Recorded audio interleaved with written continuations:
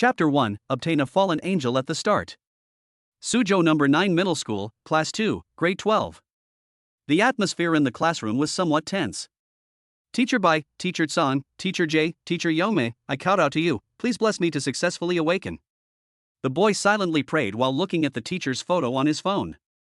On the other side, several female students hugged each other and cheered each other on, their bodies surging like waves as they jumped up and down. Hey Boss Chu, you're about to undergo professional awakening, aren't you nervous at all? Shen Duoduo wiped the fine sweat from her forehead and looked at the composed Chu Feng with curiosity, asking him a question. If I gain it, I'm lucky. If I lose it, it's fate. What's there to be nervous about?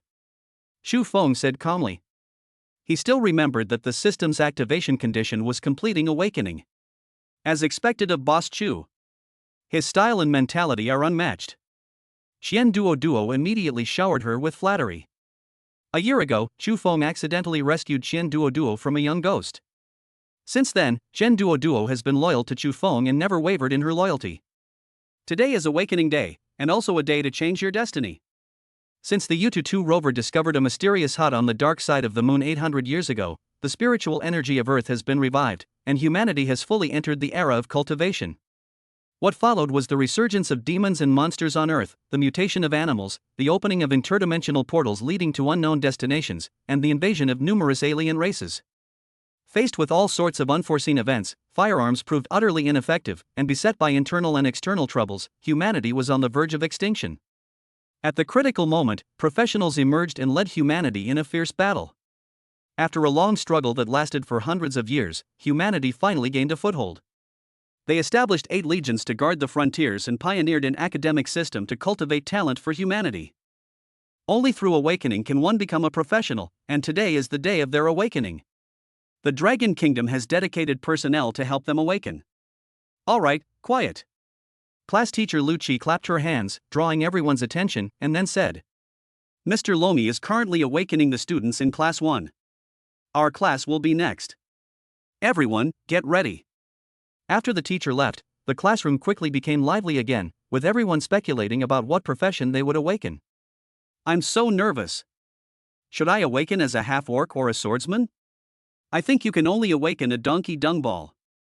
Buddha, the 3 pure ones, God, please bless me so that I may successfully awaken. Soon, the homeroom teacher, Lu Qi, returned to the classroom with a man in black. Longi stood on the podium, looked around, and said, just now, only 2 people in Class 1 awakened their powers. I hope you can give me a surprise.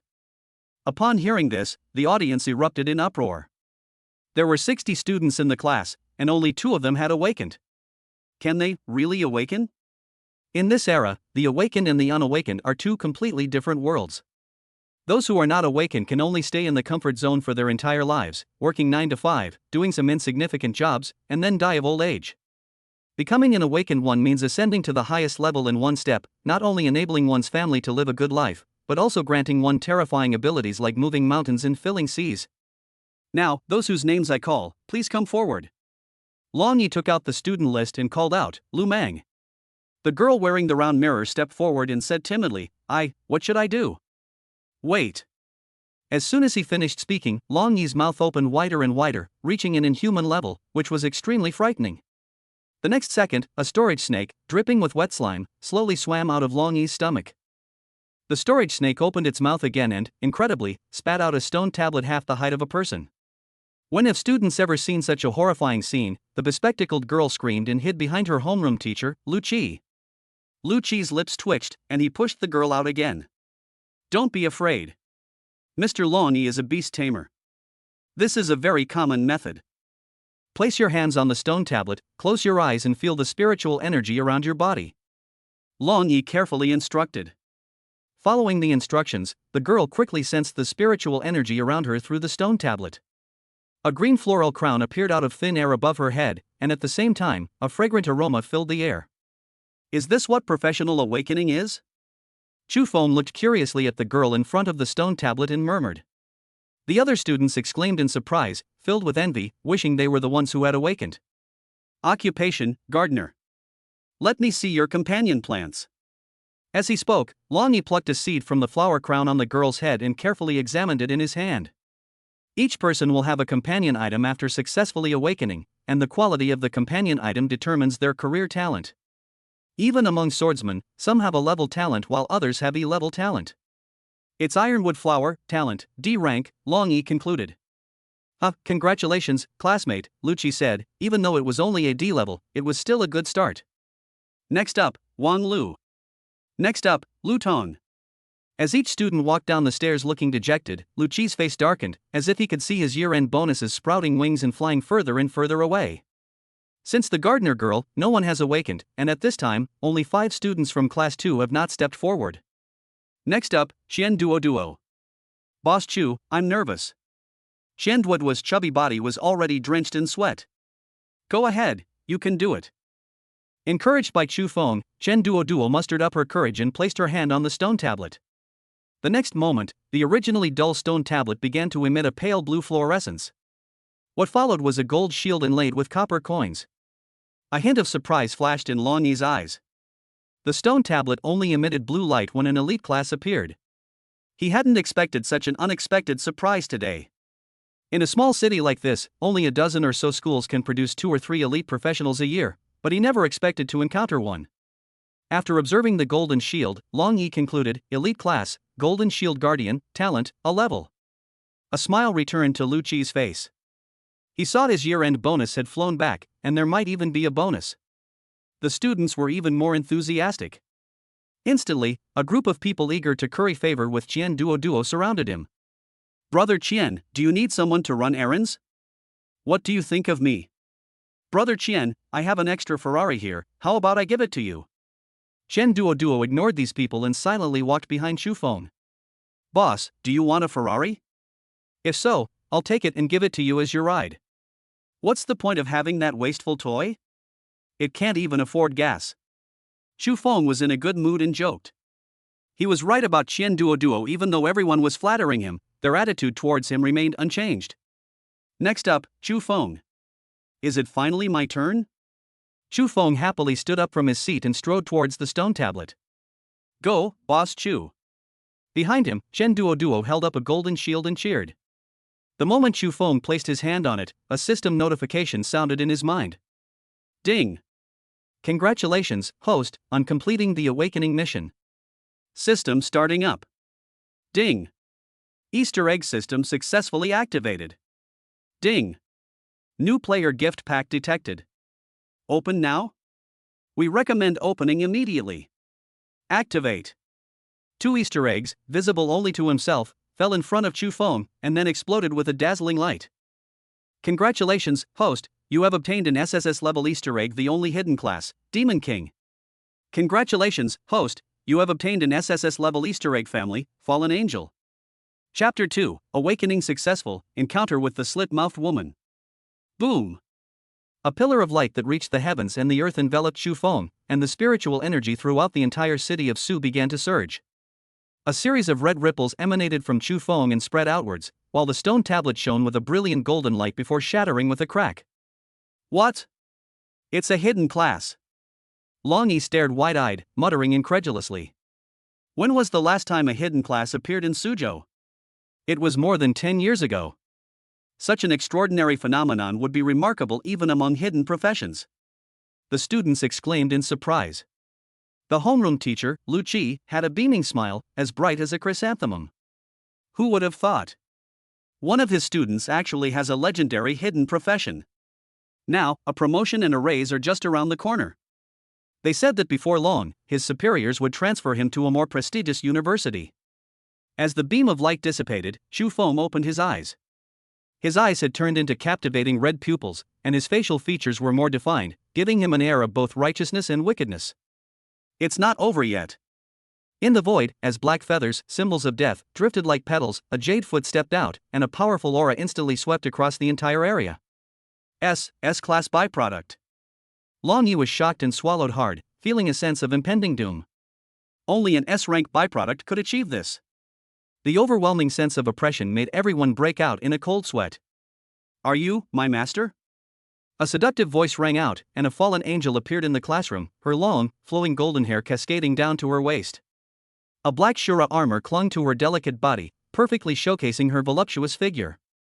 Behind it, a pair of pure black wings were slightly closed, like a budding killing machine. Her charming and beautiful face stared directly at Chu Feng. Is this an angel or a succubus? Why does it look so lewd?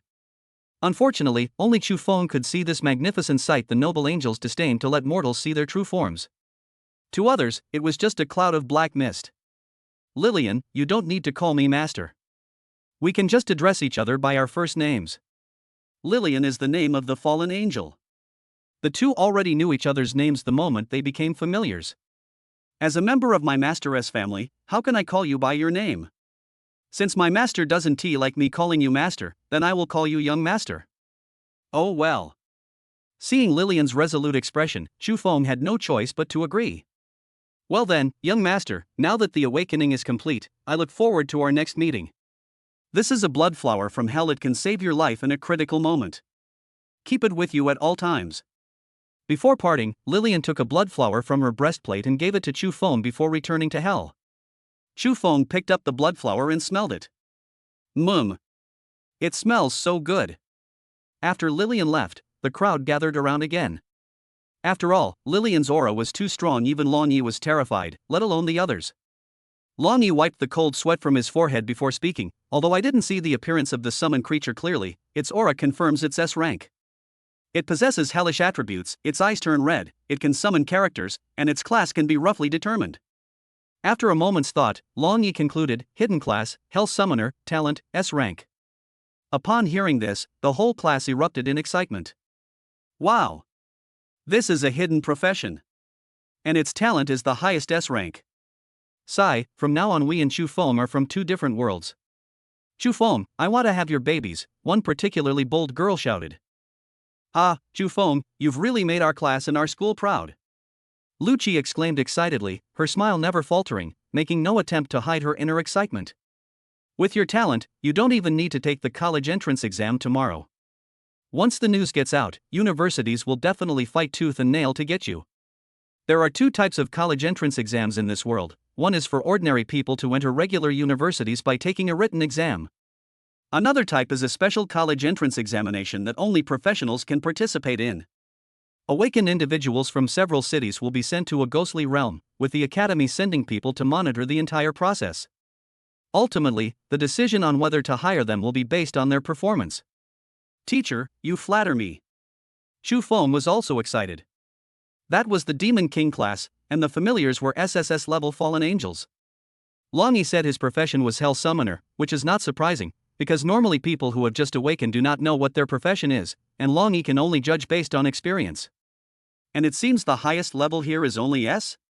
Huh, the boss is indeed the boss, he's really awesome. I was so nervous just now.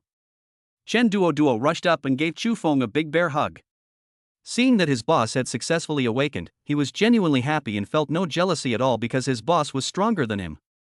Chu Feng smiled from the bottom of his heart. My brother and I are both a level and S level, which means we are the best. Soon, the principal, having received the news, rushed out of his office, his face flushed, his joy evident. As soon as she entered, she went straight for Chu Feng, her steps becoming lighter. He knew very well what it meant for a student with a hidden profession and S-level talent to appear in the school. The school will become the most prestigious in Suzhou, attracting students from surrounding cities. Student Chu is truly better off in person than he's been described. He is indeed handsome and exceptionally talented. This is all thanks to the school's guidance. This kind of polite remark is very effective. After a few exchanges, people become familiar with each other. The old principal skillfully pulled 2 bank cards out of his pocket. This first card has 100,000 yuan in it, which is a reward from the school. The second card has 60,000 yuan in it, which is a reward from my own pocket. Please accept it. Don't be shy. I just hope that after you become famous, you can come back to your alma mater more often and share your experience with your younger schoolmates. Since the principal is so kind, I'll accept it without hesitation. Chu Feng happily accepted it, as he was short of money and really needed it. Seeing Chen Duo still struggling to hold up the golden shield, Chu Feng pointed at the shield and asked curiously, is he just supposed to hold that shield up forever? Of course not. Nowadays, cultivation stages are divided into the initial stage, the talent stage, the mature stage, the Dao integration stage, and the Dao fusion stage. You have only just awakened and have not yet discovered your own abilities. You are not even in the nascent stage yet. It is beneficial to have a companion with you. When you can initially master your professional abilities, you will be considered to have reached the initial stage. At that time, you can buy or find a blacksmith to forge storage equipment. The old principal patiently answered. That night, Chu Feng was walking home. Because he had talked a lot with the old principal that day, it got dark before he knew it. The streetlights along the road flickered, giving it a somewhat eerie feel. As he walked, a woman's figure suddenly appeared at the corner ahead. Chu Feng's heart skipped a beat. Had he encountered a ghost? Chapter 3: The Slit-Mouthed Woman. There are people in the safe zone who are responsible for regularly cleaning up the newly born imps, so you usually don't encounter them. I didn't expect to be so unlucky. Chu Feng's face darkened, and he turned and walked in the exact opposite direction, not wanting to get into trouble. Fortunately, after changing to another path, he didn't see the female ghost again, which relieved Chu Feng. It seemed that the female ghost hadn't set her sights on him. Unexpectedly, the female ghost blocked his way again in the next second, and this time she was even closer to him. He then tried several times to change direction in an attempt to shake off the female ghost, but all his efforts were in vain. Damn it! She's got her eye on me. Chu Feng clenched his fists. Now, only a fight to the death remained. Since awakening his profession, his physical abilities have been constantly improving. Now, his strength, speed, and endurance are all beyond those of ordinary people, so dealing with a nascent demon should be no problem. Whoosh! The female ghost suddenly appeared in front of Chu Feng, who shuddered as if he had fallen into an ice cave. Damn it! This female ghost is definitely not a simple nascent ghost. I couldn't even see her clearly. Am I beautiful? Surprisingly, the female ghost did not attack Chu Feng. Instead, she raised her head, revealing a pair of beautiful phoenix eyes. It's easy to see that the female ghost was a beauty in life, and her figure under the white dress was even more curvaceous, arousing the imagination. The only unusual thing was that the lower half of the female ghost's face was completely covered by a white mask, leaving no gaps. Could it be that this ghost's hobby is hearing others praise her beauty? If that's the case, perhaps this battle can be avoided. You are beautiful.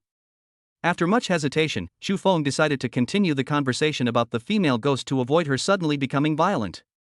Do you really think I'm beautiful? The female ghost's beautiful eyes blinked, bright and charming, even somewhat cute.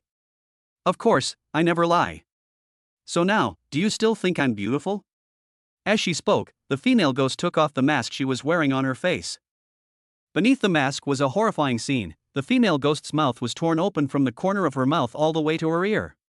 Damn, no wonder it looks so familiar. It's the slit-mouthed woman. Chu Feng was shocked. The slit-mouthed woman was a legendary demon, and he was definitely not someone he could deal with. If you answer "I'm not beautiful" to the slit-mouthed woman, she will kill you. If you continue to answer "beautiful," the slit-mouthed woman will make the same mouth shape on Chu Feng's face, which is simply unsolvable. Say it now.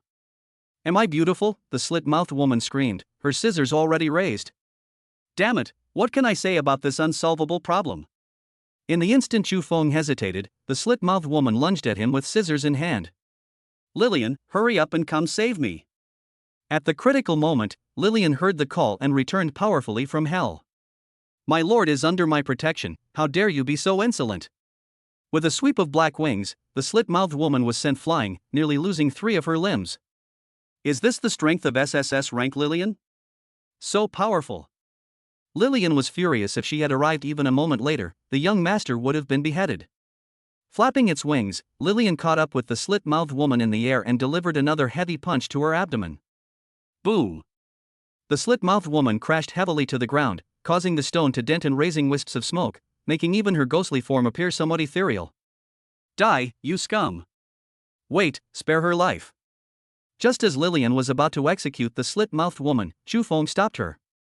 Looking at the nearly destroyed slit-mouthed woman on the ground, a daring idea surfaced in his mind. She's still useful to me, I can't kill her. Watch over it for me for a bit, I'll be right back. After saying that, Chu Feng carried the severely injured and dying woman with a split mouth into the alley.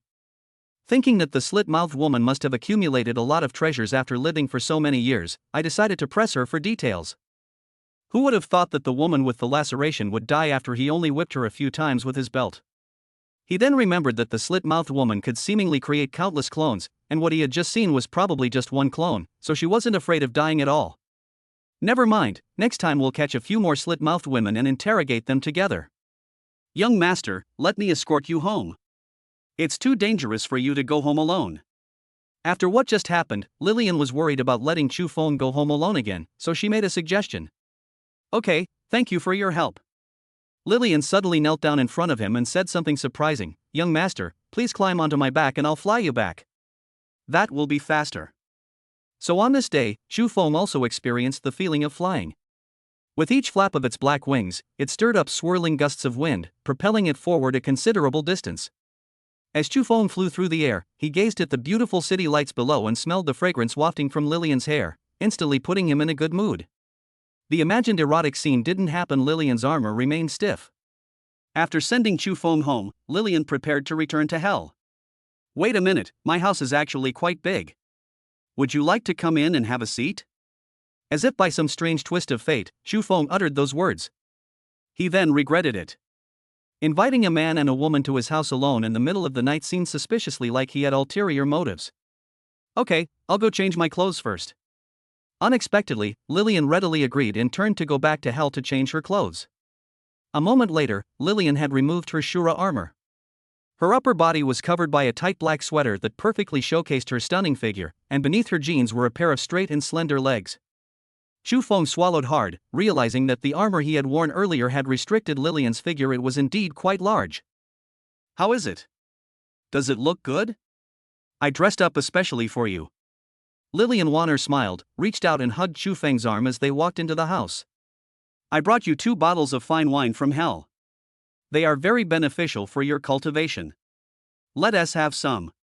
Chu Feng was captivated, and when he came to his senses again, he was already in his own restaurant. Lillian bent down to pour Chu Feng a glass of wine, then sat down opposite him. Cheers! After a few drinks, the two quickly became acquainted, and bursts of laughter echoed from the restaurant. Ah, you guys are so mean. You couldn't find the ball, so you kicked the little devil like it was a ball. He young master was so funny when he was little, peeping at him while he was bathing, how lewd of him. Chapter 4 Magic Eye. Looking at Chu Feng, who was passed out drunk on the table, Lillian smiled sweetly. She hadn't been this happy in a long time. Lillian picked up Chu Feng and carried him back to bed, carefully covering him with the blanket before leaving with peace of mind. The next morning, Chu Feng woke up from his dream. Damn it, I drank too much last night. When did I fall asleep? How did I end up in bed? Could it be? Chu Feng hurriedly threw off the blanket and found that his pants were still on. He breathed a sigh of relief, but also felt a little regretful. It would be a huge loss if you didn't feel anything the first time. View panel. Chu Feng silently recited the command, and then a high-tech blue panel appeared on his retina. Name, Chu Feng. Class, Demon Lord, extremely talented in hell magic and melee combat, can also learn other abilities. Realm, initial stage, early stage. Ability, Magic Eye. Familiar, SSS-rank Lillian. Remaining Easter egg attempts for today, 1. Has it already entered the initial stage after just one night? I also have to thank Lillian for sending me the 2 bottles of fine wine. Chu Feng clenched his fist slightly, sensing the spiritual energy within his body. His physical condition had greatly improved, and he was confident that he could handle the slit-mouthed woman again. As it entered its initial stage, its captivating red eyes also awakened some of its abilities. It looked up at the refrigerator, and a string of information quickly appeared in its mind. Item, refrigerator. Rank, unranked. Ability, extends the time it takes for food to spoil. What's with the remaining number of Easter eggs? Chu Feng asked curiously. The system will give the host a random surprise egg every day, containing any random item from F to SSS grade. The higher the grade, the lower the probability. If the host wants to obtain extra lottery draws, they need soul crystals. Soul crystals have a chance to drop from the death of creatures. The higher the quality of the soul crystal, the greater the chance of getting good items. So that's how it is, Chu Feng thought without hesitation and immediately activated the Easter egg. System, activate the Easter egg. Boom! As an Easter egg fell and exploded, the entire room was filled with dazzling light. Congratulations, host, you have obtained an A-level Easter egg, the Netherworld Sword. It's an A-grade item. Looks like I'm in luck. The sword, radiating a chilling aura, floated silently in the air. Chu Feng grasped it, his eyes instantly sharpening. What a fine sword. After a quick wash, Chu Feng slung his sword over his shoulder and headed out. Today was the day of the college entrance examination, and he needed to prepare early. He has no parents, no car, no house. The house he lives in now is rented. He only came here a few years ago, so he is all alone and has no ties. School playground. Many professionals were already waiting here, and a special car would come to pick them up and take them to the ghost realm to take the college entrance examination. Shen Duo stood out in the crowd, his chubby figure made up by a medieval knight's armor that made him look like an iron tower. He carried a hiking backpack on his back and held up a golden shield in his hand. Shen Duo also noticed Chu Feng and walked over with heavy steps. I bet you didn't buy a combat suit, Boss Chu. This is the new T2 lightweight combat suit from 6 Leaf Clover Company. It provides some protection while reducing wind resistance and increasing limb coordination. You should put it on quickly. Shen Duo took off her backpack from her back and threw it to Chu Feng. Thanks, brother. Chu Feng didn't refuse and accepted it directly. He was content to keep his good brother's friendship in his heart. Don't be so polite. It's a fool not to spend money, especially since it's my bastard dad's money. If I die in the ghost realm this time, my bastard father's vast wealth will all go to my stepmother. Wouldn't I be at a huge loss? You jinxed me. Chu Feng pretended to raise his hand to hit her, but Shen Duo quickly apologized. Just then, Chu Feng's homeroom teacher, Lu Qi, found him and said anxiously, "Several universities have come to recruit you and have been waiting in the principal's office for half a day. You should go quickly." Arriving at the principal's office, Chu Feng knocked on the door and entered. Representatives from the 3 universities rose simultaneously to greet Chu Feng. Ha, this must be Chu Feng. I'll get straight to the point. If you come to our Dragon Battle Academy, we will provide you with 300,000 coins every month to purchase cultivation materials, and we'll also give you a book on intermediate breathing techniques. The representative from Dragon Battle Academy was the first to offer a stake, speaking enthusiastically. Dragon battles in the wilderness, its blood is black and yellow? That's a good name. Chu Feng's eyes lit up. 300,000 was no small sum. Even a normal family of 3 working together for a year might not earn 300,000. Even with the 150,000 yuan the principal had given him, he still didn't have 200,000 yuan in savings. Breathing techniques are even more precious. Student, don't rush to make a decision. Our Dongfeng Academy is willing to provide you with 500,000 yuan every month, and also grant you access to the first floor of the library, where you can freely browse the nascent stage manuals. Seeing that Chu Feng seemed interested, the representative from Dongfeng Academy quickly tried to win him over. Chu Feng nodded, but did not give an immediate reply. Instead, he looked at the last academy. The representative from Langya Academy swallowed hard, knowing that he had to go all out.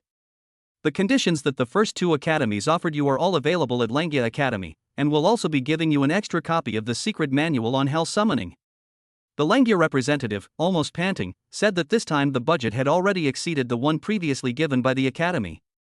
But he was determined to win talent for the university. The others were shocked to hear this. This old man is really going all out to win over Chu Feng. Wait, in addition to the conditions mentioned earlier, my Dragon Battle Academy can also allow you to choose any mentor to guide you. Most importantly, my Dragon Battle Academy is one of the top 10 universities in the world, which is incomparable to the other 2. You need to think this through. After they finished speaking, they fell silent and looked intently at Chu Feng, awaiting his choice. After a moment of contemplation, Chu Feng said, "Thank you all for your kindness, but I still want to prove myself through the college entrance examination." Chu Feng politely declined, as the conditions offered by these universities were very tempting, but not the best choice. If he can demonstrate strong abilities in addition to his excellent qualifications, more universities will likely try to recruit him, and the conditions will be even better. Alright, since you've made your decision, we won't bother you any longer. Let's go. Seeing that Chu Feng had made his decision, the 2 universities, Dongfeng and Langya, said no more and got up to leave. Then, the representative from Dragon Battle Academy stood up and handed a business card to Chu Feng. I admire you.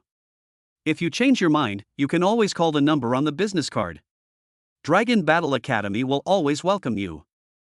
After everyone left, seeing the old principal's hesitant expression, Chu Feng said, "Principal, don't feel sorry.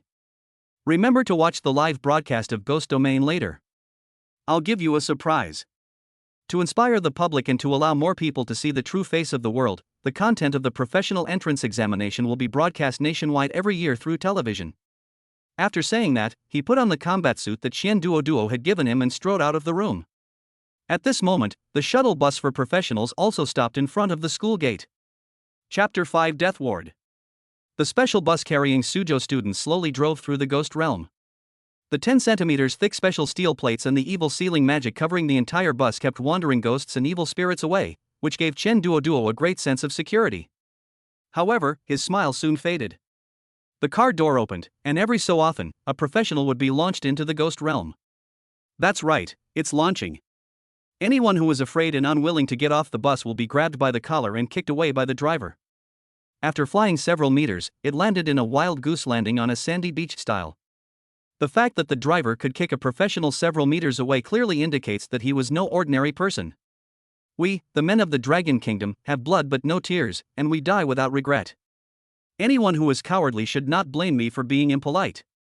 The driver snorted coldly, sweeping his gaze indifferently over the crowd. The cold, damp air that rushed into the carriage, coupled with the driver's rude behavior, made Chen Duoduo, who was already frightened, even more panicked. Brother Chu, aren't you afraid?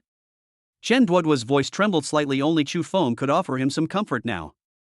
Besides, since it can be used for our college entrance examination, the examiners will naturally not stand idly by at crucial moments. After all, we are the hope of all mankind, Chu Feng comforted him. That's true. Hearing his boss say that, Chen Duoduo felt much more at ease, especially since he also had a secret weapon he brought from home.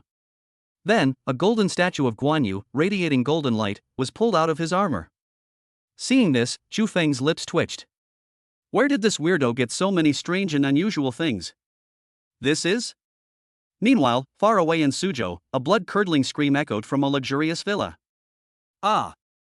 Where did the statue of Guan Yu, which my ancestors worshipped for 8 generations, go? You little brat, I'm going to skin you alive. You're so filial to your father. Upon hearing the origin of the Guangong statue, Chu Feng casually remarked, having a son like this must mean our ancestral graves are emitting black smoke, the kind that emanates from 18 generations of our ancestors at once. Number 58, Chu Feng. The car stopped again, and this time it was finally his turn.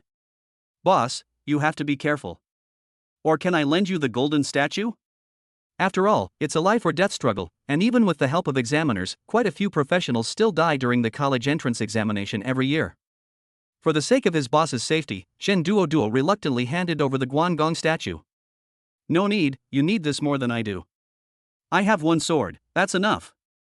Chu Feng pushed the golden statue aside, drew the netherworld sword from his back, met the driver's gaze with a polite smile and nod, and strode out of the car with his head held high. That look in his eyes. The driver was stunned.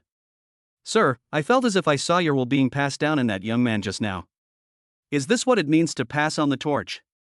Touching the scar left by the demon with a sharp blade near his eye, the driver looked on with reminiscence. He had only ever seen the look in his eyes with his former superior. Back then, when he was surrounded, it was his commander who rescued him from 3,000 demons wielding a powerful spear. The look in his eyes, which seemed to regard 1,000 soldiers as nothing, was etched into his heart ever since. How similar he is to the young man from earlier. The ghost realm is also known as eternal night. A vast expanse of yin energy gathers in the sky, forming a thick layer of dark clouds that shrouds the entire city.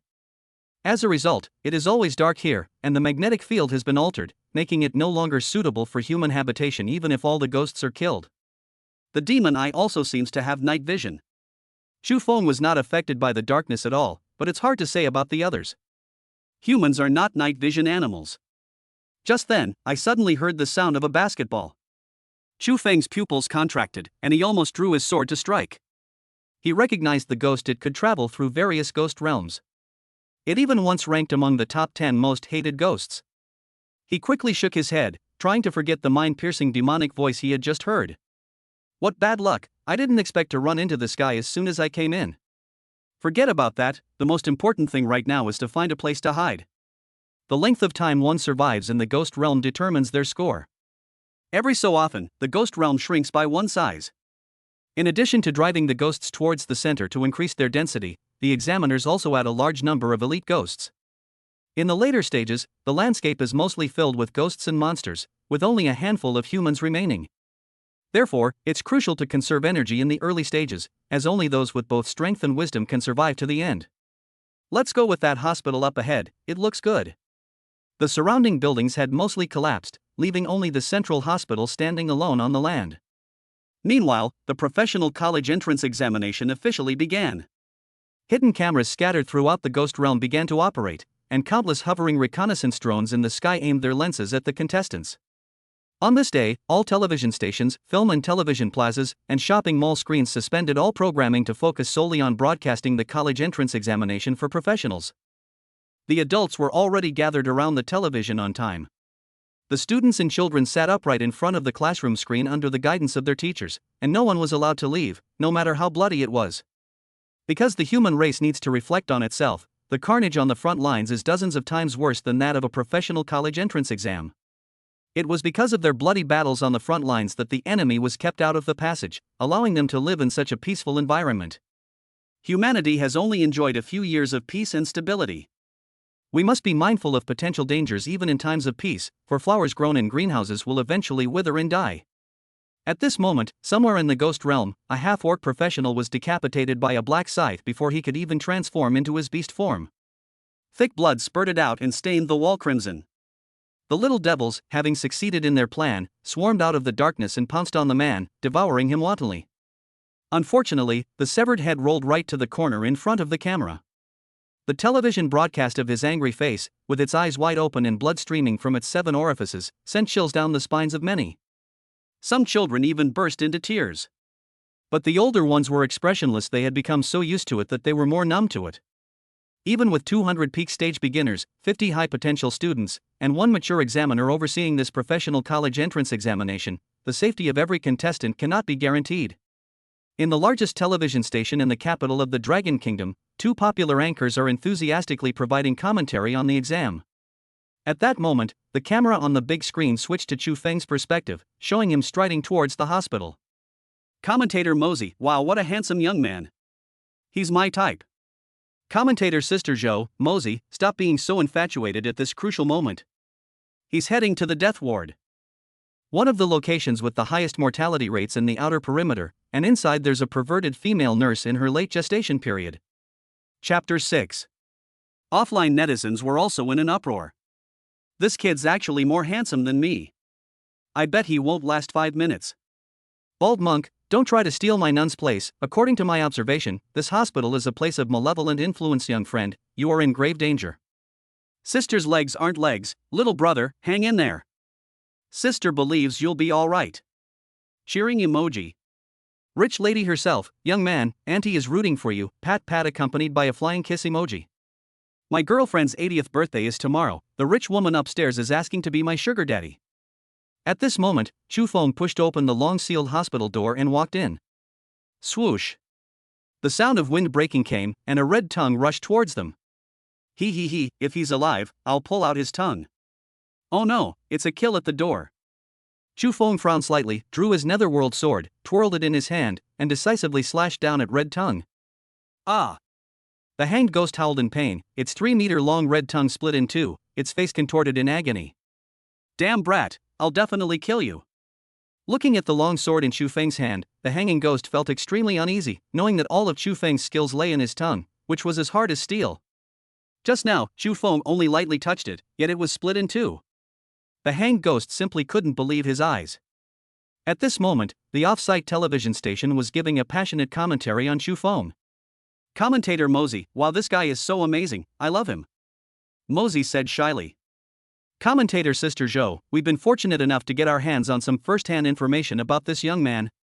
Let's take a look.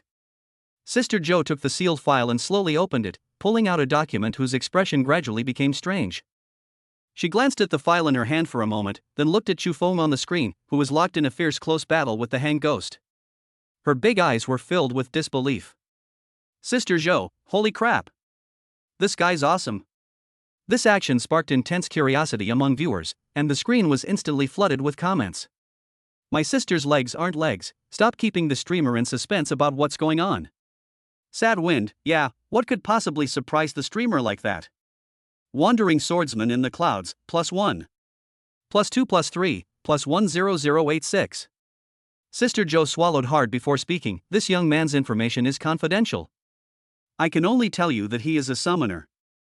Sister Joe, have you ever seen a summoner who doesn't summon creatures to fight, but instead wields a sword and engages in hand-to-hand combat with ghosts?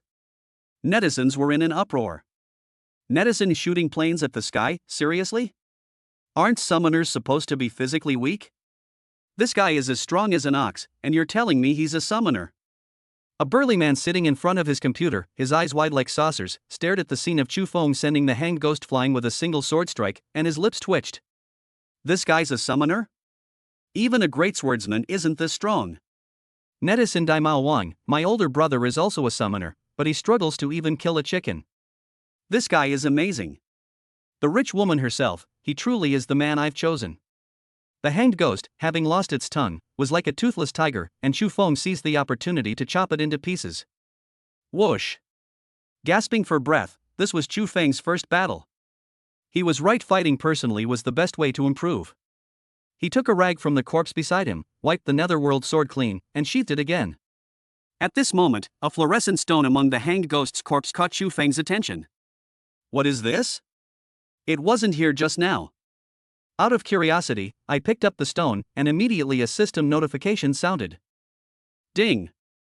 Congratulations, host, you have obtained 1 soul crystal newborn stage. Would you like to participate in the lottery? No. So this is the soul crystal? Chu Feng was pleasantly surprised. He hadn't expected that killing ghosts would bring such an unexpected surprise. He just didn't know if every ghost would have one. Looking at the wandering ghosts on the first floor of the hospital, Chu Feng's eyes lit up. He had already killed the strongest hanged ghost, and the remaining ghosts were just walking ATMs in his eyes. You little devils, Grandpa's here. He picked up the netherworld sword, turned around, and plunged headlong into the horde of ghosts. Thus, a breath of fresh air appeared out of nowhere in the live streams of many contestants. While others were cautiously avoiding him, Chu Feng was wielding a greatsword and wreaking havoc on all sides. Sister Joe rubbed her temples, feeling a bit of a headache. She had truly seen things for herself since meeting Chu Feng.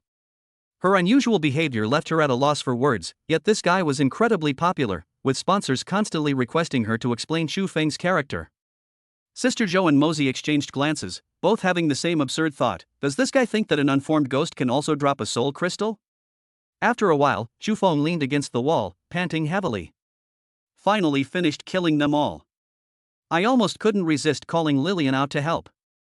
But the drop rate is just too low. His face darkened as he touched the only 3 soul crystals he had in his pocket. The little devil lost 2 pieces, while the ghost didn't lose a single one. System draws in 3 consecutive times. Keeping it is useless, you might as well use it for a lottery. As the 3 soul crystals turned into white light and disappeared, 3 Easter eggs that only Chu Feng could see fell from the sky to his front and then exploded. Congratulations, host, you have obtained an F-level bonus item, a strawberry-flavored condom. Congratulations, host, you have obtained an F-level bonus item, a green fruit-flavored condom. Congratulations, host, you have obtained an F-level bonus item, a banana-flavored condom. What the heck are these 3 boxes of condoms? There are only ghosts here. Is this some kind of reminder that I should sleep with ghosts? Screw it, the quality of the soul crystals must be too poor, that's why I didn't get anything good.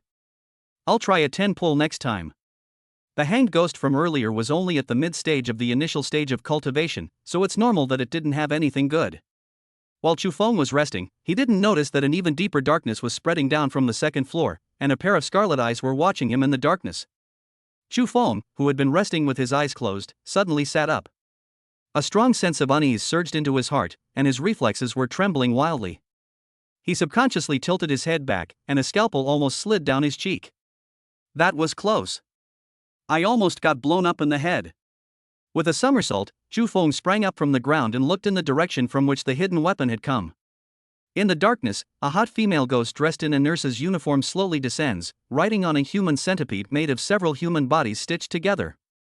If you ignore the human centipede beneath her and the 9 sharp blades she holds, she's actually quite a beautiful ghost. The demonic eyes flashed red, and information quickly appeared. Name: Nurse Ghost.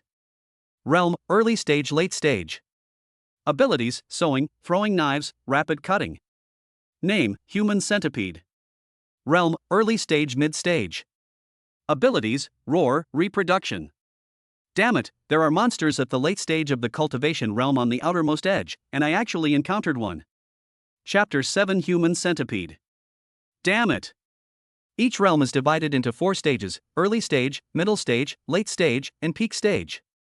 Unexpectedly, the small hospital not only had 2 mid-stage ghosts, but also a late-stage ghost nurse. The moment the female nurse appeared, netizens went wild. My sister's legs aren't legs, what a disgusting human centipede. I'm going to throw up. After some time, looking at the screen filled with pornographic comments, the quit masturbation master advised, isn't it better to live a normal life?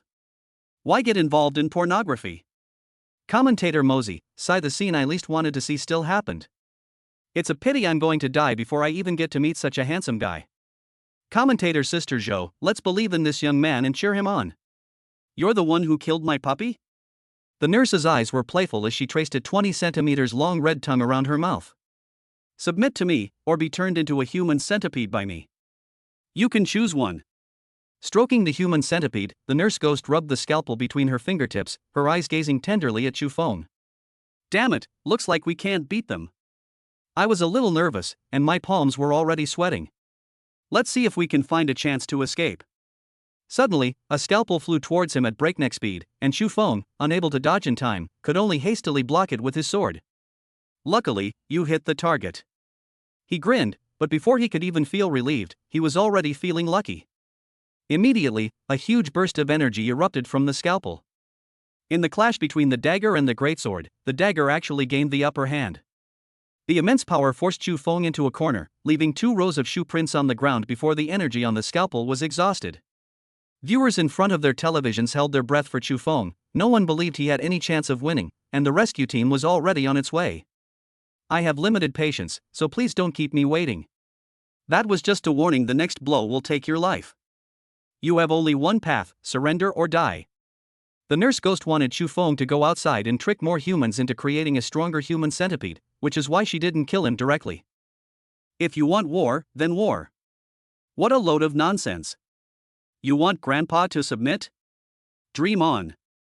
Lillian has come out to kill ghosts. Chu Feng gave the order, not wanting to reveal his trump card too early, but now the nurse deserved to die. Sensing the young master's call, Lillian, dressed in Ashura armor and looking heroic, returned from hell. Her black wings instantly enveloped Chu Feng, deflecting several flying scalpels. Lillian, you hold off the nurse ghost for now. I'll kill the human centipede and then come help you, okay? No problem, I will protect the young master. Having received the reply, with Lillian temporarily holding off the nurse ghost, Chu Feng pushed off with his feet and charged towards the human centipede. In the monitoring center, representatives from various universities gathered, and they had a much clearer understanding of each contestant than outsiders. At this moment, all the representatives from various universities were staring intently at the screen, trying to find geniuses to recruit into their own institutions, each holding several copies of the personal information of their favorite contestants.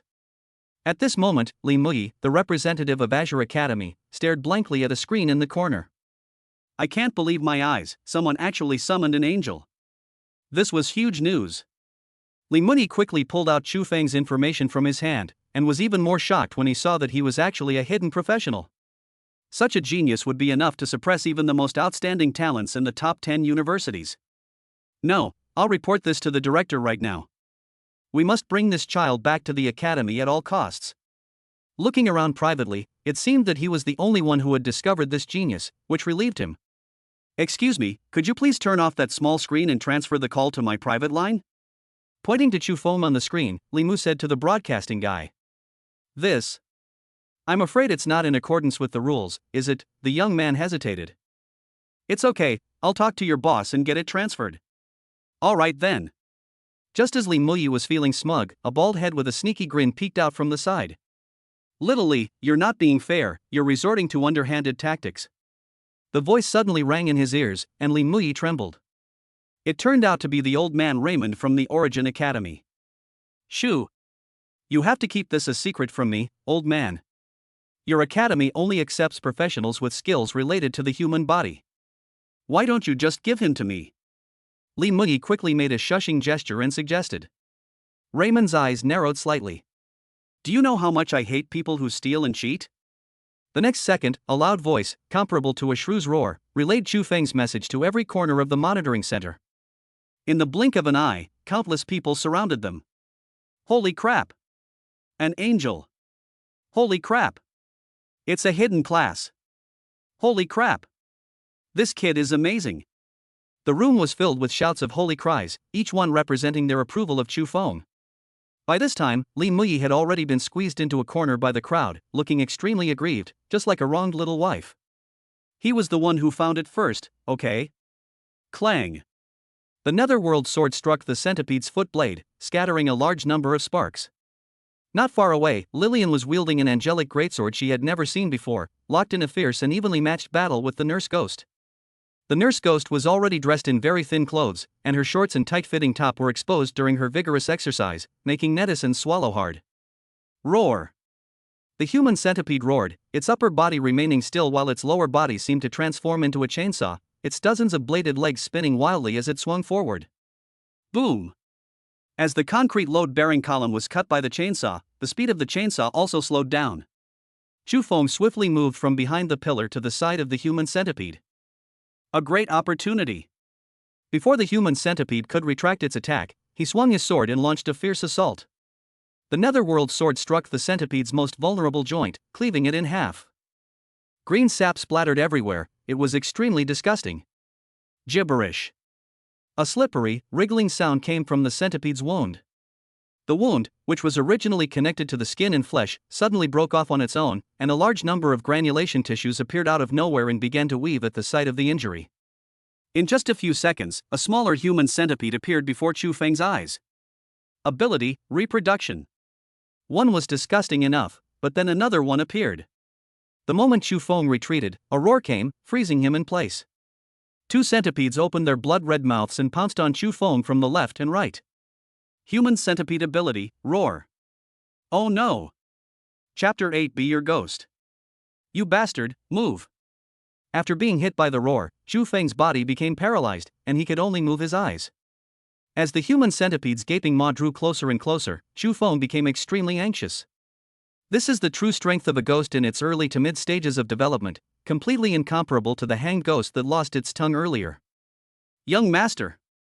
Lillian wanted to turn back to rescue Chu Feng, but in her distraction, she was almost successfully ambushed by the nurse ghost. You'd better not get distracted while fighting me. The nurse, with a radiant smile, leisurely blocked Lillian's path. She planned to wait until the human centipede killed Chu Feng before turning back to deal with the angelic bitch. Victory was within her grasp. Am I going to die here? Looking at the anxious Lillian, her experiences of being born twice flashed through her mind like a revolving lantern. Among them, there are also some memories that do not belong to Chu Feng. He even saw hell in it. In the center, a mysterious man sat high on a throne, with the walls behind him covered with the heads of terrifying beasts. Even the pressure emanating from the dead skulls made it hard for Chu Feng to breathe. Each one was like this, which gives you an idea of how terrifying these behemoths must have been. The man's body was engulfed in hellfire, turning the surrounding area into a fiery domain. Then, his vision suddenly opened up, causing Chu Feng to gasp in shock. Beneath the throne, millions, even tens of millions, of demons of various forms worshipped the man: succubi, bone dragons, dark elves, great demons, witches, side demons, evil spirits, goat demons, hellhounds, black goats. Even the 7 great demons of hell are among them: pride, envy, wrath, sloth, greed, gluttony, and lust. I can't believe it. What is it about the man on the throne that makes so many races submit, and those powerful beings willingly become his pawns? What Chu Feng didn't know was that at this moment, the entire hell had already submitted to the man's feet. He has been made a king. Title: Demon King. Suddenly, the man on the throne met Chu Feng's gaze. 2 pairs of almost identical red eyes communicated for the first time, overcoming the obstacles of history. No way, he can see me? The man seemed to know what Chu Feng was thinking and said, Junior, I cannot see your existence, but I can sense the power that originates from the same source as mine. Since my power has been passed down, it means that no matter the outcome of this war against the gods, I will die. Young man, if you have the chance to go to hell, go find the Dark Elf clan. They are the most loyal servants of our Demon King lineage. Upon hearing this, Chu Feng was visibly shocked. It turned out that the man in front of her was the first generation of Demon King, who had long since died but could still communicate with her through the long river of history. What terrifying supernatural power! The reason he assembled his army here was actually to wage war against the realm of gods. That's terrifying. It seems you've only awakened an incomplete demon eye so far, so let me lend you a hand. The man raised his hand and waved, sending a beam of red light precisely into Chu Feng's forehead. Alright, I'm tired. Go back now. The man raised his hand again, and his perspective was redirected back to his body. When he opened his eyes again, facing the two human centipedes that were attacking fiercely, Chu Feng made a move. He flashed in front of a human centipede, punched it, and smashed it into a pulp. He then caught up with another human centipede at an even faster speed, turned his hand into a palm blade, and plunged it into the brain to crush it. The skull, which was harder than steel, was useless in his hands. The two human centipedes fell one after the other into a pool of blood. Before the nurse ghost could figure out what was going on, the battle was already over. How is this possible? Even I would need half an hour to deal with a human centipede, how could you kill it instantly? The nurse looked at Chu Feng in disbelief and subconsciously took a step back. No. How about we talk? I'll let you go, and we can just let it go, okay? The outside world was stunned. When did the vicious and terrifying nurse ghost start making peace with people? Faced with Chu Feng's approaching steps, the nurse ghost was devastated. What kind of monster was this? He was so weak just a moment ago, but in the blink of an eye, he had killed the human centipede. If you let me go, I can be your ghost, and I'll make you feel good.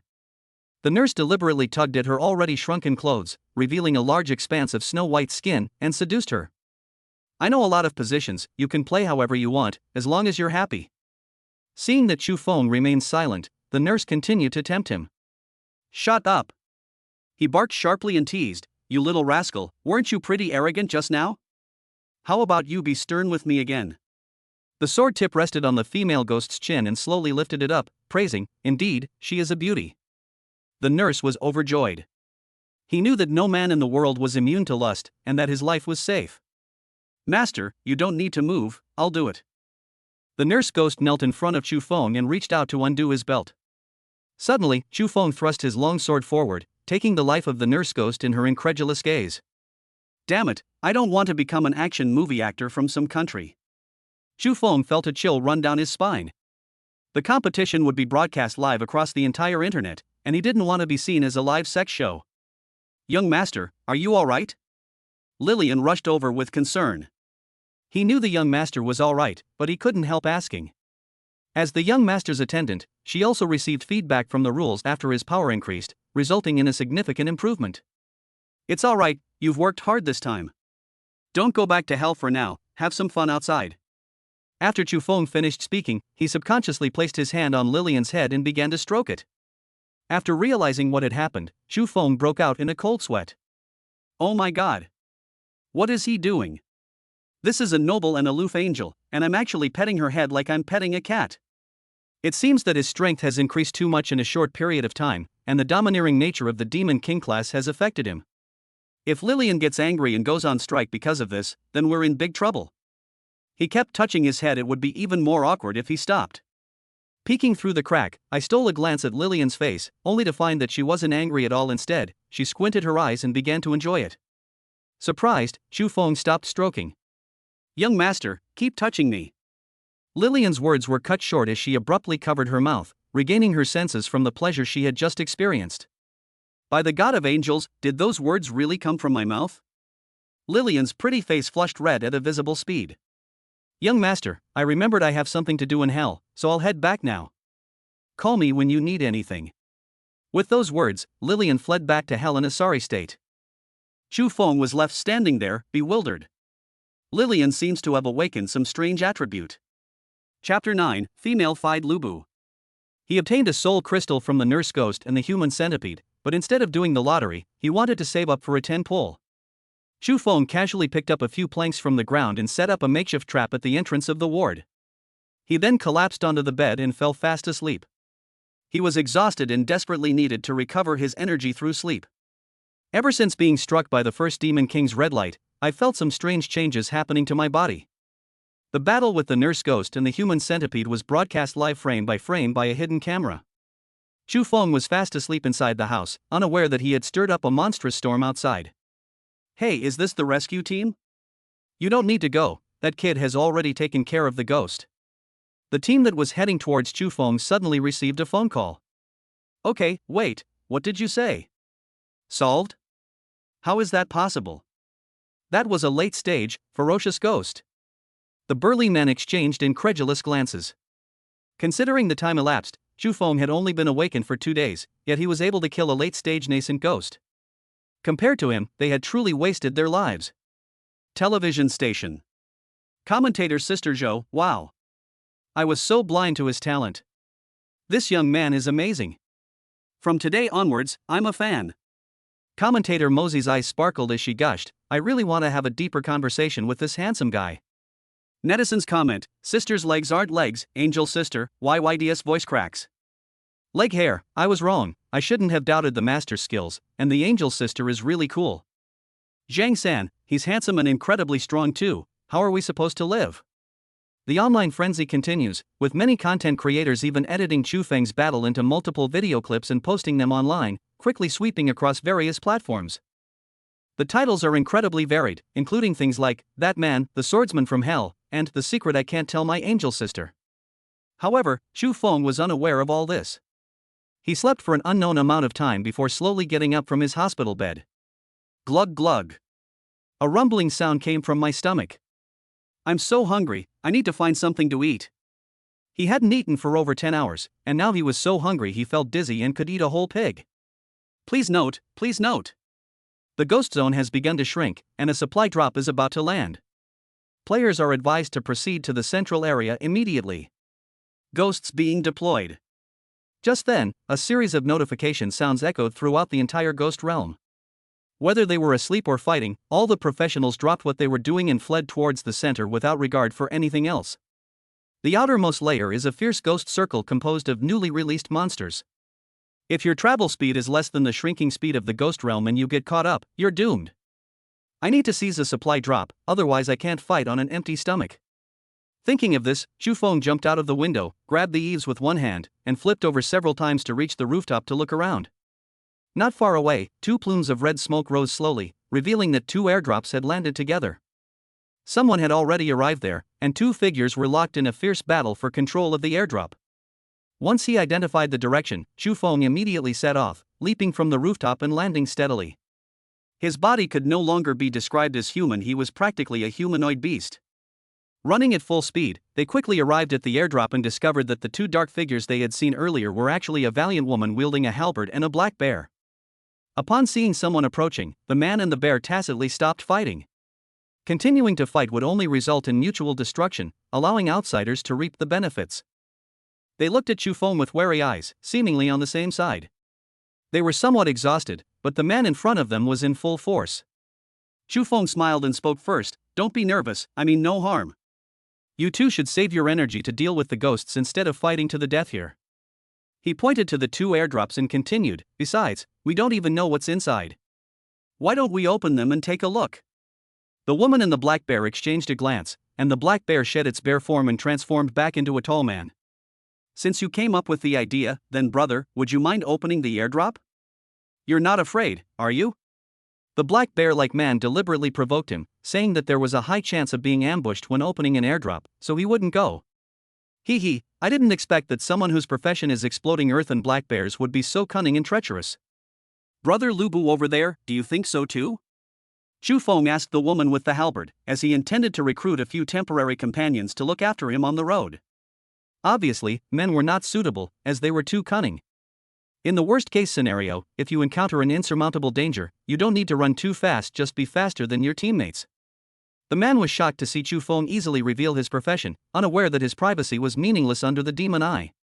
Upon hearing this, the woman with the halberd raised her eyebrows slightly and held up 3 fingers. First, not everyone who uses a halberd is Lubu, just like not everyone who rides a white horse is a prince, he could be Tang Sanzang. Halberdier is just my profession. My name is Lu Linglong, which is exactly the same as the name of Lu Wenho's daughter. Perhaps that's why I awakened as a halberdier. Second, it doesn't matter who opens the airdrop, I can open it myself, but if anyone dares to attack from behind, be careful, my halberd has no eyes. At this point, she paused slightly, glared at the black bear man, and then continued. Third, we'd better act quickly. We're already at the very edge of the ghost realm. If we delay any longer, we'll all be eliminated. After stating the 3 points, Lu Linglong, wielding her halberd, used the move Azure Dragon Probing the Sea to shatter the airdrop's outer shell. Seeing this, Chu Feng also used the Netherworld Sword to cleave the remaining airdrops. The 2 boxes contained a large amount of food and a heavily armed off-road truck, respectively. Great, now we have both food and transportation. The group was pleasantly surprised. It really was exactly what they needed. However, there was plenty of food but only 1 cart, and the atmosphere instantly became tense. Why don't we head to the safe zone together? That way we can look out for each other on the way, Lu Linglong suggested. Great idea, let's fill the trunk with food first, as much as we can fit, Chu Feng added. Her suggestion was exactly what she wanted. Who among you can drive? I certainly can't. After saying that, the black bear-like man took a few pieces of bread and sat in the back seat of the SUV. I'll drive. You keep an eye on him for me. I have a feeling this guy has bad intentions. With some supplies, Lu Linglong sat in the driver's seat, skillfully started the vehicle, and with a hum from the engine, she stepped on the gas, and the vehicle shot forward instantly.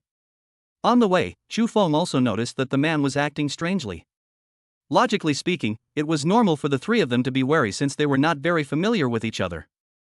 However, the man's gaze had repeatedly aimed at Lu Linglong's back and swept over his own throat several times. He was clearly looking for an opportunity to kill her. The man was still young and far inferior to the old fox. He hadn't realized that Chu Feng had seen through his thoughts and was feeling smug. Only a fool would share the spoils with you. If I kill you, all the supplies will be mine. The opportunity has arrived. Ahead lay a tunnel, pitch black inside, but he possessed night vision after transforming into a black bear, making it the perfect time to strike. The black bear-like man lowered his head and laughed cruelly from an angle unseen by the others. Chapter 10 The White-Haired Little Lowly. As the SUV entered the tunnel, the man bared his fangs and, under the cover of darkness, quietly transformed into a black bear with sharp teeth and claws. Hee, die, you little wench. The 20 centimeters long beast claws suddenly plunged down towards Lu Linglong's back. The man was smugly pleased with himself. He knew he couldn't possibly beat the woman in the front seat in a direct confrontation, but now he could easily take her life with just a little trick. After killing the woman, he took advantage of the car going out of control to kill the man next to him, so that no one would compete with him for the car or the food. Wait, why hasn't the little girl screamed yet? While indulging in his fantasies, the man realized something was wrong. With the speed of his bear claws, Lu Linglong should have been pierced through long ago, but now there was no movement at all. These mental activities occur only in an instant. Where's my bear paw? The man looked down and was shocked to find that his huge bear paw had vanished, leaving only a smooth cut on his wrist, as if his hand had been chopped off by a sharp weapon. Only then did the excruciating pain emanate from his wrist, causing the man to scream in agony. Ouch! That fucking hurts like hell. Who the hell do you call yourself? If you keep talking nonsense, do you believe I'll chop off your other hand too? Chu Feng snorted lightly, the Netherworld Sword already pressed against the black bear's neck. The icy touch made the bear's body tremble, and it exclaimed incredulously, You can see me? The tunnel was pitch black. He couldn't believe that anyone else could see him. Could this guy have night vision too? The black bear-like man looked shocked. Shouldn't he be a swordsman, holding a sword? What kind of swordsman is this? He can even see in the night. Stop talking nonsense, Linglong, stop the car first. With a command, the SUV slowly pulled over to the side of the road, the headlights were turned on, and the 2 men used a rope to tie the man up and throw him into the back seat. I knew this guy had ill intentions. Ever since I met him, there's been a constant killing intent around him. Lu Linglong raised her head slightly, a hint of arrogance in her expression. What do we do now? Should we just kill him, she asked. Since Chu Feng had subdued him, otherwise, they could have just killed him directly. We can't kill them yet, they're still useful. I'll spare your life for now. You're asking for trouble if you try to ambush me. The angrier she got, the more Lu Linglong rolled up her sleeves and started punching the man until he cried out in pain. Chu Feng covered his eyes. This woman was really violent. He saw that the black bear man's front teeth had flown out. The tunnel was very long, and having teammates made things much easier. Lu Linglong drove while Chu Feng lay in the back seat, holding a scallion pancake with Laogan Ma chili sauce inside. He took a bite and it was absolutely delicious. Hey, I'm driving so hard and you're eating scallion pancakes in the back, that's too much. Lu Linglong saw Chu Feng through the rearview mirror and was furious. She was driving seriously and this guy was eating scallion pancakes. What, you want one too? At first, Lu Linglong was somewhat resistant. After all, a beautiful woman needs to maintain her figure, until Chu Feng stuffed something into her mouth. It smells delicious. Wait, what's that? Not far away, a small electric scooter lay overturned by the roadside, its headlights on, and a cute girl stood beside it. She had silky light white hair that cascaded down her back, a lovely and sweet face, and a petite and slender figure. She was an absolute beauty, the only flaw being, she couldn't afford an A-cup. This is truly a bit cruel. White-haired little girl. The girl was in a precarious situation, clutching a bottle of holy water tightly in her hand, trembling against the tunnel wall. More than a dozen evil spirits were lurking around her, slowly approaching her. The holy water in her hand was the only thing the evil spirits feared. If the girl threw out the holy water, even if she could kill one of them, the remaining evil spirits would pounce on her and tear her to pieces in an instant. Chu Feng was barely able to protect himself, let alone care about others. Just as he was about to turn a blind eye, a sharp, needle-like pain suddenly struck his heart. The demonic bloodline within me is surging. Is this some kind of warning? My blood is surging, I have this feeling that I'll regret it if I miss this opportunity. Chu Feng murmured incredulously, clutching his heart tightly. Looking up, it was indeed the first time I had ever seen a girl like this. Never mind, let's save them first. Having made up his mind, he didn't hesitate and immediately said, "LV Linglong, pull the car over there. I need to save someone. You will be very grateful if you help me this time." Lu Linglong grinned, "No need for a generous reward, I've been waiting for you to say that." With a sudden stomp on the accelerator, flames shot out from all four exhaust pipes of the SUV, making it feel like it was about to fly off the ground and crash into the horde of ghosts at high speed. Chu Feng wasn't idle either. He condensed a ball of energy in his hand, threw it out, and it instantly transformed into a hellhound that landed steadily. This is a new ability he awakened after waking up. He can summon a hellhound to assist in battle. The off-road vehicle temporarily dispersed the horde of ghosts, and the hellhound seized the opportunity to snatch the girl up and jump back into the vehicle amidst her screams. "Hey! Don't bite me there!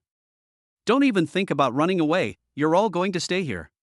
The demons regrouped and flew towards the car, their speed surprisingly fast, even a bit faster than the car itself. What the hell are these? They can even fly. Flying ghosts are rare, and I never expected to encounter a whole group of them this time. He looked at the black bear man beside him with a cruel gaze. "Hey, what do you want to do? You're not going to throw me down here, are you?" The man shuddered, sensing something was wrong.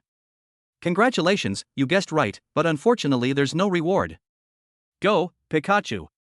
Aiming at the man's thick, muscular body, Chu Feng kicked down fiercely. The force sent the man flying out of the carriage, tracing a graceful arc in the air before he landed amidst the horde of demons. With better prey available, the ghosts naturally abandoned Chu Feng and the others, and all began to devour the black bear man. Ignoring the screams coming from behind, the SUV gradually drove away.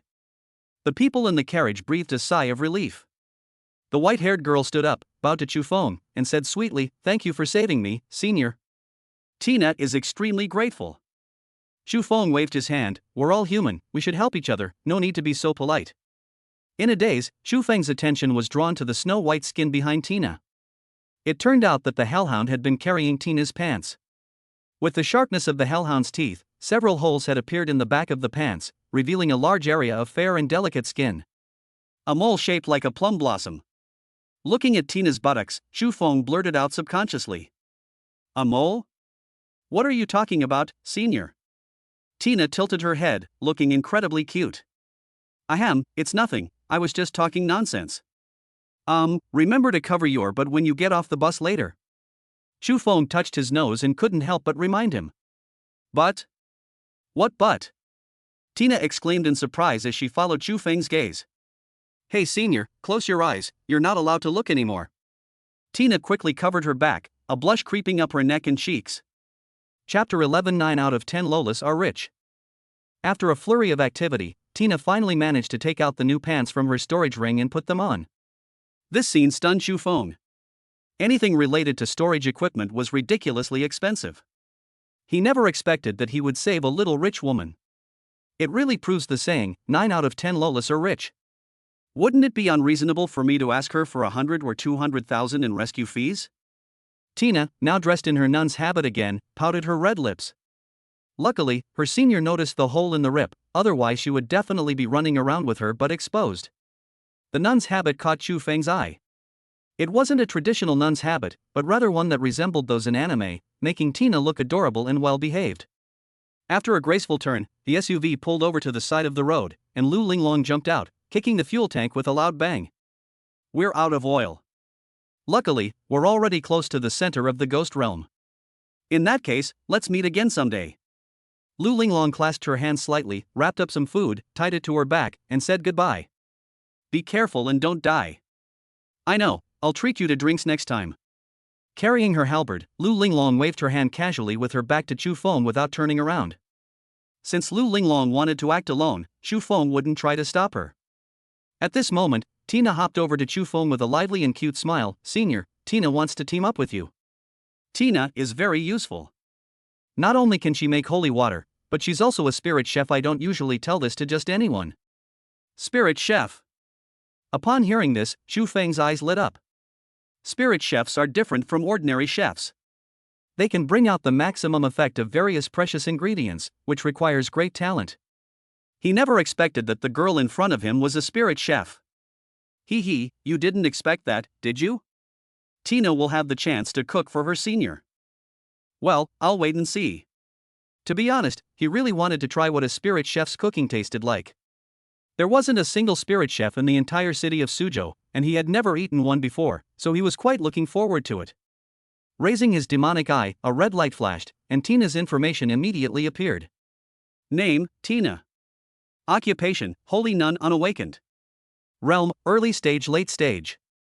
Abilities, Holy Spirit Body, Spirit Chef. The senior's gaze is so scary.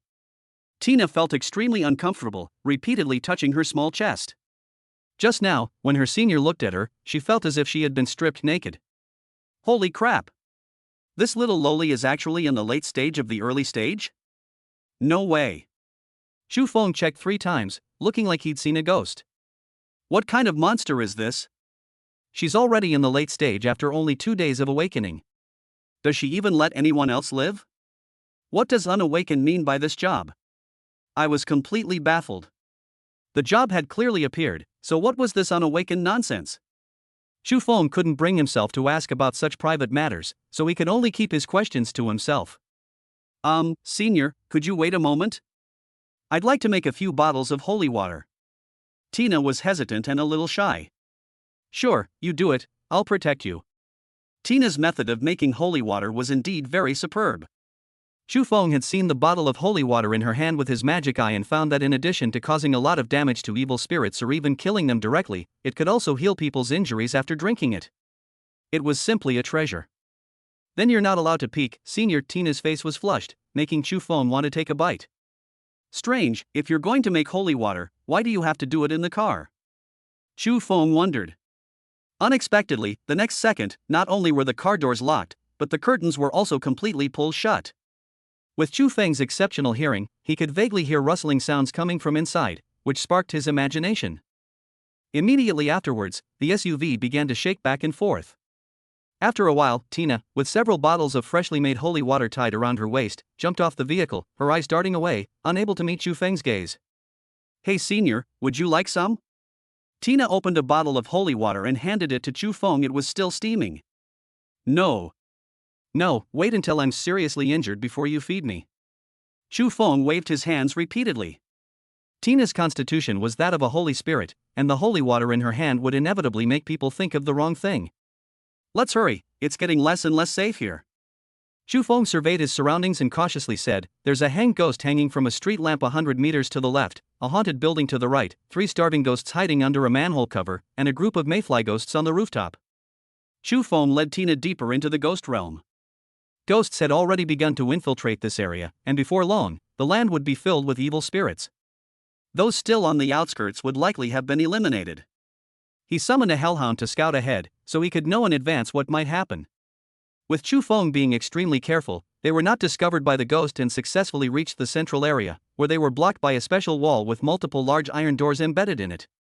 Pass through the ghost gate to enter the central finals. Limited to 100 participants. Tina slowly read out the notice board placed by the roadside. Do we have to go through the gate of hell to get in? This is troublesome. He. If you too want to enter the center of the ghost realm, you will have to offer something as a sacrifice. Sensing someone's arrival, the massive iron gate transformed into a grotesque face, its large steel teeth gleaming coldly with bloodstains. Chu Feng instinctively pulled Tina behind him, his brows furrowing. What are you? Why do you need those sacrifices? He. I am the one who does not change my name or surname, I am the black-hearted devil. I'm not picky about the offerings. Your heart, liver, spleen, stomach, kidneys, large and small intestines are all fine. I think the little girl next to you is quite nice. Give her to me to eat and I'll let you pass. Impossible, we'll go through with you even if we kill you. Don't worry, everything will be alright. Chu Feng placed his large hand on Tina's forehead to comfort her, then drew the netherworld sword from his back, ready to drink blood. If you refuse a toast, you'll have to suffer the consequences. Men, grab that girl and bring her to me. At Blackheart Ghost's command, dozens of shadow ghosts sprang up from the ground and surrounded Chu Feng and his companion. You have to pay the offering today, whether you like it or not. You bunch of weaklings think you can stop me? Chu Feng laughed, his left arm slightly moving to pull Tina into his arms, while his right arm pointed at the group of ghosts. I'm taking her away today, and I'd like to see who dares to stop me. The two were very close, and the clear, pleasant scent of male hormones filled her nostrils. She could even feel the intense heat emanating from Chu Feng's chest. Tina's heart pounded, and she was mesmerized as she gazed at Chu Feng's profile. She was touched by her senior, she's no longer pure. Wah-ah. But the senior is so handsome. Senior saved Tina twice, shouldn't he repay her with his body? If it's a senior, then it's not impossible. Oh my, Tina, what are you thinking? I'm so embarrassed, sob. Chu Feng exuded domineering aura from the side, unaware that Tina had successfully won him over. Chapter 12 All-You-Can-Eat Dog Food. Television station, commentary area. Commentator Mosey, wow, this guy has such great boyfriend potential. I wish he were my boyfriend. Without any hesitation, Sister Joe gave Mosey a sharp rap on the head. Mosey cried out in pain, ouch, that hurts. Sister Joe, what are you doing? Mosey's eyes were brimming with tears, as if to say, if you don't explain yourself, I'll burst into tears. Sigh Mosey, are you really falling for them? These promising talents are not something we small streamers can aspire to. Mosey fell silent. Online, after the incident of chasing ghosts with a sword, Chu Feng's unique style has kept his popularity high. Netizens' sisters' legs aren't legs, so handsome. Much more handsome than those male leads in idol dramas. Especially that line from him, I'm taking her away today, and I'd like to see who dares to stop me. It was like a knife stabbing into my heart. He's so handsome. I declare that he's my idol from now on. Eyes shining emoji. Uchiha Sasuke, holy crap. That was some amazing showing off. I, Sasuke, am utterly ashamed of myself. King of show off, please accept my humble bow. You all only noticed his appearance, but not his inner qualities. His flirting skills are simply amazing. Look at the little white-haired girl in his arms, her eyes are practically glued to him, she's clearly fallen for him. He's the grandmaster of flirting. Octopus, we pay homage to our ancestor. +1 +2 +3. The screen was immediately filled with comments paying homage to the founding master. Garlic Turtle, divorced with 2 kids, hey, what are you all talking about? People are surrounded by ghosts, and you're all still discussing this. A netizen, looking at the comments about garlic and tortoises in the live chat, took out a cigarette, lit it silently, and replied with a melancholy tone. At Garlic Turtle divorced with 2 kids, girl, are you new to this live stream? These little devils are nothing to this guy, he'll be done with them in no time. Just don't treat them like human beings. Smug emoji with a cigarette in his mouth. Surrounded by ghosts, Chu Feng remained calm and even felt a little amused, as he wanted to test his current strength. One man against a horde of ghosts, Chu Feng took the lead in charging forward. He swiftly reached the little ghost and fiercely slashed out with his netherworld sword. Caught off guard, the little ghost hastily tried to block with his arm. A cold glint flashed, and an arm connected to half of the ghostly body soared into the sky. Those who stand in my way shall die. Shaking off the blood and flesh scraps from his sword, Chu Feng coldly surveyed the group of ghosts. Suddenly, the ghosts felt a gust of cold wind and shivered in unison. For a moment, they couldn't tell who was a ghost and who was a human. The same thought popped into their minds, has the world changed so much in such a long time? Are people scarier than ghosts these days? But with the leader, Black Heart Ghost, watching from the side, he couldn't back down, or they'd be in big trouble. The evil ghost gritted his teeth and roared, "Let's do it, brothers. There's only one other guy, but we have so many ghosts, what are we afraid of?" Ah! The horde of ghosts bared their fangs and claws and pounced on them. Chu Feng moved at high speed through the horde of ghosts, not a single leaf touching him. The attacks from the evil spirits couldn't even touch the hem of his clothes. He even had time to occasionally stroke Tina's white hair. Each swing of the sword takes the life of a ghost, and the number of ghosts decreases rapidly, faster than cutting leaks. Too fast, senior, slow down, it's too fast, Be gentle, senior, it hurts. Although Tina is in the late stages of infancy, her physical condition doesn't seem to be very good, and she seems to be experiencing some discomfort while moving at high speed. Be good, just bear with it, it'll be over soon.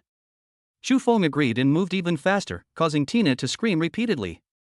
The battle was completely one-sided. It was more of a massacre than a battle, and the ruthless devil couldn't stand it anymore.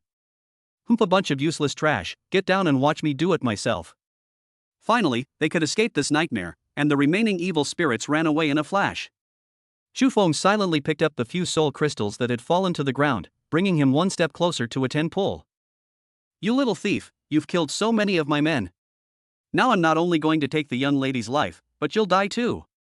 The black-hearted demon that the iron gate had transformed into opened its blood-red maw, from which a black tornado spewed forth. Tornadoes are incredibly powerful, with edges sharper than a knife.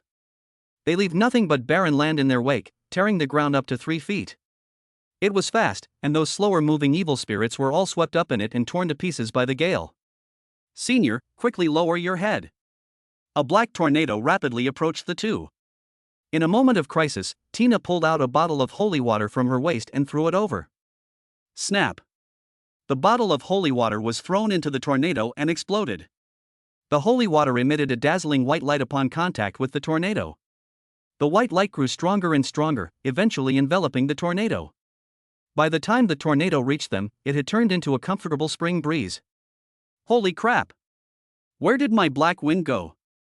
Blackheart Ghost stared in disbelief. Tina, well done. I didn't expect your holy water to be so effective, Chu Feng praised. Tina is very happy to be able to help her senior. I don't believe you can withstand this a second time. Behold my death tornado. This time, Blackheart Ghost put all his strength into it, and an even bigger and stronger black tornado swept in. Snap! Another bottle of holy water was thrown, and the tornado disappeared again. I don't believe it. Behold my death tornado. The Black Heart Demon was practically going crazy. Normally, this move would be able to dominate any demon of the same rank, so why was it not working here? Snap! A small bottle of holy water was thrown over, and the crisis was averted once again. After repeating this process many times? Whoosh whoosh whoosh, look at my death tornado, cough cough cough. The black-hearted demon, its tongue lolling out, gasped for breath. It nearly vomited until it collapsed. After a violent coughing fit, wisps of black smoke emerged from its throat. No need for sacrifices. You can go now. Let me rest for a while. The black-hearted demon stared blankly at the sky, his eyes lifeless. In the past? It's not that easy. You made us get beaten up for so long, now it's our turn to beat you up. Chu Feng, carrying the netherworld chain, slid back and forth on the gate of the Black Heart Ghost with a sly grin. Since you're out of energy, just lie down and enjoy yourself. No. It's a pressure point. The wicked ghost, whose strength had been completely exhausted, was killed by Chu Feng. Let's go in. The black gate is dead, but it remains fixed to the wall and cannot be removed to enter, one must pass through its corpse. Looking at the bloody and terrifying gate, and the dark scene behind it, Tina curled up in Chu Feng's arms and said softly, "Senior, take this bottle of holy water. I'll go over there and scout ahead. If there's any danger, just smash it with this." Chu Feng was taken aback for a moment, then stroked the white fur and let out a hearty laugh. I appreciate your kindness, but I don't need you to scout ahead. I'm very confident in my abilities, let's go together. Netizen Oath of the Peach Garden to Guan Yu, strange, why am I full even though I haven't eaten? Dog Lord, I'll drink this dog food first, as a sign of respect. Chapter 13, Eating Hot Pot and Singing Songs. The two walked hand in hand through the black gate, the thin black membrane inside being incredibly smooth and offering no obstruction. Ugh, it stinks. Tina pinched her nose, frowned, and her face turned purple with disgust. Where am I? Shu Feng looked around. The enclosed space, the size of 4 football fields, was filled with a strong, fishy stench, and the ground was covered with white bones entwined with grass roots. A dozen or so humans were scattered in different places. Some were missing an arm, and some were missing an ear. Shu Feng couldn't help but think of the black-hearted ghost from before. These people probably came in by paying tribute to the ghost. This place used to be the lair of the king of Ghost Realm, but it has been abandoned since it was conquered by humans. A neon light hangs from the center of the ceiling, displaying the number 27. Let's sit down and rest first. It'll probably take until all 100 people are here before anything changes. Patting his bottom, Shu Feng pulled a skull out of the ground and sat on it as a stool. I think I'll just stand up. After a while, more people entered one after another. He saw Lu Linglong among them, but did not go up to greet her. The first to the 100th place would be decided here, and everyone except him was a competitor. Why hasn't Qian Duo coming yet? Has he been eliminated? Shu Feng was worried about his underling. It would be fine if he was eliminated, but he was afraid that he might die. Just as the central neon sign indicated that there was only one person left out of 99, a chubby figure squeezed through the gate of death and bounced in. Boss, I'm so glad you're alright. Before the two could catch up, the central neon sign scrolled from 99 to 100. Beep. Beep. Beep. Sizzle. Thousands of red lights lit up on the ceiling of the enclosed space, emitting alarm sounds, accompanied by a large amount of steam being ejected, and round holes slowly opened in the top. Countless ghosts fell from the round hole like dumplings. The longer you persist, the higher your ranking. The last person standing will become the top person on this year's leaderboard. As the official announcement sounded, the battle inside the arena began. This method is like raising poisonous insects. Only the strongest can survive to the end. Kill them. Kill. Damn it. Why is that human flesh next to me chasing and biting me? Quickly, defend. Defend against the wall. Ah. A ghost gouged out my eyes. Teammate. Teammate is a ghost in disguise. Run. There's a side demon here. Seeing this, Tina took off all the holy water, along with the belt that held it, and carefully tied it up for Shu Feng. Tina, what's wrong? Shu Feng asked, frowning in confusion. Thank you so much for sticking with Tina all this time, but Tina can't help you anymore. If she stays here, she'll only be a burden to you. So, you have to win next, senior. Tina's cute face blossomed into a bright smile. If you encounter danger, throw away a bottle of holy water. Don't be stingy with it. Tina gave her final instructions, then raised her right hand. I forfeit. A rescue team quickly arrived and took Tina away. What a considerate girl she is, Shu Feng remarked with slight emotion. He quickly put the idea out of his mind. With no woman in his heart, drawing his sword would naturally make him a god. Spotting Qianduo's direction, Shu Feng charged forward, wreaking havoc along the way, slaughtering ghosts and demons, with no one able to withstand a single blow. All evil spirits were easily crushed by the netherworld sword. Hey, look at that guy, he's awesome, holy crap. My goodness, the side demon was actually cut down with a single sword strike? Please, big shot, bless me. After the game, I'll have my dad give you a villa. Great God, brother, as long as you help me hold off for a while, I'll let you have your way with me afterwards. Seeing how powerful Shu Feng was, many people wanted to curry favor with him. Get lost. Don't stop me from farming soul crystals. Shu Feng ignored the girl's plea. Opportunities to have so many low-level ghosts gathered together were rare, making it a good time to farm crystals. Damn it. That fatso. Shu Feng cursed inwardly. He had worried about Qianduo's safety for so long, only to find that the fat guy was not only perfectly fine, but was also sitting on the ground happily drinking beer and singing. A golden light shield formed around Guan Yu, which the evil spirits couldn't penetrate. Thunderclap. His unparalleled cultivation level caused the sky to collapse and his purple gold hammer to fall. Stop singing, you fatso, it's awful. Shu Feng stretched out his finger and tapped the golden light shield. Hey! It's the boss, coming quickly. Shen Duo opened a gap in the light shield, and closed it again after Shu Feng came in. You bastard, I was so worried about you. He punched Shen Duo in the shoulder, and Shen Duo grimaced in pain. Boss, your strength is insane. I feel like my bones are going to break through the armor. Stop talking nonsense, give me a cigarette if you don't have one. Although Chu Feng wasn't addicted to cigarettes, he would occasionally smoke one to relieve stress.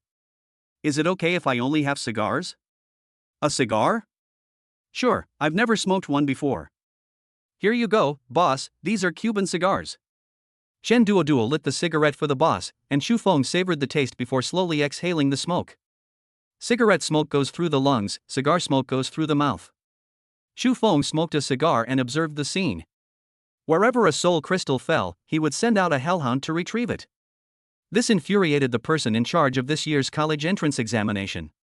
Chu Feng and Shen Duoduo were drinking beer and singing, while a self-heating hot pot was cooking at their feet. The other person went even further, not only smoking a cigar like a mafia boss, but also sending his dog out to steal things. A moment later, the stadium announcement came on. The two of you eating hot pot and singing in the center of the arena, we are now issuing you a serious warning. If you continue to use the golden light shield, you will face elimination. Damn it! It's none of his business if I use my family heirloom. Shen Duoduo was somewhat indignant. What you're doing is unfair to the other players. We've already been generous by letting you use it for so long. Don't be ungrateful. Just stay behind me, and if you really can't take it anymore, just give up. Shen Duoduo put a wagwan you, and the two continued their fight. As time went on, the ghosts that were released became stronger and stronger, and now Chu Feng was having a hard time resisting them. Shen Duoduo even gave up 10 minutes ago. Only 3 or 4 people were still persisting on the field. In the end, only Chu Feng remained. Everyone started betting on how long he could hold on. Some people bet he could last 3 minutes, some bet 5 minutes, and some even bet 10 minutes. Those who said he could last 15 minutes were ridiculed by the crowd. Don't you even look at the situation? Surrounded on all sides and under constant attack, I bet this kid can only last 5 minutes at most. If he's lucky, he might be able to last 10 minutes, but 15 minutes is absolutely impossible. Everyone present had a confident expression. As time went on, the expressions of those who had just been mocking Chu Feng for not lasting 15 minutes changed. They went from being full of confidence to nodding with a smile, then to staring wide-eyed, then incredulous, and finally their eyes lit up. Chapter 14: Unexpected Situations. Netizen Ailage, ha, you guys are really daring to brag. I, Ailage, hereby guarantee that if this kid can last 15 minutes, I, Ailage, will do a handstand and eat shit. Keyboard Path, Eternal Night, I just checked.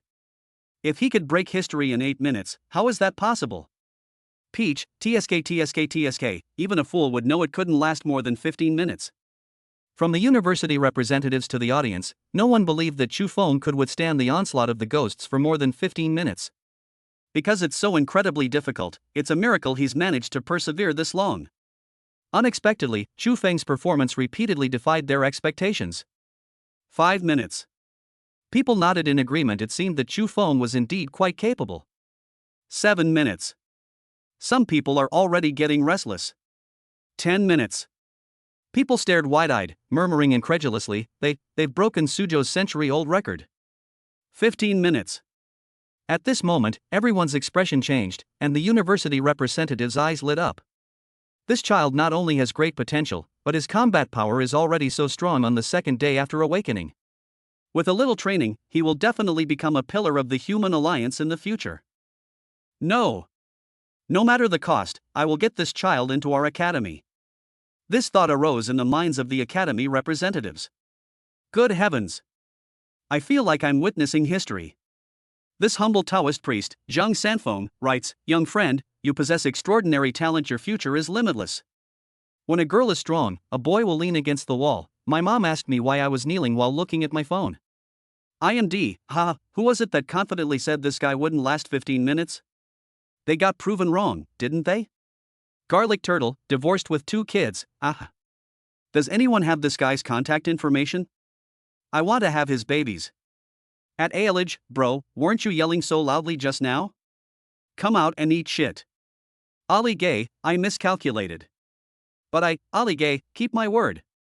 Tune in to my live stream tonight at 8 p.m, I'm eating shit while doing a handstand. It wasn't over yet. Chu Feng persisted. 20 minutes. 25 minutes. Half an hour. In the center of the arena, Chu Feng's clothes were completely stained red with blood, and he looked as if he had just been pulled out of a pool of blood, making it impossible to tell whether it was the enemy's blood or his own. Even the toughest man couldn't hold on any longer. I should be able to take the top spot, Chu Feng thought to himself. He hadn't seen anyone else for a long time. All he could see were ghosts. He had been fighting until his arms were exhausted. Chu Feng threw out all the holy water Tina had given him, instantly clearing a large open space around him. He raised his right hand and declared, "I forfeit." In order to rescue Chu Feng, the only mature stage examiner, who was also the top expert here, made a move. He leaped directly from a height of 100 meters, creating a large crater in the ground. Wei Long, wielding the Panlong staff, used the monk's professional ability severing rings. The full moon-shaped light blade cut outwards from Chu Feng, slicing through all the evil spirits in its path, creating a vacuum zone within 10 meters of Chu Feng. "Ah, good lad, come with me." Wei Long reached out to grab Chu Feng. Bang! A loud bang was heard, and Wei Long's figure disappeared. Chu Feng looked around, his pupils contracted sharply, and he found that Wei Long had been knocked into the wall, his limbs hanging limply, unconscious. Chu Feng was shocked. Wei Long was a mature stage expert who could already hold sway over a region. What kind of monster could knock him unconscious with a single blow? The great Tao and its fruits illuminate the entire universe, and can reverse cause and effect, and turn back the long river of time.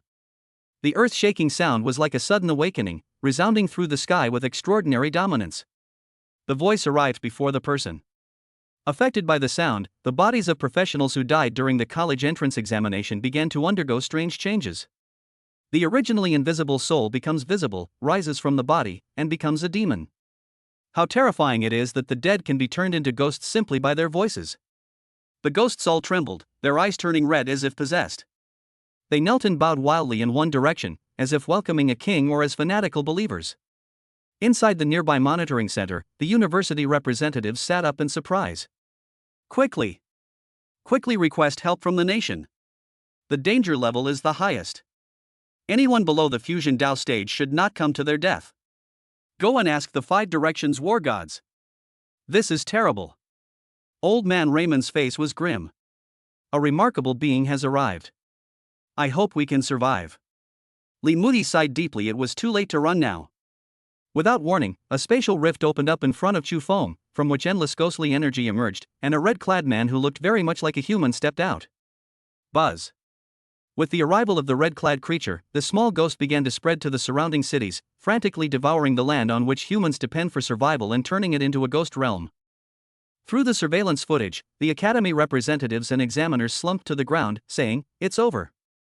The great general of the Ghost Dynasty has come in person. We're all going to die here today." The Ghost Dynasty is a terrifying organization located in the Ghost Realm. They are powerful, have a fanatical ideology, advocate for unification, and aim to transform all races from all planes into ghosts. This Ghost Realm is something created by the Ghost Dynasty. To the demons, this was a noble ambition. To other races, it was nothing short of an extremist terrorist organization. This general was one of the top experts even in the Ghost Dynasty. No one will look down on him because he looks very human. It became widely known because of an incident 10 years ago. Before that, no one knew that the Ghost Dynasty had such a ruthless figure. Have you seen enough? The general's thoughts shifted slightly, and he severed all communication between this place and the outside world. All surveillance facilities were rendered useless, and the signals were blocked. The live broadcast on the outside TV station was suddenly interrupted, and there was an uproar online. My sister's legs aren't legs, oh my god. What happened? This has never happened before in the history of the college entrance examination. Half a cup of black tea, I hope nothing bad has happened? Exquisite pagoda, my home is right next to the Ghost Realm. The Ghost Realm has already started expanding, and I don't know what's going on inside. I'm not going to say anything more. I need to pack my things and run. Mosey and Sister Joe exchanged a glance, sensing something was wrong.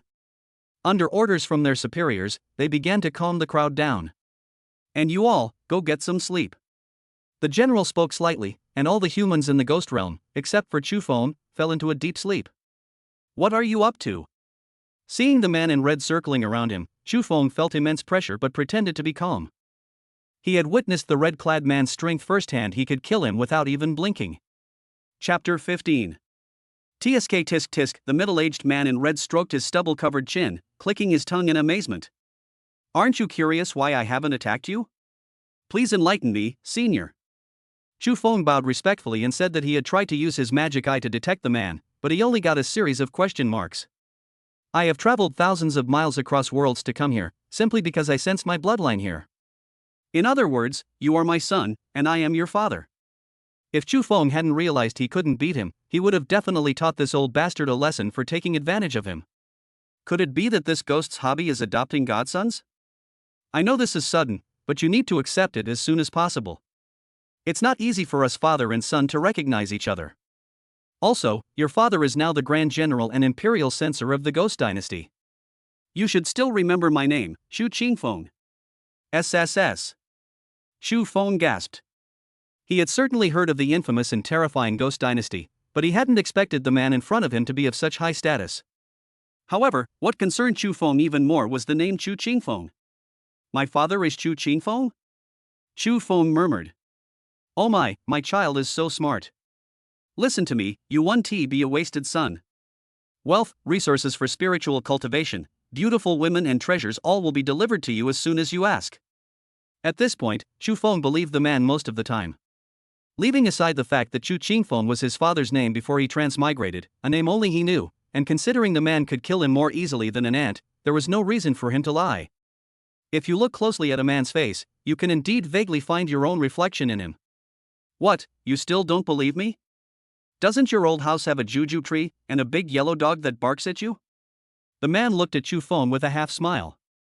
You really are my father. But weren't you killed in a car accident the year I was born?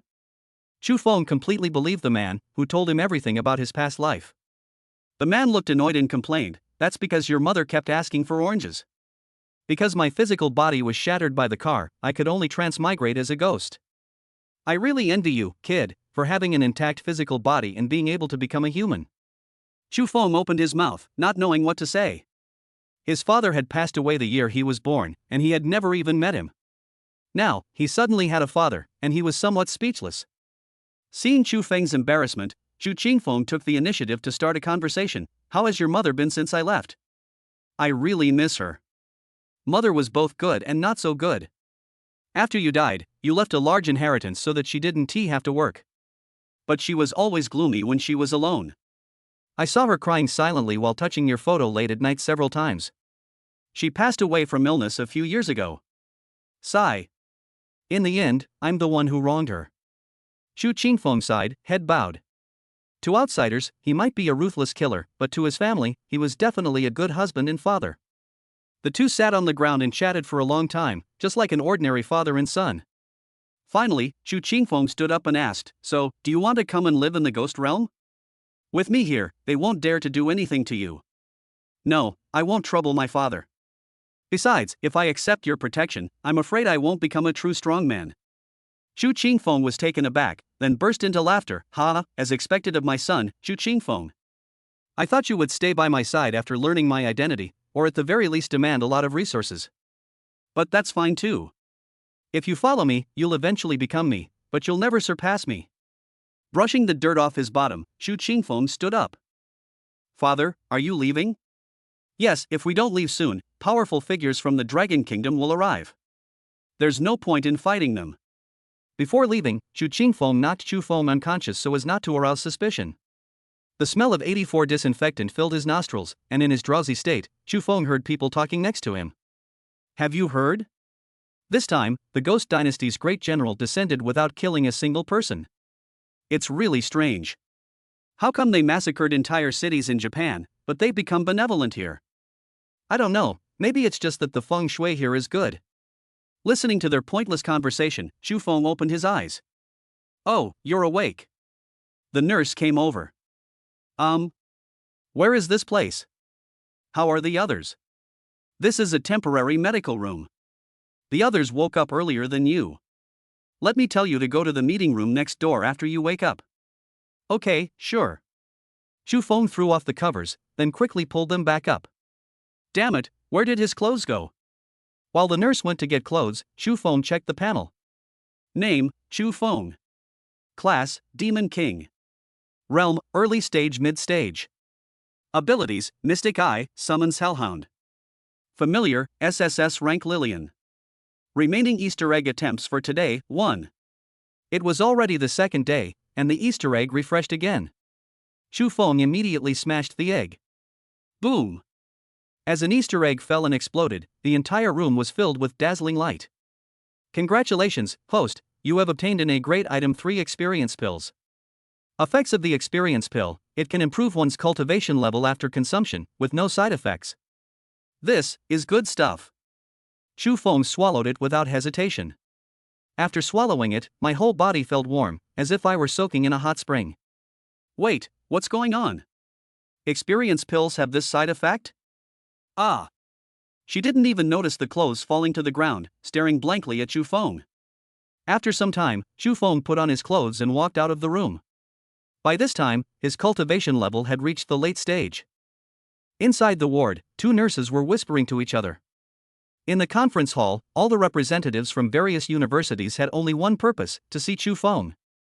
They were willing to sit here and wait, just so they could see Chu Feng as soon as he woke up. Hey, Li Muyi, you haven't eaten all day, have you? If you're hungry, go eat something. Yan Yan, the representative of the Holy Martial Academy, lured them in. Humph, you're no different. If you're hungry, go eat by yourself. Don't try to tempt me. What if Chu Feng wakes up while I'm eating? Wouldn't I be at a huge loss? You should save your little tricks. Hey! Your Phoenix Academy is too cunning, actually sending a girl who's about the same age as Chu Feng. Are you trying to use your beauty to seduce him? It's none of your business. Our Phoenix Academy may not have much else, but it has a lot of beautiful girls. Is it any of your business? I believe that Chu Feng will never be tempted by beauty. The argument between the university representatives escalated, with no one willing to back down in the face of the challenge of producing geniuses. Squeak! The door suddenly opened, and everyone looked on expectantly as Chu Feng, whom they had been waiting for day and night, walked in. Chapter 16: Who among the respectable would resort to a honey trap? Chu Feng. It's Chu Feng. As Chu Feng pushed open the door and entered, the academy representatives immediately stopped arguing and sat upright in their seats, trying to make a good first impression, as if they weren't the ones who had just been cursing and arguing online. Several female representatives even secretly took out their makeup mirrors to touch up their makeup, attempting to seduce Chu Feng. Student Chu Feng greets the representatives of the various academies. Chu Feng met everyone's gaze. Although he was surprised that he was the only examinee in the room, he remained poised and graceful, and bowed. This behavior was highly commendable. Limu nodded and praised, this child not only has outstanding potential, but also excellent character. Good. Good. Good. Being humble and polite, these are simple words, but many people become arrogant and disdainful of everyone once they achieve a little success. It's rare, truly rare, Raymond said, clapping his hands and laughing. This is Chu Feng? He's quite handsome. Now he can seduce people without any pressure. The young lady, who had been temporarily brought in by Fengwu Academy, deliberately swayed her body and tugged at her neckline, revealing her flawless figure. Chu Feng, I don't like beating around the bush, so I'll get straight to the point. Are you willing to join my Holy Martial Academy? We are willing to provide you with 1 million coins per month for your use, 3 wind spirit pills, and 5 rare spiritual materials. Yan Yan was an impatient person, and he blurted out all the benefits he had been given from above. So much. Chu Feng was secretly shocked. He knew that his value would double after this competition, but he didn't expect it to increase by so much. More importantly, these supplies are provided every month, but they are only available this month and will not be available next month. The Holy Martial Academy's intention was clear: you focus on your cultivation, we'll take care of everything else. How about that? Such generous terms are the first time our academy has offered such conditions since its founding. Chu Feng was about to speak when he was interrupted. Chu, you might want to hear about the benefits offered by other universities before giving your answer. That's right. Other universities echoed. Limu gritted his teeth and cursed, damn it, I was just a little careless, and Yan Yan was the first to step forward. My Azure Academy is willing to provide you with an S-grade item, Cold Mountain Jade Marrow. Moreover, as long as you are willing to enroll in the academy, you will be directly promoted to one of the 10 talents of Azure Academy in this era, without any assessment. Hiss. The crowd in the conference hall gasped. Azure Academy had truly spared no expense. Leaving aside the incredibly rare S-grade items, were they sure that including Chu Feng as one of the 10 prodigies of Azure Academy wouldn't cause any objections from the other students? Ling Mudi was smug. This was a condition he had managed to obtain from the academy after swallowing his pride and going through great lengths. They all knew that so many universities were vying for Chu Feng, and there was no room for negotiation, so they went all out, offering the best possible deal. The representatives who were initially confident began to lose their composure and started vying to reveal their own benefits. The magnificent reception hall instantly transformed into a noisy and chaotic marketplace. Seeing this, the representative from Fengwu Academy immediately picked up the young lady next to him and shouted, "Hey buddy, look over here. This is our academy's senior from the previous year. If you join Fengwu Academy, we'll give her to you to warm your bed." The young woman looked bewildered. When she first arrived, they only said they needed her to seduce Chu Feng, but now they're just giving her away. How these days, academies even give away wives when you enter school? This is really eye-catching. Chu Feng looked over in disbelief after hearing this. A beautiful young woman, with a curvaceous figure and wearing a cheongsam, gazed at Chu Feng with affectionate eyes. She was exactly his favorite slightly chubby type, chubby in the right places and slim in the right places, with a large expanse of snow-white skin showing in front, which looked too big to be grasped with one hand. Damn, where did this vixen come from? Chu Feng subconsciously touched the area below his nose. Luckily, he didn't have a nosebleed, or he would have been in big trouble. The child quickly averted his gaze from the vast expanse of white, his mind in turmoil. Shameless. Your Phoenix Tree Academy actually resorts to using honey traps. What hot-blooded young man could resist that? What decent person would use a honey trap? Would you? I don't need it, but do you? I don't use it either. What decent person would use that? Is someone who uses that a decent person? Pa! You're despicable, ha ha ha. Representatives from other universities condemned Fengwu University's actions, but the representatives from Fengwu University had bright eyes and felt hopeful. If one girl isn't enough, bring a few more. Senior girls, teachers, young ladies, school beauties. Fengwu Academy is full of beautiful women. After carefully listening to the offers from each academy, Chu Feng hesitated. Apart from Fengwu Academy, which was a bit unconventional, every other academy offered generous benefits, and he didn't know which one to choose. Inside the arena, neither side was willing to back down in their struggle for Chu Feng, and the conflict escalated to the point of a full-blown fight. Haotian Academy, you son of a bitch. You keep repeating what I say, are you deliberately trying to go against me? A middle-aged man, his anger reaching its peak, kicked a stool away, stomped on the table, and began cursing. If students at the university saw this scene, they would be stunned. They never expected that their usually taciturn advisor would also start swearing. Pa! Grandpa's talking about you. Chu Feng, our Heavenly Dragon Academy is going to have you, what are you going to do about it? The argument between the two acted as a fuse, igniting a powder keg. The conflict in the room escalated again, and a group of people started fighting. You little bastard, take this punch. Behold my dragon claw hand, lotus fist, and crow takes flight. Ah, heroine, I was wrong. Can you cut my nails? These people, any one of whom would be a force to be reckoned with in the outside world, are now tearing each other apart like thugs, their fists clenched in a brutal fight. Chu Feng, the person in question, was also extremely surprised. He had thought these big shots were all very aloof, but he didn't expect them to be so funny. Enough, all of you stop. Suddenly, two figures appeared in the room at the same time. As representatives of your respective universities, you represent the face of your institutions. What kind of behavior is this, throwing a tantrum like this? Unexpectedly, after the two arrived, the representatives actually obeyed and stopped, lowered their heads and stood still, looking like they had done something wrong. What's this? Before Chu Feng could figure out what was going on, the old man Raymond nudged him from behind and whispered. These are representatives from the two most powerful academies in our Dragon Kingdom, the War Academy and the True Martial Academy respectively. They usually only recruit students from the three major cities or from prestigious families. They must have come for you. This kid, there's something wrong. As soon as Pulong, the representative of the War Academy, saw Chu Feng, he sensed something was amiss. He quickly placed his hand on Chu Feng's wrist, his eyes slightly closed, and his expression gradually changed. Chapter 17: The Fox Spirit. This guy's talent is stronger than we thought. Although we don't know exactly how high it is, it's definitely more than S rank. Pulong withdrew his hand after a long while and said with certainty. Not just S rank, are you sure? Huang Fei, the representative of Jinwu Academy, gradually became solemn. Are you questioning the authority of my profession as an astrologer? Pu Lon's expression turned unfriendly. Huang Fei waved his hands repeatedly. No, I'm just a little shocked. Although S-level talent is rare, only a few people in the whole country can be found every year.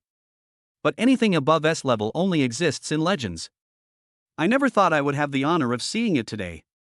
He suddenly remembered something and said with a smug look, if I remember correctly, the last A-level talent belonged to your war academy. This time it should be our turn. The two universities had agreed to establish a rule to prevent them from resorting to underhanded tactics every time they competed for talent. If two schools compete for the same talent, the talent goes to the War Academy, but if two schools compete for the same genius again, the talent goes to the True Martial Academy, and so on. Really? I don't remember. Pu Long picked his nose, flicked the booger away, and struck a roguish pose. You bastard! Huang Fei gritted his teeth, knowing that this guy was being shameless again, but there was nothing he could do, since the two families only had a verbal agreement. In that case, let your decision be made by your young friend. Young friend, our True Martial Academy is the #1 academy in the Dragon Kingdom. If he was interrupted by Pu Long before he could finish speaking, you're talking nonsense. Our War Academy is the #1 academy in the Dragon Kingdom. The two institutions are evenly matched, each believing itself to be the top academy in the Dragon Kingdom. They secretly compete with each other in everything they do, striving to be #1. Alright, let's skip this issue. Young friend, if you join our academy, you can name your conditions. Even if the academy doesn't have them, our academy will find a way to get them for you. Jinwu Academy truly lives up to its reputation as one of the two major universities in the Dragon Kingdom. Its immense financial resources alone are unmatched by any of the previous academies. Our War Academy is the same, just ask for whatever you want, and we'll provide plenty. You bastard, you're deliberately trying to mess with me, aren't you? You're no different. Bang! The two men's heads collided with a loud bang, but neither of them backed down. After a brief standoff, the two realized this wasn't a solution and went to call their superiors. Hello, is this Dean Dugu? This is Xialongzi.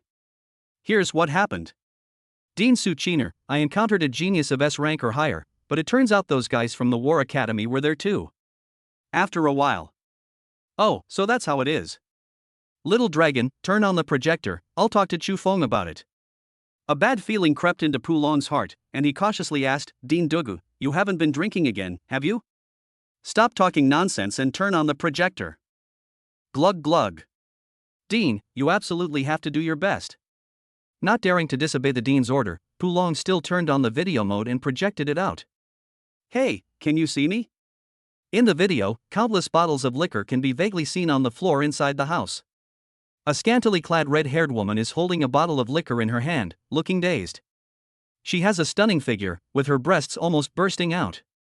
With her stunning beauty and slightly tipsy expression, she was irresistible to all men. As the liquor dripped down his chin, soaking his clothes, it outlined a beautiful scene. Dean Dugu, image. Image. Pu Long whispered a reminder. Ugh. It's good that I can see it.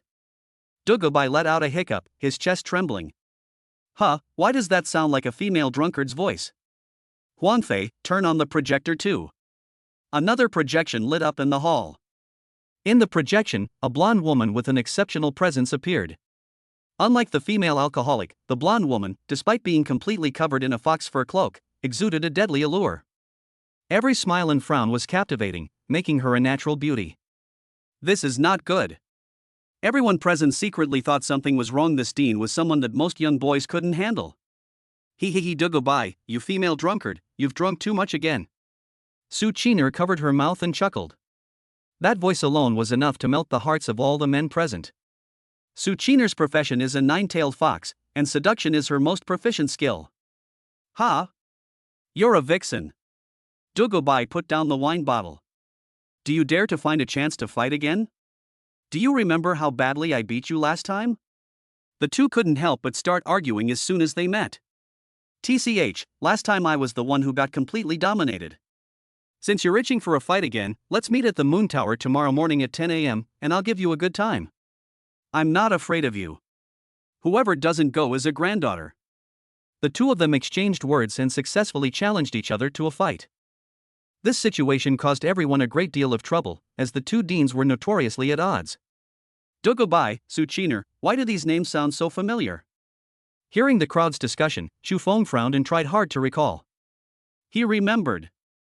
Two heroes on the battlefield. Back in the battlefield of the heavens, Dugubai had just captured one enemy city when Suchiner, upon learning this, immediately captured two more. Dugubai, eager to compete, then captured three more. Although the Allied forces achieved brilliant results that month, the soldiers were exhausted to the point of paralysis. They've reached the point where they turn pale at the mere mention of either enemies or their own people. Suchiner also did something that left all races dumbfounded. She once came alone to the top of the Scorpion clan city, and with just one glance, the army of 100,000 committed mass suicide, and the mighty pass fell. One glance can annihilate an army. Her allure transcends race. She can straighten even gay men and straight women alike, making her incredibly alluring. Holy crap! It's this guy. Chu Feng swallowed hard, afraid of being bewitched, but then he thought, even if she is powerful, how could she bewitch him through a screen? So he became firm again. How come I run into you everywhere? This has ruined all the good mood I had from the wine, Dugubai complained. You think you, a steel Tyrannosaurus Rex, are worthy of competing with me for a man? Little brother, as long as you come to our Jinwu Academy, I will personally guide you, and we will have late-night tutoring sessions. Suchiner licked her red lips and said meaningfully. Where did this female demon come from? Chu Feng smiled and asked. As you should know, my profession is related to hell, so I want to find an academy that specializes in the hell realm. As soon as Chu Feng finished speaking, Suchiner froze for a moment, then smiled and said charmingly. Little brother, you should know that our Jinwu Academy has a wealth of teachers. There are many who can teach you. Suchiner was telling the truth. Their academy did indeed have teachers skilled in hellish matters, but to say who was the most skilled? Suchiner secretly glanced at Dugubai. If this guy said he was second, no one would dare to say he was first. However, she did not want to give Chu Feng to Dugubai no matter what. Chapter 18 Bunny Girl. Pulong was overjoyed. Hell was Dean Dugu's area of expertise. He said anxiously, Dean Dugu, please speak quickly. Upon hearing this, Dugubai grinned. I knew this kid was so friendly, turns out we're from the same clan. My profession is related to hell. Kid, as long as you come to the War Academy, I'll personally guide you. Dean Dugubai, are you also in a hellish profession? That's great. Unexpectedly, this battlefield duo in front of me is an expert in hell. It would be perfect to have her as my teacher. Seeing this, Suchiner wanted to stop him. Little brother, you should think it over carefully. Are you sure you want to learn from this Iron Lady Tyrannosaurus who loves to drink and acts crazy when she's drunk? This guy is on par with me because I once wiped out an army with a single glance, and she destroyed a fortified city with a single punch. Are you sure you can withstand a punch from him when he's angry? She looked at her small frame and then at Dugubai's pair of small, delicate fists. This Dean Dugubai shouldn't be that violent, right? He asked Pulong beside him awkwardly. Pulong opened his mouth, but as if unable to overcome the pangs of conscience, he turned his head to the side. TCH, I'm obviously very gentle, okay? Dugubai pouted. Don't worry, I promise I won't hit you. Representatives from other universities have now become mere spectators. With the deans of the two universities present, they had no say at all. In fact, they could have left, but they were reluctant to, wanting to witness with their own eyes which university Chu Feng would choose. Finally, Chu Feng smiled and said, I've made up my mind, I want to join the War Academy. Upon hearing this, Suchiner gave a coquettish sigh. Although she had anticipated that Chu Feng would join the War Academy, she was still somewhat disappointed when it actually happened. She felt annoyed whenever she thought of Dugubai's smug look. The representatives in the room congratulated Chu Feng, saying that this child was destined for unlimited potential, and that befriending him now would only bring them benefits. Welcome to our War Academy, Chu. We will definitely provide you with the best cultivation resources and guidance. Pulong smiled happily, seeing that the deal was done. This smug look made Huang Fei grit his teeth, wishing he could beat him up to vent his anger. The genius he had almost gotten was gone, and it pained him to see him suffer. The college entrance examination competition officially came to a close with Chu Feng making his choice. 3 days later is the start of the War Academy's enrollment, and he can stay in Suzhou for 3 more days. After retrieving all his belongings from the nurse's phone, the netherworld sword and 21 soul crystals, he strode out of the building. The stars were already twinkling outside, and there were hardly any people on the streets at 3 in the morning. However, a group of reporters were still braving the cold wind, just to be the first to see Chu Feng, the top scorer in the college entrance examination. You must be Mr. Chu Feng. What are your thoughts on becoming the top scorer in this year's college entrance examination?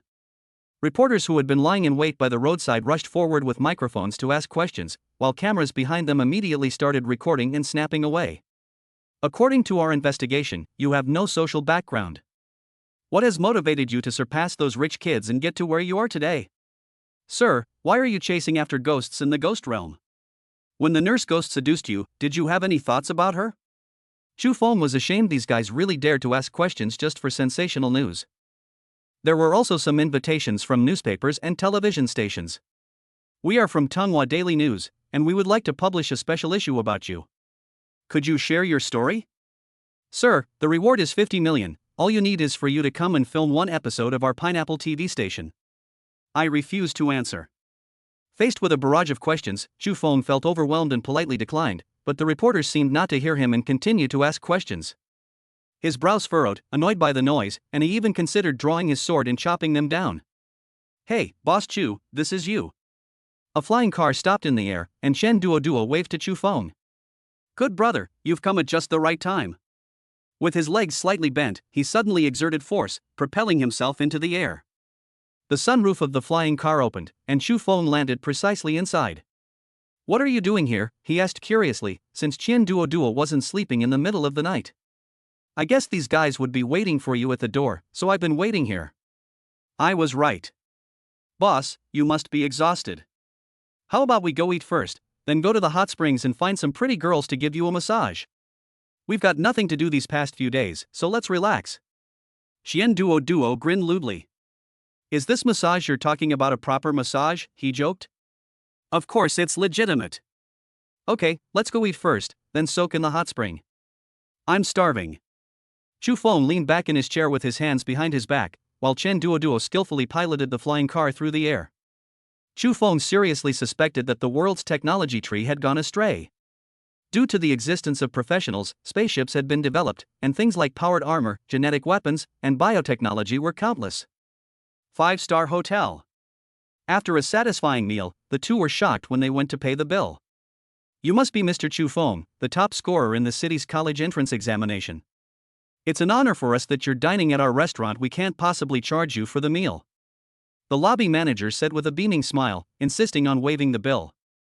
Holy crap, boss, you're that famous now? The two were completely unaware of how famous Chu Feng was during the live broadcast outside, having spent the entire time in the ghost realm. It's fair to say that he was the focus of attention from beginning to end. Boss, look what this is. Shen Duo suddenly noticed out of the corner of her eye that a waiter's phone screensaver was a screenshot of Chu Feng chasing after the ghost with murderous intent, and a strange premonition welled up in her heart. Sure enough, when I took out my phone and opened various platforms, including Pixiv, Baidu Tieba, Kuaishou, and Wanyin, all the pin posts were videos of Chu Feng. Clicking on any section reveals Chu Feng's highlight moments, accompanied by the blogger's enthusiastic commentary. Phrases like a genius and unparalleled in the world seem to come out of the content creator's mouth frequently, as if they were free. In the end, the 5-star hotel not only waived Chu Feng's meal expenses but also gave him a large number of exquisite gifts. Boss Chu, I think if you had just beckoned me, you could have taken at least 5 of those bunny girls with you. Qian Duo said with a wicked grin. Go away, do you think I'm some fatso? Hurry up and go take a bath in the hot spring. I seriously suspect what the nurse did while I was unconscious. She smells so strongly of disinfectant on me. Okay, sit down. A hot spring that can attract a rich second generation like Qian Duo must be top-notch. The decoration is magnificent, with star-patterned warm jade used as floor tiles, and the air is filled with mist, like a fairyland. Chu Feng was enjoying the scenery when an untimely voice suddenly came from behind him. Get out of the way. A good dog doesn't block the road. Chapter 19. Corpse sinks into the sea. A young man with a full head of blonde hair was seen embracing a female companion, his face full of arrogance. There's such a big space next to you, why don't you move and expect me to make way? Chu Feng's expression turned unfriendly. What? Didn't you hear me say that dogs don't block the way? Is there a problem with me walking here? Huang Tao stroked his yellow fur and said disdainfully. How dare you talk like that? Seeing someone insulting Chu Feng, Shen Duoduo couldn't hold back any longer and was about to take action, but Chu Feng grabbed her. Forget it, fatty.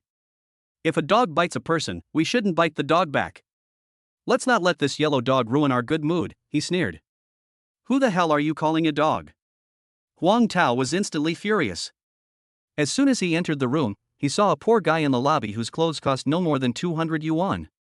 So he wanted to show off to his female companion, but he didn't realize that the fat guy next to him was actually his older brother.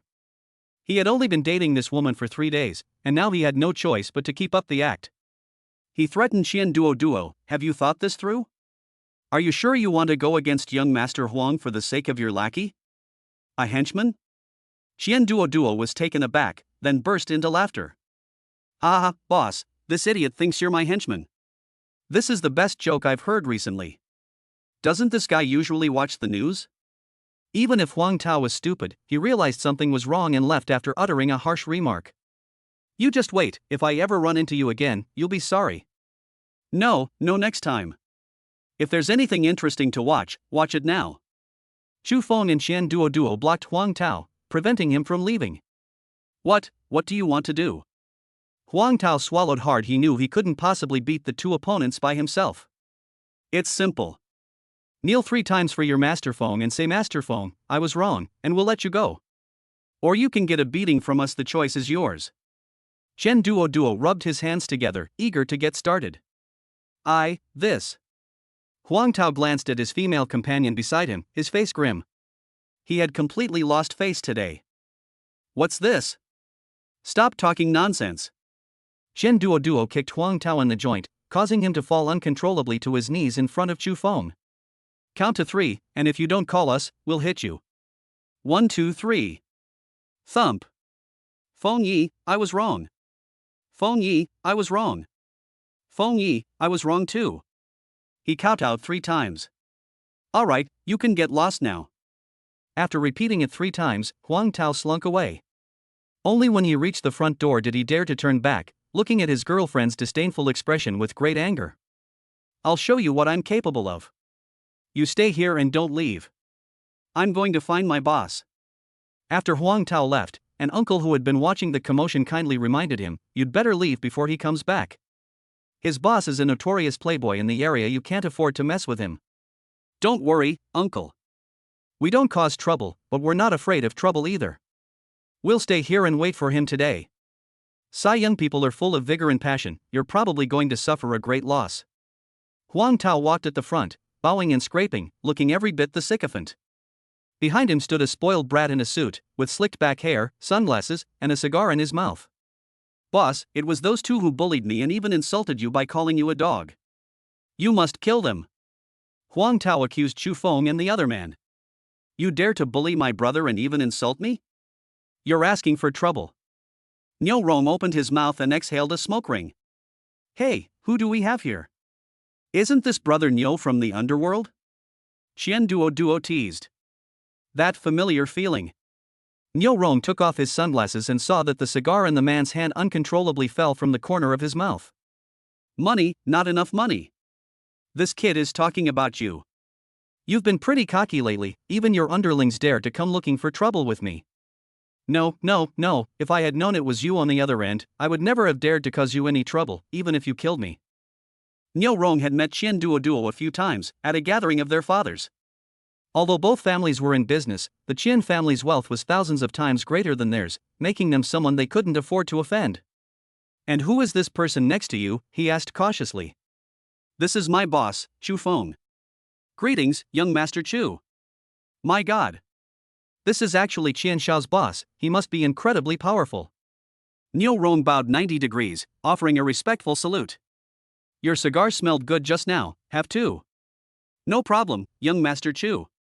He respectfully lit cigars for Chu Feng and Qian Duoduo. Huang Tao, who was standing to the side, was terrified. The 2 people in front of him were people that even young Master Niu would have to act like a grandson to. Thinking of his foolish actions just now, Huang Tao's legs went weak. By the way, young Master Chu, young Master Qian, what should we do with this kid? Niu Rong absolutely hated Huang Tao. If it weren't for him, he wouldn't have gotten involved with these 2 powerful figures tonight. I don't want to see him again, Xu Feng said calmly, taking a puff of his cigar. Understood, sir. Men, put him in a sack, fill it with cement, and throw him into the sea. No. Young Master Chu, I was wrong. I'll never do it again. Huang Tao was so frightened that snot and tears streamed down his face, and he frantically begged for mercy. Several burly men in suits grabbed it, stuffed it into a sack, tied the sack shut, and carried it out. Young Master Chu, are you satisfied with how you handled things for me? Not bad. If Huang Mao hadn't intended to kill him, he might have escaped death. But since he did, he should have been prepared to be killed. Alright, we'll play by ourselves from now on. You can get lost.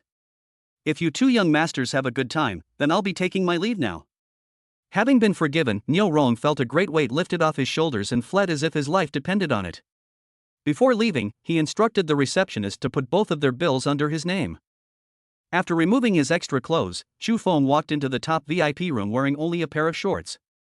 These rooms are for one person only, and each room is 800 square meters in size. They have everything from hot springs and lounges to massage rooms and cinemas. There are only 2 rooms in total, and one for Xu Feng and one for Chen Duoduo.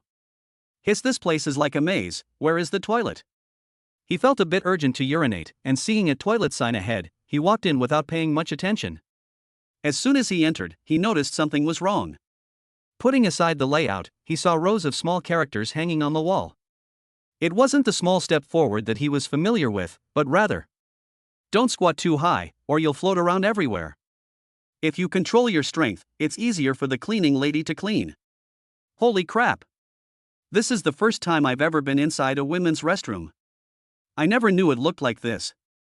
Xu Feng looked around. Since he was the only one in the room, it didn't matter whether it was the men's or women's restroom, as long as he could use it. Chapter 20, Queen's Black Stockings. In the hot spring, Xu Feng comfortably closed his eyes. Naturally, Lillian couldn't just enjoy herself, so she was called out and lay down beside him. It feels so good, like I'm melting away. She was completely submerged in the water, with only her head above water. Her eyes were hazy, and she was alluring and charming. Her red lips were slightly parted as she exhaled a breath of hot air, and she leaned naturally on Xu Feng's shoulder. Calm down. Xu Feng, you need to calm down. His throat bobbed, and his heart pounded uncontrollably. Lillian's figure was already perfect, but now, in her tight swimsuit, her allure was amplified, with large swaths of her snow-white skin exposed.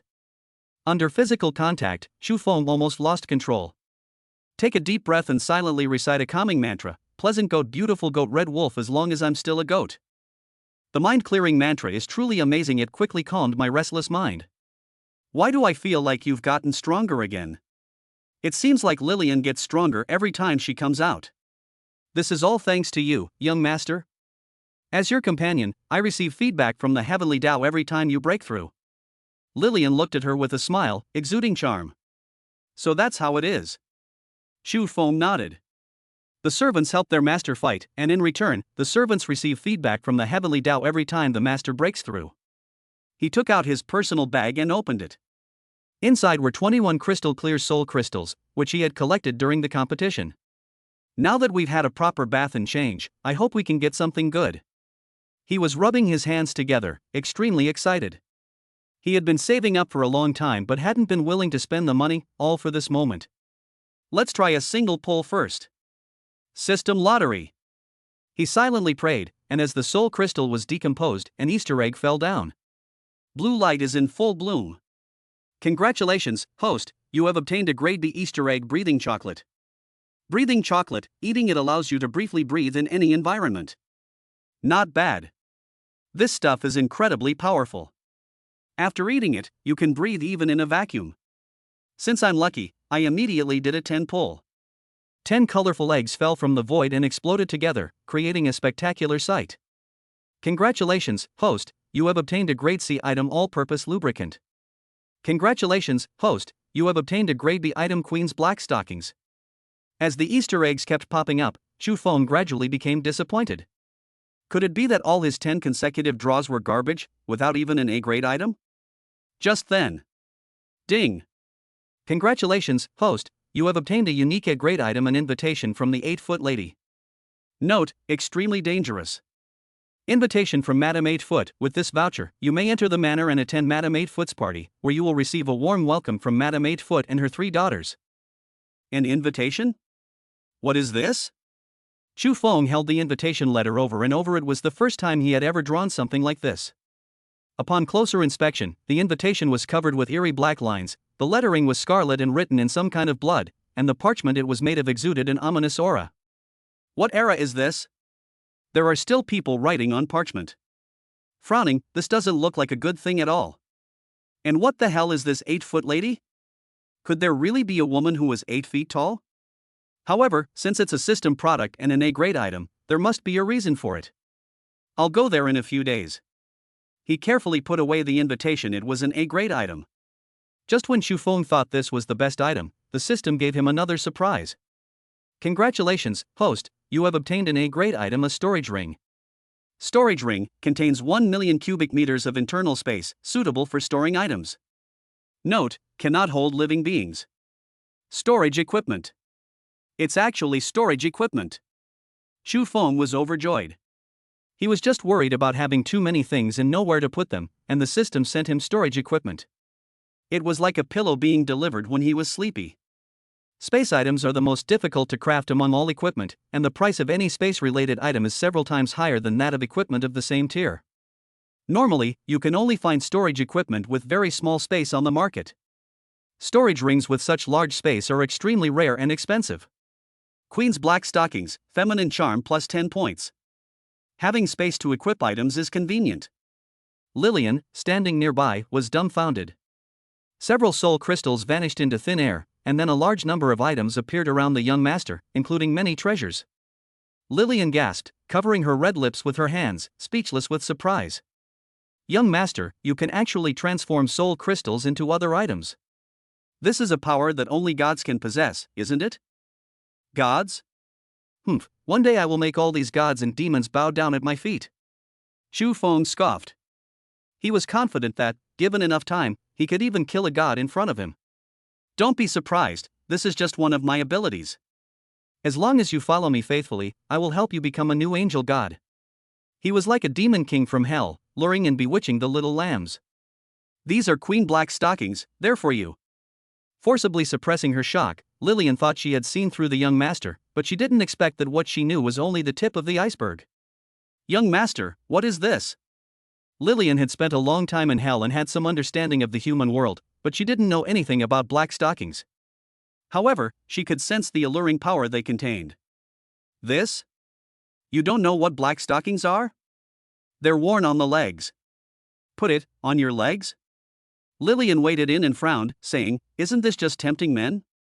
It'd be more suitable for a succubus. Noble angels disdain to seduce men.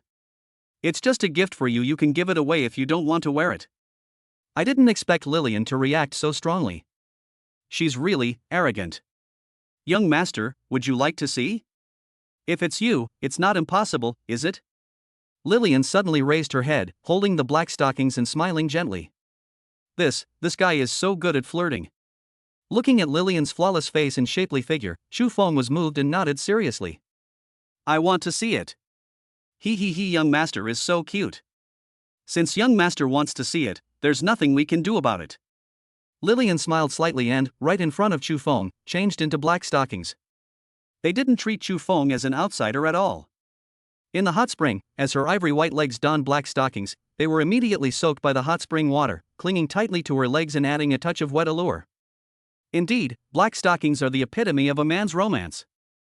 With the black stockings on, Chu Feng felt much happier. Young master, are you done yet? Lillian appeared calm on the surface, but inside she was panicking. She had never been so intimate with a man before. Chapter 21 The Heavenly Record. Truly a beauty that could rival the heavens and shame the moon and flowers. Chu Feng looked at Lillian in black stockings and sincerely praised her, saying, today I've really feasted my eyes. An angel wearing black stockings. What woman in the world doesn't like being praised?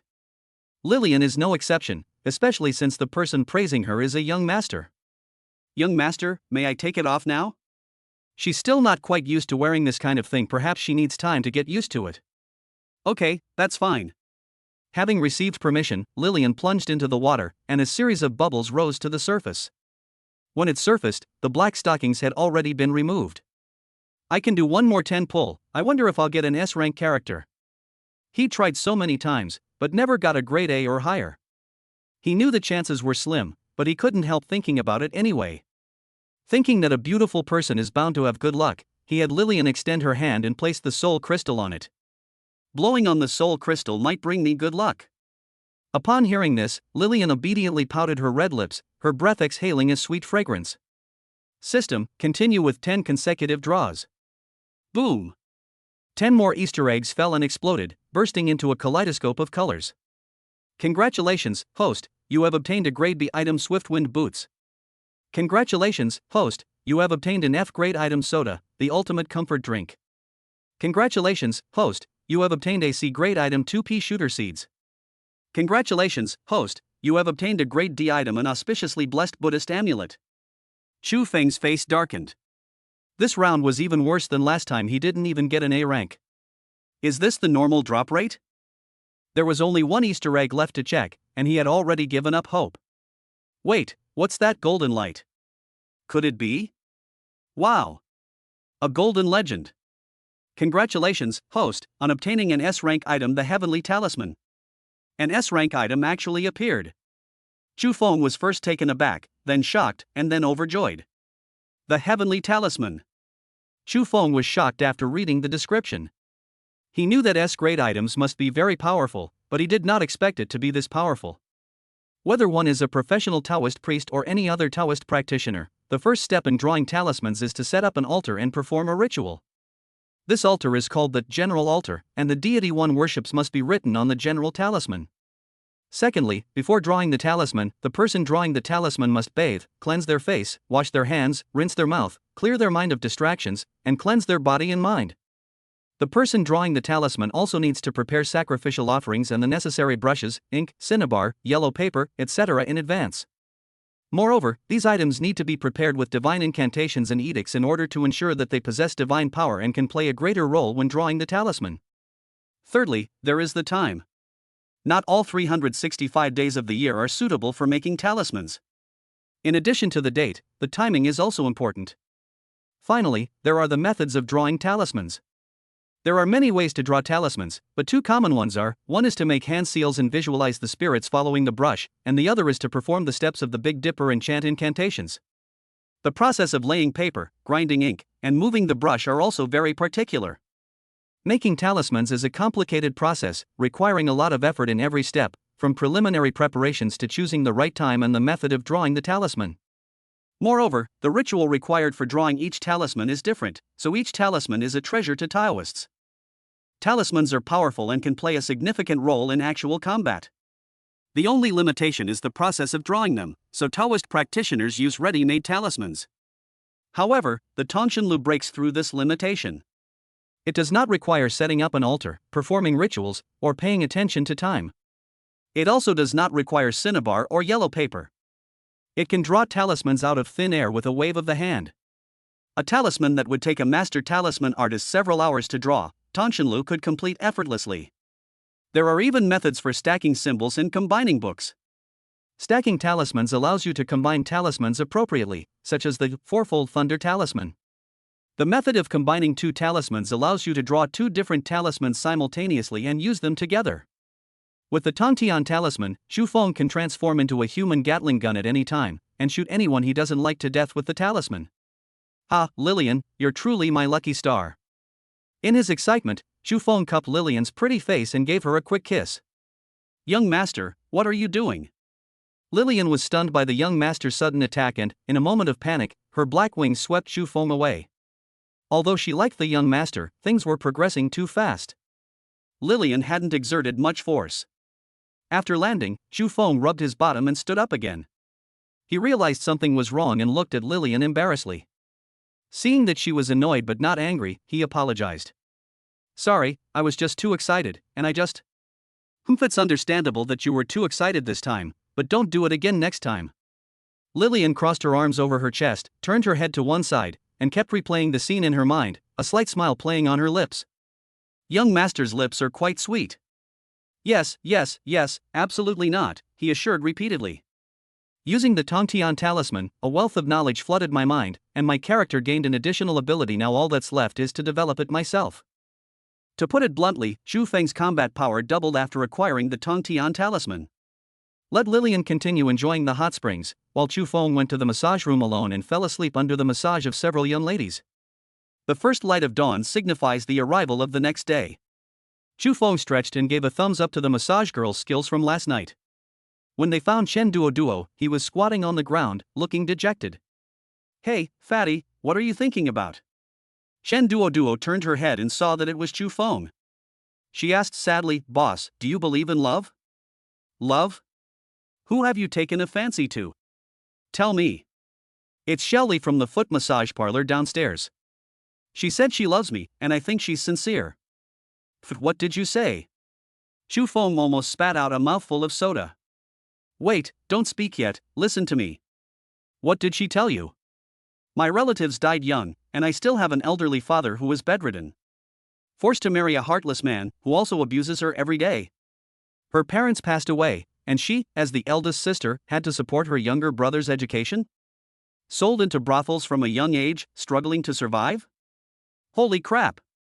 Boss, how did you know?" Xian Duo murmured incredulously. "Nonsense, all women in brothels use the same tactics. They just want to hook up with you because you're rich. Damn it, I thought I'd found true love." "Finding true love at a foot massage parlor? You must be kidding me." Patting Xian Duo on the shoulder, he comforted him. "Are you worried about not having women? Just reveal your identity as the young Master Qian, and you'll have as many women as you want. Those women only love money, but what I want is true love. Fate will bring us together someday. Now, take me home first." When Xu Feng arrived home, he found that his landlady was moving out. Chapter 22 Little Chef. "Good morning, Aunt Yang." As the landlord, the owner of this house actually moved all his belongings out of the house. "Oh? It's Xiaofeng." The landlady greeted Chu Feng warmly. "Are you moving house?" "Oh, so someone suddenly bought my house for 10 times the market price, and the house next door too." Aunt Yang chuckled happily. "Does that mean I have to move too?" Chu Feng frowned. School starts in 3 days, and it's not easy to find a suitable place to live. He also had to move. No need, that person said you can stay for free." Aunt Yang waved her hands repeatedly and said kindly, "You're a lucky boy. Your daughter is rich, beautiful, and gentle. It's just that your children might suffer a bit in the future." "Auntie, what are you talking about? I'm still so young, a single dog, and you've already got a child." Chu Feng was completely confused. "Haha, I'm not trying to keep you in suspense, just go home and see for yourself." Grandma Yang got into the moving company's truck and left. With a mix of trepidation and excitement, Chu Feng pushed open his front door. "Wait. Is this my house?" I closed the door, checked the house number, and sure enough, this was my own home. At home, all the old furniture has been completely renovated, the floor tiles are so shiny they can be used as mirrors, and everything in sight is spotless. The miscellaneous items scattered around were neatly arranged, and the clothes and socks in the laundry basket were washed clean and hung to dry on the balcony. A deadly aroma wafted from the kitchen. Hearing the noise, a little head peeked out playfully from the kitchen. "Hey! Senior, you're back." Tina was pleasantly surprised and skipped over to Chu Feng, hugging his arm and starting to act coquettishly. "You're the one who bought a house at 10 times the market price." He knew that Tina, the little white-haired girl, was a rich woman, but this was far too rich. They bought 2 houses, including the one next door. "Yes, Tina promised to cook for you, Senior. Do you remember? You bought 2 houses just so it would be easier for me to cook?" Chu Feng stared blankly, unable to comprehend the rich woman's thoughts. Not entirely. Tina likes the feeling of being around her senior, it's so warm and cozy. Doesn't her senior like Tina? Tina blinked her big, watery eyes and pouted her little mouth, looking pitiful and adorable. "No, of course I like Tina. I was defeated by those innocent, big eyes. Hee, Tina likes her senior the most too." "Wait a moment, Senior, the food will be ready soon." Tina pulled Chu Feng to sit down at the dining table and went into the kitchen to continue her work. The fragrance in the room grew stronger, and the aroma made my mouth water. Thump, thump, thump. Just then, there was a knock on the door. "Who is it?"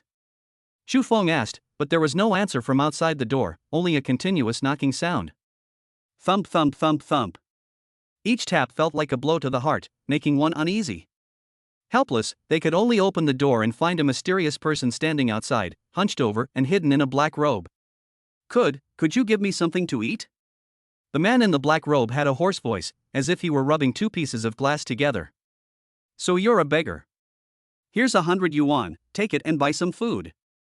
Chufeng pulled out a red bill and handed it to the man in black robes, but it was instantly knocked away by the man's withered arm, which then unleashed tremendous force.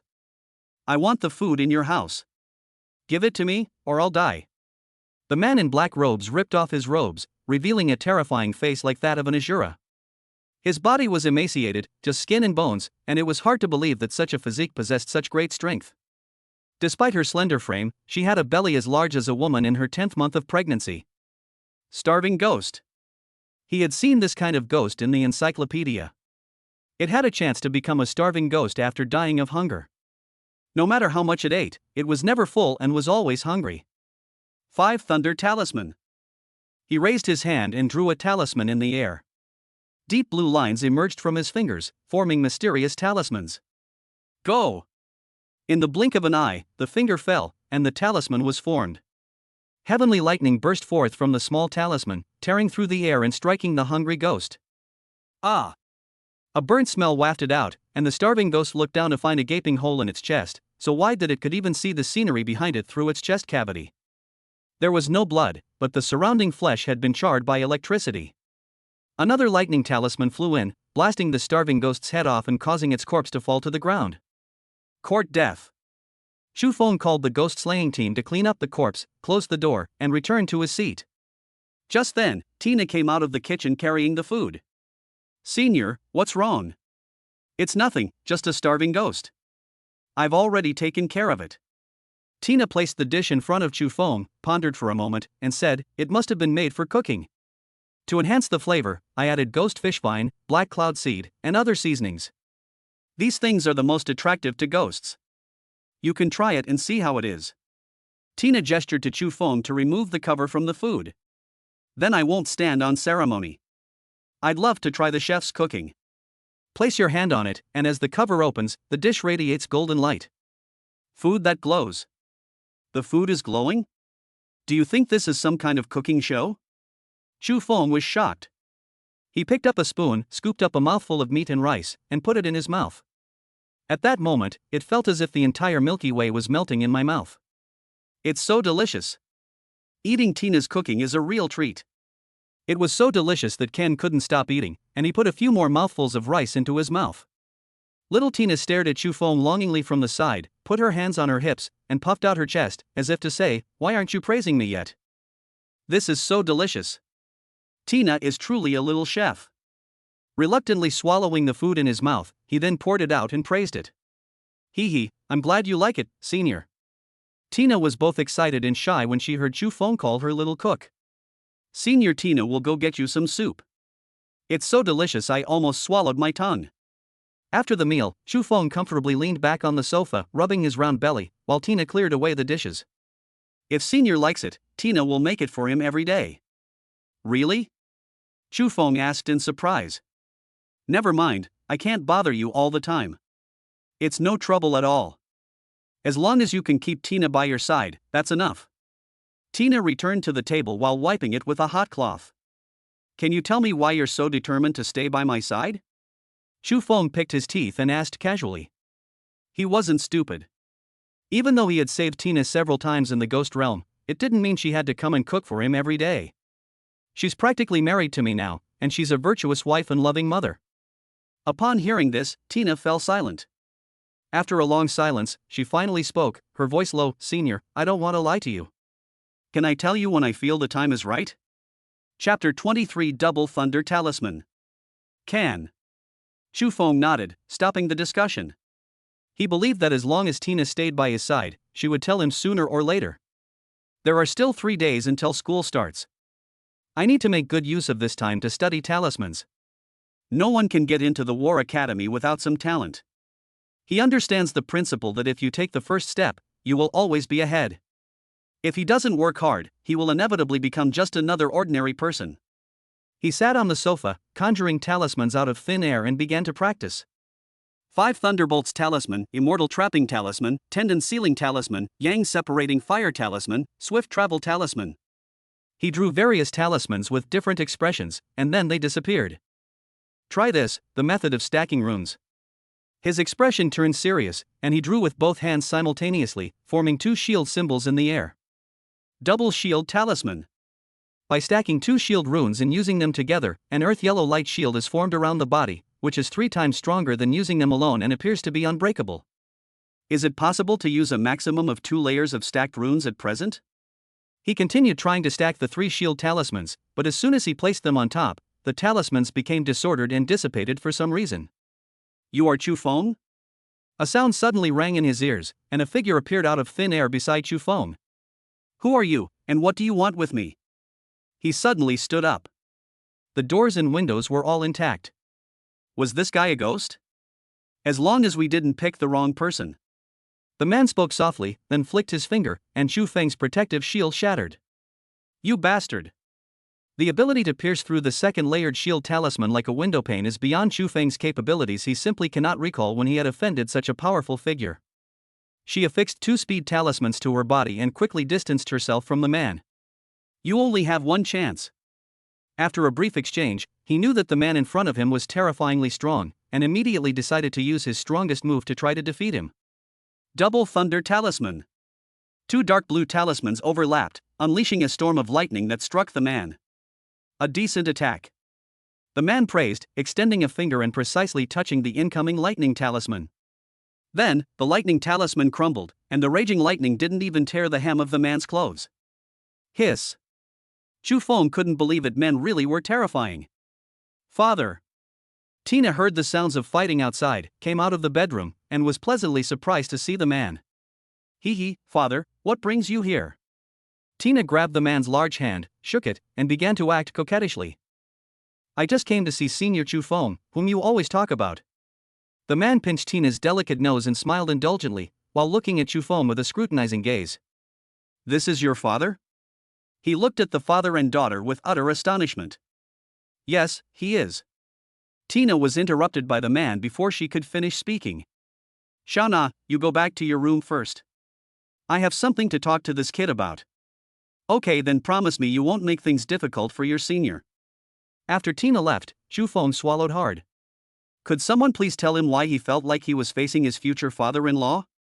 Hello, uncle. I felt a little uneasy. After all, I spent all my time with that girl's daughter, and I even did that kind of thing to Tina. After finishing 3 large portions of food, Tina was panting heavily. You're not bad. The man spoke softly. I only wanted to see if you were qualified to protect Shana, but you've given me quite a surprise. Instant cast talismans. You're really something. If those old Taoist priests from Longhu Mountain saw you, they would probably treat you like a treasure. Uncle, you flatter me. No need to be so modest. As a reward for taking care of Nar, I, Lu Chongqing, will give you 3 days of special training. After 3 days, I will send someone to take you both to the War Academy. Lu Chongqing. Chu Feng suddenly looked up, excitedly exclaiming, Uncle, are you Lu Chongqing? The Eastern military god of the Dragon Kingdom, the Yama of the battlefield? It's just an empty reputation. A tremendous wave surged through Chu Feng's heart. The man before him was none other than Lu Chongqing. This important person actually said he'd come to give me special training. There is no time to lose. Uncle, when do we start? He was somewhat impatient with the guidance of the military genius. He was sure he would make rapid progress in the next few days. Now.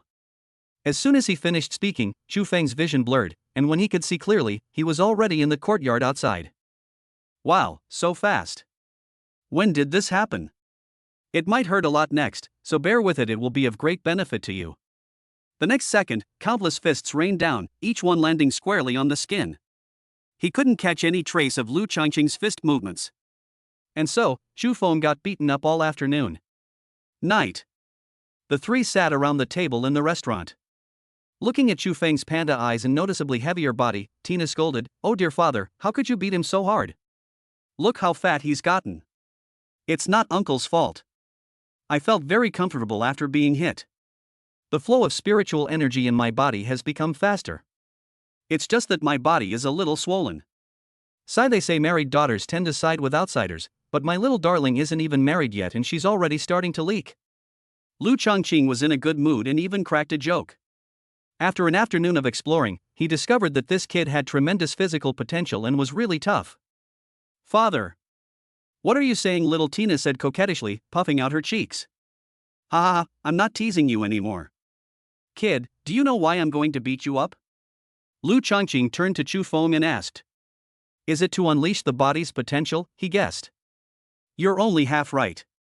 We humans use the 12 meridians to circulate spiritual energy, but not every one of these meridians is unobstructed. Some meridians are blocked from birth. When spiritual energy tries to find the shortest route, it finds that it cannot enter and can only take a detour, which increases the time required for casting spells.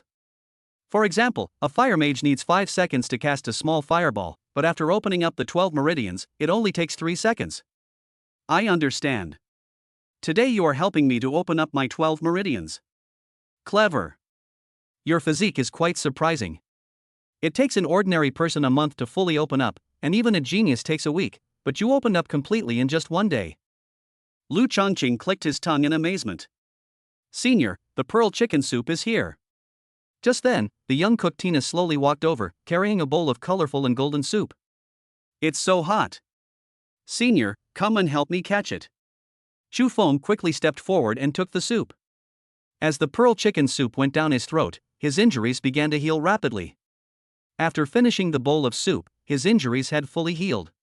My dear daughter, where is your father? Lu Chongqing watched eagerly from the side. Oh, Tina's been thinking about her senior all this time. I'll go do it now. Lu Chongqing. His little cotton padded jacket referring to his daughter's coat is leaky. Chapter 24 Red Embroidered Shoes. War God, 3 days have passed, and the border is in dire need of help. Please return immediately. The man in black knelt down in front of Lu Chongqing. Kid, I'm counting on you for Nar from now on. Don't worry, uncle, I will definitely take good care of Tina. Lu Chongqing nodded. 3 days passed in the blink of an eye, but he had seen Chu Feng's actions over the past few days and believed that he could definitely entrust him with the task. Deputy Officer Sunday. Your subordinate is here. A heavily armored man with a face full of scars stepped forward, cupped his hands, and accepted the order. You will send Naer and this boy to the War Academy. Your subordinate obeys. On the flying car. Looking at the boundless blue ocean, Chu Feng had a bad feeling. Brother son, you've gone the wrong way, haven't you? How did we end up at sea? That's right, the War Academy is a city built on artificial land in the sea. The burly man was a man of few words. After explaining, he fell silent. Uncle son, could you tell us about the Academy of War?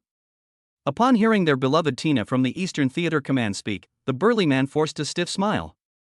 The War Academy is more like a city than an academy, a large city covering 150,000 square kilometers, a special academy city. 99.9% of the people there are young people aged 18 to 28. You can hardly see any middle-aged or elderly people. It is a vibrant city. All the shops, whether restaurants, blacksmith shops, brothels, or entertainment venues, were run by the students themselves and were self-sufficient. Even the police officers are recruited from students, and the university rewards them with points in return. Oh, by the way, the currency in the academy isn't money, but points.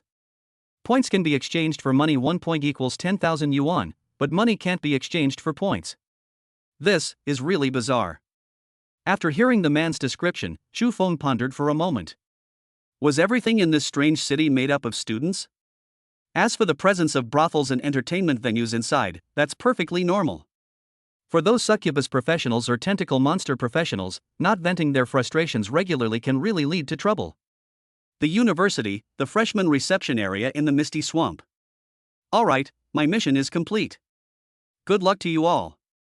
After a brief farewell, Lieutenant Sun drove away. After receiving 2 rings from the receptionist that allow users to check their personal points balance, the person in charge clapped their hands, drawing everyone's attention. The number of people is almost there. I'll say it again, as freshmen of this year, you now have one choice. You can choose to enroll with the 50 points given by the academy, or go to the taskbar next to it and choose the enrollment task. Although the risk is high, there is a chance to get rich rewards. What kinds of tasks are there? I don't know, go check it out quickly. The crowd began to discuss the task, and people rushed to the task board to examine the task. Bounty Quest 1, Red Embroidered Shoes. Location, number 37, Pingshun Street, Ishur City. Victim's description: my name is Chun Ching, and I am a fashion designer. Long hours of intense work left me lacking inspiration, so I decided to travel for a while to find some. During my travels, I was instantly drawn to a pair of embroidered shoes while passing a stall. They were so beautiful and captivating. I bought them without hesitation. In the following days, I had a burst of inspiration and designed 2 shoes based on the embroidered shoes. Without exception, both sold out online and received unanimous praise from netizens. What happened next was terrifying. After I fell asleep, a woman wearing embroidered shoes appeared in my dream. At first, I thought it was just a coincidence, but the next day, the third day, I dreamed of it again. It got closer and closer to me, from 5 meters at the beginning, then 3 meters, and by the third day it was only half a meter away. I could even see the lividity and wriggling maggots on its face.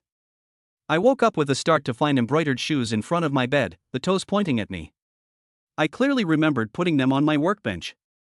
I understand. It not only wants to harm me in my dreams, it also wants to possess my body. Task difficulty estimated, 3 stars. Size estimated, small. Recommended for teams of 3 or fewer. Time limit, 5 days. If the mission is not completed within the time limit, or if there are numerous casualties during the mission, it will be taken over by a senior student. Completion conditions: determine the true nature of the embroidered shoes and resolve the issue completely. Mission rewards: 1. 400 points, 2. 2 hours of access to the first floor of the Grand Library, 3. Resource reward: choose one from equipment, materials, or potions. Note: rewards for new player quests are doubled. Below the wanted poster is a photo of a woman sitting in front of a vanity mirror, slashing her throat with a knife, blood pooling at her feet, still wearing her embroidered shoes. Bounty Mission 2, Horror in the Ancient Castle. Location: Xiagushan Ancient Castle, Xingcheng Mountain. Details: 3 days ago, a heinous murder occurred at Little Lonely Mountain Castle. The entire family of 5, including the patriarch Wilson, was killed overnight. The blood on their bodies had disappeared, leaving them as mummies. Key clue: investigation revealed that the basement in the castle's backyard was violently broken into, with crosses scattered all over the floor. Task difficulty estimated, 2.5 stars. Size estimated, medium. Recommended for teams of 3 or more. Time frame: 1 week. Completion conditions: find the real culprit and destroy the source. Task rewards: 1. 300 points, 2. Auditing ticket Vice Dean level X1. Bounty Mission 3, The Gravedigger. Task 4. Task 5. Wow! What a generous reward! I heard that you can only earn 10 points a month working in a restaurant in the city, but you can easily earn hundreds of points by just taking on a task here. Wealth is tempting, and the bold have already begun to choose their tasks. Bro, why did you skip Mission 1 when selecting missions? Aren't you tempted by such a generous reward? Some people asked their classmates for advice. Mission 1? The 3-star difficulty level, and it's a fucking terrifying weirdo mission. Are you going to accept it and die? Yeah, buddy, don't be fooled by the generous reward, you'll have to be alive to enjoy it. The others agreed, saying that the embroidered shoes were definitely not something these newcomers could handle. Going there would be suicide. The academy must have placed them there to motivate them. However, at this moment, a jaw-dropping scene unfolded. Chu Feng tore off the bounty poster with the embroidered shoes attached. Holy crap, it's torn off. The red embroidered shoes have been torn off, someone exclaimed, and the others looked over in disbelief. Chapter 25: Jason the Serial Killer. Taking on this task was the result of Chu Feng's careful consideration. The difficulty with red embroidered shoes lies in his ability to kill in dreams and possess people, both of which are precisely countered by his talismans and demonic eyes. Are you sure you want to take this mission? There's a good chance no one will dare to team up with you. The receptionist frowned slightly. Are all newcomers this daring these days? They even dare to take on a bizarre 3-star mission. I'm fine on my own. These newcomers are just a burden to me. Chu Feng smiled and spoke the truth. He had confirmed with his magic eye that there wasn't a single one of them who could fight. Wow, that's pretty arrogant. Brother, if you survive, you'll be this one. Someone gave him 2 thumbs up. After settling into his mission, Chu Feng prepared to depart. Boom! However, at that moment, a deafening roar came from the city center not far away, and the ground shook.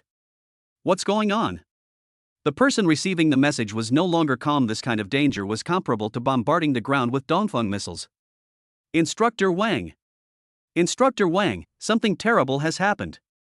A man, looking flustered, ran from the direction of the loud noise, stumbled, and fell to the ground. Tell me the situation slowly, there's no rush. The receptionist, Ms. Wang, helped the man up and gently comforted him. No. No good. The Ghost Dynasty has suddenly launched a terrorist attack. The man gasped for breath, hunched over and clutching his knees in a panic. What? Tell me the details right now. Instructor Wang's expression changed. He shook the man's shoulders, urging him to speak quickly. His expression was serious with fear, and he was panting heavily. He was no longer as relaxed as before. The Ghost Dynasty had actually attacked them. Just now, a spatial rift appeared in the sky above the city, tearing through the heavens, and a haunted building fell into the center of the city from it. There is a barrier outside the haunted building, and only professionals below the talent stage can enter. We must abide by the rules of the haunted building, otherwise he will teleport to other places. If he teleports to other densely populated cities, the consequences will be unimaginable. The loud noise just now was Dean Dugu breaking the barrier. As a result, the ghost building instantly disappeared from the spot and reappeared in a corner of the city, and the barrier enveloped it again. So, what's the purpose of your visit? Before Wang could even feel a chill run down his spine, he realized that teleporting a haunted building directly from the ghost realm to the human realm was quite a feat. The Academy has issued an emergency mission, at the highest level, summoning students below the talent stage to explore the haunted building. Okay, I understand. Instructor Wang turned to the new recruits and asked seriously, who among you is willing to go? Everyone else was terrified and shook their heads like rattles. What a joke! Everyone else heard the man's report. The Ghost Dynasty is attacking. Wouldn't it be suicide for these small fry to go there? Seeing this, a hint of disappointment appeared in Instructor Wang's eyes. Chu Feng, needless to say, still had an impression of the Ghost Dynasty based on his father's knowledge. The former, the red embroidered shoes quest, could be considered a gamble that could turn a bicycle into a motorcycle, but the Ghost Tower quest was pure suicide. Good son, do you miss your father? Don't hesitate, let's go into the haunted building. Suddenly, Xu Qingfeng's kind voice rang in my ears. Father. Is it my father? Has he come too? He looked around and realized that only he could hear the voice. He believed that his father would never harm him, and that going into the haunted building was the right thing to do, so he immediately raised his hand and said, I am willing to accept the mission. Who? Wang, who was utterly disappointed, suddenly became visibly shaken. He looked towards the sound and found it was the boy who had just lifted the red embroidered shoes. Good lad, whether you succeed or not this time, I, old Wang, admire you. Just this courage alone is something that no other freshman can match. The other freshmen were also greatly shocked. This is truly terrifying. Doesn't he know how terrifying the Ghost Dynasty is? Sai, I never thought that someone would die so soon after we freshmen enrolled. I knew he was abnormal just from watching the embroidered shoes mission. He was bound to die inside. What a madman. Isn't he afraid of dying? Tina nervously grabbed Xu Feng's hand and cautiously pleaded, Senior, can we not go? I'm worried about you.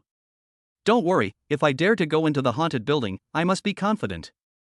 He patted Tina's head to comfort her. And I also want to eat the food Tina makes for me, so stay home and wait for me. Tina nodded emphatically. Following Instructor Wang, we arrived at a gathering place where people who had accepted the Ghost Tower missions gathered. Among them were many outstanding individuals, such as a direct disciple of Longhu Mountain, a female Gu master from Mao territory, and a descendant of the Wei family of Qigong practitioners. Disciples of Longhu Mountain, for example, are not to be underestimated, as they are already awakened as Taoists and are further nurtured by the Taoist tradition. An ethereal old man flew in from afar and landed on the stage. It's the dean of the ancient martial arts academy, Lai Hai. Ahem, the academy has already learned some things about the haunted building. Listen up. When Lai Hai spoke, the others pricked up their ears, afraid of missing a single word. Remember these rules about the haunted building, or your life will be in danger. 1. Never linger in the corridors. From the moment you enter the haunted building, you must enter one of the rooms within 5 minutes, or you will be hunted down by the eternal killer skin-faced Jason Warhus. What did you say, Jason the serial killer? one of the 4 biggest serial killers in the history of the United States. But wasn't he killed 30 years ago by the Catholic Father of the United States and 3,000 followers? Everyone was excited. What a joke! Jason the serial killer was practically invincible 30 years ago. How could they possibly beat him? Isn't this sending them to their deaths? Upon hearing this, Lai sighed and said, "Alas, in order to prevent public panic, some things have been kept under wraps. Now it's time to tell you. Phenomenon-level monsters like Jason Statham, Sadako, and Jack the Ripper are unkillable. Even if they are killed briefly, they will be resurrected sometime decades later. The only saving grace is that they will lose their memories and cultivation after being resurrected. The haunted building is full of these phenomenal ghosts. So far, the cursed Sadako, the serial killer Jason, Moonlight Michael Myers, and Jack the Ripper have been discovered." No way. Someone in the audience plopped down on the ground. These terrifying beings, if taken out individually, could shake the world, and now they've all gathered together. Lai seemed to have aged 10 years in an instant. Alas, if we let these monsters grow, the Dragon Kingdom will likely turn into a living hell in an instant. We have already asked the government for help, but for now, we can only rely on you. There's another thing to note: the main gate of the haunted building opens only once every 6 days. You can only come out if you survive inside for 6 days. To monitor personnel, the university installed pinhole action cameras on everyone. Is everything alright? In front of the haunted building, Chu Feng shivered to make sure the camera wouldn't fall, then went inside. Chapter 26 Sadako. As the gates of the haunted building opened, a chilling aura poured out, sending a shiver down everyone's spine. Damn it, is this a haunted building? It's as big as an entire residential complex. Looking at the towering building in front of them, someone's eyelids twitched and they complained. Hurry inside, the Yin energy has already begun to erode the land. Chu Feng lowered his eyes and noticed that the ground beneath his feet had begun to turn pale red, just like the ghost realm. Led by Dao Xian, a new disciple of Longhu Mountain, the group mustered their courage and nervously entered the haunted building. Boom! Everyone filed in, and the gate slammed shut. Just one step away, it felt like stepping from the human world into the ghost realm. In the corridor, scattered searchlights flickered, the bloodstains on the lampshades turning the few remaining lights a scarlet red, illuminating the fearful faces of the crowd. Moss had climbed all over the walls, making it dark and damp. The walls were crumbling, revealing the stark white bones beneath. Numerous skeletons and hair were embedded in the walls. This building was actually constructed using living people. Since entering, Chu Feng felt something constantly tugging at his heartstrings, trying to guide his emotions toward fear. In the dark corner of the stairwell leading to the second floor, the serial killer Jason stood there, a hockey mask on his face and a giant axe hanging at his feet. After 5 minutes, he would take up the axe and start a killing spree. Tick-tock, tick-tock. As the clock ticked and death drew ever closer, Chu Feng knew he had to make a choice. Jason was guarding the stairwell, so he could only choose to enter one room on the first floor. There are 4 minutes and 20 seconds left, that's enough. Chu Feng glanced at his watch and murmured to himself, ignoring the fact that the others had not yet recovered from their fear, and began to choose a room on his own. The first room had a pattern of black hair on the wooden door. The second room has an eyeball pattern on the wooden door. The third house had a butcher's knife pattern on its wooden door. The fourth house has a radio pattern on its wooden door. The fifth house has an octopus pattern on its wooden door. After looking through dozens of rooms one by one, he lowered his head and pondered. Let's go with black hair. Compared to other patterns, at least this one is more normal. Just as Chu Feng made his choice, the others snapped out of their daze and began selecting rooms. Long Hush and Daoxian gave Chu Feng a deep look. This guy had already emerged from his fear and started choosing a room before anyone could react. He's not simple. Also noticing Chu Feng were Deng Ai, the Miao Witch, and several other professional swordsmen. Chu Feng nodded slightly as if to greet them, then pushed open the door to the room with the black hair pattern and went inside. Seeing this, the others did not dare to delay and also opened a door to enter. No one noticed that after they entered, the patterns on the door began to change strangely. The eye pattern began to multiply into a large number of eyeballs until it covered the entire wooden door, and a smear of blood flowed down from the butcher knife pattern. On Chu Feng's door, the pattern of black hair was wriggling, and an old videotape could be vaguely seen hidden beneath the black hair. 5 minutes had passed when heavy footsteps approached from the stairwell, followed by several screams, and then the corridor fell silent once more. The room with the eye pattern design was a horrifying scene. The floor, walls, ceiling, and furniture were covered with tens of thousands of scarlet eyeballs, making one's scalp crawl. The moment the fire mage stepped into the room, all eyes turned to him. Fire mage Lu Haiju was terrified and wanted to escape, but when he turned around, he found that the doorknob had turned into an eyeball. "Don't try to catch me! Don't try to catch me!" He screamed in terror and frantically unleashed small fireballs. After an unknown amount of time, the man's chest heaved violently as he gasped for breath. The room was a charred mess, and his eyeballs had been cleaned out. "Ha ha ha, die! All of you die," he laughed maniacally. "Ugh!" Suddenly, he opened his mouth and vomited out an eyeball down his throat. His eyes were filled with despair as he desperately covered his mouth, his eyeballs piling up inside. Unable to find an outlet, the eyeballs began to occupy Lu Haiju's stomach and esophagus, causing his belly to swell to a frightening degree, equivalent to a 10-month pregnancy. Lu Haiju could no longer hold back. He knelt on the ground and vomited violently, tears and snot streaming down his face, his bloodshot eyes rolling to the ground. After an unknown amount of time, the man vomited up tens of thousands of eyeballs, filling the room once again with them. He finally stopped vomiting. "Ha ha ha! Eyeballs! So many eyeballs! No! I still have eyeballs inside my body. Where is it?" Lu Haiju went mad, frantically searching for the undiscovered eyeball. He put his hand into his mouth, ignoring his dislocated jaw and bulging throat, and slowly groped his way in. He had already put his entire forearm completely into his mouth. I know where it is." Lu Haiju pulled his arm out of his throat and pointed it at his own eyeballs. "I've found you." The next moment, he gouged out his own eyeballs. All of this was observed by university staff outside the campus through a hidden camera. Sigh, another one died. It hasn't been that long, and already 30% are dead, right? 30%? If things continue like this, let alone lasting 6 days, we'll be wiped out tonight. It's hard to say. Look at Dao Xian from Longhu Mountain and those top contenders, they haven't made their moves yet, have they? Now, let's turn our attention back to Chu Feng. After entering the room, he put his hand on the doorknob, and as expected, he couldn't open it. The room resembles the home of an ordinary resident in Japan during the 1950s, many centuries ago. There was nothing else in the room except an old television set placed on the tatami mat. Didn't they say there were ghosts and monsters? Chu Feng frowned slightly.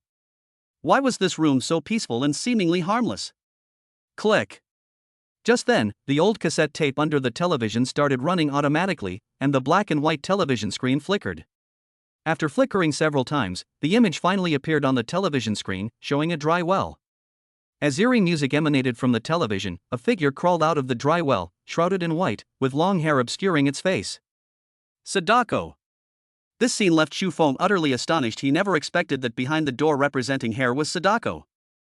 At the same time, a worry began to creep into my heart. Sadako was not someone to be trifled with. He held the Netherworld sword in his left hand and a talisman in his right, ready for battle.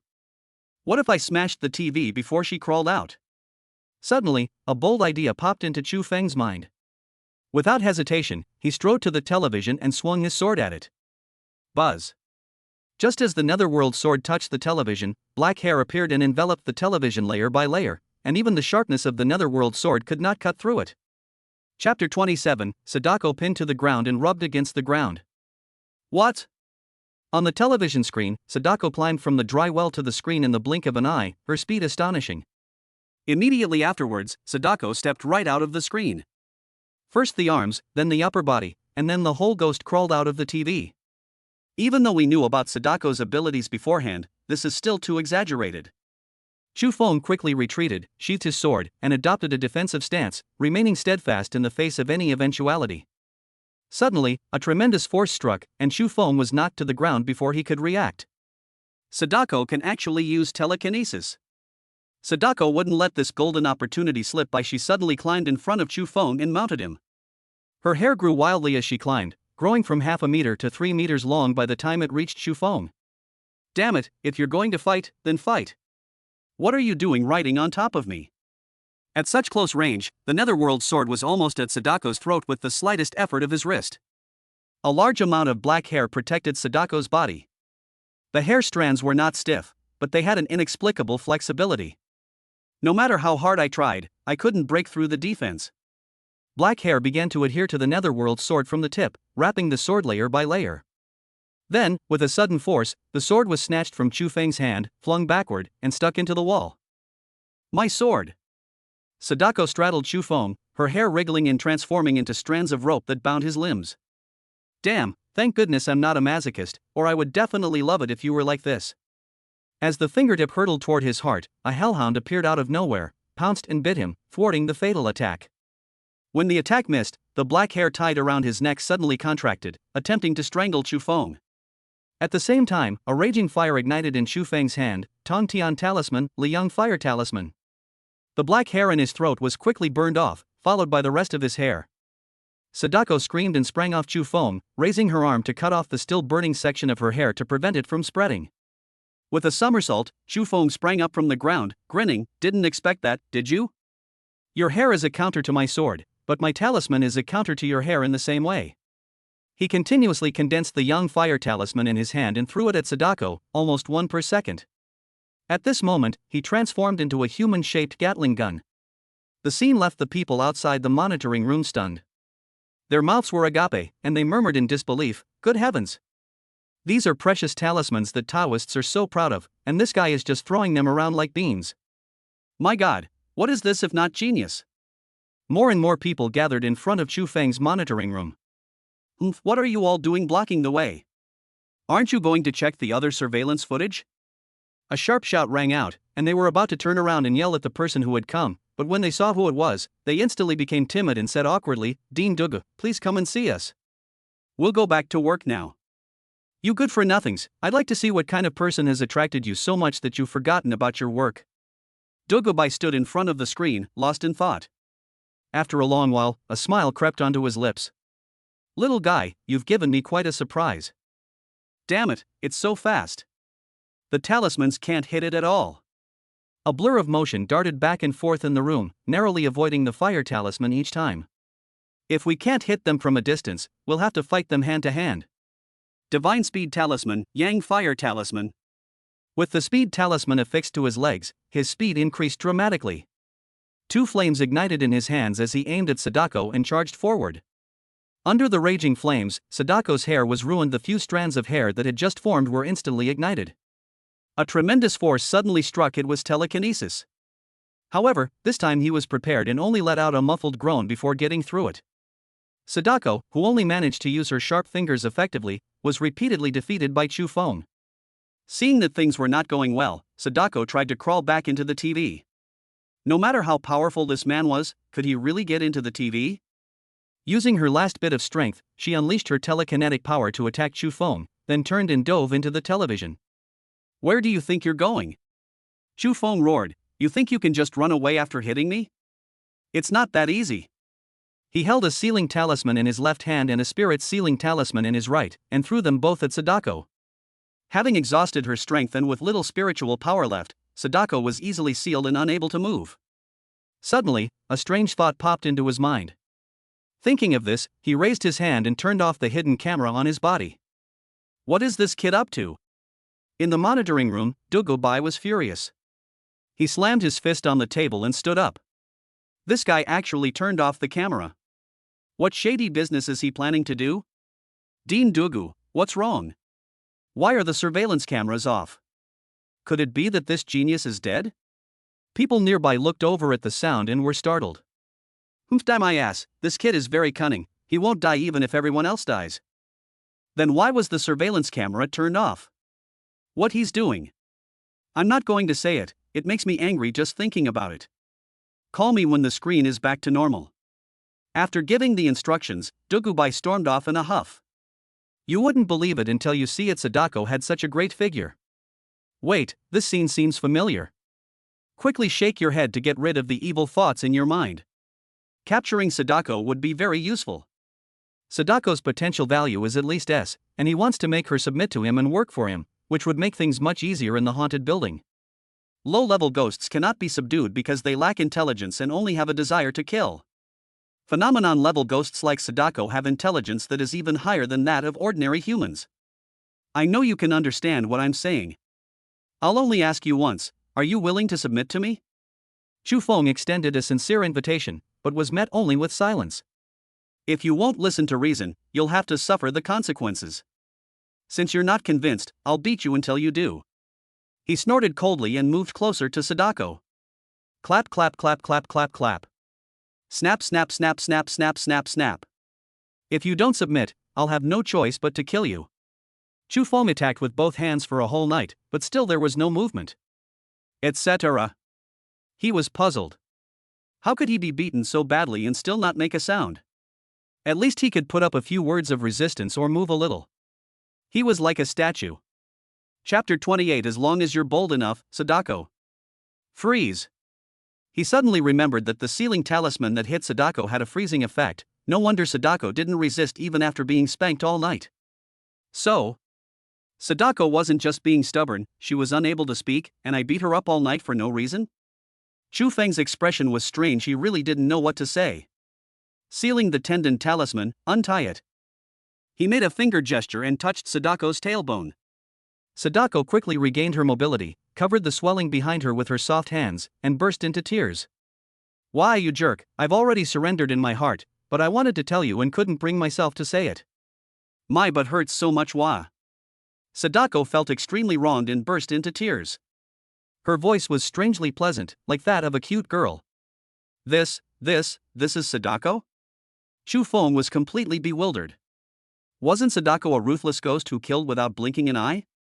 Could someone tell him why the Sadako stuck in the TV screen was so cute? Ahem, since you're willing to submit, I'll release you. But let me make this clear, if you dare lay a hand on me, you're dead. Hurry up, it's so uncomfortable being stuck in there. Sadako couldn't wait to get out, her lower body swaying and twisting in front of Chufeng. Stop twisting, or I'll execute you on the spot. Slap. Without any hesitation, a slap landed on her face. Sadako's delicate body trembled as she recalled the fear of being dominated the previous night. I'm not moving anymore, please don't hit me, big brother. After breaking the seal on Sadako, Chufeng grabbed her waist and pulled her out like a radish. Your hair looks really awkward, let me help you get a new hairstyle. Sadako's face was completely obscured by her black hair. Fortunately, she wasn't flat-chested, otherwise it would be impossible to tell her front from her back. Chufeng took out 2 rubber bands from his storage ring and started manipulating them on Sadako's head. Perfect, what do you think? A mirror was placed in front of her. In the mirror, Sadako's chubby little face was extremely cute, making one want to take a bite. She had willow leaf eyebrows and cherry lips. Her black hair, which covered her face, was tied into twin ponytails, and based on her appearance alone, she looked exactly like a high school student. You're the first person to comb my hair. Sadako stared blankly at herself in the mirror. Tell me, what's going on with this haunted building and you? After Sadako's explanation, Chufeng understood what was going on with this haunted building. So, besides waiting 6 days to leave, you can also try to complete the challenges, break through the rooftop, and not only can you get out, but you can also get a generous reward? Now that I've defeated you, Jason the serial killer won't stop me from going up to the 2nd floor. I see. That's absolutely right. Young master, do you want to take on the challenge? Sadako will accompany you. During their conversation, Sadako initially addressed Chufeng as master, but he later corrected her to young master, just like Lillian did. Since there's a reward, why wouldn't you accept it? By the way, is there a reward for defeating you? Yes, young master, please wait a moment, I'll go get it for you right away. Sadako skipped and hopped off to get her reward. Seeing this, Chufeng sighed and rubbed his forehead. He hadn't expected Sadako to be reborn so completely, forgetting all her memories. She was like a blank sheet of paper now, and he was really afraid that she would be tricked into giving him a lollipop on the street. Young master, here you go. Sadako took a videotape from under the television and handed it to Chufeng. Appraisal. With a slight movement of the magic eye, the videotape's attributes immediately became apparent.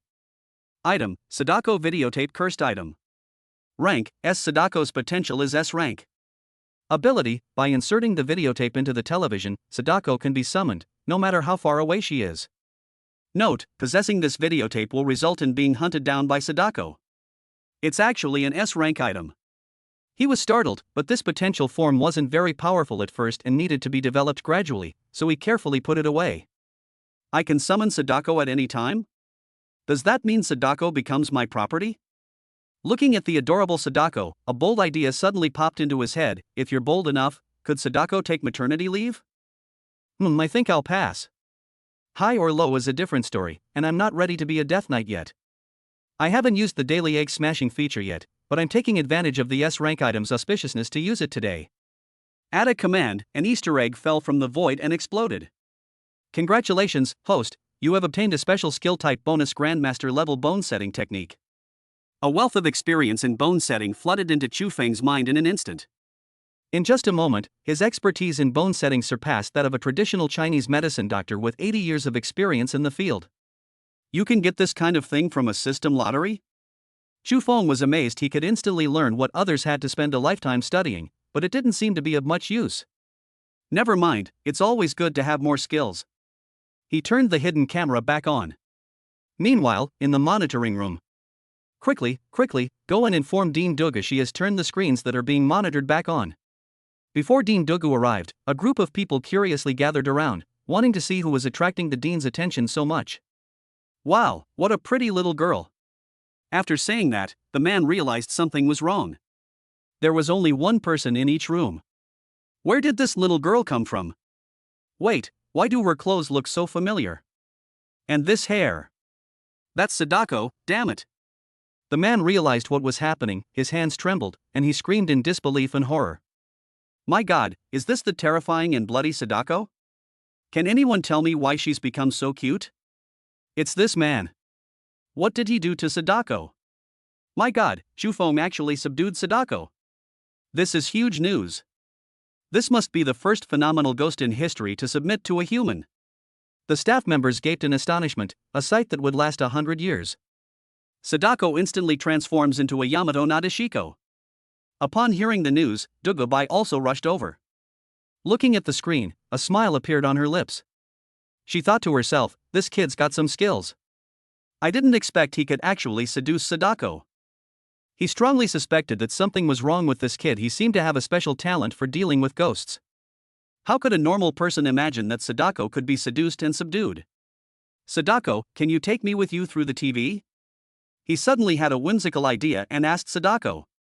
Could we have Sadako take him around the haunted building and the TV screen so he can catch other ghosts off guard? Yes, young master. That's great. Which floor in the haunted building still has a TV? Upon hearing this, Sadako lowered her head, biting her red lips as she pondered seriously. Suddenly, a bright smile spread across her face. I've got it. There's a TV in Kayako's room on the 3rd floor. Go straight to the 3rd floor?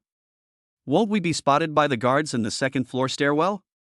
Chu Feng frowned and muttered to himself. If this were feasible, while others would progress through the levels one by one, he could skip them directly. How would they compete with him for the final grand prize? Chapter 29 Sadako vs Kayako. Yes, the 2nd layer of guards won't be able to spot us. That's great, let's go straight to the 3rd floor. Guided by Sadako, he took her hand and felt a layer of energy envelop him through her. Then, the two of them passed through the television set. Is this the world on TV? It's no different from the outside world. Young master, welcome to my home. Looking around at the gloomy scene, with fallen leaves and withered trees, and an ancient well covered with cracks, a strange feeling welled up in his heart, and he reached out and pinched Sadako's chubby little face. If you come with me, you won't have to live in the dry well anymore. Hee, young master is so kind. Emerging from the television screen again, they found themselves in an unfamiliar room. Although it's a Japanese-style room, the tatami mats and TV are on 2 separate levels. Boom! Suddenly, a loud crash came from upstairs. A disciple of Longhu Mountain, dressed in a Taoist robe, fell from the ceiling, his peachwood sword breaking in two, and he spat out a mouthful of blood. On the other side, Kayako, whose entire skeleton was twisted, scrambled down the stairs using all 4 limbs, resembling a humanoid spider. At the corner, Kayako stopped, her head twisted at a 90-degree angle against her shoulder, blood flowing from her body, and looked at Chu Feng. Both the Taoist priest Dao Xian and the vengeful spirit Kayako were stunned for a moment, not understanding how this person had appeared. Brother, run! This ghost has already touched the talent stage, she's just 1 step away from it. You definitely can't beat her. I'll hold her off, you run? Although it is unknown how Chu Fengshe got in, as a Taoist priest of Longhu Mountain, it is his responsibility to protect the weak from the persecution of ghosts and monsters. Dao Xian struggled to his feet, rushed forward, bit his middle finger, and smeared the blood on his forehead while chanting incantations. Summoned the Jade Maiden to avert misfortune. Wearing a canopy on his head, and treading on the powerful stars, the Divine Master's killings show no mercy to the powerful and influential. Slay the evil spirits first, then cut down the luminous ones. What god would not submit? What ghost would dare to oppose me? So be it. The spot between Dao Xian's brows, which had just been stained red with blood, now glowed with golden light, forming an eye pattern from which endless radiance shone. Everywhere the eye could see, a trail of charred remains lay on the ground. To avoid the golden light, Kayako clung to the wall with her limbs and crawled at high speed. Bang! Bang! Bang! Dao Xian's face grew increasingly pale as furniture exploded one by one in the golden light. Ah! Kayako was hit and fell off the roof.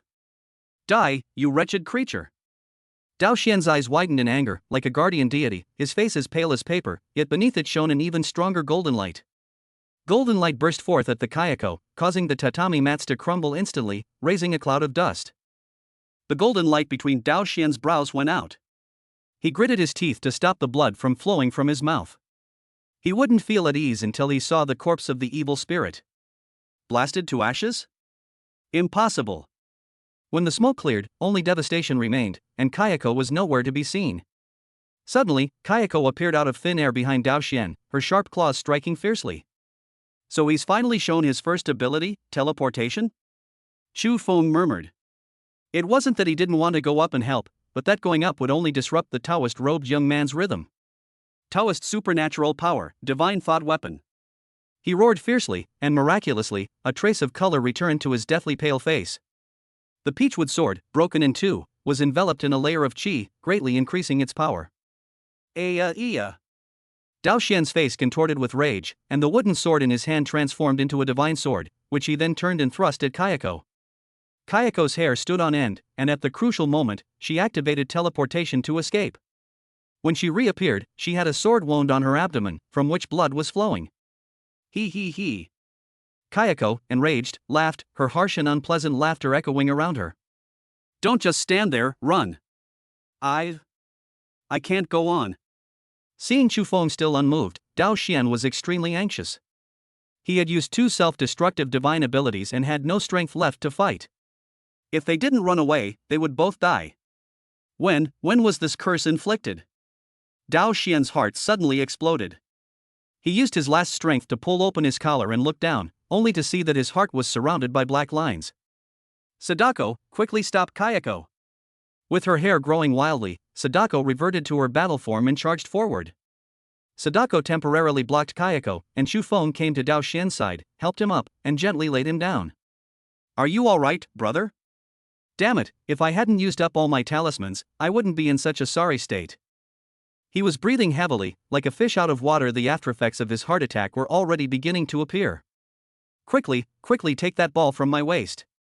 After searching for a while, he finally found a strange round ball in the bag at his waist. Then what? Put it into my heart.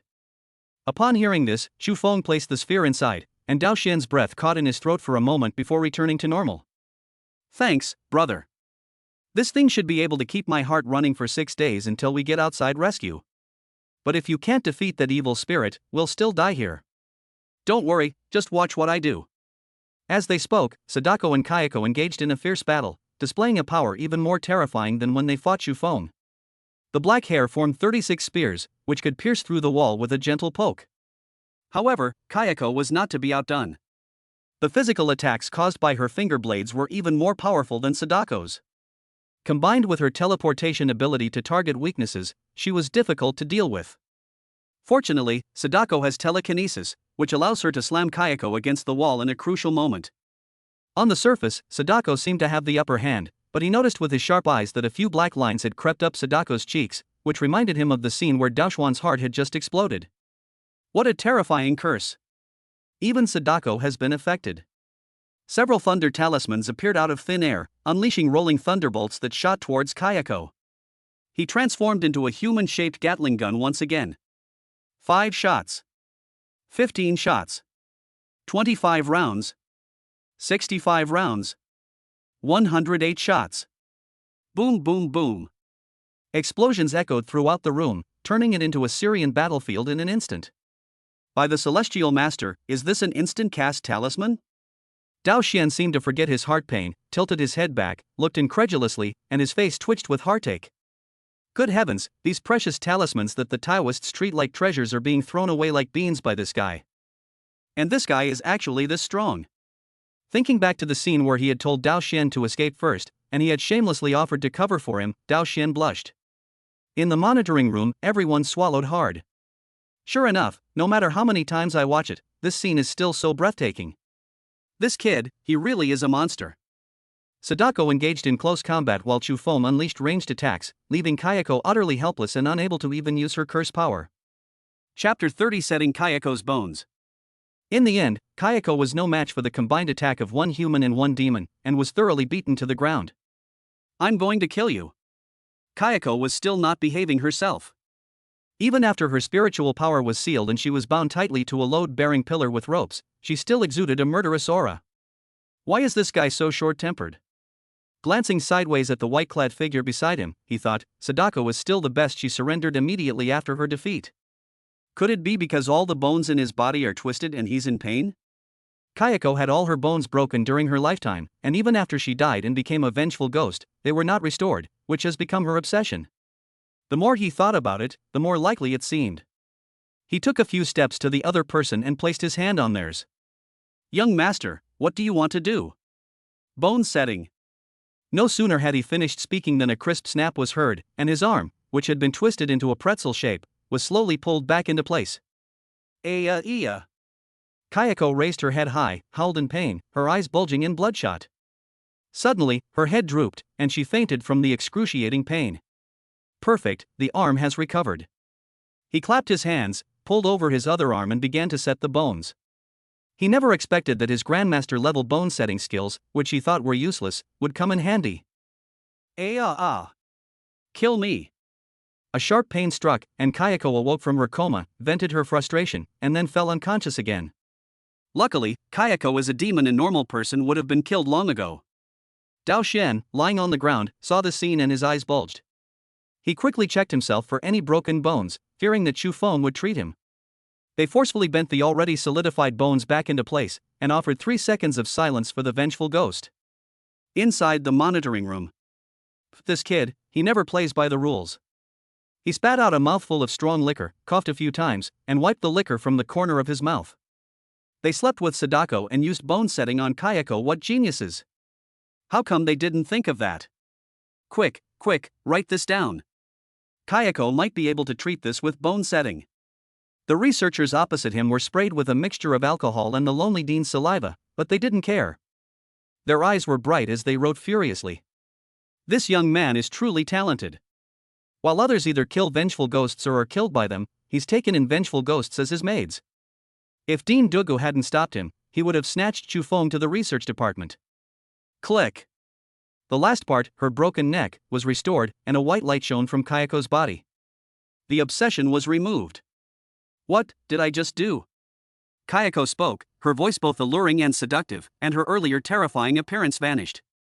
As the white light faded, her clothes transformed into a tight-fitting red rose-scented robe with flowing sleeves, over which she wore a light green gauze skirt with scattered flowers. A large bow was tied at her waist with gold thread, and her hair was styled in a low bun with a phoenix hairpin inserted at an angle. Her figure appeared slender, alluring, and captivating. Her delicate and alluring charm was captivating. Her eyes held the clear, flowing light of spring water. You finally regained your senses, I'm putting you down. After untying the rope, Kayako landed and bowed slightly. Thank you for saving me, my benefactor. I have no way to repay you. Please wait a moment. She walked gracefully, swaying as she carried a box down from the attic. This is? We promptly initiated the identification process. Item, Kayako's treasure box. Grade, A. Ability, contains a special item. Consuming it can help someone in the early, peak stage break through to the talent stage. A precious item kept by Kayako for 18 years. You're already at the peak of the initial stage, wouldn't it be better for you to eat it yourself? Please accept this, my benefactor. I have nothing else to offer, but this is a way to repay you. Alright then.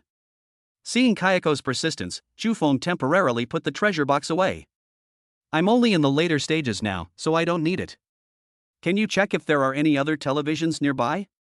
After a long while, Sadako shook her head. It seems we can only proceed cautiously and try to clear the levels, but we already have a significant advantage. My benefactor, the floors above the third floor are all self-contained spaces, similar to the TV series featuring Sadako. There are many strange creatures inside, many of which are stronger than me. I suggest everyone recover their strength before taking any action. Okay, whatever you say. He looked thoughtful. Is the first floor a whole realm? The Ghost Dynasty is truly incredibly powerful. Bro, you're awesome. Interested in joining Longhu Mountain? Dao Xian clutched his heart, gave a thumbs up in praise, and invited Chufeng to join Longhu Mountain. Oh? I wonder what kind of treatment I'll get if I join Longhu Mountain. Young Celestial Master, a disciple personally taught by the old Celestial Master. I should address you as Uncle Master. Seeing that Chufeng seemed interested, he quickly extended an olive branch. No, I'm comfortable living alone and I don't like being constrained by others. Seeing the refusal, Dao Xian was not angry, but said regretfully, you must come to Longhu Mountain when you have the chance in the future. The old Celestial Master will definitely like you very much. Yes, it will. Chufeng nodded. Longhu Mountain belonged to the Jingyi lineage of Taoism, and he was very interested in the talismans collected by Longhu Mountain. At this moment, Kayako took out a floral apron from somewhere, tied it around her waist, and came to Chufeng with a graceful bow. May I ask if you have any ingredients in your storage equipment, my benefactor? I'd like to cook for everyone. Do you ghosts need to eat? Kayako smiled gently and said, Sadako and I naturally don't need to eat, but our benefactor and that little Taoist priest I accidentally beat half to death should eat freshly made food. Upon hearing this, Dao Xian's face darkened. She beat herself up like this and now she's making fun of herself. This ghost woman is really something else. I didn't expect you to be so virtuous. Let me look for it. With such a large storage space, he naturally brought a lot of food with him, including beef, potatoes, curry, tomatoes, eggs, scallions, ginger, and garlic. There were also plenty of seasonings. This must be the power of foodies in China. The people outside the monitoring room were stunned, their minds racing with 1,000 thoughts. Is this kid going to risk his life or going on vacation? Bringing some seasonings would have been fine, but they witnessed Chufeng dragging a cow directly out of his storage equipment, a whole cow. Only Chufeng could turn a terrorist incident into a vacation for beautiful women. Their lips were twitching uncontrollably, they felt like they were about to have a stroke. Young master, I'll go help Sister Kayako wash the vegetables. One after the other, the two ghosts entered the kitchen and busied themselves with cooking. Brother, you really are a master at taming ghosts. Ever since he started spending time with Chufeng, Dao Xian felt like his worldview was about to collapse. Putting aside the fact that he could cast talismans, even ghosts were cooking for people these days. Potato and beef brisket soup, curry beef, and scrambled eggs with tomatoes, 3 delicious and visually appealing dishes were quickly served on the table. What are you standing there for? Hurry up and eat. He picked up a piece of beef and placed it in Dao Xuan's bowl, then began to eat with great relish. No. It's nothing. I was just thinking about being able to eat Sadako and Kayako's cooking again in this lifetime. Chapter 31, Breaking Through the Talent Stage. The motto of Longhu Mountain is to kill demons and protect the people, so eating food made by demons is. Dao Xian trembled as he picked up a piece of beef. He was really afraid that Kayako had poisoned the dish, but seeing how much Chufeng was enjoying it, he closed his eyes and threw the beef into his mouth. It's so delicious. His eyes lit up, and he picked up his bowl and chopsticks to join in the cooking. My benefactor, eat slowly, there's more if you're not full. Kayako watched the two of them with a smile, occasionally feeding Chufeng rice. Ah, I'm full. After a satisfying meal, the two lay side by side on the tatami mat, letting out a long, comfortable sigh. My benefactor, the ground is hard, please lie down on my lap. A pair of soft hands lifted Chufeng from behind his head and gently placed them on Kayako's fair and delicate legs. Kayako Nechan. Sadako put her hands on her hips, puffed out her cheeks, and whined like a child whose favorite toy had been taken away. Sister Sadako, isn't my benefactor's leg still empty? She smiled and pointed to Chufeng's legs. Sadako understood immediately and happily placed the young master's legs on her plump, beautiful legs. My benefactor, please let me give you a massage to relax. Kayako bent down and gently massaged his temples with both hands. Not to be outdone, Sadako imitated Kayako and began massaging her legs in a very serious manner. Put. Dao Xian, who had just finished eating and drinking, almost spat out his food and ran to the corner to chant the heart-cleansing mantra. Inside the monitoring room, the crowd was even more enraged. One of the monitoring staff slammed his fist on the table and stood up, shouting, "You devil! If you have the guts, let go of Chu Feng and come at me." The person next to you looked at you with disdain. "You're going after Chu Feng, aren't you? I'm too embarrassed to point it out to you." The researchers' eyes nearly popped out of their sockets. This phenomenal demon was now giving massages to humans, and in a rather indecent way at that. So this kid likes this kind of Taoist practice?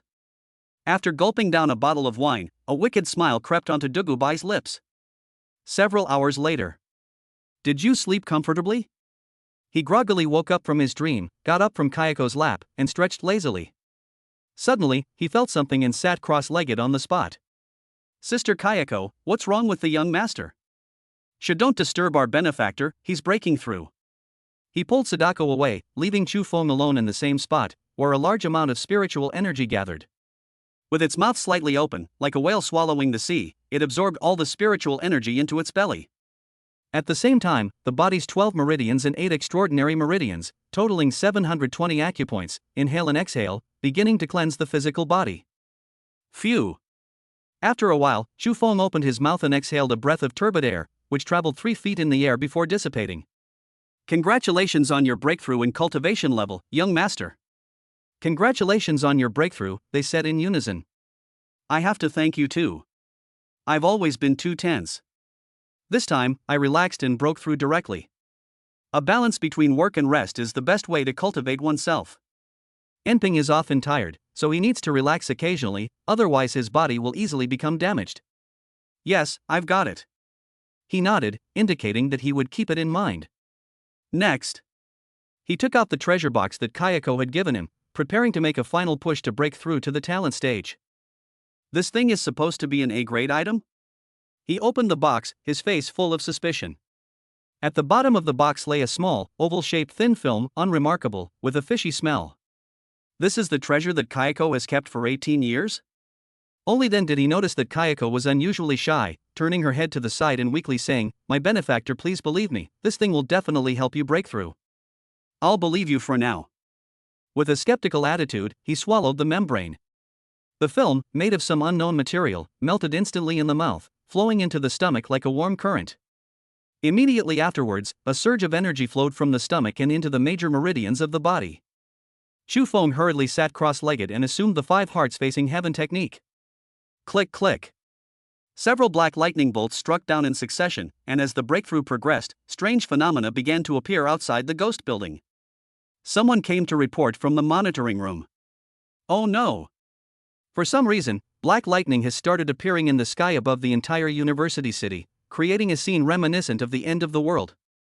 Upon hearing this, everyone looked at each other, as the black lightning seemed to have only started appearing after Chu Feng broke through. Could this be a celestial phenomenon caused by this kid's breakthrough? The researchers murmured incredulously. Breaking through from the initial stage to the talent stage and causing an anomaly? I've never heard of that before. Are you sure you're not kidding me? How else can you explain the lightning that appeared outside as soon as this kid sat down? There are 2 sides to the story. Chu Feng sat cross-legged on the ground, his brows furrowed. His soul was being transferred out of his body by some unknown force, and his thoughts drifted to the unknown. It was as if I had transformed into a lonely ghost, wandering through the long river of history, in a daze for an unknown period of time, until I suddenly saw the light after breaking through a layer of mist. This is.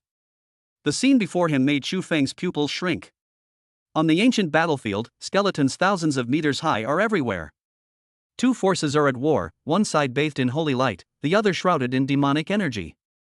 Across the universe, countless bone dragons roared, spewing out world-destroying black flames, and charged forward to tear the opposing griffin riders and western dragons to shreds. Divine magic is everywhere, exploding across the battlefield. Even a tiny bit of its energy, if released into the outside world, would be enough to destroy a planet. On land, the 2 races together numbered in the hundreds of thousands, and they fought each other to the death. The High Priest clan, Light Elf clan, Three-Eyed clan, Celestial clan, Winged clan, Angel clan, Moon clan, Merfolk clan, River clan, Titan clan. The demonic faction includes the Succubus, Bone Dragon, Dark Elf, Great Demon, Witch, Reaper Demon, Evil Soul, Sheep Demon, and Hellhound races. There are 10,000-meter-tall titans that rampage across the battlefield, crushing thousands of goat demons with a single stomp. But the next second, a star-shattering ballista fired a bolt inscribed with ancient runes, blowing its head off. Blood flows at the feet, forming a lake. A single drop weighs 10,000 pounds. The Three-Eyed clan's holy son's wings fluttered, and with the opening and closing of his third eye, large swaths of enemy troops were reduced to dust.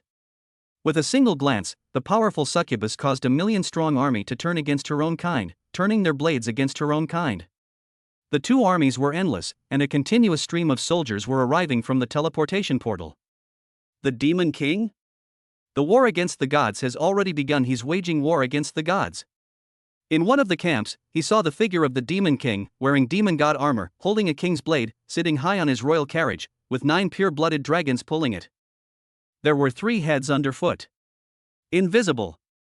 Xu Feng's hair stood on end.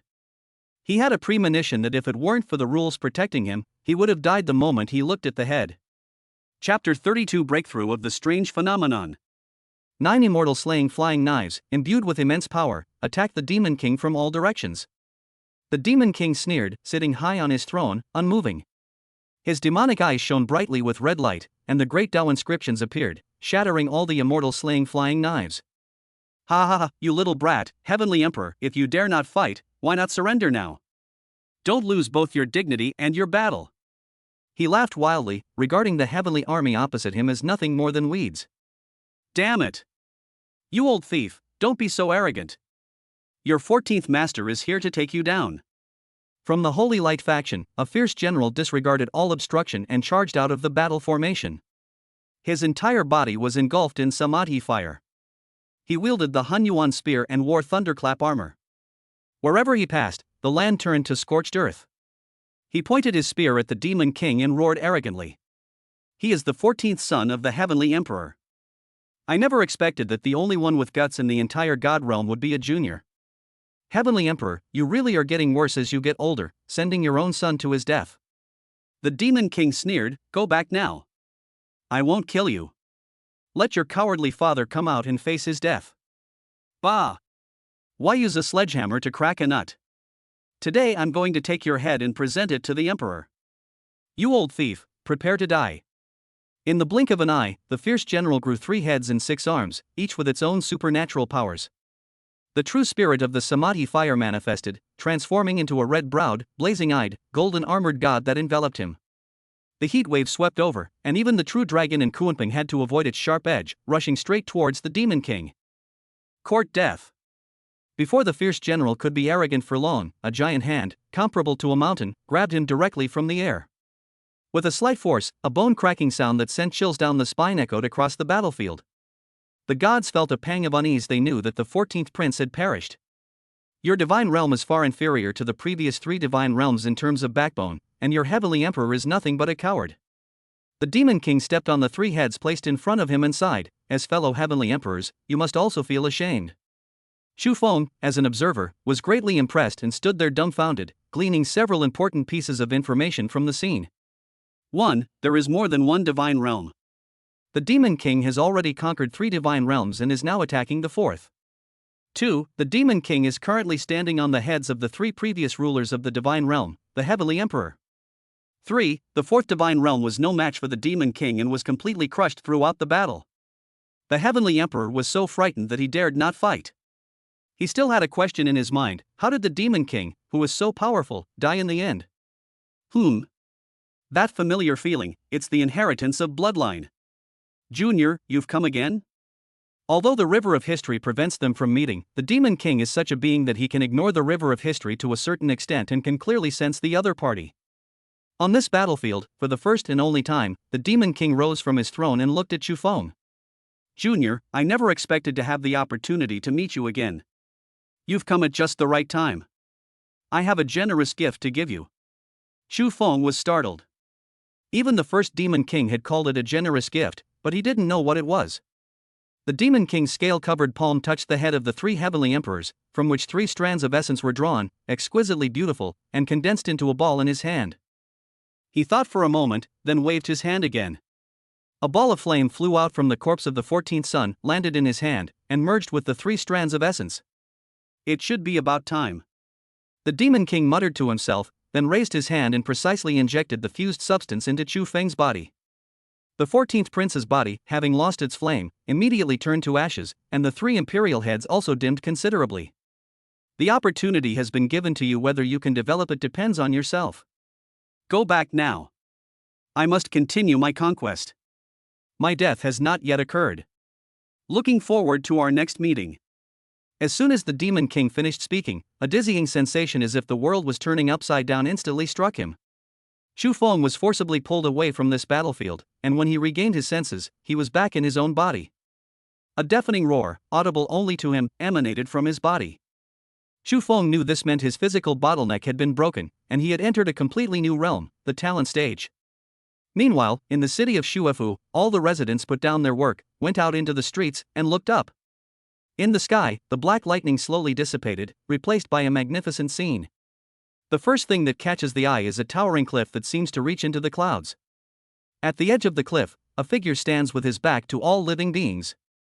Behind them, a blazing sun rose slowly, transforming into a disk fixed behind them, radiating countless golden rays. Below the cliff, countless races from different worlds were bowing and kneeling in worship. The power of their will rose from them and surged toward the men. Has a saint manifested? Someone slumped to the ground, muttering to themselves. I'm over 90 years old, and this is the first time I've ever seen such a scene. The old man opened his mouth wide, and didn't even notice his dentures falling out. Many people knelt down and began to worship. Not everyone is so ignorant. Inside the monitoring room, all irrelevant people have been cleared out, and several deans are sitting around a table. Dean Guhi of the Flesh and Blood Academy adjusted his glasses and spoke first, pointing to the surveillance footage. It's been confirmed, it was this kid's breakthrough that caused it. Dugubai gulped down a large bottle of strong liquor, then spoke softly, his words carrying a cryptic tone. Oh, right, I forgot to tell you, the strange phenomenon in the outside world has changed from a 9th grade black lightning extreme lightning diagram to a 3rd grade diagram of all beings paying homage. The 3 rank all beings pay homage to the diagram. Just because he broke through from the initial stage to the talent stage? Upon hearing this, all the deans trembled and lost their composure.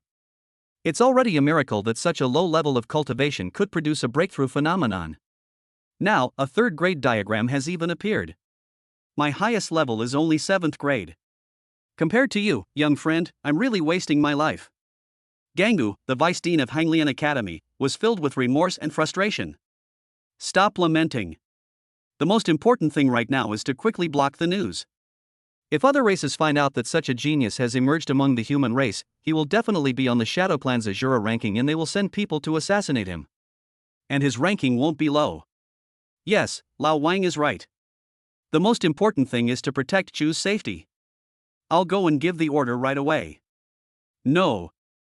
This is terrible. As the man went out to cover up the news, a figure ran in. Change. It's changed. Overwhelmed with shock, he began to stammer uncontrollably. What has changed? Tell me slowly. The deans frowned slightly, thinking that this person was too cowardly. Even if the weather changed, he shouldn't be so frightened. It seems necessary to change the messenger. Strange, the celestial phenomena have changed again. What? The phenomenon has changed again. What has it changed to? You should go and see for yourselves. In short, the demonic energy is overwhelming and terrifying. Suddenly, the deans each displayed their unique abilities, some even using their best skills, instantly appearing outside from the monitoring room. Shoes, whose shoes did the dean lose? The messenger picked up a shoe from the ground, which no one knew which dean had dropped, and chased after them. Chapter 33 Demon Emperor's Heaven-Slaying Diagram. As soon as they stepped out of the small house, the deans felt an overwhelming demonic aura.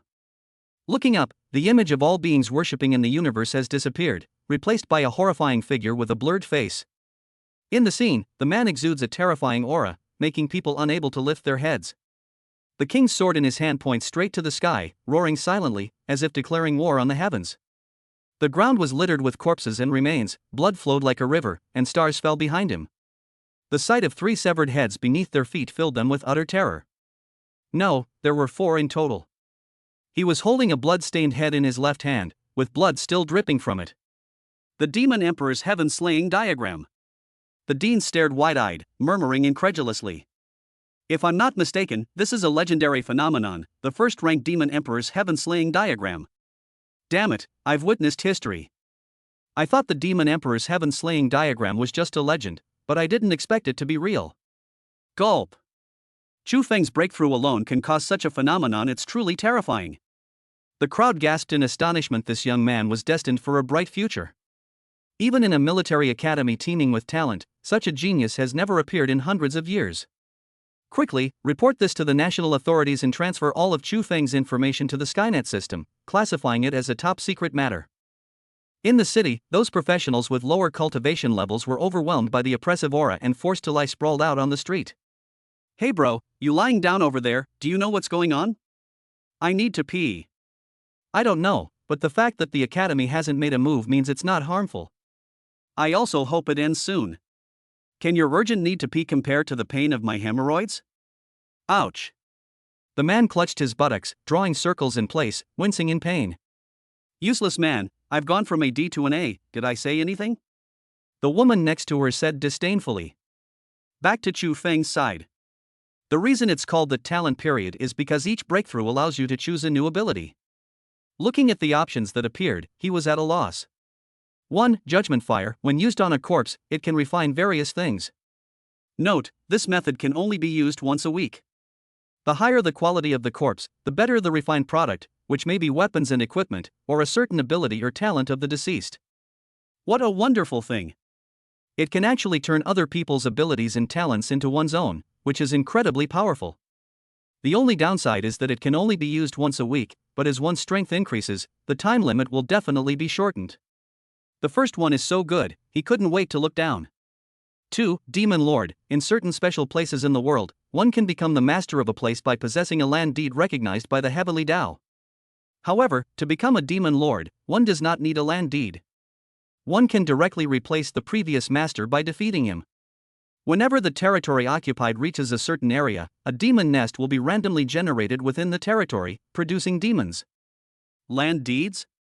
He knew about land deeds, but what kind of nonsense is a land deed recognized by the Heavenly Tao? However, in the latter half, he realized that as long as he had territory, demon lairs would appear, and he would have an endless army of demons.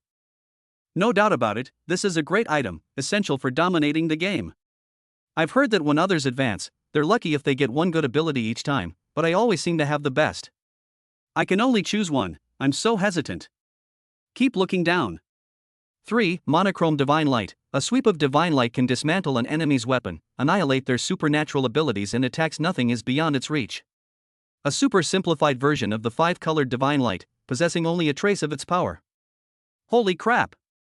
5-colored Divine Light is appearing. Isn't this the legendary power of Buddha's mother? Even though it's a single color Divine Light, it's still pretty awesome. The last one. 4. True Dragon Emperor. Can devour dragon-type life forms to enhance dragon bloodlines and can transform a part of his body into a dragon's form. Note 1. Initially, only the hands can be transformed into mixed blood dragon claws. Later, they can become pure blood dragon claws. Note 2. Has the opportunity to comprehend true dragon treasure techniques from his bloodline. Although it looks good, this is the first thing Chu Feng has ruled out. At first, being able to transform into an earth dragon is not very useful to oneself, and it is not worthwhile to spend a lot of time searching for dragonborn to devour. Moreover, he already has a demon king's bloodline in his body, and who knows what the consequences would be if he gained another dragon bloodline. The true dragon treasure technique can only be mastered with a chance. Such uncertainties should be ignored. He looked at the 4 options, closed his eyes, and pondered. He felt something was off. Apart from the second item, Demon Lord, the other 3 items didn't seem like things that his Demon King class would produce. This reminded Chu Feng of the thing that the first Demon King had injected into his body. Senior, you're really something. I silently gave my senior a thumbs up in my heart. I've decided, I'll choose the second option. If I want to dominate, I need to have troops. Although I am reluctant to give up other abilities, I have no other choice. With a thought, he solidified the second Demon Lord. Wait, why haven't the other 3 items disappeared yet? Suddenly, an exciting feeling welled up inside me. System, get out here. I am here. What's going on? The divine substance previously bestowed upon the host by the first demon king allows the host to choose an additional option each time. Senior, I absolutely adore you. Chu Feng was thrilled his senior had truly given him a great gift. Other players can only choose one breakthrough per turn, but you can choose two. How can you even play like this? Once the option is solidified by the first judgment, the other options will dissipate. Compared to the monochrome divine light, he still preferred this one, which allowed him to endlessly plunder the abilities of others. System, view panel. Name, Chu Feng. Class, Demon King. Realm, Talent Stage. Active abilities, Demon Eye, Summon Hellhound, Heavenly Talisman, Judgment Fire. Passive ability, Hell Lord. Familiar, SSS-rank Lillian. Remaining Easter egg attempts for today, 0. Nodding in satisfaction, perfect, it's pleasing to the eye. Outside, with Chu Feng's breakthrough complete, the Demon Emperor's heaven-slaying diagram finally dissipated. This kid's really caused a big commotion. Guys, let's get started cleaning up the mess. Several deans wiped the fine beads of sweat from their foreheads. The stronger their cultivation, the deeper their feelings about the Demon Emperor's heaven-slaying diagram became. If it didn't disappear, they would soon be unable to withstand it and would kneel down. Who sent this kid into the haunted building? If he dies, it will be a loss for all mankind. Go! Send someone to drag out the person who encouraged Chu Feng to enter the haunted building and beat them up. Gui grew to like Chu Feng more and more the more he looked at him, and decided to take Chu Feng as his disciple as soon as he came out. The thought of his future disciple suffering in the building made him furious. Several people nearby quickly stopped them. Brother Guha, we know you like Chu Feng, but you can't be overprotective, can you? Perhaps it was because he was tempered in the haunted building that this child was able to make such rapid progress. Chapter 34 Nightmare Start.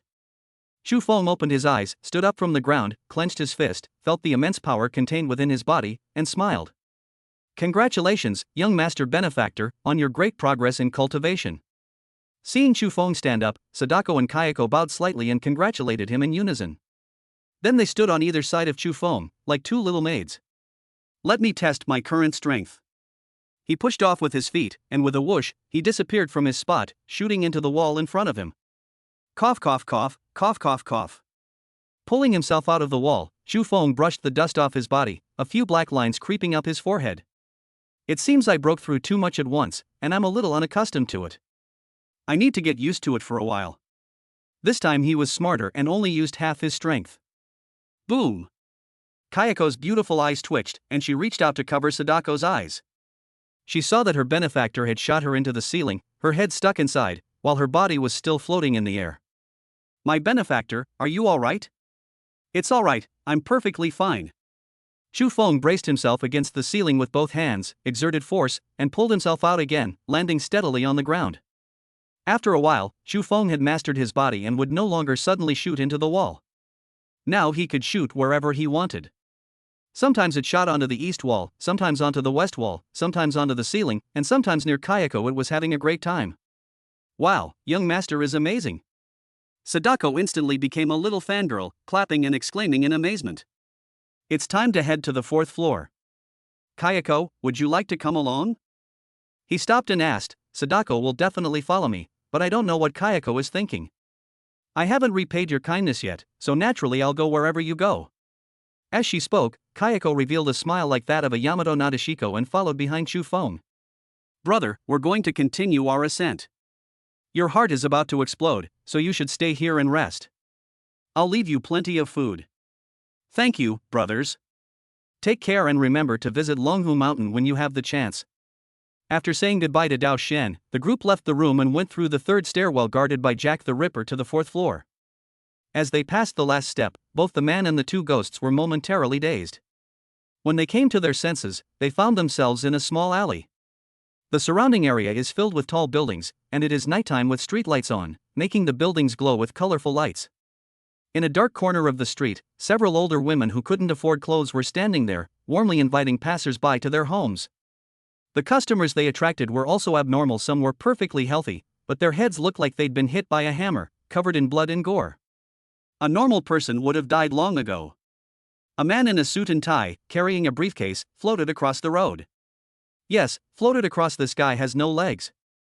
Even more extreme are those that are not human-shaped, with only a human head and a hippopotamus body. This is the fourth level you've been talking about? This is practically a city. Chu Feng was shocked. He thought the fourth floor would be like the one in the Sadako TV show, but he didn't expect it to be so big, like a whole city. However, unlike the outside world, the entire city is inhabited by ghosts who carry briefcases to work, just like a human society.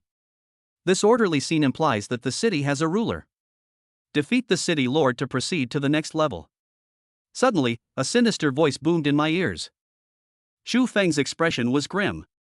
These conditions were far too difficult, meaning he had to fight against the ghosts of an entire city. It's a living person. It's been a long time since I've seen a living person.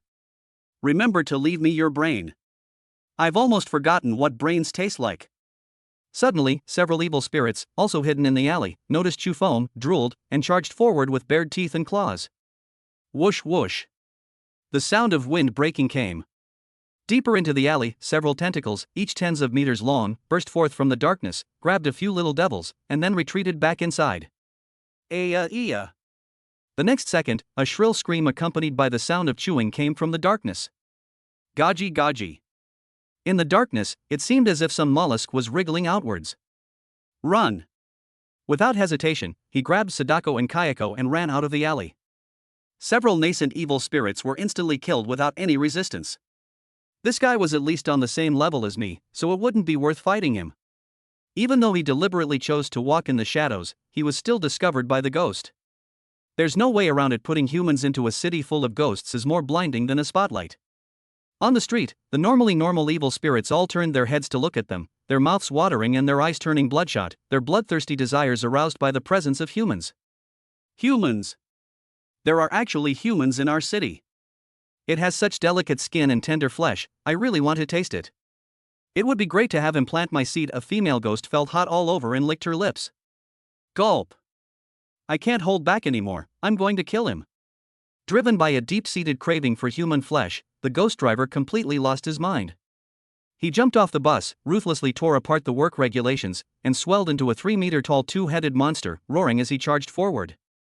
As if triggering a chain reaction, the ghosts on the street lost their minds, reverted to their true forms, and began to fight. What was once a peaceful street was instantly transformed into a living hell. Damn, this is a biological battle royale. He can't stay here long. If it were just a few hundred ghosts, he could still kill them, but this is a ghost town. The more he kills, the more there will be, and he'll eventually run out of energy and die. Beep beep beep beep. At the same time, a whistling sound came from not far away. Immediately notify the city lord that the invaders have been discovered. Send reinforcements immediately. Hearing the commotion, several hundred armed ghosts carrying scythes on their shoulders quickly gathered around. This city even has a ghost army. His expression was unfriendly. Although he knew that each level would increase the difficulty, such as Kayako on the third level being stronger than Sadako on the first level, and that Sadako would definitely not be a match for Kayako if he hadn't intervened in the previous duel. However, the difficulty of the fourth level has increased too much. Not only do monsters appear during the talent stage, but now there is even an army. What's even more troublesome is that the city is teeming with ghosts and monsters. No matter where he runs, the scent of living people on him can cause a riot. So soft. So bouncy. Just as he was at his wit's end, he felt a warmth in his arms as a soft figure pressed against him. It was Kayako. My benefactor, hold me tight and don't let go. My ghostly aura can overshadow your yang energy. That's great, you've really helped me a lot. He couldn't even enjoy the beauty in his arms. The pursuers had already caught up, and if he didn't leave now, it would be too late. Sadako was still standing there, looking dazed and wondering what the young master and Kayako were doing, when suddenly Chu Feng grabbed her and pulled her into his arms, using her as a tool to shield her from the yang energy. Ha! Young master, you've got me there. Sadako was taken aback, and her pretty face quickly turned red with embarrassment. Chapter 35 Travelers Association. Holding the adorable and sweet Sadako on his left and the majestic and alluring Kayako on his right, Chu Feng had no time to appreciate them. Behind him was a group of howling demons carrying scythes. A bunch of clingy pests, I can't shake them off, you guys hold on tight, I'm about to speed up. With his full potential unleashed during his innate period, he quickly left his pursuers far behind and arrived 8 streets away. For now, he's safe. As for the two ghosts, he can only hold on to them. If he lets go and his yang energy leaks out, he'll be hunted down by a horde of ghosts. My benefactor, let's find a place to rest.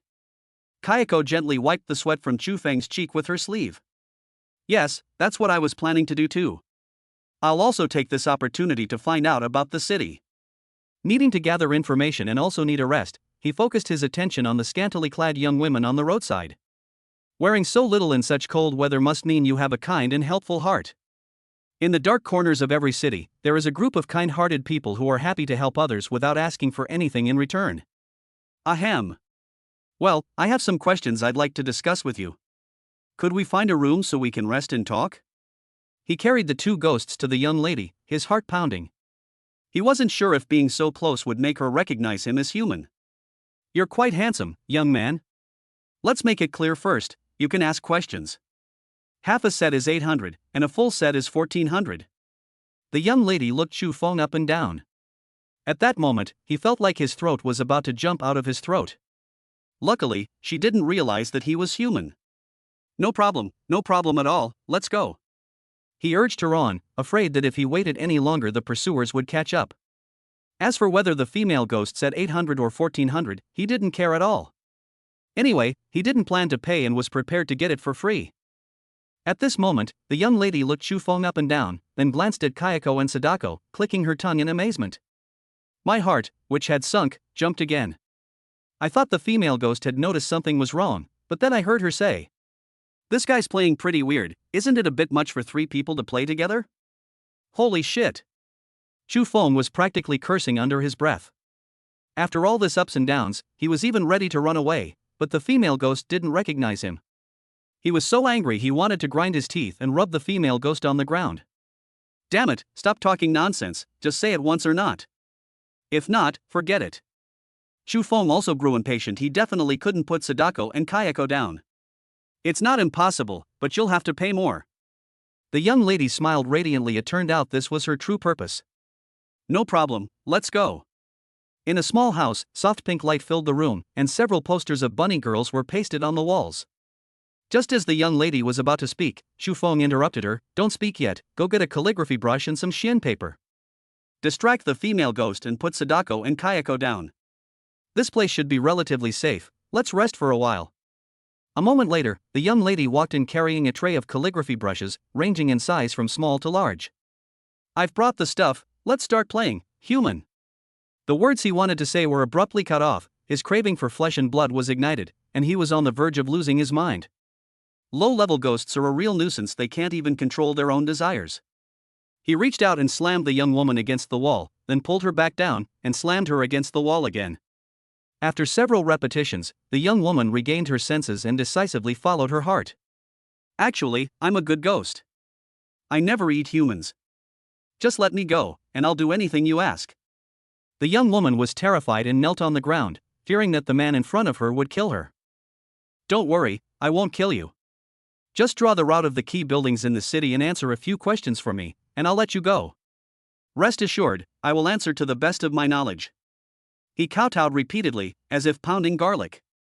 Satisfied with the female ghost's attitude, he tossed a pen and paper in front of her, letting her draw while asking questions. What is your city lord, and where is he? I've never met the city lord either, but everyone knows that he lives in the tower in the center of the city. The tower is impregnable, with only one entrance guarded by a large army.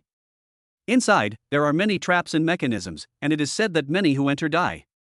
The second question is, how many troops are in the city?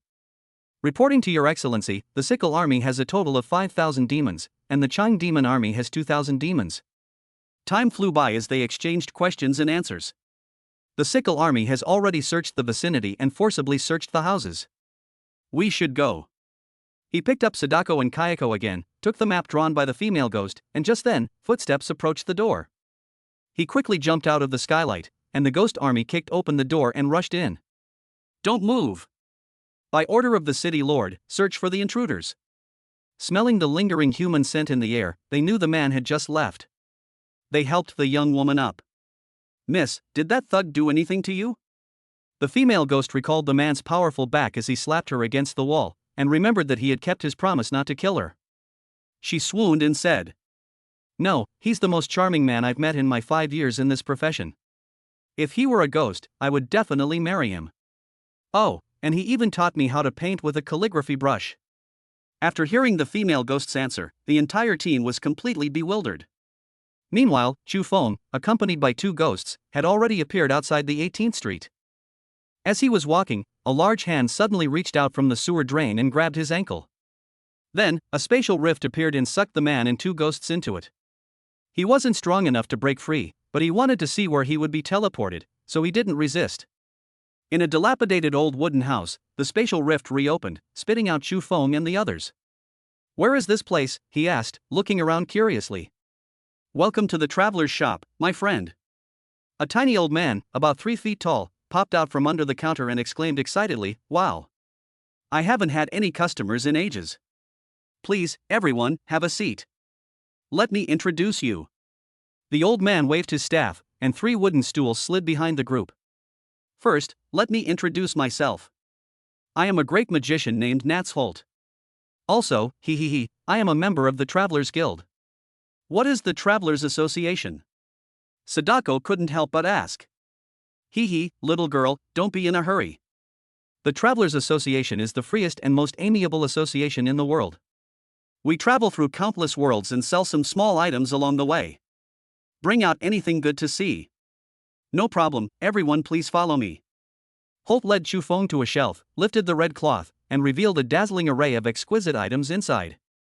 "Don't buy expensive things, just buy the right things. Let me see what suits you." While Holt was thinking, Chu Feng looked at the shelves.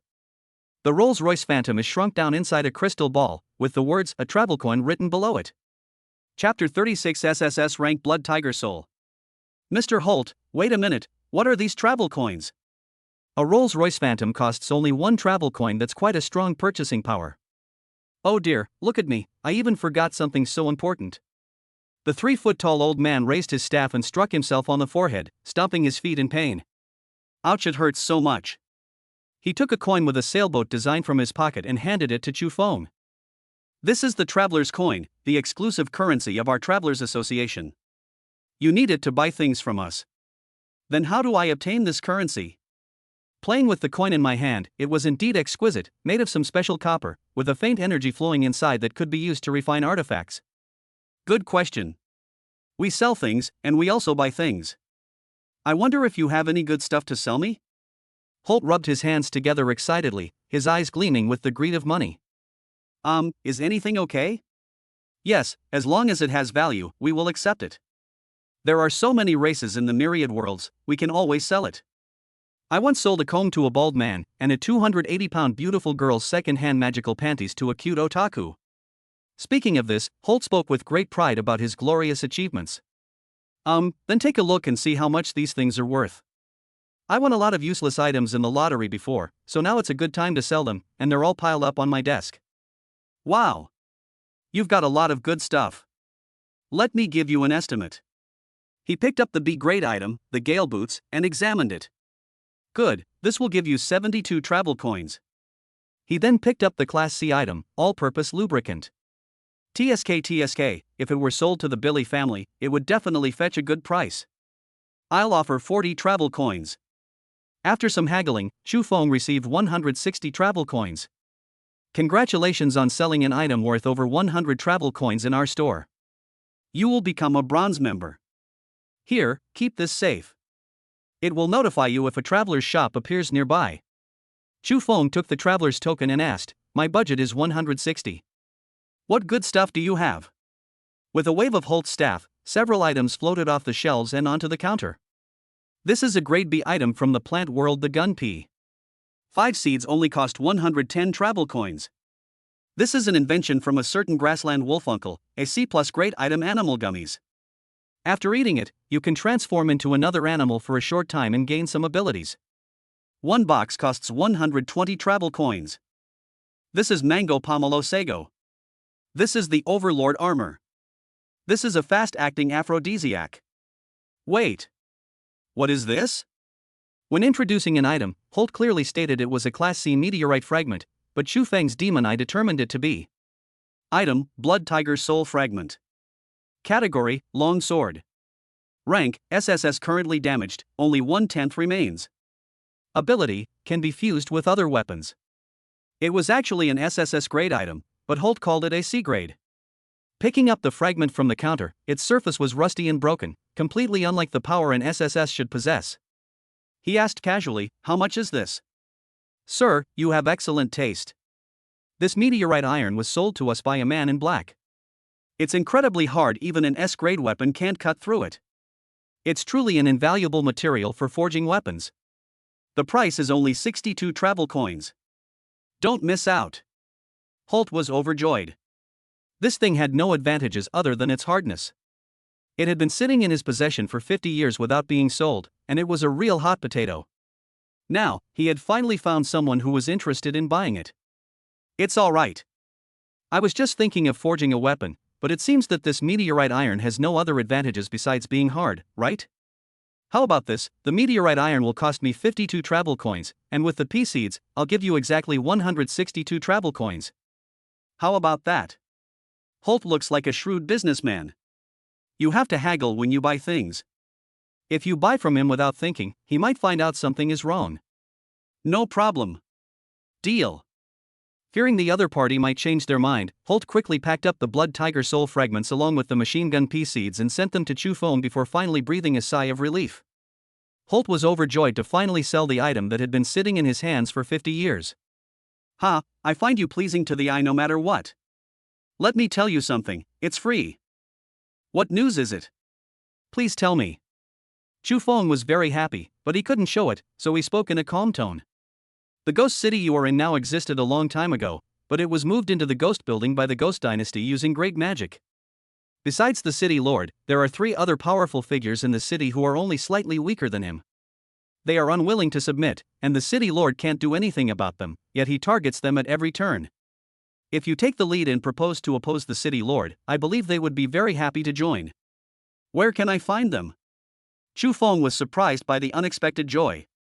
He was just having a headache about how to deal with the ghost army and the city lord, and now this was a double blessing. "You can find them at the garbage dump, in the alleys of the South City, and at Liahongsai. They are the Collector, the Octopus Demon, and the Ghost Mother, respectively." Holt took out a map and quickly drew a few strokes, marking the locations of the ghosts. "Thank you, Mr. Hua. Since we have no more money to make any more purchases, we'll head back now." "No problem, I'll see you off." Holt tapped his staff lightly on the ground, and a portal appeared out of thin air, watching Chu Feng and the others disappear through it. The portal transported the group to an inconspicuous location. "My benefactor, I wanted to ask you this earlier, but I was afraid of embarrassing you in front of outsiders. That meteorite iron is only hard and has no other use. It's also broken and damaged. Why did you buy it?" "Ha, my benefactor, how could you possibly guess what I'm thinking? You two hold me tight so I can free my hands to get something." Sadako and Kayako, the 2 tool ghosts, tightly embraced Chu Feng, shielding him from the yang energy. He took out the Netherworld sword and the Blood Tiger soul fragment from his storage ring, respectively. According to the instructions of the demon eye, first bite your finger and smear the fragment with blood, then slowly bring the Blood Tiger soul and the Netherworld sword closer together. The two seemed to have formed some special connection, sticking tightly together. Suddenly, the fragments of the Blood Tiger soul turned into liquid, melting the Netherworld sword into a ball as well. They slowly merged and began to take shape in the air. The 2 ghosts clinging to him were stunned, their cherry-like mouths slightly agape. "Wow, this thing is actually a great treasure. Only the young master recognized it among us." As expected of the young master. "My benefactor is so wicked. I thought I had bought a piece of junk and was worried for nothing."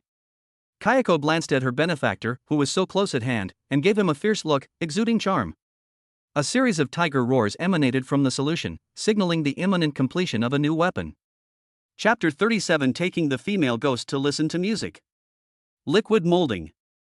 The longsword was entirely black, covered with dazzling red patterns. At the end of the handle was a majestic tiger's head, with 2 ruby-like objects embedded in its eyes, gleaming with a bloodthirsty light in the sunlight. "This knife is extremely beautiful." A feeling of blood connection emanated from the blade, and he reached out and grasped it. "There was absolutely no feeling of holding a weapon. This sword felt like an extension of my arm, truly wielded as if it were my own arm." He checked the attributes of the new weapon. Item, Blood Tiger Soul. Category: Long Sword. Grade S can be upgraded by absorbing other Blood Tiger soul fragments. Ability 1. Tiger's Greed. For every enemy killed, 1% of their health is absorbed and converted into the wielder's mana. The Netherworld sword has been completely devoured by the Blood Tiger soul fragments. Not only has its appearance been completely changed, but even its name has changed. Ha, with this ability, I'm no longer afraid of being ganged up on. Blood Tiger soul can convert the enemy's health into its own stamina, which means it will never get tired and can keep fighting. It is fearless even against thousands of troops, truly a one-man army. And with a slight thought, he absorbed the Blood Tiger soul into his body. Young master, that knife just now had such a terrifying aura, it felt like I was about to be killed. Sadako shrank back into Chu Feng's arms in fear. Don't be afraid, don't be afraid. He took out the map Holt had given him and discovered that the alley marked with the octopus demon was the one he had come from at the beginning. However, based on the building's accurate location, it was discovered that the collector at the garbage station was closest to them. Let's go, and meet this collector. Garbage station. The environment was chaotic, with ghostly corpses everywhere, vultures circling overhead, and the stench emanating from the place could be smelled several kilometers away. Hearts and intestines are scattered all over the ground, only those in good condition are occasionally collected. At the entrance, a strange man, 5 meters tall, sat upright in front of the recycling station. Occasionally, little ghosts would drag corpses in, and with his nod of approval, they would be dragged deeper into the garbage station. The strange man was completely out of place with his surroundings in such a dirty and chaotic environment. He was wearing an oversized suit and white gloves. Surprisingly, the collector's head turned out to be a huge safe. Humans, what brings you here? The collector stood up from his seat, his 5-meter-tall frame creating an extremely imposing presence. Upon hearing this, seeing that the collector could see through his human identity, he stopped pretending, put down Sadako and Kayako from his arms, and went straight to the point, saying, I'm going to kill the city lord. You'll help me, right? I may not like the city lord's way of doing things, but why should I help you? Beneath the head of the safe came a deep male voice. Just because you refuse to submit to the city lord, although the city lord can't do anything to you now, he has the resources of an entire city to help him cultivate. In time, he will definitely leave you behind. At that time, He didn't continue after saying that, but I believe any intelligent person understands what he meant. I don't believe in your strength, but your existence might cause some trouble for the city lord, so I won't kill you. Get lost. The collector mocked him and tried to drive him away. Whether you're strong enough or not, you'll understand once you experience it for yourself. Chu Feng twisted his neck, making a cracking sound, and stretched out his right arm, whereupon a weapon materialized, the Blood Tiger soul. Since you want to die, I'll grant your wish. The collector was furious. It had been a long time since any ant had dared to challenge him. Removing the white gloves, below the wrists, besides the stark white bones, there was machinery mixed with flesh and blood. At the same time, the skull safe opened slightly, and a hand reached in and pulled out a fine gold chain. The massive, 5-meter-tall body charged toward Chu Feng, the earth trembling, as it swung its iron chains. The whistling sound resounded throughout. The space was extracted, producing bursts of sonic booms. The latter snorted coldly and swept his battle blade horizontally. A blood-red blade flashed across the sky, accompanied by a whistling sound, cleaving through the air. Clang, clang, clang, clang. With a few crisp sounds, the power of both sides was fully unleashed. The iron chain was instantly cut into several pieces. What? The surrounding imps were struck as if by lightning. With just one move, the collector's weapon shattered. Is that all you've got? Chu Feng snorted coldly and returned the mocking words he had just used without any politeness. With a powerful stomp, he vanished from his spot. I can't see clearly. The little devils looked around, and the living person had vanished into thin air right under their noses. Only the collector remained serious as the safe cracked open again, from which parts poured out, forming a 2-meter-thick shield wall in front of him. Brush! Chu Feng reappeared, his longsword sweeping horizontally, and the wall of fine gold shield crumbled under the tiger soul. The moment the shield wall was cleaved open, several missiles flew out through the gap. In the emergency, he stepped aside. Rumble, rumble. The powerful explosion generated a shockwave that lifted a layer of soil, and even Chu Feng dared not withstand it head-on. After the explosion subsided, he tried to take up his knife again, but the collector stopped him. Wait, I acknowledge your strength now. Hearing the collector's words, Chu Feng carefully put away the tiger soul. After all, he was looking for a ghost to discuss cooperation, not to fight. The human and the ghost were merely testing each other, neither of them used their full strength. The collector had only taken off one glove before, so who knew how much else was hidden in that safe, or where the shells came from? Someone, please have a seat. The collector put his white gloves back on and gave a command, at which point a little devil pushed in a chair made of bones. The two sat down facing each other. I can help you deal with the city lord. I can disable all the defenses in his tower, leaving your gates wide open and completely undefended. However, I have one condition. Speak. Chu Feng nodded, thinking to himself that he hadn't made a mistake in coming here. He had heard about the tower's defenses since he entered, and it was another major problem for the army. It would be almost impossible to pass through safely without alerting the guards. After you defeat the city lord, I will take his place and become the new city lord. No problem, I promise you. After killing the city lord, he entered the next level.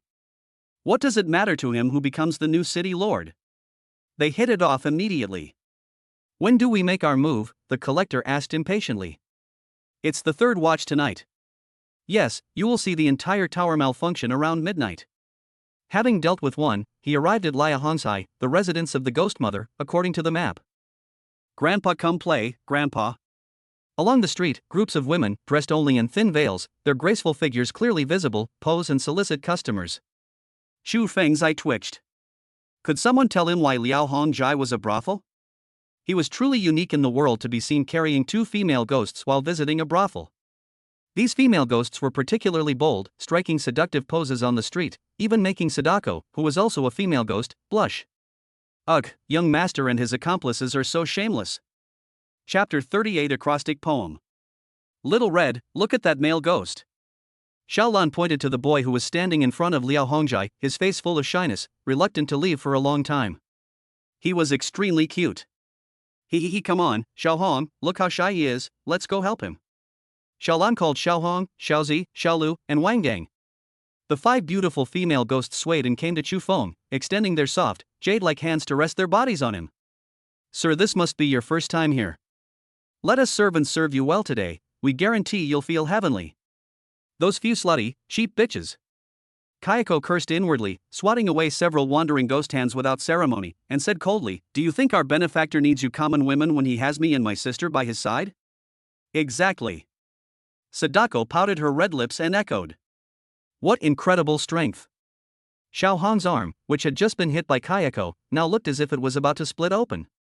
They hadn't paid much attention before, but now they noticed that the two female ghosts beside Chu Feng were not only stunningly beautiful, but also had their own unique charm.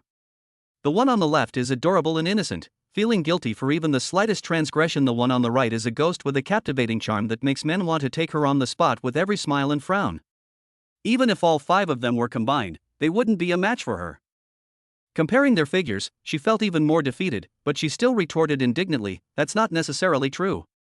Men, after all, get used to home-cooked meals and sometimes want a change. Don't you understand the saying, the grass is always greener on the other side? Enough! Chu Feng shouted sharply. He just happened to be wondering how to enter Liahongsai, and the arrival of these female ghosts was just in time. Little blue, little red, little purple, and little green, right? You all go, Wang Gang stays. The ghosts, with a light, coquettish tone, swayed their hips and went off to attract other customers. Only Wang Gang remained, grinning and revealing a large cleavage, saying coquettishly, you have excellent taste, sir, don't let my somewhat rough name fool you, I'm actually the best performing ghost among us. Please come in. Before meeting Kayako, Chu Feng might have been very interested in what was in front of him, but since meeting Kayako, this temptation has not stirred any waves in his heart. He even felt a little nauseous, but he forced himself to resist the urge to draw his blood tiger soul and kill the female ghost, and instead followed her into the chatting red studio. Upon entering the hall, he grabbed Wang Gang and said, I've come here to see the ghost mother. Please inform her. Ha? You want to see the ghost mother? Wang Gang looked shocked and pointed to the crowd gathered in the center of the hall. See those people? They all want to see the ghost mother, but unfortunately, she won't see any of them. In the very center of the hall, the male ghost stared with fanaticism, like the most loyal cultists. Demon mother, I beg you. Just let me see you, and I will die without regret. This is all my assets, including the house, totaling 1.8 million yuan. I just want to see it for myself. Demon mother, I want to be your dog. In Chu Feng's eyes, these ghosts had gone mad. Their lips were cracked, their faces were sallow, and they looked like corpses. Isn't there any way to see the demon mother? He asked. Yes, our master likes talented male ghosts the most. As long as you can pass 2 tests, you can be granted an audience with the ghost mother. Oh? It's that simple? He's not bragging, but he was literate at 3, skilled in martial arts at 5, proficient in all kinds of music, chess, calligraphy, and painting at 7, and punched the old folks' home in Nanshan and kicked the kindergarten in Beihai at 9. Now he's sitting here bragging to everyone, and this is still not enough for him. Simple? Ha! Wang Gang sneered. Do you know why those male ghosts in the central government don't go to take the test? Because they can still distinguish between seeking death and sending themselves to their deaths. If we fail, we will be wasting the ghost mother's time. It wouldn't be too much for her to die 100 times over, and she would be executed by slow slicing. Ah, right. Chu Feng said, indicating that what you said is all correct, but I still want to take on the challenge. Never mind, it's hard to reason with a damned devil. What a waste of such a strong body. Wang Gang had just touched Chu Feng's 8-pack abs and was practically drooling, but unfortunately, he wasn't thinking straight and insisted on courting death. He raised his hand to his mouth, making a megaphone shape, and shouted, "Quickly go and report to the Lord that someone has come to challenge us." What? Among the horde of ghosts, the ghosts rose in fright. Brother, you're really brave. You're willing to die without even blinking an eye. The last time there was a ghost challenge was 3 years ago, right? I died horribly. Chu Feng ignored the ghosts, pulled up a chair, and sat down casually in the hall. Before long, the madam of the brothel arrived, bent down to examine Chu Feng, and saw that he had eyes like bright stars, a mouth like a flowing river, and a face like jade. She nodded to herself, thinking that his appearance was certainly good enough. If someone isn't handsome, they don't even have the right to challenge him, they're just killed. My lady ghost mother is already waiting on the top floor. Please come up here, sir. Lead the way, Chu Feng said. As we walked towards the top of the tower, a pleasant fragrance filled the air, like jasmine or heather. The entire tower is an inverted trapezoidal building, and once you reach the top floor, there are only single rooms. There are 2 screens blocking the way, 5 steps and 15 steps in front of the house door. You can only move forward after passing through each screen. Sir, the challenger has been brought in. He is quite handsome. Shall we begin now? The madam stood outside the door and respectfully inquired. Let's begin. Although he had never seen its face, Chu Feng could tell from the voice alone that this ghost was magnanimous and at least an E rank. The madam, receiving the order, bowed and retreated until she was beside Chu Feng before raising her head again. She then took out the question that had been slipped through the crack in the door and began to read. For the first question, please compose a 7-character poem about scenery, which must be an acrostic. Upon hearing this, Chu Feng lowered his head and fell into deep thought. Sadako and Kayako looked worried, concerned for their young master. I've got it. A flash of inspiration struck him. He stood up, took a step forward, and exclaimed. Imagine a blank space on Suhua Mountain. The peak appears ethereal and precarious, like a thread. Dark clouds drift over the mountains, and the wild geese fly away. A wisp of homesickness lingers, yet the traveler remains. Chu Feng took 4 steps, and the poem was completed in just 4 steps. Upon hearing this, the ghost mother began to ponder, and after a long while, praise came from inside the house. Young master, you have such a fine literary talent. I never expected that this poem is not only an acrostic poem but also an acrostic poem. You not only passed the test, but you even made it more difficult. You deserve praise and admiration. Chu Feng smiled slightly. So, did I pass? Of course, please take 10 steps forward. The screen was pulled back, and after taking 10 steps forward, he arrived at the second and final screen. He sat cross-legged and said, "Let me give you a question." The madam was summoned back by the ghost mother, and they whispered something to each other, which he vaguely overheard. Sir, are you really going to set this as a question? Isn't that a bit inappropriate? Stop talking nonsense, just go when I tell you to. Chapter 39, A Crippled Scam. Ahem, listen carefully. It's still a 7-character poem, but this time it must be related to the king and the general, and most importantly, it must contain the character for spring. After saying this, the madam felt a little embarrassed, thinking that the adults were deliberately making things difficult for this person, as the difficulty was many times higher than in previous years. But Chu Feng only hesitated for a moment before speaking. I will remove the general's battle robes. We spent a warm spring night in the hibiscus-scented tent. The beauties of the 6 palaces pale in comparison. From then on, the emperor no longer held morning court. What? He solved it in just a moment's thought? The madam felt like she was dreaming today. First, she heard that this was the first time in 3 years that someone had challenged her, and then the challenger broke through 2 levels in a row. She murmured in disbelief. Good. Good. Good. From inside the house, 3 consecutive exclamations of good could be heard, demonstrating the ghost mother's appreciation for the poem. You can come in now. The last screen was slowly opened, and then all the servants retreated like a receding tide. On the top floor, only Chu Feng, Gayako, Sadako, and the demon mother remained. He took 3 steps forward, and the moment he pushed open the door, a fragrance wafted towards him. It was an indescribable scent, a luxurious, sensual, and refreshing aroma that excited him, making his heart pound. It was intoxicating to inhale. Inside the room, there was only one stunningly beautiful woman with a dignified bearing, dressed in a light and airy gauze robe, sitting gracefully by an ancient mirror. Having finally finished writing down the poem Chu Feng had just recited, the ghost mother put down her pen and exclaimed, "You are the most talented human I have ever seen. Do you want to stay? With me here, the city lord will not touch you." Chu Feng shook his head and said, "I came here today to find you to deal with the city lord. I didn't come here directly, but met you through your method, which should be enough to prove my sincerity. The city lord is such a troublesome fellow." The ghost mother frowned slightly as she recalled the battle with him, clearly not a pleasant memory.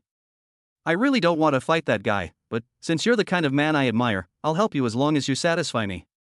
Satisfied? What do you want to do? What should I do? Chu Feng became suspicious.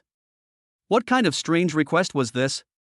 He thought the ghost mother would ask for territory or treasure like a collector, but this girl actually wanted pleasure?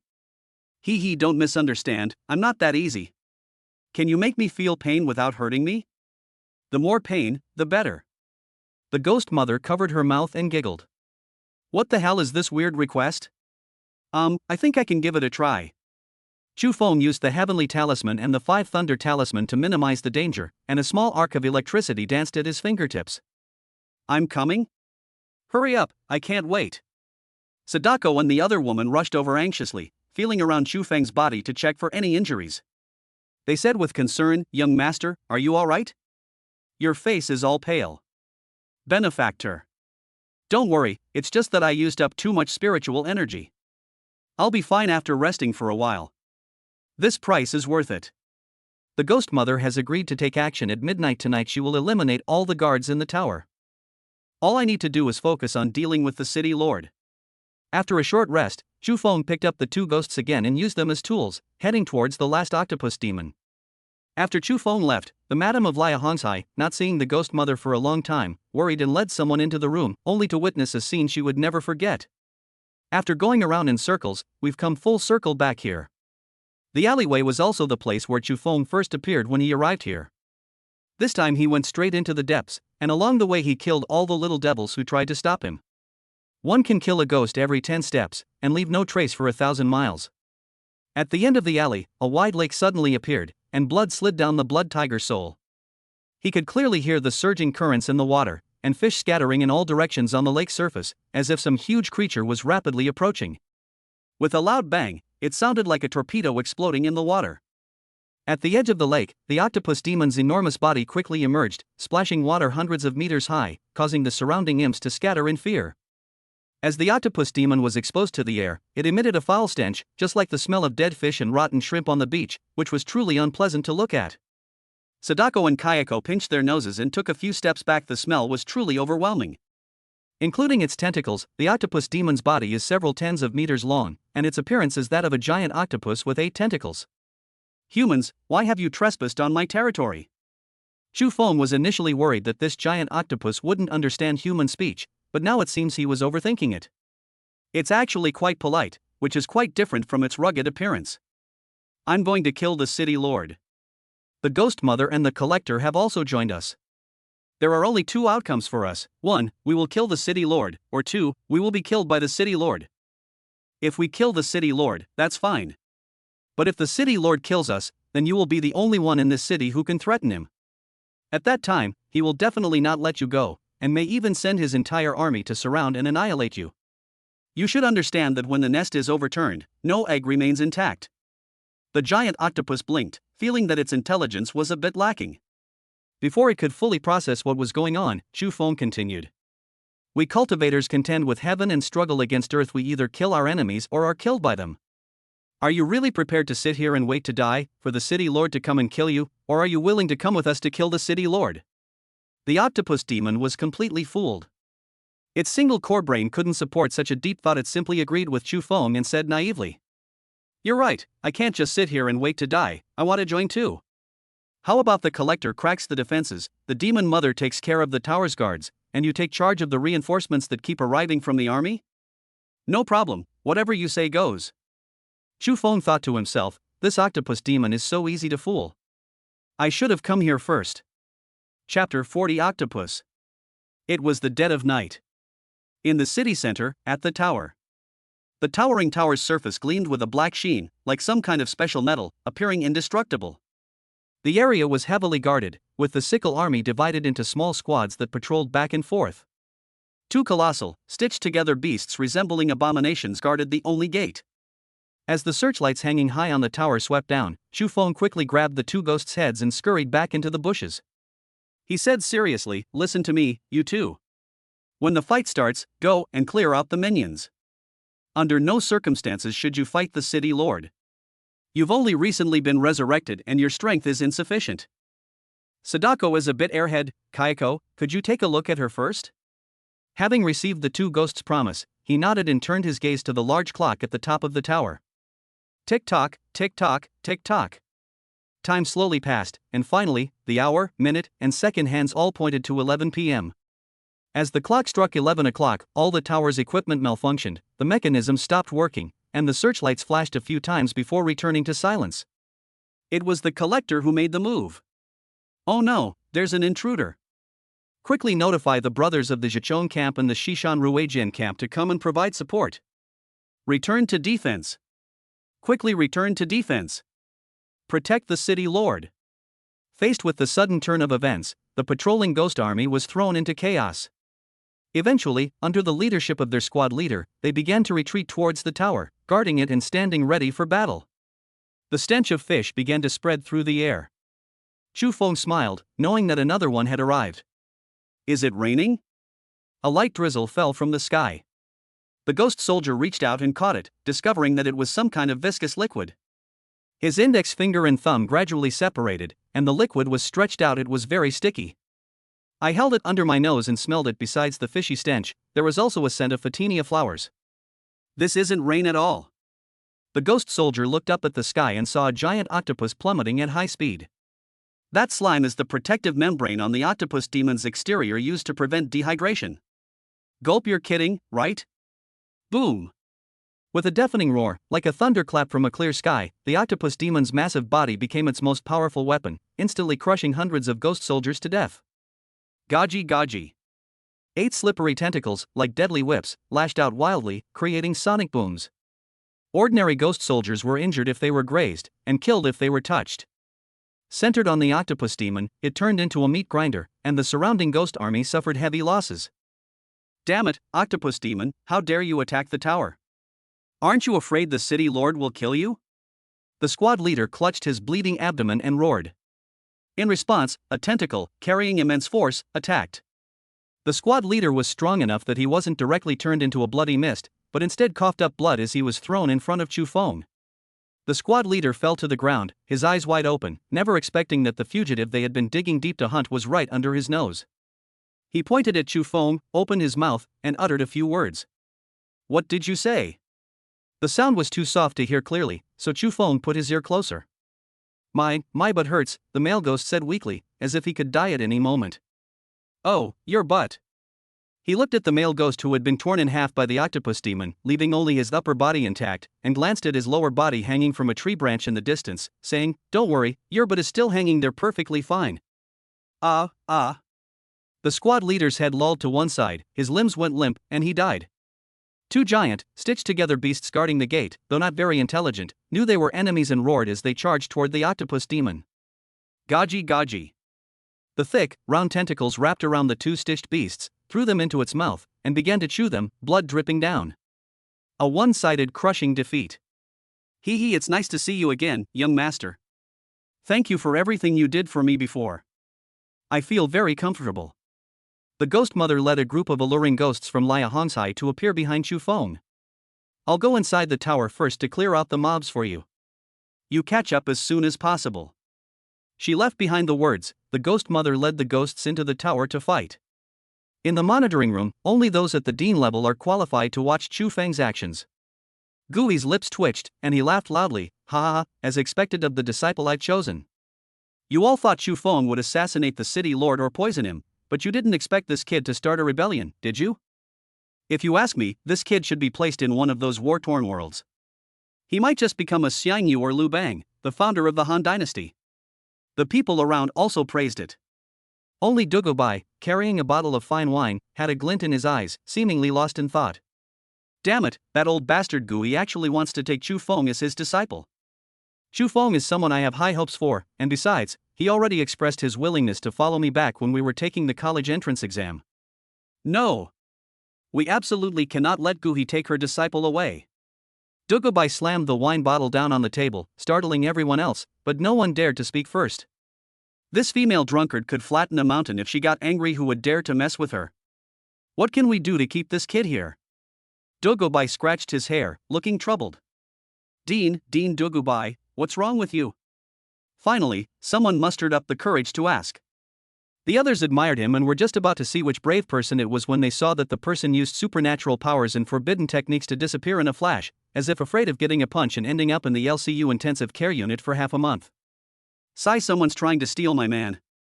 Dugubai also felt that it was good to gather ideas from all sides, so he slightly modified his thoughts and spoke them out. Could the Iron Mother Tyrannosaurus be in a relationship?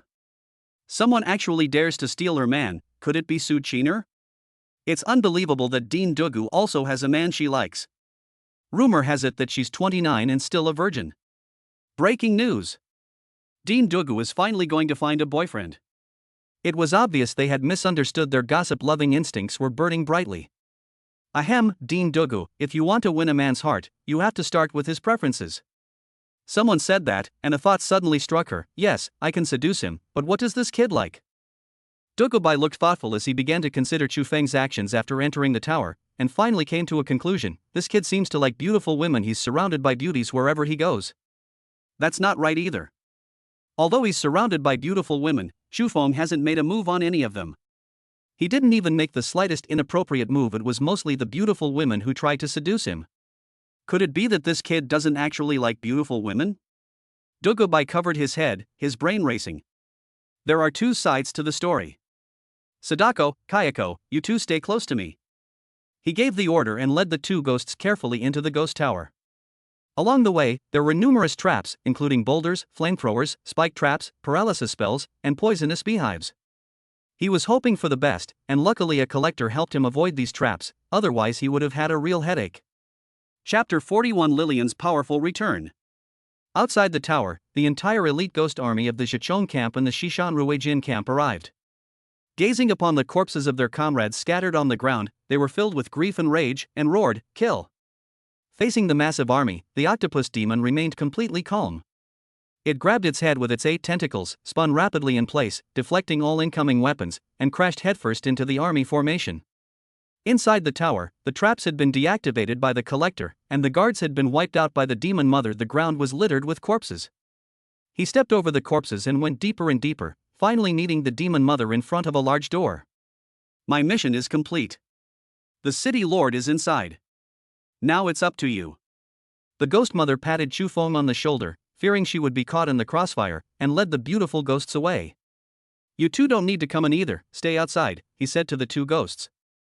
But, my benefactor. Kayako was about to say something when Chu Feng interrupted her. No need for further words, just listen to me. If you encounter any danger, remember to call us sisters, and we will rush in immediately. Seeing Chu Feng's resolute attitude, Kayako said no more, but secretly she planned that if her benefactor was no match for the city lord, she would go in to help him even if he forbade it. Summoning the tiger soul blade and adjusting his breathing to its optimal state, Chu Feng stepped through the gate. The room was decorated in the style of a medieval castle, with only a large chair and a man covered in tubes. There was an indescribable smell in the room, which should be called the smell of medicine. It was a stuffy, rotten, sour odor that made you feel cold.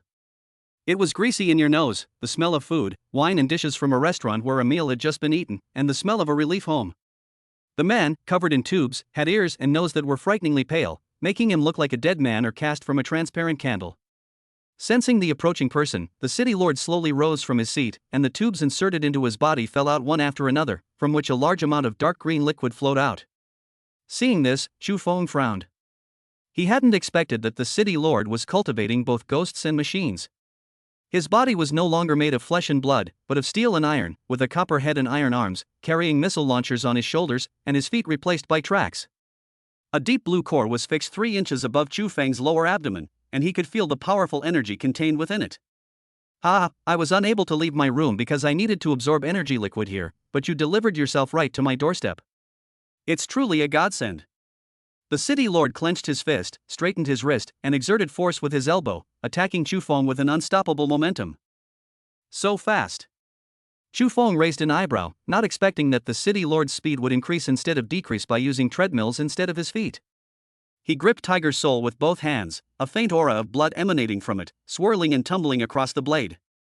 The sharp, bloody energy occasionally shot out, striking the stone pillar and leaving a deep scratch.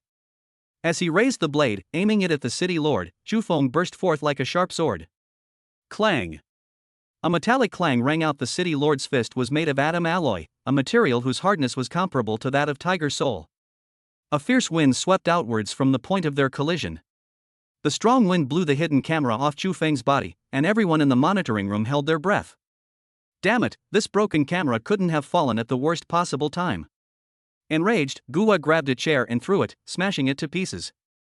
The others also looked grim. The monster's body was actually made of atom alloy, so how could Chu Feng possibly cut it? It's no wonder Gui was furious in their eyes. Chu Feng was doomed in this battle. What should we do? Should we use the only boundary-breaking beat to save him? Some suggested that even if it meant losing the treasure, he didn't want to see humanity lose such a genius. Don't panic, this kid is a man I have high hopes for, he'll be fine. A refined figure walked in from outside the door, smiling as he comforted everyone. Military genius. Why did the nation send you here? The deans were filled with awe. The newcomer was none other than Lu Changqing, the Eastern war god in one of the Dragon Kingdom's top combat forces. When they talked about Lu Changqing, they both feared and respected him. They feared his great strength and respected him for guarding the border for many years and keeping foreign tribes out of the world. This time I took the initiative to ask my superiors to let me come. Then the border. It's all right. The Fire Demon clan on the border suffered heavy casualties yesterday, and their strength has been greatly weakened. They won't dare to commit any more crimes in the short term. This will also serve as a warning to the other clans. Do you think this kid has a chance of winning? Gu, he asked cautiously. It's not just hopeful, it's a sure thing to win. Compared to strength and talent, what's most terrifying about this kid is his tenacity. Lu Changqing recalled those 3 days of special training. It's hard to imagine that someone who was so ruthless to himself wouldn't achieve great things. Upon hearing this, the deans were shocked, never expecting that the god of war would think so highly of Chu Feng. On the other side, the city lord extended several tubes from his elbow, from which azure flames surged forth, greatly increasing the power of his fist and instantly sending Chu Feng flying. Whoosh whoosh. Several rockets, trailing white smoke, chased after Chu Feng in the air, only to be cleaved in two by one. Triple shield rune. Activate. Boom. The missile, cut in two, exploded with a deafening roar after a delay of 1 or 2 seconds. The shell contained steel balls, and at the moment of explosion, flames engulfed the steel balls and scattered in all directions. The explosion pushed Chu Feng further away, while simultaneously blasting cracks into the earth and yellow light shield. It flew all the way to the edge of the room before stopping against the wall. He braced his feet against the wall, affixed 2 speed talismans, and used the recoil to dash out at an even faster speed than when he had just arrived. The city lord's tracks also extended 2 pipes, spewing out flames, and the speed exploded again. The two fought back and forth for a while. I'm done playing around. Now I'm going to get serious, the city lord suddenly said. You old bastard, stop pretending. I was just warming up. If that's all you've got, hurry up and die. Humph, you little brat, so quick-witted. The city lord took out several thumb-sized gears from his pocket, threw them on the ground, and they quickly expanded into two mechanical dogs the size of bulls, with two automatic machine guns fixed to their backs. Day. Chu Feng clashed with the city lord, while the robotic dogs flanked him from all sides, spitting out a series of tongues of fire. Triple Thunder Talisman. Seize the opportunity and use the Thunder Talisman to kill the mechanical dog in one fell swoop as it passes by. Heh, you can kill as many of these little toys as you want, and I'll have just as many as you can kill. The city lord loosened the pocket at his waist, which was filled with countless spare parts. He released two, simply because he could only control a maximum of two at a time. Old bastard, you think you have outside help? Chu Feng reached out, wanting to summon Lillian. With her SSS level talent and the feedback from his breakthrough, she should have also reached the talent stage. Young master, you really haven't summoned me in a long time. A melodious and ethereal voice drifted over, carrying with it a hint of resentment. Chapter 42: The Tragedy of Angels. There haven't been any troublesome enemies lately, so I was thinking of letting you rest for a few days. He turned around and saw Lillian appear behind him, and was stunned. Two pairs of black wings fluttered up and down 3 feet off the ground, and long, wet golden hair hung down in front of her face, with a slight hint of reproach. The angel greatsword in his hand gleamed coldly, and the Azura armor made him look dashing. He has been promoted from a fallen angel to a 4-winged archangel. A pleasant fragrance wafted around his nose. Looking at Lillian's fair and rosy skin, he asked in surprise, "Are you taking a shower?" With a slight widening of her beautiful eyes, Lillian said coquettishly, "You didn't call me for days, but you come as soon as you take a shower. I really suspect you did it on purpose." Ha ha. Chu Feng scratched his head, feeling rather embarrassed. Hey, you two shameless couples, are you ever going to stop?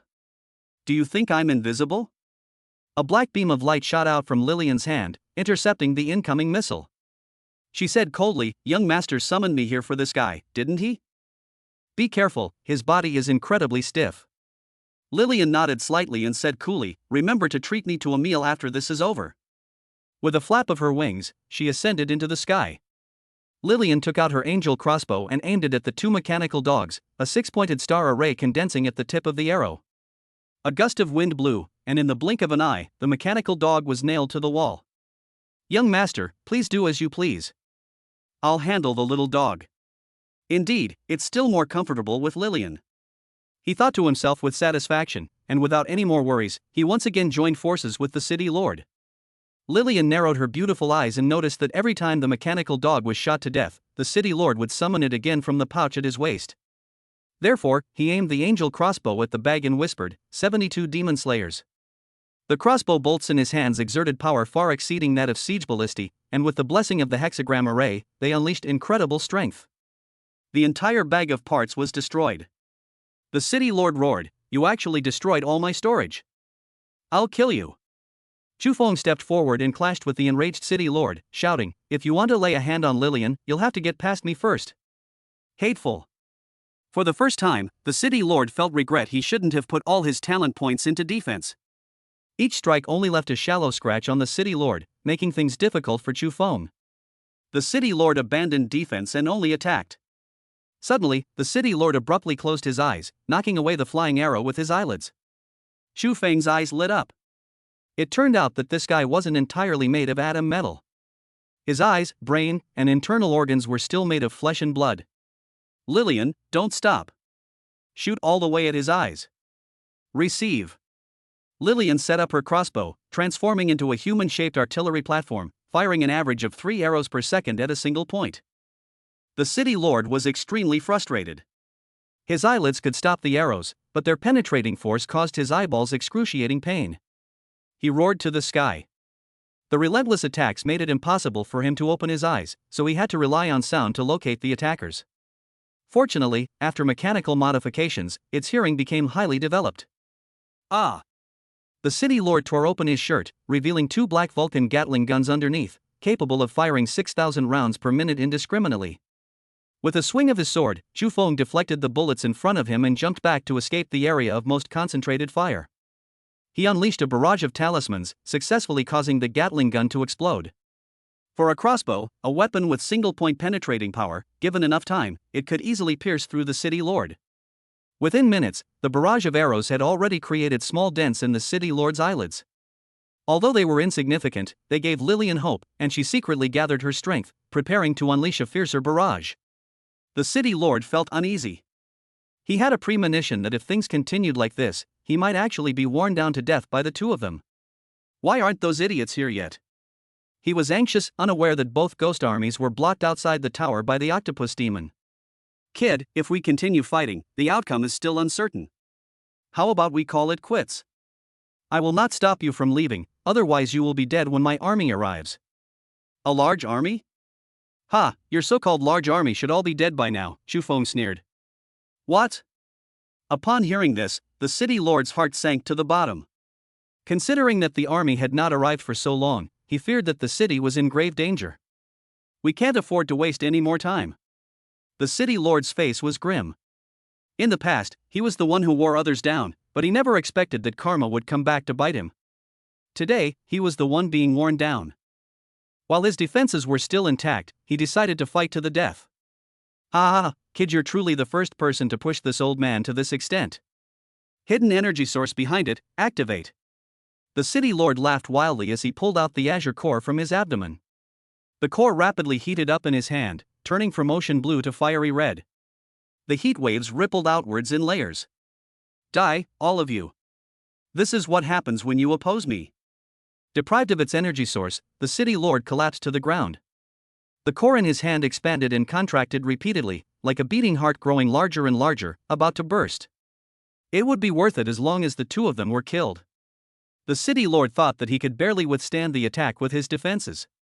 As long as the two of them died, he would still have a chance. Young master, hold me tight, let's fly away. Lillian sensed the power contained within the energy core, her expression grim. If it were to explode, the entire tower would likely cease to exist. It's too late. I'm afraid that before they even leave this place, the core will have already exploded. He pinned Lillian down and growled, triple shield rune. A yellowish-brown shield enveloped the two of them, and then their cores exploded. Young master. Lillian pulled Shufeng into her arms, lowering her body, her 4 black wings acting as the strongest barrier, enveloping the two of them in a tight embrace. Angel's soul.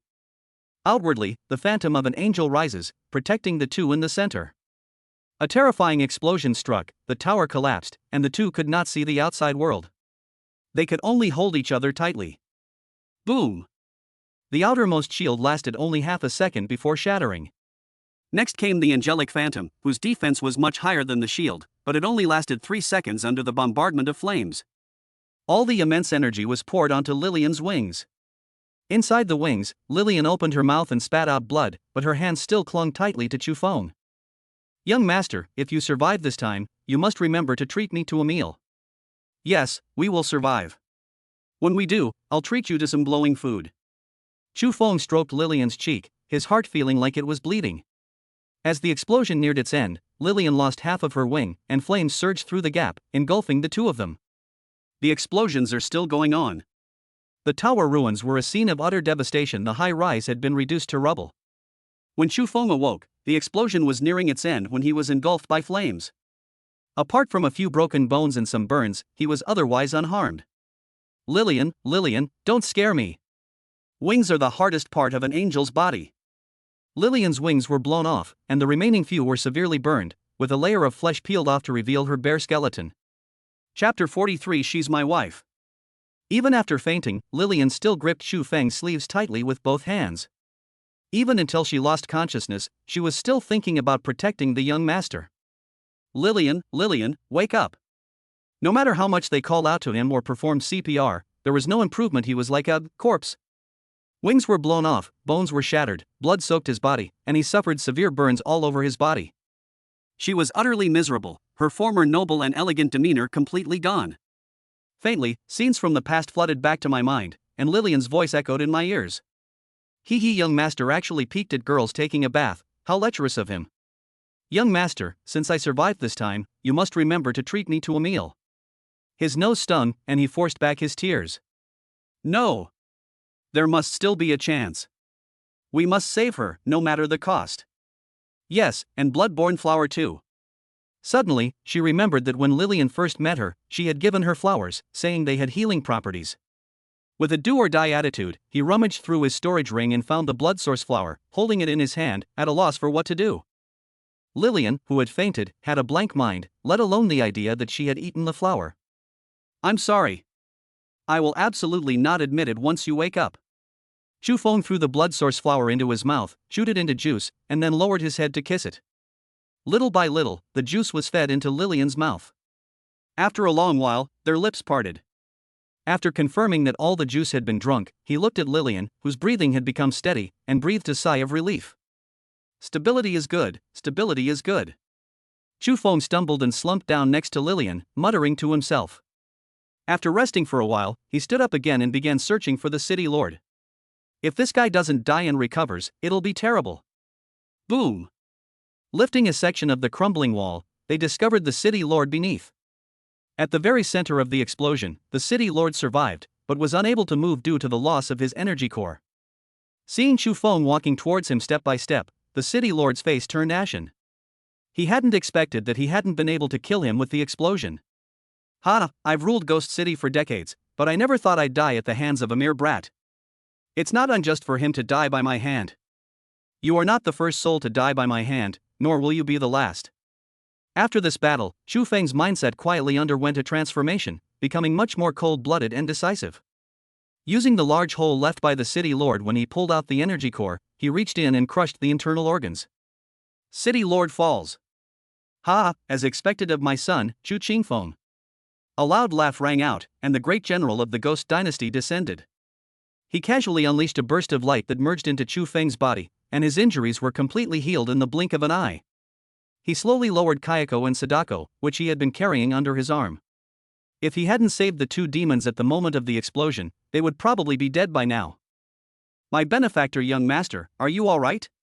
We were so worried about you. The two ghosts rushed up and hugged Chu Feng, their eyes filled with tears. Father! What are you doing here? He exclaimed in surprise. Hee, silly boy, don't you understand? Everything in this haunted building is a gift that your father prepared for you using the Ghost Dynasty. Father, you've come at the right time. Please, you must save Lillian. She is the person closest to your son. Worried that his father might have to give up on Lillian because of his serious injuries, he even added, she's also your future daughter-in-law. Seeing that Chu Feng's answer was irrelevant and that he was not pursuing the ghost tower but instead asked Chu Qingfeng to save Hong Yan, Chu Qingfeng was even happier. This child was like him, he was a romantic. Although the girl's injuries were severe, she could be saved as long as she had a breath left. He came to Lillian and enveloped her in a soft light. Her injuries healed rapidly, her blown wings grew back, her bones were set, and even her hair grew back. From a black carbon ball to a stunningly beautiful mature woman in the blink of an eye. Chu Qingfeng clicked his tongue in amazement. No wonder his son liked her, she was indeed born a beauty. With a slight flutter of her eyelashes, Lillian slowly awoke. Upon seeing Chu Feng, she exclaimed with delight, young master, it's so good that you're all right. Fool, you're in that state yourself and you're still thinking about me. Chu Feng affectionately flicked Lillian's nose. My mouth tastes so bitter, did you feed me anything? She tilted her head slightly and looked at the young master to ask. No, it's probably the smell of blood. By the way, the moon is really round tonight. Chu Feng panicked. He remembered that he had been slapped away before because he accidentally kissed the other person on the cheek. If he had known that he would be chased for 30,000 miles this time because of a mouth-to-mouth kiss. He quickly and deliberately changed the subject. Looking at the blazing sun, Lillian smiled. She knew perfectly well that the taste in her mouth was bloodflower.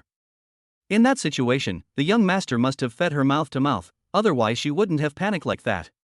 However, if the young master wants to act, then we'll play along. Yes, the moon is quite round today. Sadako scratched her head cutely. It was clearly the sun, but everyone said it was the moon. Could it be that she was seeing things wrong? Cough, cough. Chu Qingfeng coughed lightly, indicating that the two could show their affection later, as he, the old man, was still standing there. Let me introduce you. This is my father. He's the one who saved you. Lillian approached Chu Qingfeng and bowed respectfully, saying, Lillian greets uncle and thanks you for saving my life. Sensing Chu Qingfeng's aura as deep and boundless as the ocean, she was shocked. In her perception, the person in front of her was incredibly strong, like an unshakable mountain. Ha, get up quickly. He had seen everything Lillian had done. She valued Fenger's life more than her own, and she was definitely worthy of marrying into the Chu family. This was originally intended as a gift for Fenger San Yang's wedding anniversary, but now I'm giving it to you as a betrothal gift. Chu Qingfeng took out the jade bracelet and handed it to Lillian. Chu Feng, watching from the side, was terrified, his heart pounding and cold sweat pouring down his face. I only said she was my wife because I was afraid my father wouldn't save Lillian. I didn't expect my father to take it seriously, and now he's even brought out the betrothal gifts. Wiping the cold sweat from her forehead, she looked at Lillian, praying inwardly, please don't let this slip. Thank you, uncle. Lillian smiled gently, took the bracelet, and put it on her wrist. Holy crap! Why did I answer it? What's going on? His thoughts were churning as he looked at Lillian's profile, and several ideas popped into his mind. No, uncle, this is too expensive, I can't accept it. Lillian subconsciously checked the bracelet's attributes and discovered it was an S-grade item. Startled, she quickly took it off and tried to return it to Chu Qingfeng. Take it with you. You deserve it. Treat Fenger well. The Chu family will not mistreat you. Yes, father means well, so please accept it. Fearing that continuing would expose their deception, he persuaded Lillian to accept the bracelet. Well, okay. By the way, father, you just said that you prepared this haunted building for me? Yes, you are the main character, everyone else is a supporting character. Kayako and Sadako are actually maids I chose for you, but whether you can subdue them depends on yourself. If you can't subdue them, then there's nothing I can do. Now it seems you're really good at this trick with the ghost girl, you've got both ghosts completely under your thumb. Come with me, there is something very important I have to give you, something I found with great difficulty. Chapter 44. Whoever gets glared at will get pregnant. As Chu Qingfeng arrived at the end of the ghost tower, he was greeted by a scene of primordial chaos. The void beneath his feet was as black as ink, while above him, a dense galaxy of stars shone, and mysterious, colorful light flowed slowly, creating a breathtakingly beautiful scene. Father, what is this? He asked. Radiant light in the void. Void radiance? Chu Feng was somewhat puzzled. Close your eyes. Next, I will introduce the radiance of this void into your demonic eyes. That should be enough to advance your demonic eyes. Upon hearing this, Chu Feng closed his eyes, and Chu Qingfeng's arms trembled as he assumed a Tai Chi stance. With a push and a pull, all the radiance in the space was gathered into his hands, compressed to the extreme, and turned into a ball of light that emitted a dazzling array of colors. The surrounding galaxy disappeared, replaced by absolute blackness, where even sunlight would be swallowed up by the darkness. Wind, get ready, it might hurt a lot now. Chu Qingfeng spoke solemnly, slowly letting the condensed light merge into his eyes. After a long while, Chu Feng awoke from his agony and opened his eyes, only to hear gasps of surprise around him. Wow, what beautiful eyes, as bright as a galaxy, so beautiful. Sadako's eyes sparkled as she pressed herself against Chu Feng's chin, looking up in amazement, wishing she could observe him up close. So beautiful. Even Lillian, an angel, had never seen anything so beautiful. She parted her red lips slightly and murmured in disbelief. My benefactor's charm has only grown stronger. Kayako was never one to show any interest in men, but when she was with her benefactor, her heart would race uncontrollably, pounding like a deer's. Seeing that everyone was mesmerized, as if bewitched, and that Sadako was about to kiss him, he quickly took a step back. What's wrong with everyone? Is it really necessary to exaggerate like this? Fenger, you should take a look for yourself. If I had your eyes back then, I might have been able to directly align myself with the Ghost Clan Empress and reach the pinnacle of ghost life. Chu Qingfeng's handsome face was filled with sighs. His son was so much more handsome than his father. He would feel pressured to go out with his son in the future. Catching the mirror his father threw at him, Chu Feng looked at himself in the mirror and exclaimed in surprise, "Holy crap! Who is this handsome guy who punched Daniel Wu and kicked Edison Chen?" Looking in the mirror, his handsome face remained unchanged, but his appearance was dramatically enhanced by his eyes. His blood-red eyes held a sky full of stars. It was breathtakingly beautiful. The stars seemed to flow slowly in your eyes, and as you moved your eyes, the speed of the starry river increased, or it would change into the next star map. Looking into their eyes is like being in a dazzling galaxy. Holy crap, he's so handsome, I'm almost falling in love with myself. Lillian, who was standing next to Chu Feng, accidentally met his gaze. Her heart raced, her cheeks flushed, and she bit her lip, turning her head away. Why are you blushing? I didn't see you blushing like this when I kissed you last time. Xu Feng inwardly complained that his eyes had become a womanizer. Even Lillian couldn't resist their charm, and it was no longer a dream for anyone to beg to get pregnant after he glared at them. If he doesn't make a fuss, there's a good chance that he'll be surrounded by female admirers begging him to get pregnant just by walking down the street. The side effects are really quite significant. Xu Qingfeng's lips twitched. His original intention was to evolve his son's demon eye, but he didn't expect it to make his appearance so good-looking. He even considered whether to provide his son with 2 bodyguards. It wasn't impossible that a powerful woman might be tempted by his son's good looks and kidnap him, for example. Those sluts like Wan Yu Yaoji could definitely do it. Take a look and see what abilities have been awakened this time. Let me see. He began to examine the demon eye. Item, Demon Eye. Rank, S+, can evolve infinitely with the host. Abilities, Identification, Night Vision, Dynamic Vision, Insight, Charisma plus 100 points. Compared to before, 3 new attributes have been added: Dynamic Vision, Deception, and Charm plus 100 points. After telling his father the results, Xu Qingfeng laughed heartily. Ha, good. I originally predicted that you would awaken 2 new attributes, but I didn't expect you to awaken 3. Now that my son has returned with a full load, there is no need for this haunted building to remain here any longer. Xu Qingfeng raised his hand, preparing to put away the ghost tower. Father, I want to ask you a favor. Please take care of Sadako and Kayako, those 2 demons. Xu Qingfeng stopped and looked at his son. Humans and ghosts have always been enemies. If they come with me to the human world, I'm afraid they will meet with misfortune. That's how the world is. Sometimes ghosts have no intention of harming people, but people have the intention of harming ghosts. Young master, don't you want Sadako anymore? Sadako's eyes were brimming with tears, and she looked like she was about to cry, making her look pitiful. My benefactor, you saved my life. Please don't send me away. Let me serve you day and night. Kayako had only been reborn for a few days, but Xu Feng had already left a profound mark on her life. From rescuing her from her obsession to fighting side by side through life and death, her benefactor was everything in her life's memory. The 2 ghosts rushed into his arms. Xu Feng held Sadako on his left and Kayako on his right, comforting them. You 2 silly girls, I have Sadako's tape. Whenever you miss me, just come see me through the TV screen. Sister Sadako, is what my benefactor said true? Kayako looked at Sadako suspiciously. Wah-ah. Wiping away her tears, Sadako suddenly realized that she might have cried for nothing, having completely forgotten about the cassette tape. Seeing Sadako nod, Kayako's forehead creased with annoyance. This girl is really dense, she could forget something so important. My benefactor, remember to call us when you're lonely. The 2 ghosts reluctantly left the young master's benefactor's embrace. Good lad, you really know how to find work for your dad. Don't worry, I'll train them to be your right-hand men. Xu Qingfeng smiled helplessly. I must grant my son's only request. Meanwhile, inside the monitoring room. Since the castle explosion destroyed the cameras, they have been unable to contact Xu Feng. Now, they are all anxiously spinning around like tops. Alright, Lao Gu, I know you're anxious, but could you please stop pacing around in front of me? You're driving me crazy. Not worried? How could I not be worried? We haven't been able to contact Xu Feng for several hours. The chances of his survival are slim. How could I not be worried? Sai, I understand Guhi, just leave him alone. Dugubai sat in the corner, worried about Xu Feng's safety. There were bottles of liquor all around him, and in just a few hours, he had drunk more than 100 bottles of strong liquor. Wow, this is fantastic news. The messenger stammered as he ran in from outside. What great news is it? Tell me quickly. Dugubai almost couldn't help but punch this person. He couldn't even contact Xu Feng, and here he was telling me about this great news.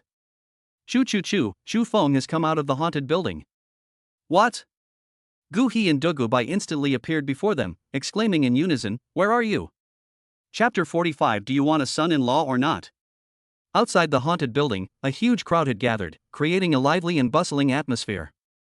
Oh my god, isn't the haunted building supposed to be open for 7 days? How come some people have come out early? I know that big shot. He's this year's top scorer in Suzhou, his name is Xu Feng. Someone below recognized Xu Feng. Anyone who has watched the college entrance exam knows that this big shot never plays by the rules. He must have done something earth-shattering this time. Wow, this is too grand, it's terrifying. The deans walked on air, and when they saw Chu Feng, their jaws dropped in astonishment. Golden steps extend down from the top floor of the haunted building all the way to the ground.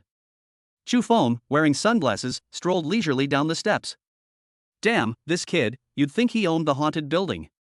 One of the deans couldn't help but swear looking at him like that. Anyone who didn't know better would think he had just returned from a vacation. He's even wearing sunglasses, completely disregarding ghosts. Could it be that Chu has already broken through the haunted building? Otherwise, he wouldn't be able to get out. Upon realizing this, everyone was shocked. That terrifying haunted building had actually been breached. The other geniuses were still hiding in their rooms, too afraid to come out. That's the difference. The boss is awesome. Chu Feng is awesome. The boss is awesome. Chu Feng is awesome. It's unclear who started it, but the crowd raised their arms and shouted. The moment Chu Feng landed on the steps, the ghost tower rose from the ground, spitting out the humans who were still alive inside, and flew into the sky. Ah, I'm finally out. I survived. Wah, brother, you died such a terrible death. The surviving geniuses were overjoyed and filled with relief. What's going on? Miaowich Deng Ai looked around, bewildered. She remembered clearly that it hadn't even been 7 days yet, so how did she get out? It was truly a blessing from the god of witchcraft. Had she been a second later, she would have died at the hands of Jack the Ripper. Suddenly, she heard people all around her shouting Chu Feng's name. She looked up and her pupils contracted.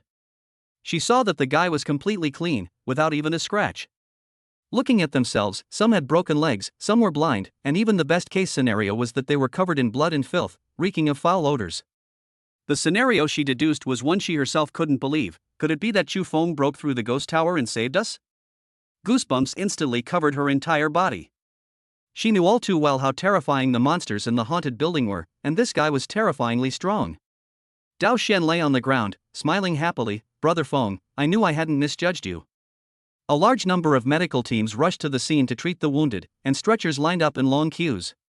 As Deng Ai passed by Chu Feng, she whispered, "Thank you. Did you break into the haunted building?" The deans all crowded around, asking questions, but in their hearts they had already made up their minds. Yes. Although they had already concluded that Chu Feng was responsible, they were even more shocked to hear him admit it himself. Young friend. I have a granddaughter who is 12 years old this year. She is as beautiful as a flower. How about I give her to you as your child bride? One of the hospital directors couldn't resist acting as a matchmaker for his granddaughter, saying that such an outstanding young man would be the perfect son-in-law. Pa!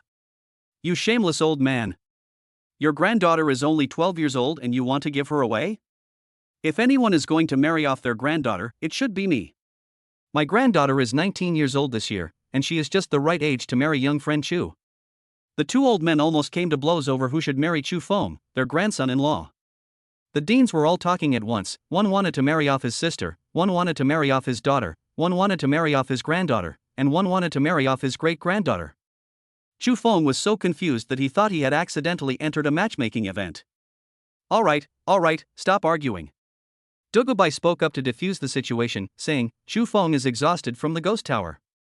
Let him go back and rest for a day. We can talk about it tomorrow. Of course. We'll go talk to the Lord of the Manor this afternoon about rewarding Chu for his contributions. Let's go together. Fearing that the other party would try to win over Chu Feng after they left, the deans kept a close watch on each of them, preventing anyone from leaving to go find the Lord of the Manor. Chu Feng shook his head and headed towards his dormitory, following the coordinates on the points ring he had previously received. On his way home, Wang, the counselor in charge of welcoming the new students, had a few drinks that day and was walking blissfully, humming, "Oh, I'm in a good mood today, so I'm off for a stroll." His outing for drinks was related to Chu Feng. Ever since he sent Chu Feng to the haunted building, he has felt guilty and troubled, which is why he thought of getting drunk to relieve his worries. Walking down the street, Instructor Wang suddenly saw a familiar figure. He rubbed his sleepy eyes, but it was still the same figure. Calculating the time, it hadn't even been 7 days yet. He stared in disbelief, took 2 steps to Chu Fengshan, knelt down with a thud, and wailed. "Classmate, it's all my fault. I'm so sorry. I never thought you would come back to me as a ghost. If it weren't for my 80-year-old mother to take care of, I would definitely go with you. Wah. Hey bro, take a good look and see if I'm alive or dead? Oh my god, it's come back to life. When Instructor Wang discovered that the person was still alive, he was so frightened that he ran away, but was pulled back by a hand. Chu Feng was both amused and exasperated. What the hell? The tower has already been breached by me. Break, did it through? The man sobered up considerably in an instant. You're really okay, that's great, huh? Overjoyed, Instructor Wang was finally free from guilt and immediately grabbed Xu Feng's hand, saying, "Come on, brother, I'll treat you to some fine wine and women, the best of the best." No thanks, brother. I have friends waiting for me. Yes, spending time with my girlfriend is more important, so I won't bother you any longer, bro. Instructor Wang skipped and hopped away, like a child. Chu Feng smiled, she really is a lovely person. In front of room 1314, building D, student dormitory. This should be it, right? After confirming the address was correct, I used the ring to unlock the door and went inside. Inside the hall, Tina, wearing fishnet stockings, sat on the sofa, with a photo of Chu Feng, which she had somehow acquired, on the coffee table in front of her. Staring blankly at the photo, Tina didn't even notice Chu Feng coming in. The severe dark circles under her eyes seemed to indicate that she was seriously lacking sleep. Worried that his sudden appearance might frighten Tina, Chu Feng deliberately made heavy footsteps at the door so that Tina would sense his presence. Senior. Tina was overjoyed and jumped up from the sofa, leaping into Chu Feng's arms. Let me see if the little cook has lost weight. He picked up Tina and spun her around, finally saying in a serious tone, "You've lost weight. If you torture yourself by not sleeping again, I'll punish you." Hee senior, Tina misses you so much. Tina pressed her head against Chu Feng's chest, rubbing against him. Cough cough. A coughing sound came from the balcony. The two turned their heads and saw Lu Changqing appear on the balcony, opening one eye and closing the other, looking at them. Truly turning a blind eye. Chapter 46. No drinking until we're drunk. Ah.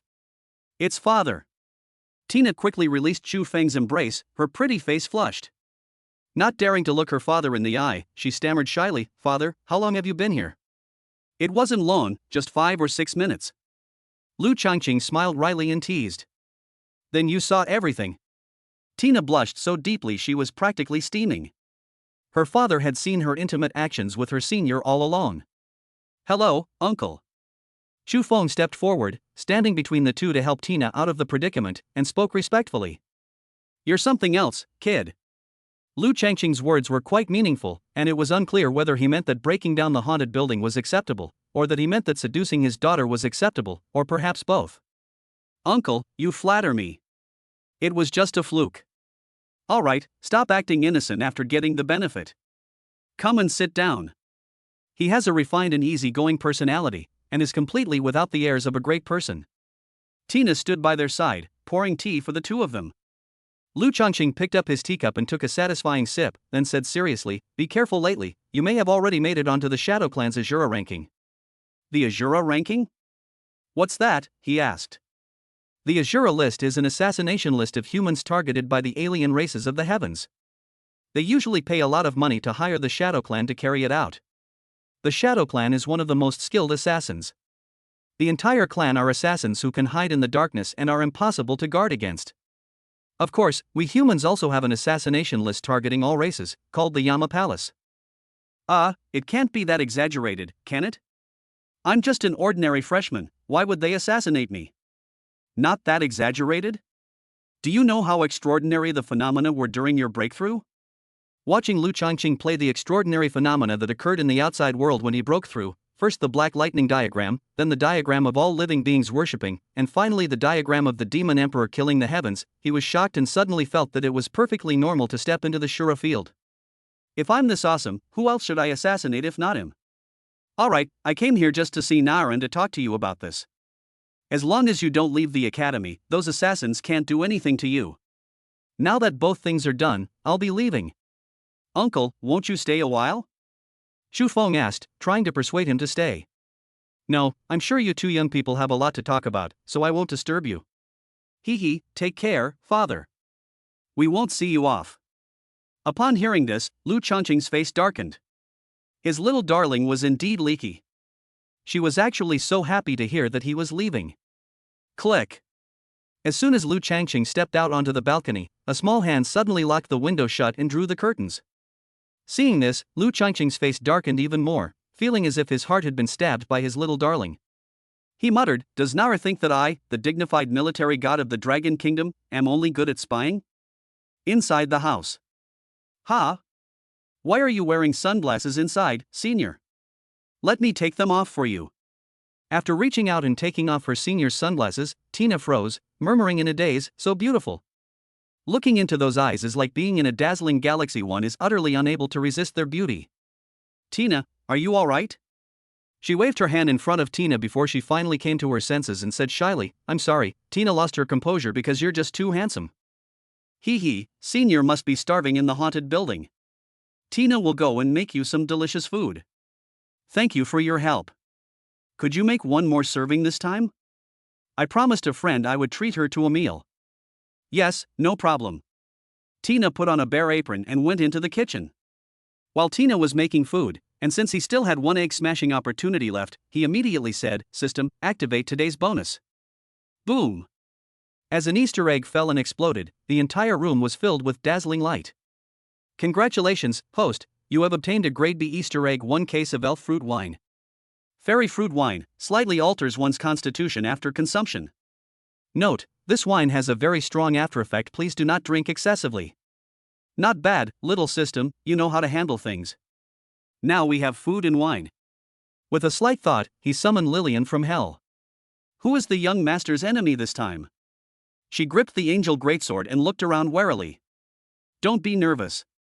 I'm here today to keep my promise and treat you to dinner. Upon hearing this, Lillian said happily, "Young master, please wait a moment. I'll go back to hell to change my clothes." Not long after, Lillian returned, having shed her hard armor. She was wearing an off-the-shoulder royal blue sweater, hot pants, and black stockings that hugged her plump, beautiful legs. Her long, golden hair was styled in an updo, exuding nobility and elegance. 2 wisps of hair lingered at her temples.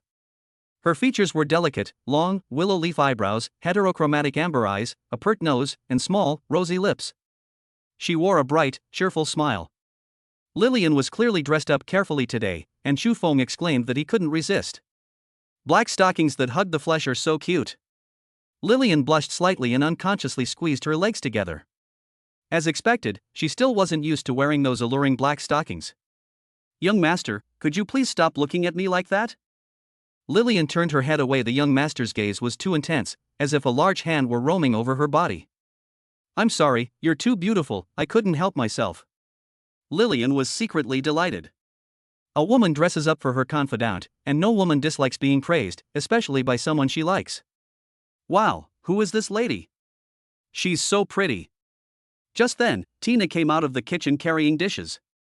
Her eyes widened and she saw that the woman in front of her had a great figure, like a goddess who had stepped out of a myth, and was incredibly beautiful. Lillian was also momentarily dazed, glancing at Xu Feng with a hint of jealousy. What an adorable little sister. Sure enough, no matter where the young master is, he will never lack women, especially beautiful ones. Let me introduce you, this is Lillian, this is Tina. Xu Feng stood up and introduced the two to each other. Beautiful women also like beautiful women, and the two beauties, one young and one young, quickly became acquainted, calling each other sister and brother. My senior said he's treating us today, so I specially made several dishes. Sister, you should eat more later. Dishes were brought in from the kitchen one after another, and soon the table was filled with food. The group took their seats, with Xu Feng in the middle, Lillian to his left, and Tina to his right. As the lid covering the dish slowly opens, soft golden light shines out. The food actually glows. Lillian was astonished. It was the first time she had ever seen food that glowed. Could my sister be the legendary, 1 in a million divine chef? She looked at Tina in disbelief. I just know how to cook some simple homestyle dishes, it's not as exaggerated as my sister said. Tina said, a little embarrassed. Alright, you two stop being modest, let's have a toast. Take out the fairy fruit wine and fill the cups for everyone. Tonight, let's drink until we drop. When? The 3 men stretched out their hands, and their glasses clinked in the air. Chapter 47. After getting drunk. Why does this wine taste like a soft drink? Xu Feng smacked his lips, but couldn't taste any alcohol at all. Tina, you can drink this wine too. It's like juice, so it's okay to drink more. Wow, it tastes so good. This was Tina's first time drinking alcohol, and she couldn't stop. It tasted like juice, but even better sweet, smooth, and she just couldn't stop. Lillian squinted her eyes slightly, savoring the moment, and exclaimed in surprise, "It's actually elven fruit wine. It's said that it stopped being sold 300 years ago. Young master, you're amazing to have managed to get your hands on this kind of wine." Lillian's craving for alcohol was aroused, and she immediately gulped down several glasses. "Come on, let me fill your cups." When the wine in their cups was empty, Chu Feng immediately refilled them. "Don't just drink, eat some food. Lillian, don't be shy, try this." Chu Feng picked up a piece of abalone and placed it in Lillian's bowl. "Then I won't stand on ceremony." Although the dish had been served for a long time, it still emitted a faint golden glow, making it look high-end. The enticing aroma is like a stunningly beautiful woman, constantly tempting and challenging your taste buds. Lillian picked up her chopsticks, inserted them into the abalone, took a bite, and her expression instantly brightened. So delicious. Abalone is naturally very fresh, and the 7-star abalone is the finest among abalone. After being braised in broth, a bite releases a burst of juice in your mouth, as if you were eating a dozen different kinds of seafood at the same time. After several days of simmering, the abalone becomes tender and melts in your mouth, flowing smoothly down your throat. Is it really that delicious? Seeing Lillian enjoying her food so much, Chu Feng couldn't resist picking up a piece to taste. The abalone juice is the essence of the fish. The 7-star abalone has been raised for 18 years, and he is now frantically consuming it. After several rounds of drinks and 5 courses of food. Wow! Is Sister Lillian an angel? That's amazing. Tina touched the wings that Lillian had deliberately exposed, her expression full of surprise. She never expected to have the chance to see and touch the mythical angel with her own hands. Your senior is the one who's really impressive. After all, he even managed to win over an angel like me. Lillian and Tina were clearly drunk, and they started talking recklessly. "Ha, you two are such wimps, you can't even handle this little bit of alcohol." Chu Feng looked at the beautiful woman, her face flushed and her eyes alluring, and mocked her mercilessly. "Hiccup hee hee, senior, come to my room. I want to show you the abalone I'm raising." Tina hiccuped, staggered over to Chu Feng, grabbed his arm, and tried to drag him into her room. "What are you looking at, abalone? We already ate it at the table, okay? Young master, let's go to your room and play eagle catching chicks. If you catch one, I'll let you, hee hee hee. Wait, why am I slurring my words? This wine is probably something wrong." Chu Feng used the last bit of his sanity to examine the elf fruit wine. Item, fairy fruit wine. Effects, it has a slight effect on the body's constitution after drinking it.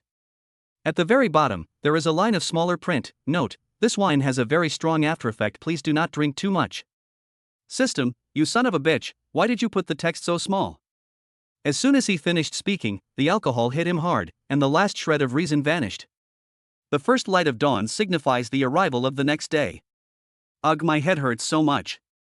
Chu Feng wanted to cover his head with his hands, but found that both of his arms were being used as pillows. When he saw the scene, his heart stopped beating. Chu Feng was lying in the middle of the bed, with Lillian resting her head on his left arm and her thigh pressed against his lower abdomen. Tina was resting her head on her right arm, her drool soaking a patch of the sheet. The blankets covered the 3 of them completely, leaving only their heads exposed. Holy crap! I remember now, we drank fairy fruit wine last night, and then we got drunk, and then I blacked out. Thinking of this, he broke out in a cold sweat. Could he have done something monstrous while drunk? Otherwise, how can we explain this scene? Gulp. He swallowed hard, his arms pinned down, and could only use his feet to carefully move the blanket down little by little. As long as the 3 people's clothes are still intact, he is innocent. Otherwise, he dares not imagine the consequences. As the blanket slowly moved downwards, Chu Feng's heart was in his throat. That's fucking exciting. Haha, I'm still a virgin, that's great. They kicked off the covers and found that although the 3 of them were disheveled, they were all wearing their clothes properly. This relieved Chu Feng. Just then, he saw Lillian's eyelashes flutter slightly, as if she was about to wake up. He quickly closed his eyes and pretended to be asleep. The situation was too awkward, and he didn't know how to face it. After Lillian woke up, Chu Feng felt her body tremble, and then she actually lay back down, seemingly intending to do the same as him and continue pretending to be asleep. After a while, Tina also woke up, and then silence returned quickly. The 3 of them pretended to be asleep, lying there until noon, when finally Chu Feng couldn't help but speak up. Hey ladies, the sun's already high in the sky, why aren't you up yet? Who isn't getting up? The three opened their eyes, looked at each other, and there was an indescribable feeling in their eyes. By the way, does anyone remember what happened last night? Chu Feng spoke first, but the two women shook their heads, saying they remembered nothing. All three of them had a collective blackout. The atmosphere gradually became extravagant. Oh dear, I need to change the water for the abalone in my kitchen. I'll go change the water. I suddenly remembered that there were things in hell that I needed to go back and deal with, so I left first. The two women were like ants on a hot pan, making excuses to leave Chu Feng's room as if they were fleeing. Chu Feng shook his head inside. Wine and women lead to trouble. From today onwards, I will abstain from alcohol. He couldn't get rid of the woman's fragrance on his body, so he simply took a shower. Bathroom. Looking at himself in the mirror, with two lipstick marks on his face, one dark and one light, he fell into deep thought. When did this happen? Thump thump thump. There was a knock on the dormitory door. Who is it? Tina, go open the door first, I'll be out in a bit. Chu Feng dried himself off and dressed properly, only to find Dugubai sitting on the sofa. You're quite something, kid, keeping a beauty hidden away, she teased. Teacher Dugu, you're joking. We're just ordinary roommates. What brings you here? TCH, the smile on that girl's face when she talks about you isn't the kind you'd see between friends. Dugubai curled his lip, giving him a look that said, I don't believe you for a second. The academy has already issued your reward for breaking through the haunted building. I'm here on behalf of the school to present the reward to you, and also to discuss some personal matters with you. Chapter 48. I want to have your babies. Oh? What are the rewards? Chu Feng rubbed his hands excitedly, thinking that such a large university must offer some pretty good rewards. First, in recognition of your heroic performance in the haunted building, the academy has decided to award you 10,000 academy points. Dugubai took out a points savings card, scratched it on his points ring, and immediately a huge amount of points appeared inside. Chu Feng was overjoyed. He hadn't expected the academy to be so generous. 1 point was worth 10,000 yuan, and 10,000 points was a lot of money. Second, you have already received the points. You can buy whatever you want from the academy's shops. Because of your act of breaking through the haunted building ahead of time, which saved the lives of many students, you can make 2 requests to the academy. As long as they are not too unreasonable, the academy will help you fulfill them. You are the first student to make demands of the academy since its founding. I never expected the academy master to like you so much. Dugubai looked astonished, as if his eyes had been opened. This. Chu Feng thought it over and over, but it seemed like there was nothing he needed the academy to do for him. No, there was one thing. Could you please help me find a car? I'll think of the last condition later. Looking for a car? Dugubai began to question the meaning of life. Others would dream of their entire lives but never get the chance to make demands of the academy, and this kid just wants a car? Wait a moment, I need to go and ask the Lord of the Manor for instructions. Even the usually carefree Dugubai was completely bewildered by Chu Feng's actions. Hello, is this the Lord of the Manor? She dialed the phone. Ha, it's Little Bai. What do you want with this old man? A burst of robust laughter, typical of an elderly person, came from the phone.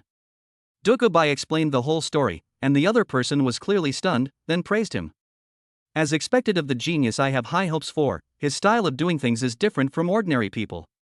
Instead of asking the academy for rare and precious materials, he asked for a car. This kid is really a strange person, ha ha. We can't treat this kid badly. I'll send someone to deliver that Rolls-Royce Black Knight over later. The Black Knight? That car was a birthday gift your granddaughter went through a lot of trouble to get, and it's one of only one in the world. Dugubai was shocked. The Manor Lord usually loved this car so much that he had never been willing to drive it since he received it. He never expected that he would be willing to give it to Chu Feng. There's an old saying in China, a BMW is for a hero. Besides, that car is too trendy, it's more suitable for young people. The Manor Lord said with a chuckle. Even after the call ended, Dugubai still couldn't believe that the Manor Lord was actually willing to give Chu Feng a Rolls-Royce Black Knight. He looked at Chu Feng and said, "Luckily, I know you very well, otherwise I would have suspected that you are the Lord's illegitimate son. This is too good for you." Not long after, a Rolls-Royce Black Knight pulled up in front of the dormitory apartment, immediately attracting a large crowd. What a cool car. I'll ask my wife to buy me one too. Does anyone recognize what kind of car this is? Oh my god. I recognize this car. It's been featured in several fashion magazines. It's called the Rolls-Royce Black Knight, and there's only one in the world. It's parked in front of our dorm. I wonder which big shot it belongs to. Ha, did you hear that, bro? There's only one in the world. You couldn't afford it even if you sold your wife. Wow, those lines, that fluidity, that shape, it's fucking awesome. At this moment, Chufeng, who had received the news, came downstairs, and a man in a suit and leather shoes got out of the car and handed him the keys. This car is yours. The people around were in an uproar when they saw this. Holy crap! There's a hidden big shot in our apartment building. He drives a Rolls-Royce Black Knight. I can't take this, I have to post it on WeChat Moments. Boss, I want to have your babies. Hey handsome, I'm so lonely, would you like to keep me company tonight? My sister and I are playing cards and we're one short. This is a real big shot. May I ask if you still accept accessories? I'd like to curry favor with you. Thank you for your help, brother. Chufeng ignored the flirtatious glances thrown at him by the young women around him, and calmly took the keys from the man's hand. To him, the sports car was just a means of transportation. You can go now. We have some private matters to discuss. Yes, young lady. Dugubai followed Chufeng out of the building, waved goodbye to the man who brought the car, and was about to speak when she was drowned out by a wave of noise from the crowd. She frowned slightly. Come on, let's talk in the car. Dugubai pulled Chufeng into the Rolls-Royce Black Knight, closed the door, and the world fell silent. Looking at the frenzied crowd outside, Chufeng sighed helplessly. It's just a car, is it really necessary to get so excited? This car not only boasts world-class sound insulation but also top-notch shock absorption. You could sing and do push-ups inside the car without anyone outside noticing. The glass is military-grade TX286 single-sided bulletproof glass, allowing only the inside to see out, while from the outside it appears completely black. Damn, did you guys see that? The big boss brought a woman into the car. He has a girlfriend. Those women who want to avoid working hard for 30 years should stop dreaming. TCH, a girlfriend isn't a wife. Who says you can only have one? Who knows who'll end up in the boss's bed in the end? A vixen, exuding a seductive charm, was plotting how to seduce Chufeng. Holy crap, am I seeing things? That woman looks just like Dean Dugubai? Some people stared in disbelief, muttering incredulously. I don't know if you've heard, but I have some inside information from my uncle's brother's sister's aunt's husband's nephew's brother-in-law. It's said that Dean Dugu is currently fighting with another woman for a man. Could it be this great god? Holy crap, a teacher-student relationship. This guy is awesome. Even Dean Dugu has to chase after him. This guy is awesome. Voice cracks. Teacher Dugu, what's wrong? Inside the Rolls-Royce, Dugubai gritted her teeth, furious. With her cultivation level, she could hear everything the outside world was saying. Those bastards really dared to say such things, some even calling her Chufeng's mistress. Wait, I'm going out for a bit. Boom. With a cold face, she went outside, threw a simple punch, and blasted a crater dozens of meters wide in the distance, causing the crowd to flee instantly. Back in the carriage, a gentle smile returned to her face. Chufeng. Teacher Dugu, please just tell me what's wrong, don't do this, I'm scared. He felt uneasy facing Dugubai's sudden change in gentleness. TCH, I guess I just can't fake it. She pursed her lips and said, young man, would you like to become my disciple? Teacher Dugu, I wish. Just as she was about to agree, a humanoid figure suddenly appeared out of thin air and shouted, Dugubai, you treacherous little girl. We agreed to come to see Chufeng together, but you secretly came here first. Chapter 49. Gui grabbed Chufeng's hands and said excitedly, I am Gui, the Dean of the Flesh and Blood Academy. I have observed you and you have great potential in the field of flesh and blood. Become my disciple and I will pass on all my skills to you. Brother Guha, that's not very fair of you. First of all, Chufeng already asked me to mentor him back in the college entrance exam competition, and our professions are all related to hell, so having me mentor him is the best choice. Before Chufeng could speak, the two started arguing, and he couldn't get a word in edgewise. The two argued more and more fiercely, neither willing to back down. This kind of arguing isn't going to work. How about Chufeng studies with you for 3 hours every day and then with me for 3 hours? After a year, we'll see who teaches better and he'll become Chu Feng's apprentice. What do you think? It's a deal. Du Gubai made the suggestion, and Gu He readily agreed, turning to Chu Feng and saying, "Our university does not stipulate what courses students should take. It is all up to the students to choose. Even if you don't attend classes all day, it's fine. Attending lectures requires consuming academy points. The price varies depending on the lecturer's status. Du Gubai and I are both deans, so others need not only a lot of points but also merit points to attend our lectures. If you cultivate with the two of us, not only will you not need to give us points, but we will also give you cultivation resources." What do you think? Gula explained that no matter how they discussed it, they still needed to obtain the person's consent. "Please take good care of me in the future, teachers." Good. Good. Good. Ha ha ha. Guli was overjoyed and said, "If you're in a bad mood and don't come to class, that's fine too. The only requirement is that if you've attended one of Du Gubai's classes, you must also attend one of mine." After saying goodbye to the two deans, he called Tina and drove his Rolls-Royce Black Knight towards the city center. "Senior, why are there no cars around here?" On the main road, vehicles flowed back and forth, but there wasn't a single car next to Chu Feng's car. He only dared to follow far behind, afraid of accidentally bumping into the Rolls-Royce Black Knight. Ha, that's the allure of luxury cars. Although I don't like them, I have to admit, it feels amazing. The drivers behind the Rolls-Royce were all on tenterhooks, slowing down and not daring to get too close. Even a scratch the size of a fingernail would be too much for them to afford. Wow! That's a Rolls-Royce Black Knight, the king of supercars, a world-class luxury car, a legendary vehicle that's unattainable for car enthusiasts. Oh my god! I never expected to see him here, I'm so excited. Passers-by screamed in alarm and took out their phones to take pictures and post them on social media. Honey, did you see that? That's the Black Knight, a luxury car that's one of only one in the world. A passerby video called his wife to share his joy. Seeing that the light ahead was red, Chu Feng slowly stepped on the brakes and stopped the vehicle. Tina turned to look at the young lady, her mouth slightly agape in disbelief. She looked down at her flat chest and felt inferior. "Excuse me, ladies, I forgot my phone today." Chu Feng smiled and politely declined. At that moment, the red light turned green, and he stepped on the gas and sped away. Wow! What a handsome and aloof tycoon. I love him. The two beauties hugged each other, extremely excited that they had just been able to speak with Chu Feng. Arriving at the largest shopping mall in the area, you'll find everything from military equipment and missiles to fruits and vegetables. He led Tina out of the car, tossed the keys to the doorman, and said, "Please move my car, this is a tip." The doorman was thrilled to receive a ring for every 10 points he earned. He didn't even earn that much in a month.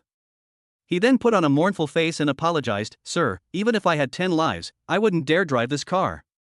Please drive it to the parking lot yourself." "It's okay, just drive it. You don't have to pay for it if it breaks." "Well, okay, I'll give it a try." The doorman put on shoe covers and gloves, trembling as he sat in the driver's seat, carefully started the vehicle, and slowly drove it into the parking lot. That speed, slower than a tortoise. It takes a genius to drive a supercar that slowly. It successfully amused Chu Feng, who then led Tina into the mall. "Besides replenishing the necessary supplies in my storage ring, I also came here to see if there were any good items. With so many points, converting them into strength is the key. Why did you buy so many papayas?" Tina went straight to the fruit section after entering and bought a whole box of papayas. "Senior, you're such an idiot." Tina pouted and turned her head away, ignoring Chu Feng. "Ha, good boy. It's so much fun teasing little Tina," he said with a hearty laugh as he rubbed Tina's head. After resupplying, he went to the equipment area to buy Tina an accessory to thank her for cooking for him these past few days. "Boss, do you have any nice necklaces?" "Price is not a problem." Chu Feng went to the counter and said to the shopkeeper, "Please wait a moment, I'll bring out the best ones right away." The most important thing in their line of work is observation, listening, and palpation. Hearing Chu Feng speak with an imposing manner and seeing his extraordinary demeanor when he looked up, he knew that a big client had arrived. He hurriedly brought out several brocade boxes from the warehouse, placed them on the counter, and said with a smile, "These are all the best stock in our store. Please take your time looking at them, there's no rush." Upon opening the box, 3 exquisite necklaces lay quietly inside. They might not have strong magical properties, but they were undeniably beautiful. Item, Heart of Azure.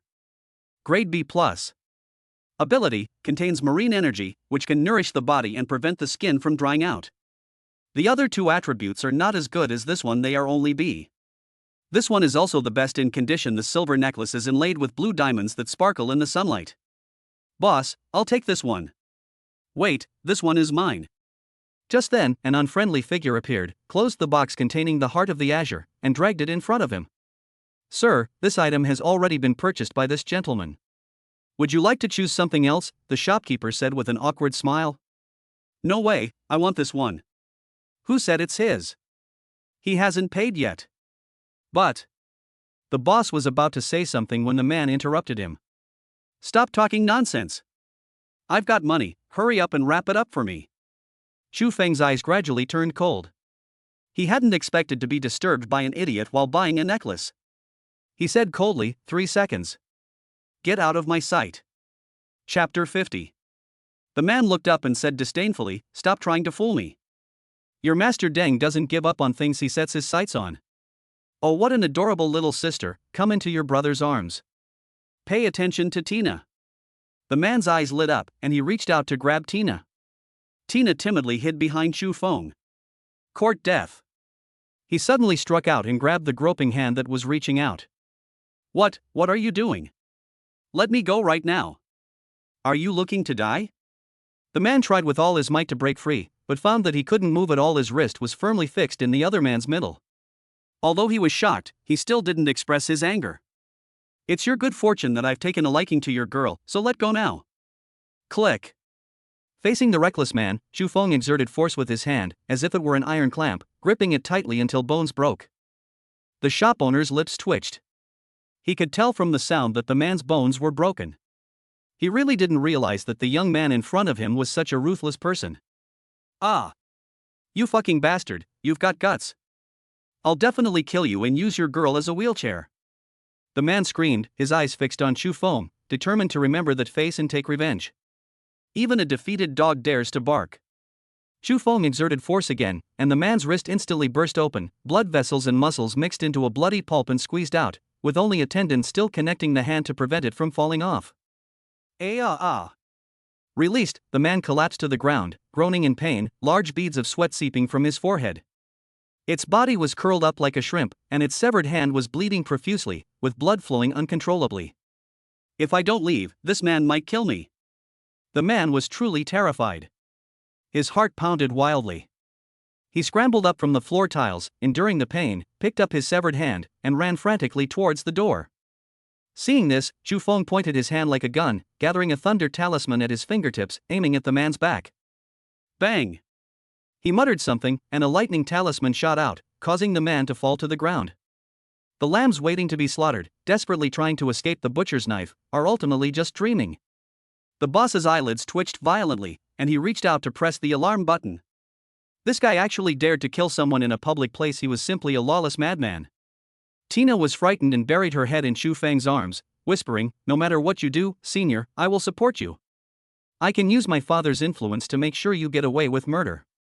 "Don't be afraid, I'm doing this to rid the people of a scourge," Chu Feng said, stroking her beautiful back to comfort her.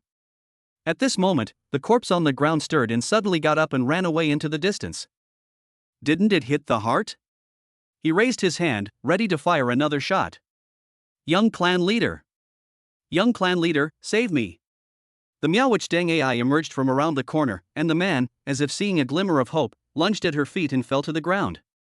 What's going on? Deng AI was shocked. How could his people have ended up in such a miserable state, their lives hanging by a thread? Could it be a ghostly invasion? Why, young clan leader, help! Someone's trying to kill me. The man grabbed Deng Ai's shoes and refused to let go, pleading, completely unlike his arrogant and domineering self just moments before. Who was so bold as to commit murder on campus? Upon hearing this, she frowned. It was worse than a ghost invasion. What kind of madman would dare to attack students in public in the academy? Day. Holding Tina, stepping through the bloodstains along the way, Chu Feng walked until he stopped in front of the man and Deng Ai. What? You want to protect him? He chuckled, but to the man it looked like death was smiling at him. He scrambled and hid behind Deng Ai, his voice trembling as he said, It's him. The young clan leader is him.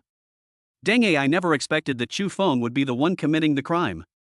She looked at the two of them, feeling conflicted.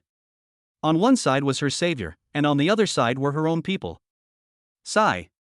Sighing inwardly, she regretted coming out today.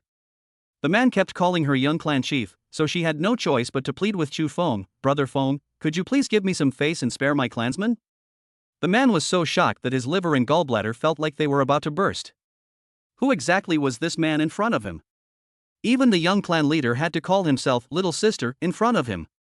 He actually offended such a big shot. I have a principle: anyone who dares to plot against me will be killed. He raised the gun, pointed it at the man's forehead, and then bang. The man's head exploded like a watermelon. Chu Feng muttered, "This time, I should have hit the mark." This. Dang, I stood there dumbfounded, blood splattered on his face. He never expected that his brother would kill someone right in front of him. If your clan wants revenge against me, I'm ready anytime. The man was dead, so Chu Feng decided to go back and buy the necklace to see who would dare to provoke him this time. Wait, came a clear female voice. Is there something you need? Or do you want to avenge your clan now? He turned around and looked at Deng Ai. Deng Ai pondered for a moment before speaking. Brother Feng, you misunderstand. What I want to say is that this person must have committed evil deeds to be killed by you. You are doing this to rid the people of a scourge. My Miaogu clan will never cause trouble for you because of this. These words were the result of her deep thought. It wasn't worth offending Chu Feng for the sake of a mere dead person. Moreover, he was his savior, and as the young clan leader, he should consider the well-being of the clan. Okay, I've got it. I'll be going now if there's nothing else. Chu Feng re-entered the shop and bought the Heart of the Ocean necklace. Grandpa, you're doing our shop a favor by coming here. How could we possibly accept your money? The shop manager's hands trembled, and he refused to accept the money no matter what. He was joking. After all, this man in front of him was a murderer, and what if he was in a bad mood and killed him? Stop talking nonsense, just take it if I tell you to. Hey! If you want to give it to me, then I'll take the liberty of accepting it. The shop manager thought to himself, don't let the fact that this old man killed someone fool you. He's still a kind person who pays for his purchases. He bowed his head and personally placed the Heart of the Ocean around Tina's flawless white neck. The silver necklace, inlaid with blue diamonds, sparkled in the sunlight, making her even more beautiful as it adorned her smooth neck. Senior, isn't Tina pretty? You look great. If you keep dressing up, other women will lose their confidence. Senior is so nice. Tina tiptoed and gave Chu Feng a kiss on the cheek, like a dragonfly skimming the water. After taking the initiative comes shyness. Tina approached the shop manager and said, "Do you have men's necklaces? I want to buy one for my senior too." Yes, I'll go get it right away. What are you doing? My mother once told Tina that girls shouldn't always let boys pay for things, because love is a two-way street. Senior, look how pretty this necklace is. Let Tina put it on for you. I just can't do anything with you. Chu Feng smiled and lowered his head, letting Tina put a necklace that looked very similar to the one around her neck on. Wow! The senior is so handsome. She gave a thumbs up and praised. Chu Feng discovered that whenever Tina stayed by his side, her profession would slowly awaken, and it had already become. Name, Tina. Occupation, Holy Nun. Awakening progress 28%. Realm, Talent Stage. Abilities, Holy Spirit Body, Spirit Chef, Master of Holy Watermaking. Chapter 51. Officer Ouyang. Sometime later, the police arrived after being notified.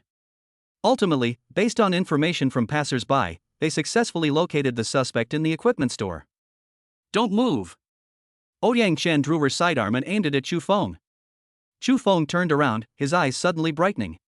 With a fair complexion, light-colored eyebrows, a straight and elegant nose, pale red lips, a graceful figure, and a charming physique, she wore a police uniform and looked very energetic. Ouyang Qianying frowned slightly and scolded, "Where are your eyes looking? Look again and I'll gouge them out. Suspect, please come with me to headquarters for investigation."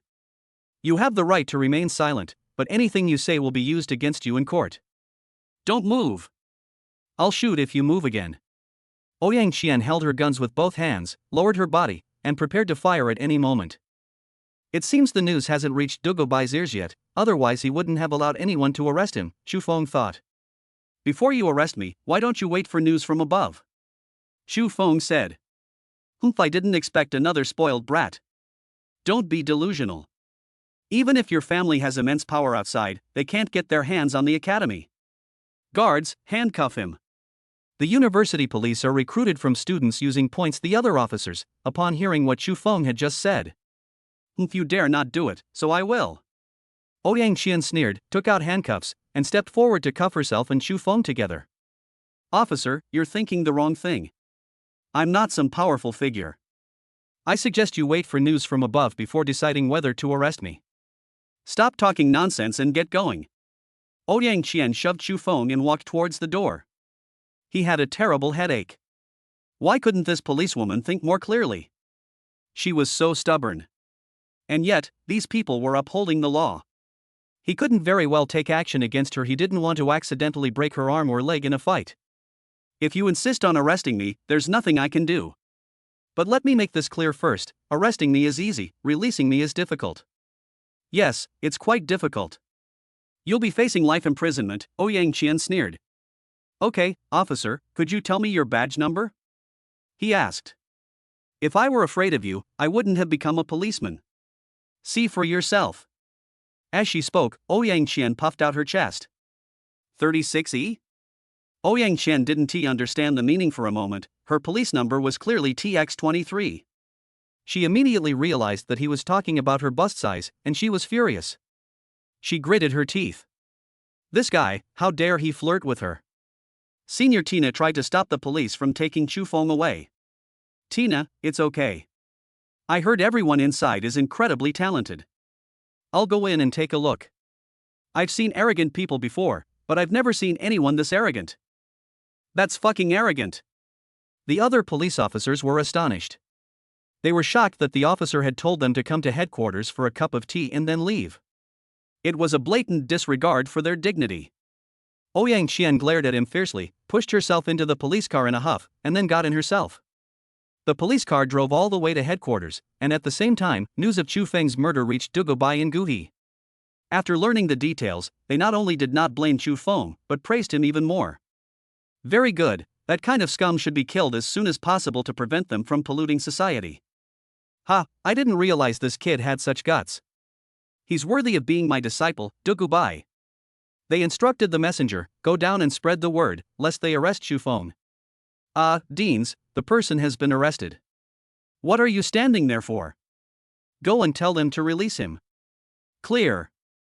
Inside the courtroom at the General Administration. Smack. The bright white light shone on his face, and Chu Feng squinted as he sat down in the chair. Across the table were Ouyang Qian and two other police officers. One was in charge of questioning, one was in charge of recording and taking notes, and the other was in charge of props and, if necessary, the use of force to suppress the suspects. Suspect's name?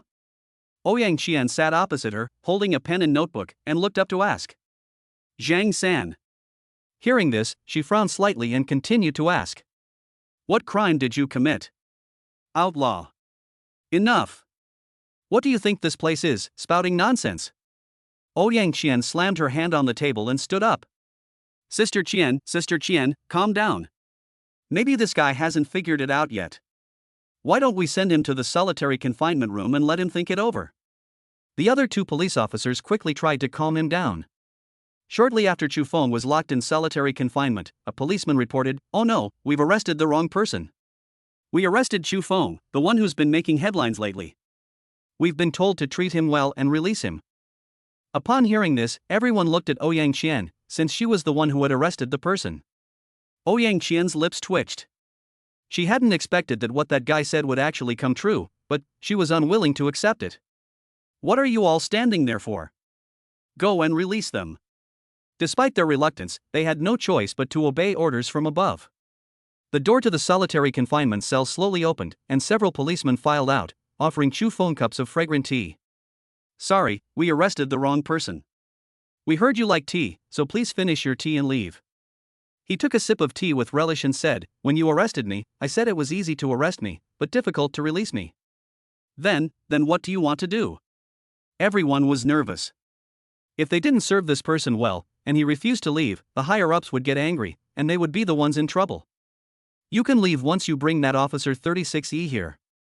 Chu Feng crossed his legs and said indifferently, not wanting to make things difficult for the people in front of him, so he let them leave. Officer 36E? Our officer doesn't have that badge number. Someone asked in surprise. Idiot, he's talking about Sister Chien, only she's that big. The freckled girl with glasses revealed a lecherous smile. Sister Chien, dear sister, please go. That guy won't leave unless you go. The girl with glasses suggested. Back in the duty room, they tried everything to apologize, but Ouyang Qian still couldn't bring herself to do it. Please, sister, I'm begging you. I'm living on this meager salary. If my superiors get angry and fire us, I'll starve to death. Can you bear to do that? Sigh, I just can't do anything with you. Yay! Sister Qian is so nice. Chapter 52. The storm subsides. The door to the solitary confinement cell rang again. Ouyang Qian frowned, crossed her arms, and walked in from outside. I've already let you go, why aren't you leaving? She said impatiently. Leave? It's not that easy. I told you to wait for news from above before making a decision, but someone insisted on arresting me. Now it's too late to regret it. Inside the confinement room, the hard benches had been replaced with a luxurious bed. At this moment, Chu Feng leaned against a cushion, his eyes brazenly scanning Ouyang Qian's delicate body. You! Ouyang Qian stomped her feet in anger, especially her restless eyes, which kept glancing at her sensitive areas. Although other male and female colleagues would often steal glances at her, they would quickly look away in embarrassment whenever she looked over. But this guy made no attempt to hide anything, his gaze burning hot, like ants crawling all over her body. Ouyang Qian felt uneasy and wished she could rush up and beat Chu Feng up. She turned to leave, but found the bespectacled girl pleading pitifully through the crack in the door, her eyes brimming with tears, on the verge of crying. Helpless, Ouyang Qian withdrew her outstretched foot and sighed. Tell me, what will it take for you to leave? Taking a sip of tea, Chu Feng said calmly, the tea is cold. Go and get me a new cup. I want milk tea that you brewed yourself. A moment later, Ouyang Qian brought over fresh tea, placed it on the table, and said irritably, drink up, I brewed it myself. Finish it and leave.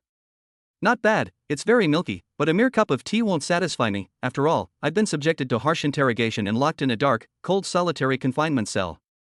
He glanced at it and praised the milk tea for its rich, milky aroma. What do you want from me? Ouyang Qian gritted her teeth. This guy acted as if he had suffered a great deal. His solitary confinement was almost like a luxury hotel, and the entire police station was at his service. Simply apologize to me, or at least call me something nice, and I'll leave immediately. It sounds nice? Ouyang Qian asked, puzzled. Yes, anything like a good older brother, a handsome guy, or a good husband is fine. Chu Feng's expression was playful. He wanted to have some fun with this stubborn policewoman, and he teased her. You, don't even think about it. Ouyang Qian forced herself to slam the police baton at her waist into that bastardly handsome face. Besides, this guy did kill someone, and she did nothing wrong, so why should she apologize?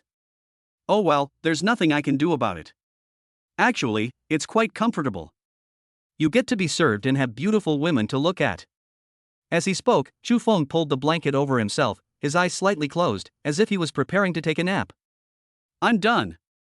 Even if the higher-ups want to fire me, I'll beat you up first.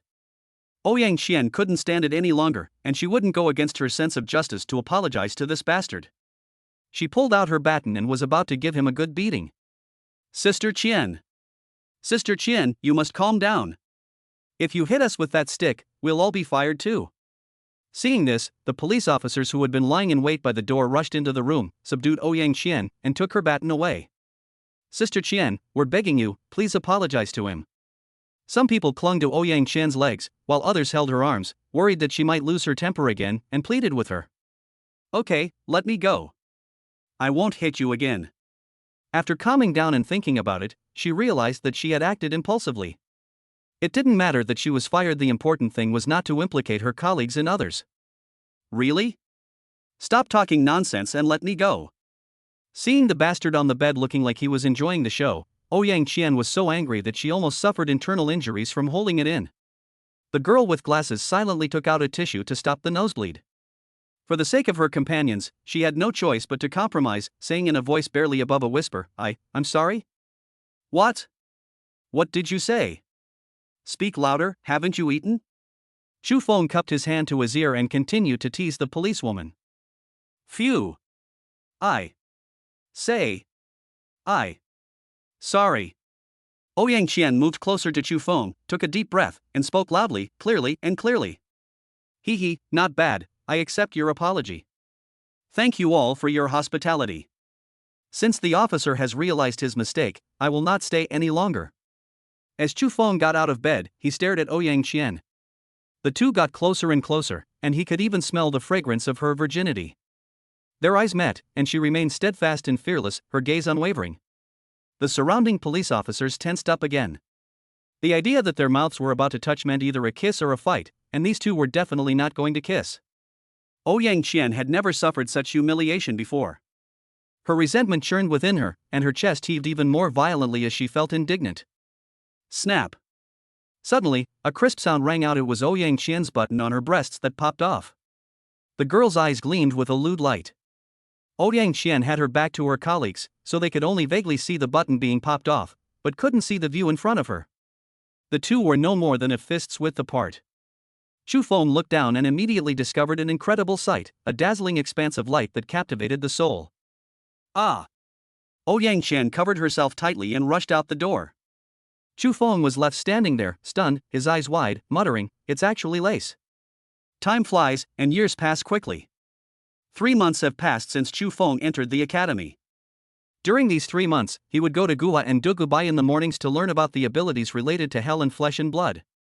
In the afternoon, he would spend time with Tina in the large library or go to the Flesh and Blood Museum to practice his abilities. During this time, he also met Xian Duo again. Through his father's connections, Xian Duo successfully followed Chu Feng to the War Academy. After 3 months, the panel has clearly changed to Name, Chu Feng. Class, Demon King. Realm, Talent Stage Mid-Stage.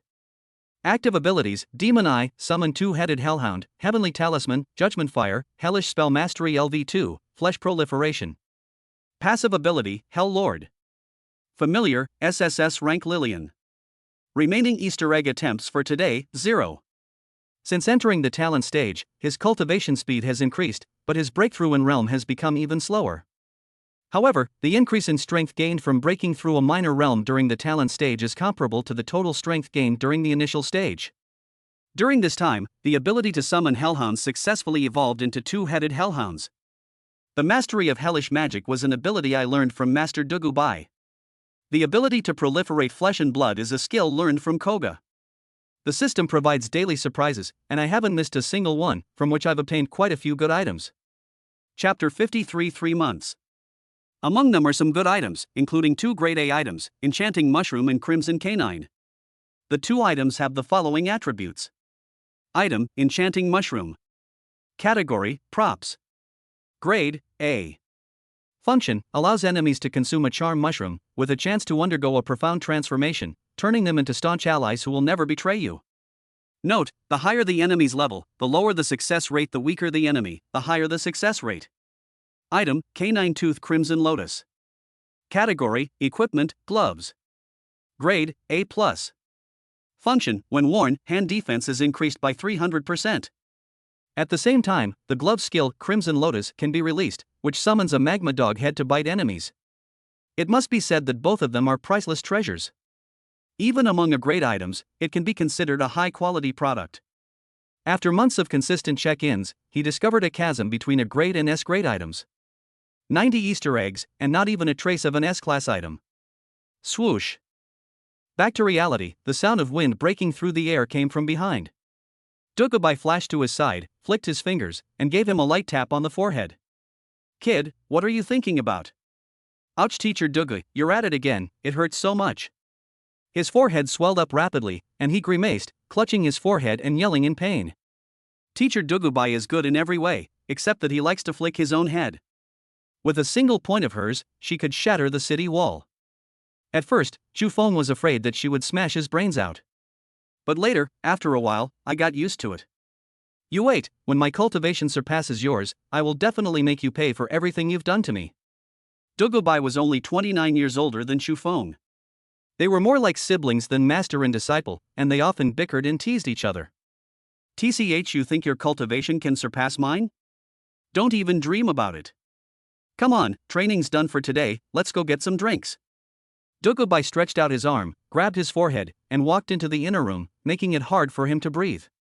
Because of the exercise, there was sweat on my skin, and a faint fragrance lingered around my nose. Wait. Let me go. You have a bad drinking habit, I'm not drinking with you. He, you're not leaving today unless you make me happy. Help! Someone, please help me. He shouted for help, and the door was suddenly opened. Boss, are you done training today? Let's go eat. I heard that the new Xiaolong Bao place that opened in the 3rd district is pretty good. A kind voice came from outside, and then Chen Duoduo pushed the door open and entered. Upon seeing the scene inside, he bowed quickly and said, "Sorry, I didn't see anything." I'm sorry to bother you. Please continue. He walked out the door and closed it behind him. Damn it, come back. Your boss is suffocating. After the roughhousing, Dugubai released Chufeng and snorted, "Your friend is here today, so I'll let you off the hook for now.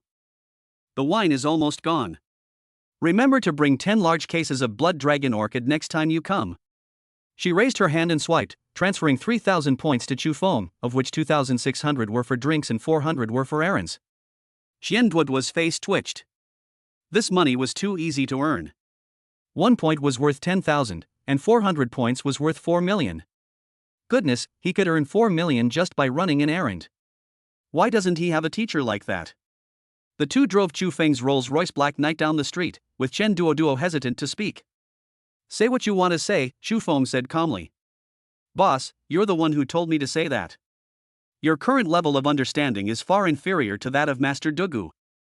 Chufeng's arm trembled as he gripped the steering wheel, glaring at Chen Duoduo. What the hell are you thinking about all day? Teacher Dugubai and I are just master and apprentice, like siblings. Huh? Did I misunderstand? Xian Duoduo was completely bewildered. Seeing the two acting so affectionately, he assumed they had become a couple. He was worried about his boss's safety, so he dared to remind him. The two drove to the Xiaolong Bao shop that Xian Duoduo had mentioned, tried it, and found it to be quite delicious. Driving a Rolls-Royce to eat Xiaolong Bao was really eye-catching. In just over 10 minutes, the area was already packed with people. Chufeng was annoyed every time he went out to eat, it was the same scene. He was even considering whether he should change his car. Excuse me, thank you, please make way, thank you. Most people made way, but there were always exceptions. Why are you pushing and shoving? Everyone's here to see the luxury cars. Don't you understand the principle of first come, first served? Yeah, if you go to the front, you'll block our view. Excuse me, I'm not here to look at the car, but because this car is mine. As he spoke, Chufeng took out his car keys. Holy crap! Big shot, come in quickly. Hey, move aside, don't block the big shot's way. The two men immediately changed their attitudes and became his lackeys, giving Chufeng a free start. Finally, I made my way through the crowd and arrived at the Black Knight's side.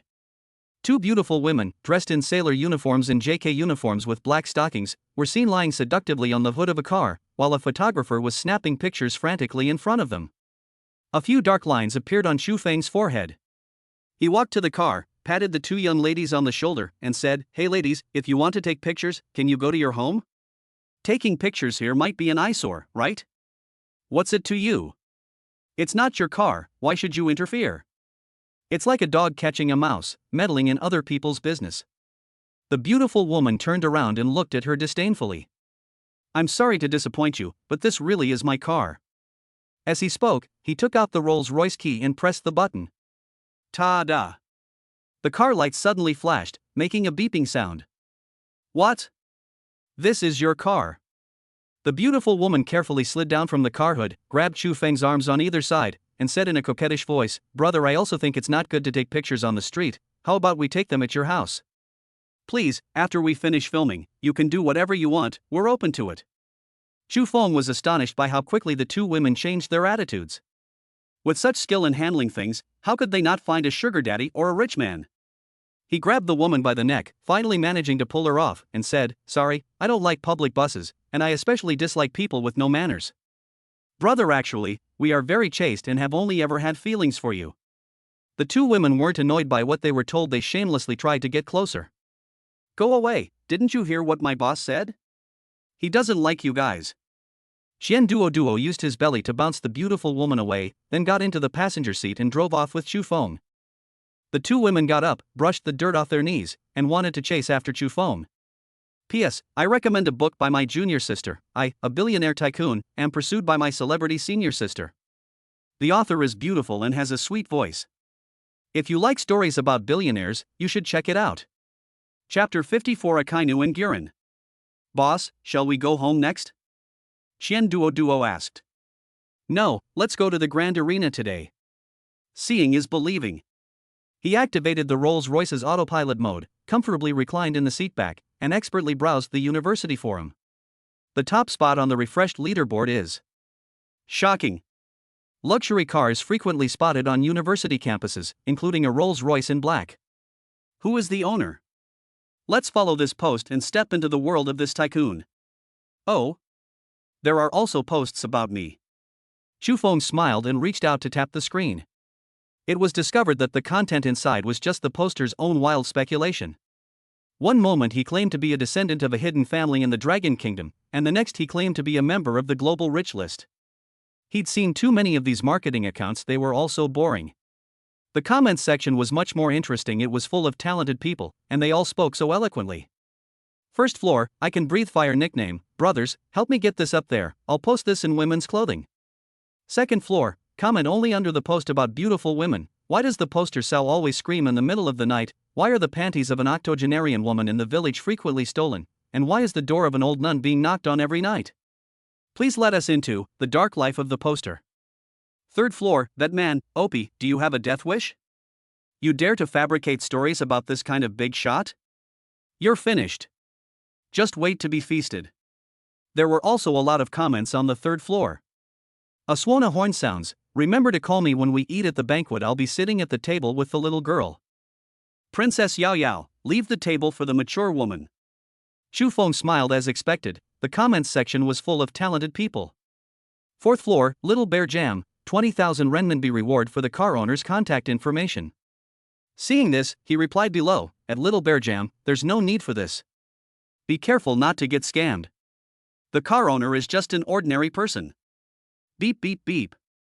The text message notification sounded, and almost immediately after it was sent, a reply was received. Little Bear Jam, do you have the owner's contact information, Oni-san? Please. Below is an adorable cute girl emoji. Could it be such a coincidence? He clicked on the picture and was shocked to see that it was the JK girl from the previous JK and Sailor Uniform beauty video. His lips twitched.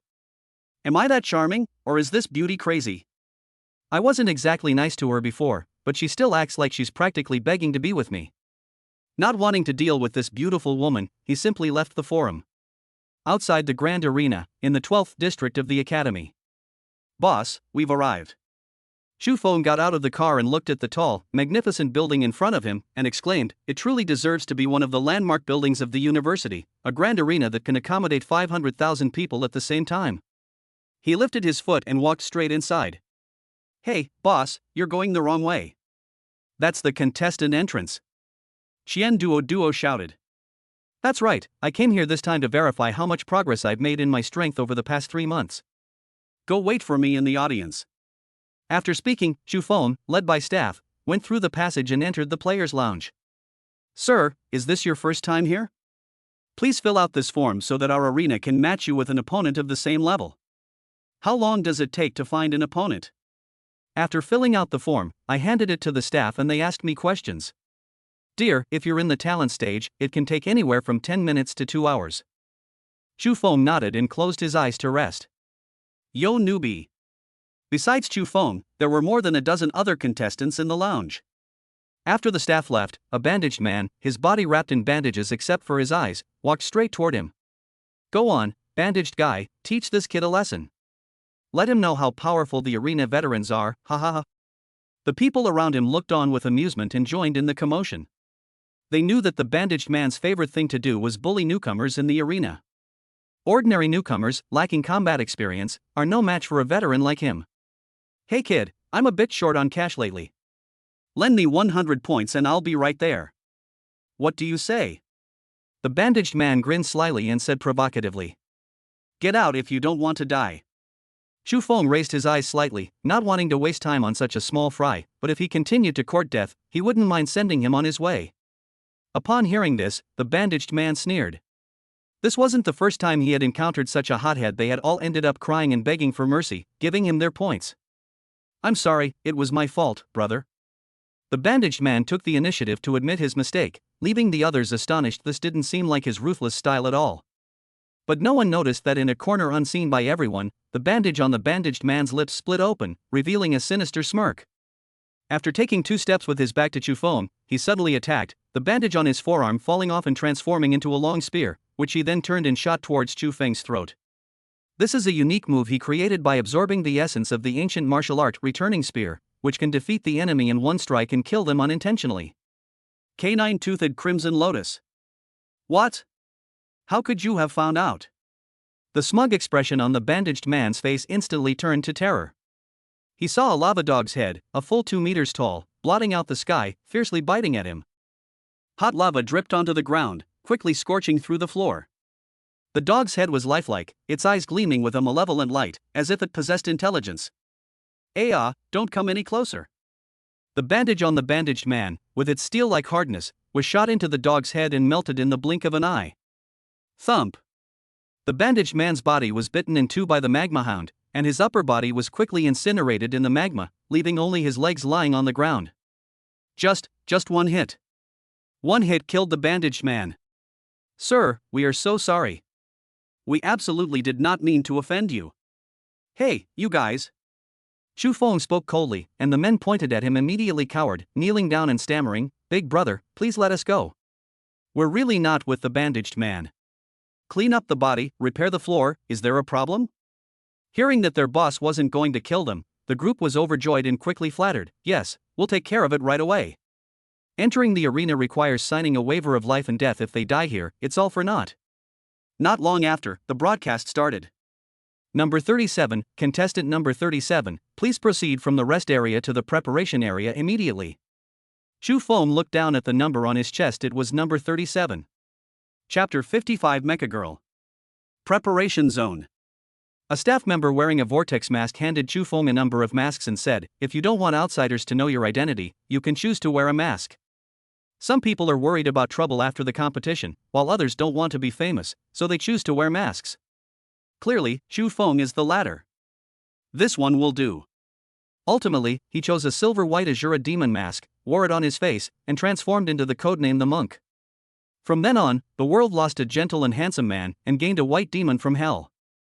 A very nice mask, sir, good luck.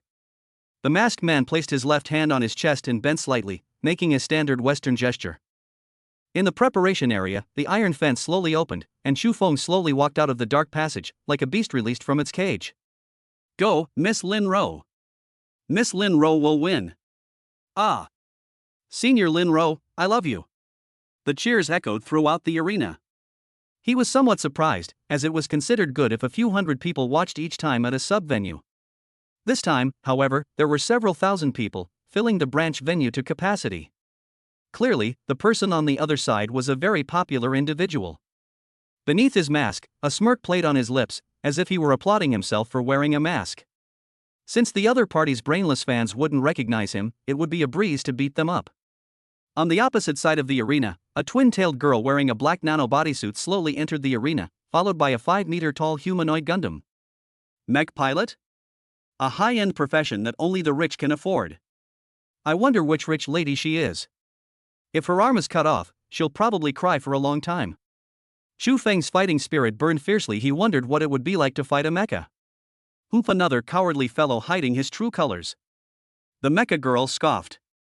The temperature inside the mecha was extremely high, so she could only wear a breathable bodysuit that perfectly accentuated her curvaceous figure. It's small and cute. When faced with provocation, he calmly joked, enjoying teasing those spoiled young ladies. The mecha girl looked down at the airport, then flew into a rage, saying coquettishly, "You bastard, you're dead." Put. Steam billowed from the mecha, the hatch opened, and the girl was sucked inside. Immediately, the humanoid Gundam's eyes lit up with red light. The duel has officially begun.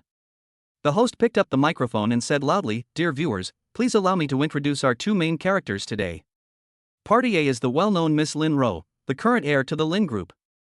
With her sweet appearance and arrogant personality, she enjoys high popularity and is one of our star players in the arena, currently boasting a record of 9 wins and 0 losses. Ah, Miss Lin Ro, we love you. Go, Miss Lin Ro. Crush them. Wolf howls echoed from the audience seats. Party B is a newcomer to the arena, codenamed Monk, with a current record of 0 wins and 0 losses.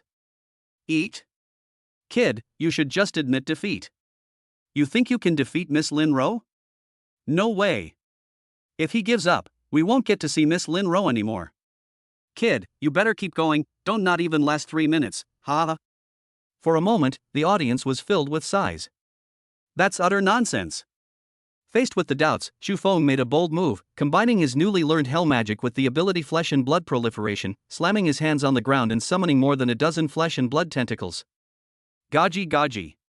The tentacles were extremely dense with flesh, making them impervious to the mecha bullets, and suddenly shot towards the girl's mecha. What a troublesome thing. She frowned slightly. Since ordinary bullets couldn't penetrate it, she decisively switched to enchanted bullets. So fast. In the blink of an eye, the tentacles had bound the mecha, suspending it in the air in a spread eagle position. The remaining tentacles secreted a slippery liquid on their surface, lubricating their bodies, and then burrowed into the gaps in the mecha, attempting to strangle the girl from the inside. Ugh! What is this? It's disgusting. The slimy tentacles slipped through the gap and successfully reached the girl, their tips growing sharp teeth like those of a hellworm, ready to pounce on her. Ugh! It stinks. Let me go. Mum. Soon, several tentacles wrapped around the mecha girl, blocking her mouth, and began to strangle her like a python. She was lifted off the control panel by tentacles, her jade feet kicking wildly in the air. Finally, her little foot touched the control button, and raging flames shot out from the outside of the mecha, burning off the tentacles, and the mecha fell from the sky? At the same time, the tentacles inside the mech lost their activity and collapsed in the cockpit. You're forcing me. If you die, don't blame me. Crawling out of the pile of tentacles, the girl wiped the slime off her face, a wave of fear washing over her. This guy's methods were so bizarre she almost died. Oh. She actually survived. Xu Feng was surprised. It seemed this woman had some skill. Rat-a-tat-tat. The mech's wrist cracked open, revealing 2 enchanted Gatling guns. Enchanted bullets poured out, and flames exploded brightly. At the same time, a series of small missiles rose from his shoulder, trailing smoke as they flew towards Xu Feng. Go to hell! Go to hell! Go to hell! The mecha girl frantically clicked the fire button on the control panel. Miss Lin Ro, show your strength and kill this brat. How dare you insult the inviolable Miss Lin Ro? How despicable! Xu Feng's actions aroused the anger of the audience, who were on tenterhooks. Fortunately, Miss Lin Ro was unharmed. Shen Duo huddled in the corner, trembling, not daring to utter a sound.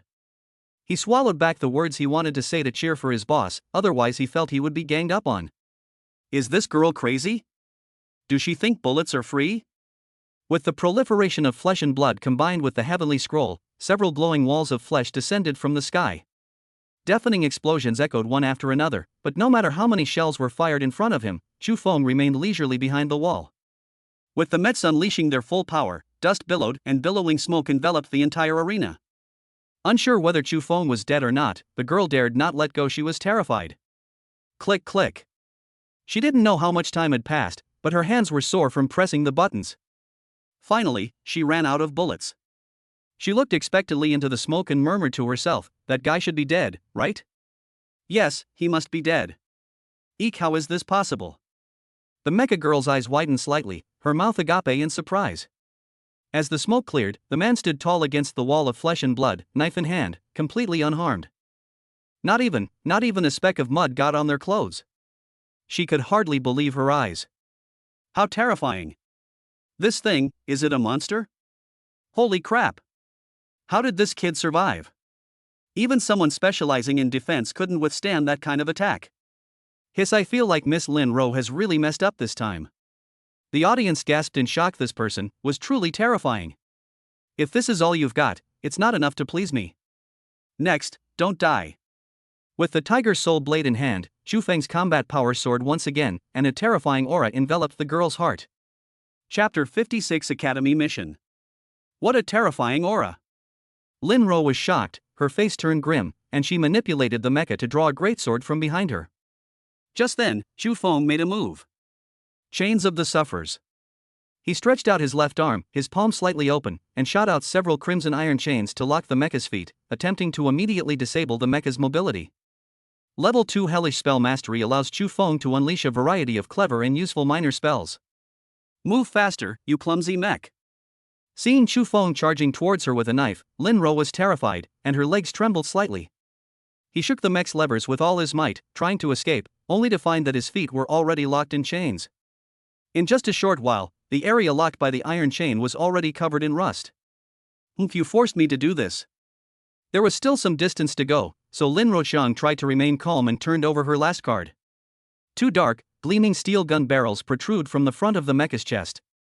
With two loud bangs, these 2B+ grade anti-tank sniper rifles, whose attributes were almost identical to a grade, fired enchanted bullets.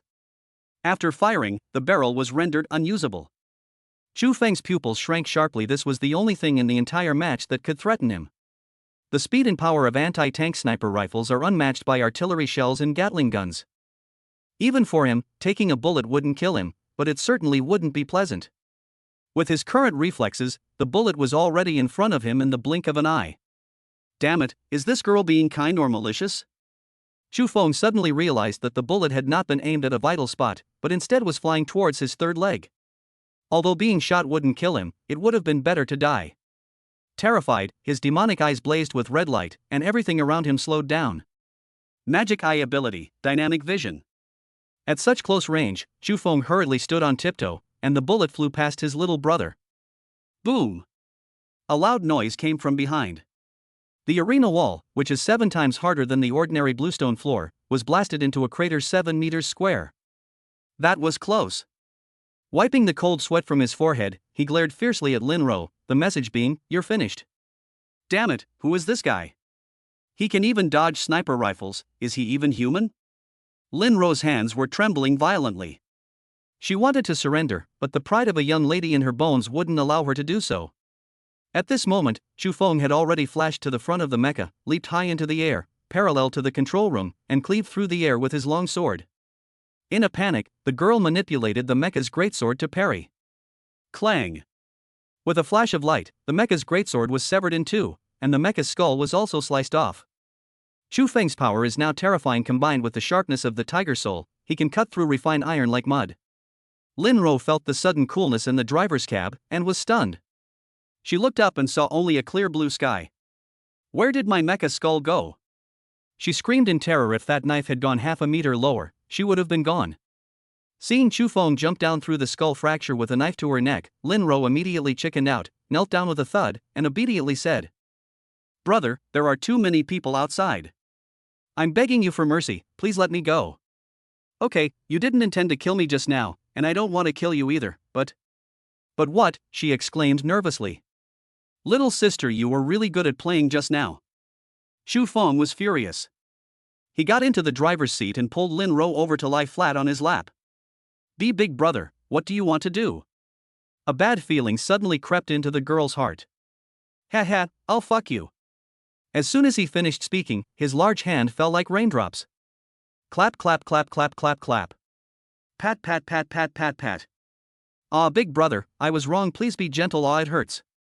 After the ruthless destruction of the flowers, the arena floor. The host descended from the sky, looked at Lin Ro, and asked, "Ms. Lin Ro, are you sure you want to surrender?" Holy crap! Did I hear that right? Miss Lin Ro was beaten to the point of surrendering? This guy won? Sigh, we have to admit, this guy is really awesome. He can even dodge anti-tank sniper bullets. Mrs. Loss is not unjust. Damn it, dodging bullets is nothing, the important thing is the mech. That mech was cleaved in two with a single strike. Lin Ro's supporters were all dumbfounded. No one had expected the outcome to be like this. Stop talking nonsense and announce the results. Lin Ro bit her lower lip tightly as a burning pain shot through her buttocks, causing her to twitch uncontrollably every now and then. She wished she could escape the scene as soon as possible. Damn it! Why is Miss Lin Ro like that? What did this kid do to her inside the mecha? A sharp-eyed person noticed this scene and was heartbroken. No! My goddess! What happened to you? Some people gritted their teeth and pounded their chests in frustration. I hereby declare the victor to be the monk. The host grasped both of their arms, and finally raised Chu Feng's arm high, announcing the news. Monk! Monk! Monk! Some passers-by, after witnessing the competition, became fans of Chu Feng and cheered him on. Chen Duoduo was finally no longer afraid of getting beaten up, and pointed at the arena, laughing loudly. Ha, that's my boss. The boss is awesome. Who was it that said my boss was no good? Come on, stand up and spout your nonsense. The match had ended, and several women dressed in black appeared on the field, helped Lin Ro up, and asked with concern, "Miss, are you all right?" Seeing her own people arrive, Lin Ro regained her composure and said coquettishly, "You bastard, how dare you treat me like that?"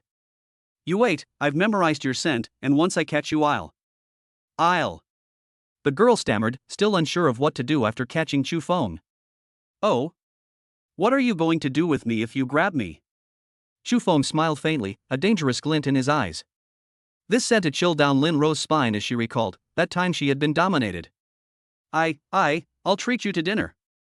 After saying those words, Lin Ro's face burned with embarrassment, and she wished she could disappear into a rabbit hole. He hurriedly led his bodyguards, clutching his buttocks, and limped towards the hospital. After returning the Shura demon mask to the arena, he strode out of the arena, having a clear understanding of his own strength. Boss, you were so cool just now. You took care of that little wench in just a few slashes. You didn't see the incredulous looks on the faces of the other spectators, ha ha ha. Ha, my efforts over the past 3 months have finally paid off. Chu Feng patted Chen Duoduo on the shoulder and laughed heartily. Hey! Boss, have you done your assignments for this semester? Chen Duoduo seemed to suddenly remember something and asked. Semester assignments? What are those? Damn, boss, you don't know? Our academy stipulates that every student must take on at least one mission per semester, or they will be expelled from the academy. Chapter 57 Slug Beauty. Why has no one ever told me this before? A dark line appeared on his forehead. The holiday was almost here, and he had to complete this task before then. Let's hurry, let's go check out the mission hall. The two got into the Rolls-Royce and drove to the mission hall. The task list ranges from easy to difficult, from beginner to headmaster level tasks. Chen Duoduo looked at the string of zeros after the dean level mission reward, drooling. If he could close just one of these deals, he would never have to worry about anything for the rest of his life. Stop looking, you idiot. Quickly find a task that's suitable for us. The two began searching the mission list. Boss, do you think this one is okay? Not long after, Chen Duoduo handed over a page of bounty notice. Mission, unexpected changes on the island. Location, room 36, Tianlang Street, Fengqing Island. Details, according to local residents, a group of men in black robes moved in from outside the island about 2 weeks ago and rented this house.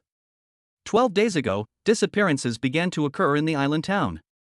8 days ago, residents around house number 36 began to undergo strange changes, becoming extremely thirsty, drinking at least 2 buckets of water a day, each bucket weighing 5 kilograms, and their eyeballs began to bulge out. Detail 2, here's the key point. 5 days ago, the strange changes intensified.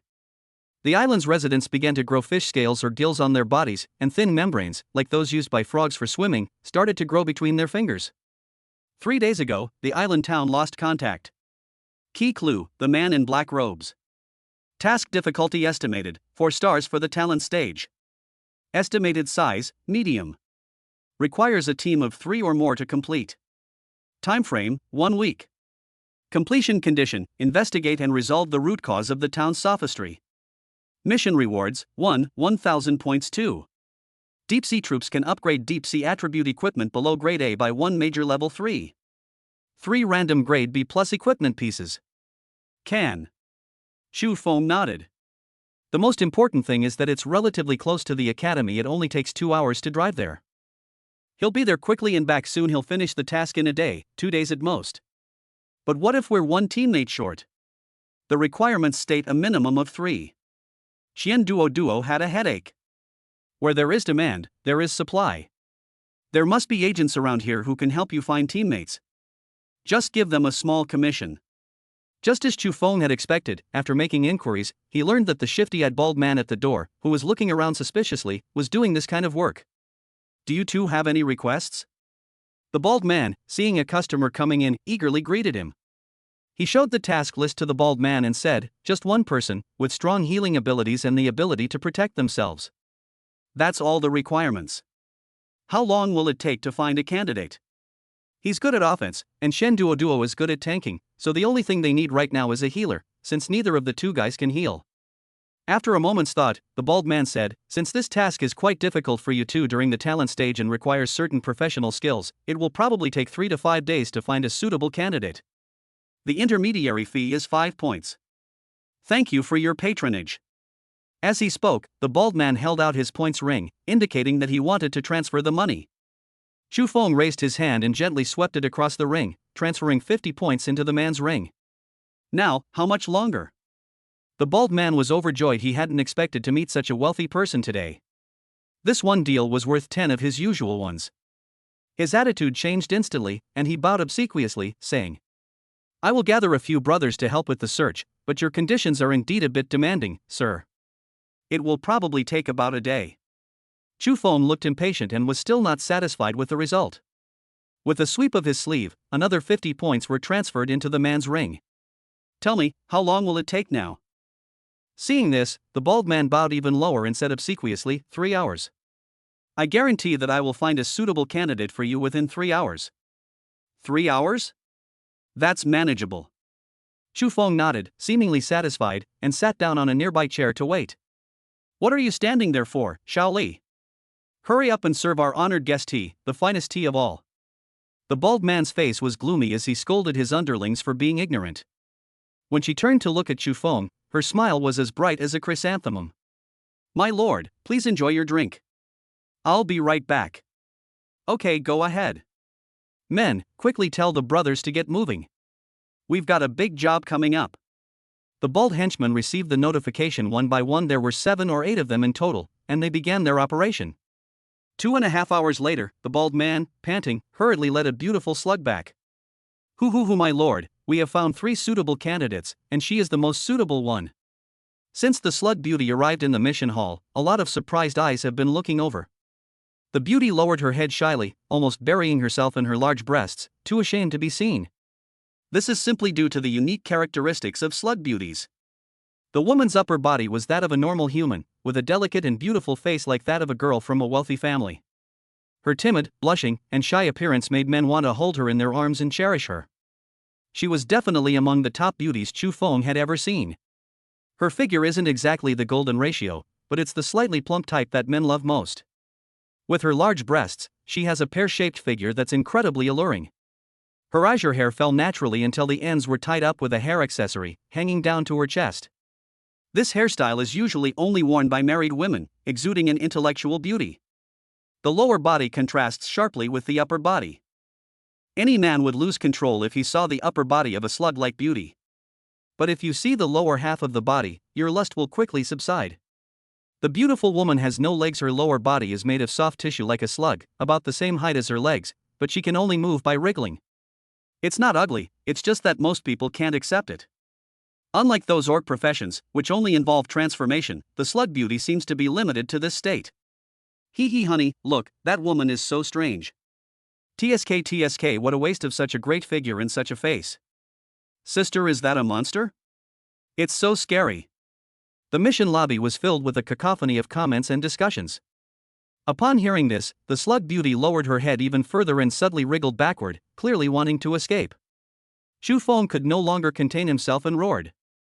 Damn it, you bunch of idiots, is it really meaningful to discuss someone's appearance? What's so funny? Some people can become uglier after transforming, and you still have the nerve to laugh at them? Chu Feng glared fiercely at the gossiping minotaur, who remained silent. And you lot, grown men acting like gossipy women, do you need me to teach you what respect is? Chu Feng scanned his surroundings with his tiger-like eyes, unleashing a powerful aura, and planted the tiger's soul blade directly under his feet. Faced with Chu Feng's forceful demeanor, everyone bowed their heads, looking down at the slug beauty, and dared not utter a word of discussion. Those who had just made inflammatory remarks quietly slipped away into the distance, fearing that if they were too slow, they would be stabbed. Chapter 58 High-Speed Race on the Sea. The slug beauty raised her head and curiously examined her mission partner. This was the first time someone had stood up for her. Hello, my name is Chu Feng, and this fat guy is Chen Duo, my good brother. Chu Feng extended his hand to the slug beauty, revealing a friendly smile. Why you, hello, my name is Mu Wanqing. Mu Wanqing seemed very nervous, and carefully reached out her hand to gently shake his. So soft. So bouncy. So smooth. A wonderful sensation came from his hands, and Chu Feng's heart was stirred. The other person's body seemed to be more than ordinary flesh and blood. This kind of touch made him unable to help but be intoxicated by it. Are you a junior? That's amazing. You're already able to take on a 4-star talent stage mission in just the first semester. Mu Wanqing looked at the star pattern on Chu Feng's index finger ring and exclaimed in surprise. The ring on her hand has a moon design, while the highest-ranking senior has a sun design. Oh? So you're a senior student? Her voice was barely audible. She gave a soft and then fell silent, her fleshy hands entwined together in a tense manner. For Mu Wanqing, a homebody who rarely leaves her student dormitory, communicating with others is a very difficult thing. She wouldn't have come out if the academy hadn't mandated that she take on missions. This gave Chu Feng a real headache. His teammates seemed to be overly introverted. Seeing that things were not going well, the bald man next to him quickly said, "Sir, she is very skilled. Why don't you take a look first before making a decision?" Chu Feng took the initiative to introduce his abilities, and then looked expectantly at his senior. I'll convey it to you through my spirit. Mu Wanqing moved forward with her lower body, her finger touching his forehead. Instantly, a large amount of information flooded into her mind. Name, Mu Wanqing. Occupation, skeletonist guardian of the skeleton forest. Potential, S. Realm, talent stage late stage. Active abilities, physical healing advanced, acid corrosion, cell division, autophagy. Passive ability, slug soft body, self-repair LV3. This is only a part of her abilities. There are other important abilities that she has not yet demonstrated. So strong. Chu Feng was secretly shocked.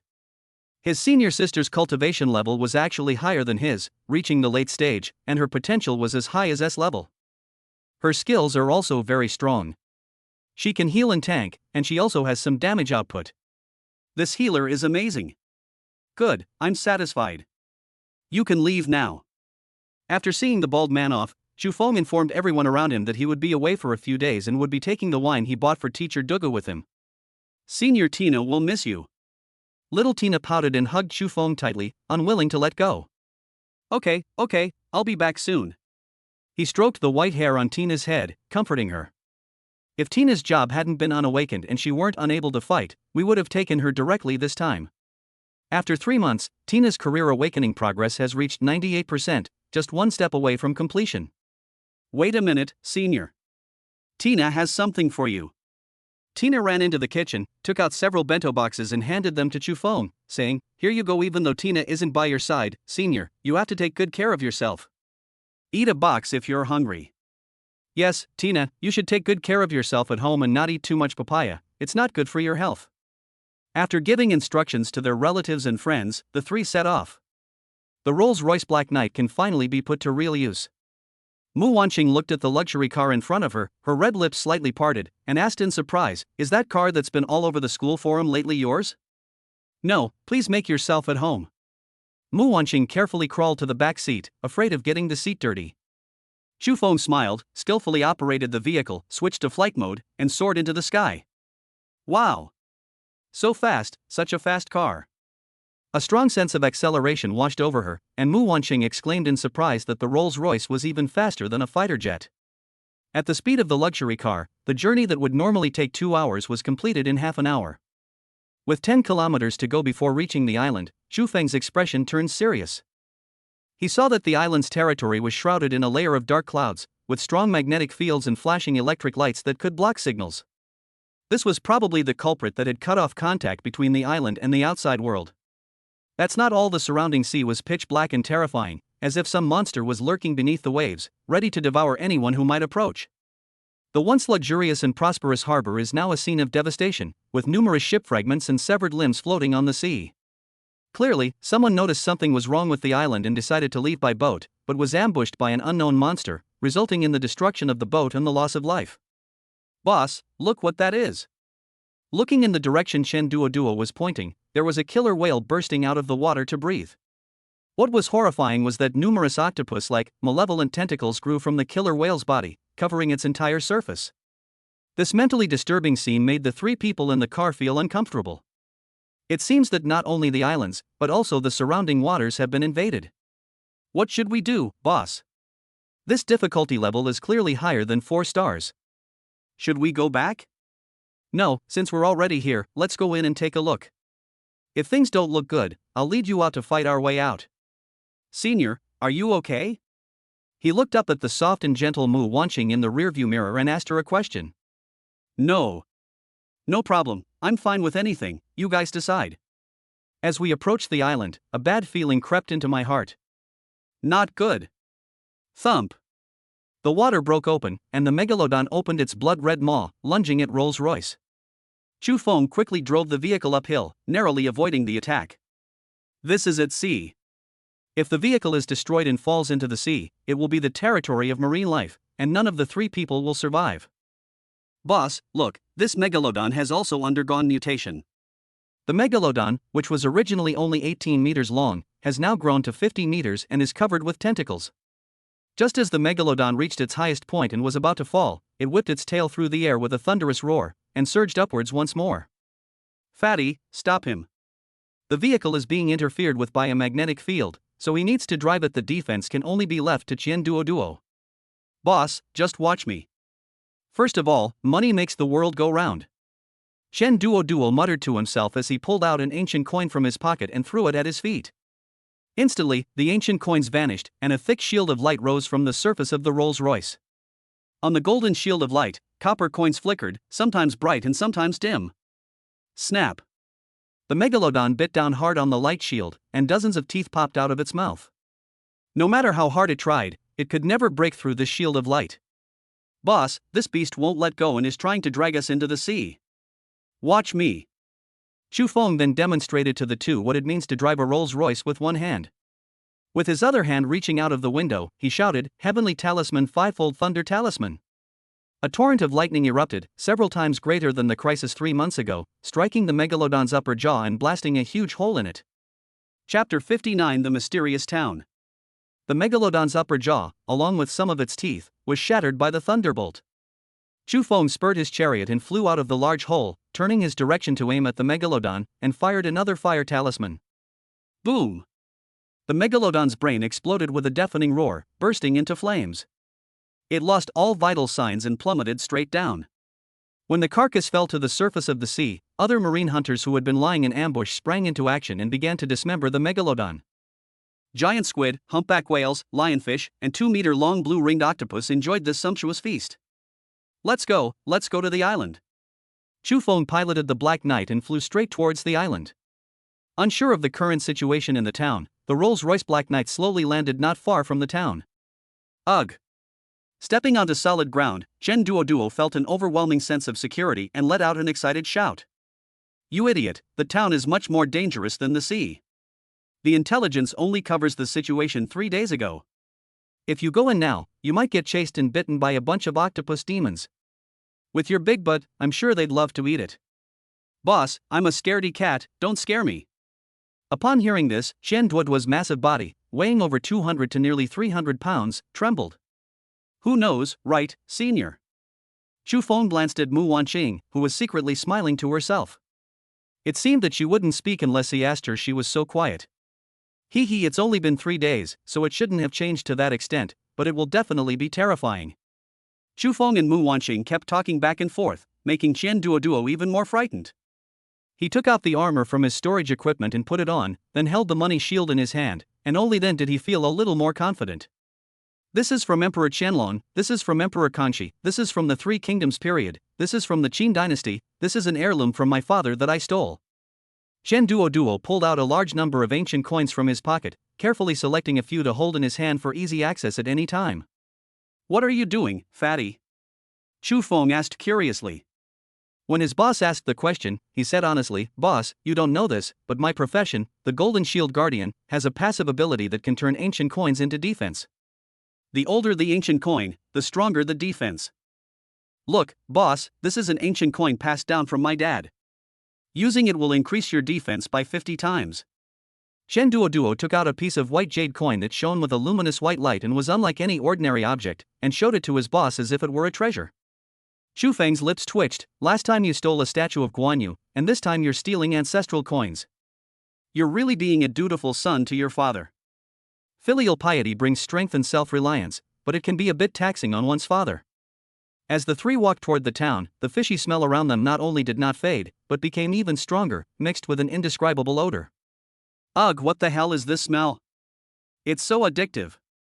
Shen Duo kept gagging, and seeing the two of them looking perfectly fine, she asked curiously, "How come you two are completely unharmed?" Ugh. I use my flesh and blood proliferation ability to temporarily change the internal structure of my nasal cavity, which can filter out odors in the air. Boss, you're awesome. Then what's wrong with you? Why am I always the one who gets unlucky? Ugh. I have a slug-like constitution. I can breathe through any small hole in my body, like my navel. Shen Duo was too annoyed to listen to what Mu Wanxing was saying, and was so disgusted by the stench that she rolled her eyes. After a long adjustment period of more than 10 minutes with his hair long, he was finally able to hold back from vomiting and arrived at the town. The scenery resembled a mass grave. Xu Feng's pupils contracted as he saw corpses lying haphazardly by the roadside, their bodies already rotting and infested with maggots, emanating a large part of the stench. Even more bizarrely, the surrounding residents seemed oblivious to the corpse, wandering aimlessly through the streets. Their bodies are covered with goldfish-like scales, and their eyelids have disappeared, replaced by the membranes of fish eyes. The teeth became sharp and pointed, and octopus tentacles grew out of the flesh. He also noticed that the person not far away had his upper body submerged in a water tank and was motionless. His cysts had swelled up from being submerged, yet he still showed signs of life, which was simply unbelievable. The changes have already become very subtle. Xu Feng arrived at the door of the small house, where only the old man with white eyes was sitting on a bench basking in the sun. Grandpa, can you hear me? The old man's next reaction delighted the group. Who are you looking for? Sir, I'm looking for the man in black at room 36, Tianlang Street. Do you know where he is? What? What plum are you looking for? The old man seemed to be a little hard of hearing. Suddenly, an octopus tentacle pierced the old man's skull. He jolted to his feet and staggered towards the town center, muttering, "See God Festival. See God Festival. See God Festival." No need to chase him anymore, the old man is already dead, now the tentacle is controlling him. Xu Feng stopped Shen Duo, who wanted to give chase. Boss, what should we do next? This place is so weird. Phew. He pondered the old man's words about the Sea God Festival and warned, everyone must be careful from now on. This incident may very well involve some evil god. Aside from the gods of the divine realm, there are also extremely rare evil gods in the world. Only they would hold such horrific sacrificial ceremonies. Evil, an evil god. Shen Duo was terrified. That was a god. How could they possibly be a match for him? Seeing what the other party was thinking, Xu Feng comforted him, "Don't worry, evil gods are not so easy to descend. Even if you sacrifice the entire island, you can only summon a part of the body or a clone." Thank goodness, I'm relieved to hear what the boss said. There was something Xu Feng didn't say. Even if it was a clone, they couldn't handle it, so they had to eliminate the man in black before the sea god sacrifice ceremony. Such a powerful personal charisma. Mu Wanxing secretly admired Xu Feng. Every word and action of Xu Feng contained a convincing power. He was simply a born leader. "Let's go, before it gets dark, let's investigate the village." On the way, apart from the old man they had just spoken to, they tried to communicate with other residents, but received no response. First, they arrived at the local police station, where, apart from the mutated humans, there was nothing else unusual. Using the map from the police station, Xu Feng successfully located room 36 on Tianlang Street. Damn it! They really moved. They kicked open the door and found nothing inside except for blood everywhere. Suddenly, a blood-soaked figure lunged from the house next door. Xu Feng forcefully kicked Shuang away, drawing his tiger soul blade. Shuang hurriedly begged for mercy. "Don't kill me. I'm a normal person, not one of those monsters. People have finally come from the island. Please, you must save me, and save the residents here." The man knelt on the ground and pleaded. Xu Feng did not put down the tiger soul blade, and asked with a frown, "Why is it that you are the only one in your town who did not experience the strange changes? How did you survive with all that blood on you?" Chapter 60 Little Sister-in-Law. It's getting dark. Let's go inside quickly. I'll tell you everything I know. Looking at the gradually darkening sky, the blood-shadowed man's expression was filled with terror. If you dare to try anything funny, don't blame me for being ruthless. After much deliberation, Xu Feng decided to go home with the man first. The man's terrified expression just now didn't seem fake. He wondered what was hiding in the darkness that made him so fearful. Quick, let's hurry, it's almost out. The man hurriedly led the three back to his wooden house. After entering, the man, still feeling uneasy, moved the refrigerator and sofa to block the door shut before finally breathing a sigh of relief.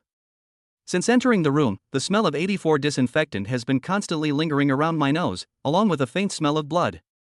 Following the scent, Xu Feng discovered a large number of surgical instruments in a cubicle not far from the entrance. In the plastic bucket next to it were the fish scales and tentacles that had grown on the grotesque creature outside. Grabbing a few scalpels, Xu Feng asked the panting man who had just finished moving the sofa, "What happened? Are you a doctor?"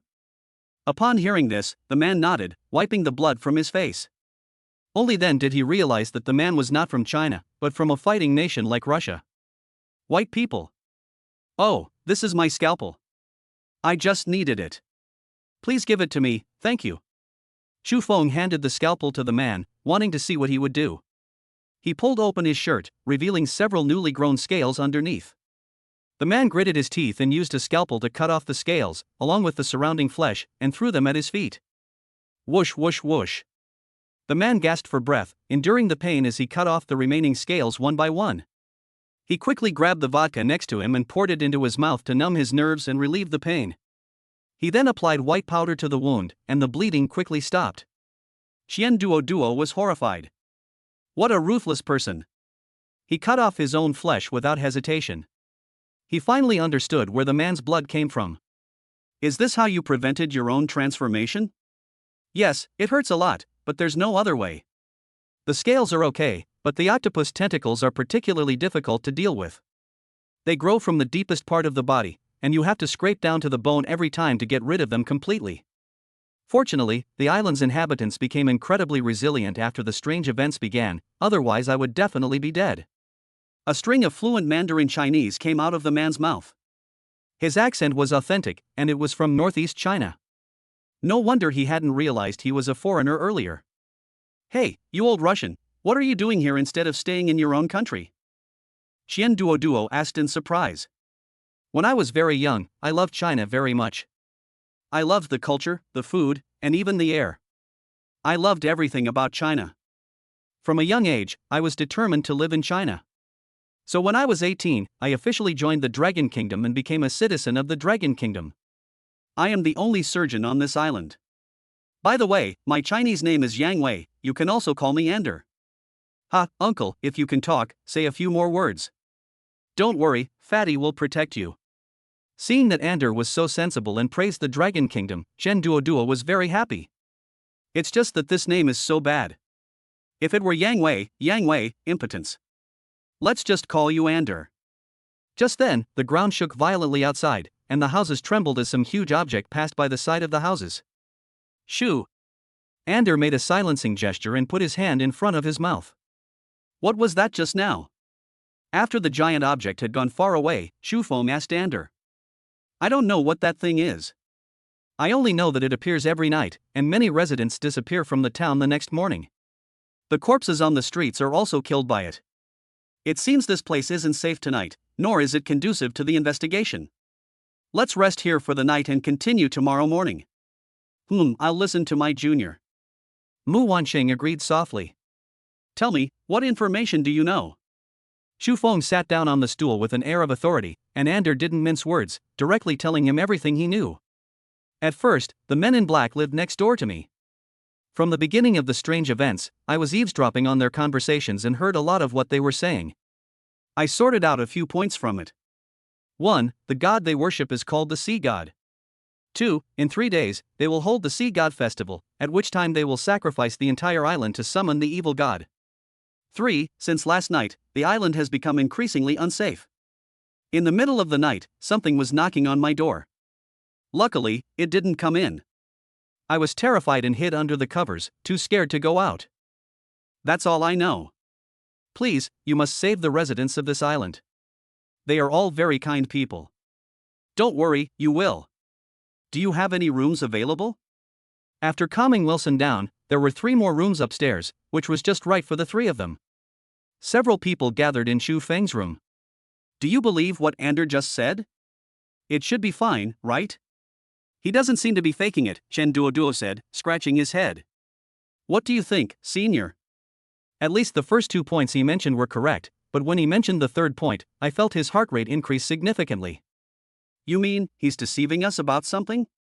Shu Feng walked to the door, checked the soundproofing array he had just set up, and asked back. No way, that Russian doesn't seem like a bad guy to me, Chen Duoduo said. If even the only normal person here is deceiving them. The thought sent chills down Xian Duoduo's spine. No, I think Wilson doesn't trust us either, and is deliberately hiding something. he probably doesn't mean any harm, at least I don't sense any. Alright, be careful tonight, don't sleep too soundly, especially you, fatty. Chu Feng glared at him. Don't worry, boss. I can still prioritize. Good to know. You're the one I'm most worried about. Although you don't talk much, you're very thoughtful. You even noticed Wilson's heart rate change just now. Alright, let's eat first. Shu Feng took out the lunchboxes that Tina had prepared in advance from his storage ring and distributed them to the 2 of them. The unique structure of the ring meant that the lunch was still warm at this time. Wow. Boss, isn't this a bento box that your wife specially prepared for you? Aren't you afraid she'll get angry if you give it to us? Xian Duoduo's eyes lit up. Ever since he ate Tina's meal, his understanding of food has been completely overturned. He now thinks that all the delicacies he used to eat were just dog food. Don't worry, your sister-in-law isn't that petty. After he finished speaking, Shu Feng vaguely felt that something was wrong. Chapter 61 Figurine Senior. Wait a minute, you idiot, Tina and I are just friends right now, don't call me that. Boss, who are you kidding? You 2 look even closer than newlyweds. Xian Duoduo grinned mischievously. Shu Feng raised his hand as if to hit him, but he quickly apologized. Boss, I was wrong, It smells so good. Mu Wanqing picked up the lunchbox, sniffed it under her delicate nose, and sighed. Please don't be shy, everyone, eat up. Xian Duoduo took a bite and her eyes widened immediately. It really tastes just like that, it's delicious no matter how many times I eat it. He lowered his head and began to wolf down his food. Mu Wanqing's mouth was slightly open as she watched Xian Duoduo eat his lunchbox. Involuntarily, she thought of the Dragon Kingdom legend of Pigsy eating ginseng fruit. Seeing his expression, as if he hadn't eaten for 3 days, Mu Wanqing secretly swallowed. Is it really that delicious? Go ahead and eat, senior. Don't just stand there, it'll get cold if you leave it any longer. She murmured softly, barely audible, and picked up the bento box, putting it in her mouth. Mu Wanqing looked up and was surprised to see her junior. She hadn't expected it to taste so good. Suddenly, a whole new world of delicious food opened up in her mind. Mu Wanqing ate her bento box in small, elegant bites, but it was emptying quickly. Xian Duoduo rubbed her eyes, incredulous. How could someone so refined eat so fast? So satisfying, long live the boss. After finishing his meal, Chen Duoduo lay on the floor, rubbing his stomach. Mu Wanqing then summoned several small slugs to clean the lunchbox thoroughly before handing it to Chu Feng. Thank you for the bento, Junior. It was delicious. I'm glad you like it, Senior. Chu Feng smiled brightly. Chen Duoduo patted the dirt off his bottom and went back to his room. Mu Wanqing remained in the room, hesitant to speak. What's wrong with the senior? I'm worried about you. Can she stay with you tonight? Mu Wanqing stretched out her soft hand, grabbed the breast, and with a little force, actually tore off a piece. Senior, what are you doing? You can't do this. Looking at his senior's breasts, which were now uneven in size due to the loss of some flesh, Chu Feng was shocked. What kind of operation is this? Junior, you don't need to be afraid. I can split myself into 2, but I can't do it for too long. Mu Wanqing was extremely shy, her face flushed red, and her voice became softer. There was nothing she could do about it. Her body had the most breasts, making it the perfect place to perform her clone technique. The piece of flesh that had been torn off, like jelly, rapidly transformed in her hand. Soon, a figure appeared in Mu Wanqing's hand.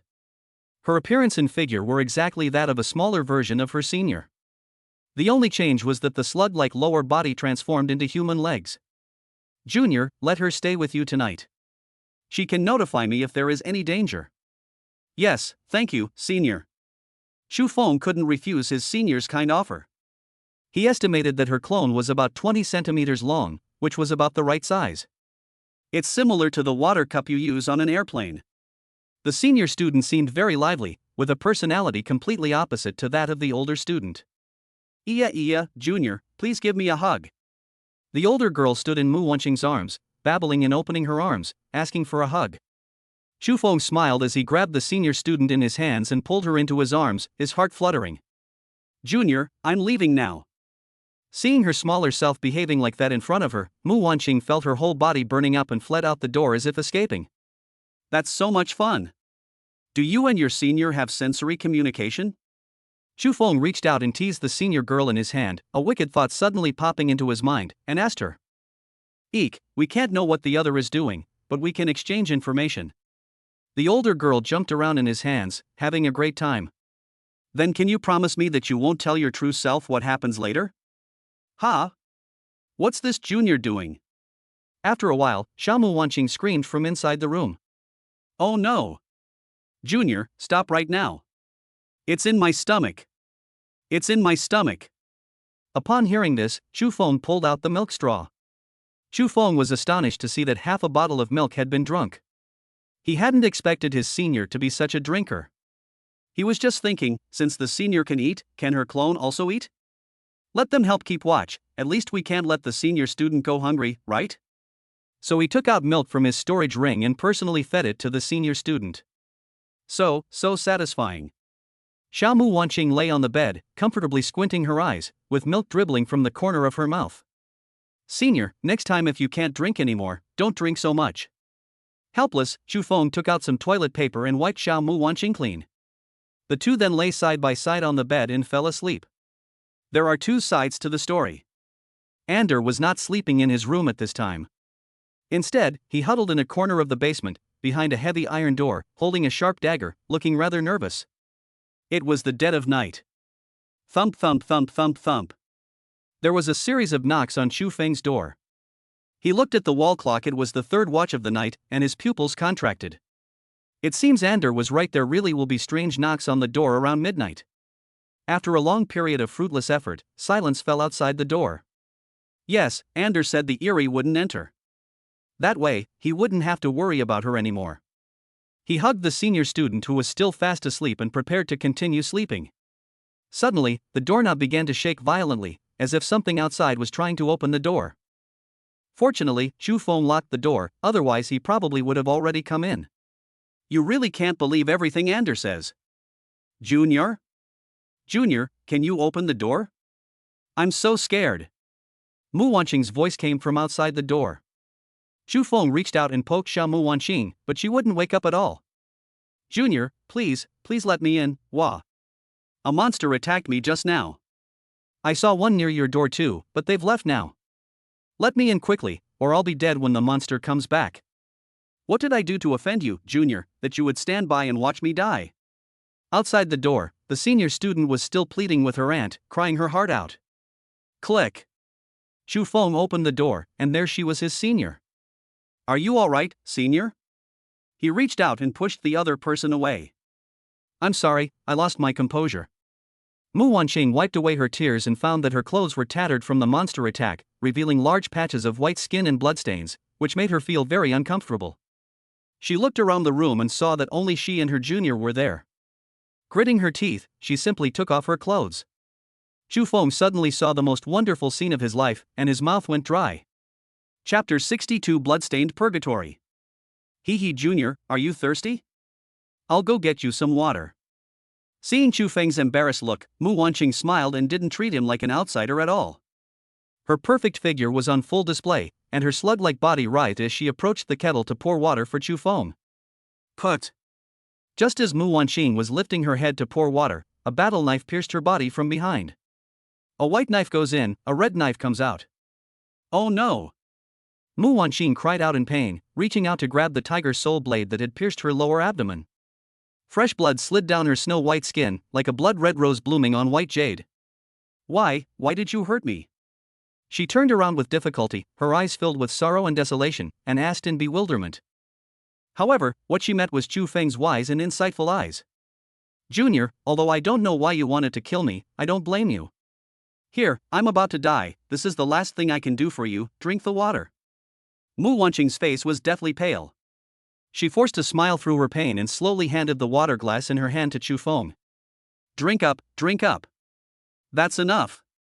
How long are you going to keep up this act? Chu Feng raised his hand and overturned the cup. The cup fell to the ground and shattered with a loud crash. Several passing mice accidentally got wet and suddenly fell into a deep sleep. Oh. I thought I was completely foolproof. I wonder how you found out about me. Upon seeing this, the woman stopped pretending, her flesh and blood writhing, transforming her from Mu Wanqing into a strange woman. The clothes grew back. No, it wasn't clothes, but a kind of blue scale. It was this scale that gave her the ability to shapeshift. If you ignore the creepy scales covering her body, the woman is actually quite pretty, with willow leaf eyebrows, cherry lips, and neat, short, light gold hair. First, you're too flirtatious and talkative. You're nothing like a senior. If you were a senior, you wouldn't take off your clothes in front of me, much less put them back on. I can only say that you've gone too far with your seduction. Secondly, I clearly remember that because of the reason why the senior student appeared in the clone, it further strengthened my belief that you are fake. It turns out the problem was with the details. The woman was upset she never imagined that one day she would be recognized because of something wrong with her breasts. Tell me quickly, what did you do to my senior? At this moment, the tiger's soul blade was still inside the woman's stomach, and he pressed her for an answer. You mean that slug girl? She's probably been carried back to headquarters by my compatriots for a blood sacrifice by now, right? The woman seemed completely unconcerned about the large baby inside her, and giggled. Submit to me and take me to my senior, or die. Chu Feng exerted a little force, and the tiger's soul blade swirled wildly in the opponent's body, hanging by the intestines, ready to deliver a vicious blow at any moment. Instead of worrying about your senior, you should worry about yourself first. Court death. Without hesitation, he gripped the tiger's soul blade and tightened his grip forcefully. She gripped the tiger's soul blade with both hands, holding it in place to prevent it from churning inside her body. Chu Feng raised an eyebrow. This woman really dared to do that. Did she not know how sharp Tiger's soul was? The woman's hand was completely torn apart, almost severed, yet she seemed oblivious to the pain as she slowly pulled herself out of the tiger's soul blade. The large hole in his lower abdomen is also being repaired at an extremely fast pace. What amazing recovery ability! Chu Feng recalled that even though Ander was just a resident of a small town, he possessed powerful regenerative abilities. So the person in front of me is clearly a member of the Men in Black organization, and their recovery ability must be even stronger. Be terrified, be shocked, mortals. The woman laughed maniacally, and her physical injuries were completely healed. Immortal and indestructible? You must be dreaming. Chu Feng calmed down, thought carefully, and responded calmly. Immortality is impossible. Women simply have a high regenerative speed and are immune to certain fatal wounds. Just now, even though I had destroyed the other party's heart, I was still unharmed. No, there must be a way to kill her. You actually doubt Lord Sea God? The woman suddenly stopped laughing, sprang up on the spot, and launched an attack. Zero dares to talk back to me. Chu Feng sneered. If it were 3 months ago, the enemy in front of him might have been a bit more troublesome. But now, he's nothing. Just because you can't kill someone doesn't mean you can't catch them. He pressed his hands to the ground and shouted, "Bloodstained purgatory." Centered on his palm, everything around him, including the floor, tables, chairs, and walls, began to turn into flesh and blood, and dozens of special tentacles from the hellish swamp, which specifically hunt lone women, grew out from it. These tentacles aren't particularly powerful offensively, but their resilience and defensive capabilities are top-notch, because they don't grab women to eat them, but rather, it is best suited for dealing with the current situation. Try it, this is my latest masterpiece, the highest fusion of flesh proliferation ability and hell magic to date. Chu Feng sneered, and after releasing blood purgatory, he stood aside, looking like he was watching a good show. Damn it, what the hell is this thing? Soon, the blood and flesh had spread to the woman's feet, and the entire floor of the room had turned into a bloody mess. The woman felt herself sinking. The strange flesh was devouring her. The fleshy floor was like a swamp. The more the woman struggled, the deeper she sank. Ankles, knees, waist, and soon they reached the woman's neck. Tell me where the headquarters is, or you're dead. Chu Feng walked slowly, as if walking on flat ground, and stepped on the woman's forehead with his big foot. You. Go to hell. I won't tell. She suddenly opened her mouth and spat out a poison arrow. Not bad, an interesting little toy. Congratulations on successfully making me lose patience with you. Chu Feng caught the incoming weapon with one hand, and with a slight thought, the woman was completely engulfed in flesh and blood. Pain. Extreme pain. This is how a woman feels. She couldn't breathe at all with each breath. Flesh and blood would flow into her body through her respiratory tract. The pain caused by oxygen deficiency is unbearable for most people. The body subconsciously breathes, and a large amount of fluid and flesh rushes in. Within 10 minutes, the woman's mouth, nasal cavity, respiratory tract, and stomach were filled with blood and flesh, and her belly was swollen high. Tears streamed down her face helplessly. For the first time, the woman felt a pang of regret. Why had the sea god granted her the power of immortality, making it so difficult for her to die now? The woman was heartbroken and on the verge of despair when several tentacles wrapped around her limbs. Chapter 63 Important Information. Tentacles bound the woman's limbs, forcibly pulling her out of her flesh and blood, leaving her spread-eagled and suspended in the air. Aiming at the woman's round belly, Chu Feng delivered a straight punch. The woman suddenly vomited, expelling all the blood and flesh she had swallowed, her eyes and nose running. Finally catching her breath, she greedily inhaled the fresh air. Please don't throw me back in. The woman pleaded desperately, her earlier determination to kill Chu Feng completely gone. Tell me quickly, where exactly did you take my senior? He reached out and lifted the woman's chin, speaking viciously. This. The woman murmured softly, no longer as resolute as before, but showing hesitation. On one hand, there's the pain that she can't escape even in death, a pain she never wants to experience again. On one hand, there is the sea god to whom she has sworn allegiance since childhood, who is also her faith. Do I really have to betray my faith and submit to this man before me? My inner thoughts began to waver violently. No. I cannot betray Lord Sea God. You demon, not even a chance. Bah! The woman opened her mouth and spat out a mouthful of saliva, which Chu Feng easily dodged. You don't think that the swamp of flesh and blood we just saw was the worst punishment, do you? He chuckled and pinched the woman's cheek. No. What do you want to do to me? The woman struggled violently in tension. In her eyes, Chu Feng's smile was like a devil smiling at her. Even the fear of Satan in her heart was not as terrifying as Chu Feng. The tentacles opened their mouths at the ends, coiled around the woman's face, and exhaled pink gas. No. Why is this happening? What do you want to do? The woman was terrified as she felt the changes in her body. What on earth is this pink gas? And why is it happening? Next up is paid content. Inside the room, upon seeing its master return, the tentacles quickly absorbed the remaining gas in the air, then hopped and skipped over to Chu Feng, rubbing against him happily. Hee, why are you all so happy? He tried to touch the tentacles, but his hand was covered in slime, and he immediately realized they weren't so cute anymore. If you've had enough fun, then go back. Chu Feng frowned. These tentacles were so skilled at torture. How was he supposed to ask them anything? He lifted the woman up with one hand and slapped her hard across the face. Wake up, wake up. Snap, snap, snap, snap, snap. Even after her face swelled up to 2 sizes and her front teeth were knocked out, the woman showed no reaction whatsoever. Helpless, he whispered devilishly, "If you don't wake up, I'll have to call back those tentacles to continue." Upon hearing this, the deepest fear in her soul was touched, and the woman suddenly awoke. Wah, please don't let them come back. I'll do anything you say. She raised her limp and powerless hand, and with her last bit of strength, lifted Chu Feng's feet and placed them on her head, signifying her submission. He learned all the answers he wanted from the woman, including how to kill the black man. Chu Feng raised Tiger Soul and shattered the crystal in the woman's skull, killing her.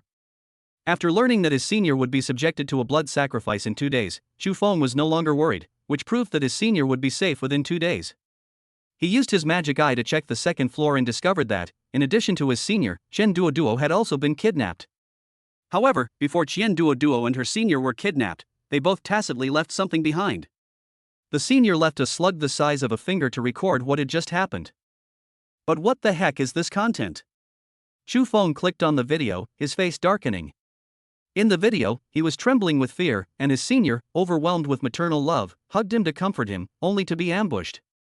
It's not my fault, senior. This bastard was just too good at pretending, taking advantage of my sympathy without even knocking to warn me. The room of Fangduajua was devastated after a great battle, with black-clad men covered in blood and dozens of limbs on the walls. Okay, this fat guy's strength has improved. He took Xiaomu Wanqing out of his pocket and found that she was still unconscious, probably because she was affected by his main body. This is the only way. Using the heavenly talisman at minimum power, Chu Feng slowly brought the electric arc closer to her. Ah! Xiaomu Wanqing trembled as if she had been electrocuted. Seeing this, Chu Feng quickly let go, looked at her, and asked with concern, "Are you alright?" Ouch! My true form has been kidnapped and given a sleeping potion. Junior, please go and save her. Xiaomu Wanqing was anxious and hugged Chu Feng's middle finger, pleading with him. Can you sense your location? That's good. But before we go, we need to deal with the traitors in the rear. He stormed out of the basement and found the trembling Ander, holding the tiger soul blade to his neck, demanding, "Speak. Why did you lie to us and say the supernatural wouldn't come in? What? Did a weirdo enter the room?" Ander was also shocked. After hearing Chu Feng explain the whole story, he cried and apologized. "I'm sorry, it's my fault. I shouldn't have kept it from you, but I definitely didn't lie to you.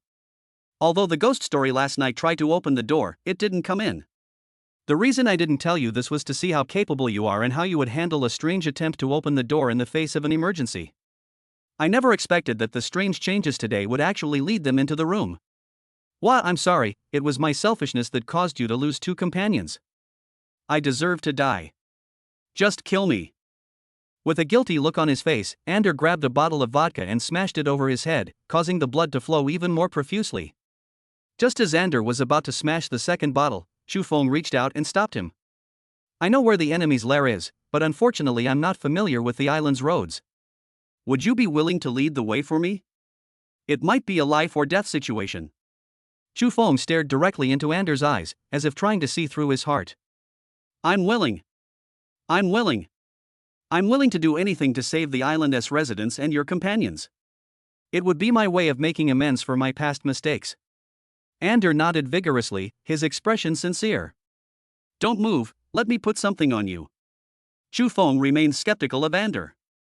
Although the senior student can roughly sense the location of the senior student, the terrain on the island is complicated, so it is better to have someone familiar with the area to guide you.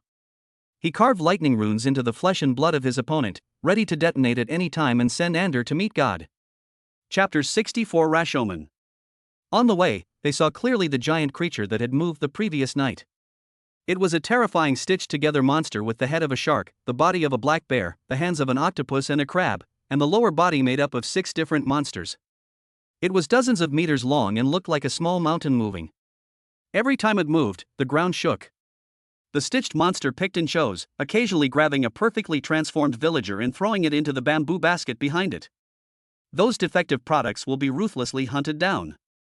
Ander and Chu Feng hid behind the house and waited for the monster to leave before jumping out again.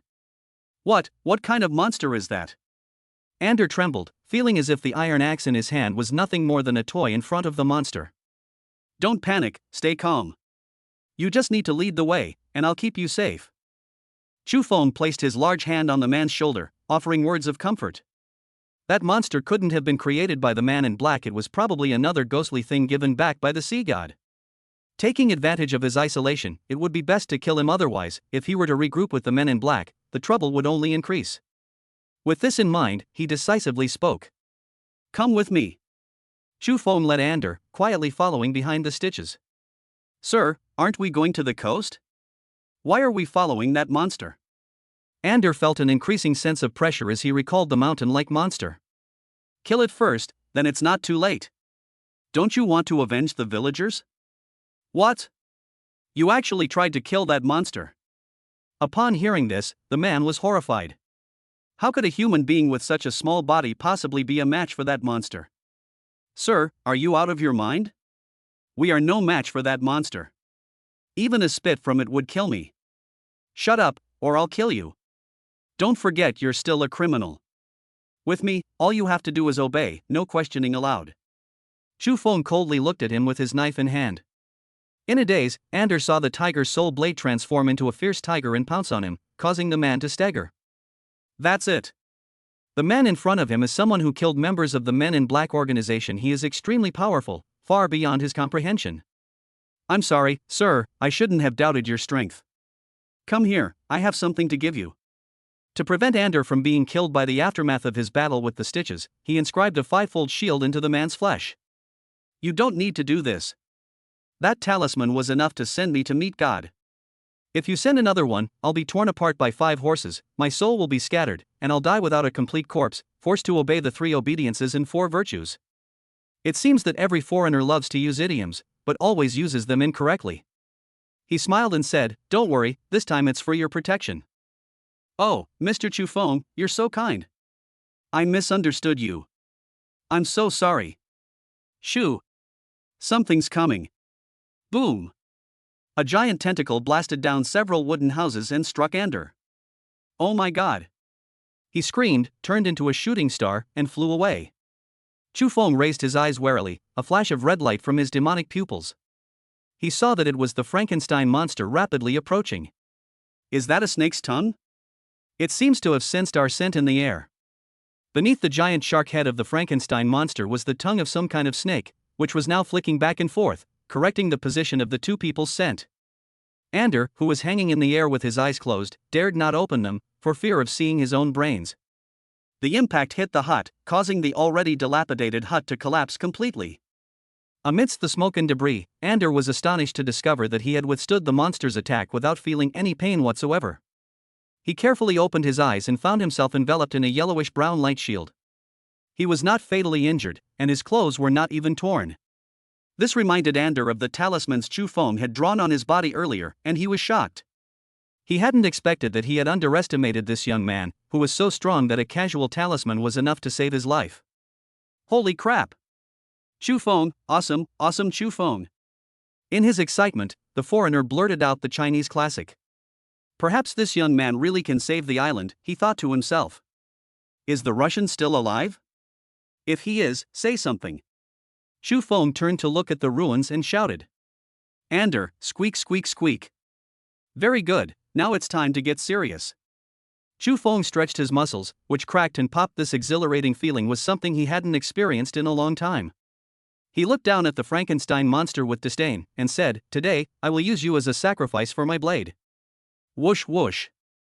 The giant pincers of the Frankenstein monster, accompanied by a strong gust of wind, clamped down fiercely.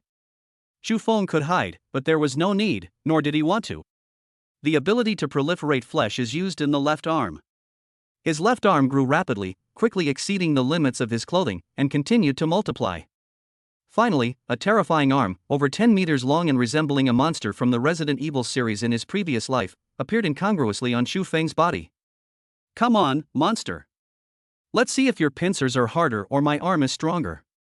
Boom. The 2 enormous arms collided. His fleshy hand gripped the stitched crab claws tightly. His grip strength had reached inhuman levels. As the fleshy hand applied more force, cracks began to appear in the crab claws. Ah! The stitched monster roared, trying to pull its arm back, but found it wouldn't budge and was being gripped even tighter. Come on, is that all the strength you've got? Chu Feng unleashed his full power in his palm, and the crab claw shattered. The tender, translucent flesh turned into minced meat, which oozed out from between the fingers. He pulled hard, ripping the entire crab claw off by the root, and threw it far away.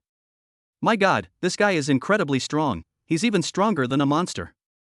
Ander couldn't help but swallow hard. He was horrified by the battle of the giant beasts and gained a new understanding of what it meant to be strong. Thinking back to how she had actually questioned Chu Feng, she realized how incredibly ignorant she had been. As expected, I can't maintain this form for long either. It seems this fighting style isn't quite suited to my profession. Within 10 seconds, the massive fleshy arm began to rot and fall off, leaving only his own arm in the end. Now is not the time to think about skill compatibility. This flesh and blood arm is just a whimsical idea that flashed through his mind. The agony of losing his arm enraged the Stitches. It opened its gaping maw, and countless shark teeth rained down. Holy crap! Shark teeth can be used like this?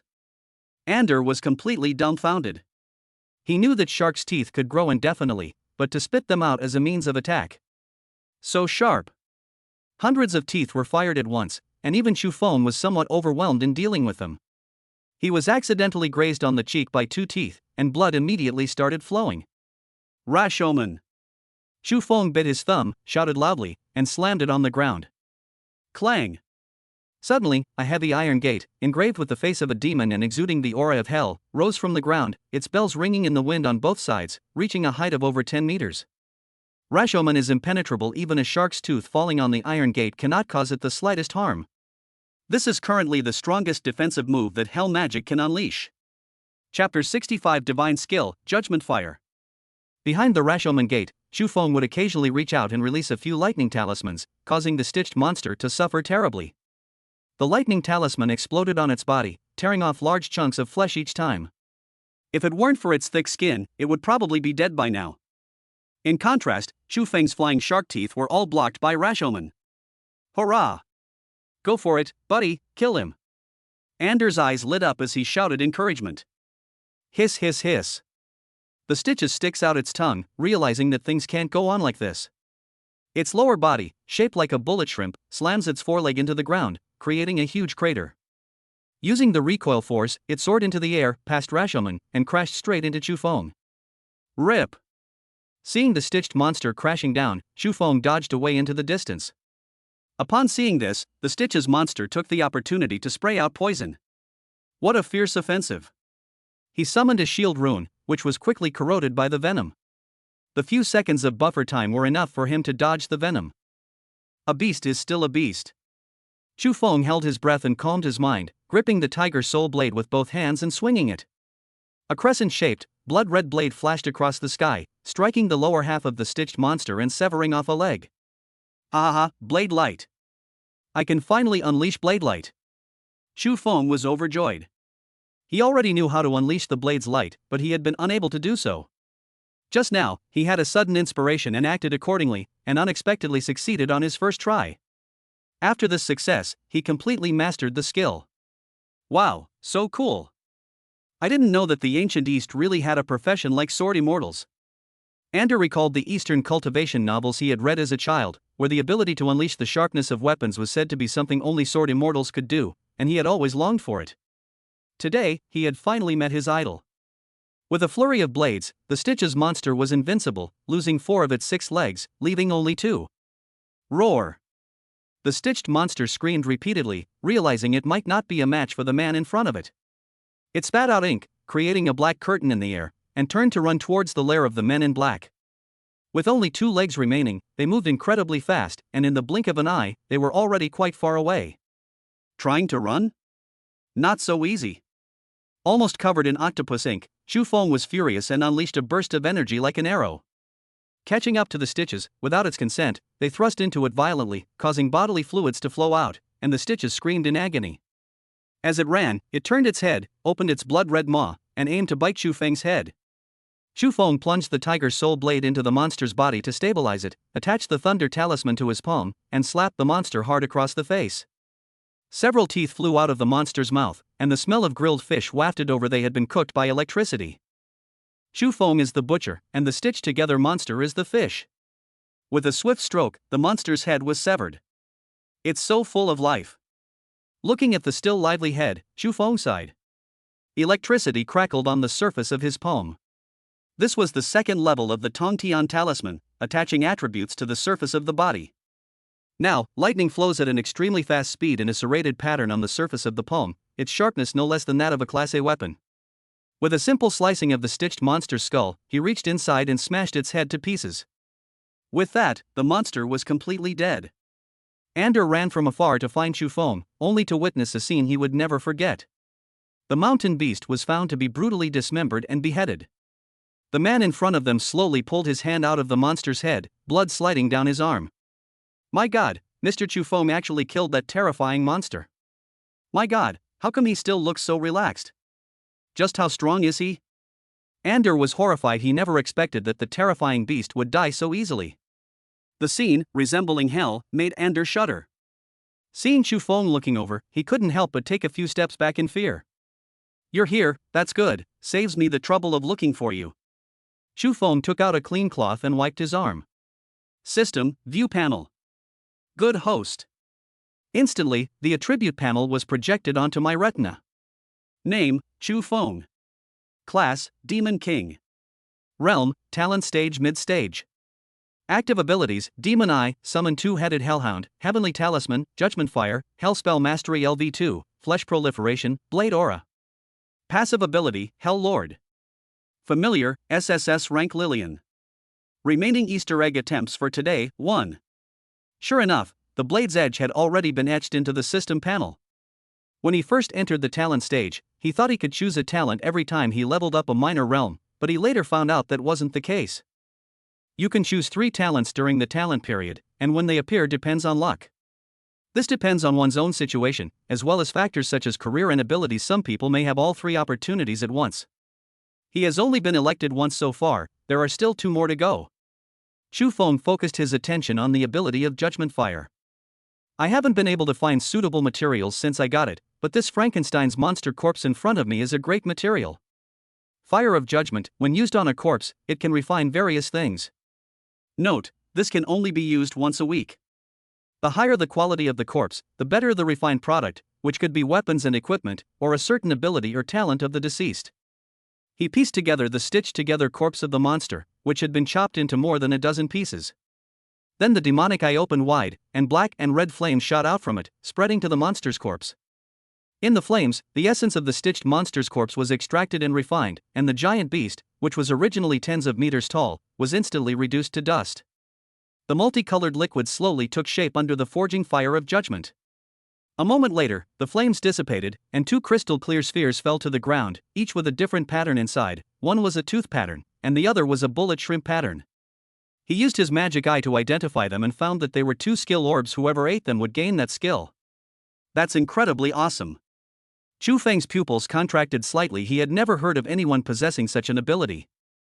No need for hard training, no need for learning, no talent limitations. You can acquire this ability simply by consuming it. Even ordinary people who cannot awaken their powers can gain them through this. Thinking of this, Chu Feng was excited. It was simply incredible. He could already imagine the sensation that would rip him off in the world after throwing the skill ball. However, since Judgment Fire can only be used once a week, it should naturally be allocated to one's own people first. The talents for the 2 skill orbs are: Name, Shark Tooth Reborn. Rank, B. Ability, after being eaten, human teeth will be replaced with shark teeth, and the user will have the ability to fire and regenerate continuously. Name, Bullet Fist. Grade, C+. Ability, after consuming this item, the arm muscles change, allowing for charged attacks 3 times more powerful than normal attacks. Note, after a charged attack, the user will experience a 30-minute arm weakness, having their attack power. They are all quite capable, and their power is amplified when they encounter the right professional. Ghouls are equipped with shark tooth for their profession, and boxers are equipped with bullet punch. These are considered divine skills for them. However, he didn't like either of them, so he asked the people around him afterward if there were any he liked. Chu Feng thought to himself, Tina absolutely cannot use the shark teeth. Even tiger teeth can cause injury, let alone shark teeth. Chapter 66 Succubus Production Base. Put away the 2 skill orbs. Chu Feng was attracted by the glittering fluorescence in the monster's dust. What's this? He brushed aside the dust with his hands and found a bright, pure white crystal of soul, twice the size of its initial form. It's actually a soul crystal, and it's even at the talent stage. I really miss it. It's been so long since I've seen one. Back in the haunted building, every time he killed a ghost, the ghost's soul would be absorbed by the building, which bothered him for a long time. Unlike the initial stage soul crystals, the upper and lower limits of the lottery draw using talent stage crystals are both increased. The chance of drawing high-level items increases, but the lowest you will draw is an E-level item. You will no longer draw F-level items. System, initiate the lottery. Use the soul crystal and today's bonus together. Boom! 2 colorful eggs streaked across the sky and crashed heavily in front of Chu Feng, producing a clanging sound like metal clashing together. Why is this Easter egg scene different from before? Just as he was wondering what was going on, the Easter egg suddenly exploded. Wow! The Golden Legend. The golden light shone on his face, so dazzling that he squinted. After the golden light dissipated, Chu Feng immediately picked up the 2 items to check their attributes. Item, Succubus Breeding Base. Category, Architecture. Grade, S+. Ability, with resources, it can continuously breed an army of succubi that are loyal only to the host. Restriction 1, it can only be placed on land with a land title. Restriction 2, only female succubi will be produced. As a male host, you must find a way to satisfy the succubus army, otherwise, their insatiable desire may lead to uncontrollable events. Holy crap! That's awesome! Chu Feng was thrilled. As long as he could seize another piece of territory, he would have his own large army. This matter is urgent. After this mission, he will go to find land with deeds. As for what this restriction 2 means, well, we'll see later. He carefully put away the succubus breeding base inside the crystal ball and examined another item. Item, Demon King's Forging Table. Category, Architecture. Grade, A+, can be upgraded indefinitely.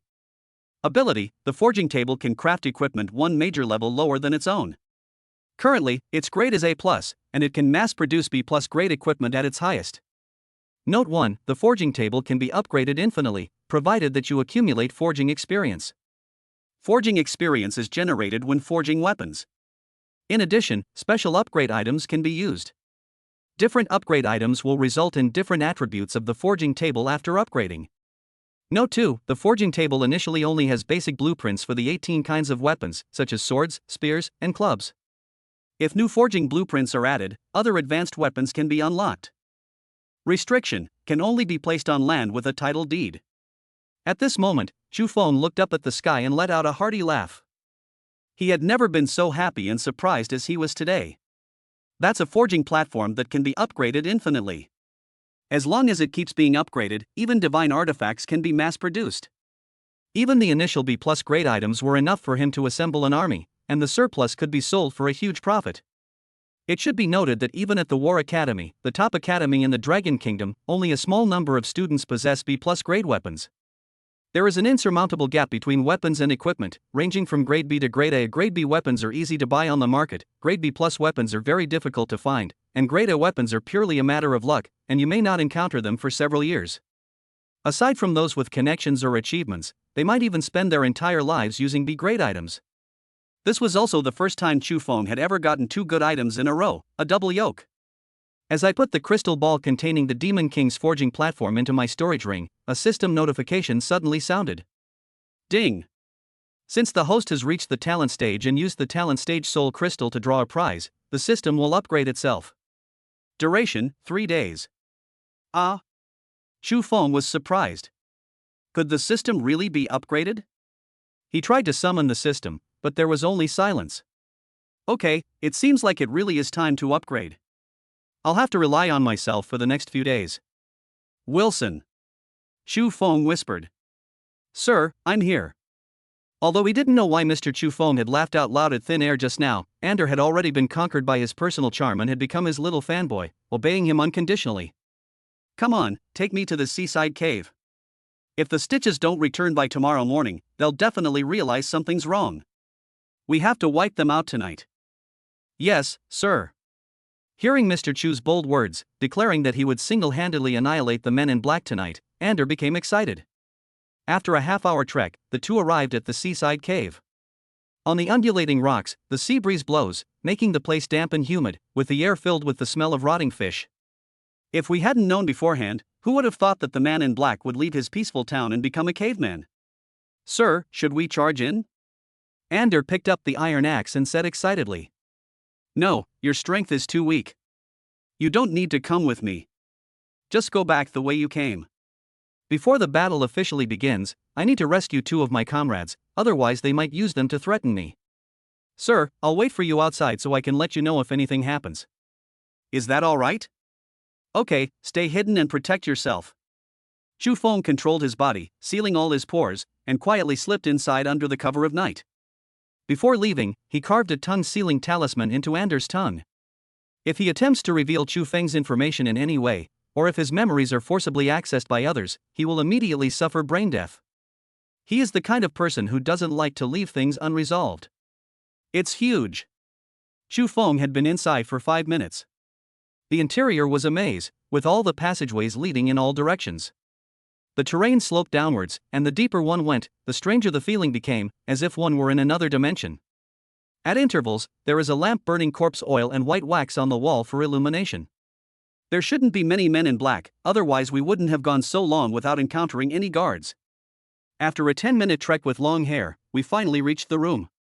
Shufeng first cautiously crouched by the door, and when he heard no movement inside, he pushed the door open and went in.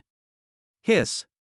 Upon seeing the scene inside, even Shufeng, who had killed countless ghosts, felt somewhat uncomfortable and gasped for breath. Damn it, I hope something happened to my senior. Shufeng quickly adapted to the scene before him. Perhaps because of the cruel and bloodthirsty instinct in his Demon King bloodline, he even felt a little comfortable. Chapter 67 Pig Man, Lion Man, and Elephant Man. The bloody scenes before his eyes made Shufeng worry about his senior's safety. Senior, wake up. Worried that his senior would be discovered by the men in black, he had been holding her in his arms ever since they came in, and she had miraculously fallen asleep against Shufeng's chest. He pulled the older female student out of his arms. Ugh, so bloody, ugh. She groggily opened her eyes, took in the view of the room, and was overwhelmed by the pungent smell that forced its way into her nose. Unable to accept the shock, she vomited up milk with a wah. The little bit of milk she drank last night had been vomited up once when Shufeng electrocuted her, and now she's vomiting it up again. Suppressing her nausea, her eyes reddened from vomiting, tears welling up in her large, watery eyes. She glared angrily at Shufeng, her small hands on her hips. Eek, Junior, you're a bad guy. Ugh. I'm sorry, Senior, the situation is urgent. I suspect something might have happened to your main body. You should check it out quickly. Upon hearing this, the senior student closed her eyes and strengthened her connection with her main body, while Shufeng dared not even breathe loudly. Yes, I can sense the main body. Tell me quickly, are you alright? Oh dear, it's pitiful that my main body is tied to the pillar, but it's not life-threatening. Great. Use your senses to pinpoint her location, and we'll go rescue her. Day. Footsteps echoed from the maze outside the door. Shufeng's pupils contracted slightly. It was bound to happen. He wondered how strong this member of the black-clad organization was. He jumped quickly and, before the person entered the room, stuck his hand into the wall, securing it to the ceiling directly above the door, in a blind spot, to ensure the other person wouldn't see him. Squeak. The door was pushed open, and a fat, burly man holding a pig slaughtering knife and dragging the right leg of a deeply sinister villager with his other hand slowly walked into the room. The man's head was actually a pig's head, the kind of white-headed pig that humans usually kill, but now it was killing humans instead. Damn it, those bastards, why do they make me do all the dirty and hard work? When the sea god bestows his blessing upon us, I, old pig, will definitely kill and dissect them all. The pig-headed man complained, threw down his butcher knife on the villagers, took out a cigarette, lit it, took a satisfying puff, put it in his mouth, squinted his eyes, and sighed. This thing is really awesome, it feels so good to have it in your mouth. Wait, what is this? Something's wrong, someone's infiltrating. The pig-headed man looked at the drop of milk that the senior student had spat out on the ground and sensed something was wrong. Unfortunately, you discovered it too late. Shufeng approached the man like a ghost, decapitating him with his tiger soul blade. His demonic eyes widened as he found the crystal in the man's skull and crushed it. Impossible. How could you know our weaknesses? The pig-headed man murmured incredulously before dying. These men in black are immortal, but they die instantly once their skull crystals shatter. Once their weakness is known, they are easy to kill. Let's go rescue your original body. They threw the pig-headed man's body into a swill pit to ensure it wouldn't be discovered for the time being. Continuing to delve deeper underground, Shufeng frowned and asked, "Aren't we there yet?" "Oh, we're here. The room is just ahead." He cautiously approached the door and could vaguely hear noises coming from inside. Damn it, there's someone guarding it. Inside the room, the senior student was bound to an iron pillar with tortoise shells, her body limp, her eyes glazed over, still under the influence of the drug. Shen Duo was bound by the demon ceiling chains and locked in a large pot, with only his head sticking out. Firewood was lit under the pot, and the water was boiling hot, causing him to scream in pain. The two men in black, one with a lion's head and the other with an elephant's head, held small knives and occasionally slicing off pieces of scallions, ginger, garlic, and carrots. He, big brother, do you think the boss won't be angry if we steal a bite from him?" the elephant-headed man said. What are you afraid of? If you have the guts to eat, then don't be afraid. The boss can't kill us, can he? There's still a young lady over there to be used as a human sacrifice, the lion-headed man sneered. Hee hee, what you said makes sense, brother. It smells so good, let me try it first. The elephant-headed man took out a spoon, scooped up a spoonful of meat broth from the pot, put it in his mouth, and immediately his eyes lit up. He said eagerly, "It's so delicious, brother, you should try some too." The lion-headed man took the spoon and laughed loudly. "Ha ha, second brother, if we eat this fat man, our cultivation will definitely improve greatly. It's a pity that third brother isn't here." "Hey! You two beasts, I advise you to release me right now, or my boss will make you pay." "Hey, bro, this fat guy is trying to scare us." "Hee hee hee, we're about to eat you up now." "Where's your boss? Why isn't he here? Call him over." The lion man and elephant man picked up their large knives, ready to dismember Qianduoduo's arms. "Boss, help! I'm about to be eaten if you don't come." Clang! At the critical moment of life and death, the door flew out. Chu Feng kicked open the door, pointed his knife at the two men, his eyes sharp and his killing intent boiling as he shouted, "Let him go if you don't want to die." Holy crap! Who is this? The two strange men were already doing something clandestine, and they felt guilty. Suddenly someone burst in and shouted, and the two strange men trembled, breaking out in a cold sweat and their legs went weak. "Boss! That's great!" Qianduoduo was overjoyed. He had complete confidence in his boss, believing that he would be safe and sound now that his boss was there. Upon discovering that they weren't members of the organization, the two oddballs were delighted. They were just worried that one person wouldn't be enough to satisfy them, and now one of them had delivered himself right to their doorstep. "Hee hee hee, big brother, hurry up and set up a fire, let's barbecue this guy." "You scoundrel, how dare you!" Chu Feng frowned and glared coldly, his battle blade slicing through the sky. "So fast. Ouch, that hurts." Before the elephant man could react, his arm was sliced off by the blade. "Our boss is too strong, we're doomed." Several more blades of light shot out, and the elephant man was cut in half at the waist, his head severed. Chu Feng understood the principle that it's better to break one finger than to injure all 10, so he specifically targeted the elephant man for a fierce attack. "Big brother, help me. I'm going to die." Even though the elephant man's body was cut into more than a dozen pieces, he was still full of energy, and his head rolled to the lion man's feet for help. "Damn it, if you want me to save my life, who am I supposed to turn to? I'm no match for this guy." The lion man trembled, then suddenly had a flash of inspiration. He grabbed Qianduoduo by the knife and threatened, "Don't move, or I'll kill him." Chu Feng stopped his attack, and the elephant man's body began to piece itself back together. "Boss, don't worry about me, just kill them. I don't want to be a burden to you." "Shut up, you idiot. You want to die?" The lion man held Qianduoduo's neck and slashed his skin with his large knife, drawing blood that trickled down his neck. "Put down your weapon now, or I'll kill this fat man right now." The elephant man was impressed by the lion man's wit. "Hee hee hee, you're so smart, brother.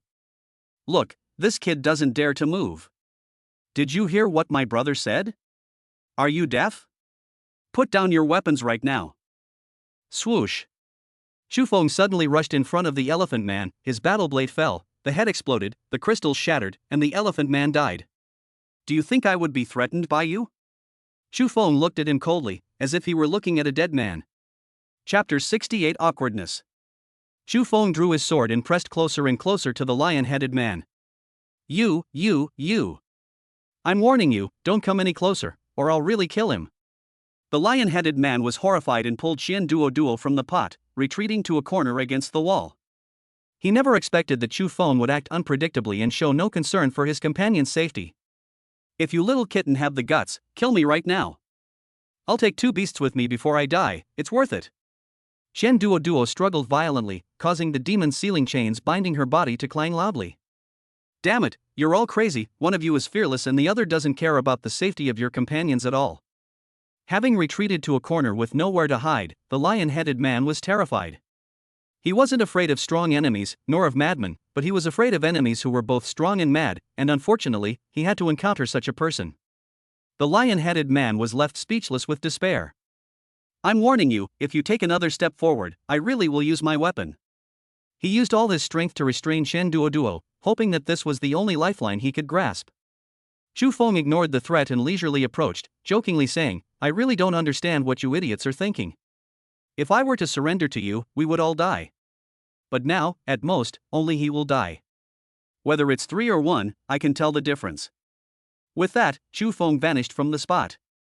Damn it, I'm not playing with you guys anymore. The lion-headed man was terrified. What kind of brain does this guy have? He threw Chen Duo at the dagger and turned to run out the door. Just as Chen Duo was about to be stabbed by a sharp knife, Chu Feng appeared behind him and pulled him back. At the same time, he twirled the tiger soul blade in his hand, then threw it behind him, glaring fiercely. Where do you think you're going? Ah! The lion-headed man screamed as the tiger soul blade pierced his chest and pinned him to the wall. He reached out to try to pull out the tiger soul, but found that he couldn't budge it at all. The tiger head on the hilt seemed to possess sentience, its ruby tiger eyes flashing, staring at him fiercely, ready to devour him. Phew boss, you scared me to death. Luckily you arrived in time. Chen Duo was rescued by Chu Feng, and his legs went weak, so he slumped to the ground. Although he seemed tough on the surface, it was all an act. He didn't want to embarrass his boss. In reality, he was terrified. Don't be afraid, the boss will avenge you. As he spoke, he approached the lion-headed man, grasped the tiger's soul, and moved it inch by inch toward the head. Slowly pulling it up from the chest is no less painful than opening one's belly. At this moment, the lion-headed man was filled with remorse.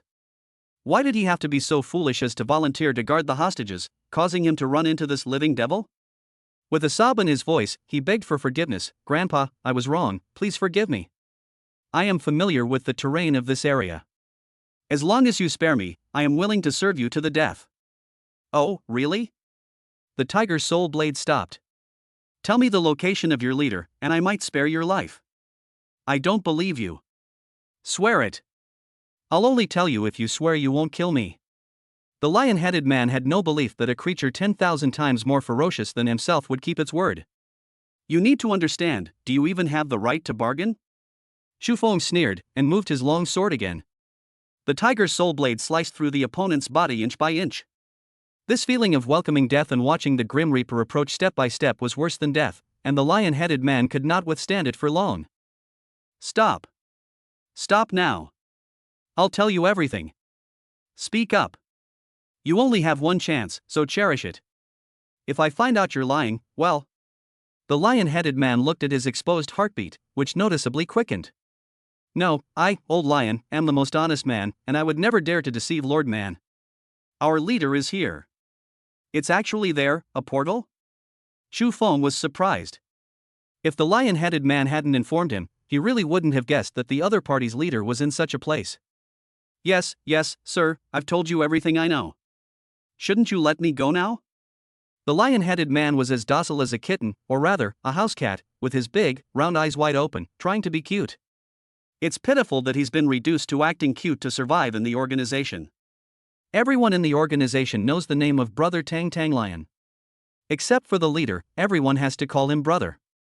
Good boy. Chu Feng patted the other's fluffy head and promised, I will give you a quick death. Upon hearing this, the lion man's eyes widened, and he roared, You promised to let me go, you broke your promise. You idiot, you believe what the enemy says? Put. The tiger's soul blade ruthlessly cleaved open the opponent's head, destroying the crystal. The lion-headed man was dead.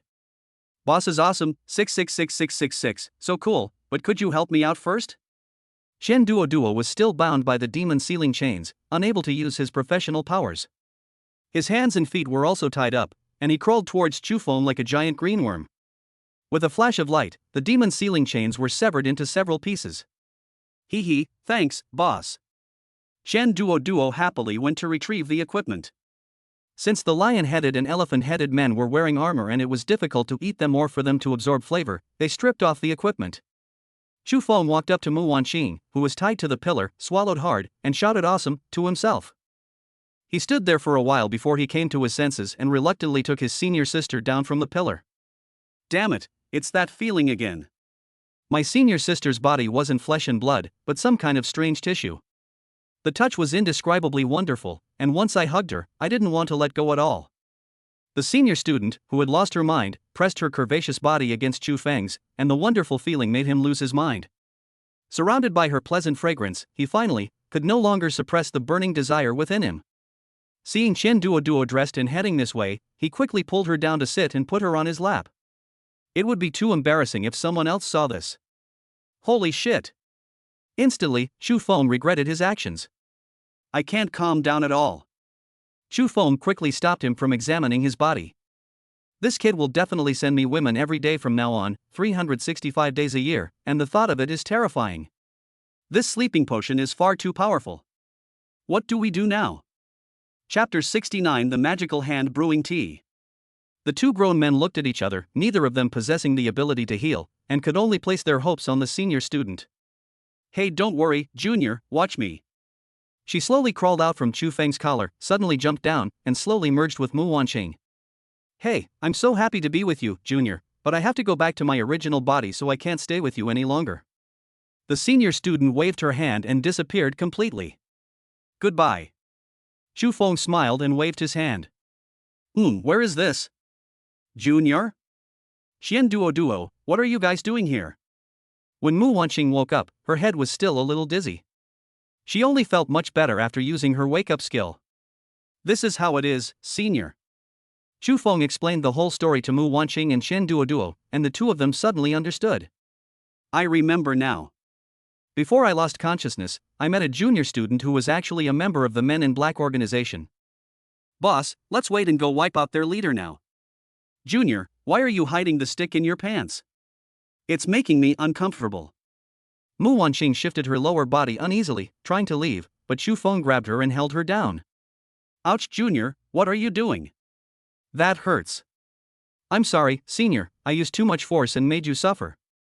Chu Feng looked at the bruises on her arm that he had pinched and apologized. Xian Duo, you go out first. I have some private matters to discuss with my senior. Okay, sure.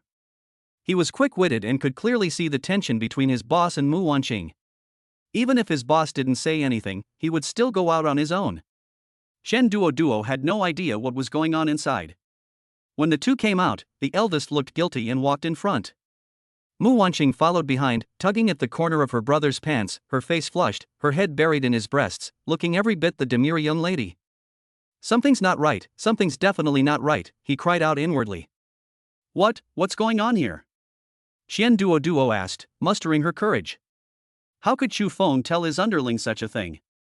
He slapped the other man on the forehead and glared at him fiercely. You little brat, stop gossiping. Ouch, that hurts, I won't gossip then. Boss, what should we do next? Massacre. Chu Feng spoke with a fierce and murderous aura. Kill. Slaughter all the members of the Black-clad organization in the underground palace. While their leader is busy preparing for the sea god sacrifice and can't spare the time, massacre the palace. Understood, boss. My great shield is itching for a fight. Xian Duo was no pushover either. Upon hearing this, his eyes flashed with hatred. The three formed a squad and began their slaughter from the cave entrance, a carpet bombing operation. Oh no! There's an intruder. Quickly, notify the other members. Who goes there? State your name. How dare you trespass into the underground palace? Are you courting death? Help! They're so strong. Run! Run deeper into the area. That swordsman is too fierce, we're no match for him. Ah, you, how did you know our weakness? Break through. Quickly form small teams and break through. At this rate, we'll all die. With Chu Feng as the spear, Xian Duo as the shield, and Mu Wanqing, the healer behind them, providing buffs, they were utterly helpless. Chu Feng only needed to attack, and killing became exceptionally easy, with Xian Duo blocking all of the enemy's offensives. One buff after another, replenishment and spirit restoration were released by the senior sister. It could be said that as long as the senior sister didn't fall, the two of them were a perpetual motion machine. Boss, this is the last one. Xian Duo stepped on the eagle-headed man and slammed his shield down. Apart from Mu Wanqing, the other two were stained with the blood of the enemy. Chu Feng tore a rag from the dead man's body, wiped the blood off his face, and asked, "How was the harvest?" Xian Duo roughly counted the items and replied, 39 soul crystals for the initial stage and 4 for the talent stage. Good. Chu Feng nodded, quite satisfied. It's important to know that not everyone gets a soul crystal. The drop rate is only 1 in 5, or even lower. You can imagine how many people they killed. Let's divide up the soul crystals first, and we'll talk about other things later. Okay, boss. After the spoils were divided, each person received 13 early stage soul crystals, 1 talent stage soul crystal, and 1 unallocated crystal. You killed all these people, I can't accept this. At this moment, Mu Wanqing suddenly pushed the soul crystal back. What are you doing? If you hadn't cooperated with me, I wouldn't have been able to last that long. Keep it, it's what you deserve. Chu Feng frowned slightly and pushed the soul crystal back. But. Mu Wanqing wanted to refuse, but Chu Feng pretended to be serious and said, "We are a team, and we can't do without anyone." If you agree, then accept it. Well, okay. Mu Wanqing's gentle nature meant that arguing with others was already her limit in the end. She couldn't resist her junior and obediently listened to him. "I can take these early stage soul crystals, but you should keep the ones for the talent stage." Mu Wanqing hesitated slightly, then gently pushed the only piece of soul crystal from the talent stage into Chu Feng's arms. Please accept it. Don't make things difficult for me. You need it more than I do. I would be impolite to refuse your kind offer, senior.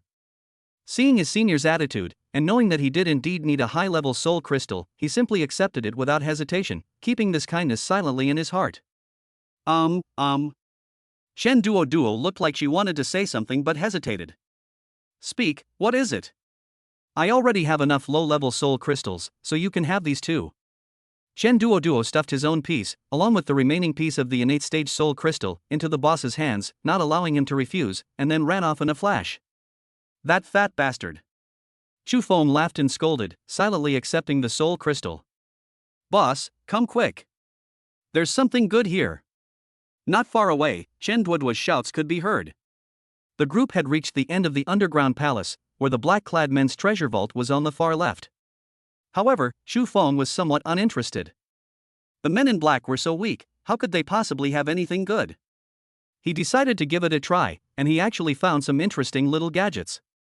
Item, hand-brewed tea. Grade, C.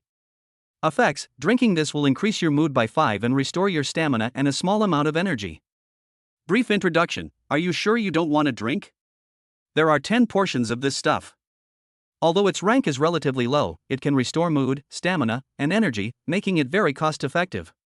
Chapter 70 The human-faced spider died. Aside from Siver's hand-brewed tea, there were no other valuable items in the vault. Holy crap, who's the bastard who dug this hole? Shen Duo walked to the corner of the wall and suddenly stepped into a bottomless pit. A dark brown staircase descends vertically, the air thick with a rotten, unsettling smell. Damn it! Shen Duo tumbled down the stairs, the sound growing fainter and fainter until it vanished without a trace. Let's go see what's going on. Chu Feng called to his senior, and the two of them went down the stairs. The journey was long and without light soon the two were swallowed by darkness. Ever since they entered the stairwell, they felt a strange sense of unease surrounding them in the darkness. It was as if something was watching them. Junior, you're so dark, I can't see you. Don't be afraid, just follow me. Give me your hand. Chu Feng kept his eyes forward, wary of any unexpected events, and instinctively reached out to take his senior's hand. Result. No. It's okay, I believe you. Mu Wanqing answered timidly in a weak voice, then lowered her head, bit her thumb, and slapped the ground, exclaiming in a coquettish voice, "Spirit spell illuminating slug." A continuously rotating 6-pointed star array suddenly appeared, illuminating the area with white light. From the center of the array, a slug about the length of a thigh slowly rose up and began to speak human language. Your Highness, Slug Ming is at your service. The white slug suddenly stood up and bowed at a 90-degree angle. Wow, this big worm can even talk. Chu Feng was amazed, his eyes shining. He reached out and lifted the slug by its tail into the air, marveling at its beauty. Hey, you bastard, let me go. Princess, can I kiss him? The slug had no hands or feet, only a body, which swayed back and forth in the water, trying to turn around and bite Chu Feng. Junior brother, please don't bully it, okay? Muon felt sorry for it and said with heartache. Okay, I've had enough fun too. He placed Slug Ming on the ground, which enraged Slug Ming. Princess, why did you ask him for this? I'll make this guy pay. Okay, calm down. This is my junior, someone very important to me, so could you please forgive him for my sake? Mu Wanqing wriggled between the person and the slug, reached out and picked up the Slug Ming, placing it on her left shoulder. The slug immediately attached itself to the princess, comfortably squinting its eyes, resting its head on the princess's shoulder, and draping the rest of its body over the princess's back. Hey, I'm only doing this to give the princess face, don't think I'm afraid of you. Ha, you little thing are really interesting. Chu Feng laughed heartily, reaching out to pat the little thing's head. By the way, Slug Ming, I summoned you here this time to have you provide light. Is that all right? Serving the princess is the honor of my slug clan. Slug Ming readily agreed and unleashed his signature move, his entire body radiating a dazzling white light. It was very bright, the entire tunnel was as bright as day. Don't even think about running away. Chu Feng roared. Creatures hidden in the darkness, unaccustomed to such white light, revealed themselves. Upon realizing it had been exposed, the dark creature quickly swam away, fleeing into the depths. Clang! Chu Feng caught up, drew his tiger soul sword, and slashed the dark creature off the rock wall. It's a biomimetic gecko. Lifting his large foot, he crushed the gecko into a pulp, and the feeling of being watched in the darkness finally disappeared. Is the junior all right? TCH, princess, don't worry, this guy is a worthy opponent. Mu Wanqing carried the slug on her shoulder, slowly wriggling down. No, it's nothing. Chu Feng turned his head, paused for a moment, and then quickly looked away. Hey, you bastard, if you keep looking at the princess like that, I'll beat you up. Ahem, let's keep going, we still haven't found Xian Duo. Feeling guilty, he didn't argue with Slug Ming. Mu Wanqing looked down and followed her junior's gaze, her pretty face blushing. Taking advantage of the fact that the junior had his back to her, she quickly reached out and rubbed the bloody handprint off her clothes. Let's continue delving deeper. Xian Duo was extremely miserable at this moment, cursing inwardly. Beautiful Chinese language burst from his mouth, offering friendly greetings to the tunnel designer and his family, with each curse word unique. First, he inexplicably stepped into a hole and tumbled down from above, unable to stop. Luckily, he was tough and didn't die from the fall. After finally stopping, I discovered it was a trap. I was stuck to a spider web that was at least 8 or 9 meters wide. The spider web even contained neurotoxins, and Xian Duo was already numb. Then a spider with a human face crawled out from the edge of the web. Fortunately, it was temporarily blocked by the shield, but the shield wouldn't last long. Boss, help me! He cried and shouted loudly. As the ugly face of the spider-like creature drew closer, Xian Duo screamed, "Don't come any closer." On the other hand, Chu Feng, who was walking on the stairs, was taken aback and said, "Listen, isn't that fatty's voice?" It seems so, they're still screaming. Hurry, he must be in trouble. Senior, I'm sorry to offend you. Mu Wanqing has no legs, so she moves slowly but not fast either. He was worried about leaving his senior alone. Chu Feng simply scooped him up in his arms and, with a few leaps, appeared dozens of meters away. Mu Wanqing subconsciously let out a seductive moan, then quickly stopped herself. In an emergency, Chu Feng had no time to consider the differences between men and women. You bastard, how dare you offend the sacred princess? I will not let you get away with this. Slug Ming gritted his teeth, but he knew better than to cause trouble now. Light. Is that the boss? Boss, help me. Get this ugly bastard away. Upon seeing the long-awaited light emerge from the darkness, Xian Duo's eyes filled with tears. He knew that his boss had come to save him. The next moment, in Xian Duo's eyes, the boss was like a god descending to earth, with holy light and domineering presence. Boss, I'm here. Chu Feng looked up, his killing intent surging forth. You beast, how dare you cause harm? With a swing of his tiger soul blade, a crimson blade of light flashed, and amidst screams, the human-faced spider was cleaved in two. Chapter 71. The dragon cried out that it couldn't take it anymore. The human-faced spider fell, its blood cascading down and covering Xian Duo's body. Damn, why does this blood smell awful? Ugh. Chu Feng stepped forward and freed him from the spider web. Old man, boss, help me out. This spider web is poisonous, I'm numb. Xian Duo had just lifted her foot when she stumbled and fell to the ground. Mu Wanqing raised her hand, and holy light descended from the sky, striking Xian Duo. Ha! I'm all better. Xian Duo stretched her limbs and exclaimed in surprise. Gaji. From the body of the dead human-faced spider, countless things were surging about. You two, step back and don't come any closer. Chu Feng held his knife and stood guard. With a snap, something seemed to break open inside the human-faced spider's corpse. Immediately afterwards, a continuous series of slapping sounds filled the air. Countless tiny spiders emerged from the corpse of the human-faced spider and began to devour its mother's flesh and blood. So they were remnants of spider larvae. Chu Feng naturally wouldn't let them go. He fired a fire talisman, and in the raging fire, the little spider and the human-faced spider's corpse were all reduced to ashes. At this moment, Slug Ming shuddered and his gaze toward Chu Feng changed. So this guy is that strong? Then wasn't my argument with him just like walking in front of the gates of the King of Hell? Turning on the light in the toilet, are you asking for trouble? Let's go deeper and see what's down there. Seeing Chu Feng looking over, Slug Ming quickly shrank behind the princess. As they continued deeper, the color of the steps changed, from dark brown to deep red. Blood seeped from the red stone steps, flowing and pooling deeper into the stone. The soles of their shoes were quickly soaked with blood. Click. Chu Feng walked ahead when a step suddenly split open, revealing several meters-long steel needles that gleamed brightly. The needle tip is dark green, clearly indicating that it contains a potent poison. He fell from above. At the critical moment, the tiger's soul blade plunged into the wall, stabilizing his posture. Boss, grab him quickly. Chen Duo reached out his heavy hand and grabbed the boss. Mu Wanqing's body emitted white light bands that bound her junior's waist. Chu Feng smiled, exerted a little force, and burst out from below. Let's go, they're just small traps, nothing to worry about. After overcoming numerous obstacles, the group finally reached the bottom of the stairs and stood on the shore. Chen Duo widened her eyes dramatically and stammered, What kind of place is this? The space, the size of a football field, was filled with blood. The blood and qi in the air quickly materialize, becoming a mist that drifts through the air.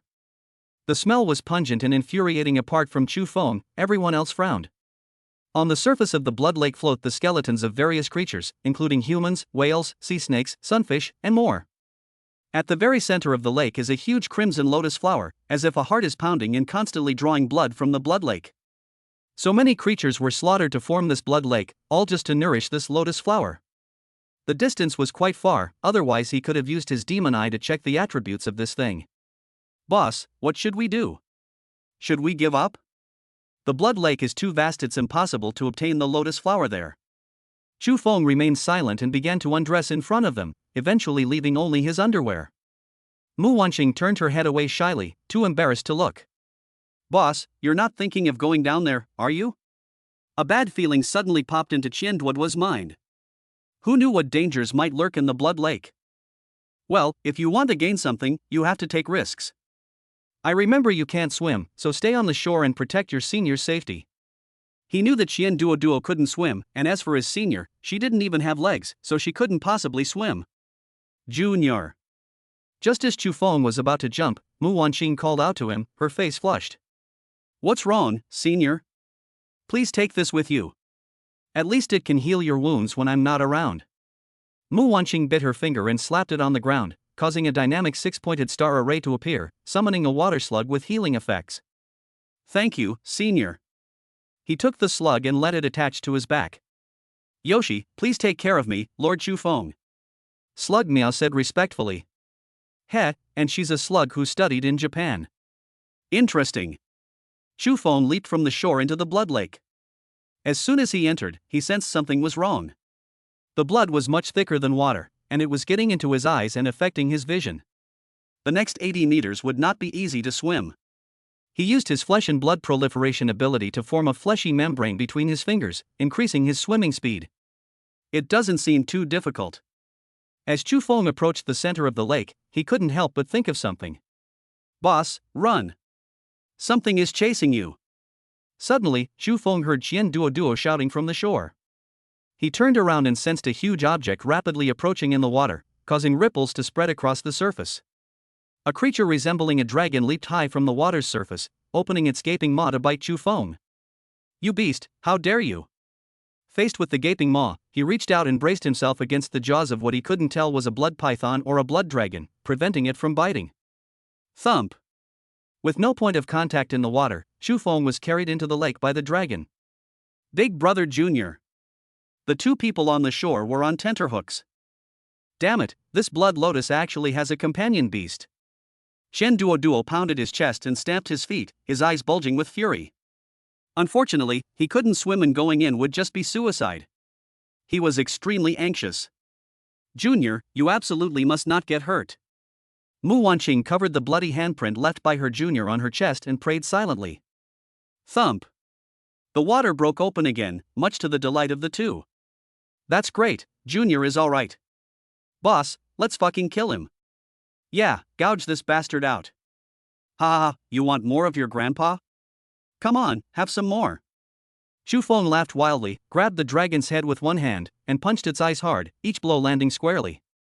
Ever since he came into contact with the blood pool, the demonic bloodline within him has been restless and aroused, and he never expected that there would actually be someone who was not afraid of death to provoke him. Drawing a sword in a lake of blood is less convenient than hand-to-hand combat, so Chu Feng simply put on a show of violent aesthetics. Physical strength, that's his forte. Roar. The monstrous dragon howled in pain and plunged back into the water, trying to shake off the humans. Chu Feng held his breath, his palm tensed, transforming into a handblade, and fiercely plunged it into the wound in the monster dragon's eyeball. Roar. In the water, the dragon was like a fish in water, and in pain, it flung Chu Feng away. Taking advantage of the opportunity, Chu Feng swam out of the lake to get some air. When he dived back into the water, the dragon had vanished. He didn't let his guard down, but carefully surveyed his surroundings. He knew that with the blood lotus here, the beast would never run away. It must be hiding somewhere, looking for a surefire opportunity to kill him. Chu Feng took several breaths, but the dragon still didn't appear. He cursed, "You stupid beast, if you don't show up, I'll go pick some lotus flowers." Seeing the humans swimming towards the blood lotus, the dragon couldn't hold back and attacked from a tricky angle. Good boy, that's right. Chu Feng grinned and engaged the dragon in hand-to-hand combat once more, causing the lake surface to churn and waves to surge. Chapter 72, Red Hair. Holy shit! Holy shit, holy shit! Chu Feng and the dragon-like creature were locked in a fierce battle at the bottom of the lake, with towering waves occasionally erupting on the surface, making Qianduo's heart pound wildly. Boss's physical strength is truly enviable. He's practically a monster himself. He was extremely surprised. He had seen that monster before and believed that he could defeat it if he used all his professional skills. Of course, that was on land. Going into the lake would be pure suicide. But that was when I was using all my strength, while the boss could overpower the monster with just his physical body. Sava Nei, how terrifying. Suddenly, a figure appeared, crawling from the blood lake to the shore, looking terrified. It was Slug Miao, who had studied in Japan. The battle was so intense that it was thrown off Chu Feng's back. Slug Miao, how is my junior? Mu Wanqing stepped forward and asked with concern. Upon hearing this, it looked distressed and said, "Your Highness, where did you find this warrior?" A ruthless man who can easily defeat a dragon with his bare hands, and you want me to heal him? Thinking of this, Slug Miao felt a stomachache and a spasm and was almost killed by the aftershocks of the battle. It's good that you're alright, it's good that you're alright. Hearing that her junior was safe and sound, Mu Wanqing breathed a sigh of relief, but then suddenly remembered that Kuyu Miao was still standing there waiting. She said apologetically, "I'm sorry, Slug Miao, you can go back and rest now." Bang! Slug Miao turned into white smoke and disappeared on the spot, returning to the sacred land of Wet Bone Forest. Glug glug. A few strings of bubbles rose from beneath the blood, and the lake returned to calm. Immediately afterwards, the dragon's head was smashed, and its body, broken in two, floated to the surface from the bottom of the lake.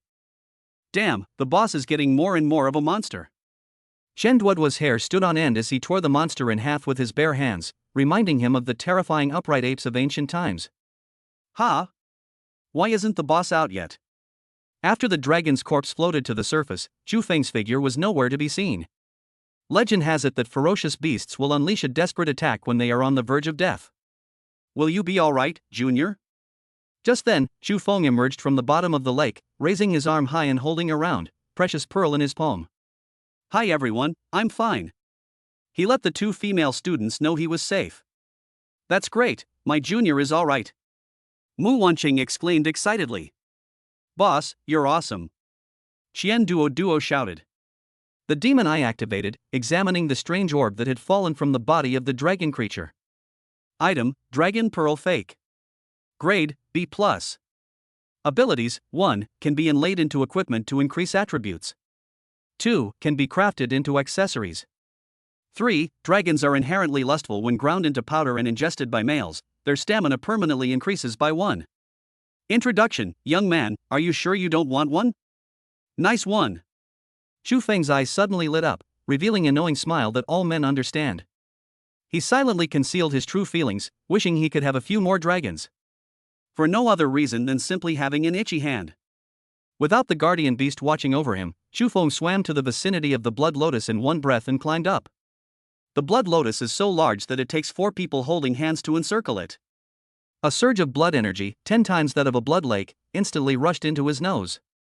The demonic eyes flashed red, and information about the blood lotus flooded into his mind. Item: Blood-stained crimson lotus. Grade: S+. Abilities: to nurture life and activate bloodlines. Status: in gestation. The simpler the description, the more impressive the attributes. An S+ grade item? There's actually an S+ grade item here. Chu Feng was pleasantly surprised and murmured. He was overjoyed. What a great opportunity. I wonder who has such a grand ambition to cultivate an S+ grade blood lotus here. But now, it's all been for nothing, ha ha ha. But it's in the gestation stage, which means there's already life inside. Chu Feng frowned. What dares to steal his opportunity? Reaching out, they forcefully pried open the lotus petals, revealing the creature inside. Damn, this thing is really ugly. Chu Feng sighed with emotion. Inside the blood lotus, numerous blood vessels grew from the inner wall of the lotus and were inserted into the body of the central creature. He had never seen such an ugly creature. The creature vaguely resembled a human, but had a head like an octopus with numerous tentacles.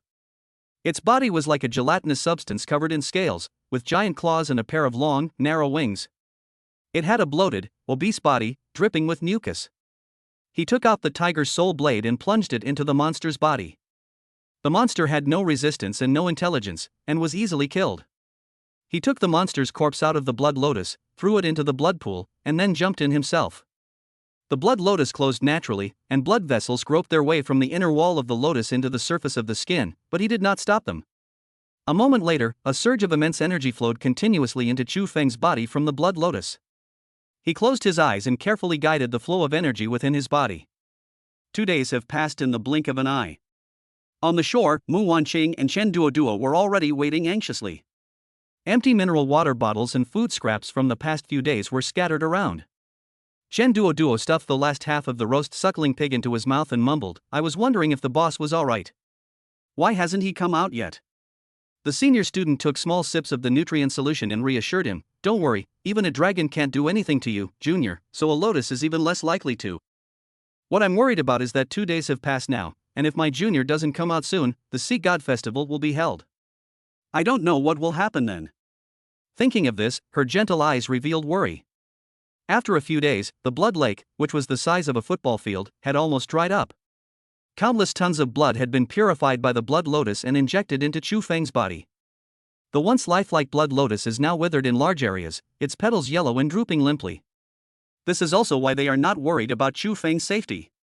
I can clearly sense that a life force in the center of the blood lake has become increasingly vigorous in the past few days, like a blazing sun. Click, click, click. Hearing a long-lost sound from within the space, the two stood up excitedly. Could it be that their leader was finally about to emerge from seclusion? The blood lotus's withered and emaciated surface is covered with cracks that are spreading outwards. Just as it was about to shatter, a giant hand reached out from it, accelerating the blood lotus's demise, and it instantly turned into fragments and exploded. Phew, this feels great. Ha! Why is my hair red and so long?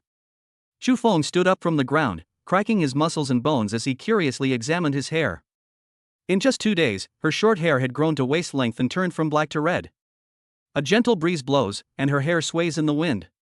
Her long, translucent red hair is stunningly beautiful, each strand so perfect that it's impossible to look away. TSK, it actually looks so good. I didn't expect the Demon King class to have a handsome effect. Chu Feng sighed. After entering the Blood Lotus, his Demon King bloodline was further activated, which not only greatly increased his strength but also made his hair look so beautiful. He raised his tiger soul blade to cut his hair short, but after thinking for a moment, he sheathed the blade. It's such a beautiful hair, it would be a shame to cut it. I'll grow it long from now on. Chapter 73, A Bountiful Harvest. Etc. Feeling the surging energy within his body and the new abilities he had gained, Chu Feng smiled. The system was on a 3-day break, so he had to use his magic eye to check his current physical condition. Name, Chu Feng. Class, Demon King. Realm, Talent Stage Late Stage. Active abilities: Demon Eye, Summon Two-Headed Hellhound, Heavenly Talisman, Judgment Fire, Hellish Spell Mastery LV3, Flesh Proliferation, Blade Aura. Passive ability: Hell Lord, Magic Immunity. Familiar: SSS-rank Lillian. Remaining Easter egg attempts for today: 1. It took 3 whole months to advance one minor realm in the Academy, but in the Blood Lotus, it was achieved in just 2 days. Moreover, over the past 2 days, fragments of knowledge and memories from his bloodline have been constantly flooding into his mind, allowing his mastery of hellish spells to successfully advance from LV2 to LV3. Many new hellish spells appeared in my mind. However, the biggest gain this time was the newly awakened magic immunity. He looked at it, and it was simply unbelievable.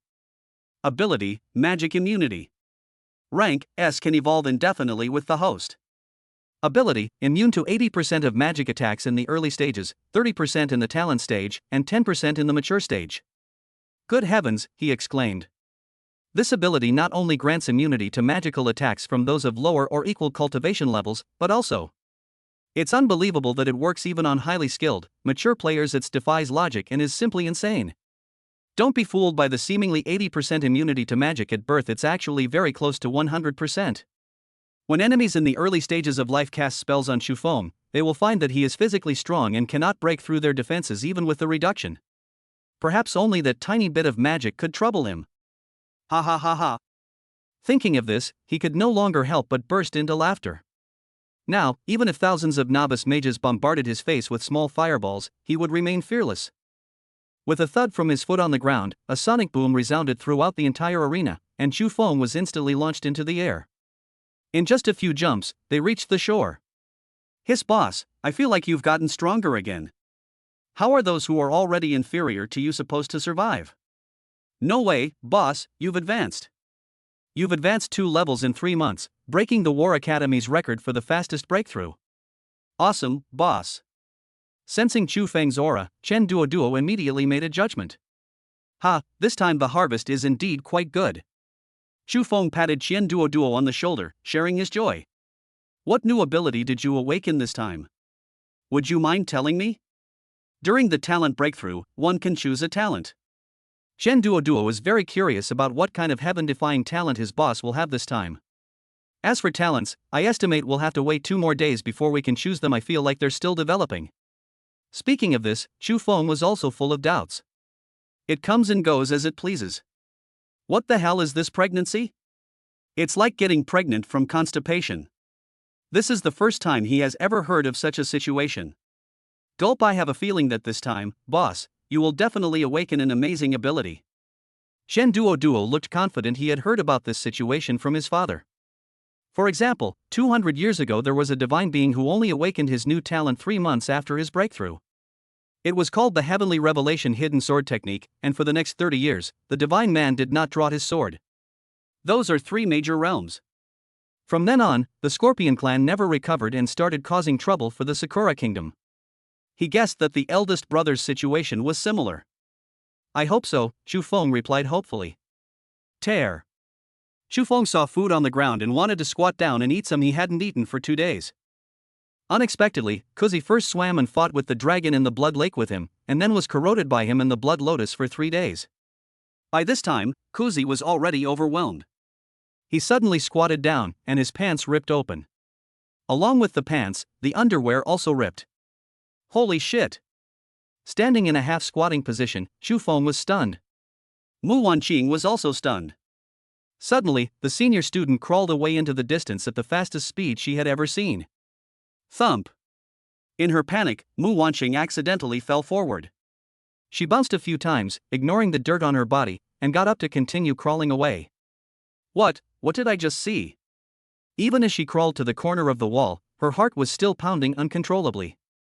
What she had just seen kept replaying in her mind, completely overturning her senior's worldview. Mum! Shufeng was internally screaming with frustration, unsure of what to do, and could only wait for his senior to calm down. Boss! I'm starting to feel inferior. Chen Duoduo glanced at the eldest brother and immediately felt inferior, his whole being shrouded in gloom. Stop being so cheeky, you brat. Shufeng took out a spare pair of pants from his storage ring and quickly put them on. Smash the Easter egg today, it won't take long. After the light faded, an Easter egg fell to the ground, but unlike before, it didn't explode on its own this time. So, the system's not here, and I have to smash it myself, huh? Come to think of it, he'd never cracked an egg himself before. The system always did it for him. He was actually a little excited. He took a hammer from his storage ring and smashed it down on the egg, which shattered instantly. A bright blue light shone. Chu Feng picked up the item from the ground. Item, Animal Reins. Grade, B+. Effect 1, when tied around the neck of any creature that has lost its will to resist, its behavior will randomly change to that of an animal for a short period of time. Effect 2, any creature whose neck is tied with an animal's reins will have its intelligence reduced for a short period of time, depending on the character's cultivation level and condition. Chu Feng? What's the use of this thing, for role-playing? Well, something is better than nothing. After the farce, the group returned the way they came, preparing for the final battle. Hurry up, Senior, do you need me to carry you? We have to hurry, the Sea God Festival is in half a day. Senior? Seeing that Mu Wanqing looked dazed and seemed lost in thought, he called out again. Huh? Oh. Are you calling me? Mu Wanqing blushed, unable to shake the image from her mind. Do you need me to carry you? You're too slow. No. No need, I can manage. Chapter 74. Mu Wanqing's lower body, like a slug, unleashed a powerful suction force, causing him to adhere directly to the left wall. Now that there's no need to climb stairs, the speed is greatly increased. Such a strong suction. Chu Feng swallowed hard. The group emerged from the passage beneath the treasure vault and stood once again at the end of the underground palace. This must be the place the lion-headed man was talking about, right?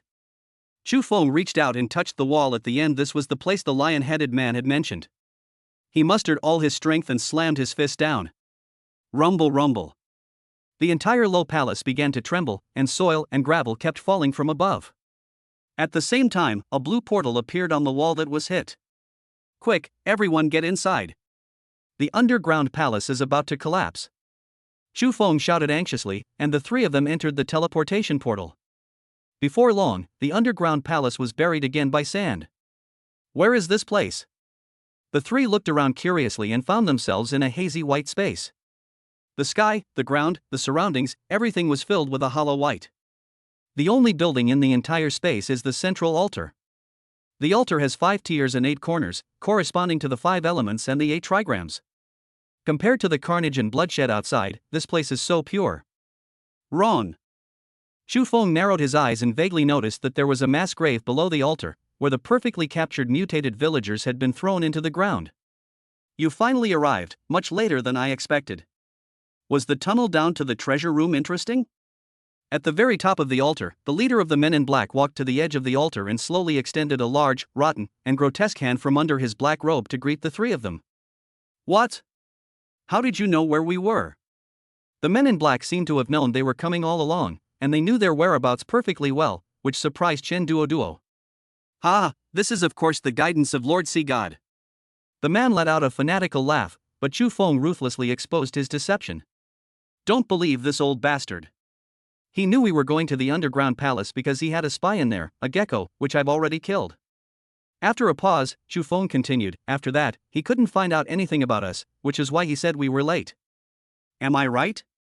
Chu Feng looked up at the leader of the men in black. You are very smart. Even after Chu Feng exposed his lie, the man in black was not angry. Instead, he remained leisurely and content. Please have a seat, everyone. Judging from the time, the physical body of the Lord in this world will soon be formed beneath the underground palace. You are very fortunate to be able to witness this great moment with me. I can't wait to offer myself as a sacrifice to you, my lord. Ah, hurry, hurry, hurry. The man in black robes grew increasingly frenzied, glancing at the countdown timer in his hand. 3, 2, 1, 0? Where is my lord? Why hasn't the sea god descended?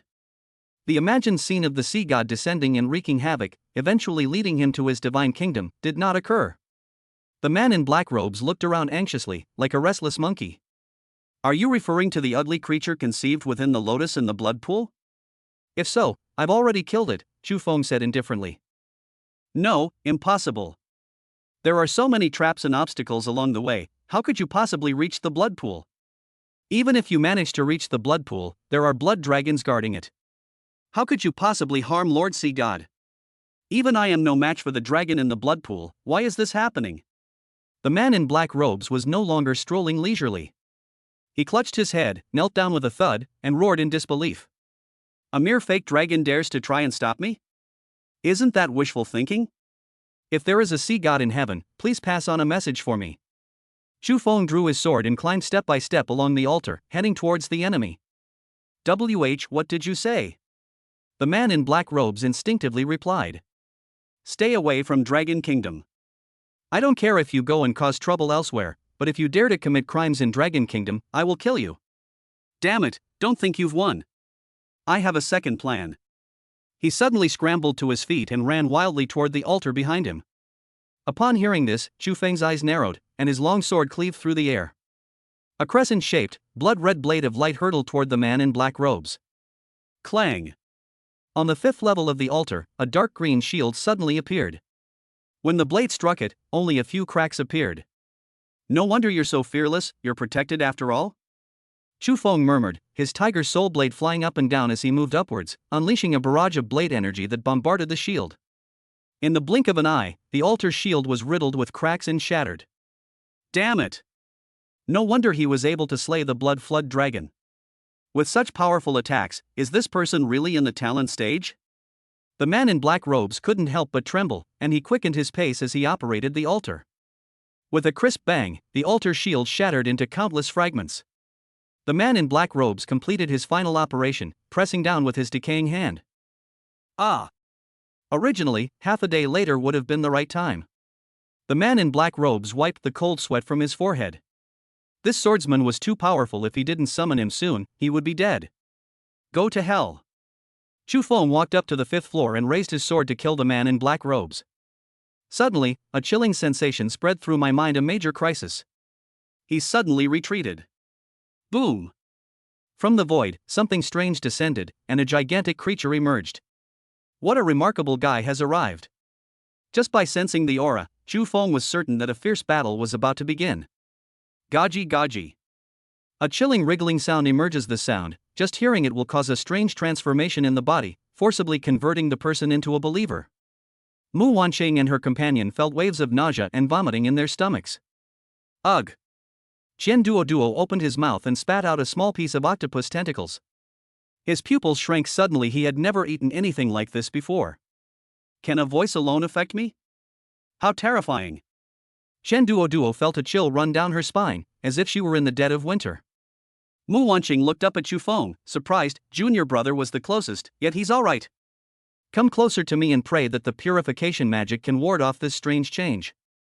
The senior student drew Qian Duo closer to her and used her purification ability to shower the two of them with holy light. Drink! Pa!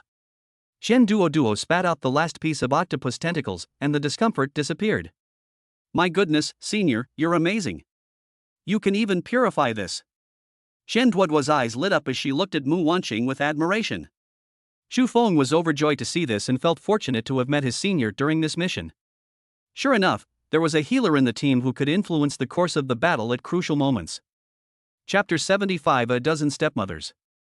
On the altar, bizarre creatures descended completely.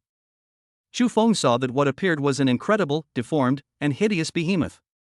It has tentacles, a long nose, octopus-like eyes, and a semi-amorphous, soft body, with some parts covered in scales and others full of wrinkles. At first glance, it appears as a huge, amorphous mass of flesh, covered with tentacles, mouthparts, and sensory organs, and its body is covered with wrinkles and scales. Repulsive appearance, filthy and unclean, unimaginable horror, hatred, and evil. Upon seeing this, the man in black robes knelt down in deep salute and cried out, "God of the volcano!"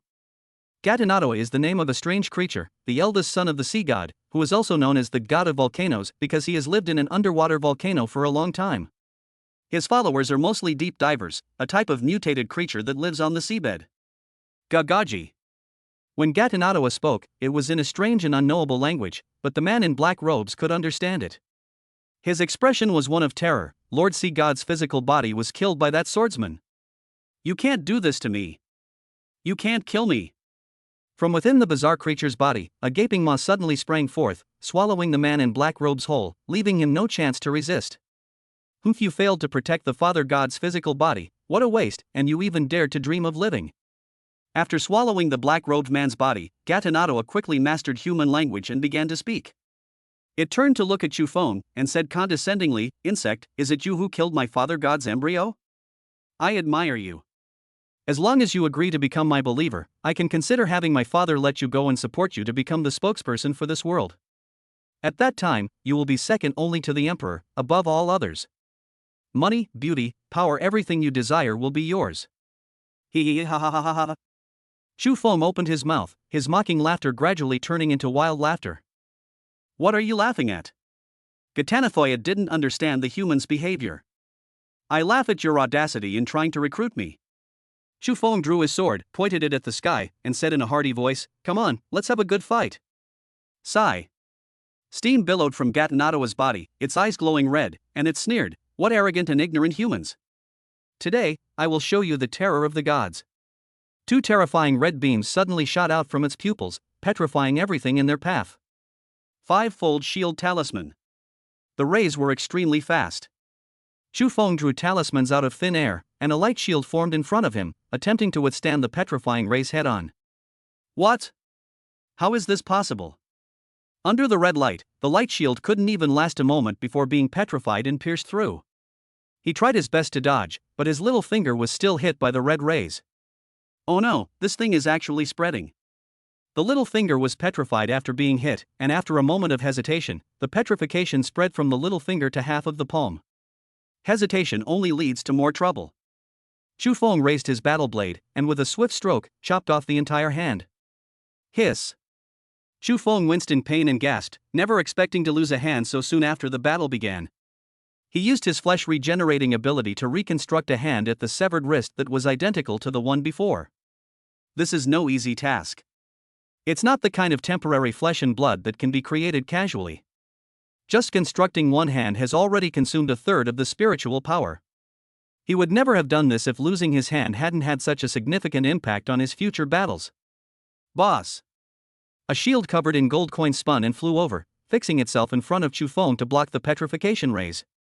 Every time a layer of light shield was petrified in front of the shield, a new light shield would appear on top, temporarily suppressing the petrification attack. Qian Duo rushed over and asked with concern, "Boss, are you alright?" "It's alright, just be careful. This thing seems to be able to attack without ignoring defense." Mu Wanqing moved more slowly, but she caught up at this moment, and two beams of light, one red and one white, shone into Chufeng's body. They are pain relief and resuscitation, respectively. Are you feeling better, Junior? Upon catching a glimpse of the severed hand, now completely petrified, on the ground, Mu Wanqing felt a pang of heartache. I feel much better, thank you so much, Senior. Please take good care of yourself from now on. Chufeng sensed his body and found that his spiritual energy had been fully replenished. He looked at his senior sister with satisfaction. Even Gatanathoya couldn't release the petrifying ray for long, and seeing that the attack was ineffective, it decisively withdrew it. Does this tiny insect now understand the power of God? I'm giving you one more chance, surrender, or die. The black-robed man was just eaten by it, so Gatanadoa must support a new leader of believers in this world.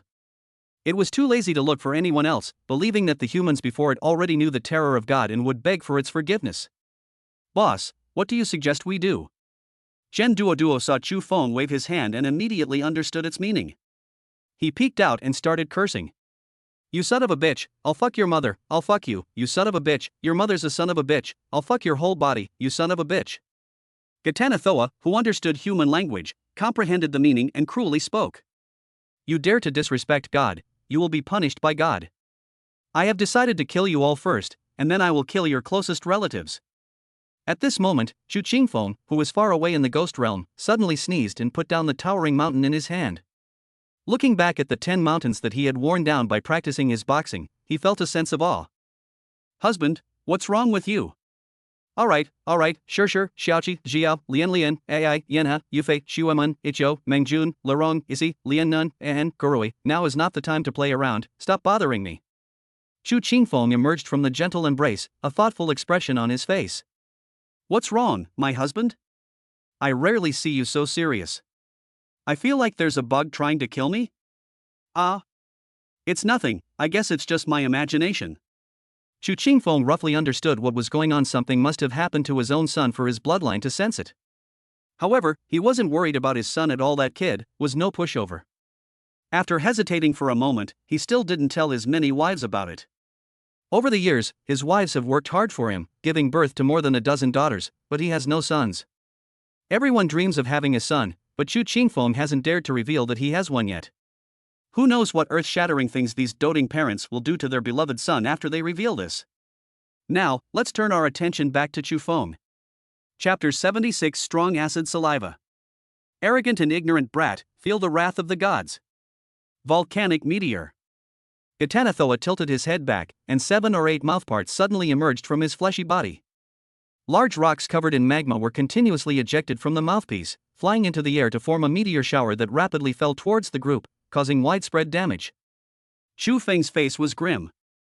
The attack covered a very wide area. He could dodge it, but the 2 senior students. Don't worry, watch me. At this moment, Chen Duoduo's eyes narrowed, and he raised his hand to throw out several rusty ancient coins, which transformed into an eggshell-shaped shield that enveloped the 3 of them. Volcanic meteors bombarded the shield, creating deafening explosions. Whenever a crack appeared, he would throw out ancient coins to repair the shield. It's time, shield counter. As Meteor Volcano neared its end, Chen Duoduo shouted, and the money shield in his hand trembled. At the same time, the eggshell shield lit up with golden light, reflecting all subsequent attacks back. Several steaming magma projectiles flew towards Gatanathoa. It doesn't hurt at all. Is this all you've got? Gatanathoa shouted. It was thick-skinned and didn't care about the several magma stone bullets. It didn't bother to dodge and just took them all without suffering any damage.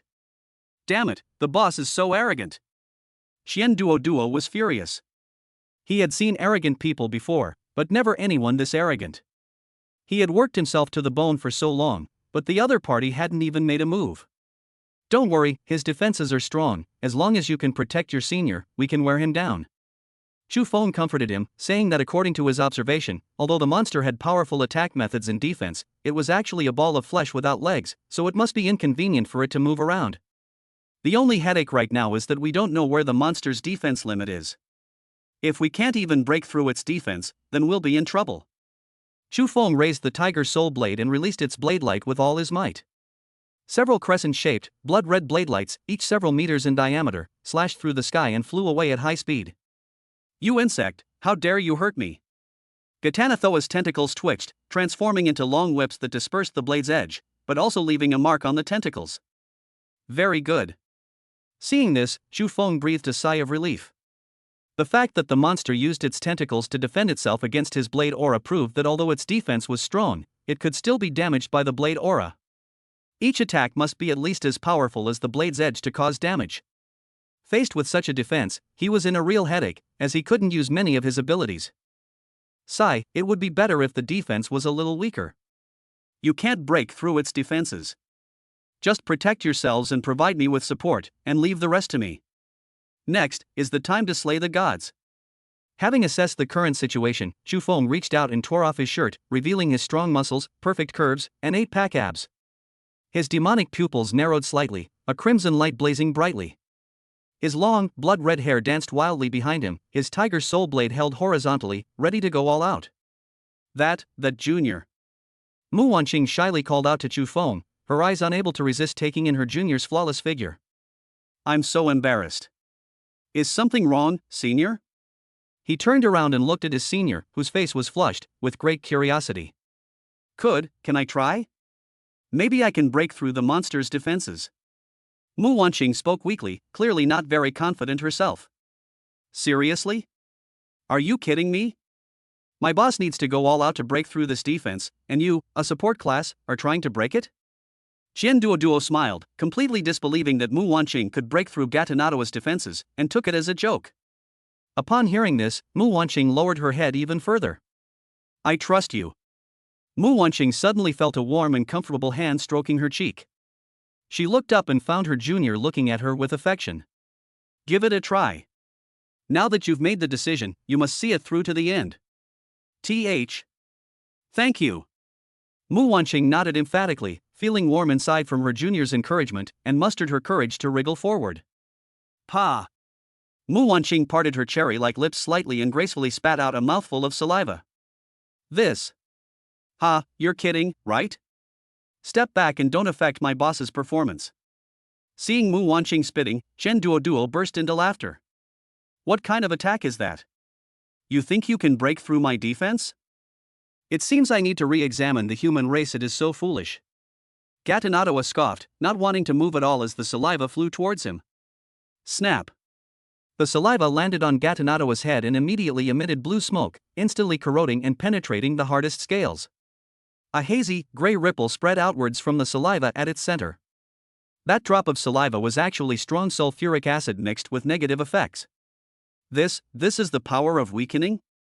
Gatanatoa was shocked, not expecting that the human opponent possessed such outstanding weakening power. This weakened his defense by half. The saliva completely melted into its body, and it tried to remove the weakening, but found that it could not. The weakening would accompany it for the next 2 hours. Insects, I underestimated you. I'll show you that even with only half the defense, a god is still a god, an unshakable volcano. Gatanatoya's 6 eyes sharpened. If it hadn't been careless, that drop of concentrated sulfuric acid would never have hit it. Holy crap, that's some serious saliva. I was wrong, heroine, I shouldn't have underestimated you. Chen Duoduo's eyes nearly popped out of their sockets, and she almost bowed deeply to Mu Wanqing. She couldn't even break through Mu Wanqing's defenses, yet Mu Wanqing not only broke through them but also weakened them. Mu Wanqing's status in his heart instantly rose to second only to the eldest brother. Xu Feng felt a chill run down his spine as he looked at the pit that had been corroded on the monster's head. For some reason, he suddenly felt a chill between his legs. I'll have to leave the rest to you guys now, I need to rest for a bit. Clearly, spitting out the strong sulfuric acid that could corrode Gatanatoa was not an easy task for the senior student. She staggered backward and sat cross-legged on the ground, lowered her head and bit down on herself, chewing as her spiritual and physical strength rapidly recovered. Ability self-devouring. As long as you eat more nutritious foods after the battle, you can quickly replenish the nutrients that were lost. You can focus on recovering. I'll take care of the rest. Bang! With a thud, a sonic boom echoed throughout the arena, the floor tiles beneath his feet shattered, and Xu Feng was instantly propelled forward. Seeing this, Gatanatoya once again shot out petrifying rays from his eyes, aiming directly at Xu Feng's head, attempting to kill him. Do you think I'd fall for the same trick twice? Xu Feng murmured, a contemptuous smile on his face. His right arm holds a flesh and blood shield in front of him, and whenever his petrified surface is touched, new flesh and blood grows to replace it. Ability Flesh and Blood Proliferation. Say it again, who is the ant now? The tiger's soul blade fell fiercely before Gatanatoa, splattering green blood everywhere. Chapter 77 World Nuclear Peace. What kind of weapon is that? How could it possibly break through my defenses? Gatanatoya was terrified. With its indestructible body, even weakened by half, it was not something that could be harmed by ordinary weapons. Yet now it had been wounded by this tiny human wielding a knife. Wait, your weapon has already begun to develop sentience? Gatanotho looked around, and the more he looked at the tiger amber, the more extraordinary it seemed, and a strong greed arose in his heart. With proper nurturing, this weapon is sure to develop a spirit. The development of sentience in an object has little to do with its rank. Destiny plays a more significant role. Even its true form failed to possess a single piece of equipment for creating a spirit artifact. Humans, give me your weapons. Several tentacles attacked from all directions, trying to snatch the weapon from Xu Feng's hand. Don't even think about it. Xu Feng swung his sword fiercely, his wrist twisting to create a dazzling display of blade light, severing all the attacking tentacles. Gaji gaji. The severed tentacles wriggled and quickly grew new tentacles. Numerous tentacles, impossible to kill completely, continued to swarm around Xu Feng. Cutting off the tentacles that had attacked from the shadows and were tied to his ankles, Xu Feng's eyebrows furrowed, and he roared angrily, "Since you're willing to play, then I'll play along to the end." He put away the tiger soul, clasped his hands together and slammed them on the ground, shouting, "In the name of the Demon King, I summon you all to come and help me at once." This is a special move that can only be used when hell magic is advanced to level 3. You can summon beings of the same realm from hell to help you, and they will receive feedback from the heavenly Tao. After casting the spell, Xu Feng was filled with anticipation, though he wasn't sure what kind of creature it would be. Ha ha ha, human, are you kidding me? Gatanatoa was on high alert, but after a long while, not a single person appeared. Seeing this, Xu Feng's face darkened, and he secretly thought that something was wrong. This random summoning requires the other party's consent, which is why he added the title of Demon King. Now it seems that no one is paying attention to him. Roar! Just as they were about to give up, the crimson magic circle on the ground suddenly shone with black light and transformed into the shape of a black hole. A hellworm, completely crimson red, 2 meters wide and over 10 meters long, emerged from the black hole. Its mouthparts are filled with densely packed, crisscrossing serrated teeth, numbering in the thousands, making it a natural hunter in hell. They usually lurk underground, and any creature that passes overhead will be killed by them. The hellworm opened its mouth and suddenly spat a mouthful of mucus onto Gatanatoa. You bug, I'm going to kill you. Several tentacles wove together to form a giant tentacle, which flung the hellworm away. An unprecedented petrification ray burst forth from his eyes. Just as the ray was about to hit the hellworm, its head and mouthparts began to spin rapidly, quickly digging through the altar and burrowing underneath. The petrification rays missed their target. It can penetrate even the hardest hell rock, let alone a mere altar. The earth is shaking. Gatanathoa's fleshy, ball-shaped body trembled rhythmically. The surrounding ground cracked as if an earthquake had struck, and the cracks spread in all directions. Unable to withstand the pressure, the hellworm crawled out from underneath, its crimson body bleeding from the pressure of the altar. Roar! It roared and coiled around Gatanatoa's body, constricting its insect form in an attempt to strangle it, its mouthparts spinning as it fiercely bit at the tentacles. Well done! Chu Feng praised him, and taking advantage of the monster being held back by the hellworm, he jumped onto the monster's head and plunged his tiger soul into the ground. Fresh green blood gushed out. Ouch! That hurts so much. Those wretched bugs. You forced me to this. Exploding lava. Although the price is high, it's all worth it to kill you all. Gatanathoa gritted his teeth, his hatred for Chu Feng reaching the very bone, even going so far as to use a special technique with a cooldown period of a full month. It is unacceptable that the mere god of volcanoes has been so humiliated by such insignificant humans. This feeling, a major crisis. Chu Feng's hand hairs stood on end instantly, a sense of life or death crisis surging into his heart. 5 layers of shields, Suddenly, a mental attack struck Chu Feng's mind like a giant iron hammer. In an instant, he lost control of his body, clutched his head, and fell onto the monster's head. Damn it, it's a psychological attack. He reacted quickly, barely managing to keep his fingers from piercing his thigh, drawing blood, and using the pain to forcefully break free from the mental attack. The sense of death was even stronger. An incredibly hot white orb of light was right in front of me, about to explode, and there was no time to dodge. Got it! The hellworm next to it clearly couldn't withstand the mental attack and fell unconscious with its mouth wide open. Chu Feng gritted his teeth, exerted his strength, and squeezed his entire body into the mouthparts of the hellworm. While you're at it, help it close its mouth shut. Boom! A white ball of light exploded. The violent explosion sent the hellworm flying, and a blinding white light instantly filled the space. The world was nuclearly destroyed. Junior! Mu Wanqing exclaimed in surprise and got up, wanting to rush out to rescue her junior without hesitation. Calm down. Boss is incredibly talented, he'll definitely be fine. Seeing that her senior was about to step out of the shield's range, Shen Duo quickly pulled her back. If Mu Wanqing goes out now, she will surely die. Although they were on the edge of the altar, where the explosion damage was far less than at the center, he still found it very difficult to resist. Shen Duo braced her hands on the shield, large beads of sweat rolling down her cheeks. I'm sorry, I lost control of my emotions just now. Let me help you.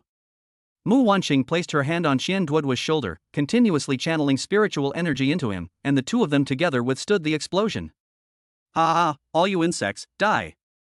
In the white light, Gatanathoa laughed loudly, utterly disbelieving that humanity could survive this attack. Hee, you're getting too excited too soon. Upon hearing the sound, Gatanatoya's smile froze on his face. When the white light faded, the hellworms were already dead, even blasted into pieces, and the aroma of meat wafted out. Chu Feng opened the mouthparts of the hellworm and swaggered out. Impossible. How could you have survived? This doesn't make sense. Gatanathoa could hardly believe his eyes. What kind of monster was this human? How come it survived such an explosion and is even more resilient than me? Look. The junior is alright. Inside the light shield, Mu Wanqing's face beamed with a radiant smile. She was more beautiful than any flower. I knew the boss would be fine. My boss is a big shot, how could a small explosion do anything to him? Chu Feng bent down and placed his hand on the top of the hellworm's head. Don't worry, I will avenge you. No ordinary human could possibly be this strong during their innate talent stage. Just who are you? When Gatanatua saw Chu Feng get up, he felt a little flustered for some reason. Chu Feng, he said calmly, his red hair dancing wildly in the air. What? You're Chu Feng, the one recently wanted by numerous races and listed on the Shadow Clan's Azura ranking. Chapter 78 Invitation to Live Together. Gatanatua was utterly shocked, never expecting that the human in front of him was Chu Feng, the one wanted by all races.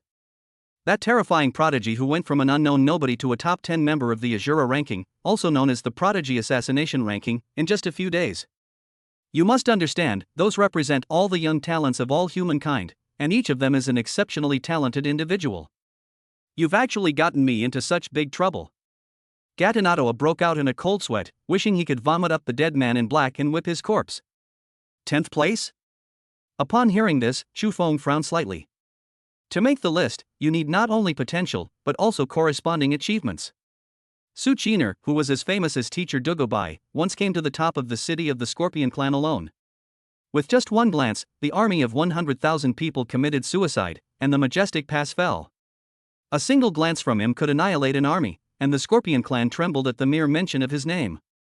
Despite such a brilliant record, he only ranks 4th on the Shura list in terms of overall potential, while teacher Dugubai ranks 5th. Damn it, they really think highly of me. They put me in the top 10 without even having any achievements to show for it. Chu Feng secretly despised foreign tribes. Dugubai is 29 years old, while he is only 19. In other words, while the other person was studying calculus in college, Chu Feng was still learning addition, subtraction, multiplication, and division in 2nd grade. Go ahead and try to assassinate me. If I were afraid, I wouldn't be Chu Feng. He quickly put that idea aside. The most important thing now was to eliminate the enemy in front of him. Chu Feng glanced sideways with disdain, his imposing aura pressing down on the monster like an abyss. Gatanatua shuddered. He had no will to fight at that moment. The attack just now had exhausted its spiritual energy, and it could only release one petrifying ray at this moment. Wait. It's not easy for me to descend to this world once. Why don't you let me go? I can give you this. Knowing he was no match for them, Gatanatua began to back down, even ceasing to call out as an insect and instead referring to himself as human. Its plump, moist tentacles reached into the gaps in his body, took out an item, and showed it to him. Oh? What's this? The demon eye is activated. Item, Volcanic Essence. Grade, S. Ability, can upgrade fire-type equipment below S rank by 1 level. Seeing this, Chu Feng smiled, a smile that was exceptionally happy. It just so happens that his Akaino Crimson Lotus gloves can be used. This monster has too much fire resistance, so I didn't use gloves on it during the fight. So you agree? Gatanatua was overjoyed to see the humans laughing. What a foolish ant. Just you wait, once I recover, I will take my revenge. I will first kill all your loved ones, and then let you die in pain and regret. Ha ha ha. It thought to itself. How come you? Just as Gatanatua was gloating, he looked down and saw the tiger soul blade plunged into his body. Then he heard Chu Feng speak in a devilish voice. You idiot, even if I kill your precious thing, it's still mine. The legs exert force to drive the waist then drives the arms, and the wrists follow suit, suddenly exerting force. The tiger's soul blade swiftly sliced open the monster's body, and green blood cascaded down like a waterfall. This is a body I've painstakingly refined. I absolutely cannot die here. Gatanatua was terrified and only thought about how to escape. He endured the pain and broke free from the tiger's soul blade, using his last bit of strength to open the portal to the outside world. It wants to escape. Don't even think about escaping, die, you piece of trash. Chu Feng rushed forward and thrust into her repeatedly. A crisscrossing blade of light resounded through the sky, sending the monster flying away from the portal and leaving a crisscrossing wound on its chest, from which blood flowed. Ugh! Human, I won't let you get away with this. Just when Gatanatua thought it was doomed, it suddenly noticed Qian Duoduo and Mu Wanqing in the distance, and its eyes lit up. The remaining dozens of tentacles exerted force and rushed towards the two at high speed. Damn it! That thing is coming. Let's run! Qian Duoduo called Mu Wanqing and they took off running. Don't be fooled by how easily the boss beats this thing, he knows he's no match for it. Don't be afraid, watch me. Mu Wanqing bit her finger and pressed it to the ground, looking heroic and spirited, her red lips slightly parted, spirit summoning technique. The spiritual energy within his body was instantly drained. Boom! A super slug, several times larger than Gatanadawa, descended from the sky, crashing down on the monster and creating a cloud of smoke. Oh dear, who dares to disturb this old man's sleep? Wuda, the slug, was sleeping soundly when he was called over, and he was a little annoyed. Mr. Wuda, I'm sorry to bother you at this time, but please. Mu Wanqing was deeply apologetic and bowed respectfully. Since you are a princess, I am happy to serve you. As the smoke cleared, Slug Wuda realized it was Princess Wuda, and his attitude immediately changed 180 degrees. Wearing sunglasses and smoking a cigar over 10 meters long, the thug-like Wuda even flashed a fawning smile. Hey, it's you bastard, who's bullying the princess? It raised its body and then suddenly pressed down, leaving Gatanadawa dizzy and unable to move. Xianduo, who was about to run away, stopped when she saw this. Her lips twitched, and her gaze towards Mu Wanqing changed, as if to say, "Damn, you're so strong and you're telling me you're a support player?" Gatanadawa was utterly desperate. Knowing that he couldn't escape in his severely injured state, he simply lay on the ground and quietly waited for death. It's one thing for Chu Feng to be a freak, but why are the people around him also so freakish? At this moment, Gatanadawa was questioning his existence. This world was too terrible, he would never come back. You ain't, just you wait. Don't let me meet you in the realm of gods. In its final moments, it regained its courage. Heh, you'll die wherever you meet me. Chu Feng stepped forward with his sword and ruthlessly slashed several times, decapitating Gatanadawa and bringing him to his death. Bang! The slug Wuda turned into smoke and disappeared. After the battle, the three of them collapsed to the ground. This was the most difficult enemy they had encountered since they awakened. Both its attack and defense were nightmare level, but in the end, Chu Feng was worn down and killed. Ignoring the mess on the ground, I lay down exhausted and let out a long sigh. Boss, I found myself admiring you more and more. I declare that from today onwards, you're not only my boss, but also my idol. If it weren't for the boss, they would definitely be dead here today. Xianduo knew this well and felt grateful from the bottom of his heart that the boss was there for them. Stop being so glib. Looks like you're still not tired enough. Chu Feng returned with his eyes closed. Just then, a soft, comfortable hand quietly took Chu Feng's hand. It was Mu Wanqing. Junior, I'm so glad you're alright. I was so worried about you. Senior, move in with me after this mission is over. Chu Feng gripped Mu Wanqing's hand tightly, pressing it firmly against hers. Ha? What did you say, Junior? Mu Wanqing, flustered and blushing, propped herself up and looked at her junior in disbelief. I said, come live with me, Senior. Chapter 79 Mission complete, go home. He had considered the possibility of being rejected by Mu Wanqing, but still decided to extend the invitation. This was the result of careful consideration. The senior student was too shy and weak, and even felt inferior because she didn't have human legs. She didn't have any friends at all. She would most likely accept the invitation from her only friend. Chu Feng had high hopes for Mu Wanqing's professional abilities, and if possible, he wanted to bring his senior sister onto his side. In his belief, strength equals security, and time equals affection.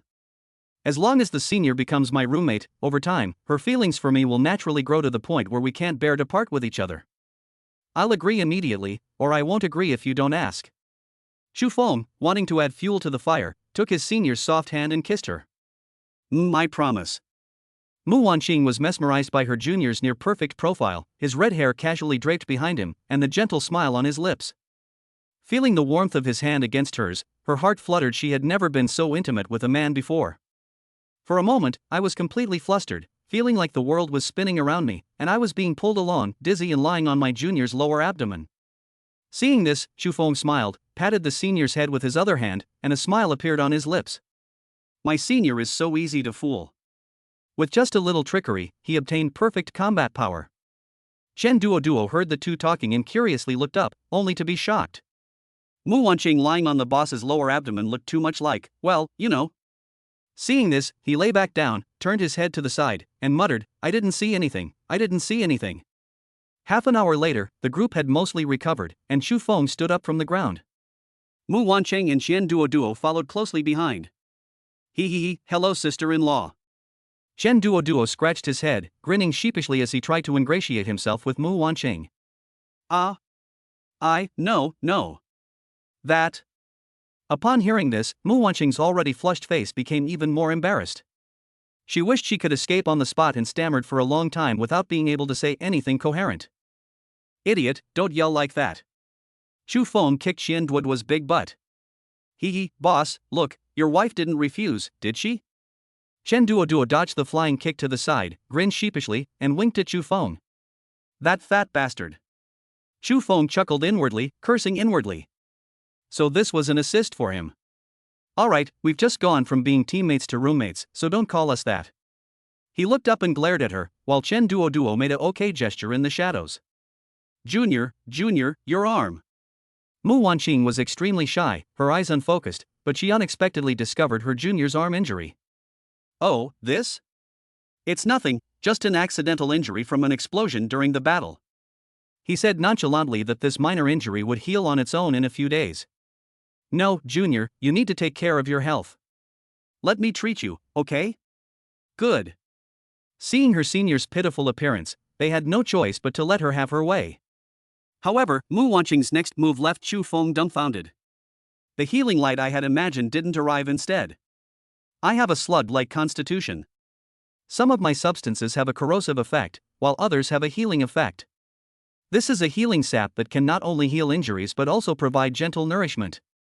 Mu Wanqing's face was rosy, and even the slug's body was pink, making her exceptionally cute. I see. Senior, have you never used this on anyone before? You seem quite unfamiliar with it. Chu Feng closed his eyes, enjoying the wonderful sensation of being massaged by his senior, and casually asked a question. No, Junior, you're the first one. Mu Wanqing stood with her hands on her hips, looking somewhat angry. As expected of a slug-like body, Chu Feng cried out in pain. Is my senior sister healing me or adding to my injuries? After a while. Senior? Feeling that his arm injury had fully healed, Chu Feng exerted a little force and pulled his arm out of the slug's body. Chu Feng sighed helplessly. The treatment was very effective and comfortable, though a bit unpleasant, but thankfully he didn't mind. Mu Wanqing groaned softly, clearly uncomfortable. She immediately raised her beautiful eyes, pouted her lips and said coquettishly, exuding charm. Now that the mission is complete, let's go out. By leaving a portal at the altar, the group returned to the surface of the sea. Before leaving, he put Gatanatoa's corpse into his storage ring and took it with him, intending to use it for the next judgment fire, hoping to refine something good from it. As the sea breeze blew, Chu Feng opened his arms to welcome the breeze on his face, breathing in the long-awaited fresh air, and said with relief, the outside world is indeed more comfortable. Since killing Gatanatoa, the surrounding seas and skies above the islands have returned to normal, and the stench is gone. Sir, I'm so glad you're alright. Did you succeed? Ander jogged over from a distance, uneasy about the coastal terrain, occasionally stumbling and getting hurt, but he didn't care, getting up and continuing. Looking at the pale and emaciated Ander, it was clear that he hadn't left these past few days and was waiting for him. I really don't know how he survived without water or food. Chu Feng felt conflicted. It seemed that Ander truly loved this island and its inhabitants. Yes, it worked. Although he had already guessed the answer, Ander couldn't help but kneel down and weep bitterly the moment he received Chu Feng's confirmation. Wah, thank you so much for saving this island. Go back and rest. The academy will send people to help the villagers soon. The villagers' strange behavior will not revert on its own. A holy priest must come to purify it. Yes, thank you so much. I will definitely spread your achievements all over the island and let everyone know that it was you, Mr. Chu Feng, who saved them and saved this island. Ander kept muttering thank you as he stumbled toward the village. Let's go home. I miss Tina's cooking so much. Tina's sweet smile flashed through my mind. The three got into the Rolls-Royce, which took off and drove toward the War Academy. Chapter 80 System Upgrade Completed Fusion. A luxury sports car driving under a clear blue sky. Xian Duo became a driver. As Chu Feng and Mu Wanqing were having a deep conversation in the backseat, a system notification suddenly sounded in his mind. Ding! System upgrade complete. Please check the update details yourself. 3 small green, black, and red dots appeared out of thin air in his retina, and he clicked them with a slight thought. Upgrade content, added limited time prize pools to the basic prize pool, divided into holiday limited and region limited prize pools.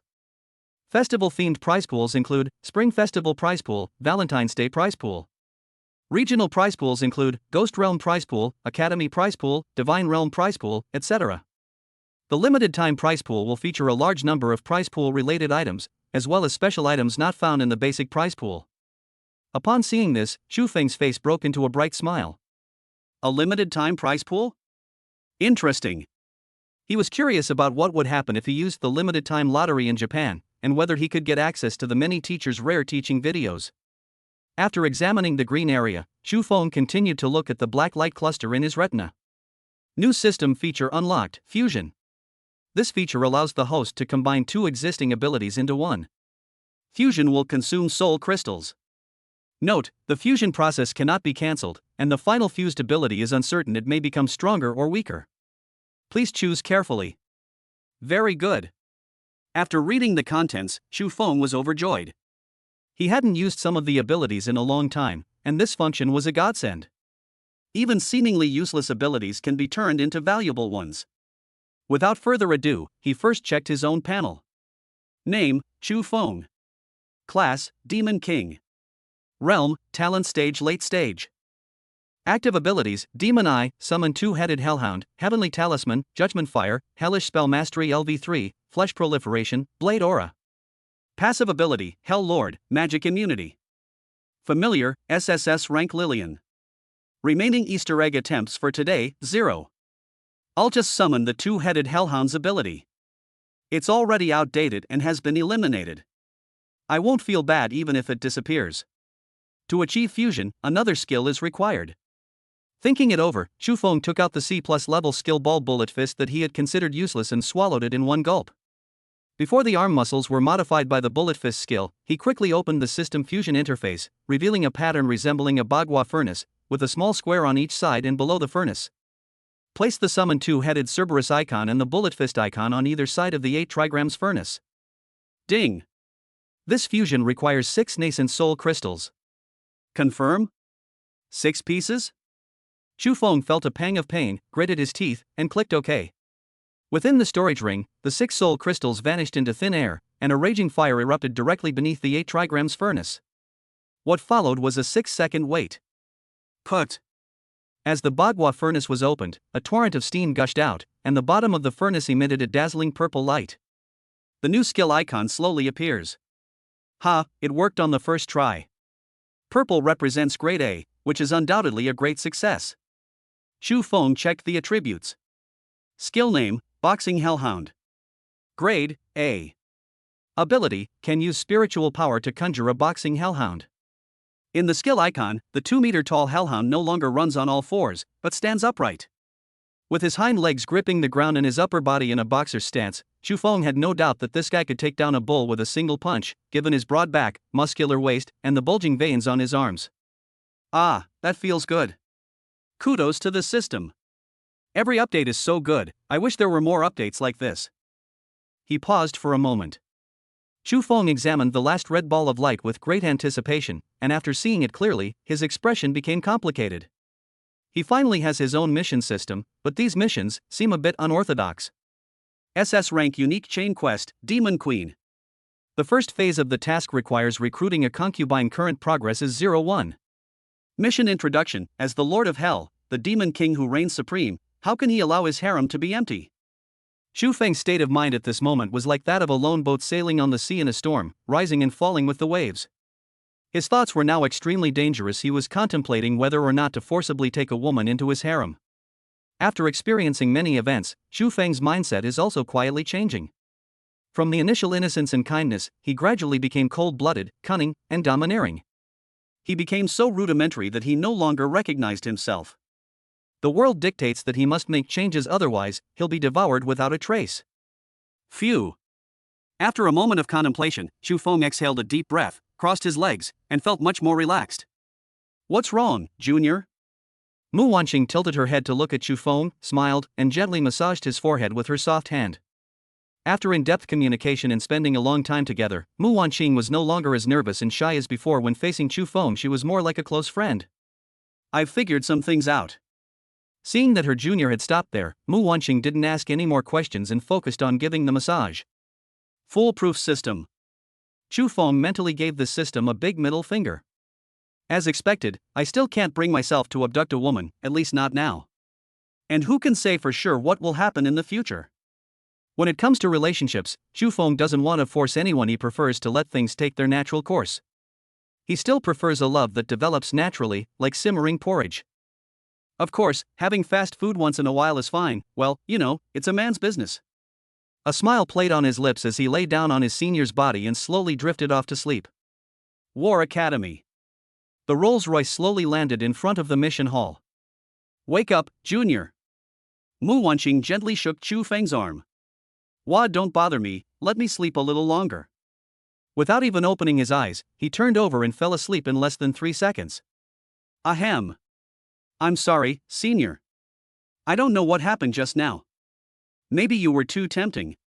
Chu Feng was eventually woken up, and the group headed towards the mission hall. No. It's okay, just be more careful next time. The senior student spoke in a soft, sweet voice.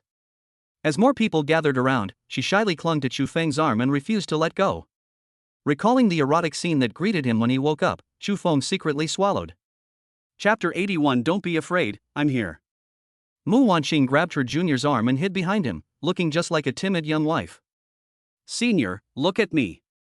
Chu Feng turned his head, suddenly cupped his senior's cheeks, and looked her in the eye. No. Don't. Mu Wanqing's eyes darted around, and she didn't have the courage to meet her junior's gaze in the crowd. Calm down, yes, that's it, be good. Chu Feng hugged his senior, his strong hand gently patting her back, his words calm and reassuring. Senior, remember this, it's not a flaw, but rather a plus. There's no need to feel inferior. Besides, life is only a few decades long. Don't you find it too tiring to care about what others think about everything? Chu Feng lifted Mu Wanqing's chin, and their eyes met. What a nice view. Mu Wanqing's heart was pounding. Every time she saw her junior's eyes, which were like the Milky Way in the starry sky, she would fall into them and be unable to extricate herself. Gradually, she relaxed. Just then, untimely scornful voices arose from all around. Some people disapproved of Chu Feng and his companion being affectionate in public and voiced their opinions. Who is this? It's not even spring yet, and they're already acting like they're in heat. Seeing that Mu Wanqing was so beautiful and was being held in the arms of another man, the scarred man was filled with jealousy and revealed his vile face. Exactly, if you want to be intimate, go to your own home. Don't you think it affects the city's appearance by doing it on the street? The chubby woman, with her big belly sticking out, said disdainfully. Similarly, the chubby woman, weighing 300 pounds and covered in acne scars, saw that the two were a perfect match, the man handsome and dashing, the woman stunningly beautiful, and jealousy made her unrecognizable. Ugh. Disgusting, fucking disgusting. The barrage of harsh words caused Mu Wanqing, who was initially feeling better, to bury her head in her junior's arms, too ashamed to face anyone, with tears glistening in her eyes. The slug's genitals twitched subtly, as if trying to drag its junior away from here. Senior, don't be afraid, I'm here. Chu Feng gently stroked her long hair and comforted her softly. When Chu Feng raised his head and looked at the crowd around him, his expression turned cold. His eyes were filled with indifference to life, and his voice was icy, like 1,000-year-old ice. How dare you be so insolent in front of me? The onlookers shuddered. Every time Chu Feng looked over, they felt as if they were being sliced in two by a sharp blade, and the chill went deep into their bones. Gulp. This guy has such a terrifying aura. I feel like I could be killed at any moment. Under Chu Feng's indifferent gaze, everyone retreated in unison. Gulp, you're all afraid of chicken feathers, but I don't believe he would dare to hurt anyone in the academy. The scarred man swallowed hard, then realized what was happening. Yeah, this is a university, what am I afraid of? Exactly. Even if he's powerful, does he dare to act wildly in the academy? What are you looking at? I'm talking about you. Fatty was even angrier. She had been so scared that her period had come early, but after listening to Scarface's words, she felt that he made sense. Right, this is an academic institution. Even if he's powerful, would he dare to harm himself? Thinking of this, she was no longer afraid. She took 2 steps forward, pointed at Chu Feng's nose, and started cursing. Sweetie, you stay here by yourself for a while, I'll be right back. Chu Feng stroked Mu Wanqing's long hair and whispered gently in her ear. No, no. Mu Wanqing knew what fate awaited the two of them after her junior left. Kind-hearted, she tried to grab him, but failed. Chu Feng moved so fast that he even caused a sonic boom, and the surrounding crowd could only see a series of afterimages. Wow, that's fast. This person is definitely a master. This speed is so fast, even I can't see it clearly. It's probably already beyond the talent stage. Where is he? Did anyone see where he went? Brush. When Chu Feng reappeared in everyone's sight, he was already in front of the scarred man. What are you going to do? I'm warning you, this is a university, don't do anything stupid. The man was terrified. Nonsense. With a swift movement, the knife fell, and blood spurted forth. The man's right arm, along with half of his ear, flew into the sky. The scarred man let out a pig-like scream, and knelt on the ground, his only remaining arm covering his bleeding ear. Keep your mouth shut, or I'll cripple your arm and ear. Do you have any complaints? No objection, absolutely no objection. At this point, the man dared not complain. He gritted his teeth in pain and shook his head like a rattledrum. I was utterly horrified. Who was this guy? How dare he commit such a heinous act on campus? Whether it's strength or background, he probably can't afford to offend Scarface, so he can only obediently admit defeat. The surrounding crowd dared not stay any longer and scattered in all directions. While running, the fire in their hearts burned fiercely, and they discussed gossip. Holy crap! I've met a tough guy today. He cuts without hesitation, without any hesitation. Wow, who is he? He's so awesome. Stop discussing. Run.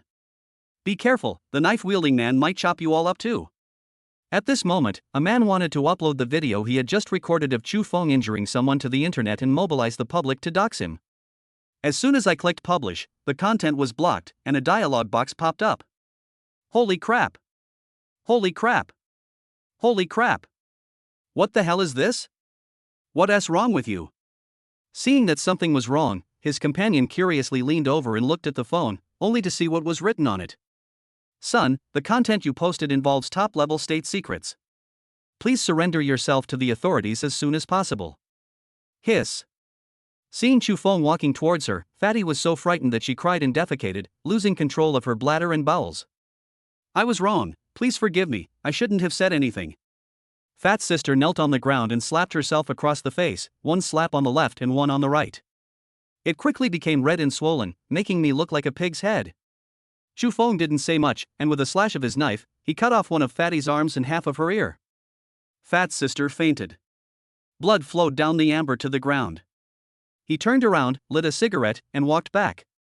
In this world, strength is the only truth. The weak are not qualified to negotiate. Chu Feng exhaled a smoke ring and murmured to himself. Chu Feng slowly walked up to Mu Wanqing, a smile returning to his face. Let's go, no one will dare to laugh at you now. Mu Wanqing opened her mouth, wanting to say something, but ultimately didn't speak, silently following behind her junior. But as he gazed at his junior's imposing figure, his eyes gradually hardened. Wah wah wah. Police cars quickly arrived at the scene after receiving a report from the public that a person had been assaulted. Don't move. Hands up.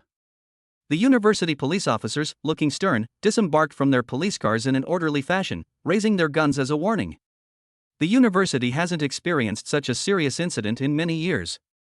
The only incident was caused by a man named Chu Feng, which left their police station in a state of utter disarray. Ha!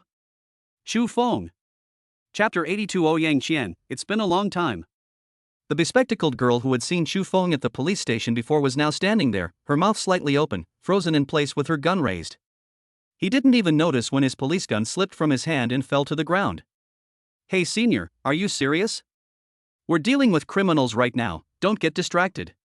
The newly arrived policeman next to him said with exasperation. Snap snap snap. Suddenly, the other police officers recognized Chu Feng, their eyes widened, and their police guns fell to the ground one after another. I finally got a call to duty, and then I ran into this jerk again. Having learned their lesson last time, they wouldn't dare to make another arrest even if they had 1,000 lives. What the hell are you guys doing? Pick up the guns now. The new police officer broke out in a cold sweat. These senior officers were all so unreliable. Little son, don't be nervous. Let me tell you about this man's heroic deeds, and you'll understand. The veteran policeman didn't even bother to pick up the gun. He silently lit a cigarette, put it in his mouth with a melancholy expression, and began to explain things to the new policeman, Xiao Sun. Xiao Sun curiously pricked up his ears, listening carefully to why his seniors had such expressions. Holy crap! That's insane! Xiao Sun shuddered involuntarily. What's even more shocking than that is that this guy actually dared to flirt with Sister Qian.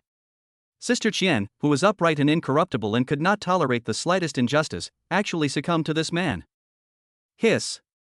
Xiao Sun gasped in shock. This person was terrifying. He immediately understood his predecessor's behavior, and put the pistol back into his waistband, imitating them by picking up a cigarette in a similar manner. Excuse me, could I borrow a light? And so, an utterly absurd scene unfolded outside the mission hall. A group of police officers surrounded the suspect, leisurely smoking cigarettes and giving him fawning looks. The surrounding crowd was utterly shocked. What the hell is going on? What are these police officers doing? Hey, the assailant is right there, go and arrest him, you good-for-nothings. Xiao Sun looked over in response, took 2 steps to the person who had spoken rudely, and warned, "Hello, you have obstructed the police from performing their duties. Please come with me." With that, with a snap, the rude man was handcuffed and pushed into a police car. Hiss! Now the crowd realized that the police and the knife-wielding man were in cahoots. My goodness, who do you think this guy is? Even the police are trying to curry favor with him? I don't know, but they're people we can't afford to offend. Let me tell you a secret. Someone just tried to post information about the swordsman online, and guess what happened? What's wrong? In the blink of an eye, he was captured by a group of men in black. Damn! This is terrifying. Let's hurry up and leave, or we might all end up in jail if we keep watching. I'm outta here. The crowd that had followed the police, hoping to see a good show, vanished without a trace in an instant. He, aren't you here to arrest me? Come on, I won't resist. Chu Feng chuckled and stretched his hand out in front of the girl with glasses, indicating that he should be handcuffed. The girl with glasses glared at him and said with a hint of reproach, "Forget it, how could we dare to arrest you?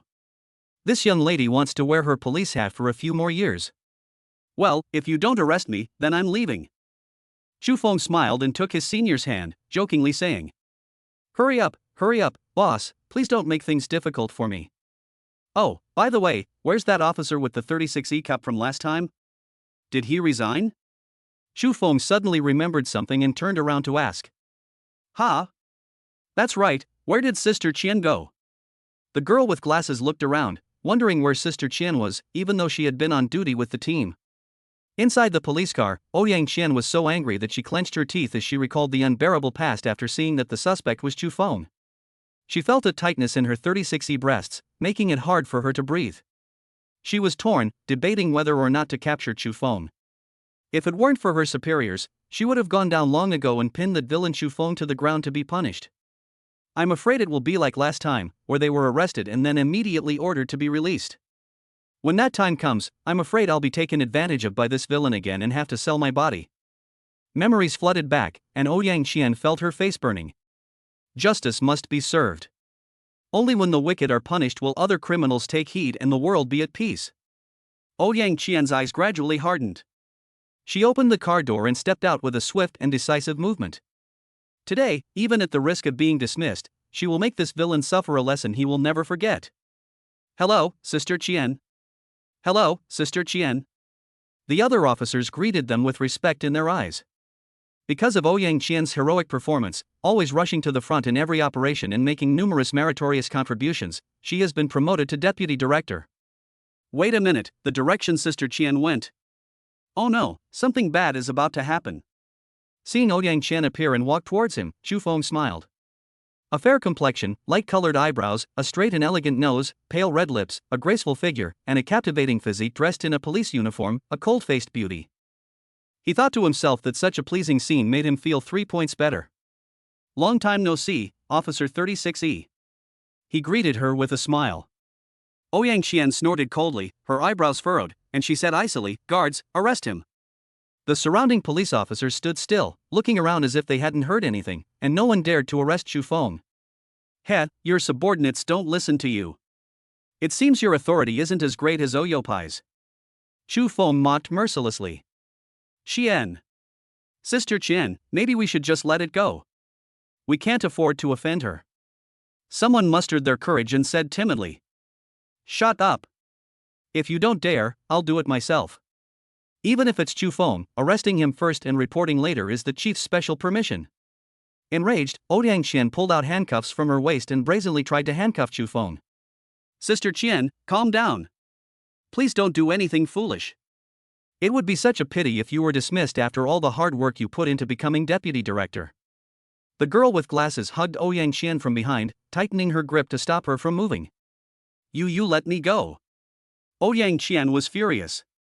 She pulled out her police baton from her waist and threw it at Chu Feng, but he easily dodged it. That's it? Chu Feng's provocation made Ouyang Qian even angrier, and she was determined to teach this guy a lesson. It looked like the girl with glasses was about to lose control. Brother, can you please stop making things worse? The girl with glasses pleaded with her companions for help, crying out, Why aren't you helping me? We've offended Sister Qian, but we're all doing this for your own good. Chapter 83 Settlement Rewards. Other female police officers arrived one after another, some hugging her legs, some her waist, and some her arms. 7 or 8 people desperately held onto Ouyang Qian. Damn it! You lot, let me go right now, or I'll fire you. She glared angrily at Chu Feng, furious that her own subordinates were helping a villain to deal with her. Even if Sister Qian fires me afterward, I'll accept it. I can't let you do something foolish.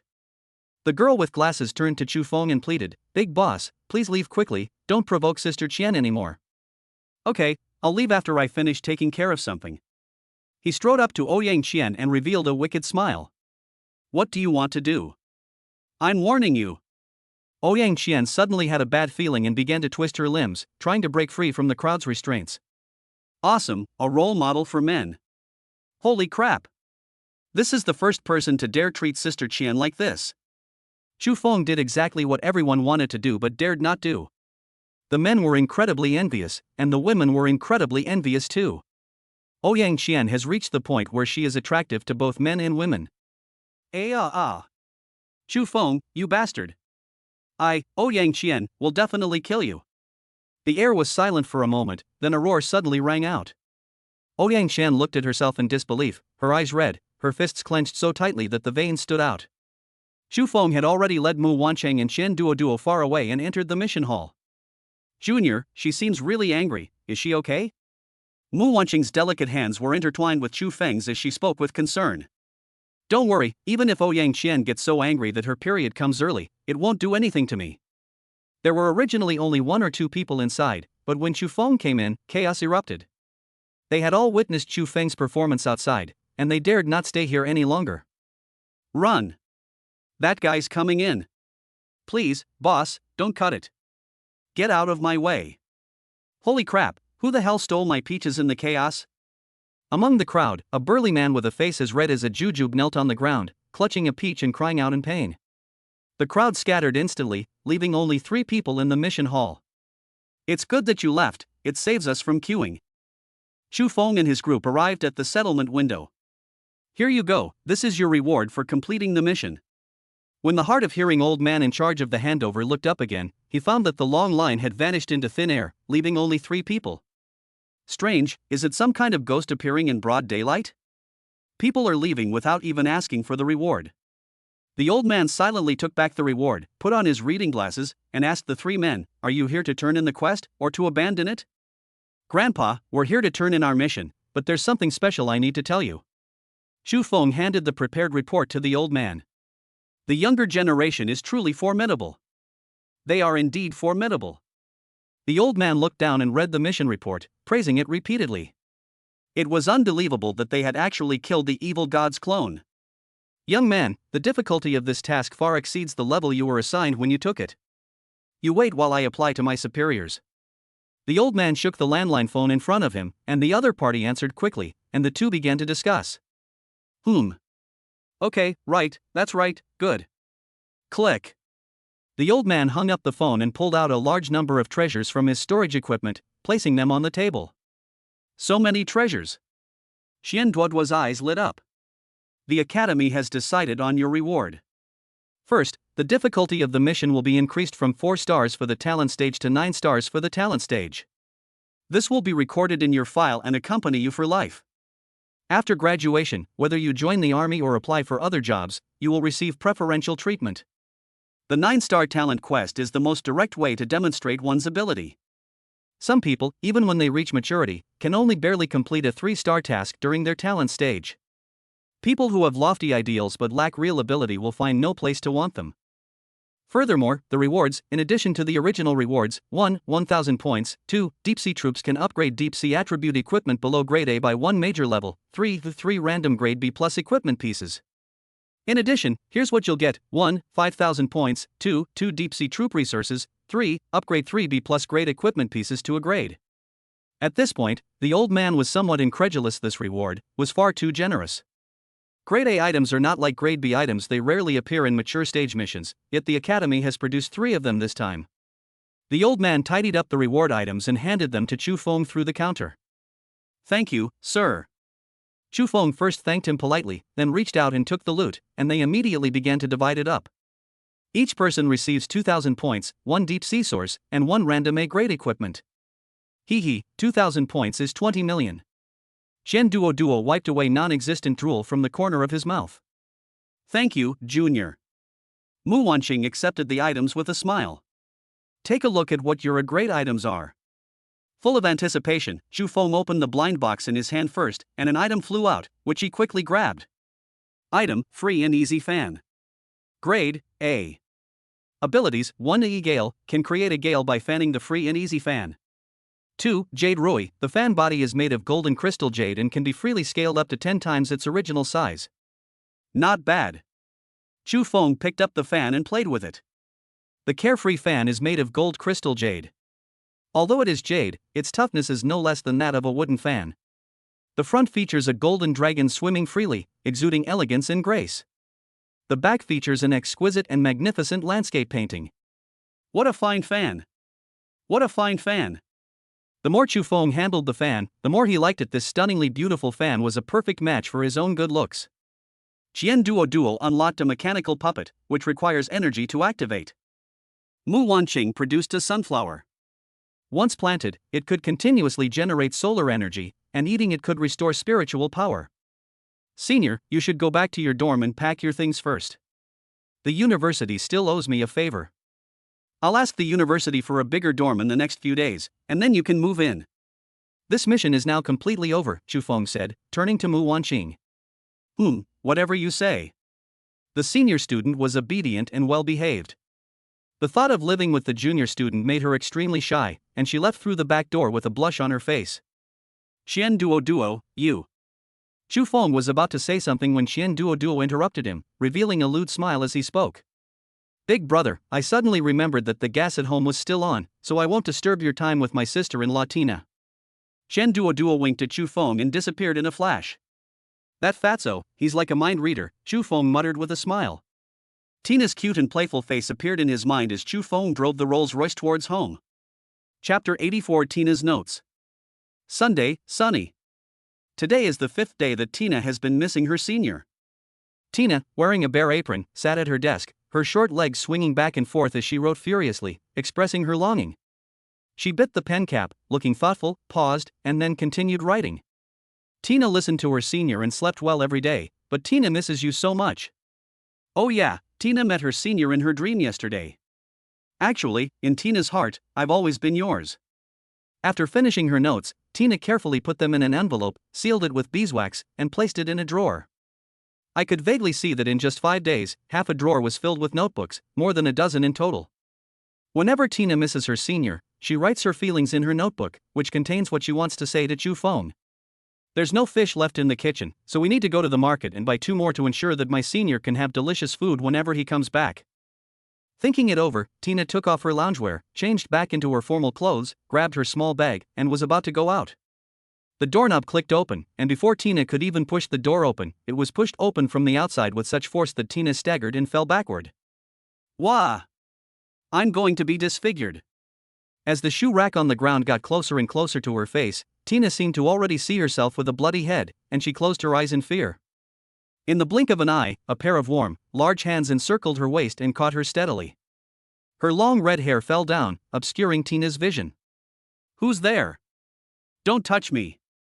Tina rolled over and broke free from the large hand. She wouldn't let any other man touch her except her senior. The senior's hair isn't red. Ha, silly girl, take a good look at who I am. Chu Feng held a carefree fan, fanning himself slightly. His eyes were like bright stars, his face like jade, and his long red hair was casually draped behind him, exuding a carefree and unrestrained air. A gentleman of unparalleled talent. Senior. Tina was overjoyed and pounced on Chu Feng to hug him. Wah, senior, Tina misses you so much. Tina hugged Chu Feng tightly, reluctantly raising her head and gazing at him with deep affection through her large, watery eyes. Sweetie, I miss you too. Chu Feng picked up the white-haired little girl Tina and slowly lowered his head. The two closed their eyes in perfect unison and shared a kiss as light as a dragonfly skimming the water. Hee, senior, you have such a sweet tongue. Tina was carried in a princess carry, looking blissful as she nestled in his arms, her eyes slightly closed, like a contented kitten. He affectionately pinched Tina's cute little nose and then sat her on the sofa in his arms. Tina clung tightly to Chu Feng like an octopus, unwilling to leave. If you didn't know her well, Tina wouldn't seem like an adult. After several months of inseparable cohabitation, both men and women were in love, and their relationship had reached a point where they were inseparable. There are two main reasons why, despite all this progress, the final step has not yet been taken. That day, Tina eagerly volunteered to try, but after gesturing, she ended up going straight to. Tina was afraid and backed down. The next day, Tina was unsteady on her feet. Secondly, and most importantly, Chu Feng was not mentally prepared. In his mind, Tina had given him everything without reservation, and he had to fulfill his responsibilities as a man by marrying her. She lives with me and gives me everything I can't not even give her a proper title.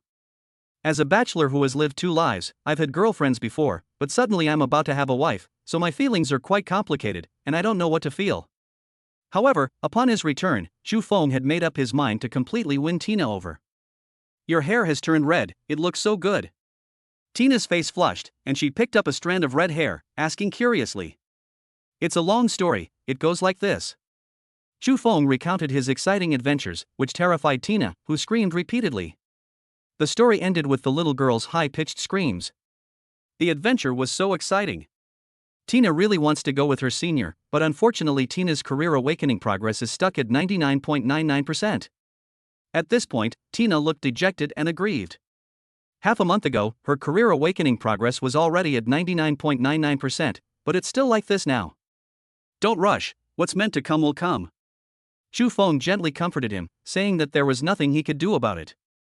I had previously used the magic eye to investigate the situation. Name, Tina. Occupation, holy nun, awakening progress 99.99%. In the process of merging. Realm, talent stage. Abilities, Holy Spirit body, Spirit chef, master of holy water production. After the career progress bar, there is an additional integration in progress option, which means you can only wait. Oh right, Tina has something to show you. Suddenly, her sadness vanished, and she skipped and hopped to the drawer in her slippers, pulling out a large number of envelopes and placing them in front of Chu Feng. This is? Whenever Tina misses her senior, she writes down what she wants to say to him in this. Take a look. I'm sorry to have troubled you. Chu Feng was moved. With such a wife, what more could a husband ask for? With Tina's affectionate gaze upon him, Chu Feng opened the envelope and slowly began to read. Warm and happy times are always fleeting. The night quietly pushes the sun aside and takes over the sky. Chu Feng put down the last letter, and only then did the two of them realize that several hours had passed without them noticing. The time on the digital clock in the living room is 17:21. Oh dear. It's already so late. Tina will go cook now. Let's order takeout today, you should take a rest too. Chu Feng grabbed Tina and skillfully ordered takeout. White-cut chicken, pizza, fried chicken, spicy mixed vegetables, glutinous rice cakes, lobster-baked pork rice, fruit platter, crayfish. Alright, that's all. Chu Feng clicked to place an order, and options popped up below, with ingredients divided into 3 grades. Level 1 is ordinary ingredients, and this feast only requires 1/10 of the points. Tier 2 is a high-end ingredient, with limited production, and requires 50 points. Level 3 is spiritual material. Although a 5-star chef cannot produce the same effect as Tina's spiritual chef after making it, it can still slowly improve physical condition and enhance spiritual power. This meal alone costs 800 points, which is something an ordinary student couldn't afford even if they worked in the Academy Hotel or blacksmith shop for 10 years. Chu Feng placed an order for the 3rd level without hesitation. He doesn't lack points, so why should he mistreat himself? Chapter 85. Ouyang Qian takes the order. It's foolish not to spend money when you have it. You can always earn more when you run out. With the confirm button clicked, the order was successfully placed. Why did you buy something so expensive, senior? Tina scolded him slightly, saying that with 800 points, she could make dishes dozens of times more luxurious than this. Although 800 points, or 8 million, is nothing to Tina, her family already has so much money that they could never spend it all in several lifetimes. Even one of her unassuming outfits cost 8 million. But for some reason, Tina felt very distressed seeing her senior spend money, and secretly decided that she would definitely insist on paying next time. Men work so hard to earn money, don't do that again next time. Little Tina put her hands on her hips, pouted, and said unhappily. Chu Feng recalled, was it really that hard for him to make money? I haven't even used up the 10,000 points the academy gave me last time, and teacher Dugu still gives me hundreds or thousands of points every now and then. It seems as easy as it gets. Although she thought this in her heart, she still said aloud, okay, little housekeeper, can we have a lavish celebration today? Hee, okay. Tina felt a surge of joy when she heard her senior call her little housekeeper. In the kitchen of a 5-star hotel at the War Academy. A mechanical notification sound rang out. Ding!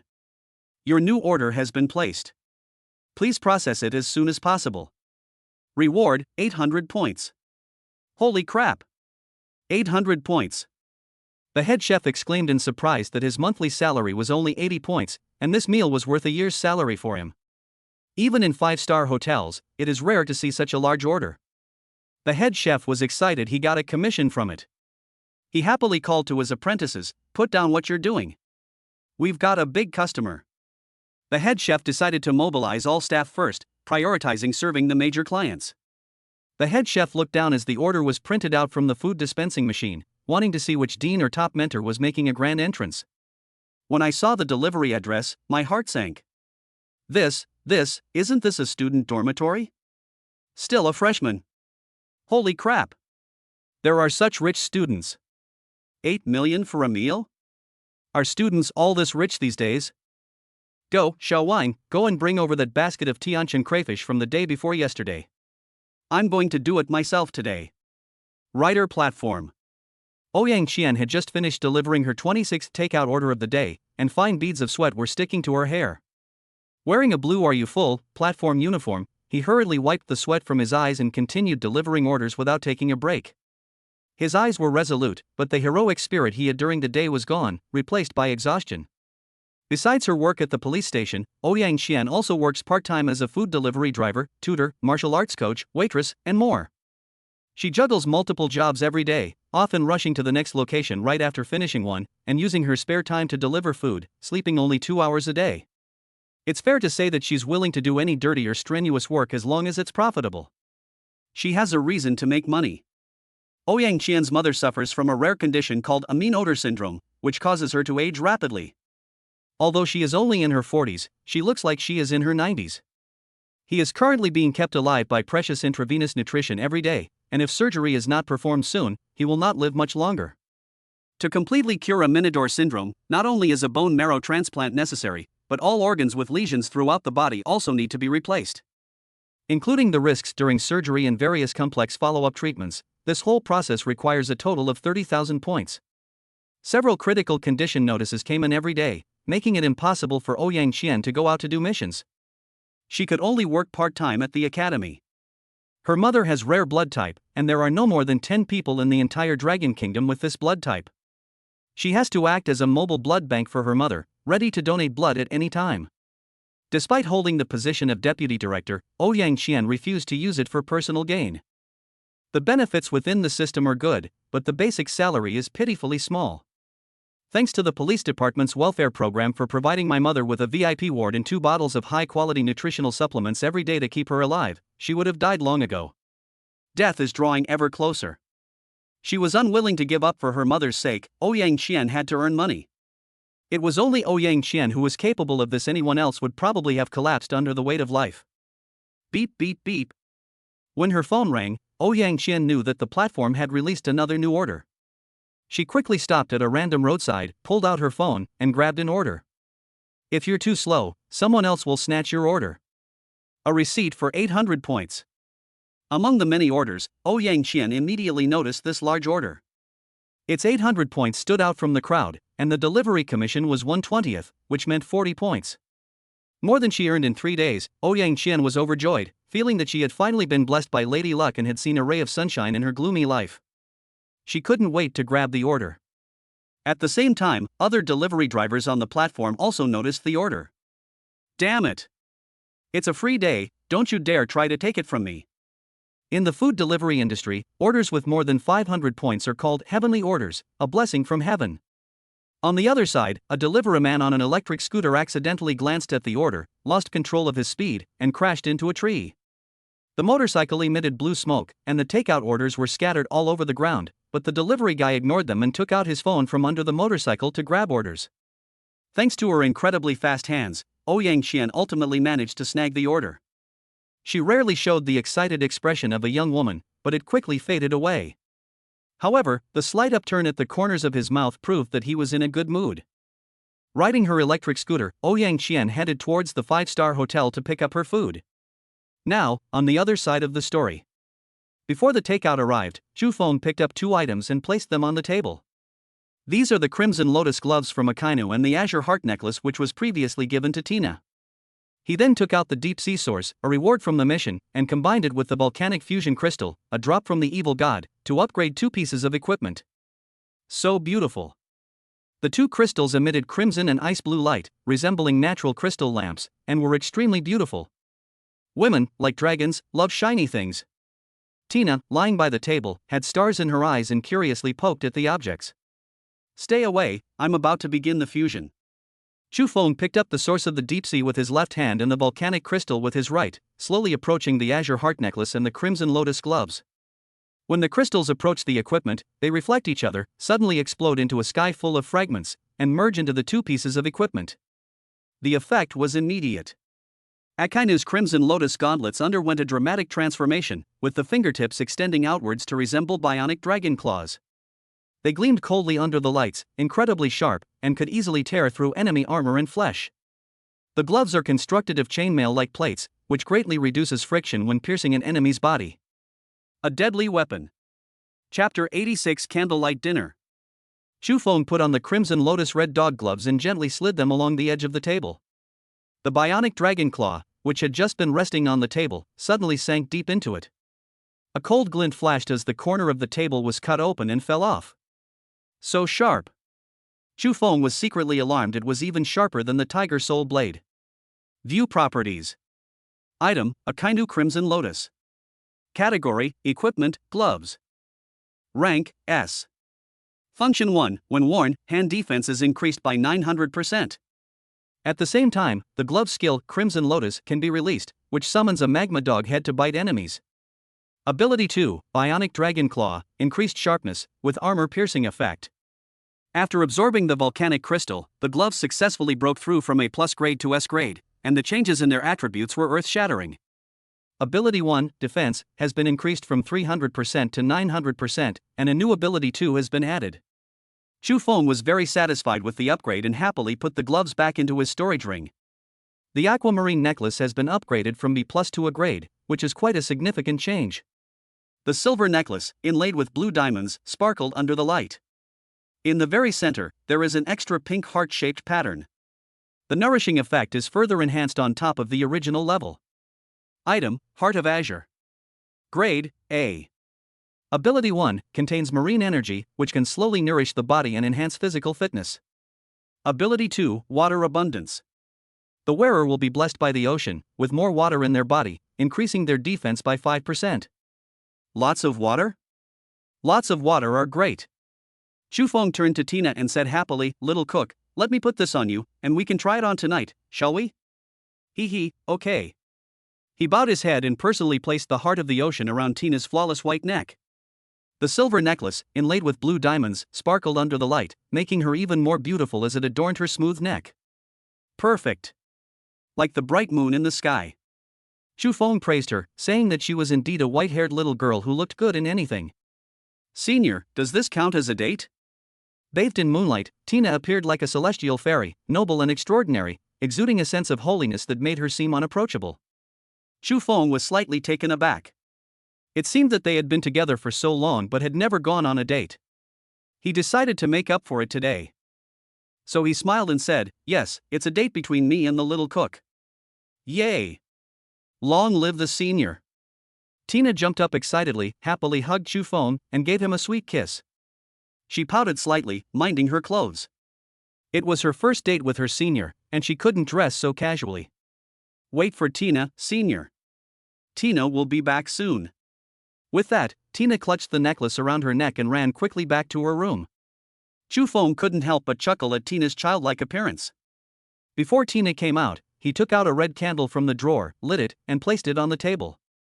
Then he took out wine glasses and red wine from his storage ring and arranged them neatly. After setting the table, Chu Feng stroked his chin, lost in thought.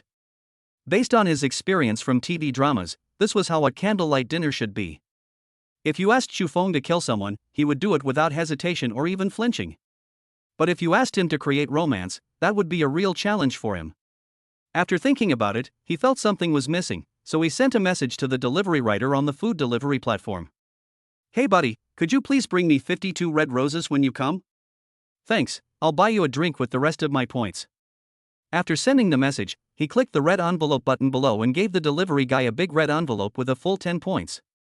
At this moment, on the other side, right after Chu Feng sent the message.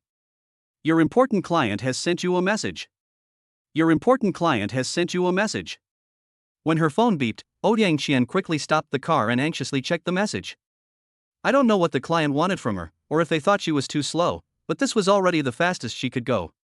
If it turns out to be a complaint, she would have to pay double the reward, which is 80 points, a loss that she simply cannot afford. Phew, thankfully, it turns out it was for bringing flowers. After reading the message, Ouyang Qian breathed a sigh of relief. Pa! Shameless! Disrespectful to elders! Ouyang Qian cursed inwardly. She thought it was impossible for students to order such expensive takeout, but the delivery location happened to be in the student dormitory. Now they're asking us to buy roses. Based on her police intuition, Ouyang Qian had already deduced the general situation in her mind. It must be some disrespectful old man from the university pursuing a young beauty, sparing no expense. Scumbag! Although Ouyang Qian felt contempt, she had to learn to bow her head for her mother's sake. For the sake of 10 points, she turned and ran towards the nearest flower shop. In Tina's room, Tina stood in front of the mirror, dressed beautifully, with a sweet expression. Hee, Tina is so pretty, my senior will definitely like her. Suddenly remembering something, Tina placed her hand on her flat chest and pouted in dissatisfaction. My aunt said that men all like big ones. I wonder if my senior is the same. She's only 18, and she'll probably, maybe, possibly still grow older. Yes. Then she suddenly noticed the small steamed bun toys by the bed, about the size of 2 fists. There were 2 of them. A bold idea popped into my head. She skipped and hopped to get the steamed buns, and rustling sounds came from inside the room. Hee, it's so big. Tina straightened her clothes and awkwardly pushed open the door. Chu Feng looked up at the sound, his eyes lit up, and he murmured subconsciously, "So beautiful." Tina wore a long, golden dress with a trailing hem that shimmered on the ground. The dress was made of extremely smooth silk, which accentuated her curvaceous figure. Her hair was braided into a gorgeous long braid, interspersed with jeweled headdresses, which shone brightly and were particularly eye-catching. Why are you looking at Tina like that, senior? Did you stuff something in your mouth? Chu Feng knew perfectly well how old Tina was. That scale impossible, absolutely impossible. I'm naturally this size, okay? As she spoke, Tina straightened her back, looking quite proud. Take it out now, or I'll take it myself. Chu Feng's expression turned hostile, and he was about to personally take action to bring Tina back to her original form. Senior, you're such an idiot. The little girl pouted in dissatisfaction, reached her delicate hand into her collar, pulled out 2 small steamed buns with a milky aroma, and threw them onto the sofa. Seeing those red lips pouting almost to the sky, Chu Feng chuckled and pulled Tina over to kiss her. After a long while their lips parted. Come on, I'm not the kind of person who likes big things. Chapter 87 Home Delivery. Hee, Senior is the best. Tina, the little white-haired girl, smiled sweetly. She knew her senior was different from other stinky men. Chu Feng wasn't lying, he was into everything. All kinds of characters are fine, such as mature women, lolas, policewomen, beastmen, teachers, senior students, elves, succubi, vampires, etc. As long as they're good looking, that's fine. He can even try out Mr. Chow's hobbies. Although Boss Chow is dead, the traitor Chow lives on forever. Senior, could you please not tear my clothes today? Speaking of this, Tina's expression was melancholy, her beautiful eyes slightly reproachful, which had a unique charm. My senior is great in every way, except he loves to tear clothes off. It seems like he's already torn off 5 pairs of black stockings, 2 pairs of fishnet stockings, 3 JK uniforms, 4 princess dresses, and 2 sets of pajamas. Cough, cough. Chu Feng coughed awkwardly. How could he be blamed? It was clearly because Tina, that white-haired little lowly, was too cute. Ding dong, ding dong. Just then, the doorbell rang outside, accompanied by a pleasant female voice, like a lark singing softly. Sir, your takeout has arrived. Please open the door. Wait, why does that voice sound so familiar? It feels like I just heard it not long ago, but I just can't remember it. Sir? Sir, are you home? Seeing no answer, Ouyang Qian continued to ring the doorbell. Chu Feng rubbed his forehead and frowned. The more he listened to the voice, the more familiar it sounded, but it definitely wasn't someone he knew. Otherwise, he would have recognized it perfectly. Who could it be? Why aren't you opening the door, Senior? Tina took Chu Feng's hand and asked curiously. It's nothing, I hope I'm wrong. Just about to open the door. Wah! Chu Feng's phone vibrated. He picked it up and saw it was a message from the delivery man. Sir, I have rang the doorbell several times, but there has been no response from your home. I've left the meal on the floor for you, please come and pick it up when you have time.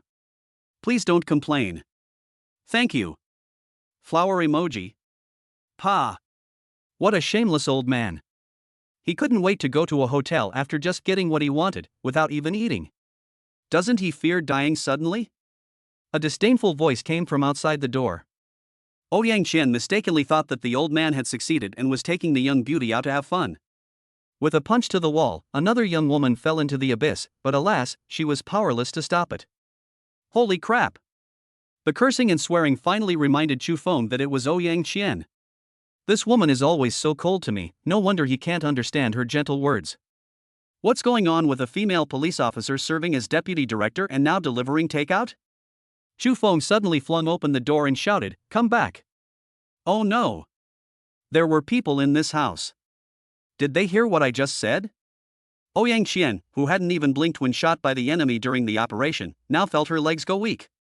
If a customer complains to the platform that I have a bad attitude and insult them, I will lose my salary for the month and may even have to pay compensation. Thinking of this, Ouyang Qian felt like dying, secretly regretting that she had spoken out of turn. This is your order number 1895. Please check if it's correct. Ouyang Qian dared not meet the customer's gaze, and could only pray that her words had not been heard. She took out the receipt from her pocket and handed it over. Oh, let me see. Upon hearing this, Ouyang Qian felt relieved. It seemed she hadn't heard any insults. That was great. Ouyang Qian was completely unprepared for this situation and stood there stunned. This familiar yet hateful feeling? Ouyang Qian suddenly looked up and was so surprised to see that the client was Chu Feng that she was speechless. She gritted her teeth, her heart burning with rage. Good evening, beautiful lady. Why are you delivering takeout instead of being a police officer? If you need money, just tell your brother. Maybe if you beg me, I'll give it to you. Although he didn't know what was going on with this woman, the grudge between the two made Chu Feng decide to make a teasing remark. This is the woman who landed herself in prison. You wicked man. You bastard. She straddled Chu Feng's waist, raising her fist to strike. Chu Feng shamelessly said, "Go ahead and hit me. If I hit you, you'll work for free for a month. Do you still want your money?" Based on the fact that Ouyang Qian was working part-time as a food delivery driver while working at the police station, and that she looked tired but was still working, he could tell that she was short of money, very short of money. Using this to blackmail Ouyang Qian, Chu Feng didn't even resist, which meant he was certain she wouldn't dare to make a move. You! Ouyang Qian was furious, her hands trembling with rage. She swung her fist in a wide arc, but ultimately couldn't bring it down. What does personal humiliation matter when it comes to her mother? It's just another time for her to bow down to society. Little Tina stood by the door, at a loss. Phew phew phew. Ouyang Qian's chest heaved violently a few times as she got up from Chu Feng. Suppressing his anger, he said, "The food has been delivered. Take it yourself from the ground. I'm leaving." Without turning her head, she walked straight towards the stairs. Are you all right, senior? Tina quickly helped her senior up, her expression concerned. It's okay, she has a grudge against me, just remember to cooperate with me later. Chu Feng whispered instructions to Tina, then shouted at Ouyang Qian's retreating figure. Hey, if you leave, I'm going to file a complaint against you. You bastard. Ouyang Qian rushed back. She grabbed Chu Feng by the collar and angrily demanded, "What will it take for you to let me go?" Hee, simple, just serve me well. Don't even think about it. I will never sell my body. Even if you complain about me. Ouyang Qian abandoned Chu Feng and turned to leave. Hey, don't get the wrong idea. Who said I wanted your body? Didn't you see the cute, well-behaved white-haired little girl right next to me? Isn't she better than you? Upon hearing this, Ouyang Qian blushed. It turned out that she had misunderstood in her mind, this bastard was a lecher. Get to the point, stop whining like a woman, what exactly do you want? My girlfriend and I want a candlelight dinner. You can be the waiter next to us, and you can leave after we finish eating. Isn't it a great deal? You get a full 40 points for ordering takeout, while you wouldn't even get a single point if you worked as a waiter all day. Okay. I hope you can keep your promise. Ouyang Qian gritted her teeth and agreed almost word by word. She said indignantly, "The world is so unfair, how can you be so rich, you bastard? The world is sometimes just that unfair, so get used to it." Chu Feng smugly dragged Ouyang Qian into the room, closed the door, and locked it. P.S. Group number is 229879430. Chapter 88 Confession. Wait, you're saying this little girl is your girlfriend? Ouyang Qian looked Tina up and down, who looked like a minor, with a strange look in her eyes. Torture. Too much torture. It's unbearable to be handcuffed like that. You perverted freak, I never thought you were such a scumbag. You can know a person's face but not their heart. Don't be afraid, little sister, I'm here to protect you. Ouyang Qian reached out and pulled Tina behind her, looking at Chu Feng warily, her gleaming silver handcuffs visible at her waist. She's a police officer, so it's normal for her to carry handcuffs with her, right? What nonsense are you thinking about now? It's a shame you're not a screenwriter with that kind of thinking.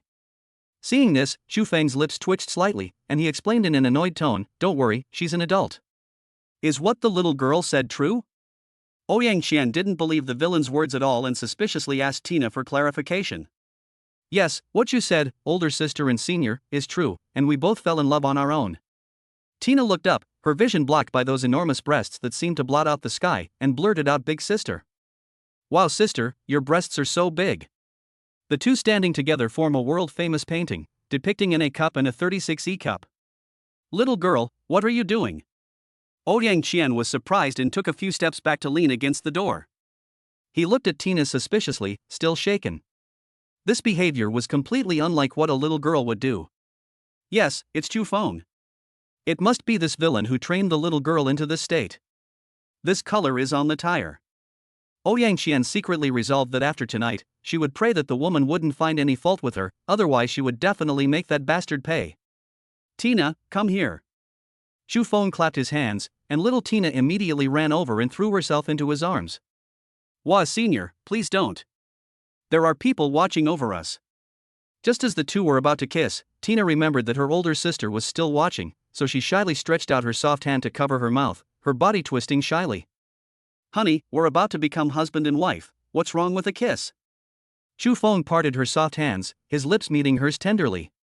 Upon seeing this, Ouyang Qian shuddered and turned her head away uncomfortably. Shaw, I didn't see anything. I hope I don't get a sty tomorrow.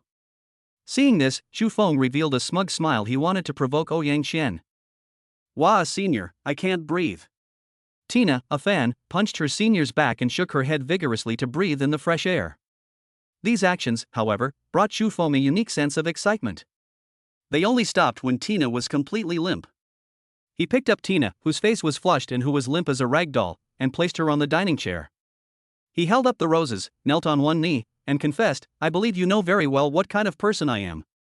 I want to do to you what spring does to the cherry tree. I like the way your face turns red. As long as you follow me, I will make you live in happiness every day. Please say yes, okay?"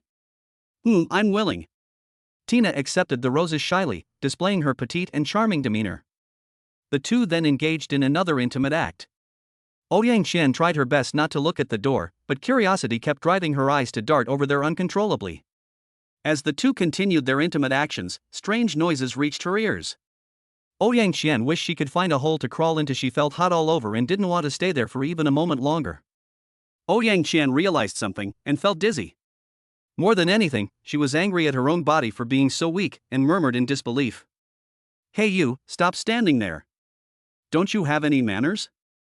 What kind of waiter are you? What do I need to do?" After what just happened, Ouyang Qian felt that she was always inferior to this bastard, and her mentality became disordered. "Put the food out.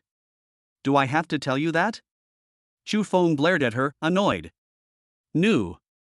Ouyang Qian took out various dishes from the insulated box, opened the lid, and carefully placed them on the table. White-cut chicken, pizza, fried chicken, spicy mixed vegetables, glutinous rice cakes, lobster-baked pork rice, fruit platter, crayfish. He also opened the red wine on the table and filled the bottles for the two of them. Having worked as a waitress, she was very skilled at all of this. Not bad, barely passing. "Are you full? What kind of service is this in your uniform? Go change your clothes." Chu Feng nodded in satisfaction, then tossed a bunny girl outfit to Ouyang Qian to serve her, the kind with alluring black stockings. Picking up the bunny girl costume, a long-lost blush crept onto Ouyang Qian's cheeks. This service is so wanton. She would never wear that. Keep dreaming. Don't even think about it. When you're under someone's roof, you have to bow your head. She suppressed the urge to throw the bunny girl costume at the villain's head and swallowed her grievances. "Oh, is that so? Then I'll file a complaint?" "You. Don't go too far. Is it excessive? Compared to the profanity someone just spewed outside the door, this request shouldn't be a big deal, right?" Chu Feng smiled enigmatically, his expression unreadable. "You heard everything all along." Upon hearing this, Ouyang Qian trembled violently, filled with regret. "Go change your clothes, or I'll report you. Choose one." Chu Feng crossed his legs, leaned back in his chair, and began to speak eloquently. Whenever Ouyang Qian got emotional, her chest would heave violently, giving Chu Feng a feast for the eyes. She really wanted to slam the door and leave every time she looked at the villain's face. She felt like her chest was about to explode. "Go to hell. I quit." Ouyang Qian threw the clothes hard on the ground and turned to leave. Just as my hand touched the doorknob, the image of my mother's aged and helpless face on the hospital bed flashed through my mind. "Mother." Tears streamed down Ouyang Qian's cheeks from where Chu Feng couldn't see. This upright and strong-willed woman ultimately couldn't bear the burdens of life and cried. Quietly wiping away her tears, Ouyang Qian turned her head, walked back without a word, and silently picked up the bunny girl outfit. He spoke coldly, "Where do you want to change?" Over there." Chu Feng pointed to his room, his jaw nearly dropping in astonishment. He had only wanted to test this woman's limits, never expecting her to actually agree. A high and mighty policewoman dressed as a bunny girl? Thinking about this, he felt a strange sense of anticipation. Chapter 89. Ouyang Qian is in a daze. Put. When Ouyang Qian walked out of the room dressed as a bunny girl, Chu Feng couldn't help but spit out the red wine in his mouth. Cough cough cough, that's fucking exciting. Beneath that flowing blonde hair was a meticulously tailored bunny girl bodysuit. Yang Qian's skin was very fair. It wouldn't be an exaggeration to describe it as smooth as cream. He used to think that beauty is like jade was a noun, but now he knows it is an adjective. A red choker adorns her long, white neck, exuding sexiness. Fluffy bunny ears are fixed atop her head, adding a touch of cuteness to her allure. She wore black striped stockings with galaxy-patterned laces, which accentuated the fleshiness of her straight and slender legs. She was wearing a pair of black high heels. Chu Feng's throat bobbed, and he subconsciously touched under his nose. Thankfully, there was no blood. His gaze was completely fixed on Ouyang Qian's perfectly mature body. Phew. Ouyang Qian breathed carefully, afraid that the thin fabric in front of her would tear if she exerted any force. What are you looking at? Look again and I'll gouge your eyes out. Ouyang Qian, who had spent half a day in her room struggling with her inner thoughts, completely broke down when she saw Chu Feng. How awful. She had never worn such clothes in front of outsiders before, and she never expected that her first time would be ruined by this villain. Aren't you coming over to pour the wine? Chu Feng liked her expression of hating him but being helpless about it. Ha! This filthy body, humph. Ouyang Qian knew that the worse she performed, the more excited this pervert would become, and she couldn't let him have his way. She forced herself to be cheerful and pretended to be nonchalant as she poured drinks for the two of them. But her slightly trembling hands and her obviously rapid breathing indicated that her heart was not as calm as it appeared. Holy crap! It's huge! When Ouyang Qian bent down to pour the wine, his eyes almost popped out of their sockets. A fragrant aroma wafts through the air, filling the air with its sweet scent. Chu Feng's mouth was dry from watching, and he drank one glass of red wine after another, downing 8 glasses in just a few minutes. Ouyang Qian could only keep bending over to pour the wine. Great! Almost as if he was thinking, Chu Feng blurted it out. Shut up! Ouyang Qian rebuked him with a cold face, a stark contrast to her still beating. Ouyang Qian felt hot all over and was extremely nervous. Even with her strong personality, she had never experienced such a situation before. She kept everything bottled up inside, trying her best to hide it, unwilling to lose her composure in front of the villain and make a fool of herself. Hee, alright, stop pretending, I know what you're thinking. Chu Feng's words almost broke Ouyang Qian's defenses, and then he said, I won't make things difficult for you. Just pour the wine, and you don't need to do anything else. He felt that he had already humiliated Ouyang Qian to this extent, which was enough to vent his anger. Continuing to do so would be considered bullying. Chu Feng was also well aware that if he continued to make excessive demands, Ouyang Qian might really fight him to the death. Upon hearing this, Ouyang Qian breathed a sigh of relief, her beautiful eyes glaring at Chu Feng with seductive charm, as she focused on pouring wine for the two of them. Cheers! The wine glasses clinked lightly in the air, and all the surrounding lights went out. Under the glow of red candlelight, the atmosphere gradually became ambiguous, and Tina and Chu Feng revealed genuine smiles. Senior, Tina wants to try drinking from the same cup as you. Oh no, Senior. Please don't do this. If you keep doing this, Tina will get angry. Oh dear, I'm so embarrassed, my older sister is watching right here. Senior, slow down too fast. Chu Feng glanced at the pair of aces of hearts on the table and said impatiently, can't you play cards properly? Why are you so emotional? I'm sorry, but the game called Dodiju that my senior taught me is just too fun. It turned out that this was Chu Feng and Tina's first date, and neither of them had any experience. After a while, they got bored with the candlelight dinner. It was he who had a sudden inspiration and taught Tina how to play Dodiju, a popular Chinese card game. During the process, Ouyang Qian couldn't resist the temptation of this game she had never played before and joined in. Do you want the pair of A's? Oh dear, don't worry, let Tina take a look. Tina looked down at the cards in her hand. The highest card she had was a pair of aces, and she immediately looked aggrieved. Why are they making things difficult for A and her? Big sister, I can't afford it, you take it. In this round, Chu Feng is the host and will fight the two women alone. Let me see. Yes, E. She pulled a pair of AJs from the deck and threw them on the table. For jacks, bong. Chu Feng Guan Shang. The group played cards, occasionally taking a few sips of wine, getting more and more into the game, and didn't even realize when they fell asleep.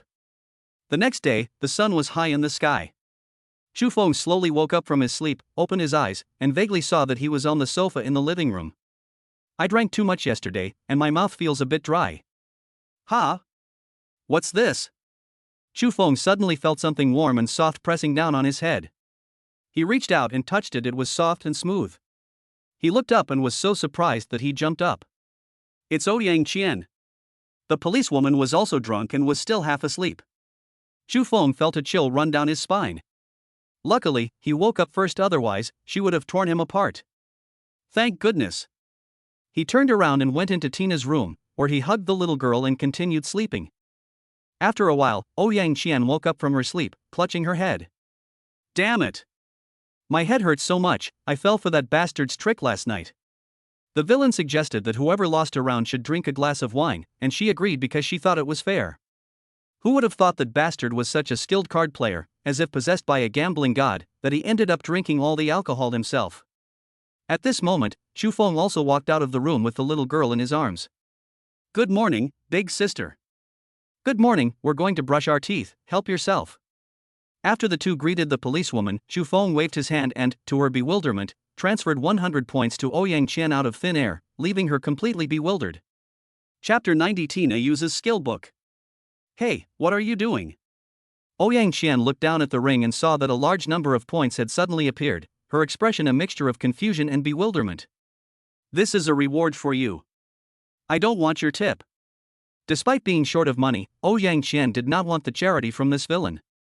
Stop arguing. I know you're short of money, otherwise you wouldn't have put up with me for so long. Here you go.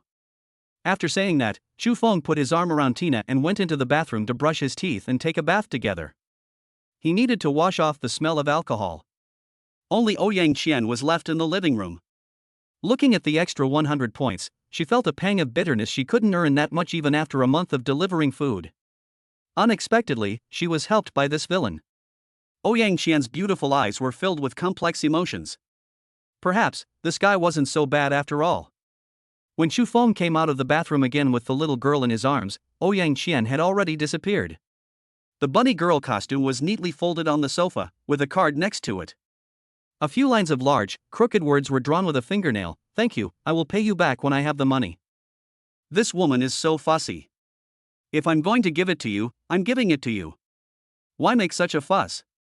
Chu Feng chuckled and casually tossed the card into the trash can. He picked up the bunny girl outfit from the sofa, intending to put it back in his storage ring. As if by some supernatural force, he took a sniff and exclaimed, It smells so good. The arrival of a new day means that the system's daily surprises will be refreshed once again. Chu Feng lay on the sofa watching TV, while the little girl next to him peeled grapes and fed them to him. Is it delicious, senior? Yes, the grapes peeled by the little cook are sweet. The white-haired little girl's soft, jade-like body nestled in his arms, and Chu Feng sighed, this is life. Is the system online? Give me a shout. Squeak, squeak, squeak. Help me smash the eggs today. Boom. After the system upgrade, the egg smashing effect became much more elaborate. The blue pillar of light, visible only to Chu Feng, stretched to the heavens and the earth, from which blue petals drifted out, a breathtaking sight. If a little girl saw this, she would surely scream. After the light faded, a blue Easter egg lay quietly on the ground. Chu Feng couldn't help but complain, such a grand scene would make anyone think an SS-level character was being born, but you only gave it AB level? How can you be so shameless? He seriously suspected that the system was obsessed with looks, as it had become increasingly handsome since he acquired the Demon King class, and now the lottery had become dazzling and colorful. Bang! The Easter egg burst open, and the item automatically flew into Chu Feng's hand. Congratulations, host, you have obtained a grade B Easter egg skill book, Ice Spikes. Ice Spikes? What's that? Chu Feng was curious and checked the attributes. Item, Ice Spikes skill book. Rank, B. Ability, upon use, you will gain the skill Ice Spike. By charging, you can condense spiritual energy in your hand into ice spikes and launch them. It's like chicken ribs too good to eat, but too bad to throw away. After reading the introduction, Chu Feng concluded that a normal attack type B-level skill was useless to him. A casual slash of a blade already had this power. He wouldn't sell skill books without sufficient strength and confidence. It can easily grant power to ordinary people who have not yet awakened their powers. This ability, without exaggeration, can create a living god.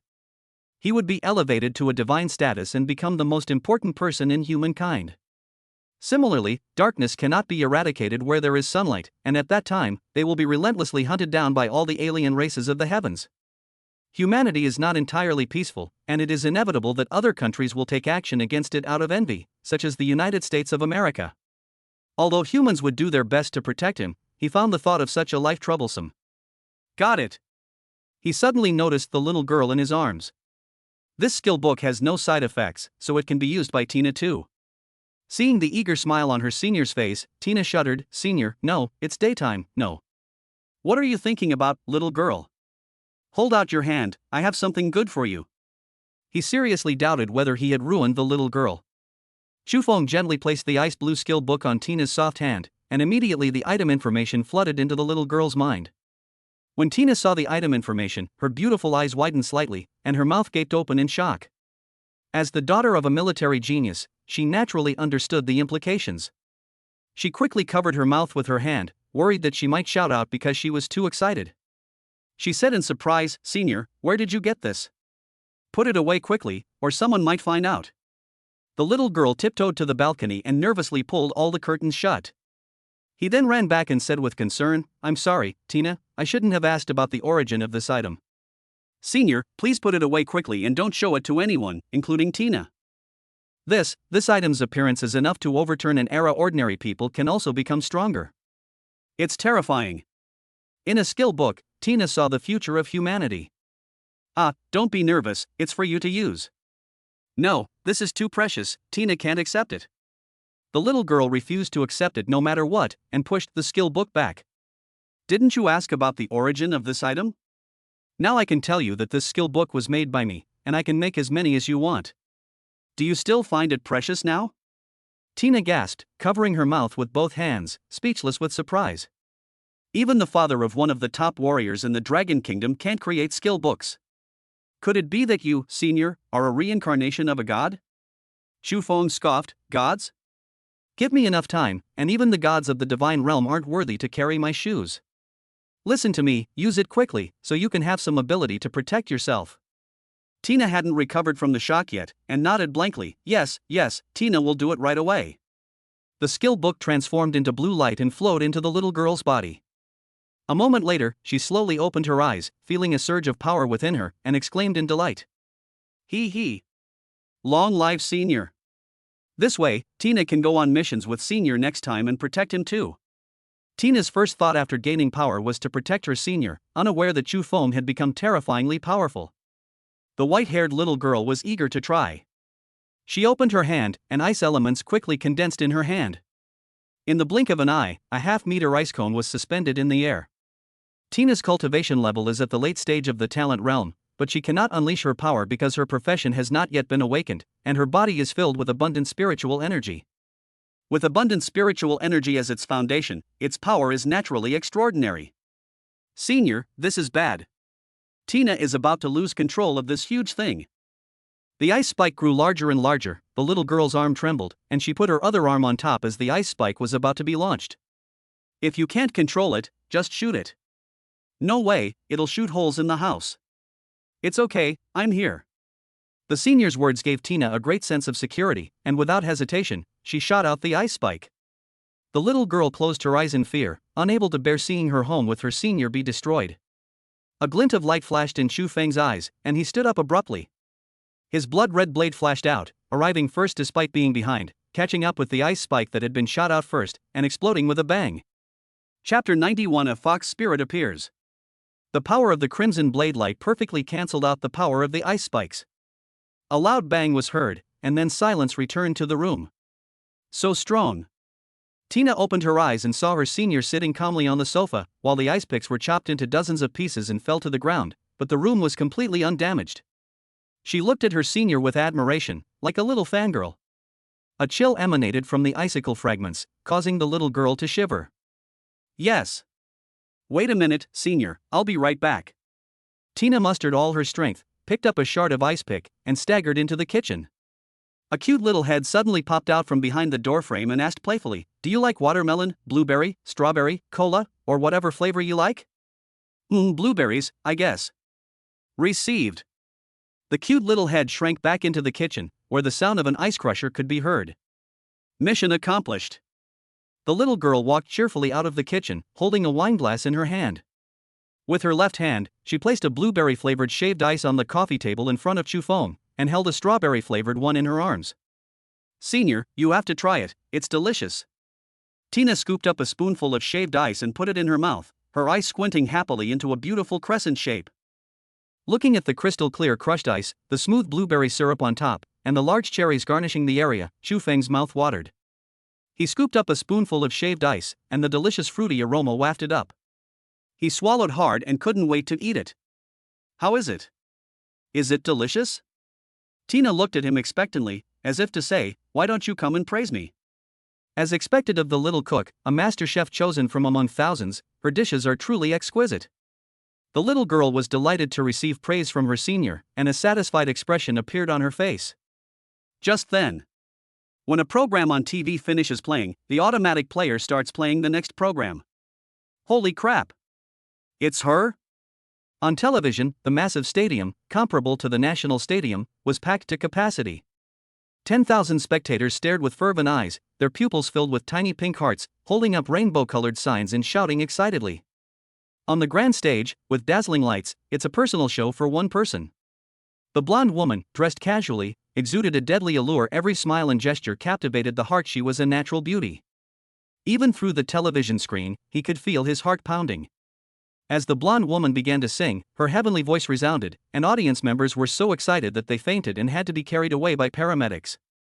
Chu Feng recognized this person. It was Su Qiner, who had competed with Dugu Bai for him during the college entrance examination. This woman's profession is a nine-tailed fox. She's so alluring, and coupled with her immense power, she's unforgettable. How did she get on stage to sing? Don't you know, senior? Sister Su Qiner is a famous star among the human race. Tina looked at Chu Feng as if he were an alien.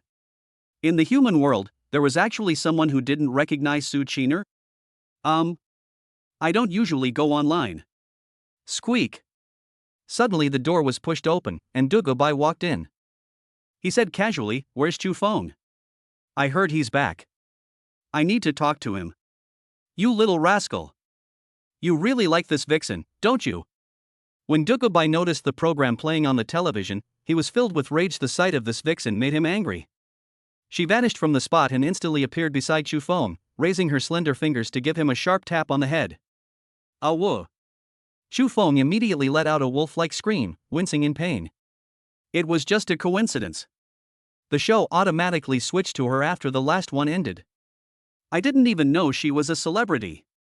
While clutching his head, Chu Feng was also secretly surprised by teacher Dugu's speed. Even though he was already in the late stage of the talent realm, he still couldn't even notice his figure. Ha ha ha, so that's how it is? Dugu Bai laughed awkwardly, stretched out his arm and pulled Chu Feng into his arms. "You've gotten stronger in just a few days." Feeling the softness against my face and the aroma of wine, a dark line crept onto my forehead. Teacher Dugu is still as carefree as ever. Pulling his head out of the abyss, Chu Feng asked seriously, "You said you wanted to see me about something. What is it?" "Oh, by the way, our academy is holding a freshman competition starting this afternoon, limited to your class only. Each college can select one representative to participate in the competition, and the amount of resources allocated to the college in the following year will be determined based on the contestant's performance. I want you to replace Hell Academy in the battle. Gula doesn't need you because you're not a flesh and blood class. He has someone else in mind." Teacher Dugu, I'd like to know if there's anything in return for me?" "Yes. Last year, the first place winner received an S-grade item and a baptism at the Holy Academy, the second place winner received an S-grade item, and the third place winner received 2 A+ grade items and an A-grade breathing technique. Rankings 410 are awarded an A-grade item and 1,000 points. Ranks 11-20 are awarded an A-grade item. What the rewards are today is confidential, but I think they'll be similar to last year's." Chu Feng nodded after listening.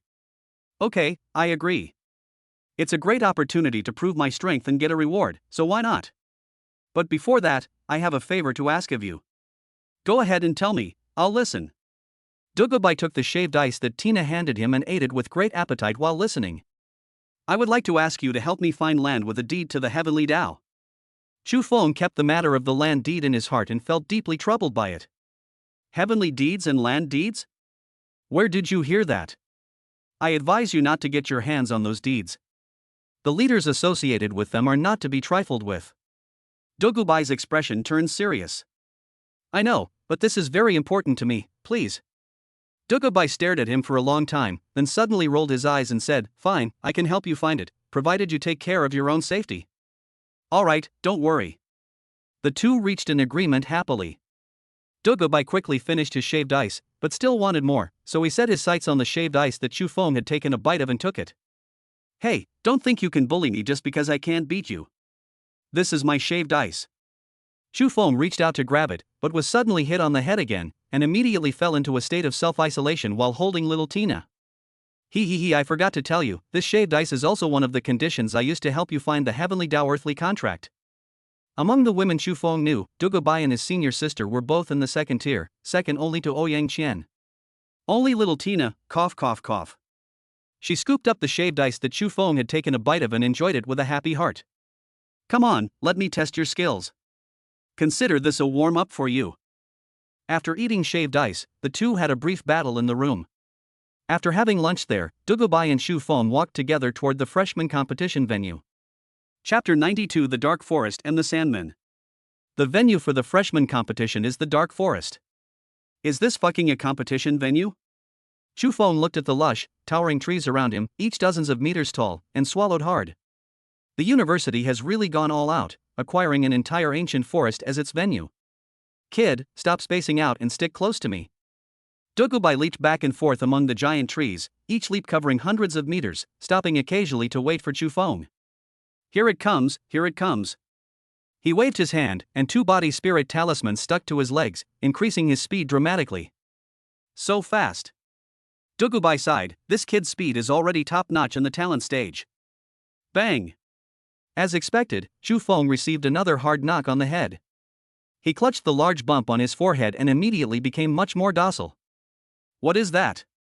Xu Feng turned his head, and a bamboo viper grazed his cheek.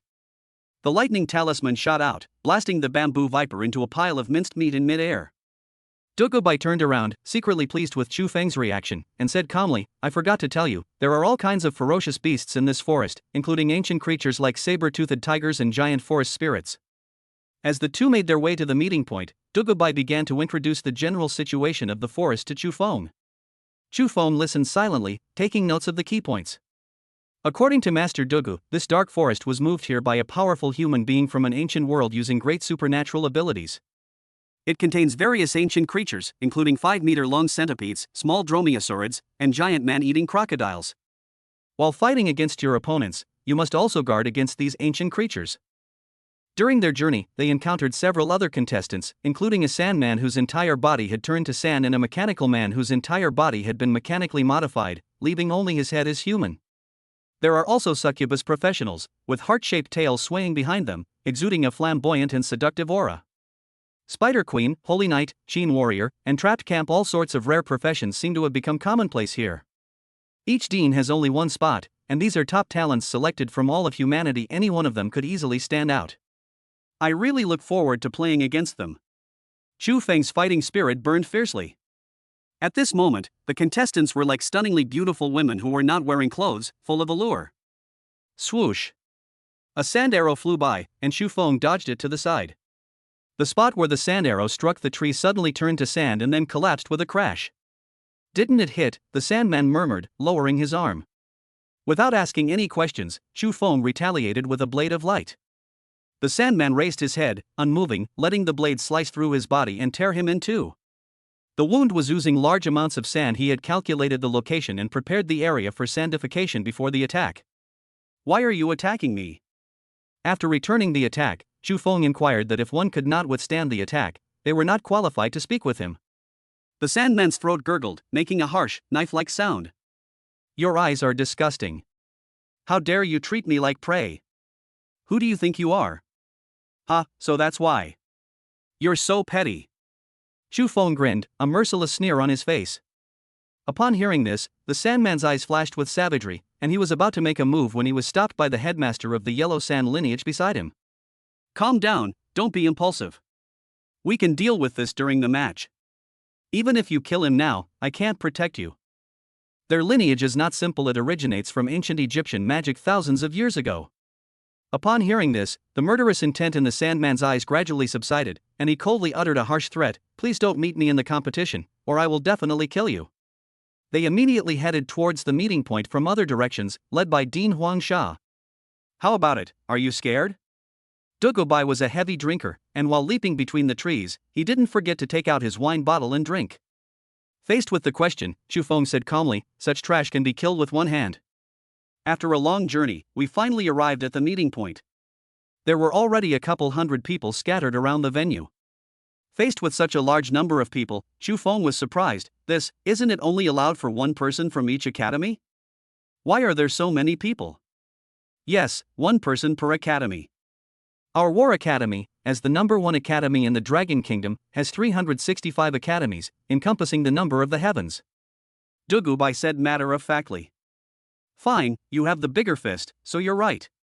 Chufeng touched his nose, speechless. We'll start as soon as everyone's here. I'll be watching you from the audience. I'm looking forward to your performance, kid. Dugubai patted Chufeng on the shoulder and walked straight to one side of the audience seats. Chufeng looked around and saw that the chairs in the audience were all made of warm jade, which was warm in winter and cool in summer. Their style resembled a Western throne, which was magnificent and grand. There are 366 seats in total, arranged in a pyramid shape, with the top seat being the seat of the head of the household. Looking down, the second row has 3 seats side by side, the third row has 9 seats, and so on. Dugubai walked straight to the seat to the right of the head of the academy in the second row and sat down. Chufeng thought to himself, it seems that teacher Dugu's status in the academy is higher than he imagined. Suddenly, Chufeng spotted 2 familiar figures in the crowd and excitedly shouted, "Hey senior, Chen Duo Duo, what are you doing here?" The two turned around and exclaimed in surprise, "Junior. Boss. Ha, which college are you representing?" The 3 of them huddled together and began to discuss things familiarly. "Stop talking, the dean of the Shield Defense Academy and my dad have a long-standing relationship, so I was dragged here and confiscated." Speaking of this, Chen Duo Duo looked depressed. He wasn't a fighter, his dream was to lie down and follow his boss. At noon, we were having hot pot, singing, and counting money in our room when suddenly we were kidnapped by a group of fat and strong upperclassmen.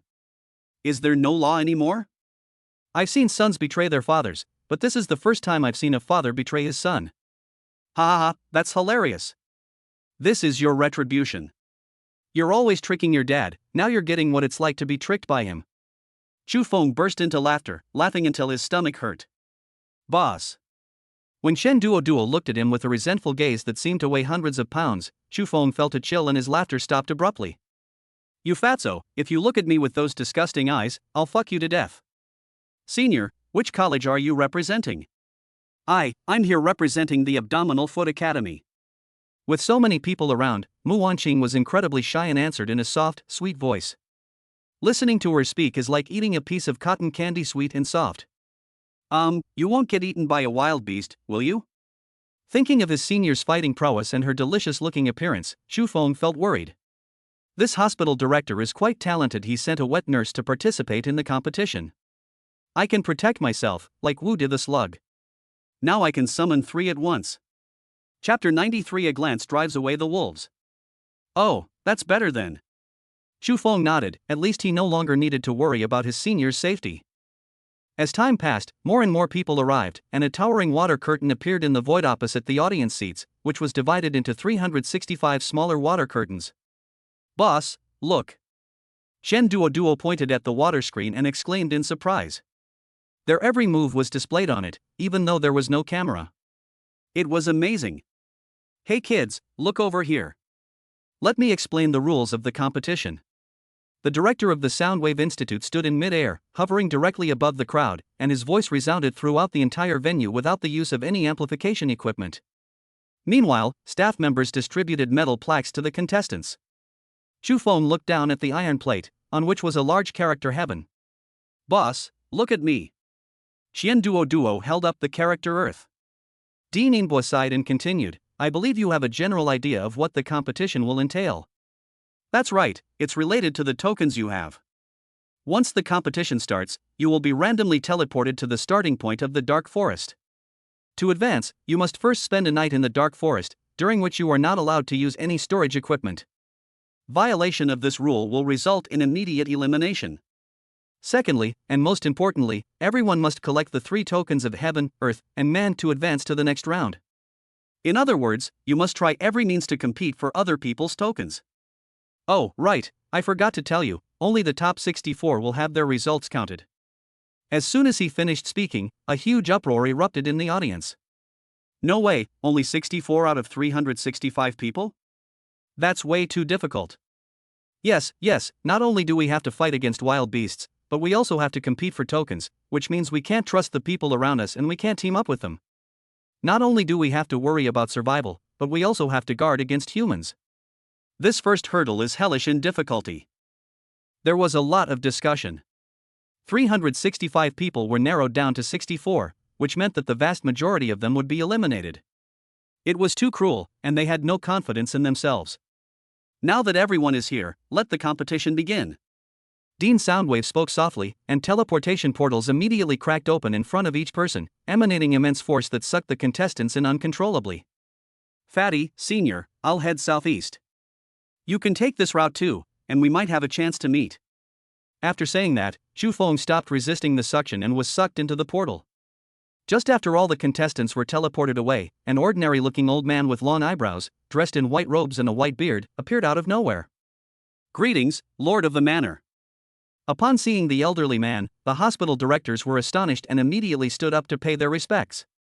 Lord of the Manor, it's been so many years since you last participated in the freshman competition. Why are you here this year? Dugabai hugged the old man affectionately and said something surprising, acting coquettishly. Grandpa, why have you come? Haha, who said my darling granddaughter is violent? Isn't she very well behaved? The old man affectionately brushed against Dugu Baichon's nose. The other deans twitched at the words, lowered their heads, and dared not speak out. He secretly complained to himself, Lord, you have no idea. This girl acts one way in front of you and another way in front of us. What's most infuriating is that we've lived to be this old and still can't beat her. Sai, back then, just because I said to you, Xiaobai is not young anymore and should find a boyfriend, I was chased for a full 3,000 miles. My old arms and legs were about to fall apart. The muscular old man recalled his miserable experiences from back then. Dugabai chased him for 3 days and 3 nights, downing a bottle of vodka in one go, determined to teach him what headstand really meant. Finally, he buried himself headfirst in the ground before he was satisfied. Of course, they only dared to say these things in their hearts, for fear that Dugabai would come looking for trouble after drinking too much. The Lord of the Manor knew perfectly well what the people around him were thinking. As one of the top combatants of the human race, he had connections everywhere, so how could he not know what his granddaughter had done? However, if he doesn't dote on his granddaughter, who will? Xiaobai, didn't you say that young man named Chu Feng was so great? After experiencing the haunted building incident, I become quite optimistic about this young man, so I came to take a look today. The head of the manor spoke frankly, and the deans were all taken aback, making sure to remember Chu Feng's name. Even the lord of the manor has high hopes for someone, so they must treat him with utmost respect. Now, on the other side of the story. What is this place? It's soft. Chu Feng emerged from the teleportation portal and touched the dry grass and branches beneath him. Looking around, in the 5-meter square nest, several chicks, about half a person's height, were chirping. When they saw Chu Feng appear out of nowhere, they mistook him for their mother feeding them and all gathered around him. Fuck your mother, you even tried to peck me. Upon seeing the baby bird, Chu Feng's eyes lit up. Since storage equipment wasn't allowed during the competition, this was perfect for dinner. Squeak, squeak, squeak. Suddenly, a cry rang out from the bird's nest, and bird feathers fluttered down from the tree. Perfect. Chu Feng clapped his hands, looked at the several bald chicks with not a single feather left, nodded in satisfaction, and salivated as he gazed at their wings. Roasted bird wings, they should taste similar to chicken wings. The fledglings didn't understand why the food was different from usual. It seemed so ferocious and terrifying. They were all featherless, huddled together in a corner, shivering. Just then, the mother bird returned carrying a large green caterpillar, about the length of an adult's arm, and was stunned. With a thud, the large green caterpillar fell from the beak of the azure rock. It stared blankly at the bare baby birds in the nest, tilting its head in confusion. It remembered that the children clearly had feathers, so could they have flown to the wrong nest? Yes, that must be it. These bald, ugly creatures are definitely not its offspring. Upon seeing its mother return, the fledgling bird rushed towards her with tears in its eyes, terrified. Tian Xingping sniffed around in disbelief, and sure enough, this scent belonged to its offspring. Bang! Like a thunderclap from a clear sky, Chu Feng emerged from a tricky angle, and before Tian Xingping's horrified eyes, the tiger's soul blade slowly sliced across his neck. Feathers, as hard as iron, were utterly destroyed and became extremely fragile under the sword. Blood splattered everywhere. This single strike severed the head. Thump! The headless corpse of Tian Xingping fell from the tree, and the smell of blood attracted a small pack of jackals that swarmed from the shadows, eager to feast on this delicious meal. Roll! How dare these mere jackals snatch food from the tiger's mouth? Chu Feng glared at them, his killing intent surging, and his blood aura pressed down on the jackal pack. Awoo! The jackal felt a chill run down its spine, sensing it was facing a humanoid beast, and decisively followed its instincts. It tucked its tail between its legs, let out a weak howl, and slunk away.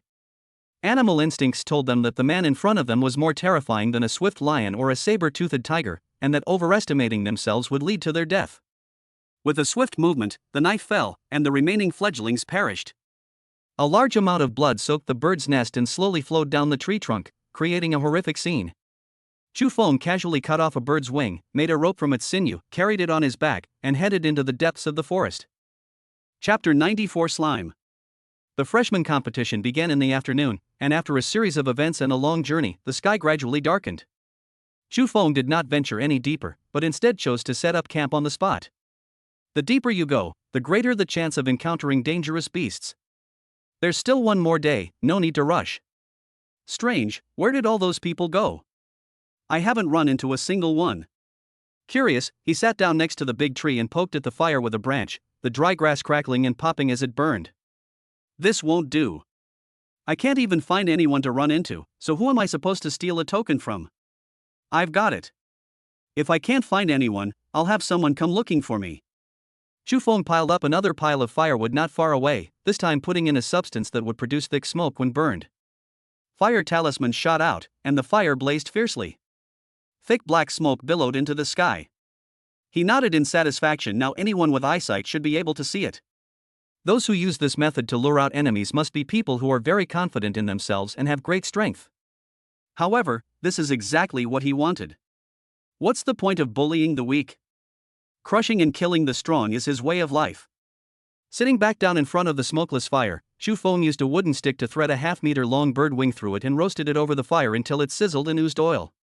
And so, amidst the numerous contestants' water curtains, a clear stream appeared out of nowhere. This little guy must be Chu Feng. He's definitely different from ordinary people. Interesting, haha. Dean Xingwu sat on the warm jade chair, looking at the contents of the water screen, his lips twitching. Looking at the other contestants, some were cautiously hiding in corners eating sour wild fruits, while others were desperately hurrying on their way. Even worse, they couldn't find any wild fruit to eat and were being chased by a group of Deinonychus, on the verge of losing their lives. Chu Feng is quite something, sitting so brazenly under the tree. Doesn't he know that most wild beasts hunt at night? What's even more mind-blowing is that this guy had actually lit a fire, with bird wings roasting on it. Everyone else is here to survive in the wilderness, but this guy is just here for a vacation. Dean Taotai followed up with, I admire this kid. He dared to start a fire in the forest. He's probably the first honey badger. It's been years since anyone dared to do that in the forest, right? I remember the last person who did this was cut to pieces by the Gale centipede. Wild beasts fear fire, but the most ferocious beasts love fire. The Shadow Theater director, shrouded entirely in a black robe, said in a sinister tone. Such arrogance suggests either genuine skill or utter ignorance. I wonder which one this kid is. Young people should not be too arrogant and domineering, otherwise they deserve to die. Cough cough cough cough, Ghost King, I advise you to quiet down for me. After making his statement, the shadowy cinematographer's black robe bulged out, as if something was wriggling inside. He picked up a handkerchief and coughed violently, then opened his large hand and unleashed shadow energy into his abdomen. The area under his black robe quickly returned to calm. The surrounding deans looked on with envy. This old guy had actually gotten incredibly lucky and subdued a Ghost King, greatly increasing his combat power and making him one of the top experts among them. What did you just say, you old ghost? That anyone who dies deserves it? Dugubai suddenly appeared next to the Shadow Cinema Master, a kind smile on his face, staring at him with a grin. Cough cough cough, Xiaobai, can you put down that bottle before you speak? You must have misheard. I was just praising Chu Feng. How can a young man be called a madman if he's not arrogant? Right? Ha ha ha. The cinema manager chuckled awkwardly, realizing he'd completely forgotten about this girl. That's more like it.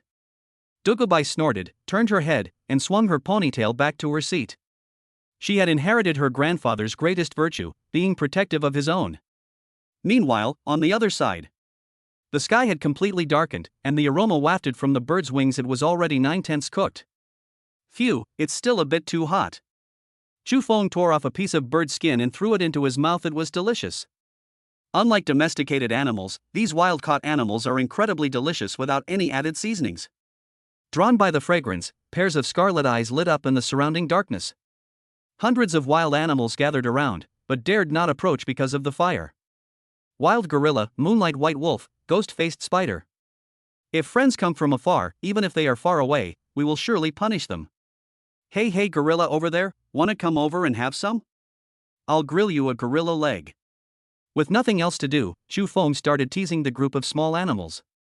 The chimpanzee, whose intelligence is comparable to that of a 12-year-old human, clearly sensed something was wrong. It stood up upright, as if to say, "Are you trying to pick a fight?" Suddenly, a strange cry came from afar. The other animals were startled and lowered their heads to make way for a king. Boom! One after another, 3 large trees were smashed to pieces by an unknown creature in the distance. A show of force, huh? Interesting. Chu Feng drew his tiger soul blade and looked over with amusement. A gigantic, blue, transparent, jelly-like creature leaped out from the forest. Slime? Chu Feng was incredulous. Wasn't this a slime? There was actually a slime here. The demon eyes are activated, and the slime's data appears. Name, Giant Slime. Gender, None. Realm, Talent Stage Middle Stage. Abilities, Physical Damage Reduction, Slime Form, Decomposition, Strong Acid, Shapeshifting, Earthquake Wave. Good heavens, it really is a slime. The slime recognized Chu Feng. It was definitely this guy who was running rampant in its territory. It suddenly flew into the sky and crashed down on Chu Feng. Other wild beasts formed a circle to prevent the humans from escaping, watching the spectacle with great interest. Good timing. Chu Feng swung his long sword in a circular motion, striking the slime's body, but only creating small cracks. His eyebrows furrowed slightly. The moment the tiger's soul blade slashed down, some force guided the blade diagonally, causing it to strike but not completely. Was this physical damage reduction? Seeing this, Chu Feng decisively sheathed the tiger's soul blade and changed tactics. When the slime hit the ground, the earth suddenly became soft, much like a non-Newtonian liquid. Chu Feng's position suddenly sank deep, and then a tremendous force came from his feet, sending him flying. Slime ability Seismic Waves. What a strange ability, but unfortunately it's useless against me. He was launched into the air to a height of 100 meters and used his flesh and blood to proliferate, forming a parachute that allowed him to slowly descend. When it was still tens of meters off the ground, it broke free of the parachute and launched a surprise attack on the slime.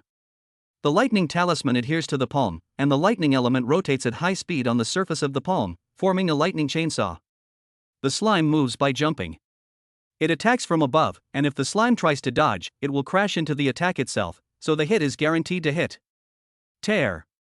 Piercing from top to bottom, the slime's body was slashed with horrific wounds by the chainsaw, and a burnt smell emanated from it. Furthermore, the burns caused by lightning make the wounds slow to heal. Just when Chu Feng thought he could kill it with the lightning saw, the slime began to split from the wound, splitting into 2 smaller slimes. Its jelly-like body writhed, and it grew hands and feet, its appearance slowly transforming into that of a ferocious gorilla. Chapter 95 Becoming the Overlord of the Forest. The slime, now transformed into a gorilla, became much more agile and attacked Chu Feng from both the left and right. The man and the 2 beasts exchanged blows, and Chu Feng, fighting 2 against 1, did not lose any ground. In the audience, all the deans praised it in unison. What impressive skills this young man possesses. Besides his swordsmanship, his hand-to-hand combat is also quite formidable. Yes, this child is far superior to me back then. Look closely, his punches and kicks show traces of other styles, yet they don't belong to any one style. He is creating a new style. Someone noticed something and gasped. What? The others were astonished. This child was terrifyingly powerful. Even they couldn't create a new school of thought, yet this young man did it. Although it is still in its infancy, as long as we study diligently, the human race will surely be able to develop a new school of thought in the future. By then, this kid will be a grandmaster. Upon hearing this, Dugubai smiled and handed a bottle of wine to the person next to him, saying proudly, "Of course, Chu Feng is my disciple." Now, on the other side of the story.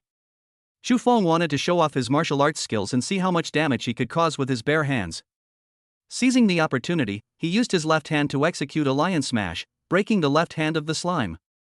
Catching the attack with his right hand, he twisted his waist and hips to generate leg power, and used a whip kick to cut the right slime in half at the waist. The severed hand and the slime cut in half split again, becoming 4 smaller slimes. They transformed into tigers, eagles, giant bears, and wild boars, and attacked. Dividing it into several parts won't help. Chu Feng hardened his heart, refusing to believe that this thing could keep splitting indefinitely. No matter how many parts it split into, he would kill them all without hesitation. He grabbed the boar slime formed from the severed hand. It was the smallest one, only the size of a fist. Two young fire talismans erupted in his hands, and the raging flames burned the wild boar slime to ashes. Awoo! The surrounding monkeys screamed in terror. What had they seen? The slime boss's clone had been killed. The slime was also stunned. After reacting, it hurriedly tried to fuse with the other slime, but its body was too small and it would have been burned.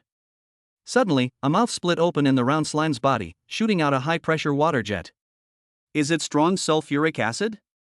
Chu Feng's eyes blazed with red light, and dynamic vision was activated, slowing down everything around him several times over. He gently moved his body so that the high-pressure water gun just brushed against his skin. The high-pressure water gun flew dozens of meters, cutting down several towering ancient trees before exhausting its energy. The slime blinked, completely bewildered. It had clearly aimed at the man, and the man hadn't moved much, so how come it missed? It mustered all its strength and fired several more high-pressure water jets, each one grazing the man's body. It's like it deliberately shot off course. Is this all the tricks you've got? You've reached a dead end? Chu Feng's eyes flashed with murderous intent as he looked down at them. Wah-ah! The slime suddenly let out a strange cry, then its body wriggled and transformed into a 3-meter-tall human female. Very beautiful, with a graceful figure, large in the right places and small in the right places. The most important thing is, he wasn't wearing any clothes. The slime transformed into a woman, pitifully kneeling at Chu Feng's feet, lifting her hair and repeatedly kissing his shoes. Wow, who taught him that? Chu Feng felt a heat under his nose. They're really playing this game. They can't beat me, so they're trying to seduce me into surrendering. Seeing the stunningly beautiful woman, 3 meters tall, kneeling before him, Chu Feng decisively raised his butcher's knife. With a few slashes, the slime turned into 3 identical little beauties, each 1 meter tall. The little girl cried out in terror and ran away into the distance. Chu Feng caught up with her one by one, chopped her into fist-sized pieces, and then burned her to ashes. How could such a beast possibly comprehend the beauty trap, one of the 36 stratagems of our dragon kingdom? To sum it up in 3 words, as Chu Feng said, not sexy enough. He's not some stupid guy who only thinks with his lower body. He wouldn't leave behind a slime as a menace. A dead slime is a good slime. Awoo. Roar roar roar roar. Awoo awoo awoo. Upon seeing the slime dead, the surrounding beasts roared with excitement. According to the rules of their forest, since Chu Feng had defeated the previous king, he was now the new leader. The beasts swarmed towards Chu Feng, who drew his sword, then hesitated and put it back. Judging from their appearance, they didn't seem hostile. A little monkey carefully placed the fruit it was carrying in front of Chu Feng, and then made a gesture as if to eat it. Is this for me? Seeing the little monkey nod, Chu Feng happily picked up the apple, put it in his mouth, and took a bite. It was very sweet.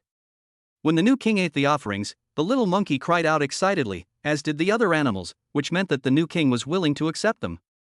This puzzled Chu Feng, who had no idea why the beasts were so happy. Several leopards turned into kittens, rubbing against his hand obediently. The spider brought several rabbits, bound tightly in its silk, and presented them to the new king. The other animals each displayed their unique abilities, and in no time, the offerings in front of Chu Feng had piled up into a small mountain, containing all sorts of things. This is all for me? Chu Feng pointed incredulously at the pile of tributes, then at himself. The animals around them all nodded in agreement. Then I won't stand on ceremony. I didn't expect the wild beasts in this forest to be so friendly. It seems I misunderstood them before. If the other contestants knew Chu Feng's thoughts, they would definitely curse him. The docile pets in Chu Feng's eyes were actually his deadly devils. The small hill where tributes were made was full of good things. Oh. This is. He took out 2 gourds of monkey wine, the quality of which was a terrifyingly high A grade. Upon opening the bottle, the aroma of spirit fruit mingled with the fragrance of wine wafted out. This gourd wine was made from spirit fruit, which was then sealed inside a spirit tree using the monkey's unique methods and allowed to ferment for a long time before becoming wine. Excellent wine. Chu Feng affectionately patted the heads of the 2 little monkeys who were offering gourds of wine. The 2 little monkeys were overjoyed to receive the king's praise. The offering pile also contained many rare spiritual materials and items, including a large number of B-grade items and C-grade items scattered everywhere. This large sum of resources filled Chu Feng with immense joy, and at this moment, the surrounding beasts seemed exceptionally adorable to him. But then he ran into a problem. The academy doesn't allow the use of storage equipment, so he can't take these things with him. Looking at the beasts surrounding him like subjects, Chu Feng tentatively asked, "Can you understand me?" The surrounding beasts nodded and roared. "You can understand me, but I fucking can't understand you. Is there anyone who can speak human language? Step forward." Squeak, squeak, squeak. Several little monkeys gestured to their king to calm down, then quickly jumped down from the tree branch and carried an old monkey with a parrot on its shoulder. "This old man, Sun Wuyo, pays his respects to your majesty." The old monkey, trembling, knelt before Chu Feng and bowed deeply. It then spoke in human language through the parrot on its shoulder, relaying its message. P.S. Group number 229879430. Brothers and sisters who are interested in the book are welcome to join the group to chat. Chapter 96, King of Beasts. Your Majesty? Are you calling me? Chu Feng looked at the old monkey with curiosity.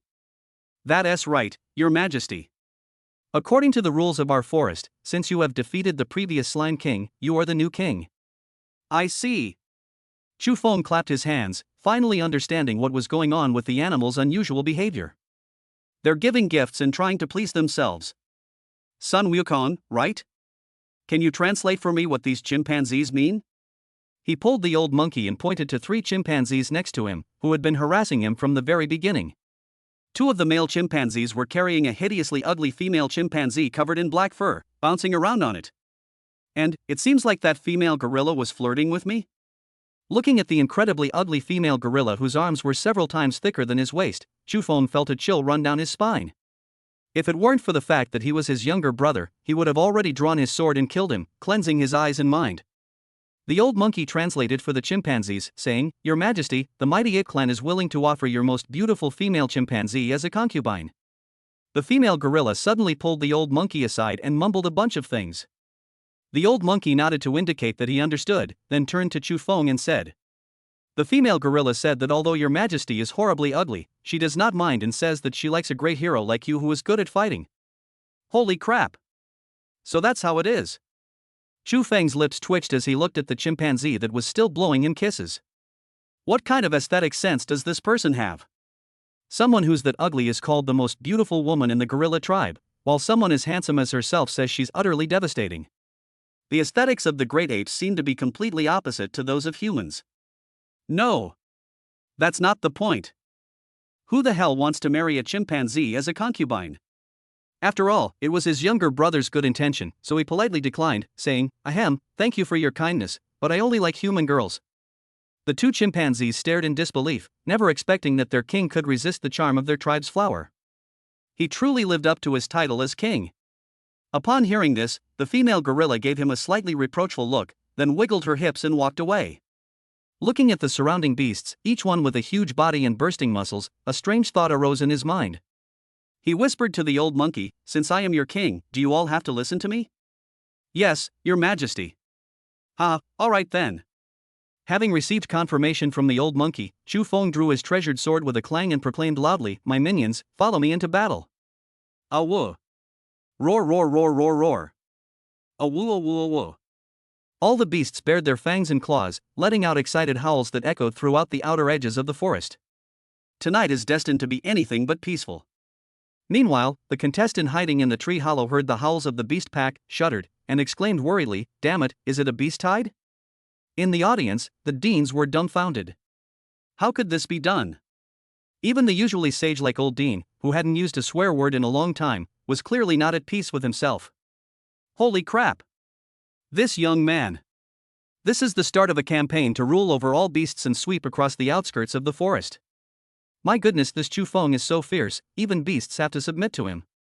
There have been cases in the past where forest lords were defeated, but the beasts did not submit. Instead, they dispersed in good spirits. This guy seems to have a kingly charisma, even wild beasts unconsciously submit to him. How terrifying. Dugubai, who had spent a lot of time with Chu Feng, deeply understood this point. Although her level of understanding was many times higher than this kid's, she couldn't help but believe him every time he spoke. His words contained a convincing power. Like a born king. At this moment, Chu Feng was riding on the back of a wind attribute tiger with piercing eyes and a white forehead, carrying the tiger soul sword, looking heroic and dashing. He ordered several giant tortoises and strong gorillas to pack up the mountain of supplies and carry them on their backs as they advanced with the army. Sweep through the outer perimeter of the forest and find all humans. At his command, several snow leopards darted back and forth through the forest, acting as vanguards to pave the way and slay all enemies for their king. Several Sun Luo spiders formed a defensive guard, serving on either side. The old monkey Sun Wukong served as Chu Feng's translator and strategist, staying by his side. A mighty army of beasts, including the mighty gorilla, wolverine, Deinonychus, moondeer, and two-headed lion, is formed.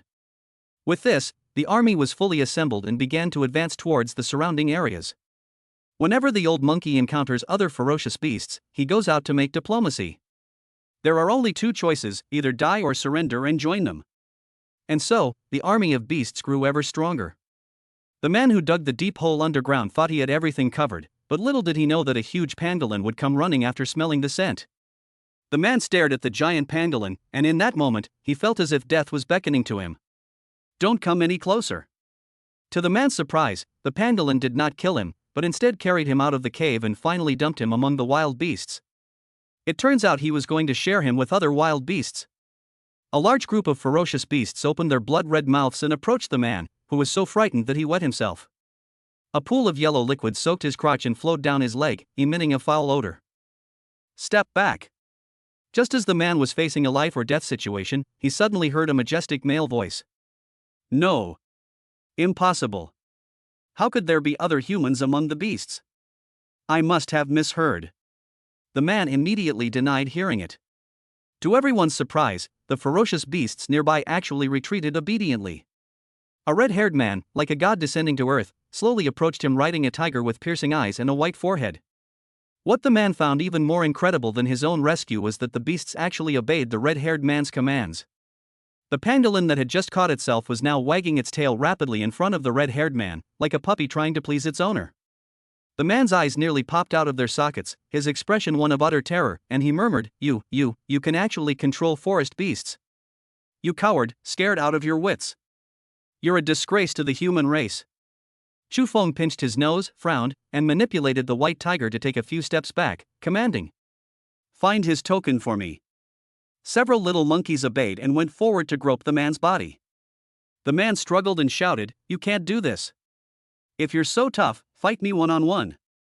Snap, snap, snap, snap, snap. After being slapped repeatedly by the little monkey, the man finally behaved and obediently handed over the token. Sun Wu took the token handed to him by the little monkey, slammed his cane heavily on the man's head, and said disdainfully, You think you're worthy of fighting my king one-on-one? Spider, tie him up. The spider obeyed the command and spun out 3-colored silk, binding the man into a ball shape, with only his head remaining outside. Your Majesty, the token. The old monkey wiped the dirt off the token with the hair on its arm and handed it to Chu Feng solicitously. Chapter 97 Harvesting. Chu Feng took the token, on which was a large person character. Now, the 3 tiles of heaven, earth, and man are only missing the earth tile. Your Majesty, what should we do with this fellow? Should we kill him? Sun Wu pointed at the man who was tied up like a ball and made a throat-slitting gesture. No, take it with you. After all, they were fellow students from the same academy, and the former academy head had treated him well, so he had to give him some face. The army of beasts continued its advance, and chaos reigned on the outskirts of the forest. A sleepless night was inevitable. Run! A beast tide is breaking out on the outskirts of the forest.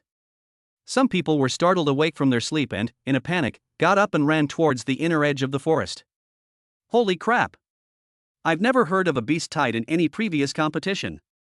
Ouch! You damn dog, don't bite my butt. The man covered his buttocks and ran away frantically. Upon closer inspection, his pants had been bitten through, exposing his white buttocks, which were marked with 2 neat rows of teeth marks. Behind him, the swift husky revealed its intelligent eyes, staring intently at the man's rear end and relentlessly pursuing him. In the audience, the deans felt their hearts clench at the sight. The competition was in complete chaos. Chu Feng single-handedly accelerated the pace of the entire match. Normally, the athletes will enter the inner circle tomorrow, just in time to avoid the time when predators are hunting at night. Because of Chu Feng's interference, entering the inner circle now means running into a ferocious beast, making it doubly difficult. No, it should be said that the difficulty has increased exponentially for other contestants, turning from a challenge into a living hell. For Chu Feng, it was incredibly easy. He didn't even need to lift a finger. A tiger with piercing eyes and a white forehead carried him on its back, and wild beasts would capture humans and deliver them to him. The difficulty level instantly changed from ordinary to super easy. Dugubai recalled the haunted building incident and the college entrance examination. A smile appeared on his lips as he chuckled and scolded, "You brat, you never play by the rules. You really make me proud." The other deans all looked at Douglas Xian, wondering what the lord of the manor thought. Why are you all looking at me? Do I have something on my face? Hee, lord of the manor, don't you have anything to say? Have. The dean's eyes lit up. Could it be that the lord of the manor was going to intervene to stop the beast tide and get the competition back on track? Then Douglas Xian spoke up, "If you ask me, this kid did a great job. Our human race needs such a pillar." The deans were astonished, never expecting that the patriarch would have such a high opinion of Chu Feng, even calling him a pillar of the family. Douglas Xian immediately explained, "It is both a tragedy and a fortune for the other students in the academy to be born in the same era as Chu Fengsheng. Don't be fooled by how miserable they are being tormented by Chu Feng now. If they can pull through, they will definitely surpass the previous students." Dean Guwu frowned and said, "Chu Feng is like a storm, while the other contestants are like flowers and grass. As long as they are not destroyed in the storm, they will flourish even more after the storm." That's right, that's exactly what I mean. Upon hearing this, the other deans lowered their heads, looking thoughtful. But, can these contestants really get past Chu Feng? The deans looked at the contents of the water screen, their hearts filled with worry. Meanwhile, on the outskirts of the forest, humans were constantly being captured by the beast's minions, tied up, and lined up in a row. Chu Feng rode his white-browed tiger with piercing eyes and swept his gaze around, letting out a wild laugh like a demon king. "Ha ha ha, I'll give you two choices. 1. Hand over the token. 2. Get beaten up by me and then hand over the token. Choose for yourselves." "Pa! You villain, fight me if you want, kill me if you want, don't even think about making me submit." The burly man's eyes were wide open like copper bells, his voice was rough, and his face was full of resentment. "Very good, I like men with backbone, I admire you." The others looked up. Did the red-haired man feel a sense of camaraderie and decide to release the big man? Then Chu Feng said, "Beat them. Beat them hard." The beasts swarmed forward, and more than a dozen of them used their best skills, biting and punching, until the several-ton black bear pinned the man down with its rear end. The other humans watched with twitching eyes. Was this red-haired man a demon? This burly man was tough. Several of his teeth had been knocked out, and countless bones in his body were broken, yet he didn't utter a sound, which was truly admirable. Monkeys are very adept at attacking male genitalia, hence the name monkey stealing peaches, a play on words, as monkey stealing peaches in Chinese. Ouch!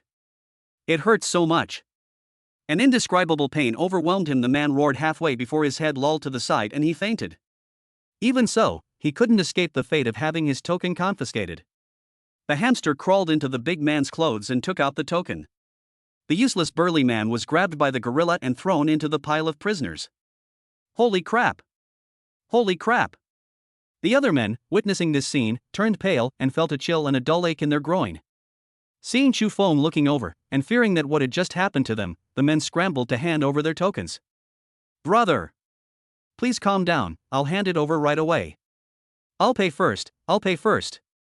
Just don't let that monkey get over here." In the blink of an eye, Chu Feng had a pile of tokens in his hand. He had not only collected all 3 tokens, heaven, earth, and man, but also had many more. Only 2 women among the prisoners did not hand over their tokens, and since they didn't have any of those things, they weren't afraid at all. "Are you too sure you don't want to pay? Don't be stubborn and end up making things difficult for yourself." Chu Feng put down the token in his hand and said coldly, "Since you have enough tokens, why don't you just let the 2 of us go?" The woman, dressed in a Western-style magic robe, spoke in a cool and aloof tone. "Hat, enough nonsense, are you going to hand it over or not?" "I won't pay." The mage turned his head away, ignoring Chu Feng. "Fine, you've got guts. Men, bring out the weapons." The giant lizard, possessing the bloodline of a sub-dragon, slowly approached, its 5 legs incredibly thick. "No. Don't let it come any closer. I'll give it to you." The appearance of the monitor lizard terrified the woman. It turned out that there were ways to deal with women, so she quickly handed over the token. Xu Feng nodded in satisfaction, dismissed the giant lizard, and looked at the last woman. And you, why aren't you handing it over? Brother, please let me off the hook, okay? I can play tiger trimmer with you. A beautiful woman dressed in a light gauze dress acted coquettishly, deliberately pulling down her clothes to reveal a deep, unseen cleavage. As a professional singer, seducing men is her forte. She was confident that no man could escape her charm. As long as she could keep the token, a small sacrifice was nothing. Besides, the red-haired man was also very handsome, so she wouldn't lose out. She might even make a small profit. Xu Feng rolled his eyes, waved his hand, and a brown bear dragged the woman away and gave her a good beating. Then a token was handed over. The beautiful woman, her face swollen like a pig's head, stared blankly, muttering incredulously, "How is this possible? How could any man resist my charm?" Chapter 98 From Prodigy to Salted Fish. After a night of rampage by the beast army on the outskirts of the forest, there were no competitors left in the surrounding area. Fearing the might of the beast tide, they all fled into the deep forest. Those who remained but could not escape were all captured. 64 people were tied up and thrown into a pile, staring at each other. They never imagined that they would all be defeated by one person. Before meeting this red-haired man, everyone was a prodigy, each with lofty ambitions and full of confidence in winning the grand competition. However, their mental state collapsed after meeting this red-haired man. Compared to him, they are simply unworthy of being called geniuses, like the glow of decaying grass compared to the bright moon in the sky. Damn it! Is this man even human? He can even control a beast horde. That's terrifying. The effeminate man was relieved that he hadn't died in the beast tide, and he was also shocked by Xu Feng's methods. Is this big shot really a freshman? Why is he beating us like a father beating his son? The paladin, clad in imposing armor, had lifeless eyes and seemed utterly despondent. A group of prisoners gathered together, with nothing to do, and started chatting. They didn't complain about Xu Feng, they understood the principle of respecting the strong. On the contrary, they were grateful that their boss hadn't killed anyone. Comparison is the thief of joy. I really don't know what this big shot ate to grow up so strong. From then on, out of 365 contestants, 64 were killed by Xu Feng alone. Sir, if I may ask, why are we being tied up and brought along with the army? Yeah, bro, we've already lost all hope anyway, let's go back and rest early. Since meeting Xu Feng, the group of geniuses who were originally competitive suddenly became indifferent. Anyway, even if I advance, I still can't beat the red-haired boss, so I might as well go home and rest and be a couch potato. As long as the big shots tie them up and leave them in the wilderness, the academy will naturally not stand by and watch them be eaten by wild beasts. They will rescue them and eliminate them directly. But they are perfectly safe now, and there's no way to eliminate them even if you wanted to. Xu Feng turned to look at the woman who had asked the question earlier. As a martial arts practitioner, her upper body was completely naked, instead tightly wrapped in bandages, which distorted her original 34C bust into a flat chest. Wrapped up in spider silk, it looked exactly like a giant rice dumpling, which was quite comical. Abandon you? How can I do that? You are my spoils of war. Don't worry, you'll still be useful later. He sat on the back of the tiger with its piercing eyes and white forehead, replying lazily and casually. Although I can go without sleep for days without any problem, I still feel a bit uncomfortable staying up all night all of a sudden. Alright, you're the boss, whatever you say goes. The martial arts woman tilted her head to the side and simply fell into a deep sleep, completely indifferent to life. Seeing this, the other prisoners were also tired after talking for so long. They were tied up and couldn't move, so they simply lay down and fell asleep, creating a scene of Buddhist tranquility. The audience seats. Seeing this, the dean's faces darkened, and they roared inwardly, "Growth after a downpour? They've drowned. What kind of growth is that?" These once positive, ambitious, and life-loving young people have been turned into a bunch of lazy bums, probably leaving them with psychological trauma. Looking at the prodigies sleeping soundly, occasionally turning over to bask in the sun, Dean Xingguang felt a pang in his heart. Is this still their prodigy? Ahem, Your Highness, look at those children. They are the future hope of the country. They can't be allowed to continue like this. Should I go down and stop them? No need to stop me. I think it's fine. If they can't even withstand this kind of setback, how can they become pillars of our human race in the future? Duguxian stroked his beard and smiled with satisfaction. He liked Xu Feng more and more the more he looked at him. He was capable, courageous, and responsible. She's just too young. If she were 7 or 8 years older, Maybe she could have helped Xiaobai get together with her. Thinking about it, he subconsciously looked at his beloved granddaughter. Grandpa, what are you thinking? He's my student. Dugubai was slightly annoyed she knew what her grandfather was thinking without even needing to say it from his eyes. Haha, Xiaobai, let me tell you, if you really like someone, being a teacher or student doesn't matter. Back in the day, your grandma and I. Grandpa, if you say that again, I won't talk to you anymore. Dugubai pouted and turned her head away angrily. Okay, Grandpa won't say anything, it's just that you're already 29, and Grandpa is worried about you. Dugubai. Now, on the other side of the story. Chu Feng was considering whether or not to lead the beast army into the depths of the forest. There is another leader deep in the forest, and to lead an army to venture in rashly is undoubtedly an act of declaring war. The beasts deep inside are generally much stronger than those on the outskirts, so the chances of winning a fight are slim. While he was still wondering whether he should cause trouble for the other party came to his door first. A 50-meter-long python slowly emerged from the depths of the forest, leaving deep ruts in the roads it passed through. Its inverted triangular head proved that this python was also highly venomous. Hiss hiss hiss. The giant python swam up to Chu Feng, first nodding in a friendly manner, then standing upright, sticking out its tongue as if saying something. The old monkey Sun Wukong spontaneously stepped forward to act as the translator. Your Majesty, what I'm about to say is all from this snake, and has nothing to do with me, the old monkey. Sun Wu looked at Chu Feng with trembling eyes, fearing that the king would punish him in his rage. Okay, go ahead and say it. Python, our king has heard that a new king has recently appeared on the outskirts of the forest. He is a great hero with superb martial arts skills, so he specially sent me to ask you to spar. The king is a martial arts fanatic, and his greatest love in life is fighting. He told me to tell you that as long as you can make it understand what defeat is like, it will be willing to lead its army to submit to you. Even if you are defeated, my king will not make things difficult for you. By the way, my king also said that if you are afraid of it and dare not go, it's fine. But if you dare to step into our territory in the future, I will break your legs and you will have to pay tribute every month, otherwise I will kill you. After saying this, the old monkey lowered his head deeply, thinking that the king would surely be furious. Ha ha ha ha. Upon hearing this, Chu Feng laughed heartily, and amidst the python's astonished expression, he pulled it into his arms and said happily, "That suits me perfectly. After hearing your words, I've come to admire your king. He's quite to my liking. I absolutely must meet him." The python froze. Something was wrong with this person's reaction. A normal person would be terrified to hear that their king is challenging them, so why is this person so excited? What are you standing there for? Lead the way. The python turned around blankly and silently led the way. My minions, follow me into the depths to keep our appointment. Oh woo oh woo oh woo.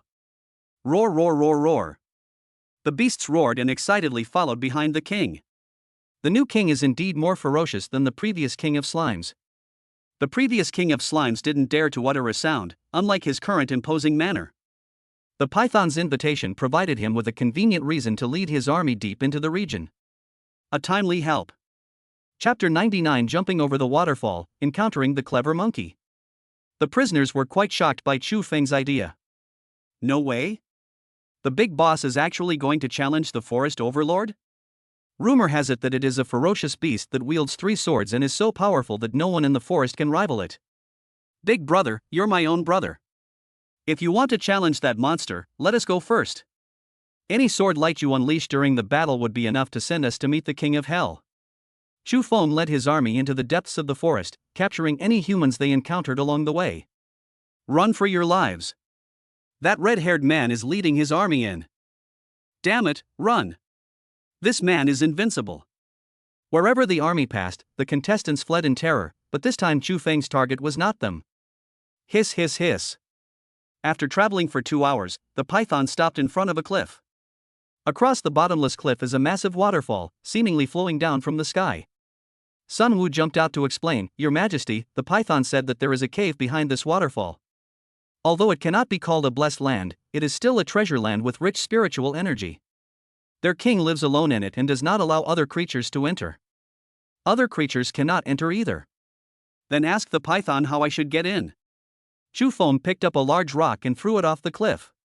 It took a full 18 seconds for the echo to reverberate, comparable to the 18 levels of hell.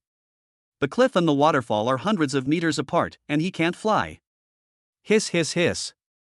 What did it say? Sun Wu looked grim and said awkwardly, Your Majesty, why don't we go back? This old monkey feels that the python is deceiving us. It said that we can only jump over it, but how is that possible? No, since their king invited me here, he wouldn't lie to me. Xu Feng looked confident. As a fellow warlike person, he knew exactly what the other party was thinking. Jumping over this waterfall is a test for those who come. Those who cannot jump over it are not worthy to see it. It seems that, besides being warlike, the other party is also a proud beast. But this scene of jumping into and entering a waterfall feels familiar. I've seen it somewhere before.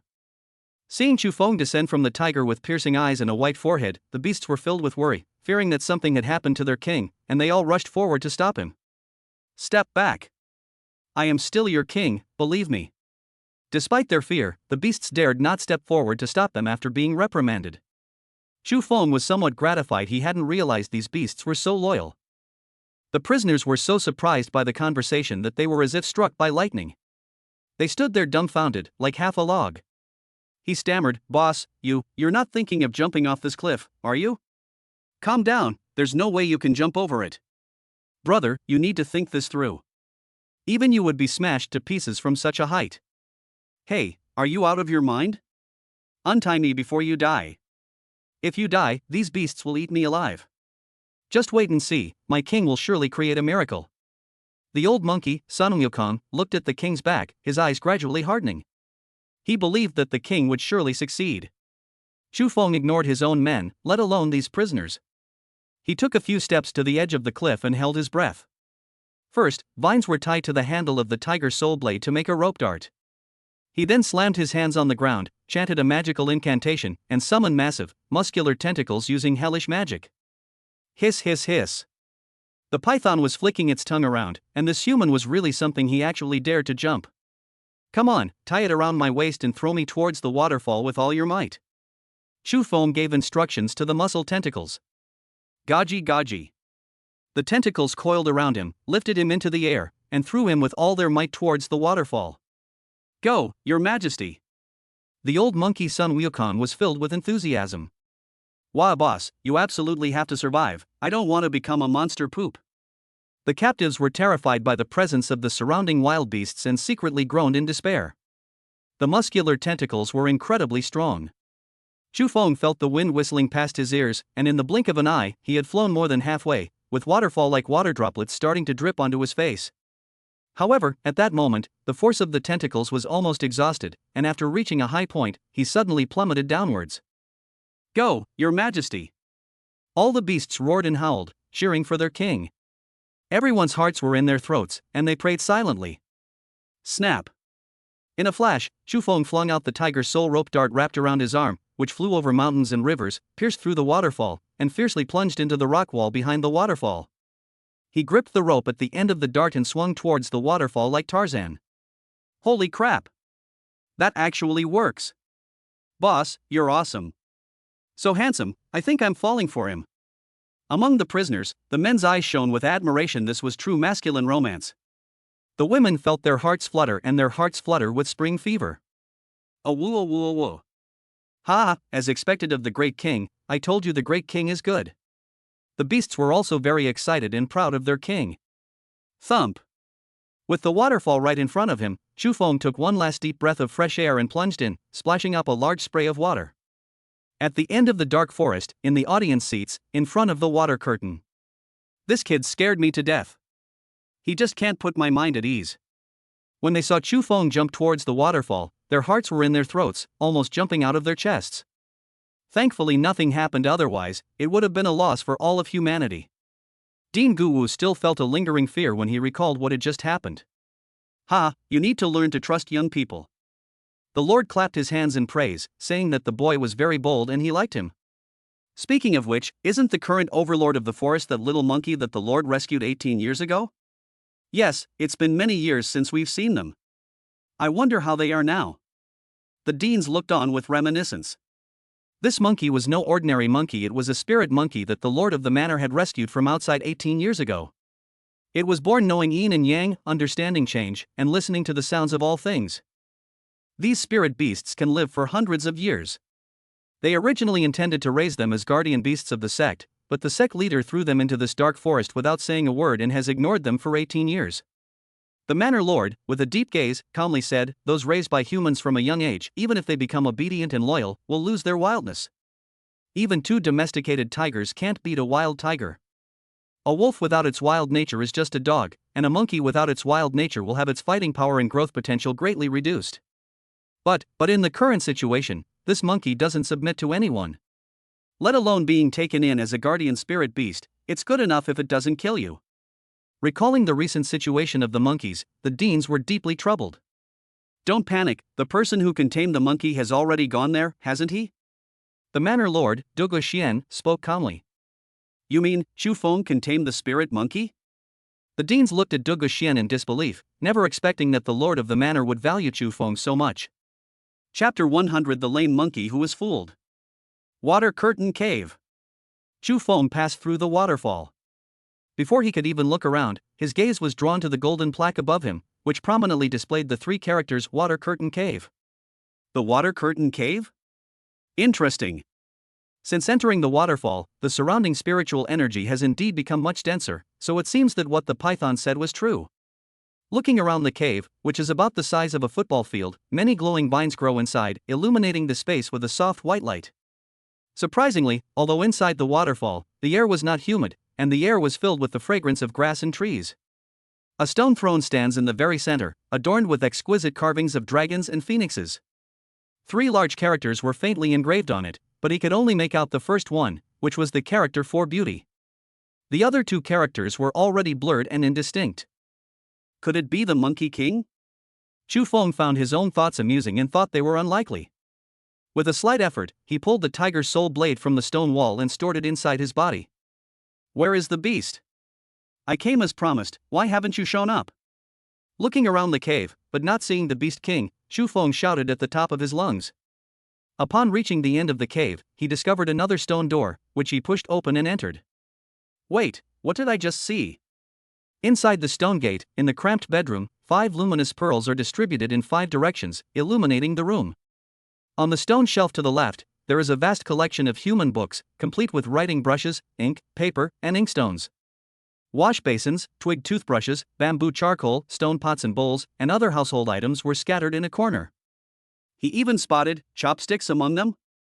These tools were clearly used frequently, and there were still oil stains on them. On the stone bed, a handsome monkey sat cross-legged in the 5 hearts facing heaven posture. Chu Feng didn't know why someone would use handsome to describe a monkey. How could a monkey be so incredibly handsome? At an estimated height of 178 centimeters, he could easily be considered a giant among monkeys. Its fur was golden, silky, and smooth. It wore chainmail on its upper body, brocade trousers on its lower body, a tiger skin battle skirt around its waist, and 3 long swords on its knees. It was a majestic and imposing figure.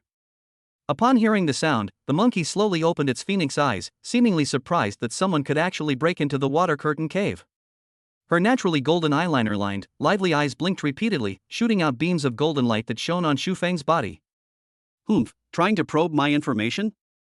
In retaliation, Xu Feng's demonic eyes opened and closed, casting a red light over the golden monkey.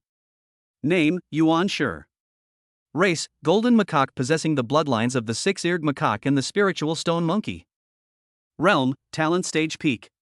Abilities, understanding yin and yang, comprehending change, and listening to the voice of all things. Synopsis: many years ago, a 6-eared macaque and a spirit stone monkey were having sex on a boundary-forming stone. Many years later, a golden macaque was born from the stone.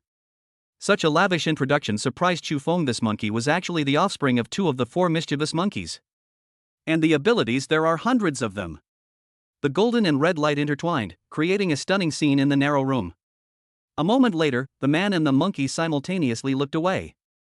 "Brother, please sit down." Surprisingly, Yuan Shi was very polite, reaching out his hairy hand to brush away the clutter around him and gesturing for Chu Feng to sit on the stone couch. You can talk? Yes, it's been fine since I spat out the transverse bone in my throat 3 years ago. Xu Feng sat down, gazing at the mythical monkey with great curiosity. Xu Feng. Yuan Shi. The 2 exchanged names. Yuan Shi took out 2 teacups, filled them with tea from the kettle, handed one to Chu Feng, and drank the other himself. "You are very strong, stronger than any creature I have encountered in the forest over the years." Yuan made no attempt to hide the admiration in his eyes. Thank you, you're very strong too. Chu Feng took the teacup, took a sip, and his fatigue quickly disappeared. He looked up and saw the monkey in surprise. I won't take advantage of your weakness. If we're going to fight, let's fight at our peak. Drink up, and we'll start after we finish. As he spoke, Yuan picked up the long sword between his knees and began to test its edge. I don't understand. With such strength and intelligence comparable to humans, why would you willingly be imprisoned in this forest? He sipped his tea lightly, asking the question as if it were a casual inquiry. Imprisonment? No. I asked the old man to stay here. Old master? You mean the lord of the manor? Why? Yuan sighed softly, pausing his hand as he polished the long sword. As one of the few people he acknowledged, he was willing to continue the conversation. The old man saved my life, so I should stay in the sect as a guardian beast, just like the dean said. But I am not willing to be trapped in the sect for the rest of my life. I want to go out and see the world, learn from the masters, go to dangerous places to train, and find my own path. What did the old man say to you? Chu Feng asked. The old man told me to follow my heart.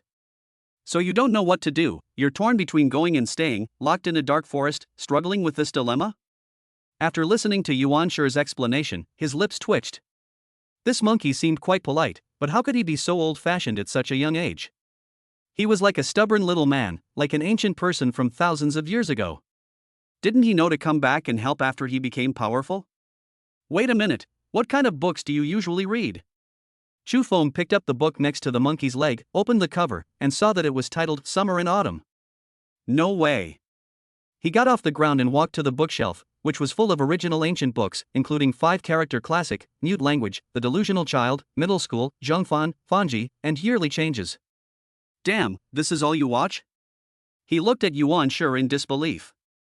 These books were good, but they were all ideas left by the ancients.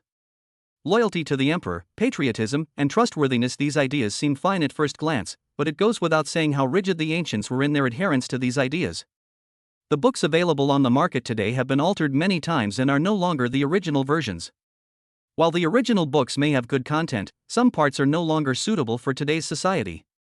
They don't interact with outsiders and spend all their time reading these original ancient books.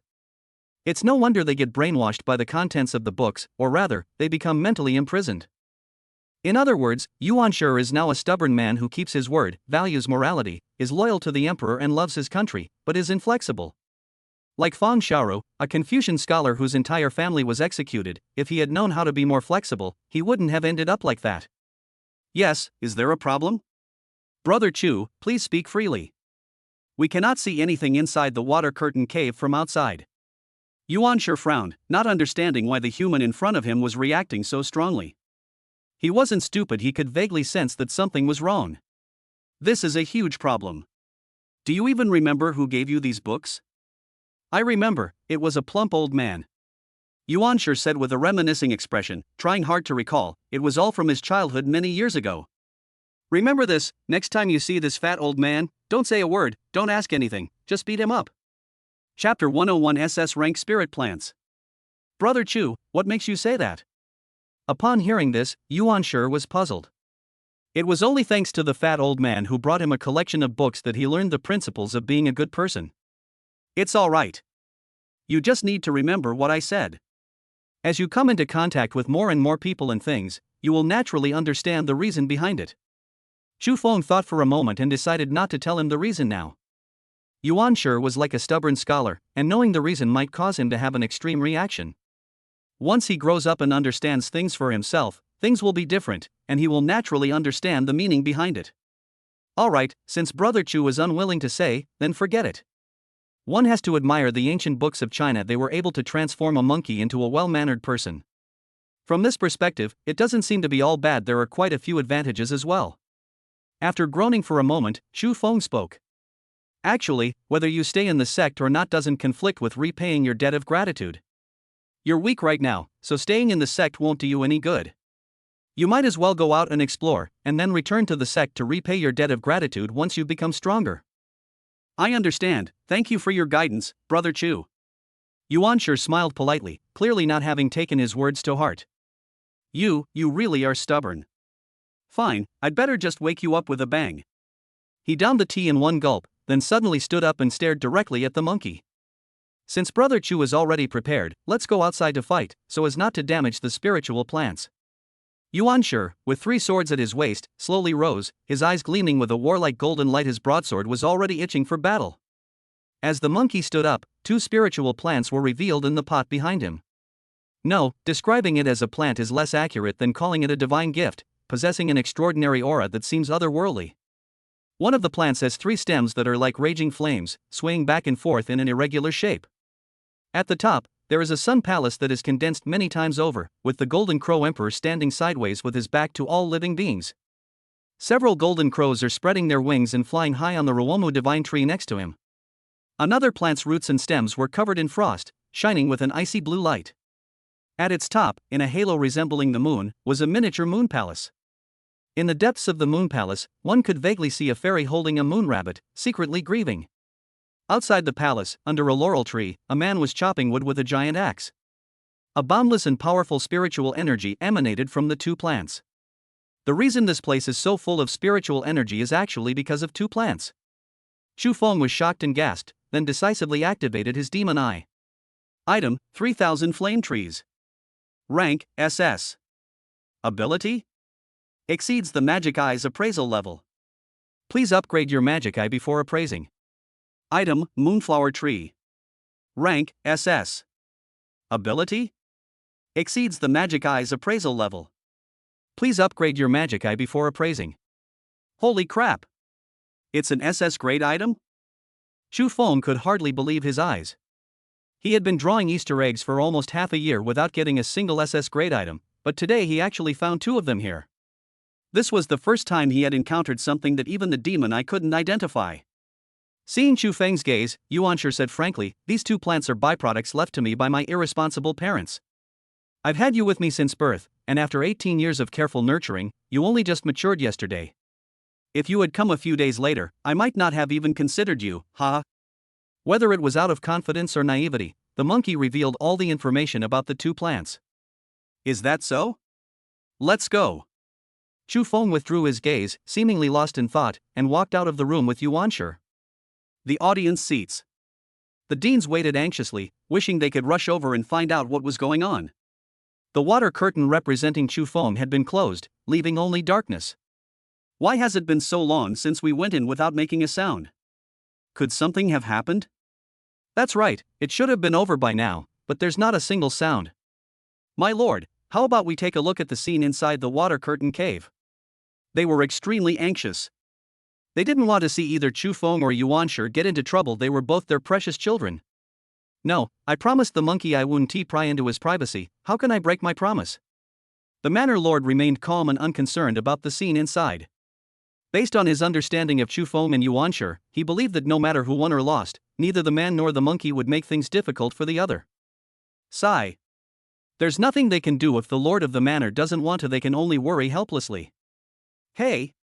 Who do you think would win if these 2 juniors fought? The dean of the Ancient Martial Arts Academy stroked his beard and said in a gossipy manner. It goes without saying, it's definitely the monkey. Chu Feng has only been cultivating for less than half a year, while Yuan Shi has probably been formally cultivating for more than a year, right?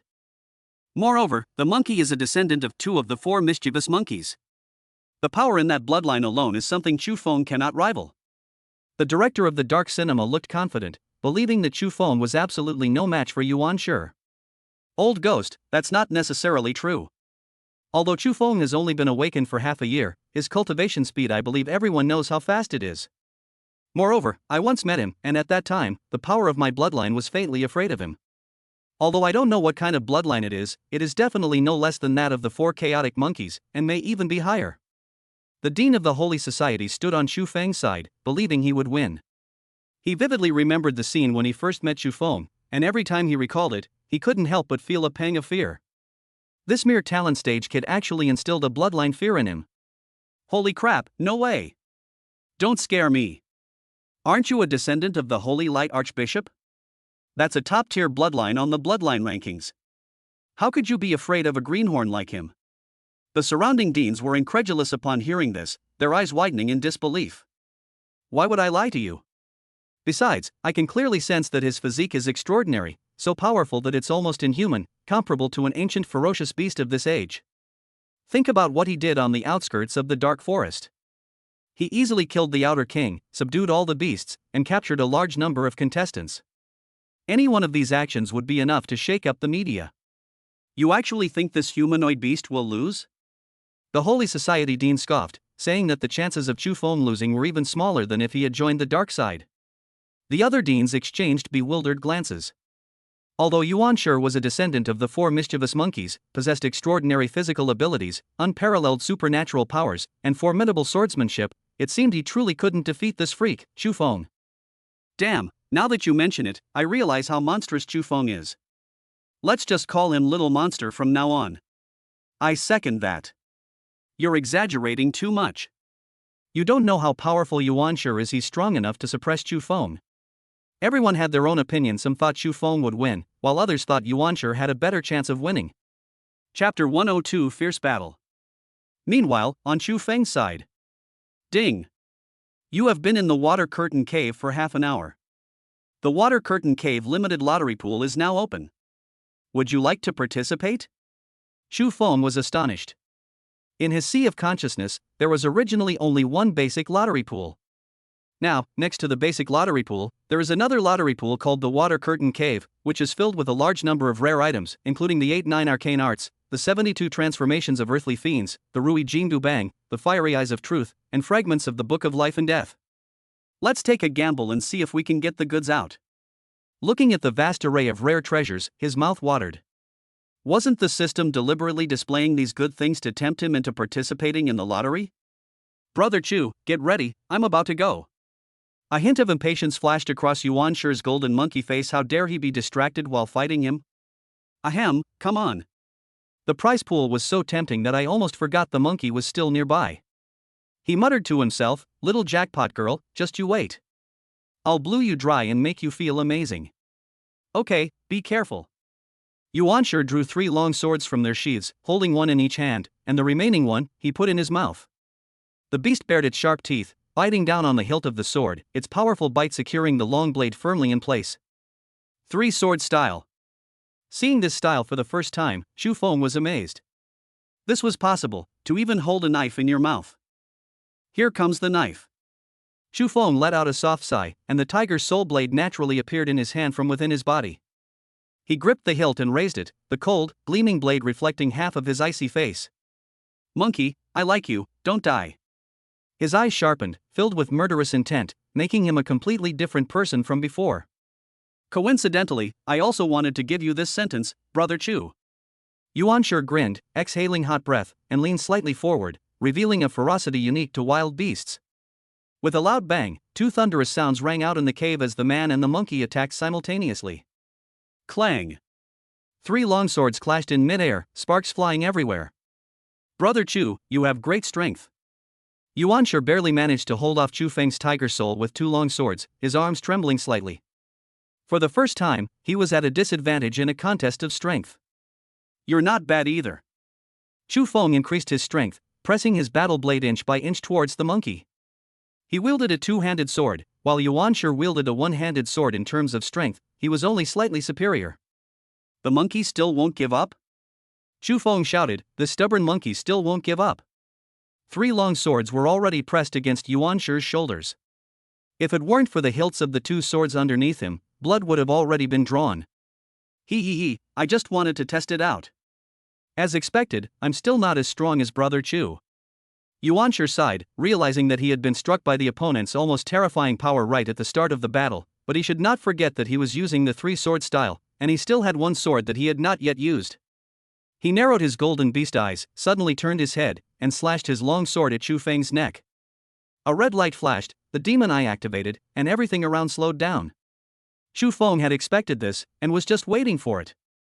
He twisted his wrist, causing the tiger's soul blade, which was pressed against Yuan Shi's shoulder, to twist as well.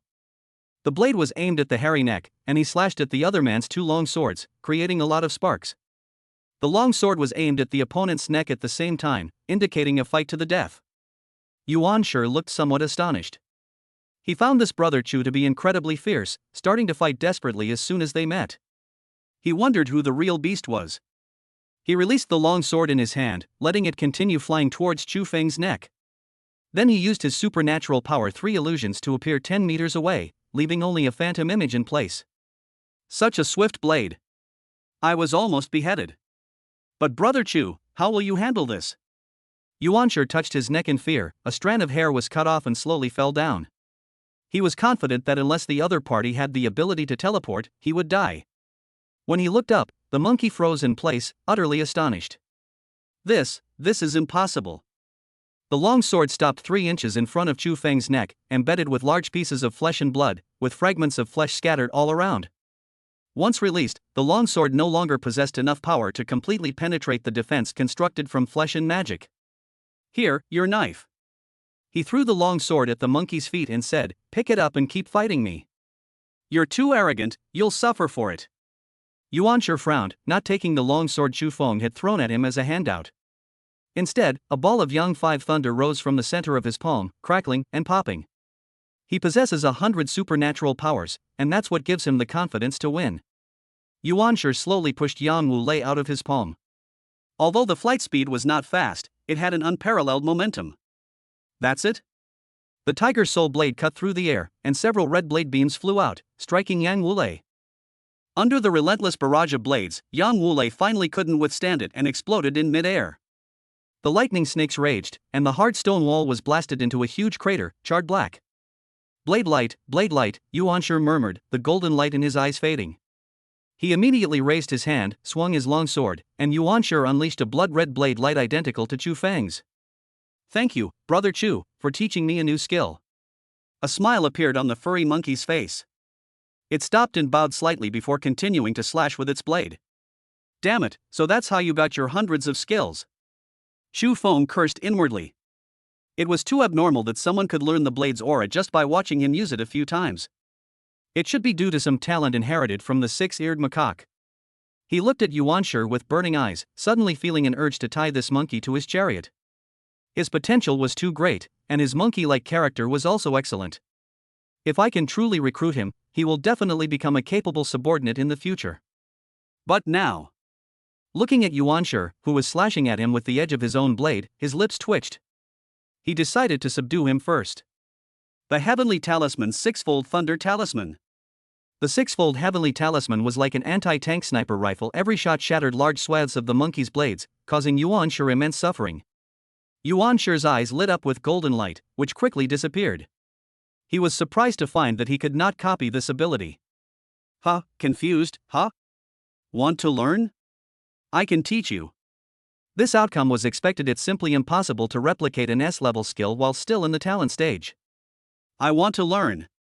Yuanshi nodded, his expression longing, and said earnestly.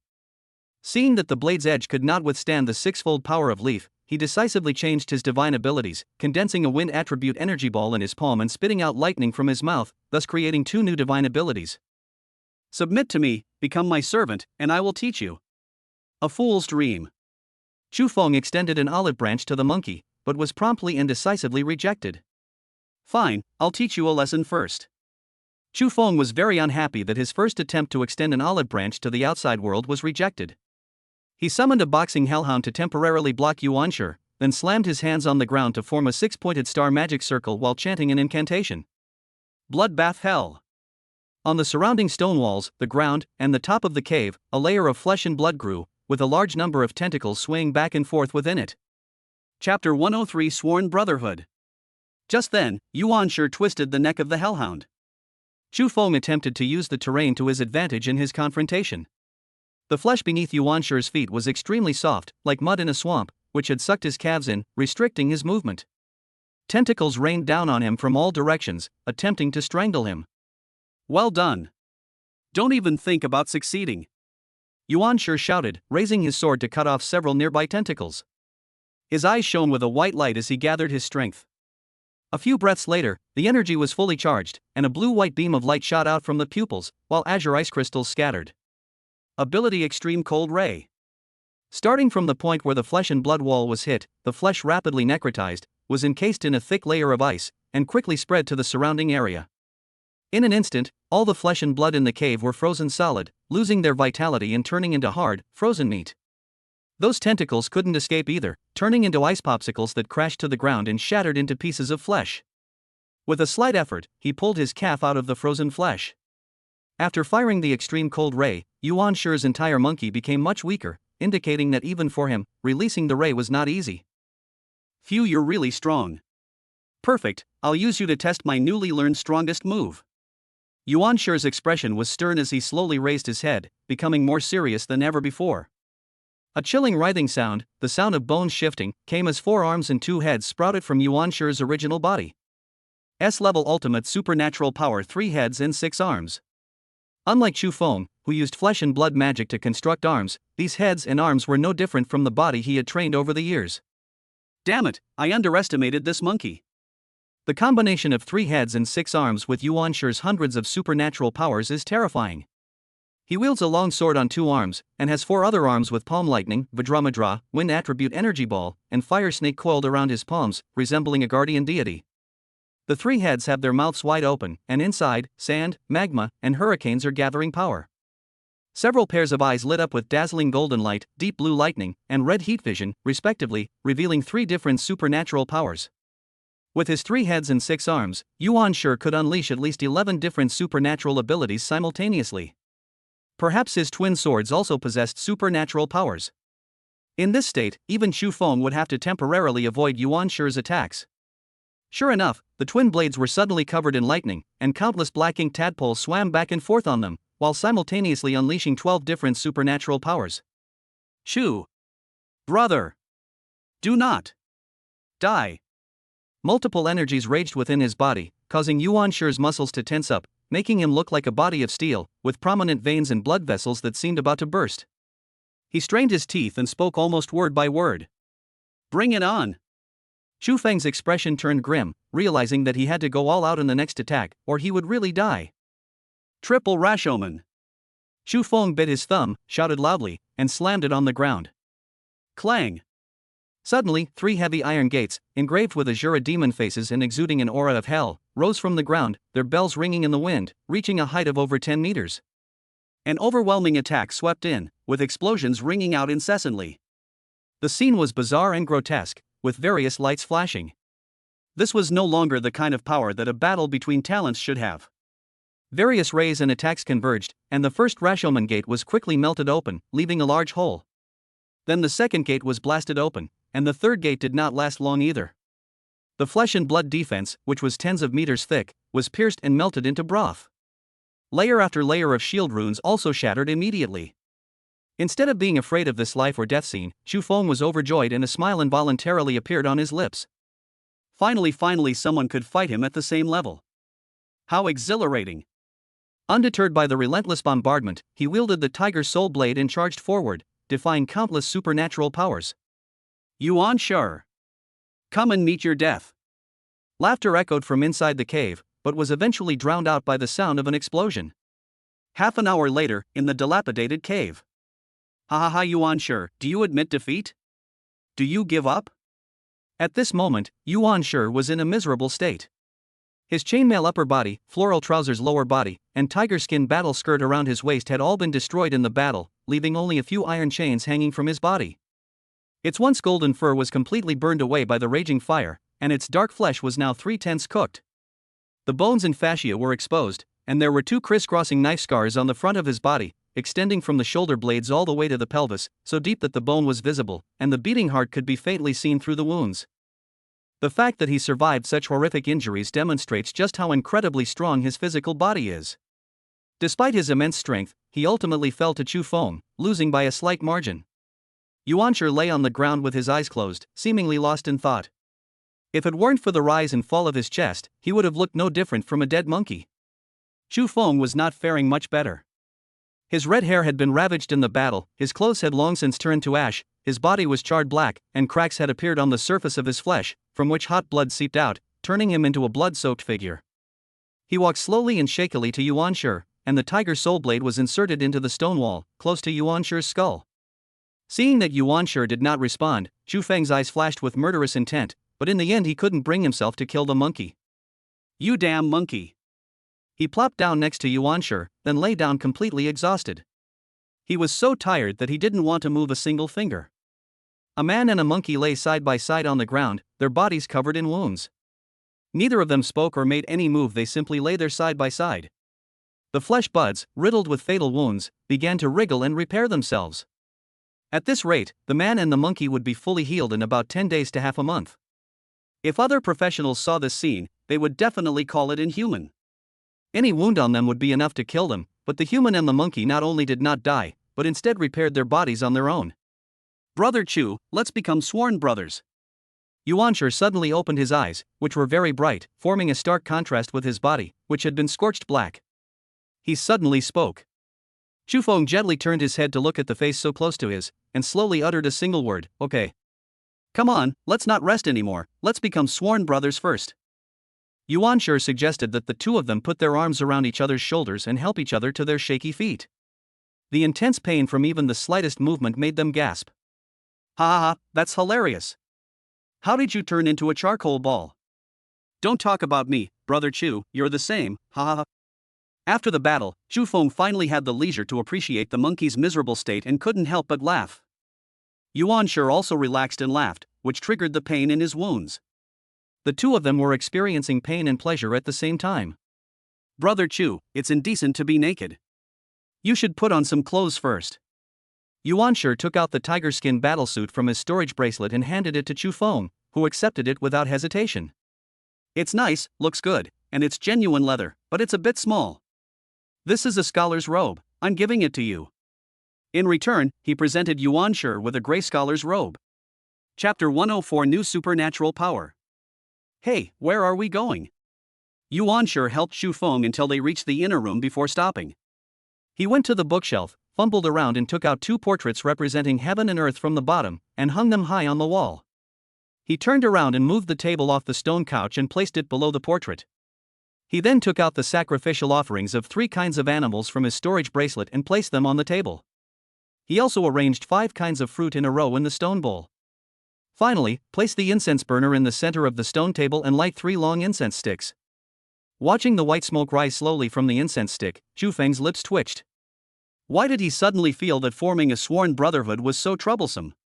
Brother Chu, don't just stand there, come here quickly. Yuanshi pulled him by the sleeve and they knelt down together before the portrait of the heavenly emperor and earth god, their expressions respectful, their backs straight, and their hands clasped in front of them. He proclaimed in a loud voice, under heaven and earth, under the sun and moon, today I, Yuanshi, wish to become sworn brothers with Chufeng in the water curtain cave. In this life, we will work together with one heart and one mind, sharing glory and disgrace. We do not ask to be born on the same day, month, and year, but we wish to die on the same day, month, and year. This sincere heart can only be witnessed by heaven and will never change for 10,000 generations. After speaking, Yuanshi looked intently at Chufeng. He nodded, cupped his hands in a proper gesture, and imitated Yuanshi's opening remarks. Under heaven and earth, under the sun and moon, today I, Chufeng, wish to become sworn brothers with Yuanshi in the water curtain cave. In this life, we will work together with one heart and one mind, sharing honor and disgrace. We do not ask to be born on the same day, month, and year, but we wish to die on the same day, month, and year. This heart is as firm as heaven can bear witness, and it will never change for 10,000 generations. After speaking, the two kowtowed 3 times to the portrait of the heavenly emperor and earth goddess, thus concluding the ceremony. By the way, do you still not know who's older between the two of us? I'm 18 years and 3 months old. Yuanshi looked at him with deep affection. Since they became sworn brothers, he had truly regarded Chufeng as one of his own. 1 year older than you, 19. Yuanshi excitedly grabbed Chufeng's shoulder and exclaimed, Big brother. No one can understand how he feels. He grew up without parents, and now he finally has family. Second brother. Chufeng gave Yuanshi a big bear hug. He thought to himself, maybe having another younger brother like this isn't so bad. Brother, please move over here. Let's talk on the stone couch. Good. The two sat cross-legged on the stone couch. Yuanshi poured him a cup of tea and handed it to him with both hands, saying, Brother, please. Thank you. Chufeng politely accepted the tea, took a few sips, pondered for a moment, and then said magnanimously, As your elder brother, I don't have much to give you. You like my Tongtian talisman, so I'll give it to you as a sworn brotherhood gift. He immediately explained the principles, operating procedures, and associated mental techniques of the Tongtian talisman to Yuanshi, believing that his second brother's talent would allow him to memorize it after just one listen. The profound and obscure incantation, however, revealed profound meaning to the monkey. Yuanshi's eyes grew brighter and brighter, eventually even emitting golden light. He clasped his hands together and sincerely thanked him, saying, "Thank you, brother. I also have something to give you." He pushed a book that exuded an ancient and wild atmosphere to Chu Feng. "Brother, take a look. This should suit you very well." "What is this?" "3 heads and 6 arms." The book cover bore these 4 large characters, and his heart pounded with excitement. "Good. This second brother is indeed someone I can befriend." As soon as I picked up the book, the system immediately gave me a notification. "Congratulations, host, on obtaining the S-rank Ancient Divine Ability 3 heads and 6 arms. Because this book was modified by the Spirit Stone Monkey, the host can directly learn from it by probing it with their divine sense." "That's brilliant. Now I don't even need to study hard, I can learn it directly." He immediately manipulated his divine sense to probe into the book. Inside the book, in the vast, golden space, there was nothing else but the phantom of a monkey tens of thousands of feet tall. The monkey wore a phoenix tail purple gold crown, a golden chainmail armor, and lotus silk cloud walking shoes. It had 3 heads and 6 arms and remained fixed in that position, roaring to the sky. A terrifying aura swept over him, making it hard for Chu Feng to breathe. His expression was complicated. This was probably his second brother's father or mother. Standing at the monkey's feet, I'm smaller than an ant, which indirectly proves the monkey's strength. It's not true that the bigger the size, the stronger the body, but a large body is definitely not weak. Because they must have the corresponding bone density to support the body, as well as strong internal organs and flesh, otherwise they would burst open in an instant under gravity. "Will my second brother also become this powerful in the future?" Chu Feng murmured, enduring the oppressive aura as he inserted his hand into the foot of the towering monkey. The profound knowledge surged into his mind, and in an instant he had learned how to have 3 heads and 6 arms, and was kicked out of the book's inner space. Opening his eyes, Yuanshi curiously leaned closer to him and asked anxiously, "How is it? "Have you learned it?" Without saying a word, Chu Feng returned the book to Yuanshi, jumped off the stone bed, and walked to the center of the room to prove that he had mastered this supernatural power. A chilling writhing sound, the sound of bones shifting, came as 4 arms and 2 heads grew out of Chu Feng's original body. 3 pairs of eyes opened at the same time, flashing with fearful red light. He tried to move his 6 arms and found that he felt no unfamiliarity with them, as if he had always had 6 arms. With a slight thought, 6 lightning talismans suddenly appeared in his 6 palms, greatly increasing his firepower.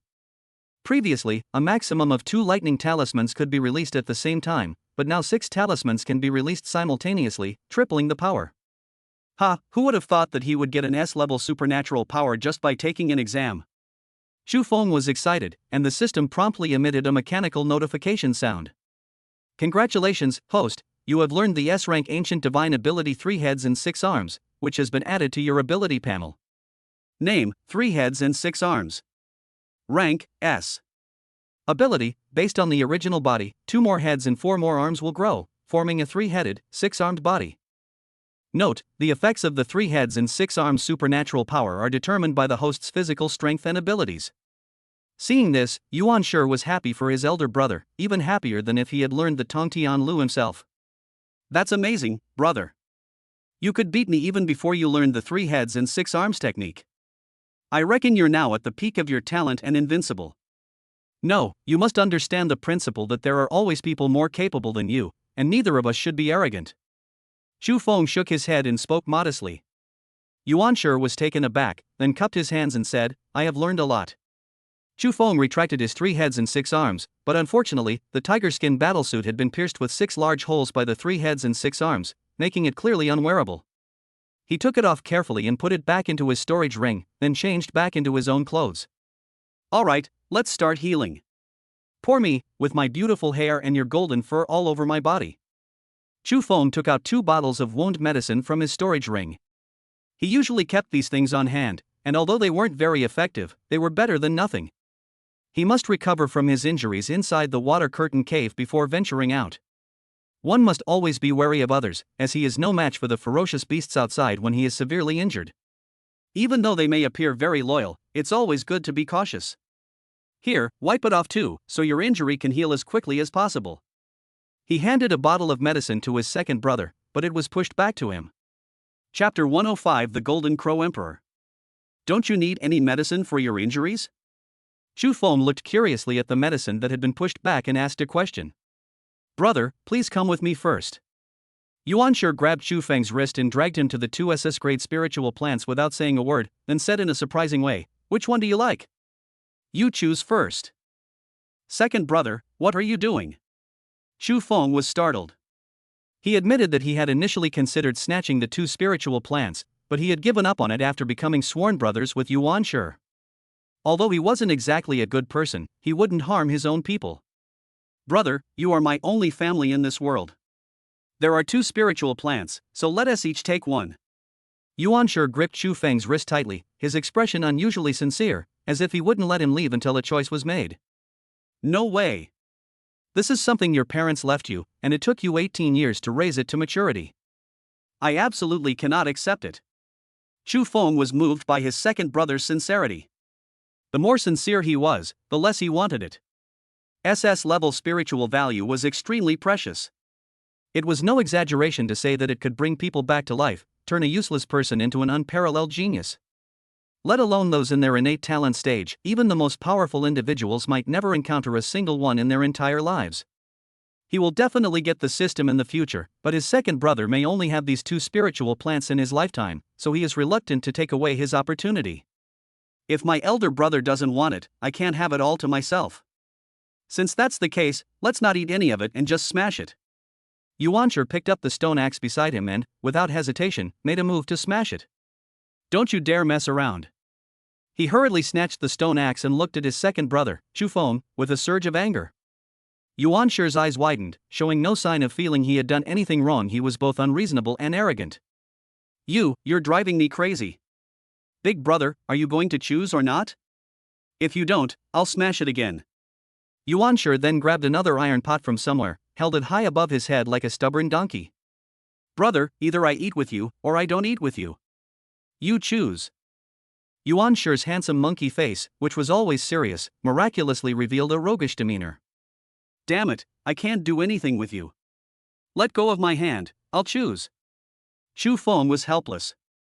This was really something. He didn't want the opportunity, but they still forced it on him. That's an SS-grade spiritual plant, something many people dream of but can't obtain.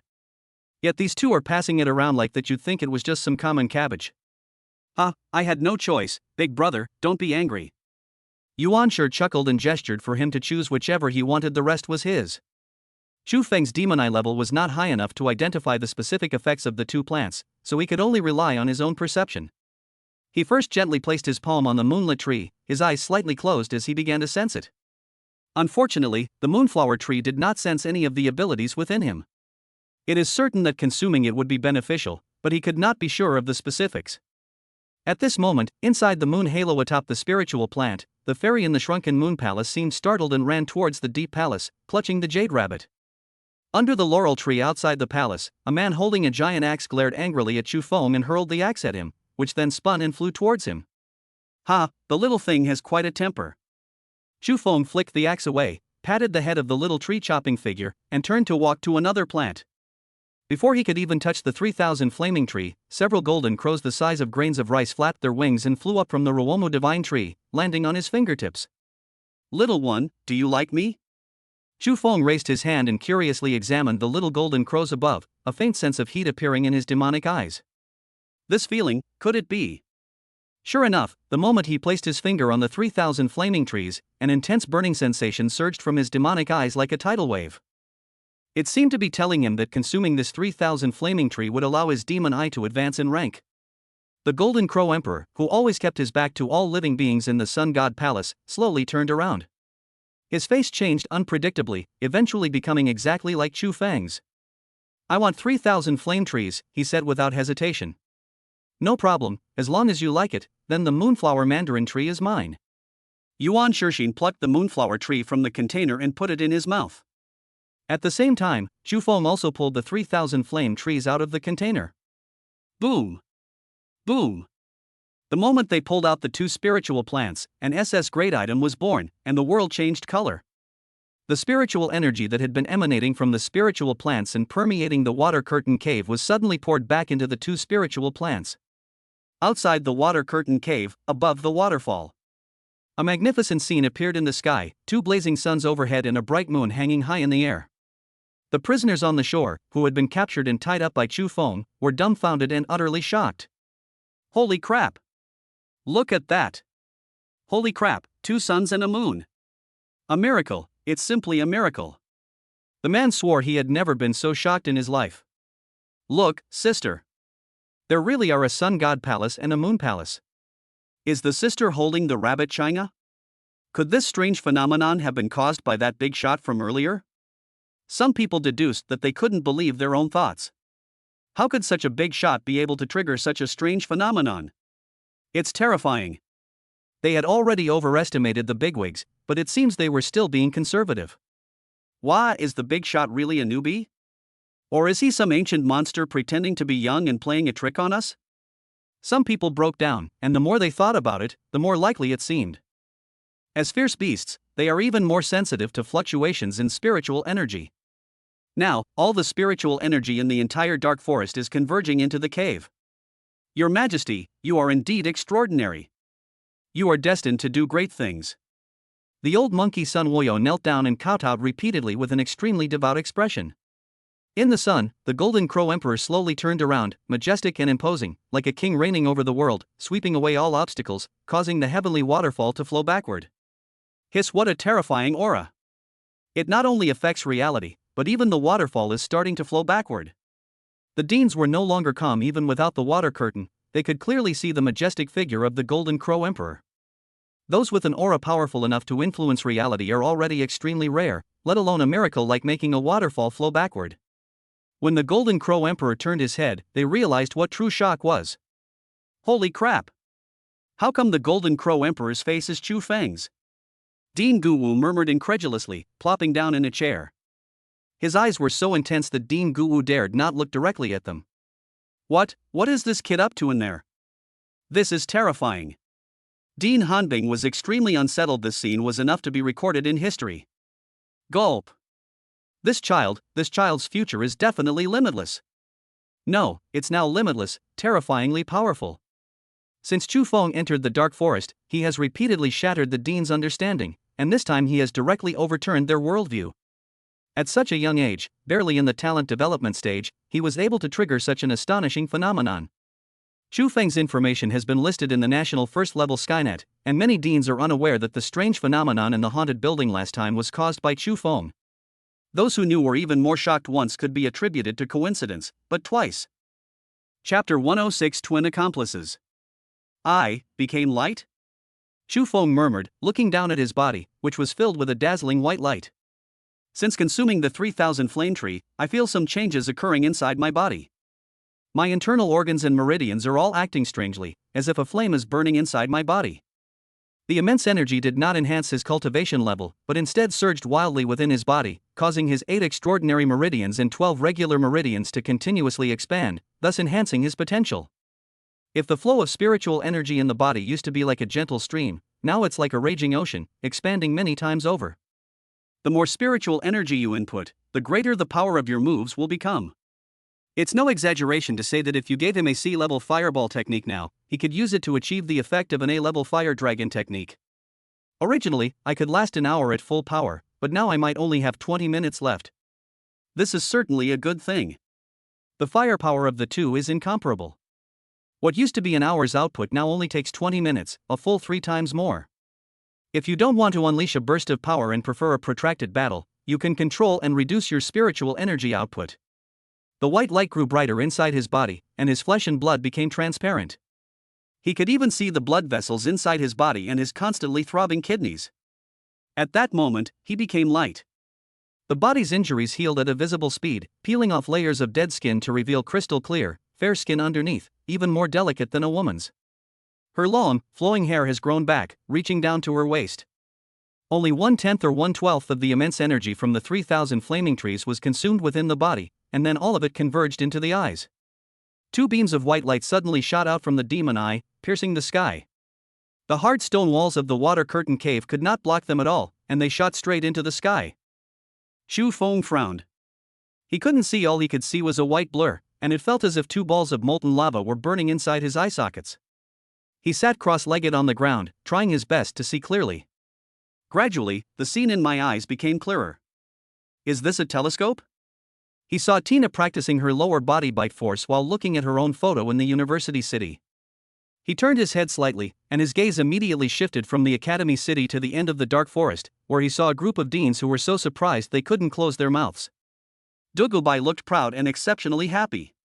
As his vision zoomed in, Dugubai's delicate figure became clearer in his eyes. His gaze penetrated the coat, passed over the clothes, and was not affected in the slightest by the lace. Teacher Dugu's flawless, mature figure was on full display, exuding irresistible allure. Put. The 3,000 flaming trees were so nutritious that they caused a sudden gushing of blood from the nose. Ahem, so it turns out that besides having clairvoyance, it also has X-ray vision. Xu Feng quickly looked away. If this continued, he feared he would bleed to death. My vision suddenly stopped, and my eyes were once again filled with a white blur. What's going on? Another ability? Just as the new eye technique was about to be completed, the demonic bloodline within him suddenly surged, forcefully diverting the energy of the 3,000 flame trees in another direction, giving birth to the new eye technique. This eye technique can actually see souls? Xu Feng was surprised. He could now clearly see the soul within his body, and even had a feeling that he could extract the soul? Looking at Yuanshi not far away, unlike his red soul, his second brother's soul was pure white. Beep beep beep. Warning, warning. The evolutionary path has diverged. Please make a choice as soon as possible, or you may face the risk of blindness. What? Xu Feng was horrified. The demon eye was the most important tool, without exception, and he could not afford to lose it under any circumstances. He hurriedly checked it. Option 1, 3,000 World's Eyes. Grade, S+. Abilities, X-ray vision, clairvoyance. Limitations, the daily usage time is limited to 1 hour. Exceeding this limit may cause vision loss, and in severe cases, may lead to blindness. Note, time is precious, please don't look at beautiful women with X-ray vision. Just as he expected, his newly awakened ability not only had the ability to see 1,000 miles but also to see through things, which was simply heaven-defying. With this ability, he could defend against enemies from 1,000 miles away. They are adept at intelligence gathering, treasure hunting, and trap searching. It's a pity there's a time limit, otherwise it would be invincible. When Xu Feng saw the last note, his face flushed red. His little scheme had been exposed. He continued looking down. Ability 2, Twin Accomplices. Grade, S+. Ability, can strip a wisp of another person's soul and transform it into a host slave. After the soul is separated, the host can manipulate the slave's body and decide the slave's life or death with a single thought. If the host dies, the slave will also die. If the slave dies, the host will not be affected in any way. Limitation, a maximum of 3 people can be converted at the S+ level. Note, the soul color represents a person's character and personality. Note 2, once the soul is stripped away, the body will be branded with an irreparable mark, which is useless even if a powerful being intervenes. Note 3, please use this ability wisely to dominate and refrain from doing anything strange or unusual. Seeing this, Xu Feng felt a surge of excitement. What does he lack most right now? What a loyal subordinate. Whether now or in the future, to achieve great things, one must have their own power. That's why he seduced the senior student to join his camp and also tied Yuanshi to his side. It can be said that he has been constantly making connections with talented people, all of whom will be his capable assistants in the future. Now that he has this ability, he can subdue them at will. So what if you are a fairy from the heavenly palace or a demoness from the demonic sect? Your souls are in his hands, so you must obey and fall into the mortal world. If he could convert the ghost queen into a slave, then the entire ghost clan would have to obey him. Thinking of this, he felt eager. If Xu Feng had to describe this ability in 2 words, it would be defying the heavens. The first ability is to enhance oneself, which belongs to the category of combat supernatural powers. The second ability is to control the soul, which belongs to the category of royal divine powers.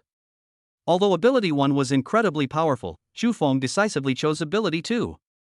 The most needed thing for the kingly way of divine power is this. System, I choose option 2. Buzz. His mind went blank for a moment.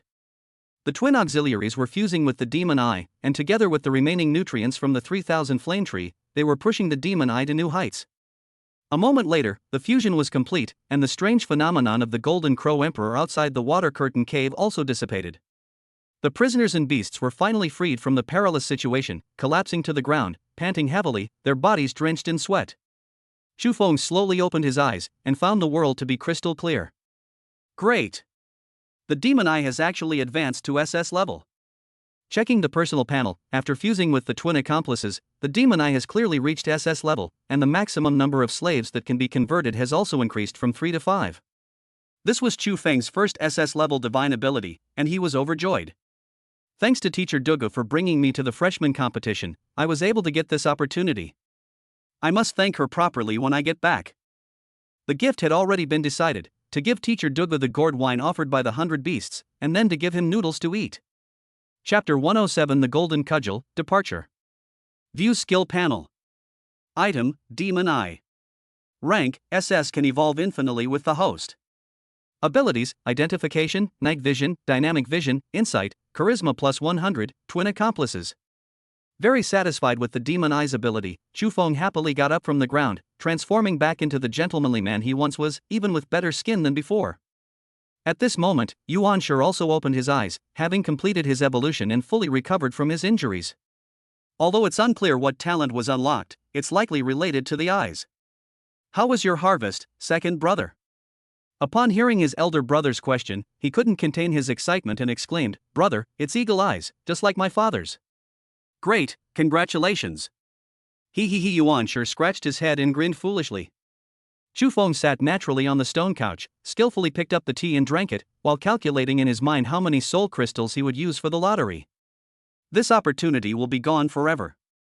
I currently have 7 early stage soul crystals and 4 early stage soul crystals. The early stage ones are too low grade, so I probably won't get anything good. I might as well save them for a 10 pull. Thinking it over, he took out 4 soul crystals from his storage ring, threw them into the water curtain cave limited lottery pool, and said firmly, "Lottery." Glug glug.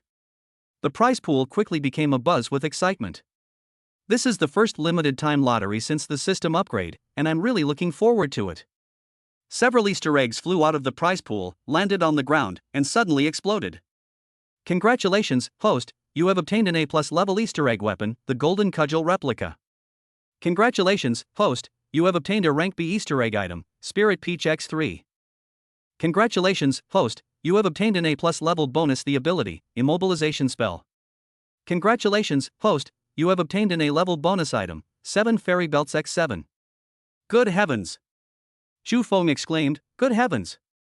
I don't know if it was because it was my first time drawing from the limited prize pool or because I was incredibly lucky, but I got 3 A's and 1 B's. The drop rate is so high. He checked the attributes one by one. Item, Golden Cudgel Imitation. Grade, A+. Abilities, 100 June, weighs up to 3000 Gene, approximately 1500 kilograms. 2 Rui, can freely change size, up to 50 times its original size. Holy crap, they actually pulled out Sun Wukon's weapon? Xu Feng's lips twitched, his heart filled with elation. Check the next item. Item, Spirit Peach X3. Rank, B. Effects, sweet and delicious, nourishes the body, and enhances spiritual cultivation. It really is a water curtain cave limited edition lottery pool. All the items I drew were related to monkeys. Next item. Name, Immobilization Spell. Grade A+. Ability, can freely immobilize creatures far below the host's cultivation level. Immobilization Spell, a powerful tool for clearing out mobs. Back in the day, Sun Wukong used this trick to immobilize the 7 fairy maidens, and then went to eat peaches. From this point of view, he sincerely admired the great sage. 7 beautiful women stood motionless in front of him, ready for him to pick them, yet the great sage actually went to eat peaches. The last item. Item, 7 Fairy Maidens Belts X7. Grade, A. Effect, shared sensation. When applied to different people, if one person experiences pleasure, the others will also experience pleasure and suffer the same amount of damage. Healing one person will also heal the others. Restriction, women's equipment only. It's a bit dangerous. Damage is shared, healing is shared, and even sensations are shared. You have to wait for the right opportunity to use it, or you'll die a very terrible death. But this shared pleasure. Chu Feng grinned, revealing a meaningful smile. It seems, it can also be used in other places.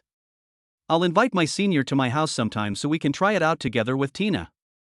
Exiting the system space, Chu Feng took out the fake golden cudgel and held it in his hand. The weight of 3,000 caddies was just right for him, neither too light nor too heavy. It is bound by 2 golden metal plates at both ends, with a section of black iron in the middle, decorated with stars, and next to the binding is a line of engraved words, Rui Jin Gu Bang. Yuanshi noticed the golden cudgel in Chu Feng's hand, and for some reason, his heart started pounding. Big brother, may I take a look? The more I looked, the more itchy I became, and I couldn't help but speak up. Okay, here you go. Chu Feng smiled and tossed the golden cudgel to his second brother. He found the cudgel very awkward to hold. The tiger soul blade was definitely more useful. It's just an A+ grade item. If my second brother likes it, I'll give it to him. The moment Yuanshi received the golden cudgel, he felt a jolt of energy, and all the golden hair on his body stood on end. Snoring. Unable to resist swallowing, Yuanshi suddenly felt that perhaps a stick was a more suitable weapon for him than a knife. Big brother, can I give it a try? He asked for instructions. Please go ahead. Yuanshi picked up the stick and walked to the center of the room. His eyes narrowed slightly, and he wielded the golden cudgel with great force, showing no signs of being a first-timer. The golden cudgel moved faster and faster in his hands, eventually becoming a blur, and his eyes shone with excited golden light. Who would have thought that he had never used a stick as a weapon before? Aha, that was awesome. That was awesome. After a while, Yuanshi stopped waving the stick, realizing that he might have been too excited and lost his composure. Embarrassed, he returned the golden cudgel to Chu Feng, scratching his head shyly. Sorry, big brother, I don't know what's wrong with me. I get excited as soon as I pick up this cudgel, and I have an urge to tread on the heavens. Do you like it? If you like it, I'll give it to you. Chu Feng said casually, as if this was not an A+ grade item, but a piece of waste paper. Ha? Ha? What did you say, brother? Yuanshi blinked, unable to believe his ears. Such a useful weapon was given to him? Take it if you like it. Your older brother doesn't need these things. Seeing that his second brother was embarrassed, he continued, besides, this mere A+ grade item is nothing compared to the SS grade spiritual plant you gave me. Take it. We're all brothers, no need for formalities. Having said all that, it would be pretentious for Yuanshi to refuse. He chuckled as he accepted the golden cudgel. Hee, thank you, big brother, thank you, big brother. He held the stick so dearly that he couldn't put it down. If his older brother hadn't been there, he could have played with it for 3 days and 3 nights. Seeing Yuanshi's monkey-like expression, Chu Feng couldn't help but smile and get up from the stone bed. All right, take your time getting used to it. I'm leaving now. Upon hearing this, Yuanshi froze, his golden cudgel clattering to the ground. Reluctantly, he said, Brother, won't you stay a few more days? No, I need to continue the competition. Then I'll see you off. Yuanshi escorted Chu Feng all the way to the waterfall. Don't bother seeing me off, go back. Chu Feng waved his hand without looking back. A true man doesn't need to be sentimental when parting. Okay, goodbye, big brother. Yuanshi's eyes reddened slightly. He was very reluctant to part with his elder brother, who was his only relative. Chu Feng stood at the edge of the waterfall, about to jump off, when he suddenly heard Yuanshi shout from behind, Brother, I've thought it through. I'll come find you when I get out. With a look of satisfaction on his face, Chu Feng didn't look back and jumped off the waterfall. Chapter 108 I've become the boss? Chu Feng jumped out of the water curtain cave and sped down the waterfall. A fierce wind rushed past him, but he remained calm as he gazed at the bottomless abyss below. After a long silence, she said, Lillian, come out and give me a ride. Bang! As Chu Feng summoned, space cracked open, and a familiar figure appeared. Her expression was aloof and proud, her figure elegant, and her bare, crystal-clear feet were exquisite. He misses it. He reached out and grabbed Lillian's delicate foot, shouting, Don't just stand there, fly. Lillian then realized that she hadn't been summoned by the young master for a long time and felt a little out of sorts. Black wings spread out, fluttering up and down, halting the fall and stopping the fall in mid-air. She said with a hint of coquettishness and a cool tone, Young master still knows to call me. The other fallen angels are even starting to say that I've been played with and abandoned by young master. Is she jealous? Chu Feng's expression was strange. He felt this was a question that could cost him his life. Ahem, as you can see, I've been participating in the university competition lately, so I've been quite busy. There haven't been any formidable opponents, so I didn't call you. I wanted you to rest for a few more days. Is it wrong for me to feel sorry for you and want you to rest for a few more days? He pretended to look pitiful. Poof. Lillian gave a soft snort, and seeing the young master's pitiful appearance, most of her pent-up anger dissipated. Was my tone a bit harsh just now? I hope the young master wasn't upset.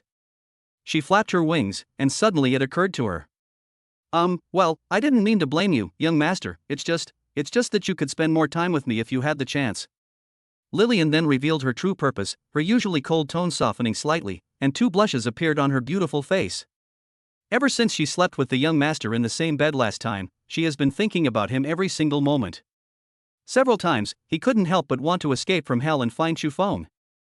However, the angel's inherent pride prevented her from lowering herself to actively seek favor. Okay, no problem. Chufeng readily agreed, feeling relieved that he had managed to get away with it. The white hem of her skirt brushed against his face, tickling him. Chufeng wondered why Lillian, who had never worn a skirt before, was doing this today. The dress is nice, why did you suddenly decide to wear it? Halfway through his sentence, Chufeng looked up, suddenly stopped, and his eyes reflected a beautiful scene. She murmured in disbelief, it's blue and white stripes. So pure. Lillian, do you even deserve a fallen angel? Young master, you're not allowed to look. Feeling the young master's burning gaze, Lillian was extremely embarrassed and annoyed. Don't look. Lower your head. She hurriedly reached out to cover her skirt, obscuring her beautiful figure. Enraged, she squeezed her legs together, clamping them around Chufeng's neck and cheeks with such force that he almost suffocated. Cough, cough. I didn't do it on purpose, let go of me, I can't breathe. Hey, did you hear me? Let go of me now. Ha, you give up now, see if you dare to pinch me again. He grabbed Lillian's ankle, used it for leverage, and suddenly leaped upwards, grabbing her waist. That's strange, why is your body so hot? Are you feeling unwell?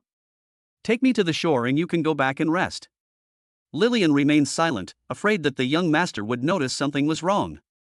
Her heart was pounding, and she lingered on the wonderful feeling she had just experienced. I'm not feeling well, so I'll head back now. After escorting Chufeng to the shore, Lillian, still burning up, hurriedly took her leave, tore open the portal, and fled back to hell as if escaping. Oh, get some rest and get well soon. After Lillian left, he frowned and pondered, angels can get sick too? Chufeng, being a novice in love, was completely unaware that Lillian was a foot fetishist. My god, oh my god, was that an angel just now? She actually called the big boss young master. My god. Upon witnessing what had just happened, the paladin stammered, utterly shocked. In their professional system, angels only obey God's commands, which means that the status of the big boss is no less than that of God. Gulp, that's amazing, they can even take angels as their subordinates. Wow. This angel's sister is so beautiful. I think I've fallen in love with her. Stop dreaming. Angel sister is the private property of that big shot. What's it to you? The crowd was buzzing with excitement, and their gazes toward Chufeng were filled with even greater admiration. They were clearly captured, but at this moment they felt an urge to become the big boss's little fanboys. Old Monkey King Sun Wukong, on behalf of the Beast Legion, respectfully welcomes His Majesty's return. As soon as it spoke, a dark mass of ferocious beasts behind it knelt down and roared to the sky. Rise, all of you. Swoosh. Just then, a whooshing sound came, and the Tongtian waterfall suddenly burst open with a spray of water. A stone tube flew over and accurately embedded itself in front of the python, moving faster than a bullet. The python was terrified, but quickly realized that this was a new command from the Monkey King, and used its tail to pull out the stone tube. He slowly unfolded it and began to carefully study its contents. Hiss, hiss, hiss, hiss, hiss. What did he say? Translate it for me.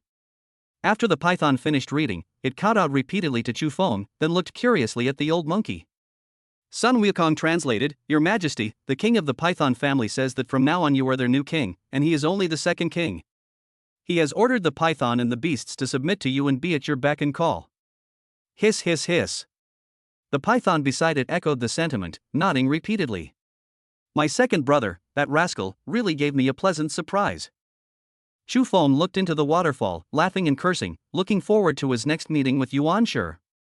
The python swiftly climbed to the tallest tree nearby, hissing as if trying to send a signal. Rumble, rumble, rumble, rumble, rumble, rumble. After the roar, the earth shook violently, and the deafening sound of iron hooves echoed in our ears, stirring up large clouds of dust and smoke in the forest. At that moment, all the creatures in the dark forest came to life. Isn't that a bit too much? Looking out at the vast army of ferocious beasts gathered before me, stretching for dozens of kilometers. If fully absorbed, the army of beasts will expand many times over. The prisoners had never seen such a grand scene before, and they were all so shocked that they couldn't close their mouths. This is way too outrageous. So the big boss was the final boss in the dark forest. Damn, I really feel sorry for those players who haven't been caught by the big shots yet. They'll probably die of despair soon. Even if they all joined together, they probably still couldn't beat the big shots. Faced with a beast army whose strength had suddenly increased tenfold, Xu Feng had his own plans. He flipped himself onto the tiger with its piercing eyes and white forehead, and commanded authoritatively, "Form ranks, and follow me." Turning rivers and seas upside down, riding horses to settle the world. Chapter 109 Imperial Power Tactics. Xu Feng led his troops south, heading straight for the end of the dark forest. They cleared roads through mountains and built bridges over rivers along the way. 20 wild elephants led the way, uprooting trees and carving a path through the forest. With such overwhelming force, the other contestants and ferocious beasts all fled in terror. With a massive army pressing in, there were no rivals left, and none dared to disobey. Xu Feng sat high in the central command tent, which was 15 meters square. On the wooden planks beneath his feet lay a flock of sheep, forming an airtight mattress. The wool was very soft and emitted a grassy fragrance. The surrounding tent is made of cicada silk woven from a type of cicada called moonlight cicada silk. It can not only block out the sun, mosquitoes, and dew, but also allow one to see the outside scene clearly. A tiger with piercing eyes and a white forehead lay beside him like a large cat, while 10 ape-like warriors, each 7 or 8 meters tall, carried 4 horizontal logs to support the military tent as the army advanced. Sun Wuyo. Xu Feng lay on his side in the central command tent, stroking the tiger's head and whispering. "Old Monkey is here. What are your orders, Your Majesty?" It was terrified and hurriedly ran in from outside the tent, kneeling down on the ground. "Issue the order to send a small number of fast-moving troops ahead of me to the end of the dark forest, while the rest of the army proceeds slowly towards the border." Your Majesty, dividing our forces might not guarantee your safety." Sun Wu paused for a moment, hesitated, and then spoke. "Do you think I need someone else to protect me?" Xu Feng looked at it coldly, and it immediately knelt down and begged for mercy, trembling as it said, "I'm sorry, this old monkey misspoke." "This old monkey shouldn't have spoken out of turn. Please punish me, Your Majesty." "All right, considering your loyalty, I'll let it go this time. Go and pass on the order." "Thank you, Your Majesty." "Thank you, Your Majesty." Sun Wukong was overjoyed after such a dramatic rise and fall. He was actually quite happy. He kowtowed 3 times to express his gratitude and then bowed as he departed. Xu Feng was left inside the tent, his eyes deep. He knew, of course, that the old monkey was doing it for his own good. However, a true ruler must balance kindness and severity, occasionally giving his subordinates a warning. Too much kindness or too much severity is not a good thing. Serving a ruler is like serving a tiger. Although he would only lead the Beast Legion for a period of time, he still hoped to establish good rules for them. Xu Feng deduced that there must be a large number of contestants who hadn't collected all their tokens lying in ambush at the end of the dark forest, attempting to steal the tokens from those who came later. The fact that only a small number of troops went to the destination while the main army followed behind was related to them. They'll be scared away if there are too many troops. Xu Feng wasn't going to capture them this time, he wanted to make a deal. However, these things cannot be said to one's ministers. This is the way to govern subordinates, and it is also the way of a king. Now, on the other side of the story. In front of the water curtain, inside the audience seats. Ha, this kid is amazing. He single-handedly transformed from a contestant into the ultimate boss of the dark forest. Guha laughed heartily, no wonder he's my apprentice. You old man, you've taken on a good apprentice. This match has become a complete solo show for Xu Feng. The surrounding deans offered their congratulations. Damn it, I really don't know what's so charming about that brat, my precious disciple.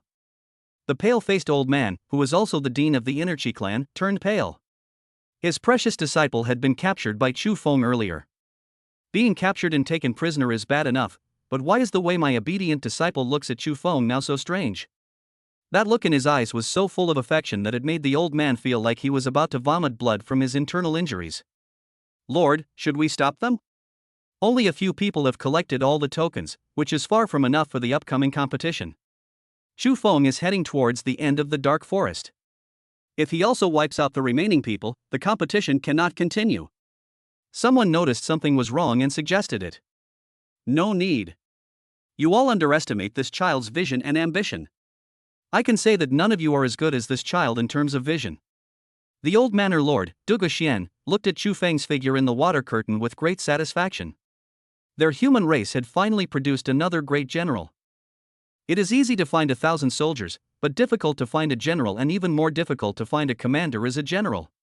Only with a commander-in-chief can an army possess a complete soul and unleash its true strength in marching and fighting. He didn't believe that this kid, who could understand the ways of emperors without a teacher, would be so clueless about such a small matter. On his journey, Chu Feng encountered two old acquaintances, Xian Duo and Mu Wanqing. This is inevitable. As long as you're not eliminated, you'll move closer to the finish line. The two women were taken to the central command tent by Chu Feng. Holy crap, boss, these beasts all listen to you? They even call you their king? Xian Duo was incredulous, looking around curiously one moment and carefully touching the tiger with its piercing eyes and white forehead the next, showing extraordinary admiration for its leader. Sha, this is nothing. This is just the vanguard of the king. The main force is still behind. Sun Wu jumped out and explained with a proud expression. Gulp boss, my admiration for you is like a surging river, never ending. Chen Duoduo's eyes burned with fervor, shining brightly despite having no special eye techniques. He was practically begging Chu Feng to come crawling. Alright, stop flattering me, you fatso. Watching the two play around, Mu Wanqing pursed her lips and revealed a sweet smile. By the way, senior, you're not a freshman, so why are you able to participate in the freshman competition? Chu Feng suddenly thought of something. Our academy is all support-oriented.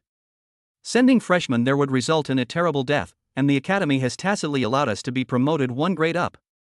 So that's how it is. Have you collected all the tokens? I have a lot here. I've collected one, I'm still missing the heaven token. Chu Feng casually took out the heavenly token and tossed it to Chen Duo. Thank you, boss. You are wise and powerful, and your talent is extraordinary. What about you, senior? I'm still missing the human token. If you don't have many, you don't need to give me any. Here you go, lots of them. He then took out another token and tossed it to the senior student, taking the opportunity to grope her by sticking his little finger into her fist. Seeing his senior's blushing face and her slug half emerging from the water, Chu Feng laughed heartily. He's almost succeeded in seducing Mu Wanqing. It's great that the senior doesn't resist this kind of lewd behavior. He turned to Sun Wuyo and instructed, order the troops to march as quickly as possible and reach the destination before sunset. It is the king. The army sped up and finally reached the end of the dark forest before sunset, even half an hour ahead of schedule. Your Majesty, we have arrived. Have we arrived? Chu Feng yawned and slowly got up from the softest part of his senior's body. Thank you, senior. I slept very well. After shaking off the sticky residue from his palms and straightening his clothes, he saw several attendants already lined up in front of the central tent, from highest to lowest. Chu Feng stepped on the backs of his attendants and slowly walked down from the central military tent, his eyes opening and closing with a domineering and awe-inspiring presence. Mu Wanqing was left alone, slumped in the tent, her fate unknown. Gazing at the setting sun and sensing the hidden presence of the surrounding forest, he spoke aloud.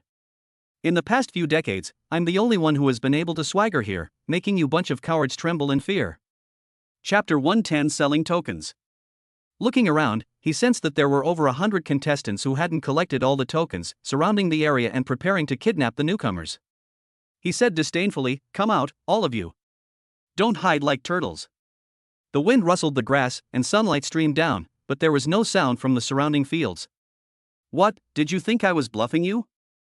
Since you're not coming out, I'll lend you a hand. Aiming at the nearest position, a fire talisman of young fire was fired. A man engulfed in flames fled frantically from the bushes.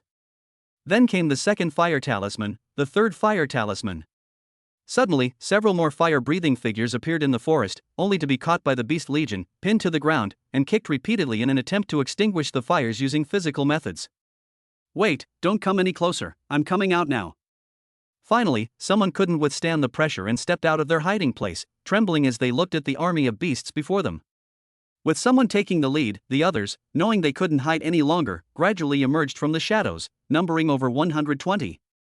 What exactly do you want? Some people swallowed hard, extremely nervous. They knew that if the other side gave the order, they would be instantly buried under the iron hooves of the beast army. Yes, what exactly is your purpose? There are many of us, we are not afraid of you. The man's legs were trembling, his voice was shaking, and he was trying to bolster his courage despite his fear. Don't be afraid, I don't want to kill anyone this time, but rather I'm being merciful and want to make a deal with you. A deal? What kind of deal? The crowd looked on with suspicion, not understanding what Chu Feng wanted. They were penniless and didn't seem to have anything of value. Your Majesty, please sit down. These humans are not worthy to speak to you as equals. At this moment, the old monkey Sun Wukong directed his men to bring over a rattan chair and place it behind him. Chu Feng glanced at the old monkey, thinking it was surprisingly sensible. He sat down with an imposing air, and immediately servants brought him fruit wine and fruit platters. 2 black bears stood upright, each holding a giant banana leaf fan, and gently fanned the king. The arena was divided into 2 camps. One camp was the ferocious Beast Legion, with Chu Feng sitting high in the center, surrounded by fierce beasts, their killing intent boiling. On the other side were the humans, who looked like little quails, trembling as the army pressed in. This was the end of the dark forest, and they had nowhere to escape. Chu Feng leisurely ate his fruit, not in a hurry to speak, letting the crowd wait for a while, giving them a taste of his power. Sun Wukong rode on the back of a velociraptor to the front of the formation and scolded, "Stand up straight, all of you. If you dare to disrespect my king, I'll have the beasts devour you." The crowd was horrified. This monkey was ruthless, it actually wanted to eat them. They couldn't fight back, and they couldn't escape either. The crowd was on the verge of a breakdown. Wow, this competition is so scary, I want to go home. Damn it, stop crying. Stand up straight. I don't want to die. As it turns out, nothing is impossible when faced with a life or death situation. The crowd lined up in perfect formation at an unprecedented speed, their backs ramrod straight. They swore they had never been this serious during high school military training. Especially the female students, with their chests out, heads held high, and backs straight, showed off their perfect figures. It was truly a sight to behold a mountain range from afar, a peak from the side, each with its own unique size and height. Not bad. Chu Feng casually spat out the grape seeds in his mouth and praised Sun Wuyo's behavior, saying that having subordinates was indeed convenient. Unfortunately, the old monkey was already very old and his strength was no longer sufficient, otherwise he would have wanted to take it out of the dark forest. He put down the fruit plate, and immediately a little monkey came to take it away. Why are you all looking so long-faced? I'm doing a good deed, so give me a smile. The crowd, having no choice but to comply, forced smiles and revealed unsightly grins. Chu Feng was in a great mood. He liked the way the other party looked unwilling to do it, yet forced to submit to his tyranny. Suddenly, I noticed that a man in the crowd was not only not laughing, but also making some small movements. The surrounding spatial power surged, trying to open a portal to escape. Hey, why aren't you smiling?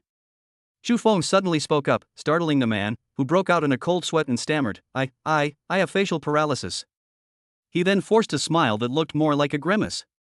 You're expressionless, aren't you? I can see you're clearly disrespecting me. Men, beat him up. Several ape warriors obeyed the order and bravely sprang out from the army, carrying the man away like a chick. Seeing several burly beasts approaching, the man immediately wet himself in fear. I'm sorry. Don't come any closer. Don't hit my face. Don't hit my dick either. The horrific screams echoed across the fields. The crowd was filled with fear and trepidation, and those who had initially intended to flee all gave up their resistance. After making an example of them, no one dared to run away anymore. None of you have collected all the tokens, am I right? Chu Feng asked the question, and the crowd nodded in unison. I do have many extra tokens that I can give you, but what? Someone's eyes suddenly lit up, and they couldn't help but ask a question. The freshman competition is related to the allocation of college resources for the following year. If a student fails to advance to the second round, resources will be reduced the following year. They are willing to pay any price to advance to the second round. However, you'll have to exchange it for soul crystals. What? It's a crystallized soul. Soul crystals are a rare resource, useful for everything from alchemy and pill making to equipment crafting and cultivation. You don't even have enough for yourself, let alone sell them. There has always been a shortage in the market, and they don't have many of them. Excuse me, sir, how many soul crystals are needed to exchange for one token? The woman gritted her teeth despite the heartache over the crystallization. It was all worth it as long as she could advance. Well, that depends on how much you offer. The highest bidder wins. Chu Feng actually felt that pricing it at one soul crystal was a profit, since he had a total of 58 tokens. However, the more soul crystals the better, and only by selling them through auctions can they bring out all their savings. Swoosh. Chu Feng casually tossed out a token, which he nailed to the ground, and said indifferently, "Make your bid." "I'll offer one soul crystal." Someone immediately answered. "I'll give you 2 soul crystals." "My sister will give me 3 soul crystals." The crowd jostled and shouted prices one after another. When the price reached 3 soul crystals, the room fell silent. This was an astronomical price. No one else is bidding? Very well, 3 soul crystals once. 3 soul crystals twice, done. Wait. I'll offer 1 talent stage soul crystal. Boom. Upon hearing this, the crowd erupted in a commotion. 1 talent stage soul crystal was equivalent to 10 nascent stage crystals. Who was so rich? They looked in the direction of the sound and saw a girl with wheat-colored skin. He was dressed in a totem animal costume, had short hair that reached his ears, and 3 animal teeth hanging around his neck. So it was her. A beast woman from the Savage Beast clan. No wonder she's so rich. Rich women are so generous, they give away a soul crystal of the talent stage in one go. Chapter 111. The body says no. Chu Feng's eyes lit up. He liked this kind of rich woman. "Ha, this token is yours, student." The beast woman bent down to pick up the token, her voice slightly wild, and asked, "May I leave?" "Of course, you can leave at any time if you no longer need the token." He admired this kind of wealthy woman and said happily, "But, how can I give you the soul crystal?" The competition rules prohibit opening storage equipment. The beast woman frowned slightly, holding the token with a troubled expression, and asked a fatal question. "TCH, that's easy. Just take the token to get through, then open your storage equipment and throw the soul crystal over, right?" At the end of the dark forest, there is a horizontal line, only a few hundred meters away. If you have enough contestant tokens, you can cross it and advance. "Aren't you afraid that I'll back out and not give you the soul crystal after I advance?" The beast woman tilted her head, blinked, and her eyes suddenly turned into vertical irises like those of a feline, staring at Chu Feng. "Ha, since I dare to sell it to you, I'm not afraid you'll go back on your word. You can try not to give me the soul crystal, but you'll have to bear the consequences."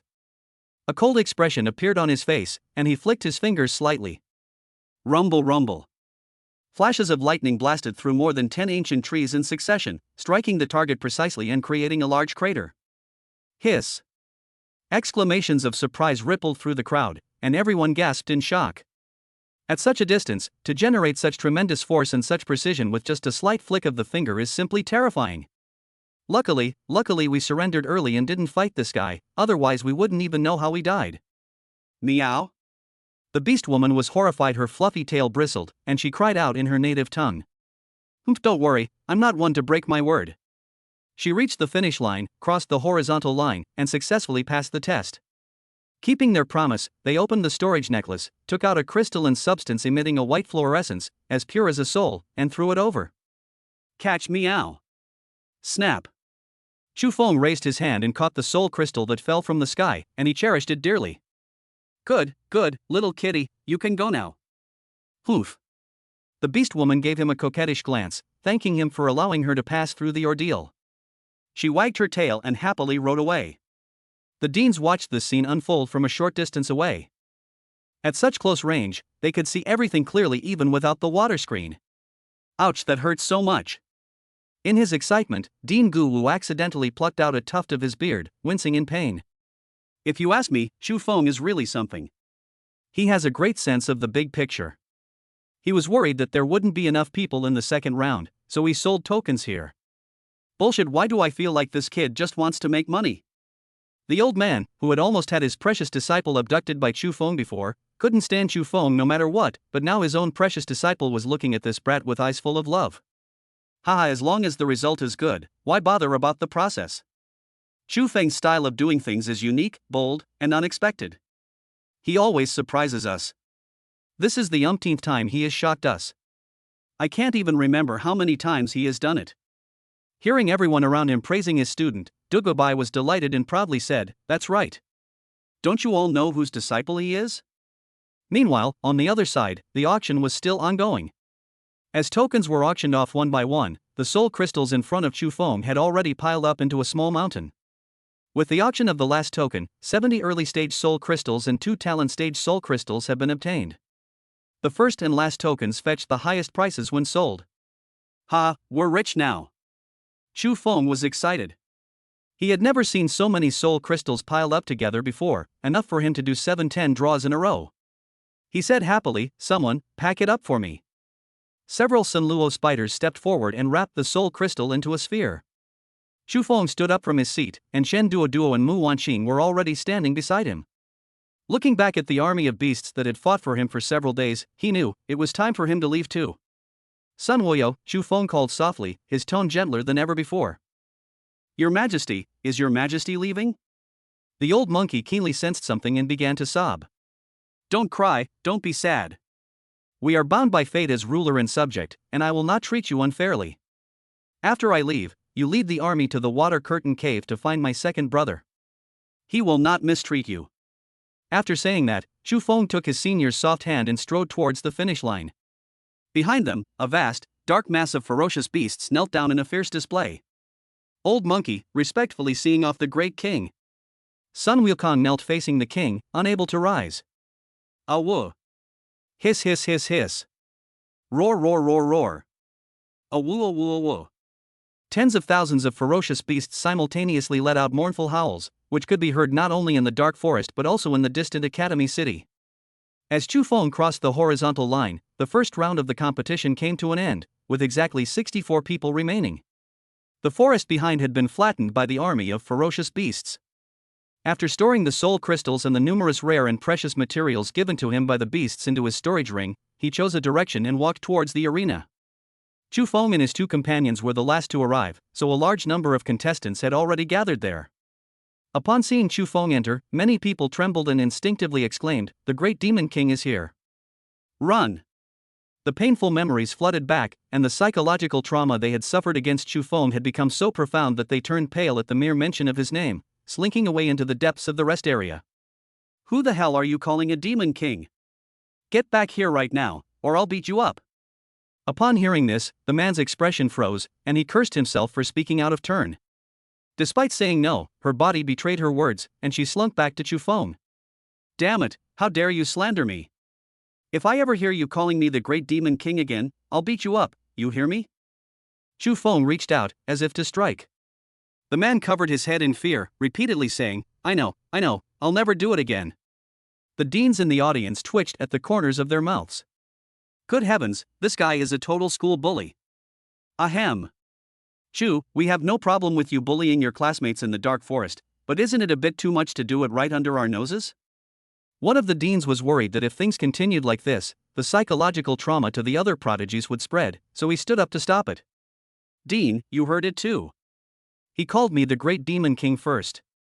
I was just fighting for my honor."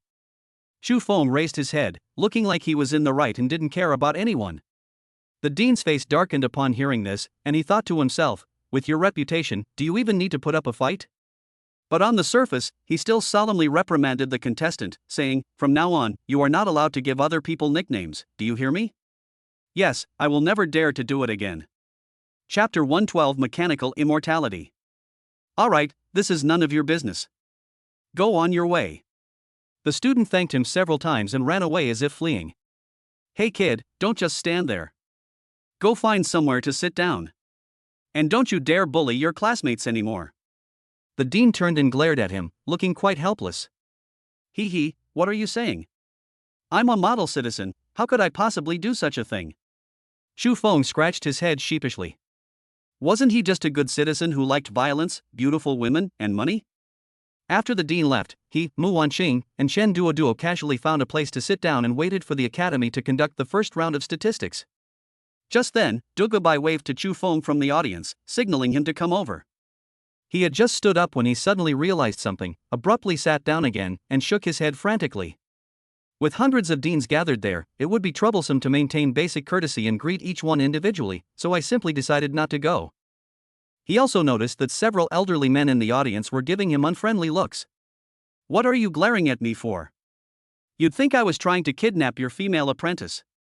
He showed no mercy to the disrespectful elders, glaring back at them one by one. What Chu Feng didn't know was that after being rescued, the old men's female disciples insisted on asking their master to arrange marriages for them. Like Stockholm Syndrome.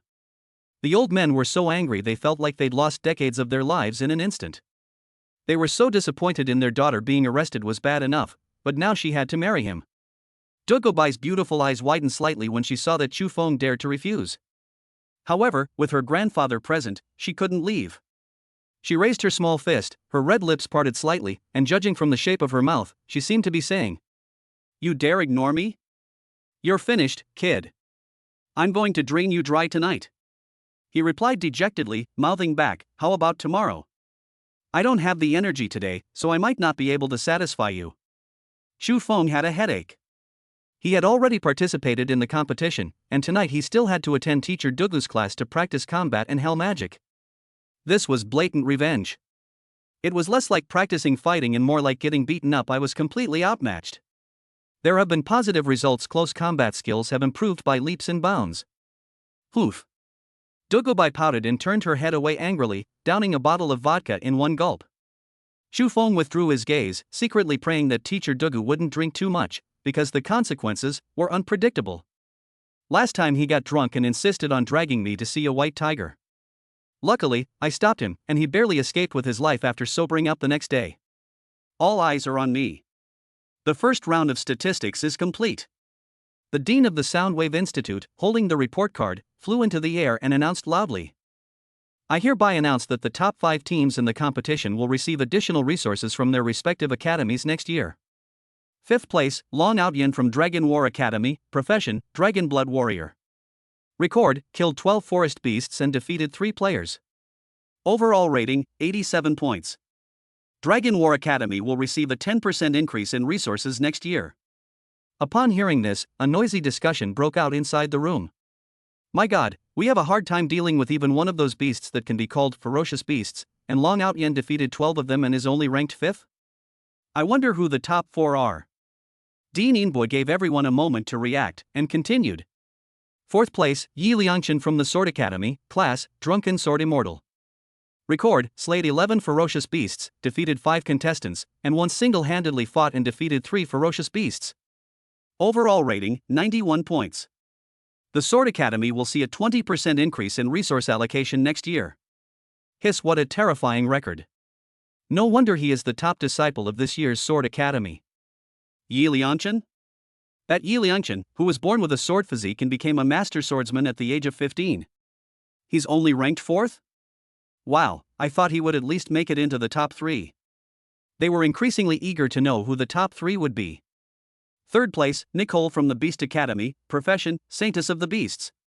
Record, rescued 21 wild beasts, rescued 4 contestants, defeated 1 contestant, and once smashed an ancient crocodile with his bare hands. Overall rating, 95 points. The Beast Academy will receive a 30% increase in resources next year. Chu Feng glanced at the girl in the crowd who had bought the token from him earlier, somewhat surprised that she was quite strong. Especially considering that the ancient crocodile is a ferocious beast known for its defense, it was actually blown apart by the beast woman with a single punch. Even she herself might not be able to do that, which shows how terrifying its strength is. Hey, seriously? My Nicole's only 3rd? Exactly. My Nicole is so cute, she's beautiful, talented, and kind-hearted, how come she's only ranked 3rd? What the hell? Explain yourself, is Nicole yours? A commotion arose from the crowd, suggesting a potential fight. Surprisingly, Nicole is extremely popular among the freshmen and is the only girl among the top 5. Indeed, it's hard not to like such a beauty, especially with her fluffy animal ears and tail, which exude a fatal allure. A bunch of Fu Rue fans. Chu Feng thought to himself with disdain. Quiet. Dean Inbua stepped in to interrupt the argument below the stage and continued speaking.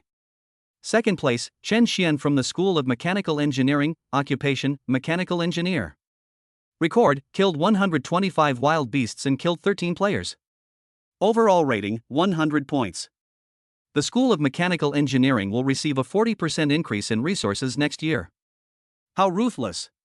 Upon hearing this, the contestants felt as if they had suddenly fallen into an ice cave, their hearts filled with horror. The crowd looked fearfully at the man in the center of the arena, whose entire body was mechanized except for his human brain, and retreated in terror. Soon, the mechanical man was all alone, but Chen Xian remained unmoved. His mithril head, like that of a Terminator, rotated 360 degrees to analyze the data. Beep, beep, no danger detected nearby. Remain on standby. A monster. He's a monster. Has he lost his human emotions? Some people looked at the mechanical man and felt a chill run down their spines. What a terrifying record.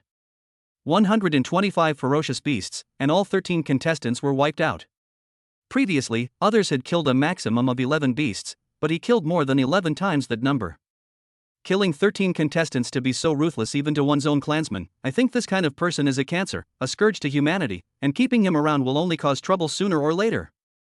Yeah, look at Chu Feng. He captured quite a few classmates, but he didn't kill a single one. He even protected their safety. Look at this. This is the difference between people. It's bigger than the difference between a person and a dog. They say comparisons are odious, and comparing goods is just as bad as comparing people. After comparing them, they suddenly felt that Boss Chu Feng was incredibly kind and a really good person. In the freshman competition to seize the token, at most you might injure someone and steal the token. They wouldn't even dare to think about killing someone, because they weren't facing an enemy, but their own brothers from the academy. The dean of the School of Mechanical Engineering sat directly below the lord of the manor, a smug smile on his face. Chen Xian was his most prized creation in recent years. Flesh and blood are weak and miserable, while machines are immortal. Chapter 113 Taking the Lead. The dean of the School of Mechanical Engineering once proposed at the University Assembly. The goal is to enable all students, regardless of whether they are in a mechanical profession, to use machines to modify their bodies and become a composite of machines and humans. This proposal was met with strong opposition from the deans as soon as it was put forward. They believe that, apart from mechanical professions, no external force is as powerful as one's own body, and that the human body is the most precise instrument. At each subsequent conference, the dean of mechanical engineering would reiterate the proposal, only to have it rejected time and again. Over the years, the dean of the mechanical engineering department has made rapid progress in his abilities, becoming increasingly unfathomable. Within the academy, they are already among the top-tier combatants, second only to the academy master. Subsequently, the dean of mechanical engineering agreed to fight 10 opponents in exchange for an opportunity. The other deans believed it was impossible to defeat them and readily agreed, as they also desperately needed an excuse to shut up the mechanical engineering dean. The two sides quickly reached an agreement and decided to fight a decisive battle at the Black Gold Mountains. To everyone's surprise, the mechanical engineering dean defeated all 10 second-tier deans in less than half an hour, turning the tide of the battle. From then on, no one dared to underestimate this mechanical madman. Don't underestimate 10 deans when they come together, they can even sweep aside small countries. This is the foundation of a world leader. At this moment, the players in the arena looked at Chu Feng with longing, as if they were looking at a hero. They desperately need a hero to suppress Chen Xian, and thinking about it, only the great god Chu Feng has the ability to do so. Chu Feng will definitely be number one. Everyone thought it and listened intently. After the noise subsided, the dean of the Soundwave Institute held up the report card and continued. First place, Chu Feng from Hell Academy, occupation, state secret. Record, 13,599 ferocious beasts were subdued, 62 contestants were captured, and the king of the Outer Dark Forest was killed. Overall rating, 21,873 points. Hell Academy's resources will double next year. Boom! Upon hearing this, the entire audience erupted in cheers. Wow! Boss, you're awesome. 666. Although they had already guessed that Chu Feng would be the first place winner, they were still shocked when they heard it with their own ears. Holy crap! Taming over 10,000 ferocious beasts, that's insane. Wow, not only did they subdue 10,000 ferocious beasts, but they also captured 62 people. Is this really something a human could do? The contestants were all utterly shocked, their eyes practically popping out of their sockets. They knew Chu Feng had a legion of ferocious beasts, but they never imagined there would be more than 10,000 of them. Chu Feng, I want to have your babies, one particularly bold girl shouted. Chu Feng, Lu Sisi, absolutely must marry you. Yay! Even the stern and impartial dean of the Soundwave Academy couldn't help but praise such a brilliant achievement. Chu Feng, you've really brought honor to our academy. He was excited, and his smile never stopped, making no attempt to hide his excitement. Did you guys notice that Chu Xin's overall score is a whopping 21,873 points? Isn't the highest score 100 points? Yeah, what's going on? Some people are wondering where these 20,000 plus points came from, since the highest score in the freshman competition in history was only 100 points. I don't know if you've heard this, but if you can get 100 points, it means your ability is only 100. But Master Chu broke that limit, not only exceeding 100 points, but even soaring to 20,000 points. So that's what happened. Thanks for explaining, brother. My God. It's more than 100 times the second place score, that's terrifying. Over 20,000 points. That's already broken our school's highest score record. Wow. Chu Xin truly lives up to his reputation as Chu Xin. God of Chu. God of Chu. God of Chu. For a moment, everyone on the field was chanting Chu Feng's name. In the audience, the deans were excited and confident that as long as Chu Feng grew up, he would definitely become a bulwark of the empire. Ha ha ha, I've had my eye on this kid from the very beginning. He has extraordinary potential and is destined for great things. An old man puffed out his beard and glared, showing off his good judgment to those around him. It seems, marrying my good disciple to this kid isn't such a bad idea. I'll ask him later. Several old men who had previously disliked Chu Feng because their obedient apprentice had fallen for him now found him pleasing to the eye. After all, he was their future son-in-law, and such an outstanding one at that. The old men discussed it and decided to find an opportunity to stage a play about 7 women testing the mind of Zen. If Chu Feng agrees, we'll marry all 7 of my female disciples to him. Hee, Grandpa, I told you Chu Feng is a genius. In front of her grandfather, Dugubai acted like a little girl, hugging her arms and acting coquettishly. Yes, Xiaobai has the best taste.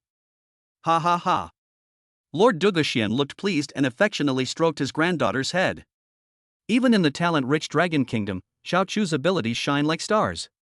Looking at her adorable granddaughter who was acting spoiled towards her, the old man felt worried. Xiaobai isn't young anymore. Her grandma was 29 and her kids were old enough to run errands, but she doesn't seem to care. Sigh. In my opinion, Xiao Chu is quite good. The two of them have a teacher-student relationship and a foundation of affection. I should try to bring them together. Although there is a 10-year age gap between them, older girls are more caring, and I believe Xiao Chu will definitely like her very much. There's an old saying among the people, a woman 3 years older brings a gold brick, a woman 30 years older brings an empire. Thinking of this, the Manor Lord couldn't help but smile. The first round of the freshman competition has been concluded, and a large number of staff members have stepped forward to guide the contestants. A fair-skinned, beautiful, and long-legged staff member walked straight toward him. She had an oval face, willow leaf eyebrows, and captivating, fox-like eyes.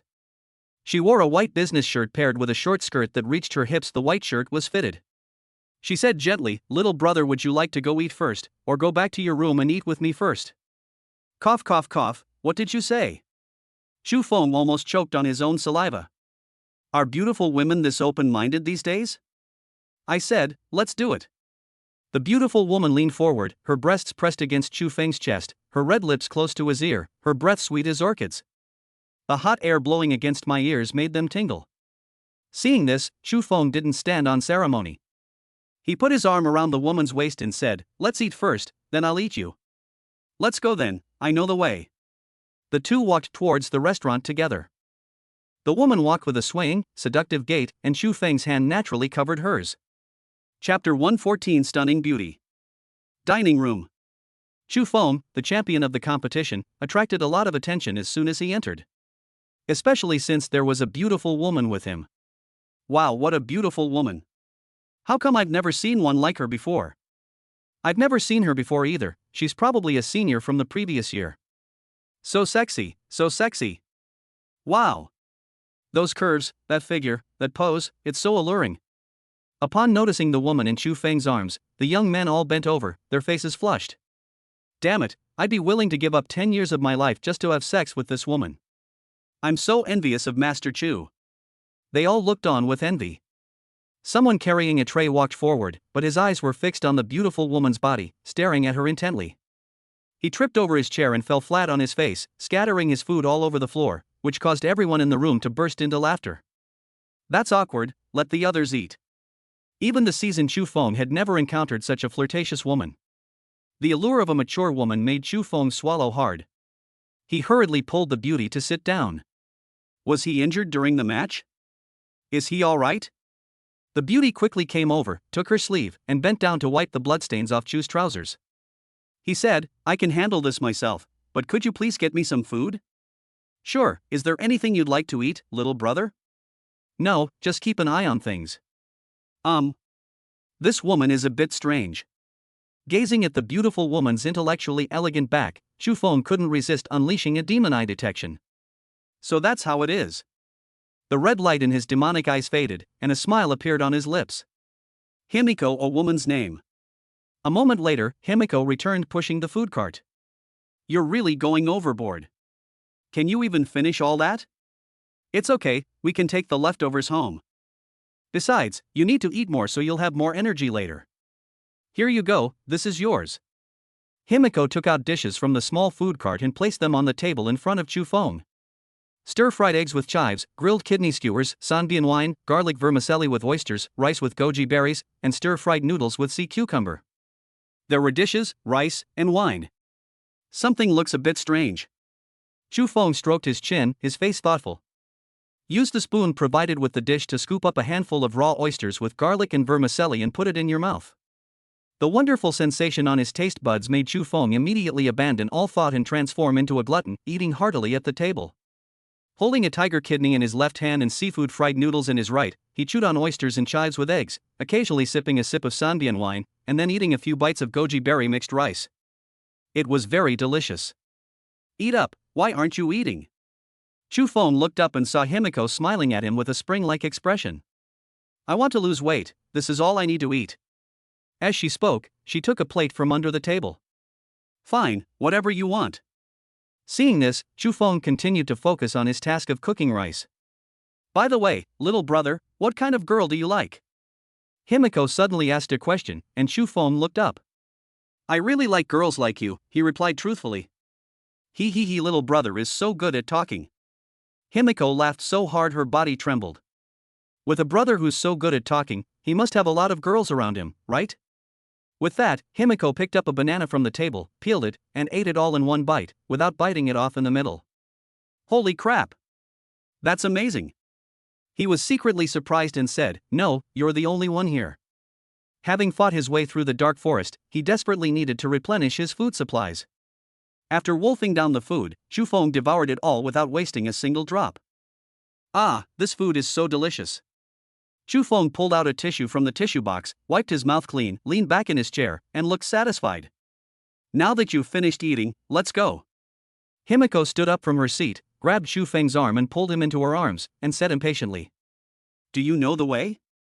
I know you. You came in first place in the competition, and you're in room number 1. Let's go then. As I walked through the corridor, I happened to run into Qian Duo. Holy crap! Where did the boss find another beauty? She's really gorgeous, he thought to himself. Qian Duo's eyes almost popped out. Boss is so charming. Every time he's with a different woman, and they're all stunningly beautiful. As the eldest son of a wealthy family, he had seen all kinds of beauties, but compared to the women around the eldest brother, they were simply not in the same league. It's not just the difference in appearance, but more importantly, the indescribable aura they exude. First it was my eldest sister-in-law Tina, then my second sister-in-law Mu Wanqing, and now a new face has appeared. I wonder if it's my third sister-in-law, but it looks pretty much the same. I really envy the eldest sister-in-law's luck with women. He decided to make a good impression on his third sister-in-law first, so he said, Hello, eldest brother. Hello, sister-in-law. Wow. Sister-in-law is so beautiful. It's no exaggeration to describe her as stunningly beautiful. Even the legendary beauties Diao Chan and she sure couldn't compare to her. Boss is so lucky to have you as his wife. Qian Duo immediately showered Himiko with compliments, making Himiko extremely happy. Ha, who is this guy? He's interesting. Sister-in-law, I'm Qian Duo, the boss's #1 little brother. You can just call me Xiao Duozi. Seeing his sister-in-law smile, Qian Duo quickly seized the opportunity. He, okay, little Duozi. Don't yell like that, you fatso, she's just mine. Chu Feng opened his mouth, but couldn't recall the relationship between the two for a long time. Let me say it for you, I'm your boss's sex partner. Himiko tightened her grip on Chu Feng's arm, her foxy eyes curving into a beautiful arc, and said generously. Upon hearing this, Chu Feng looked at the stunningly beautiful woman beside him in surprise. She was surprisingly open-minded. Chapter 115 Assassination Attempt. Upon hearing this, Qian Duo stammered, looking at Himiko in disbelief and then at his own boss. A casual sex partner? This stunningly beautiful and elegant woman is just a casual sex partner of the boss? Boss is awesome. What are you spacing out for, fatty? If there's nothing else, we're leaving. Chu Feng put his arm around Himiko's waist and spoke. Oh, okay boss, please go ahead. I won't disturb your time alone. Qian Duo raised an eyebrow and revealed an extremely lewd smile. You fatso. He laughed and cursed, then continued walking with Himiko towards the lounge. Arriving at the door of room #1, Chu Feng turned the doorknob, but there was no response. He asked in confusion, how do I open the door? The room door is linked to the player's information. Could you try sticking your academy points ring onto the scanner? Beep beep. Upon hearing this, he placed the ring on the scanner, and the door opened immediately. Go take a shower first, I'll wait for you in bed. Himiko took off her clothes as soon as she entered the room, leaving only a thin veil, which could not block Chu Feng's view at all, and her fragrant body came into view. Is seduction fun, Himiko? Faced with the deadly temptation, Chu Feng remained unmoved, his eyes fixed on the woman like an eagle's, and he said coldly. What? How do you know my name? Himiko was shocked. She had never revealed her name before, so how did Chu Feng know it? How long are you going to keep pretending? Suddenly appearing in front of Himiko, Chu Feng grabbed her by the neck and slammed her against the wall with a thud. Little brother, what are you saying? I don't understand. You're hurting me. A flicker of panic crossed Himiko's eyes, but she quickly regained her composure, appearing pitiful and weak. Chu Feng sneered. He had already sensed the woman's identity back in the restaurant and used his magic eye to explore her information. Name, Himihu. Race, Shadow. Sex, female. Cultivation level, talent stage peak. Abilities, Shadow Cloak, Shadow Avatar, Shadow Spear, Shadow Blade, Shadow Brahma, Shadow Possession, Spatial Dissection. Don't know? Let me help you remember. Shadow Clan Assassin. Himiko. I knew that being listed on the Shura ranking would make me a target for you, but I never expected you would dare to make a move in the academy. He little brother is so clever, sister is so troubled, wouldn't it be better to die in a gentle embrace? Knowing her identity was completely exposed, Himiko stopped pretending and instantly conjured a shadow blade in her hand, stabbing it at Chu Feng. Court death. He roared and forcefully squeezed her neck, crushing it with a crisp crack. Thump. He released his grip, and the woman's body slid down and collapsed to the ground. Something's not right, something's definitely not right. The Shadow Clan knows their own strength and would never send anyone to their death. Chu Feng suddenly turned around, only to find a shadow spear already pressed against his back. After finally dealing with the shadow spear behind him, he turned around, only to find the corpse on the ground had vanished. What a pity I couldn't kill you, but you must die today. A shadow slowly transformed into a human shape in the center of the room. Himiko reappeared wearing a black, tight-fitting leather outfit, showcasing her large and flawless figure to the fullest, and wielding two crescent-shaped swords. Unfortunately, Chu Feng had no time to appreciate this beautiful scene. He had almost been stabbed through the heart. Cold sweat poured down his back. This woman's attack methods were different from any of the opponents he had encountered before.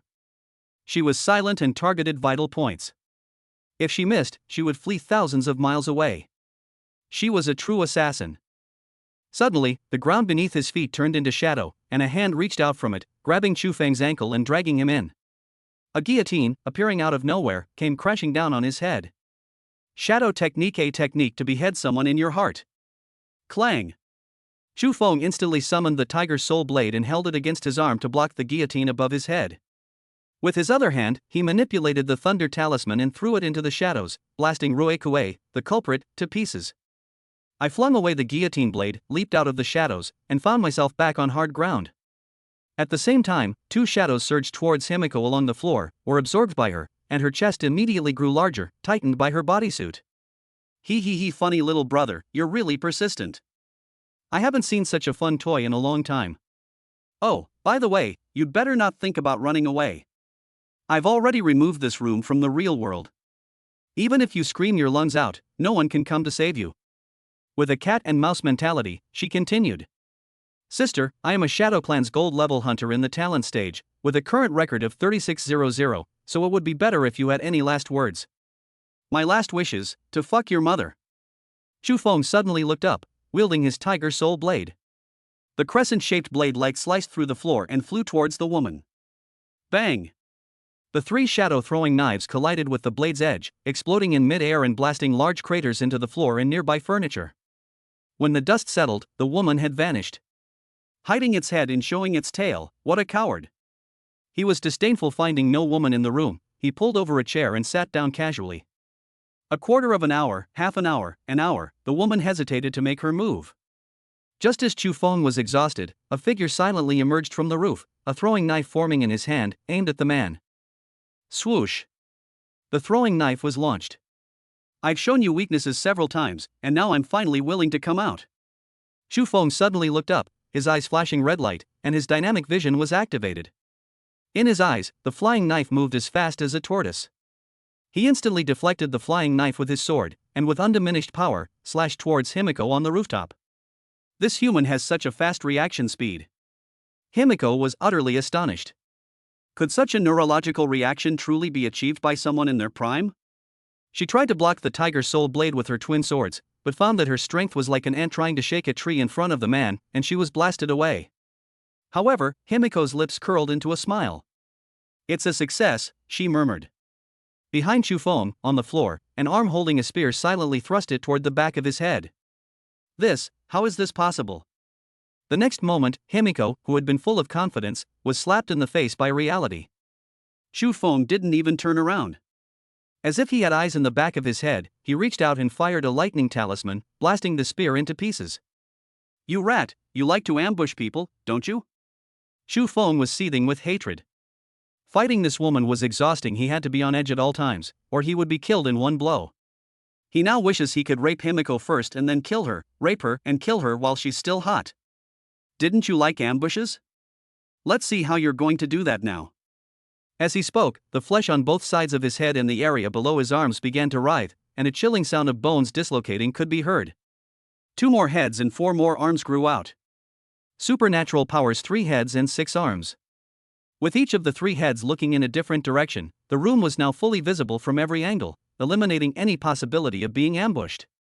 Himiko was startled by Chu Feng's sudden change and exclaimed in alarm, "What kind of ability is this?" "The ability to kill you." Chapter 116 Turned to Ashes. Himiko knew that Chu Feng was not in a position to be assassinated in this state. In this way, her most effective methods became ineffective. Himiko's eyes twitched wildly as she watched 6 lightning talismans rise from the other's palm. We can't stop them. We absolutely can't stop them. Turn to ashes. Chu Fengqing flicked out the lightning talisman in his hand, which was crackling with blue lightning. The convergence of 6 lightning runes could instantly turn even a talent focused on defense into ashes. This is absolutely beyond human capability. Himiko was horrified. Could such power truly be unleashed by someone at the peak of their innate talent? Even for someone at the mature stage, it would be incredibly difficult. Boom!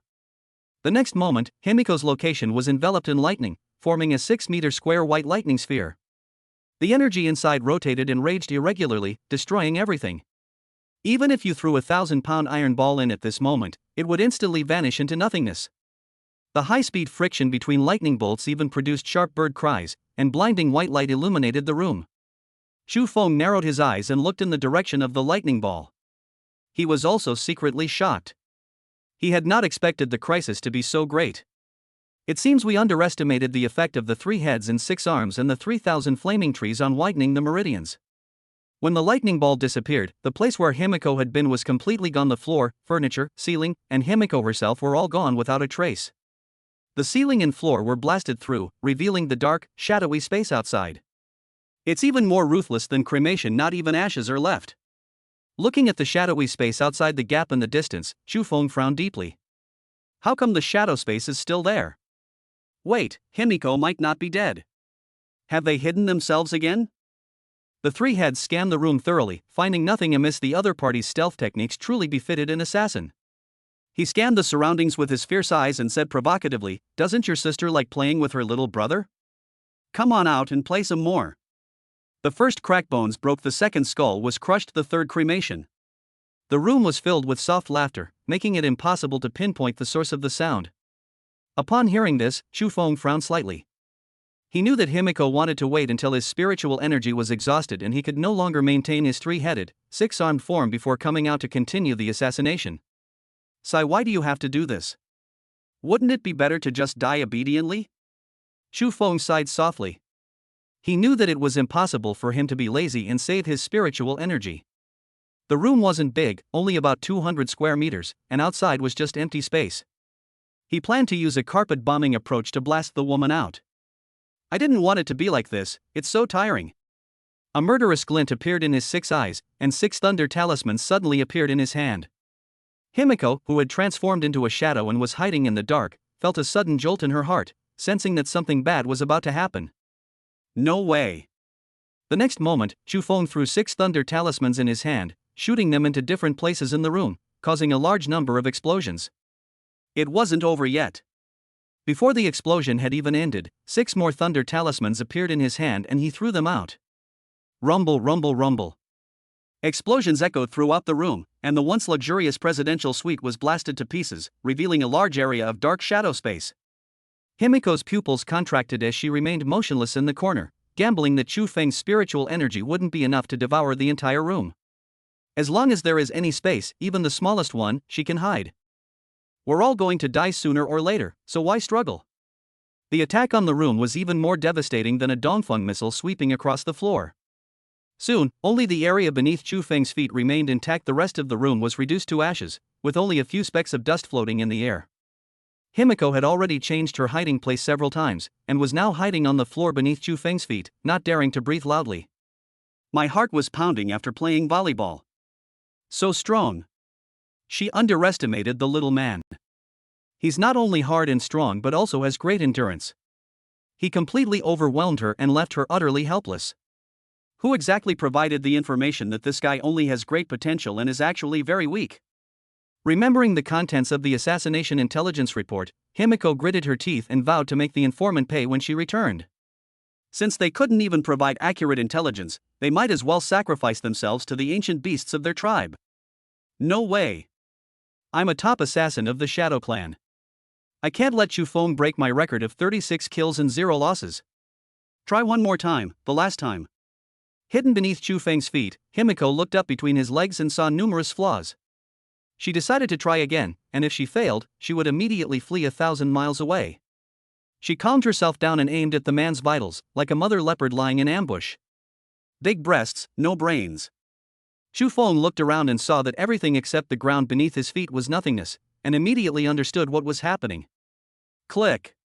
With lightning speed, he made a hand gesture like a knife and instantly plunged it into the floor beneath his feet. Gotcha. The large hand, like an iron clamp, tightly gripped Himiko's soft breasts and pulled her from the floor. His attack was swift and deadly. His other arm plunged into the woman's abdomen, piercing through it and leaving 5 holes from which blood flowed. Ugh.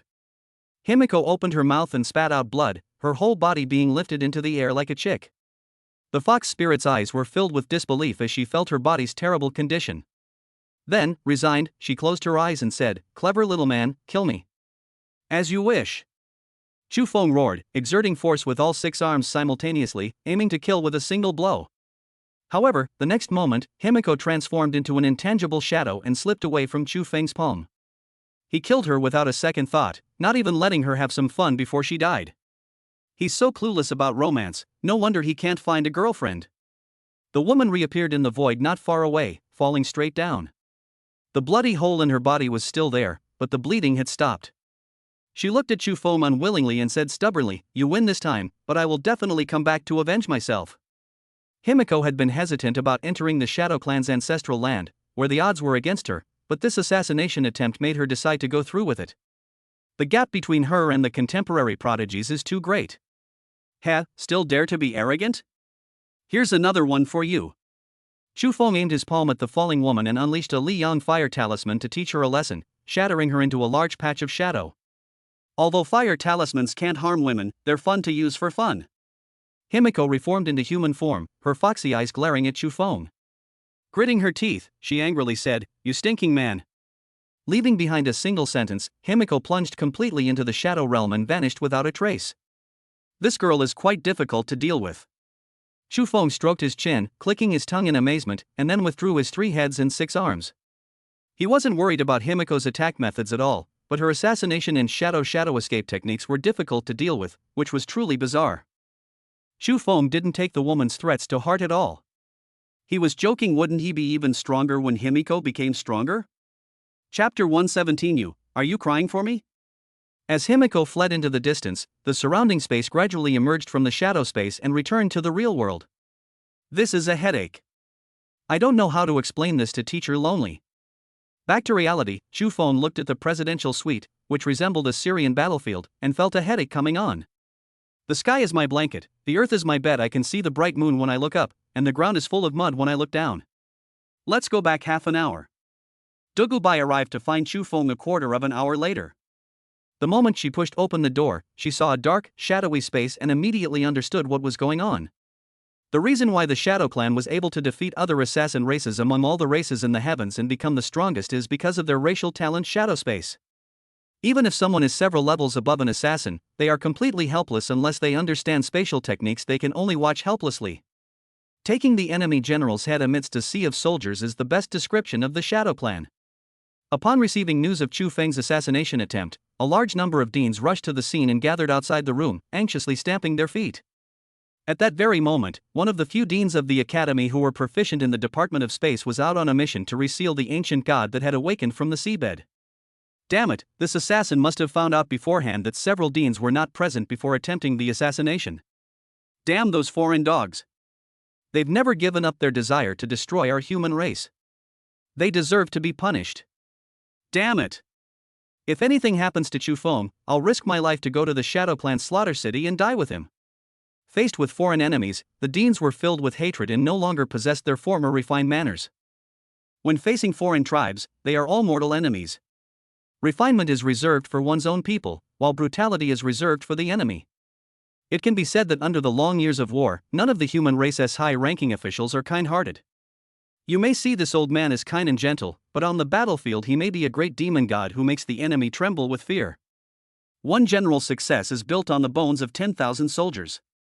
The number of enemies who died at the hands of Lu Qing, one of the 4 great military gods of the Dragon Kingdom, was far more than 1,000,000, even if only those killed by his own hands were counted. The people of the Dragon Kingdom are known for their simple and honest character. The most formidable of all the fighting nations. Big brother of Blue Star.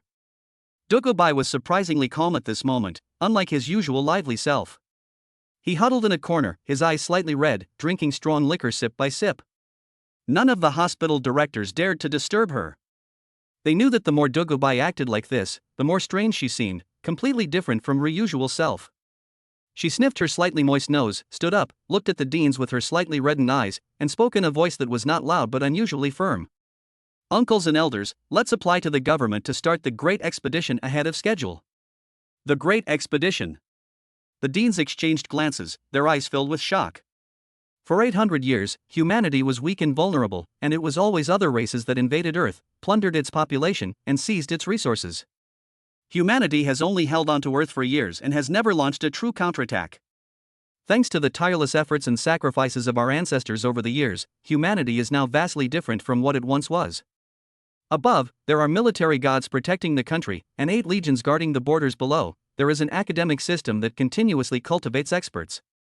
Humanity now boasts a wealth of skilled warriors and brilliant strategists, giving them the full strength to launch a counterattack.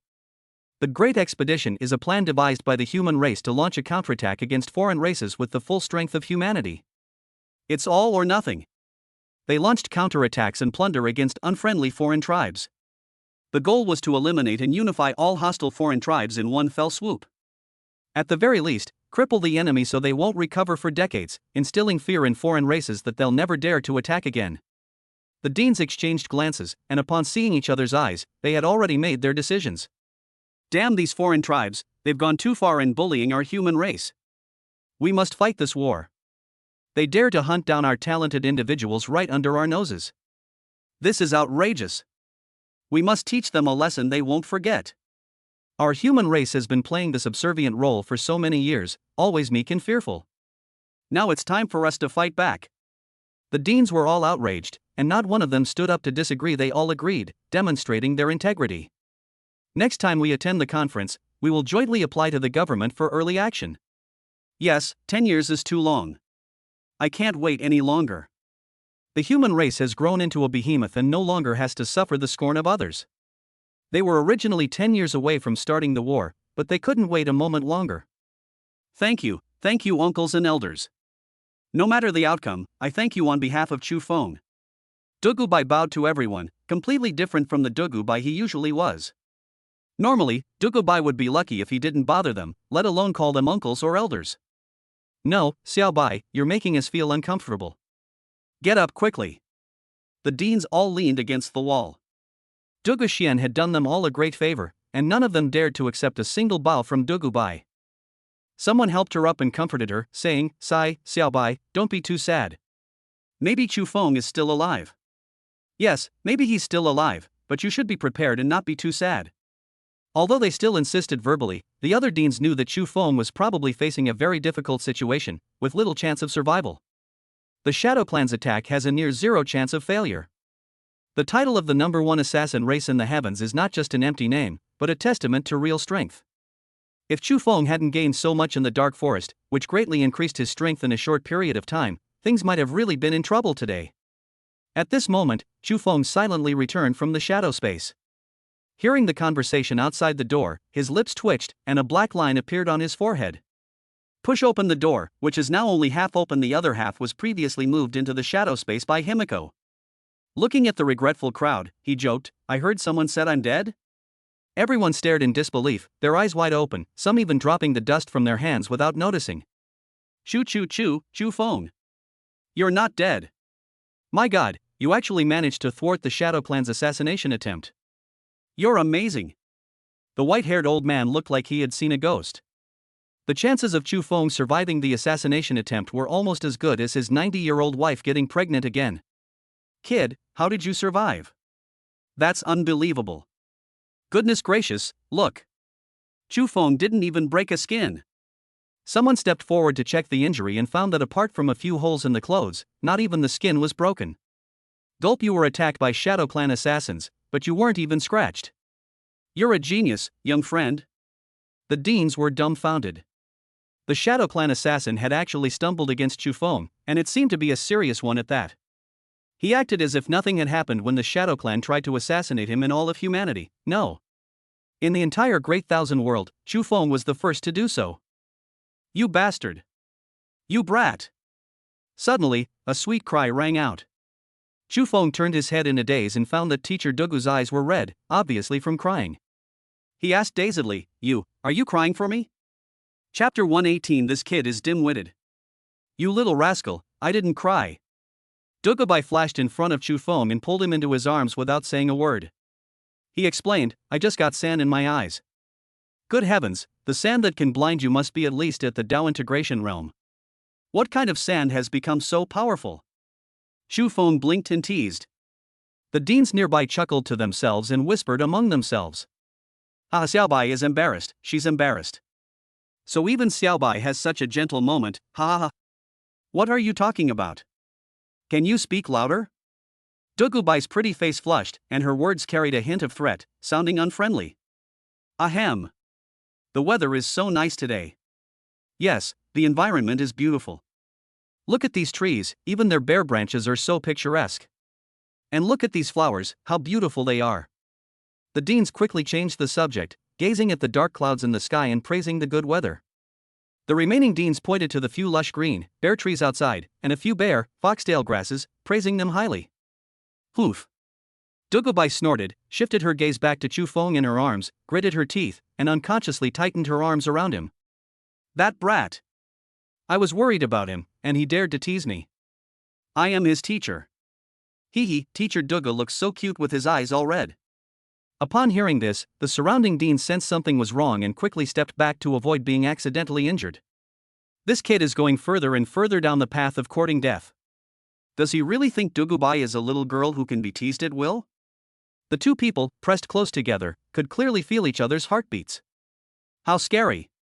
Suddenly, Chu Feng felt a chill run down his spine, as if something bad was about to happen, and killing intent was right in front of him. If we stay any longer, we'll be dead. He sensed something was wrong and struggled to escape from Dugubai's embrace, but he couldn't break free at all. It seemed that the other party wanted to crush him into his body. The pleasant aroma of wine wafted from Dugubai's body to his nose. Although the fleshy touch was wonderful, his life was still more important.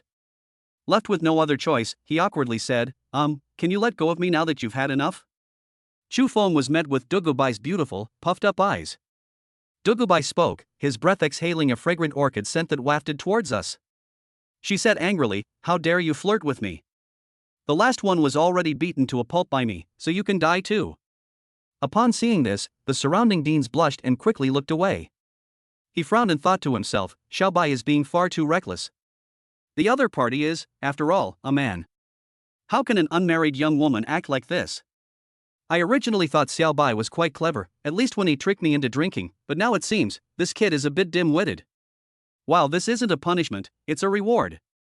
The surrounding deans' lips twitched. This suggestive scene made them extremely uncomfortable, and they all made excuses to leave. Ahem. Since young friend Chu Feng is alright, then this old man will take his leave.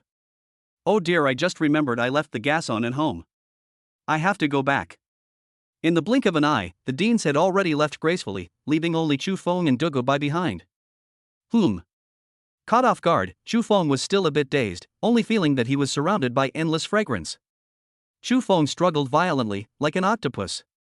Seeing this, a hint of reluctance flashed across Dugubai's face, and he released his arm. Thump! Chu Feng collapsed to the ground, finally freeing himself from the abyss, panting heavily. Dugubai knelt down with concern, and Chu Feng, thinking she was going to continue, quickly said, Stop. I have something good for you. I was planning to surprise her after the competition, but for my own safety, I'll just give her the gourd wine first. Dugubai raised an eyebrow. As her beloved disciple, she had already forgiven Chu Feng. If anyone dared to flirt with him, he would chase them to the ends of the earth and tear them to pieces, but who told him to do that when the other person was Chu Feng? However, Dugubai was very curious about the gift Chu Feng mentioned, as this kid had never given him a gift before. She immediately felt apologetic for her behavior. Just now someone had prepared a gift for her, and she had treated them that way. Patting her chest, she assured him, since you gave me a gift, I promise I won't hit you next time you tease me. So, what's the gift? Chu Feng rolled his eyes at her and took out 2 gourds of wine from his storage ring. Here, see if you recognize it. Gourd wine. Dugubai recognized the thing at a glance. His throat moved, his thirst for wine was awakened, and he carefully took it. She uncorked the wine, brought it to her nose, and sniffed it, her eyes sparkling like 2 little stars. Taking a deep breath of the alcohol, 2 red blushes rose on her cheeks, and she exclaimed in surprise, It's gourd wine! And its grade is as high as A. Where did you get it? Dugubai found it unbelievable. Even if she wanted to drink it, she couldn't get her hands on a grade A gourd wine, yet Chu Feng had it, and even 2 gourds at once. Never mind where he came from, you can drink. Are you still angry? How could someone as generous as me get angry? Let's go for a drink. Dugubai, brimming with heroic spirit, patted his chest and made a solemn promise, which immediately stirred up another wave of emotions. I have a competition tomorrow and shouldn't drink. You can drink by yourself. It's getting late, I'm going to find a room to sleep. Alright then, in that case you should get some rest. She was excitedly holding 2 gourds of wine, and couldn't wait to go back to her room to taste them. Thank you, I really like the gift, it's a reward. Dugubai kissed Chu Feng's cheek farewell like lightning, leaving 2 red lips on his lips, and then skipped away like a little girl. Teacher Dugu is really cute. Chu Feng touched the lip print and slowly stood up. He knew it was just to thank him and had no other meaning. Why does this lip print smell like alcohol? He immediately understood when he noticed the pile of bottles in the corner. Goodness, that's a wine-colored lipstick. The original room was destroyed, so Chu Feng found a staff member and, with their guidance, was moved to a new room. My spiritual energy is almost exhausted. I need to replenish it quickly. There's a competition tomorrow, so after entering the room, Chu Feng sat cross-legged on the sofa, absorbing the free spiritual energy in the world to replenish his body. Chapter 119 Fighting Match. The rooster crows, and the first rays of dawn appear. This signifies the arrival of the next day. Knock, knock, knock. A slow, melodious knock sounded at the door. On the sofa, Chu Feng suddenly opened his eyes, his aura suddenly invigorating. After a night's rest, my body's spiritual energy has been fully restored, and my mental and physical strength have reached their peak. Dust-free talisman. Dust-free talismans can clean away dust. He conjured a talisman out of thin air and used it on himself, instantly transforming himself and saving him the trouble of washing up. I put on my shoes, grabbed an apple from the table, and started eating it as I walked toward the door. Who is it? Squeak. The door opened, and a staff member stood respectfully outside. Hello, sir, I'm here to bring you breakfast. After you finish eating, you can go to the competition area to prepare for the match. Oh, I'm sorry to bother you. What's good for breakfast this morning? As the staff pushed the food cart toward the table, they said, "You were the winner of our first round of the competition, so you can enjoy the best service. Since I don't know what you like to eat, I'll tell the kitchen to make a new serving of what you ate yesterday." As he spoke, he skillfully picked up dishes from under the table and placed them on the table. Stir-fried eggs with chives, grilled kidney skewers, sanbian wine, garlic vermicelli with oysters, rice with goji berries, and stir-fried noodles with sea cucumber. Seeing this, Chu Feng's lips twitched. He was a grown man. Was it really okay for him to eat this kind of stuff all day without releasing his pent-up emotions? If only little Tina were here. All right, you can go now. Please enjoy your meal, sir. Just leave it there when you're done, and someone will come to clean it up. Chu Feng waved his hand to dismiss the staff and began to feast. Given my physical condition, a few meals should be fine. I must say the ingredients were handled exceptionally well, and the taste was superb. After finishing all the dishes, his stomach felt warm and cozy. He straightened his clothes, got up, and took out his communicator as he walked outside to make a phone call. Hey senior, Xian Duo, have you guys finished eating? Boss, hurry up. Breakfast was just boxed lunches. We finished eating a long time ago and are waiting for you outside the lounge. Junior, don't walk too fast right after eating. It's not good for digestion. Okay, I got it. I'll be right there. Chu Feng hung up the communicator and rushed outside.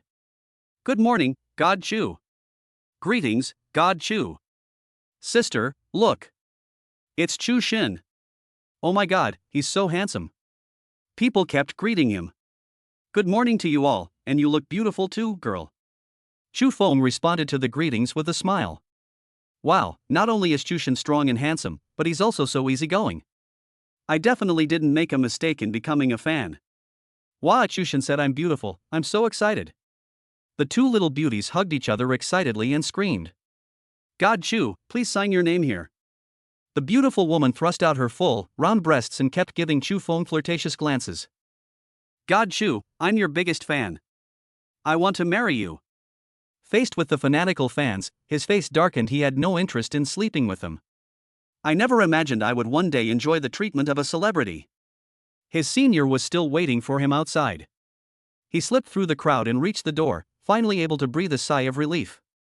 Seeing Chu Feng's still shaken appearance, Xian Duo asked curiously, Boss, what happened to you? Don't even mention it, a bunch of pretty girls tried to take advantage of me. Boss, you really don't know how lucky you are. Xian Duo exclaimed. He, it's all because my junior is so charming. Mu Wanqing smiled coquettishly. Let's not talk about this anymore, let's hurry up and go, the competition is probably about to start. The group arrived at the stadium. In just one night, a new building rose up near the original rest area at the end of the dark forest. The outer perimeter is encircled by a wall that is 100 meters high. The entire structure is made of high-density sand and gravel that has been compressed layer by layer, making it just as hard as steel. The overall color scheme is yellow. Passing through the gate, and under the watchful gaze of two enormous sphinxes, one walks inside. The stadium covers an area roughly the size of 70 football fields. The surrounding area was filled with audience seats, still made of yellow sand, inlaid with golden scarabs, giving it a solemn and dignified appearance.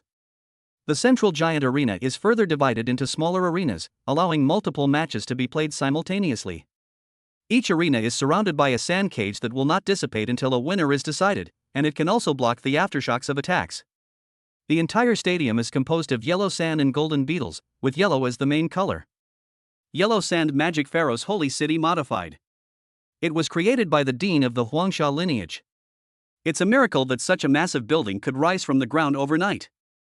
Holy crap! Is this for real? This building wasn't even here yesterday, it's amazing. Shen Duoduo felt a chill run down her spine, gaining a new understanding of the dean's abilities.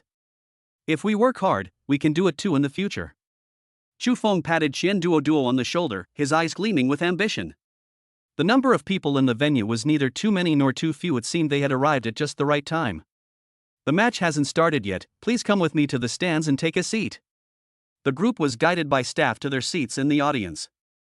One contestant after another arrived, and soon all 64 who had advanced were present. Chu Feng saw several familiar faces inside. When he first arrived, he encountered a Sandman who was at odds with him, a beast woman who bought a token, a robot that looked like the Terminator, and several of his subordinates who were prisoners. As if sensing something, Sharon turned his head from his seat and looked back, his gaze meeting Chu Feng's in the air, the tension growing stronger. The Sandman raised his hand and made a cracked gesture at his throat. Chu Feng looked disdainful and slowly uttered two words, "Idiot." The deans followed closely behind and took their seats in the audience on the other side. The host, still Dean Shenghua, flew to the center of the arena, stood in mid-air, and announced in a loud voice. "First of all, congratulations to all 64 of you for passing the first round of testing. You are all pillars of our human race. You are allowed to use assassins, but it is best not to kill anyone. The death of any one of you is a loss to our human race." Dean Inbo looked at the robot Chin Shin the whole time he said this, and it was obvious that his words were directed at him. The fact that none of his men survived is worrying. Now, let's get down to business and I'll explain the rules for the second round of the competition. The 64 contestants were divided into pairs and sent into a sand dune to compete. Winners advanced and losers were eliminated. The top 32, top 16, top 8, and the final top 3 were determined in that order. In this sand-filled prison, there are no rules. Sneak attacks in any means are permitted. The match will not end until one side falls. As for the two teams in the match, we will use a random matchmaking system. There are patterned balls inside the golden scarab beetle pattern behind your seats. Please take them out now. 2 identical patterned balls will be your opponents. Chapter 120 Showdown with the Sandmen. Oh. Interesting. Upon hearing this, Chu Feng turned his gaze to the golden beetle on the back of the yellow sand chair behind him. With a slight pressure of your fingers, pry the golden beetle out, and the ball rolls out of the small hole at the back. He reached out and caught it, then examined it closely. It was a money pattern. "Senior, Xian Duoduo, what pattern do you have?" he asked the two of them.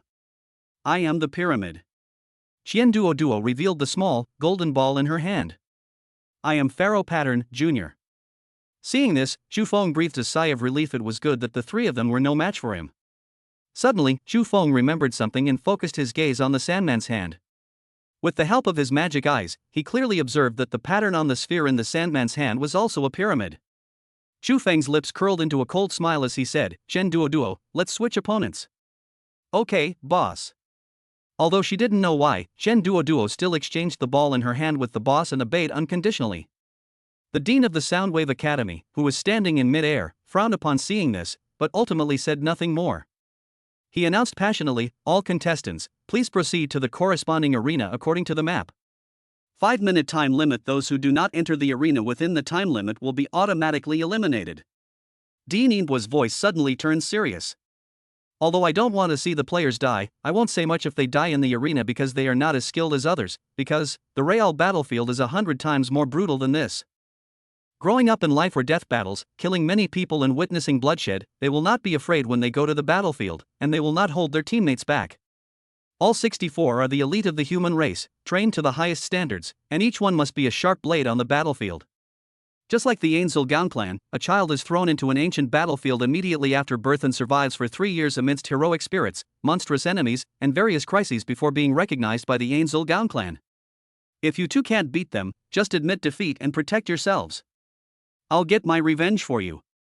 Chu Feng instructed the two of them, and while the other contestants were still jogging down the stairs, he boldly jumped down from the 90-meter high stands. Bang! It crashed to the ground, creating a crater several meters square, sending dust and debris flying everywhere. Chu Feng acted as if nothing had happened, dusted off his arms, and strode towards the arena. Such terrifying physical condition, this is going to be difficult. This guy is a humanoid beast. What exactly is Chu Shen's profession? His body is so abnormal. Even the royal family of the beast race, the behemoths, is no more than this. The contestants were taken aback by what they saw.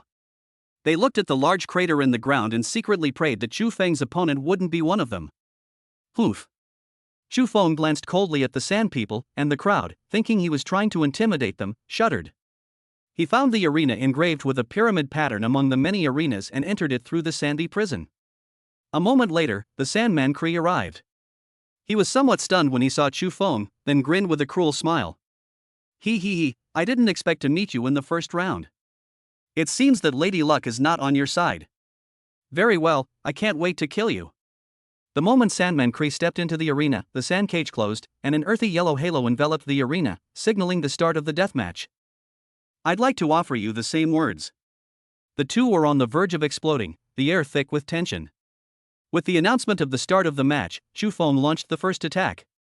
He swung his sword horizontally, and several blood-red blade beams swept across the sky, engulfing Carrie. Why don't you learn your lesson? Have you forgotten that these blades are useless against me? Carrie laughed arrogantly, disdainfully dodging the massive barrage of blades. He activated his professional physique, turning his entire body into sand, allowing the attacks to pass through his body and splash up yellow sand without causing him any harm. And the sand that was blasted away will eventually flow back into the body. This is one of the reasons why he is confident in fighting Chu Feng. If his weapons are useless, how can he fight him? Do you think I would make the same mistake twice? You will pay the price for your arrogance. Chu Feng murmured softly, and a raging flame suddenly ignited in his left hand. It was the Li Yang fire talisman. He then imbued the Tiger Soul blade with a fire talisman, and flames blazed on the surface of the blade. The same action, the same horizontal swing of the sword, but this time, flames appeared on the surface of the sword's edge. Carrie was still laughing wildly, completely unaware of the impending crisis. What the hell is this? How could you possibly unleash flames? What kind of class are you? By the time Carrie noticed the fiery blade, it was too late. The blade was right in front of him, and he was about to be cut in half. He could no longer laugh. He dodged with all his might, his entire body turning into grains of sand and flying into the distance. Unfortunately, it was too late. Some of the sand grains were struck by the fiery blades and suddenly turned into crystal clear pieces of glass that fell to the ground. Sand, when burned at high temperatures, will turn into glass. When Kree reassembled into human form, he was missing an arm.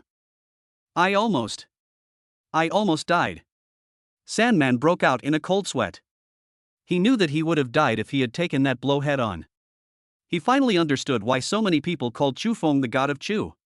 It's impossible to guard against, absolutely impossible to guard against. Just when you think he's about to reveal his true intentions, he'll suddenly pull out a new and incredibly powerful ability.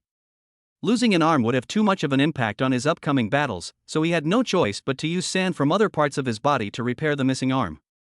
Damn it! What the hell is your profession? You wield a knife, are physically strong, can set fires, and control beasts. The Sandman searched his mind for a long time but couldn't find any information related to this profession. The more he thought about it, the uglier his face became, proving that the other party's profession was rarer. I don't care what your profession is, you're all going to die. See Buckthorn's spear. A savage glint appeared in Carrie's eyes. He raised his arm and conjured several sand spears beside him, which he then shot towards Chu Feng. Too weak. With a swift strike, Chu Feng paid no heed to the incoming sand spears, his blade cutting through the air. As the sand flew, he brought his sword down, sending grains of sand scattering everywhere. Let's see how many you can block. This is my home turf, with an inexhaustible supply of yellow sand. Carrie stretched out his palm towards the outside of the arena, and the yellow sand arena floor began to crack, breaking into fine sand particles that surged towards the ring. With abundant reserves of yellow sand, the sand people could squander it at will. See Buckthorn's spear. Sand armor. Sand binding. Unleashing 3 abilities at once, since they couldn't dodge Chu Feng's attack, they would defeat him head-on.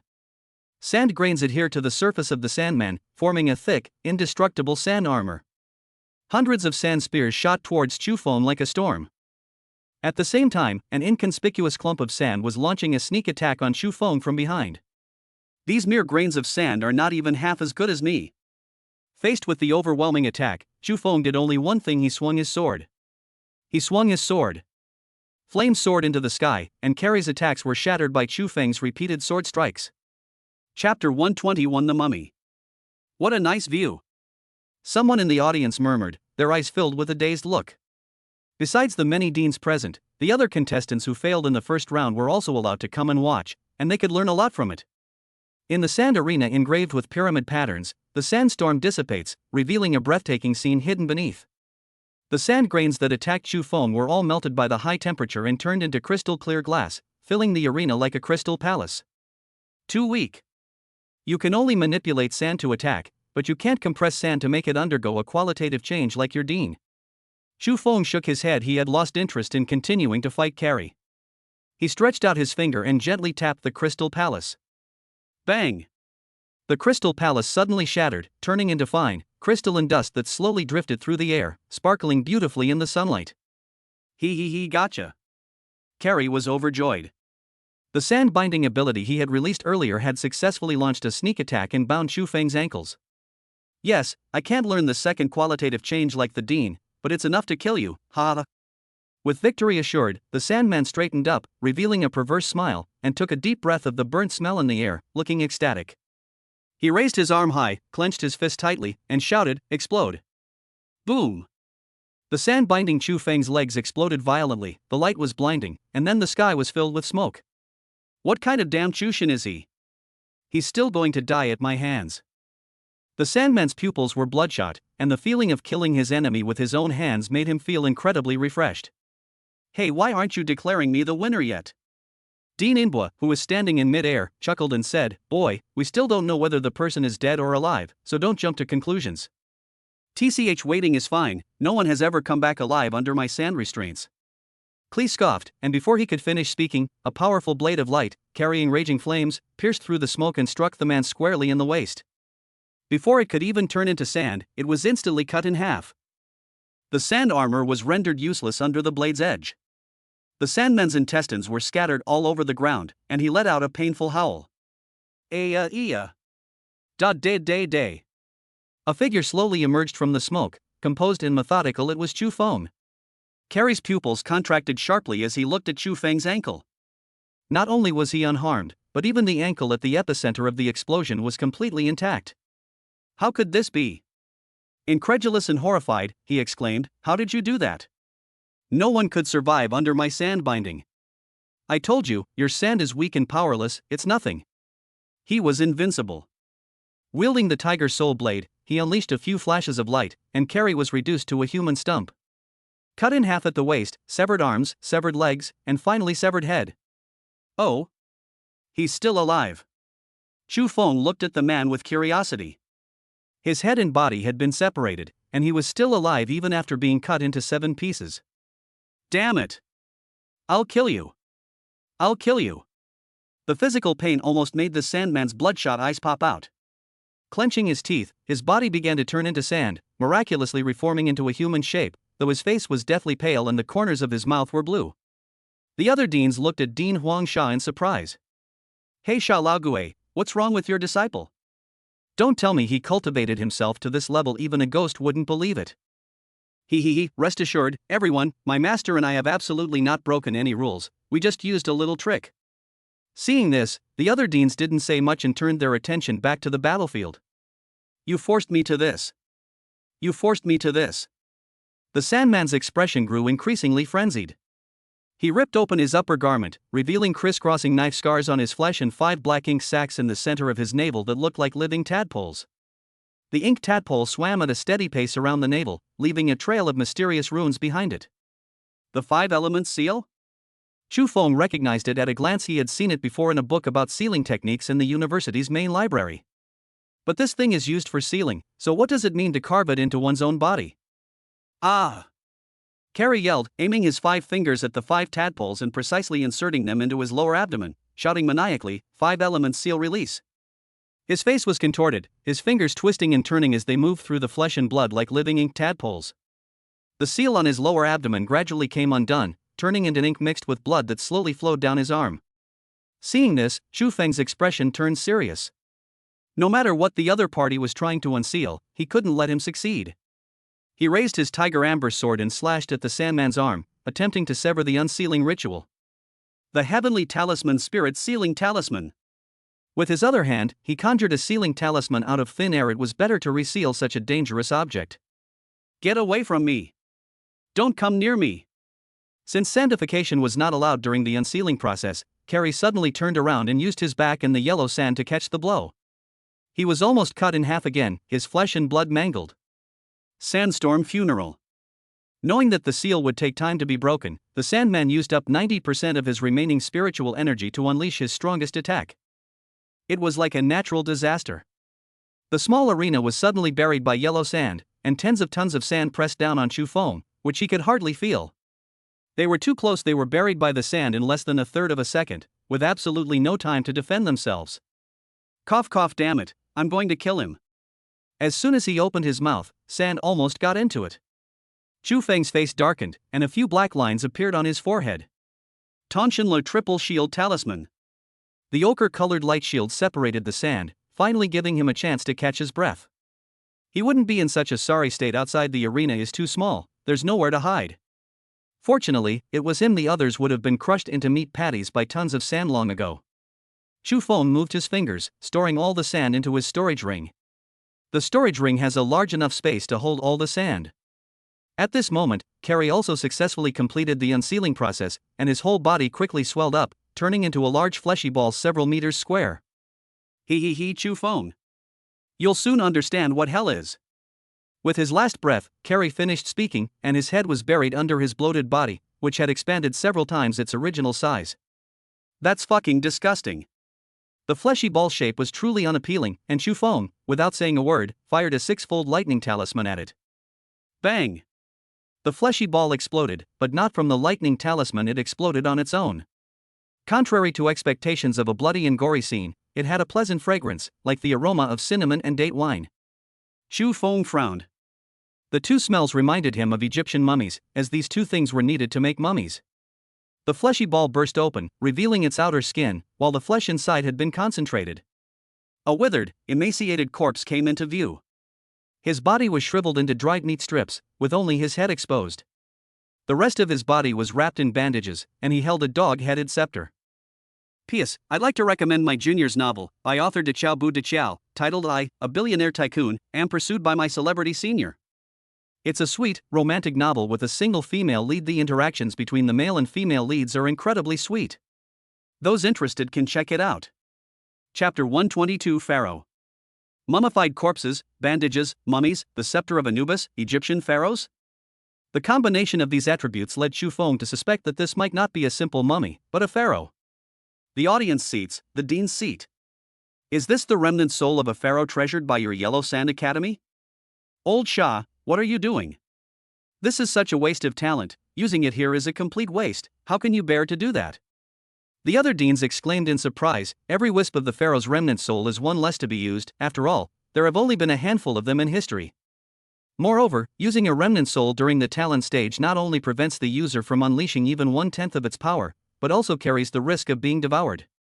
Dean Huangsha curled his lip and said irritably, "What do you know? Are you really willing to let that mechanical engineering dean, Mo Shan, succeed?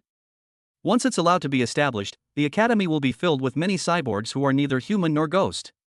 Just thinking about it makes me angry. I sent out Carrie with the intention of defeating the robot Chen Xian, but I didn't expect to run into Chu Feng in the first match." Thinking about this, Dean Huangsha also had a headache. Haha, so that's how it is. The other dean's eyes lit up, and they patted him on the shoulder, saying slyly, "Don't worry, even if Kree loses, it doesn't matter, we won't lose you. Let me tell you a secret, we've actually given our disciples a backup plan specifically to deal with the robots." Upon hearing this, Dean Huangsha's eyes widened, and he angrily pointed at everyone. "So you were all prepared, and I was the only one kept in the dark. You're bullying an honest person, aren't you? Now, on the other side of the story. Kree, now the pharaoh, slowly opened his eyes, his body enveloped in an aura of death. He looked down at his terrifying body and murmured in ecstasy, "What an alluring power! Sand magic, undead possession, 4th dynasty, Sneferu." He manipulated the sand again, but this time the original yellow sand turned into black sand, a symbol of death. Sand razor. Carrie groaned, his dry throat making his voice sound like two serrated knives rubbing together, extremely unpleasant. Suddenly, a black longsword several meters wide emerged from the ground in front of Chu Feng's arena and attacked him. So fast. Chu Feng was astonished. In the blink of an eye, the sand blade was already within reach. In a panic, he slashed down with his tiger soul blade. An unexpected event occurred. Just before the battle blade was about to collide with the sand blade suddenly disintegrated into tiny sand particles, which passed through the battle blade and then reassembled into the sand blade, slashing through Chu Feng's waist. Awoo! Chu Feng spat out a mouthful of blood, but when he touched his waist, he found no injury. It hit the mark, yet it seemed like it didn't quite hit the mark. The ability to cause trouble. He wiped the blood from the corner of his mouth. Just now, when he was cut by the sand razor, he felt some of his life force being pulled out of his body by the sand. You actually survived that attack. It seems you have more vitality than I thought. That's for the best. You forced me to use my trump card prematurely. It would be too easy for you to just die like that. Carrie's expression was cruel as he brandished his scepter and roared, intending to turn Chu Feng into a dried-up corpse like himself. The scepter slammed heavily on the ground, sending a cloud of black sand soaring into the sky. However, faced with several incoming blades of light, Carrie had no choice but to put down his attack to defend himself. Is the body a weakness? Seeing this, Chu Feng murmured to himself, before becoming a pharaoh, the other party dared to use his physical body to withstand my attacks, but now he doesn't dare to. They were even willing to abandon half of their attack to defend. Sixfold Thunder Talisman. Having found the opponent's weakness, he decisively sheathed the Tiger Soul Blade and used the more powerful Thunder Talisman. He pointed his finger like a gun, and with two loud bangs, 2 lightning talismans shot out from his hand. Damn it! Seeing the lightning flying towards him, Carrie felt a pang of regret, realizing that his earlier actions had alerted the other party to something amiss. Damn it, so what if you know I'm not physically strong? My sand magic is now at its peak. The sacred wall of yellow sand. His expression twisted, and he opened his mouth to roar, causing a wall several meters wide to rise in front of him. Rumble, rumble. Golden light flowed across the holy wall, which was covered with mysterious runes. The lightning runes that struck it only created 2 large craters, but failed to penetrate it. Chu Feng frowned and glared, for this was the first time since his strength had increased so dramatically that he had something that could directly withstand the Tong Tian talisman. Since 2 shots aren't enough, I'll just fire a few more until your walls collapse and you're dead.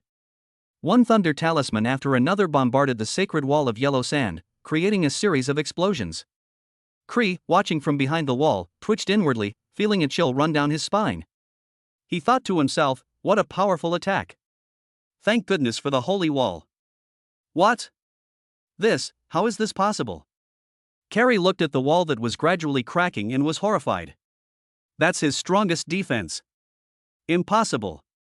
Absolutely impossible. Bang! Under the bombardment of the thunder talisman, the yellow sand holy wall finally succumbed to the pressure and exploded with a roar. In the nick of time, Carrie suddenly rolled over, causing the lightning bolt to glide past him, thus saving his life. This is intolerable. How dare you offend the Pharaoh's majesty? Recalling his disheveled state as he dodged the attack, he was filled with rage. They thought they could crush their opponent after using their trump card, but unexpectedly, apart from initially being able to take advantage of Chu Feng's lack of information, they ended up being completely crushed throughout the rest of the game. I'm going to blow you up. He viciously activated the second form of the yellow sand holy wall.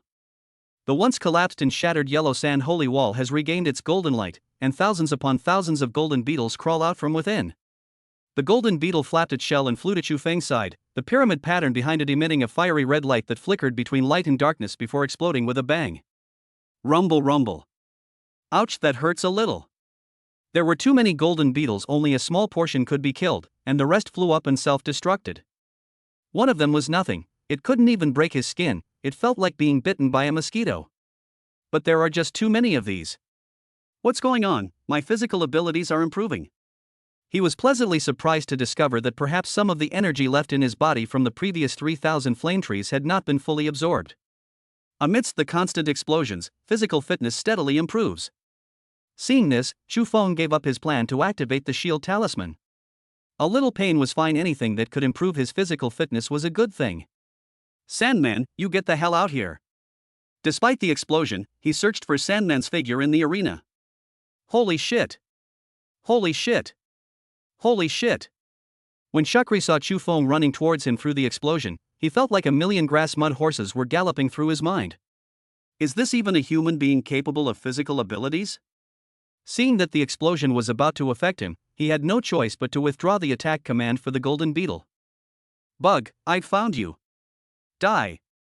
Chu Feng drew his sword, passed through layers of explosions, and arrived in front of Carrie, slashing down fiercely with his tiger soul blade. Chapter 123: The Curse in the Bloodline. He. Kree raised the scepter of Anubis and abruptly blocked the slash of the tiger soul blade. It's true that I'm physically weak, but that doesn't mean I'm weak in close combat. If the pharaoh, as the ruler of ancient Egypt, had not been strong in close combat, he would have died long ago under the assassin's blade.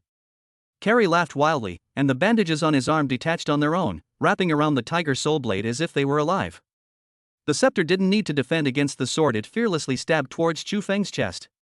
Mere grains of sand dare not contend with me. Chu Feng, arrogant and unruly, twisted the tiger soul blade, causing the bandages binding it to shatter. He then flicked his wrist, creating a beautiful blade flourish that sent the scepter flying. Devouring sand blade.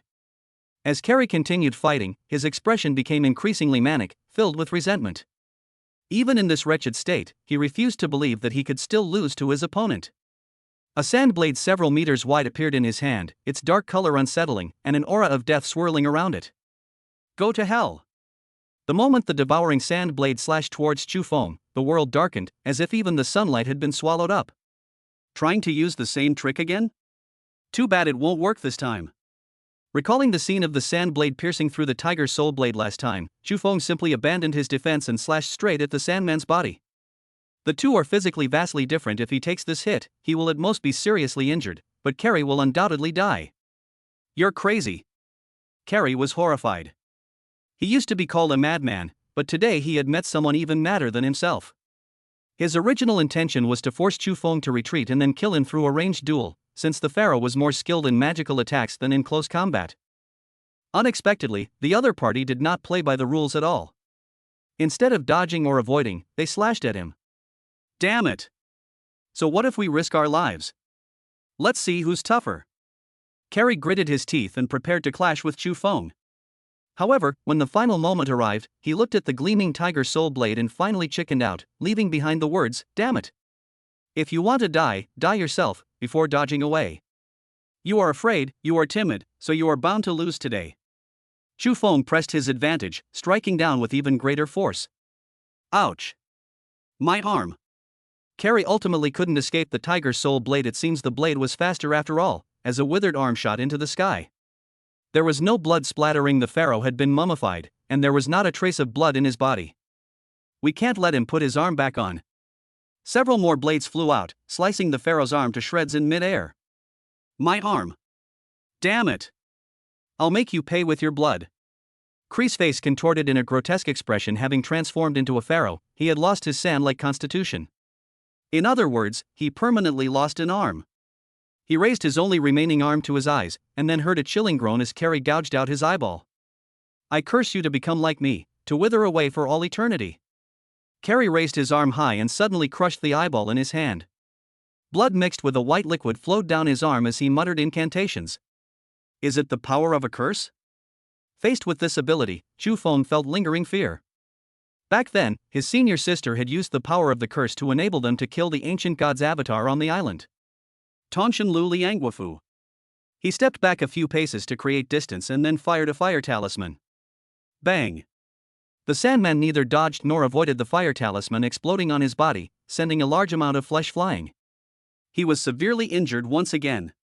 At the same time, the curse ritual was completed.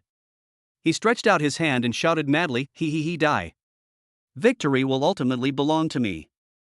Full of confidence, he believed his curse power was virtually invincible against those of the same level, and that he was certain of victory. A series of incredibly profound curses flew out from the shattered eyeball in Kree's hand, heading straight for Chu Feng. What the hell is this thing? Why can't I shake it off? Chu Feng was surprised to find that no matter how he dodged, the curse followed closely behind him, as if it would not stop until it hit him. Carrie, who had lost an arm and an eye, revealed a smug look, finally able to gloat, and said disdainfully, "Don't be delusional. You're already locked in by the curse. Even if you escape to the ends of the earth, it won't help." Next, Chu Feng tried to slash with his sword and block with his shield, but it was no use, the curse could penetrate it. "Since I can't avoid it, at least let me choose where I get hit by the curse." With that thought in mind, he stretched out his arm and let the curse strike. Hiss. The left arm, struck by the curse, withered rapidly, all moisture evaporating in the blink of an eye, turning it into a dried-up corpse like a mummy. The pain from his arm made Chu Feng gasp. He, this is just the beginning. Before long, your whole body will turn into a dried-up corpse like mine. Carrie burst into wild laughter, but then he suddenly stopped. Impossible. How could this be? Carrie looked at the scene before him in disbelief, only to see that the curse had only spread to one of Chu Feng's arms before the energy was exhausted. He expended a great deal of his life force and even lost an eyeball, only to corrode one of the opponent's arms. What kind of monster are you? Carrie was utterly shocked and couldn't help but take a step back, which showed just how shocked he was. Chu Feng then looked down at his withered arm, lost in thought, his expression gradually turning ferocious. Suddenly he shouted, "Give it back to me." The life force stolen by the cursed power miraculously returned to his arm from the heavens and earth. The arm gradually became fuller, eventually returning to its original shape. Upon seeing this, Carrie nearly popped his eyes out, his mouth agape in disbelief, and exclaimed, "Why would the curse yield to you? Why? This has never happened before, from ancient times to the present." The power of the curse actually returned the life force that had been devoured to the man. Chu Feng said calmly, "Your so-called curse power is not even worth as much as a dog to me." He had just discovered that the Sandman's so-called curse power was activated by bloodline power. The Sandman gouged out his eyeballs as a sacrifice, summoning a curse unique to ancient Egypt. In other words, as long as the power of bloodline is in the pharaoh's bloodline, it can greatly weaken the curse. The Demon King's bloodline surpasses the pharaoh's bloodline, rendering curses useless. The audience seats, the dean's seat. Upon seeing this, the deans were not only surprised but also curious. Terrifying indeed. The pharaoh's bloodline is already a first-grade bloodline, but to be able to directly surpass a first-grade bloodline, hiss. I'm afraid only a few legendary bloodlines could do that. Gulp, this bloodline power alone is enough to reach the peak, not to mention that Chu Feng is such a genius. I really can't imagine what this kid will be like when he grows up. The deans all changed color and began to speculate about which bloodline Chu Feng belonged to in the legend. Regardless of which team they are, their future achievements will likely surpass those of the others. Chapter 124, Anubis's Scales. With one arm and one eye gone, Carrie faced Chu Feng, who was in almost full strength, and his eyes were filled with despair. "No. I refuse to admit defeat. How could I possibly be defeated by you?" Suddenly, as if remembering something, he burst into maniacal laughter. "Ha ha ha, even if it means sacrificing everything, I will kill you." Bang! Carrie slammed the staff of Anubis into the ring, then knelt down in utmost devotion before the staff, bowing his head deeply. His life force was rapidly absorbed by the scepter, his eye socket sank deep, and his already dwindling flesh withered even more, making him resemble a skeleton before he collapsed with a thud. He was barely clinging to life. Even if Chu Feng stopped attacking him, he wouldn't survive more than half an hour. Working hard isn't something you can just do whenever you want. You can't beat me while you're alive. Do you think you can beat me by sacrificing your life? Chu Feng glanced disdainfully at the Sandman, whose life hung by a thread, but did not kill him. He wanted the Sandmen to witness their own defeat. Buzz. The golden dog-headed staff trembled violently, and a phantom of a dog-headed, human-bodied monster emerged from it, wielding a giant scythe. Anubis. Chu Feng recognized the monster at a glance. It was Anubis, the god of death in ancient Egyptian mythology. Suddenly, he felt a burning sensation on his wrist. He looked down and saw a balance scale pattern on his wrist, swaying back and forth. Locked up again? This is so annoying. Anubis, clad in golden armor, looked around and, finding that Kree beneath his feet was not his target, walked straight toward Chu Feng. Tongshan Lo Liang Fire Talisman. Bang!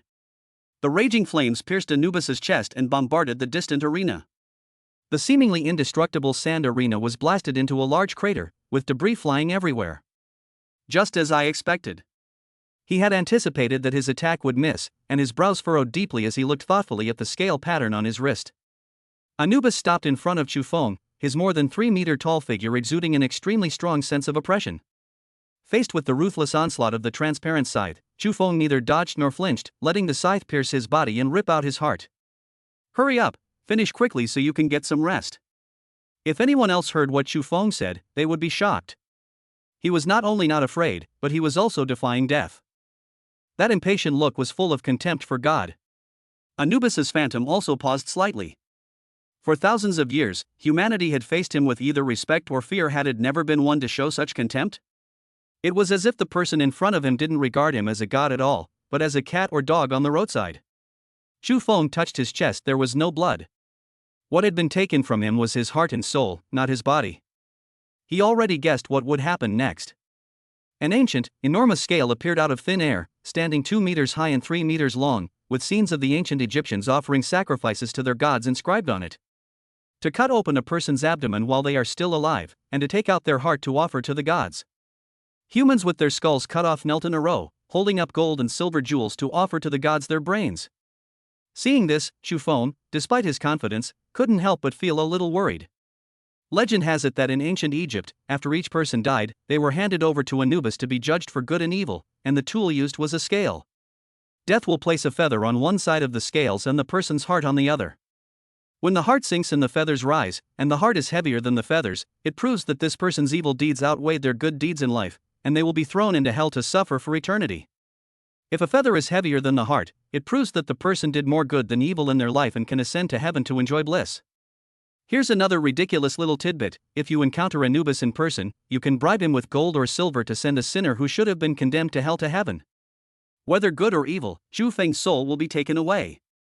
This is a sure kill move. The audience seats, the dean's seat. The deans suddenly stood up, their eyes filled with worry. It's Anubis? Kree is only in the talent stage, how could he possibly summon it? I estimate that it was because he was severely stimulated by Chufeng that the pharaoh's remnant soul began to merge with him. Chufeng is in danger now. Carrie sacrificed everything. This move is so powerful that even a mature player wouldn't be able to withstand it, let alone Chufeng. Hiss, what should we do? Should I go down and stop it? Carrie is already crippled. We can't just watch another genius die in front of us. Among all the deans present, not one of them believed that Chufeng would survive, including the flesh and blood dean, Gu He. As for Dugubai, he couldn't be there today. He drank too much last night and is still in his room, fast asleep with his butt sticking out. No. We can't be unfair. Are we just supposed to watch this kid die? At this point, all we can do is trust Chufeng. The deans' hearts were in their throats as they looked toward the arena.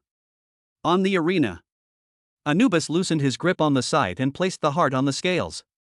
A pure white feather fell from the sky and landed on the other side of the scale.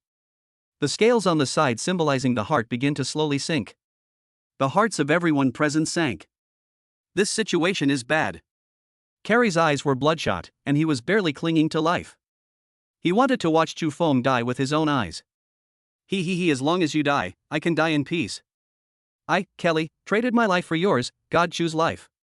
It's not a bad deal. Cough, cough, cough, cough, cough. As he spoke, he coughed violently, as if he were coughing up his heart, liver, spleen, and stomach. Ha! What's going on? Someone exclaimed in surprise, for the heart, which had been descending, was slowly rising again, and the feathers sank down. Upon seeing this, Carrie's expression froze for a moment, but he quickly recovered. The scales must have malfunctioned just now, but as long as you die, it doesn't matter whether you go to heaven or hell. Chufeng chuckled upon hearing this, realizing that the Sandman didn't know that returning to hell was like going home for him. Lillian is there to back him up at worst, he can move into the fallen angel clan. The feather representing kindness is sinking lower and lower, and it looks like it's about to reach the bottom. Anubis raises his scythe, ready to reap souls at any moment. Kill him! Kill him! Crystal screamed hysterically, impatient to kill Chufeng. Day. Then, something truly astonishing happened, the heart sank again, and the feather rose once more. One moment the heart sinks, the next the feathers sink, and so on, the whole scale swaying back and forth. Anubis's scythe could never fall. Ha ha ha, you're just trash, how dare you judge me? Xu Feng finally felt relieved and laughed arrogantly, his tone ruthless and mocking. Impossible. This can't be. How could this happen? Carrie's heart sank to the bottom, and he screamed like a madman. Chapter 125 The Great Discovery of the Demon Eye Ability. Why can't Anubis measure your good and evil? Crystal screamed hysterically. He was unwilling, extremely unwilling. Even after sacrificing all to summon Anubis, they couldn't even harm a single hair on the opponent's head. He, how foolish. How ignorant. Xu Feng sneered, you only have yourself to blame for meeting me. What is Anubis, this god of death? Does he even deserve to judge me? When Xu Feng saw Anubis, he vaguely remembered. The third heaven god realm, where he resided, was destroyed by the first demon king's army many years ago. Even the heavenly emperor and the 9 supreme gods were all slaughtered. The remaining gods were either killed, exiled to the army, or used as laborers. The current third god realm is nothing more than the descendants of those prisoners of war from back then. And death is no longer the same death it once was. The real Anubis is long dead. The one we see now is merely a replacement. A mere phantom cannot possibly judge the demon king's successor. He took 2 steps forward, retrieved the heart and soul from the scales, and pressed them into his body. He kicked the ancient scales away and waved his hand at Anubis. Get lost, this is none of your business. Anubis watched as the scales were kicked away, a red light shone from the dog's head under his helmet, and then vanished from the world without a word. Who? How could this be? You can actually command death? He is the supreme god I summoned.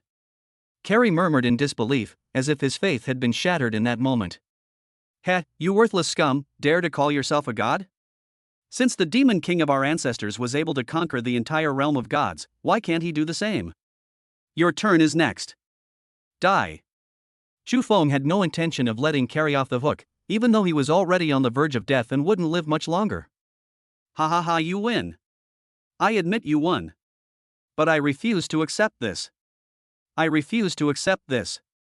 Carrie let out a miserable and desolate laugh, unable to believe that even after risking his life, he couldn't even seriously injure Xu Feng, let alone take his life.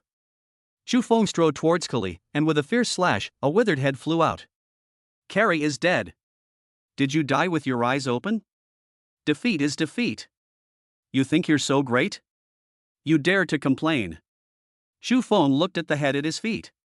Even in death, its eyes were still wide open in anger. He raised his foot and stomped down. Snap. His head exploded like a watermelon, splitting into 4 pieces. Thus, the competition finally came to an end. Oh, long live the god of Chu. Long live the god of Chu. I knew that Sandman couldn't beat Chushin. He doesn't even know what kind of person he is, yet he dares to oppose Chushin. The Sandmen are actually not weak either. If I had sent them up there, they would have died long ago. It can only be said that Chushin is too strong. Ah, God Chu, are you still taking followers? Even just a pendant will do. From the audience seats to the contestant seats, the previously eliminated contestants erupted in a deafening roar of congratulations. And the audience seats on the other side. The deans were completely stunned. The contestants might not understand the gravity of being able to command death, but they did. He exclaimed incredulously, Who did you guys just see that? Young friend Chu told death to get lost, and he actually did get lost. Obedience like a dog, is this still Anubis? Anubis is a god after all, and even his phantom form is not something a mortal can offend, let alone make him obey and get lost. Goodness, the more I get to know Chu Feng, the more I realize he's extraordinary. Nonsense, do you need to tell me that? We're all watching. Besides, how could an ordinary person be classified as a top-secret national secret? They looked up at the center of the arena, their gazes growing increasingly intense, as if they were looking at a rising star, the hope for the future of humanity. The moment Chu Feng killed the Sandman, the surrounding sand cage automatically disintegrated. He sheathed his tiger soul blade, enjoying the cheers and shouts of the crowd, and yelled at the Soundwave Academy member who was still staring blankly at the sky, Referee Dean, why aren't you announcing the result of the match yet? Dean Shenghua, having just recovered from his shock, announced loudly, I declare that Xu Feng is the winner of the match between Xu Feng and Carrie. Having received the result, Xu Feng jumped off the stage, ignoring the adoring shouts of his many female fans, and walked straight towards the audience seats. The crowd was extremely excited when they saw Chushin walking towards them. Look! God Chu is coming this way. I'm so excited. Shushin, you were so cool just now. You're practically my idol. That girl can be your girlfriend? Handsome guy, kiss me, I want a kiss. Wow, we seven sisters swear we'll marry you. We'll make you a groom every night and have you in the bridal chamber every day. The crowd broke away from the stands and rushed towards Chu Feng, causing chaos in the arena. Just as Dean Inbo was about to step in to stop them, Chu Feng coldly said, "Quiet. Everyone return to your seats. Anyone who disobeys will be killed." A powerful killing intent surged into the crowd. The crowd suddenly shuddered, their hair standing on end, realizing that the other person was not joking. Then he remembered that Chushin was no kind person, and if he didn't go back to his seat, he would really die. Damn it, stop blocking my way, go back and sit down, I don't want to die yet. Brother Chu looks so handsome when he's angry, I love it so much. Damn it. Are you out of your mind, woman? They're trying to kill you and you're still acting like this. Why, I don't care, my Chugij is the best, even if he kills me I'll be willing. Wow. This cold-faced handsome guy is so handsome, you stinky men, go back to your seats and don't bother our brother Chu Feng with your hands. Chu Feng's lips twitched. He really couldn't understand what those women were thinking. Why did they love him even more after he threatened to kill them? Not only did she immediately return to her seat and sit down, but she also took the initiative to maintain order, gazing longingly at Chu Feng. He could even clearly see that some of the succubus female warriors had pink hearts in their eyes. The crowd is now divided into two factions. One is the men, who both respect and fear Chu Feng, and also have a little bit of admiration for him. On one hand, there are the women who are captivated by Chu Feng's looks, abilities, and personality, and who both love and admire him. In their eyes, Brother Chu was the best, and everything he said was right, even if it was wrong. If I could just talk to my brother, I'd be happy all day. If he could take me to bed, I'd die happy. Even when serving her brother alongside other women. Among this group, those who had been captured by Chu Feng earlier were the most fanatical. I understand what's going on. Chu Feng suddenly realized that his demon eyes had an ability to increase charm by 100 points. He's so charming now that it's become almost seductive, constantly influencing those around him. These contestants are far inferior to her in terms of ability, and their minds are not as firm as Ouyang Qian's. The longer he stayed with her, the more he became obsessed. He even saw that some of the women in the worst cases had the potential to become fanatical believers. Chapter 126. Because he is a man, he has a much greater influence on women than on men. Chu Feng looked thoughtful as he glanced at several girls in the crowd. Their expressions were fervent, almost fanatical, and they seemed willing to do anything for them unconditionally, showing the potential to become fanatics. Fanatical followers are the foundation of a sect's strength. They are willing to give up everything for their faith. Long ago, the goddess of wealth was imprisoned by the demon lord and made his plaything. For countless years, she suffered endless humiliation. Even the lowest worms were able to have their way with her, and her divine power was greatly diminished. Ultimately, after countless years of investigation, the fanatical believers found the goddess of wealth and rescued her. Perhaps, these women can be used by me. Chu Feng stroked his chin, thinking that although these women were a little weak, they had great potential, and the fact that they were chosen to participate in the competition proved that their backgrounds were not weak. If we can tie them to our cause and get them to work for us, things will be much easier. As his cultivation level continues to rise and his demonic eyes continue to evolve, his charm will definitely increase. At that time, perhaps all the women in the city, no, the whole country will be captivated by him. These are all free subordinates, why not take them if they're free? Perhaps he can conquer the world with the help of women. We decided to act immediately. First, we needed to establish a unified force to manage them. After a moment of hesitation, he asked the women, "Do you like me?" With the other deans still listening, they certainly couldn't openly ask the other party if they were willing to submit. I'm so excited that my brother talked to me. Several little girls blushed and screamed excitedly. I like him. I don't think any woman would dislike such a charming man as my younger brother. The mature woman took a puff of her pipe and answered truthfully. Sakura-chan loves Oniai-chan the most. The girl from the cherry blossom country with pink hair had a flushed face and a hint of illness on her features. Chu Feng gestured for silence, and the scene, which had resembled a bustling market, immediately quieted down. She asked another question, her voice icy, then, "Are you willing to die for me?" The scene fell silent. Most of the women quieted down, while a few hesitated, as if they wanted to say something but held back. A moment later, a sound broke the silence, and this time it was 3 people. If it's for my younger brother, I'd be willing to die. Yes, I'm willing to die for my brother. Upon hearing this, Chu Feng nodded in satisfaction and said, "The three of you should choose one representative to come to my room tonight." No arguing now. You can talk about it privately after the match today. The other women looked at the three with envy and jealousy, as the three had actually gotten the chance to have a secret rendezvous with the brother late at night. How despicable. They wanted to.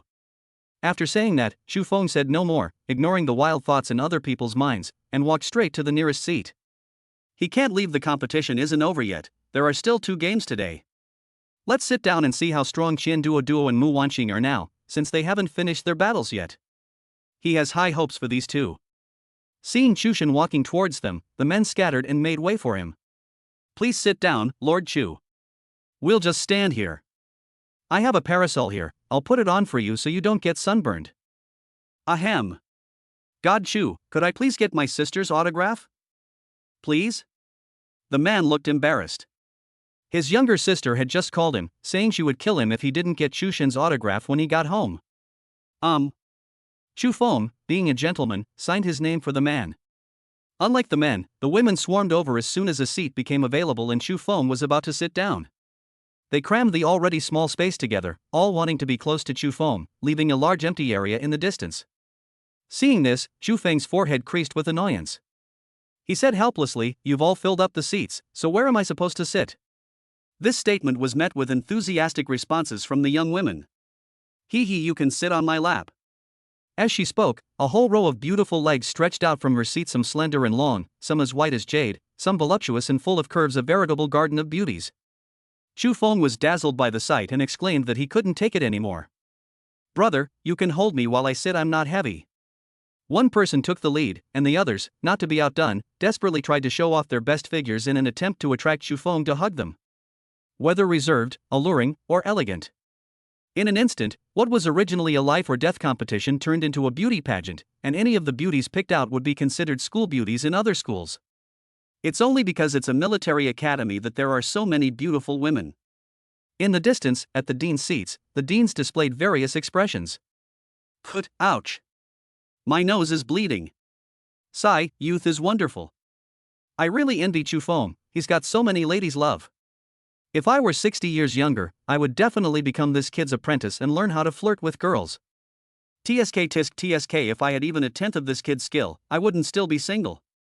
The scene became increasingly unserious, with hardly anyone watching the originally peaceful match anymore, as everyone's attention was focused on Chu Feng. The few female deans frowned and sighed. Indeed, men are still boys until they die. But this is really outrageous. Luckily, the students can't see it because it's far away. Holy crap. Stop staring and come help this old man with kidney deficiency, he's had a nosebleed and passed out. The deans turned around and saw that Dean's silver sword had fainted with a pool of blood at his feet and a madman-like smile on his face. Seeing this, the dean's lips twitched. This old man was indecent even in his 70s or 80s, he still loved looking at beautiful women. You're so engrossed in watching it, you can't stand the stimulation, so use your spiritual power to stop the bleeding. A dignified dean, capable of leveling a mountain with a single sword strike, actually fainted from a nosebleed. Chu Feng sighed and rubbed his forehead. He had been eating highly nutritious food for 2 days, and now he was starting to feel the effects. He's still a 226-month-old baby. Stop fooling around, go back to your seats. Don't you know what kind of occasion this is? Hearing Chu Feng's anger, the women were all startled and quickly returned to their seats, though they were secretly delighted. Chu Feng said, "Don't you care about the occasion? Does that mean I can act like a hooligan towards him in private?" He. Chu Feng, his face dark, sat down and turned his gaze to the arena. Senior is really funny. He looked at the arena where Mu Wanqing was and couldn't help but laugh out loud. Mu Wanqing stood in the corner, summoning 2 enormous slugs that filled the entire arena and began to beat her opponent mercilessly. Chapter 127. Not auntie, but sister. The little purple-haired guy on the other side was completely devastated, as he was beaten 2 meters deep into the ring by 2 slugs. It was absolutely inhumane. He recognized one of the slugs. It was Wenda, the slug he had fought alongside before. He was smoking a cigar and wearing sunglasses, looking like a gangster. Another slug, with a 2-pronged iron fork in its mouth, swung around with great force. You bastard! It was you who tried to harm Her Highness the Princess. When the slug went to plop down, it almost crushed the man into a meat patty. Although I am very useless, protecting the princess is my duty. Another slug used its forked prongs to lift the man out of the pit again and began a new round of brutal beating. Say the most cowardly things, fight the fiercest battles. Chu Feng was overjoyed. Although his senior sister's combat power was lacking, her summoned creatures were like two scoundrels, each more powerful than the last. He silently mourned for the man for 3 seconds. I've had enough. The purple-haired man suddenly leaped out of the deep pit, knelt down with a thud, and said with tears welling up in his eyes, "Heroine, I admit defeat. Please let these two scoundrels go back." And so, the senior student won without even lifting a finger. I hereby declare that Mu Wanqing wins the match between Zilong and Mu Wanqing. Dean Inbo then announced the results of the competition. At this moment, the outcome of most of the matches has been decided, with only a few arenas still fiercely contested. This includes Qian Duo. What the hell is this turtle shell of yours? Dare to come out and fight me fair and square. The man was practically going crazy. He slashed for ages, his blade cracked, and he had to replace it twice, but the opponent's defensive shield remained intact. Idiot, Fatty's profession is defense, why should I go out and fight you? Come on in if you dare. Chen Duo set up a sun chair inside the shield and lay there leisurely basking in the sun, occasionally taking out 2 ice cubes from her storage equipment and throwing them into her juice to enjoy. I can't take it anymore. 3-layer charge up thunderous strike. The man gritted his teeth, his eyes bloodshot, and lightning began to spread across his broadsword as he unleashed a powerful, charged strike. Go to hell, you fatso. Shield parry. The man slammed his sword into the shield, but Qian Duo gently rotated the shield, causing the energy that was originally aimed at the shield to bounce back towards the man. Boom! The man's last tooth flew out of his mouth, and he fell straight down, unconscious. Seeing this, Qian Duo downed her orange juice in one gulp, packed up her sun lounger, and cheered, "Yay! I won!" His response was met with a murmur of disapproval from the crowd. They looked down on them for hiding inside the defensive shield the whole time and not launching a single attack. Qian Duo was not ashamed, but proud. He bowed to the crowd and said, "Thank you everyone, thank you for your support and encouragement. I will definitely work harder on defense in the next game." Qian Duo vs Junyi, Qian Duo wins. With Dean Xinghua announcing the results of the competition, the first round of the duel came to a complete end. The top 32 have been determined, and to Chu Feng's delight, both Qian Duo and Mu Wanqing have successfully advanced. There will be a half-hour break. Those who are injured or have depleted spiritual energy can go to the medical station to collect healing supplies. Chu Feng got up and walked towards the supply point, even though he had hardly used up any spiritual energy in the last match. He took the Type 7 recovery medicine from the doctor and drank it in one gulp. His physical injuries healed rapidly, and he returned to his peak condition in just a few breaths. His spiritual energy was also fully replenished, and Chu Feng's eyes lit up. This thing must be a good thing. It's much better than the healing items you can buy on the market. He politely addressed the doctor, Aunt Sue's half-sister. "Sister, this potion works really well, could you give me some more?" "No, there are regulations that each person can only receive one." "Wait, what did you call me?" The aunt looked up, startled, "So handsome." "Sister, what else can I call her?" Chu Feng said with a smile. "Sai auntie is already 45 years old, how can she be worthy of being called sister by a young man like you?" As she spoke, she touched the wrinkles at the corners of her eyes, and her heart sank. "Wow! Sister, you're already 45 years old?" "Not at all, he looks at most like he's 31 or 32. Chu Feng pretended to be very surprised and said seriously. You're such a good talker, young man, always making your auntie happy. Here, take these 2 vials of medicine." The doctor laughed so hard she almost fell over. She hadn't been this happy in a long time. In high spirits, she took out 2 vials of medicine and gave them to him. "Thank you, sister." "Goodbye, sister." Chu Feng took the medicine, secretly pleased. Sure enough, being a little sweet-talking never hurts. On his way back, he encountered the robot Chen Xian, who was sitting alone by the roadside. By the time his match ended, Chen Xian had already finished his match, and I heard from others that it was still an instant kill. He frowned and walked straight over. "Hey, can you understand me?" Beep, beep, a living being has been detected attempting to communicate. Switching to adult brain mode. The red light in the robot's eyes went out, then turned green, and it spoke in a synthesized mechanical voice. What's up? Can't I even talk to you if there's nothing wrong? Chen Xian got up and walked into the distance. Hey, how about you join me if you lose to me? In exchange, you can kill me if I lose to you. He shouted at the robot's back. Can. After analyzing the situation, he realized he wouldn't lose out no matter what. So he readily agreed and then left. Great. Now we have a mechanic in our team. Chu Feng was overjoyed, not believing he would lose at all. If he had his own territory, he would need a mechanic to maintain it.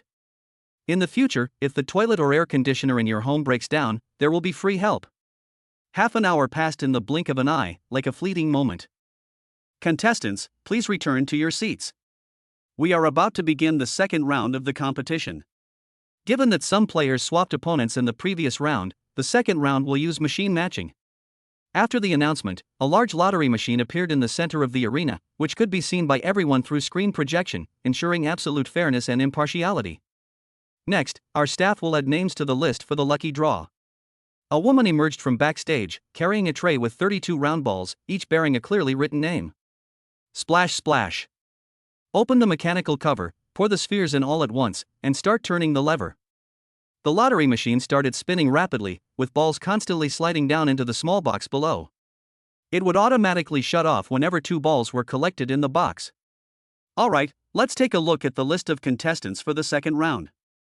Dean Xinghua gestured for the woman to hold up the long box, and slowly read out the names on the small balls. Chu Feng vs Monroe, Arena 1. Qian Duo vs Chen Xian, Arena 4. Mu Wanqing vs Ajin, match number 7. Chapter 128, Crushing the Mage. Chu Feng stepped onto the arena in response, his eyes lighting up. Finally, it wasn't a burly man on the other side, but a rare sight, a young lady. She wore a purple magic robe, exuding an air of mystery. Holding a magic book, her beautiful face was covered in frost. Ice Queen. A magician? Interesting. Chu Feng smiled. He was the natural counter to these mages. His passive ability, magic immunity, can teach a girl a lesson in no time. The match has begun. As soon as the referee announced the start of the match, the Ice Queen launched the first attack.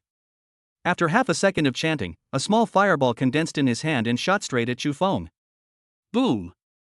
Chu Feng neither dodged nor avoided the small fireball, allowing it to hit him and cause a violent explosion. No way! Is Chu Feng going to be eliminated right after he started playing? That's a small fireball, half a meter in diameter. It's definitely hopeless.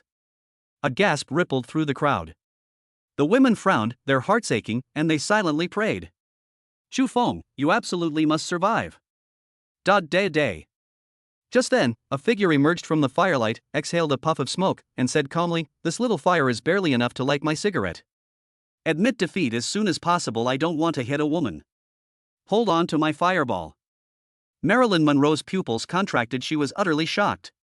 Looking at the man opposite, his body was completely unharmed, not even a scratch. The clothes were only slightly dirty.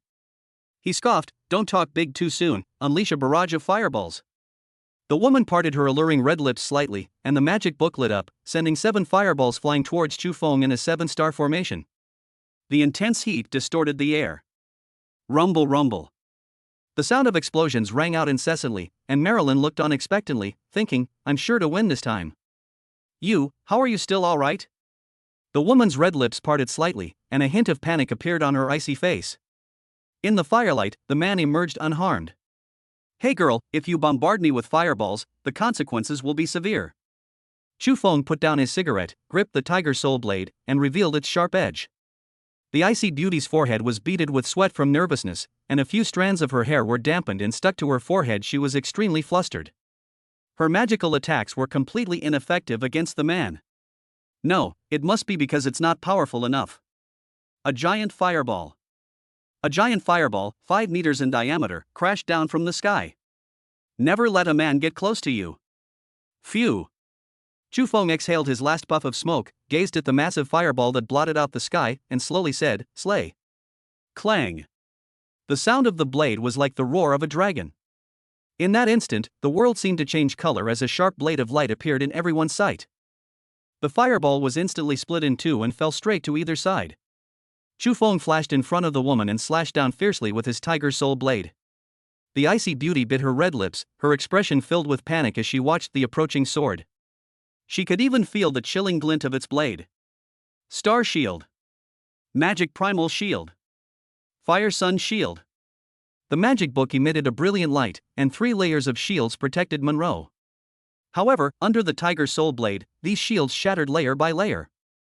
1 floor, 2 floors, 3 floors. In Marilyn Monroe's desperate gaze, a sharp pain shot through her lower abdomen. Blood splattered, the magic book shattered, and fragments fell from the sky. The icy beauty collapsed to the ground with a thud. Chu Feng stood proudly, drops of blood sliding down the tiger soul blade. I'm in a good mood today and I don't want to kill women. He deliberately avoided hitting a woman's vital areas when he swung the knife. It looks serious, but she can survive if she receives timely medical attention. Th. Thank you. A large amount of blood flowed from Marilyn Monroe's abdomen.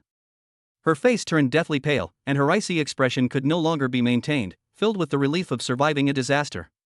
Soon, medical staff came up with a stretcher and took the woman away. I hereby declare that Chu Feng is the winner in the match between Chu Feng and Monroe. The entire race lasted 3 minutes and 27 seconds. Upon hearing this, the entire audience erupted in cheers. Wow! The battle was over in just 3 minutes, so fast. I was wrong. I shouldn't have doubted Chu Feng before. I thought he would lose, but I didn't expect it to be a one-sided crushing defeat. This is huge news. A dignified mage was instantly killed. Ah, my brother is the best. We love you, brother. Chu Feng sheathed his tiger soul blade and strode out of the arena. At this moment, the cigarette he had thrown out earlier lay quietly on the ground, still burning. Victory was achieved amidst the sparks of hope. Back in the audience seats, the women swarmed around them. You must be exhausted. Let me give you a massage. Then I'll give you a shoulder massage. Let me massage your back. Brother, open your mouth, the grapes are already peeled. Chu Feng sat down and truly experienced what it meant to be treated like an emperor, with someone massaging his entire body, making him feel incredibly comfortable. Ah, that feels so good. Chu Feng sighed, becoming even more determined to recruit these girls to his cause. The men around Chu Feng looked at him with envy, wishing they were the ones in him. Unfortunately, both Chen Duo and Mu Wanqing were eliminated in this round. They were just unlucky and ran into a tough opponent. Chen Duo is a rare smart person. When he saw that his opponent was the robot Chen Xian, he decisively conceded defeat before the fight even started. To be the first person to survive Chen Xian's attack, and to be completely unharmed.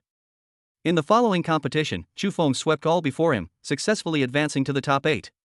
The match has officially ended, and the sky is darkening. Amidst the reluctant gazes of a group of beautiful women, and with invitations to make babies together that evening, Chu Feng strode away. That night, in the dormitory, Chu Feng sat cross-legged alone in the room, feeling a restless energy surging within his body. At the same time, he was also waiting for someone. Thump thump thump. Just then, there was a knock on the door. Chu Feng, wearing slippers, opened the door and smiled, "It's you. This humble servant greets you." The newcomer greeted her gracefully. She was none other than the older sister who had been smoking a pipe among the many enthusiastic fans during the day. She has a tall and slender figure with curves, definitely the body of a mature and sophisticated woman.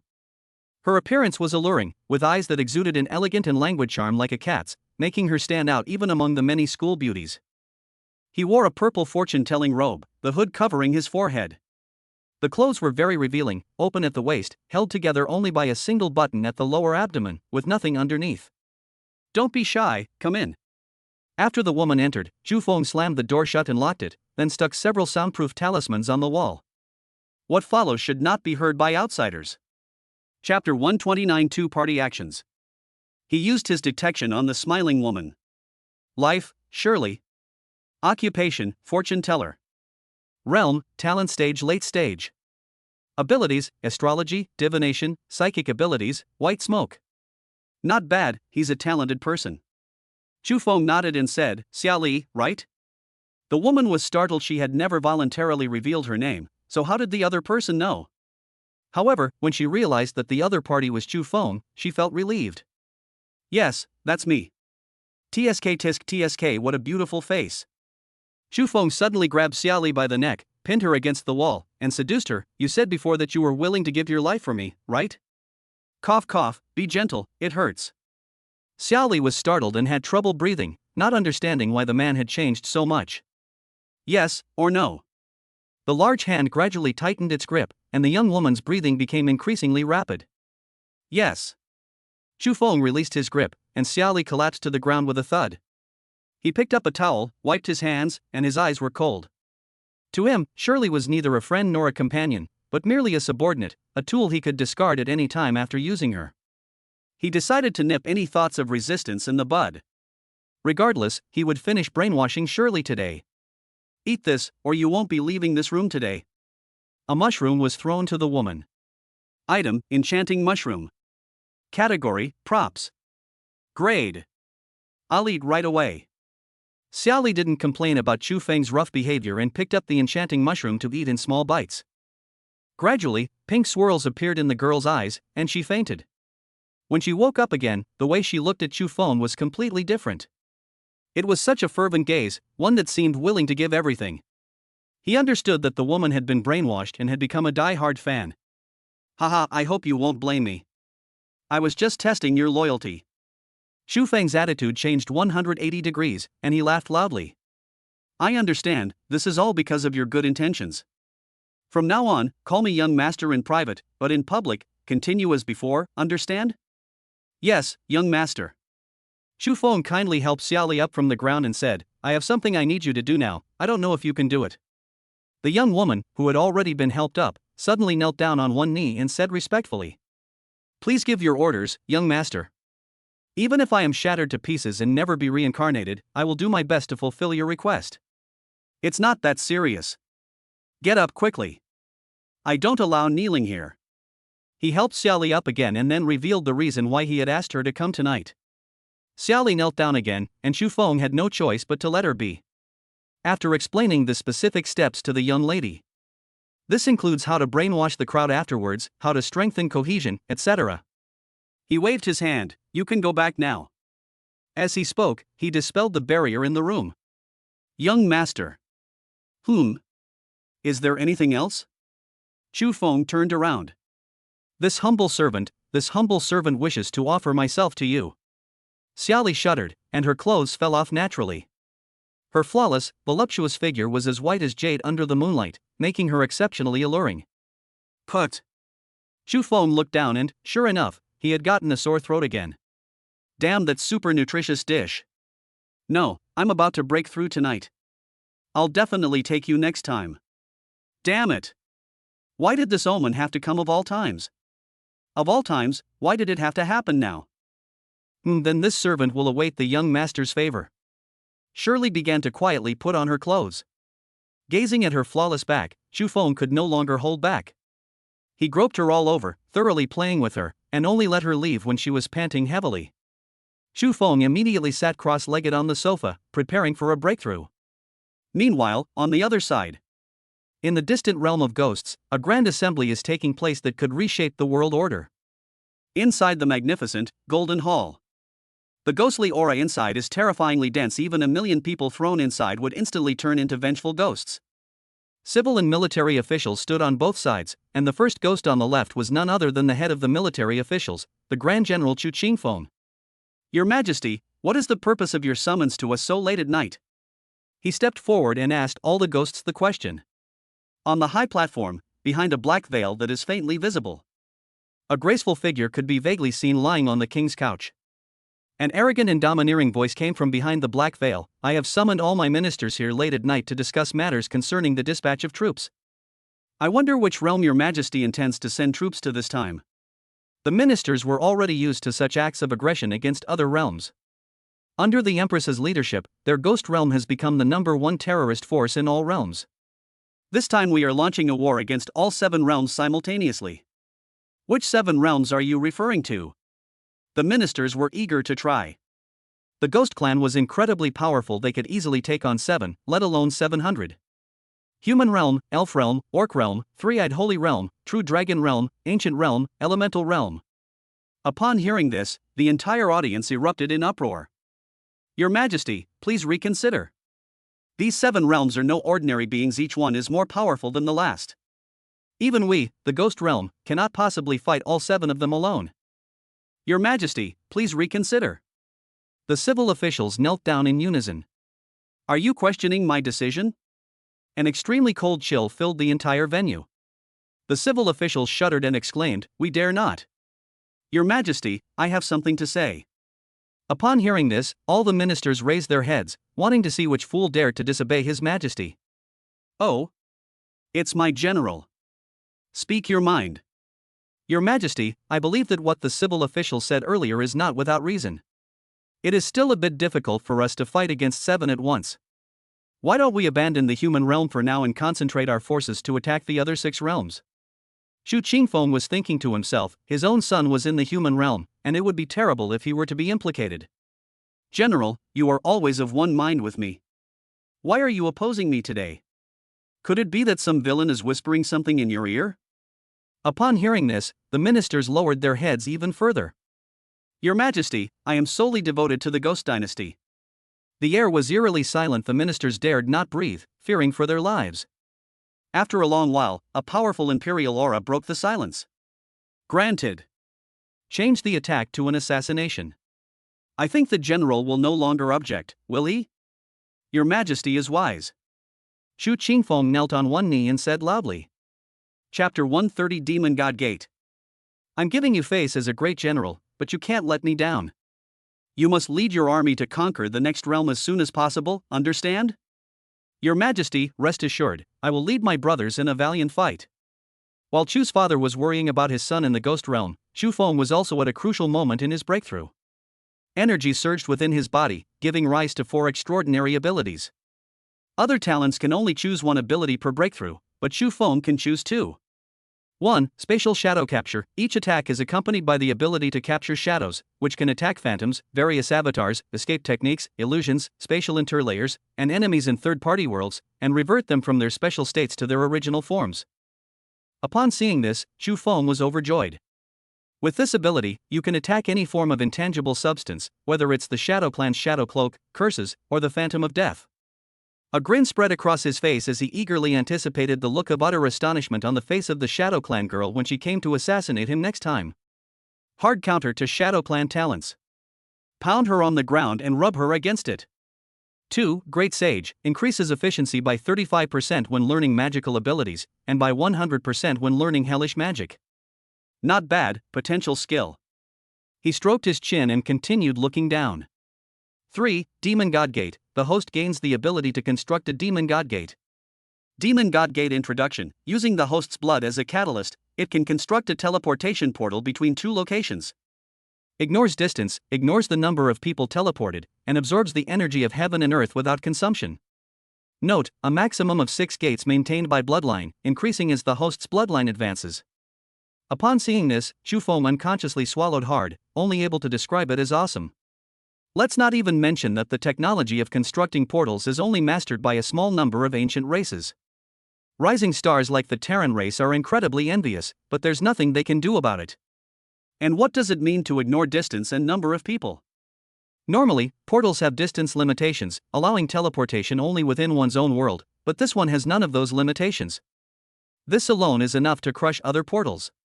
It is sufficient to support cross-dimensional teleportation, which means a continuous supply of soldiers and logistics. The enemy troops are still slowly making their way from their hometown to provide support. How can we fight when our own troops arrive on the battlefield from the rear in an instant? Moreover, it can draw energy from heaven and earth without having to spend a single resource of its own. Ordinary portals consume massive amounts of resources for each person they teleport, making them veritable money-devouring beasts. Unless it's an emergency, the price is too high, so people are reluctant to use it. A weapon of war. Xu Feng slowly uttered 4 large characters. We absolutely must acquire this skill. He was already quite satisfied with the Demon God Gate, and looked with a smile at the last ability. 4. 6 revolving swords. 6 spiritual swords will be created and hover behind the host. They are extremely powerful. When advancing, they can form a revolving sword formation to kill evil spirits. When retreating, they can automatically protect their master. This ability reminded him of the Heavenly Emperor's essence that the first Demon King had injected into his body. I wonder which heavenly emperor possessed this ability. Absolutely invincible. Unfortunately, he didn't want to play with a sword. Remove it decisively. It's decided, it'll be spatial shadow capture and demon god gate.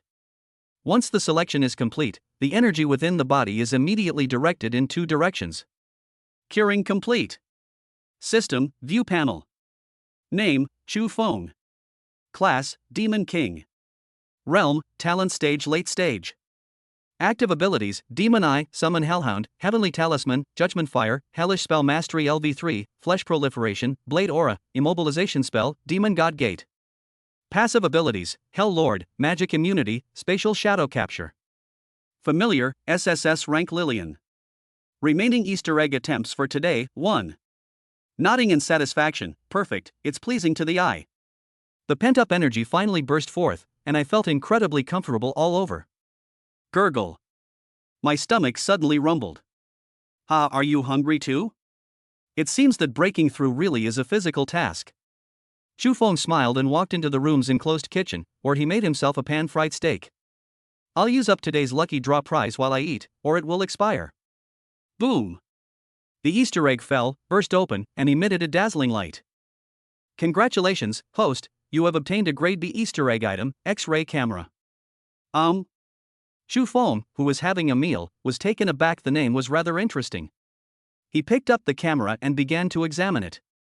X-ray camera, after taking a photo, it will reveal the object in its most authentic form. For example, removing clothes, seeing through a wall. It even has X-ray vision? Not bad. This way, he could openly check whether the older girls were carrying any hidden weapons. It can also be used to help the university check whether the girls have entered the changing room at this moment. Not bad, not bad. I happily put away my camera and continued to enjoy my meal. After finishing his late-night snack and washing up, Chu Feng went back to his room to sleep. Get plenty of rest and prepare for the decisive battle the next day. Meanwhile, in another room not far away. Since returning to her room, Shirley tossed and turned in bed, unable to calm the burning desire within her. Night goes and day comes. As darkness is gradually driven away by the dawn, a new day brings new life. As dawn broke, Chu Feng opened his eyes and got out of bed. The decisive battle is approaching. I'm so excited I can't sleep. While washing up, she dialed her pager and said, breakfast can be delivered now. Don't send anything too nourishing, just something normal. After he finished washing up, the doorbell rang at the appropriate time. Ding dong, ding dong. Sir, your breakfast is here. Please open the door. Squeak. Open the door and let the man in. He dried his wet hair with a towel and casually asked, what's for dinner today? The staff took out dishes of food from the small food cart. See cucumber fried noodles, 8 immortals congee, golden fried bread, sweet glutinous rice cake, iced blueberry juice, braised abalone, lobster shumai. Thank you. You can go now.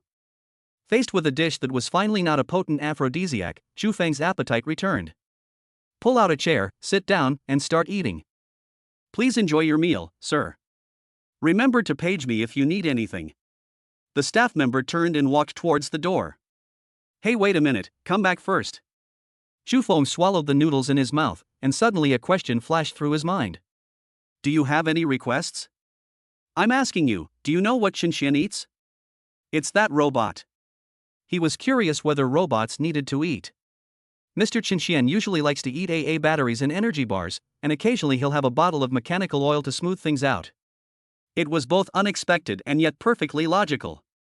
Having satisfied his doubts, he happily said, thank you, I'm all set. You're welcome, then goodbye, sir.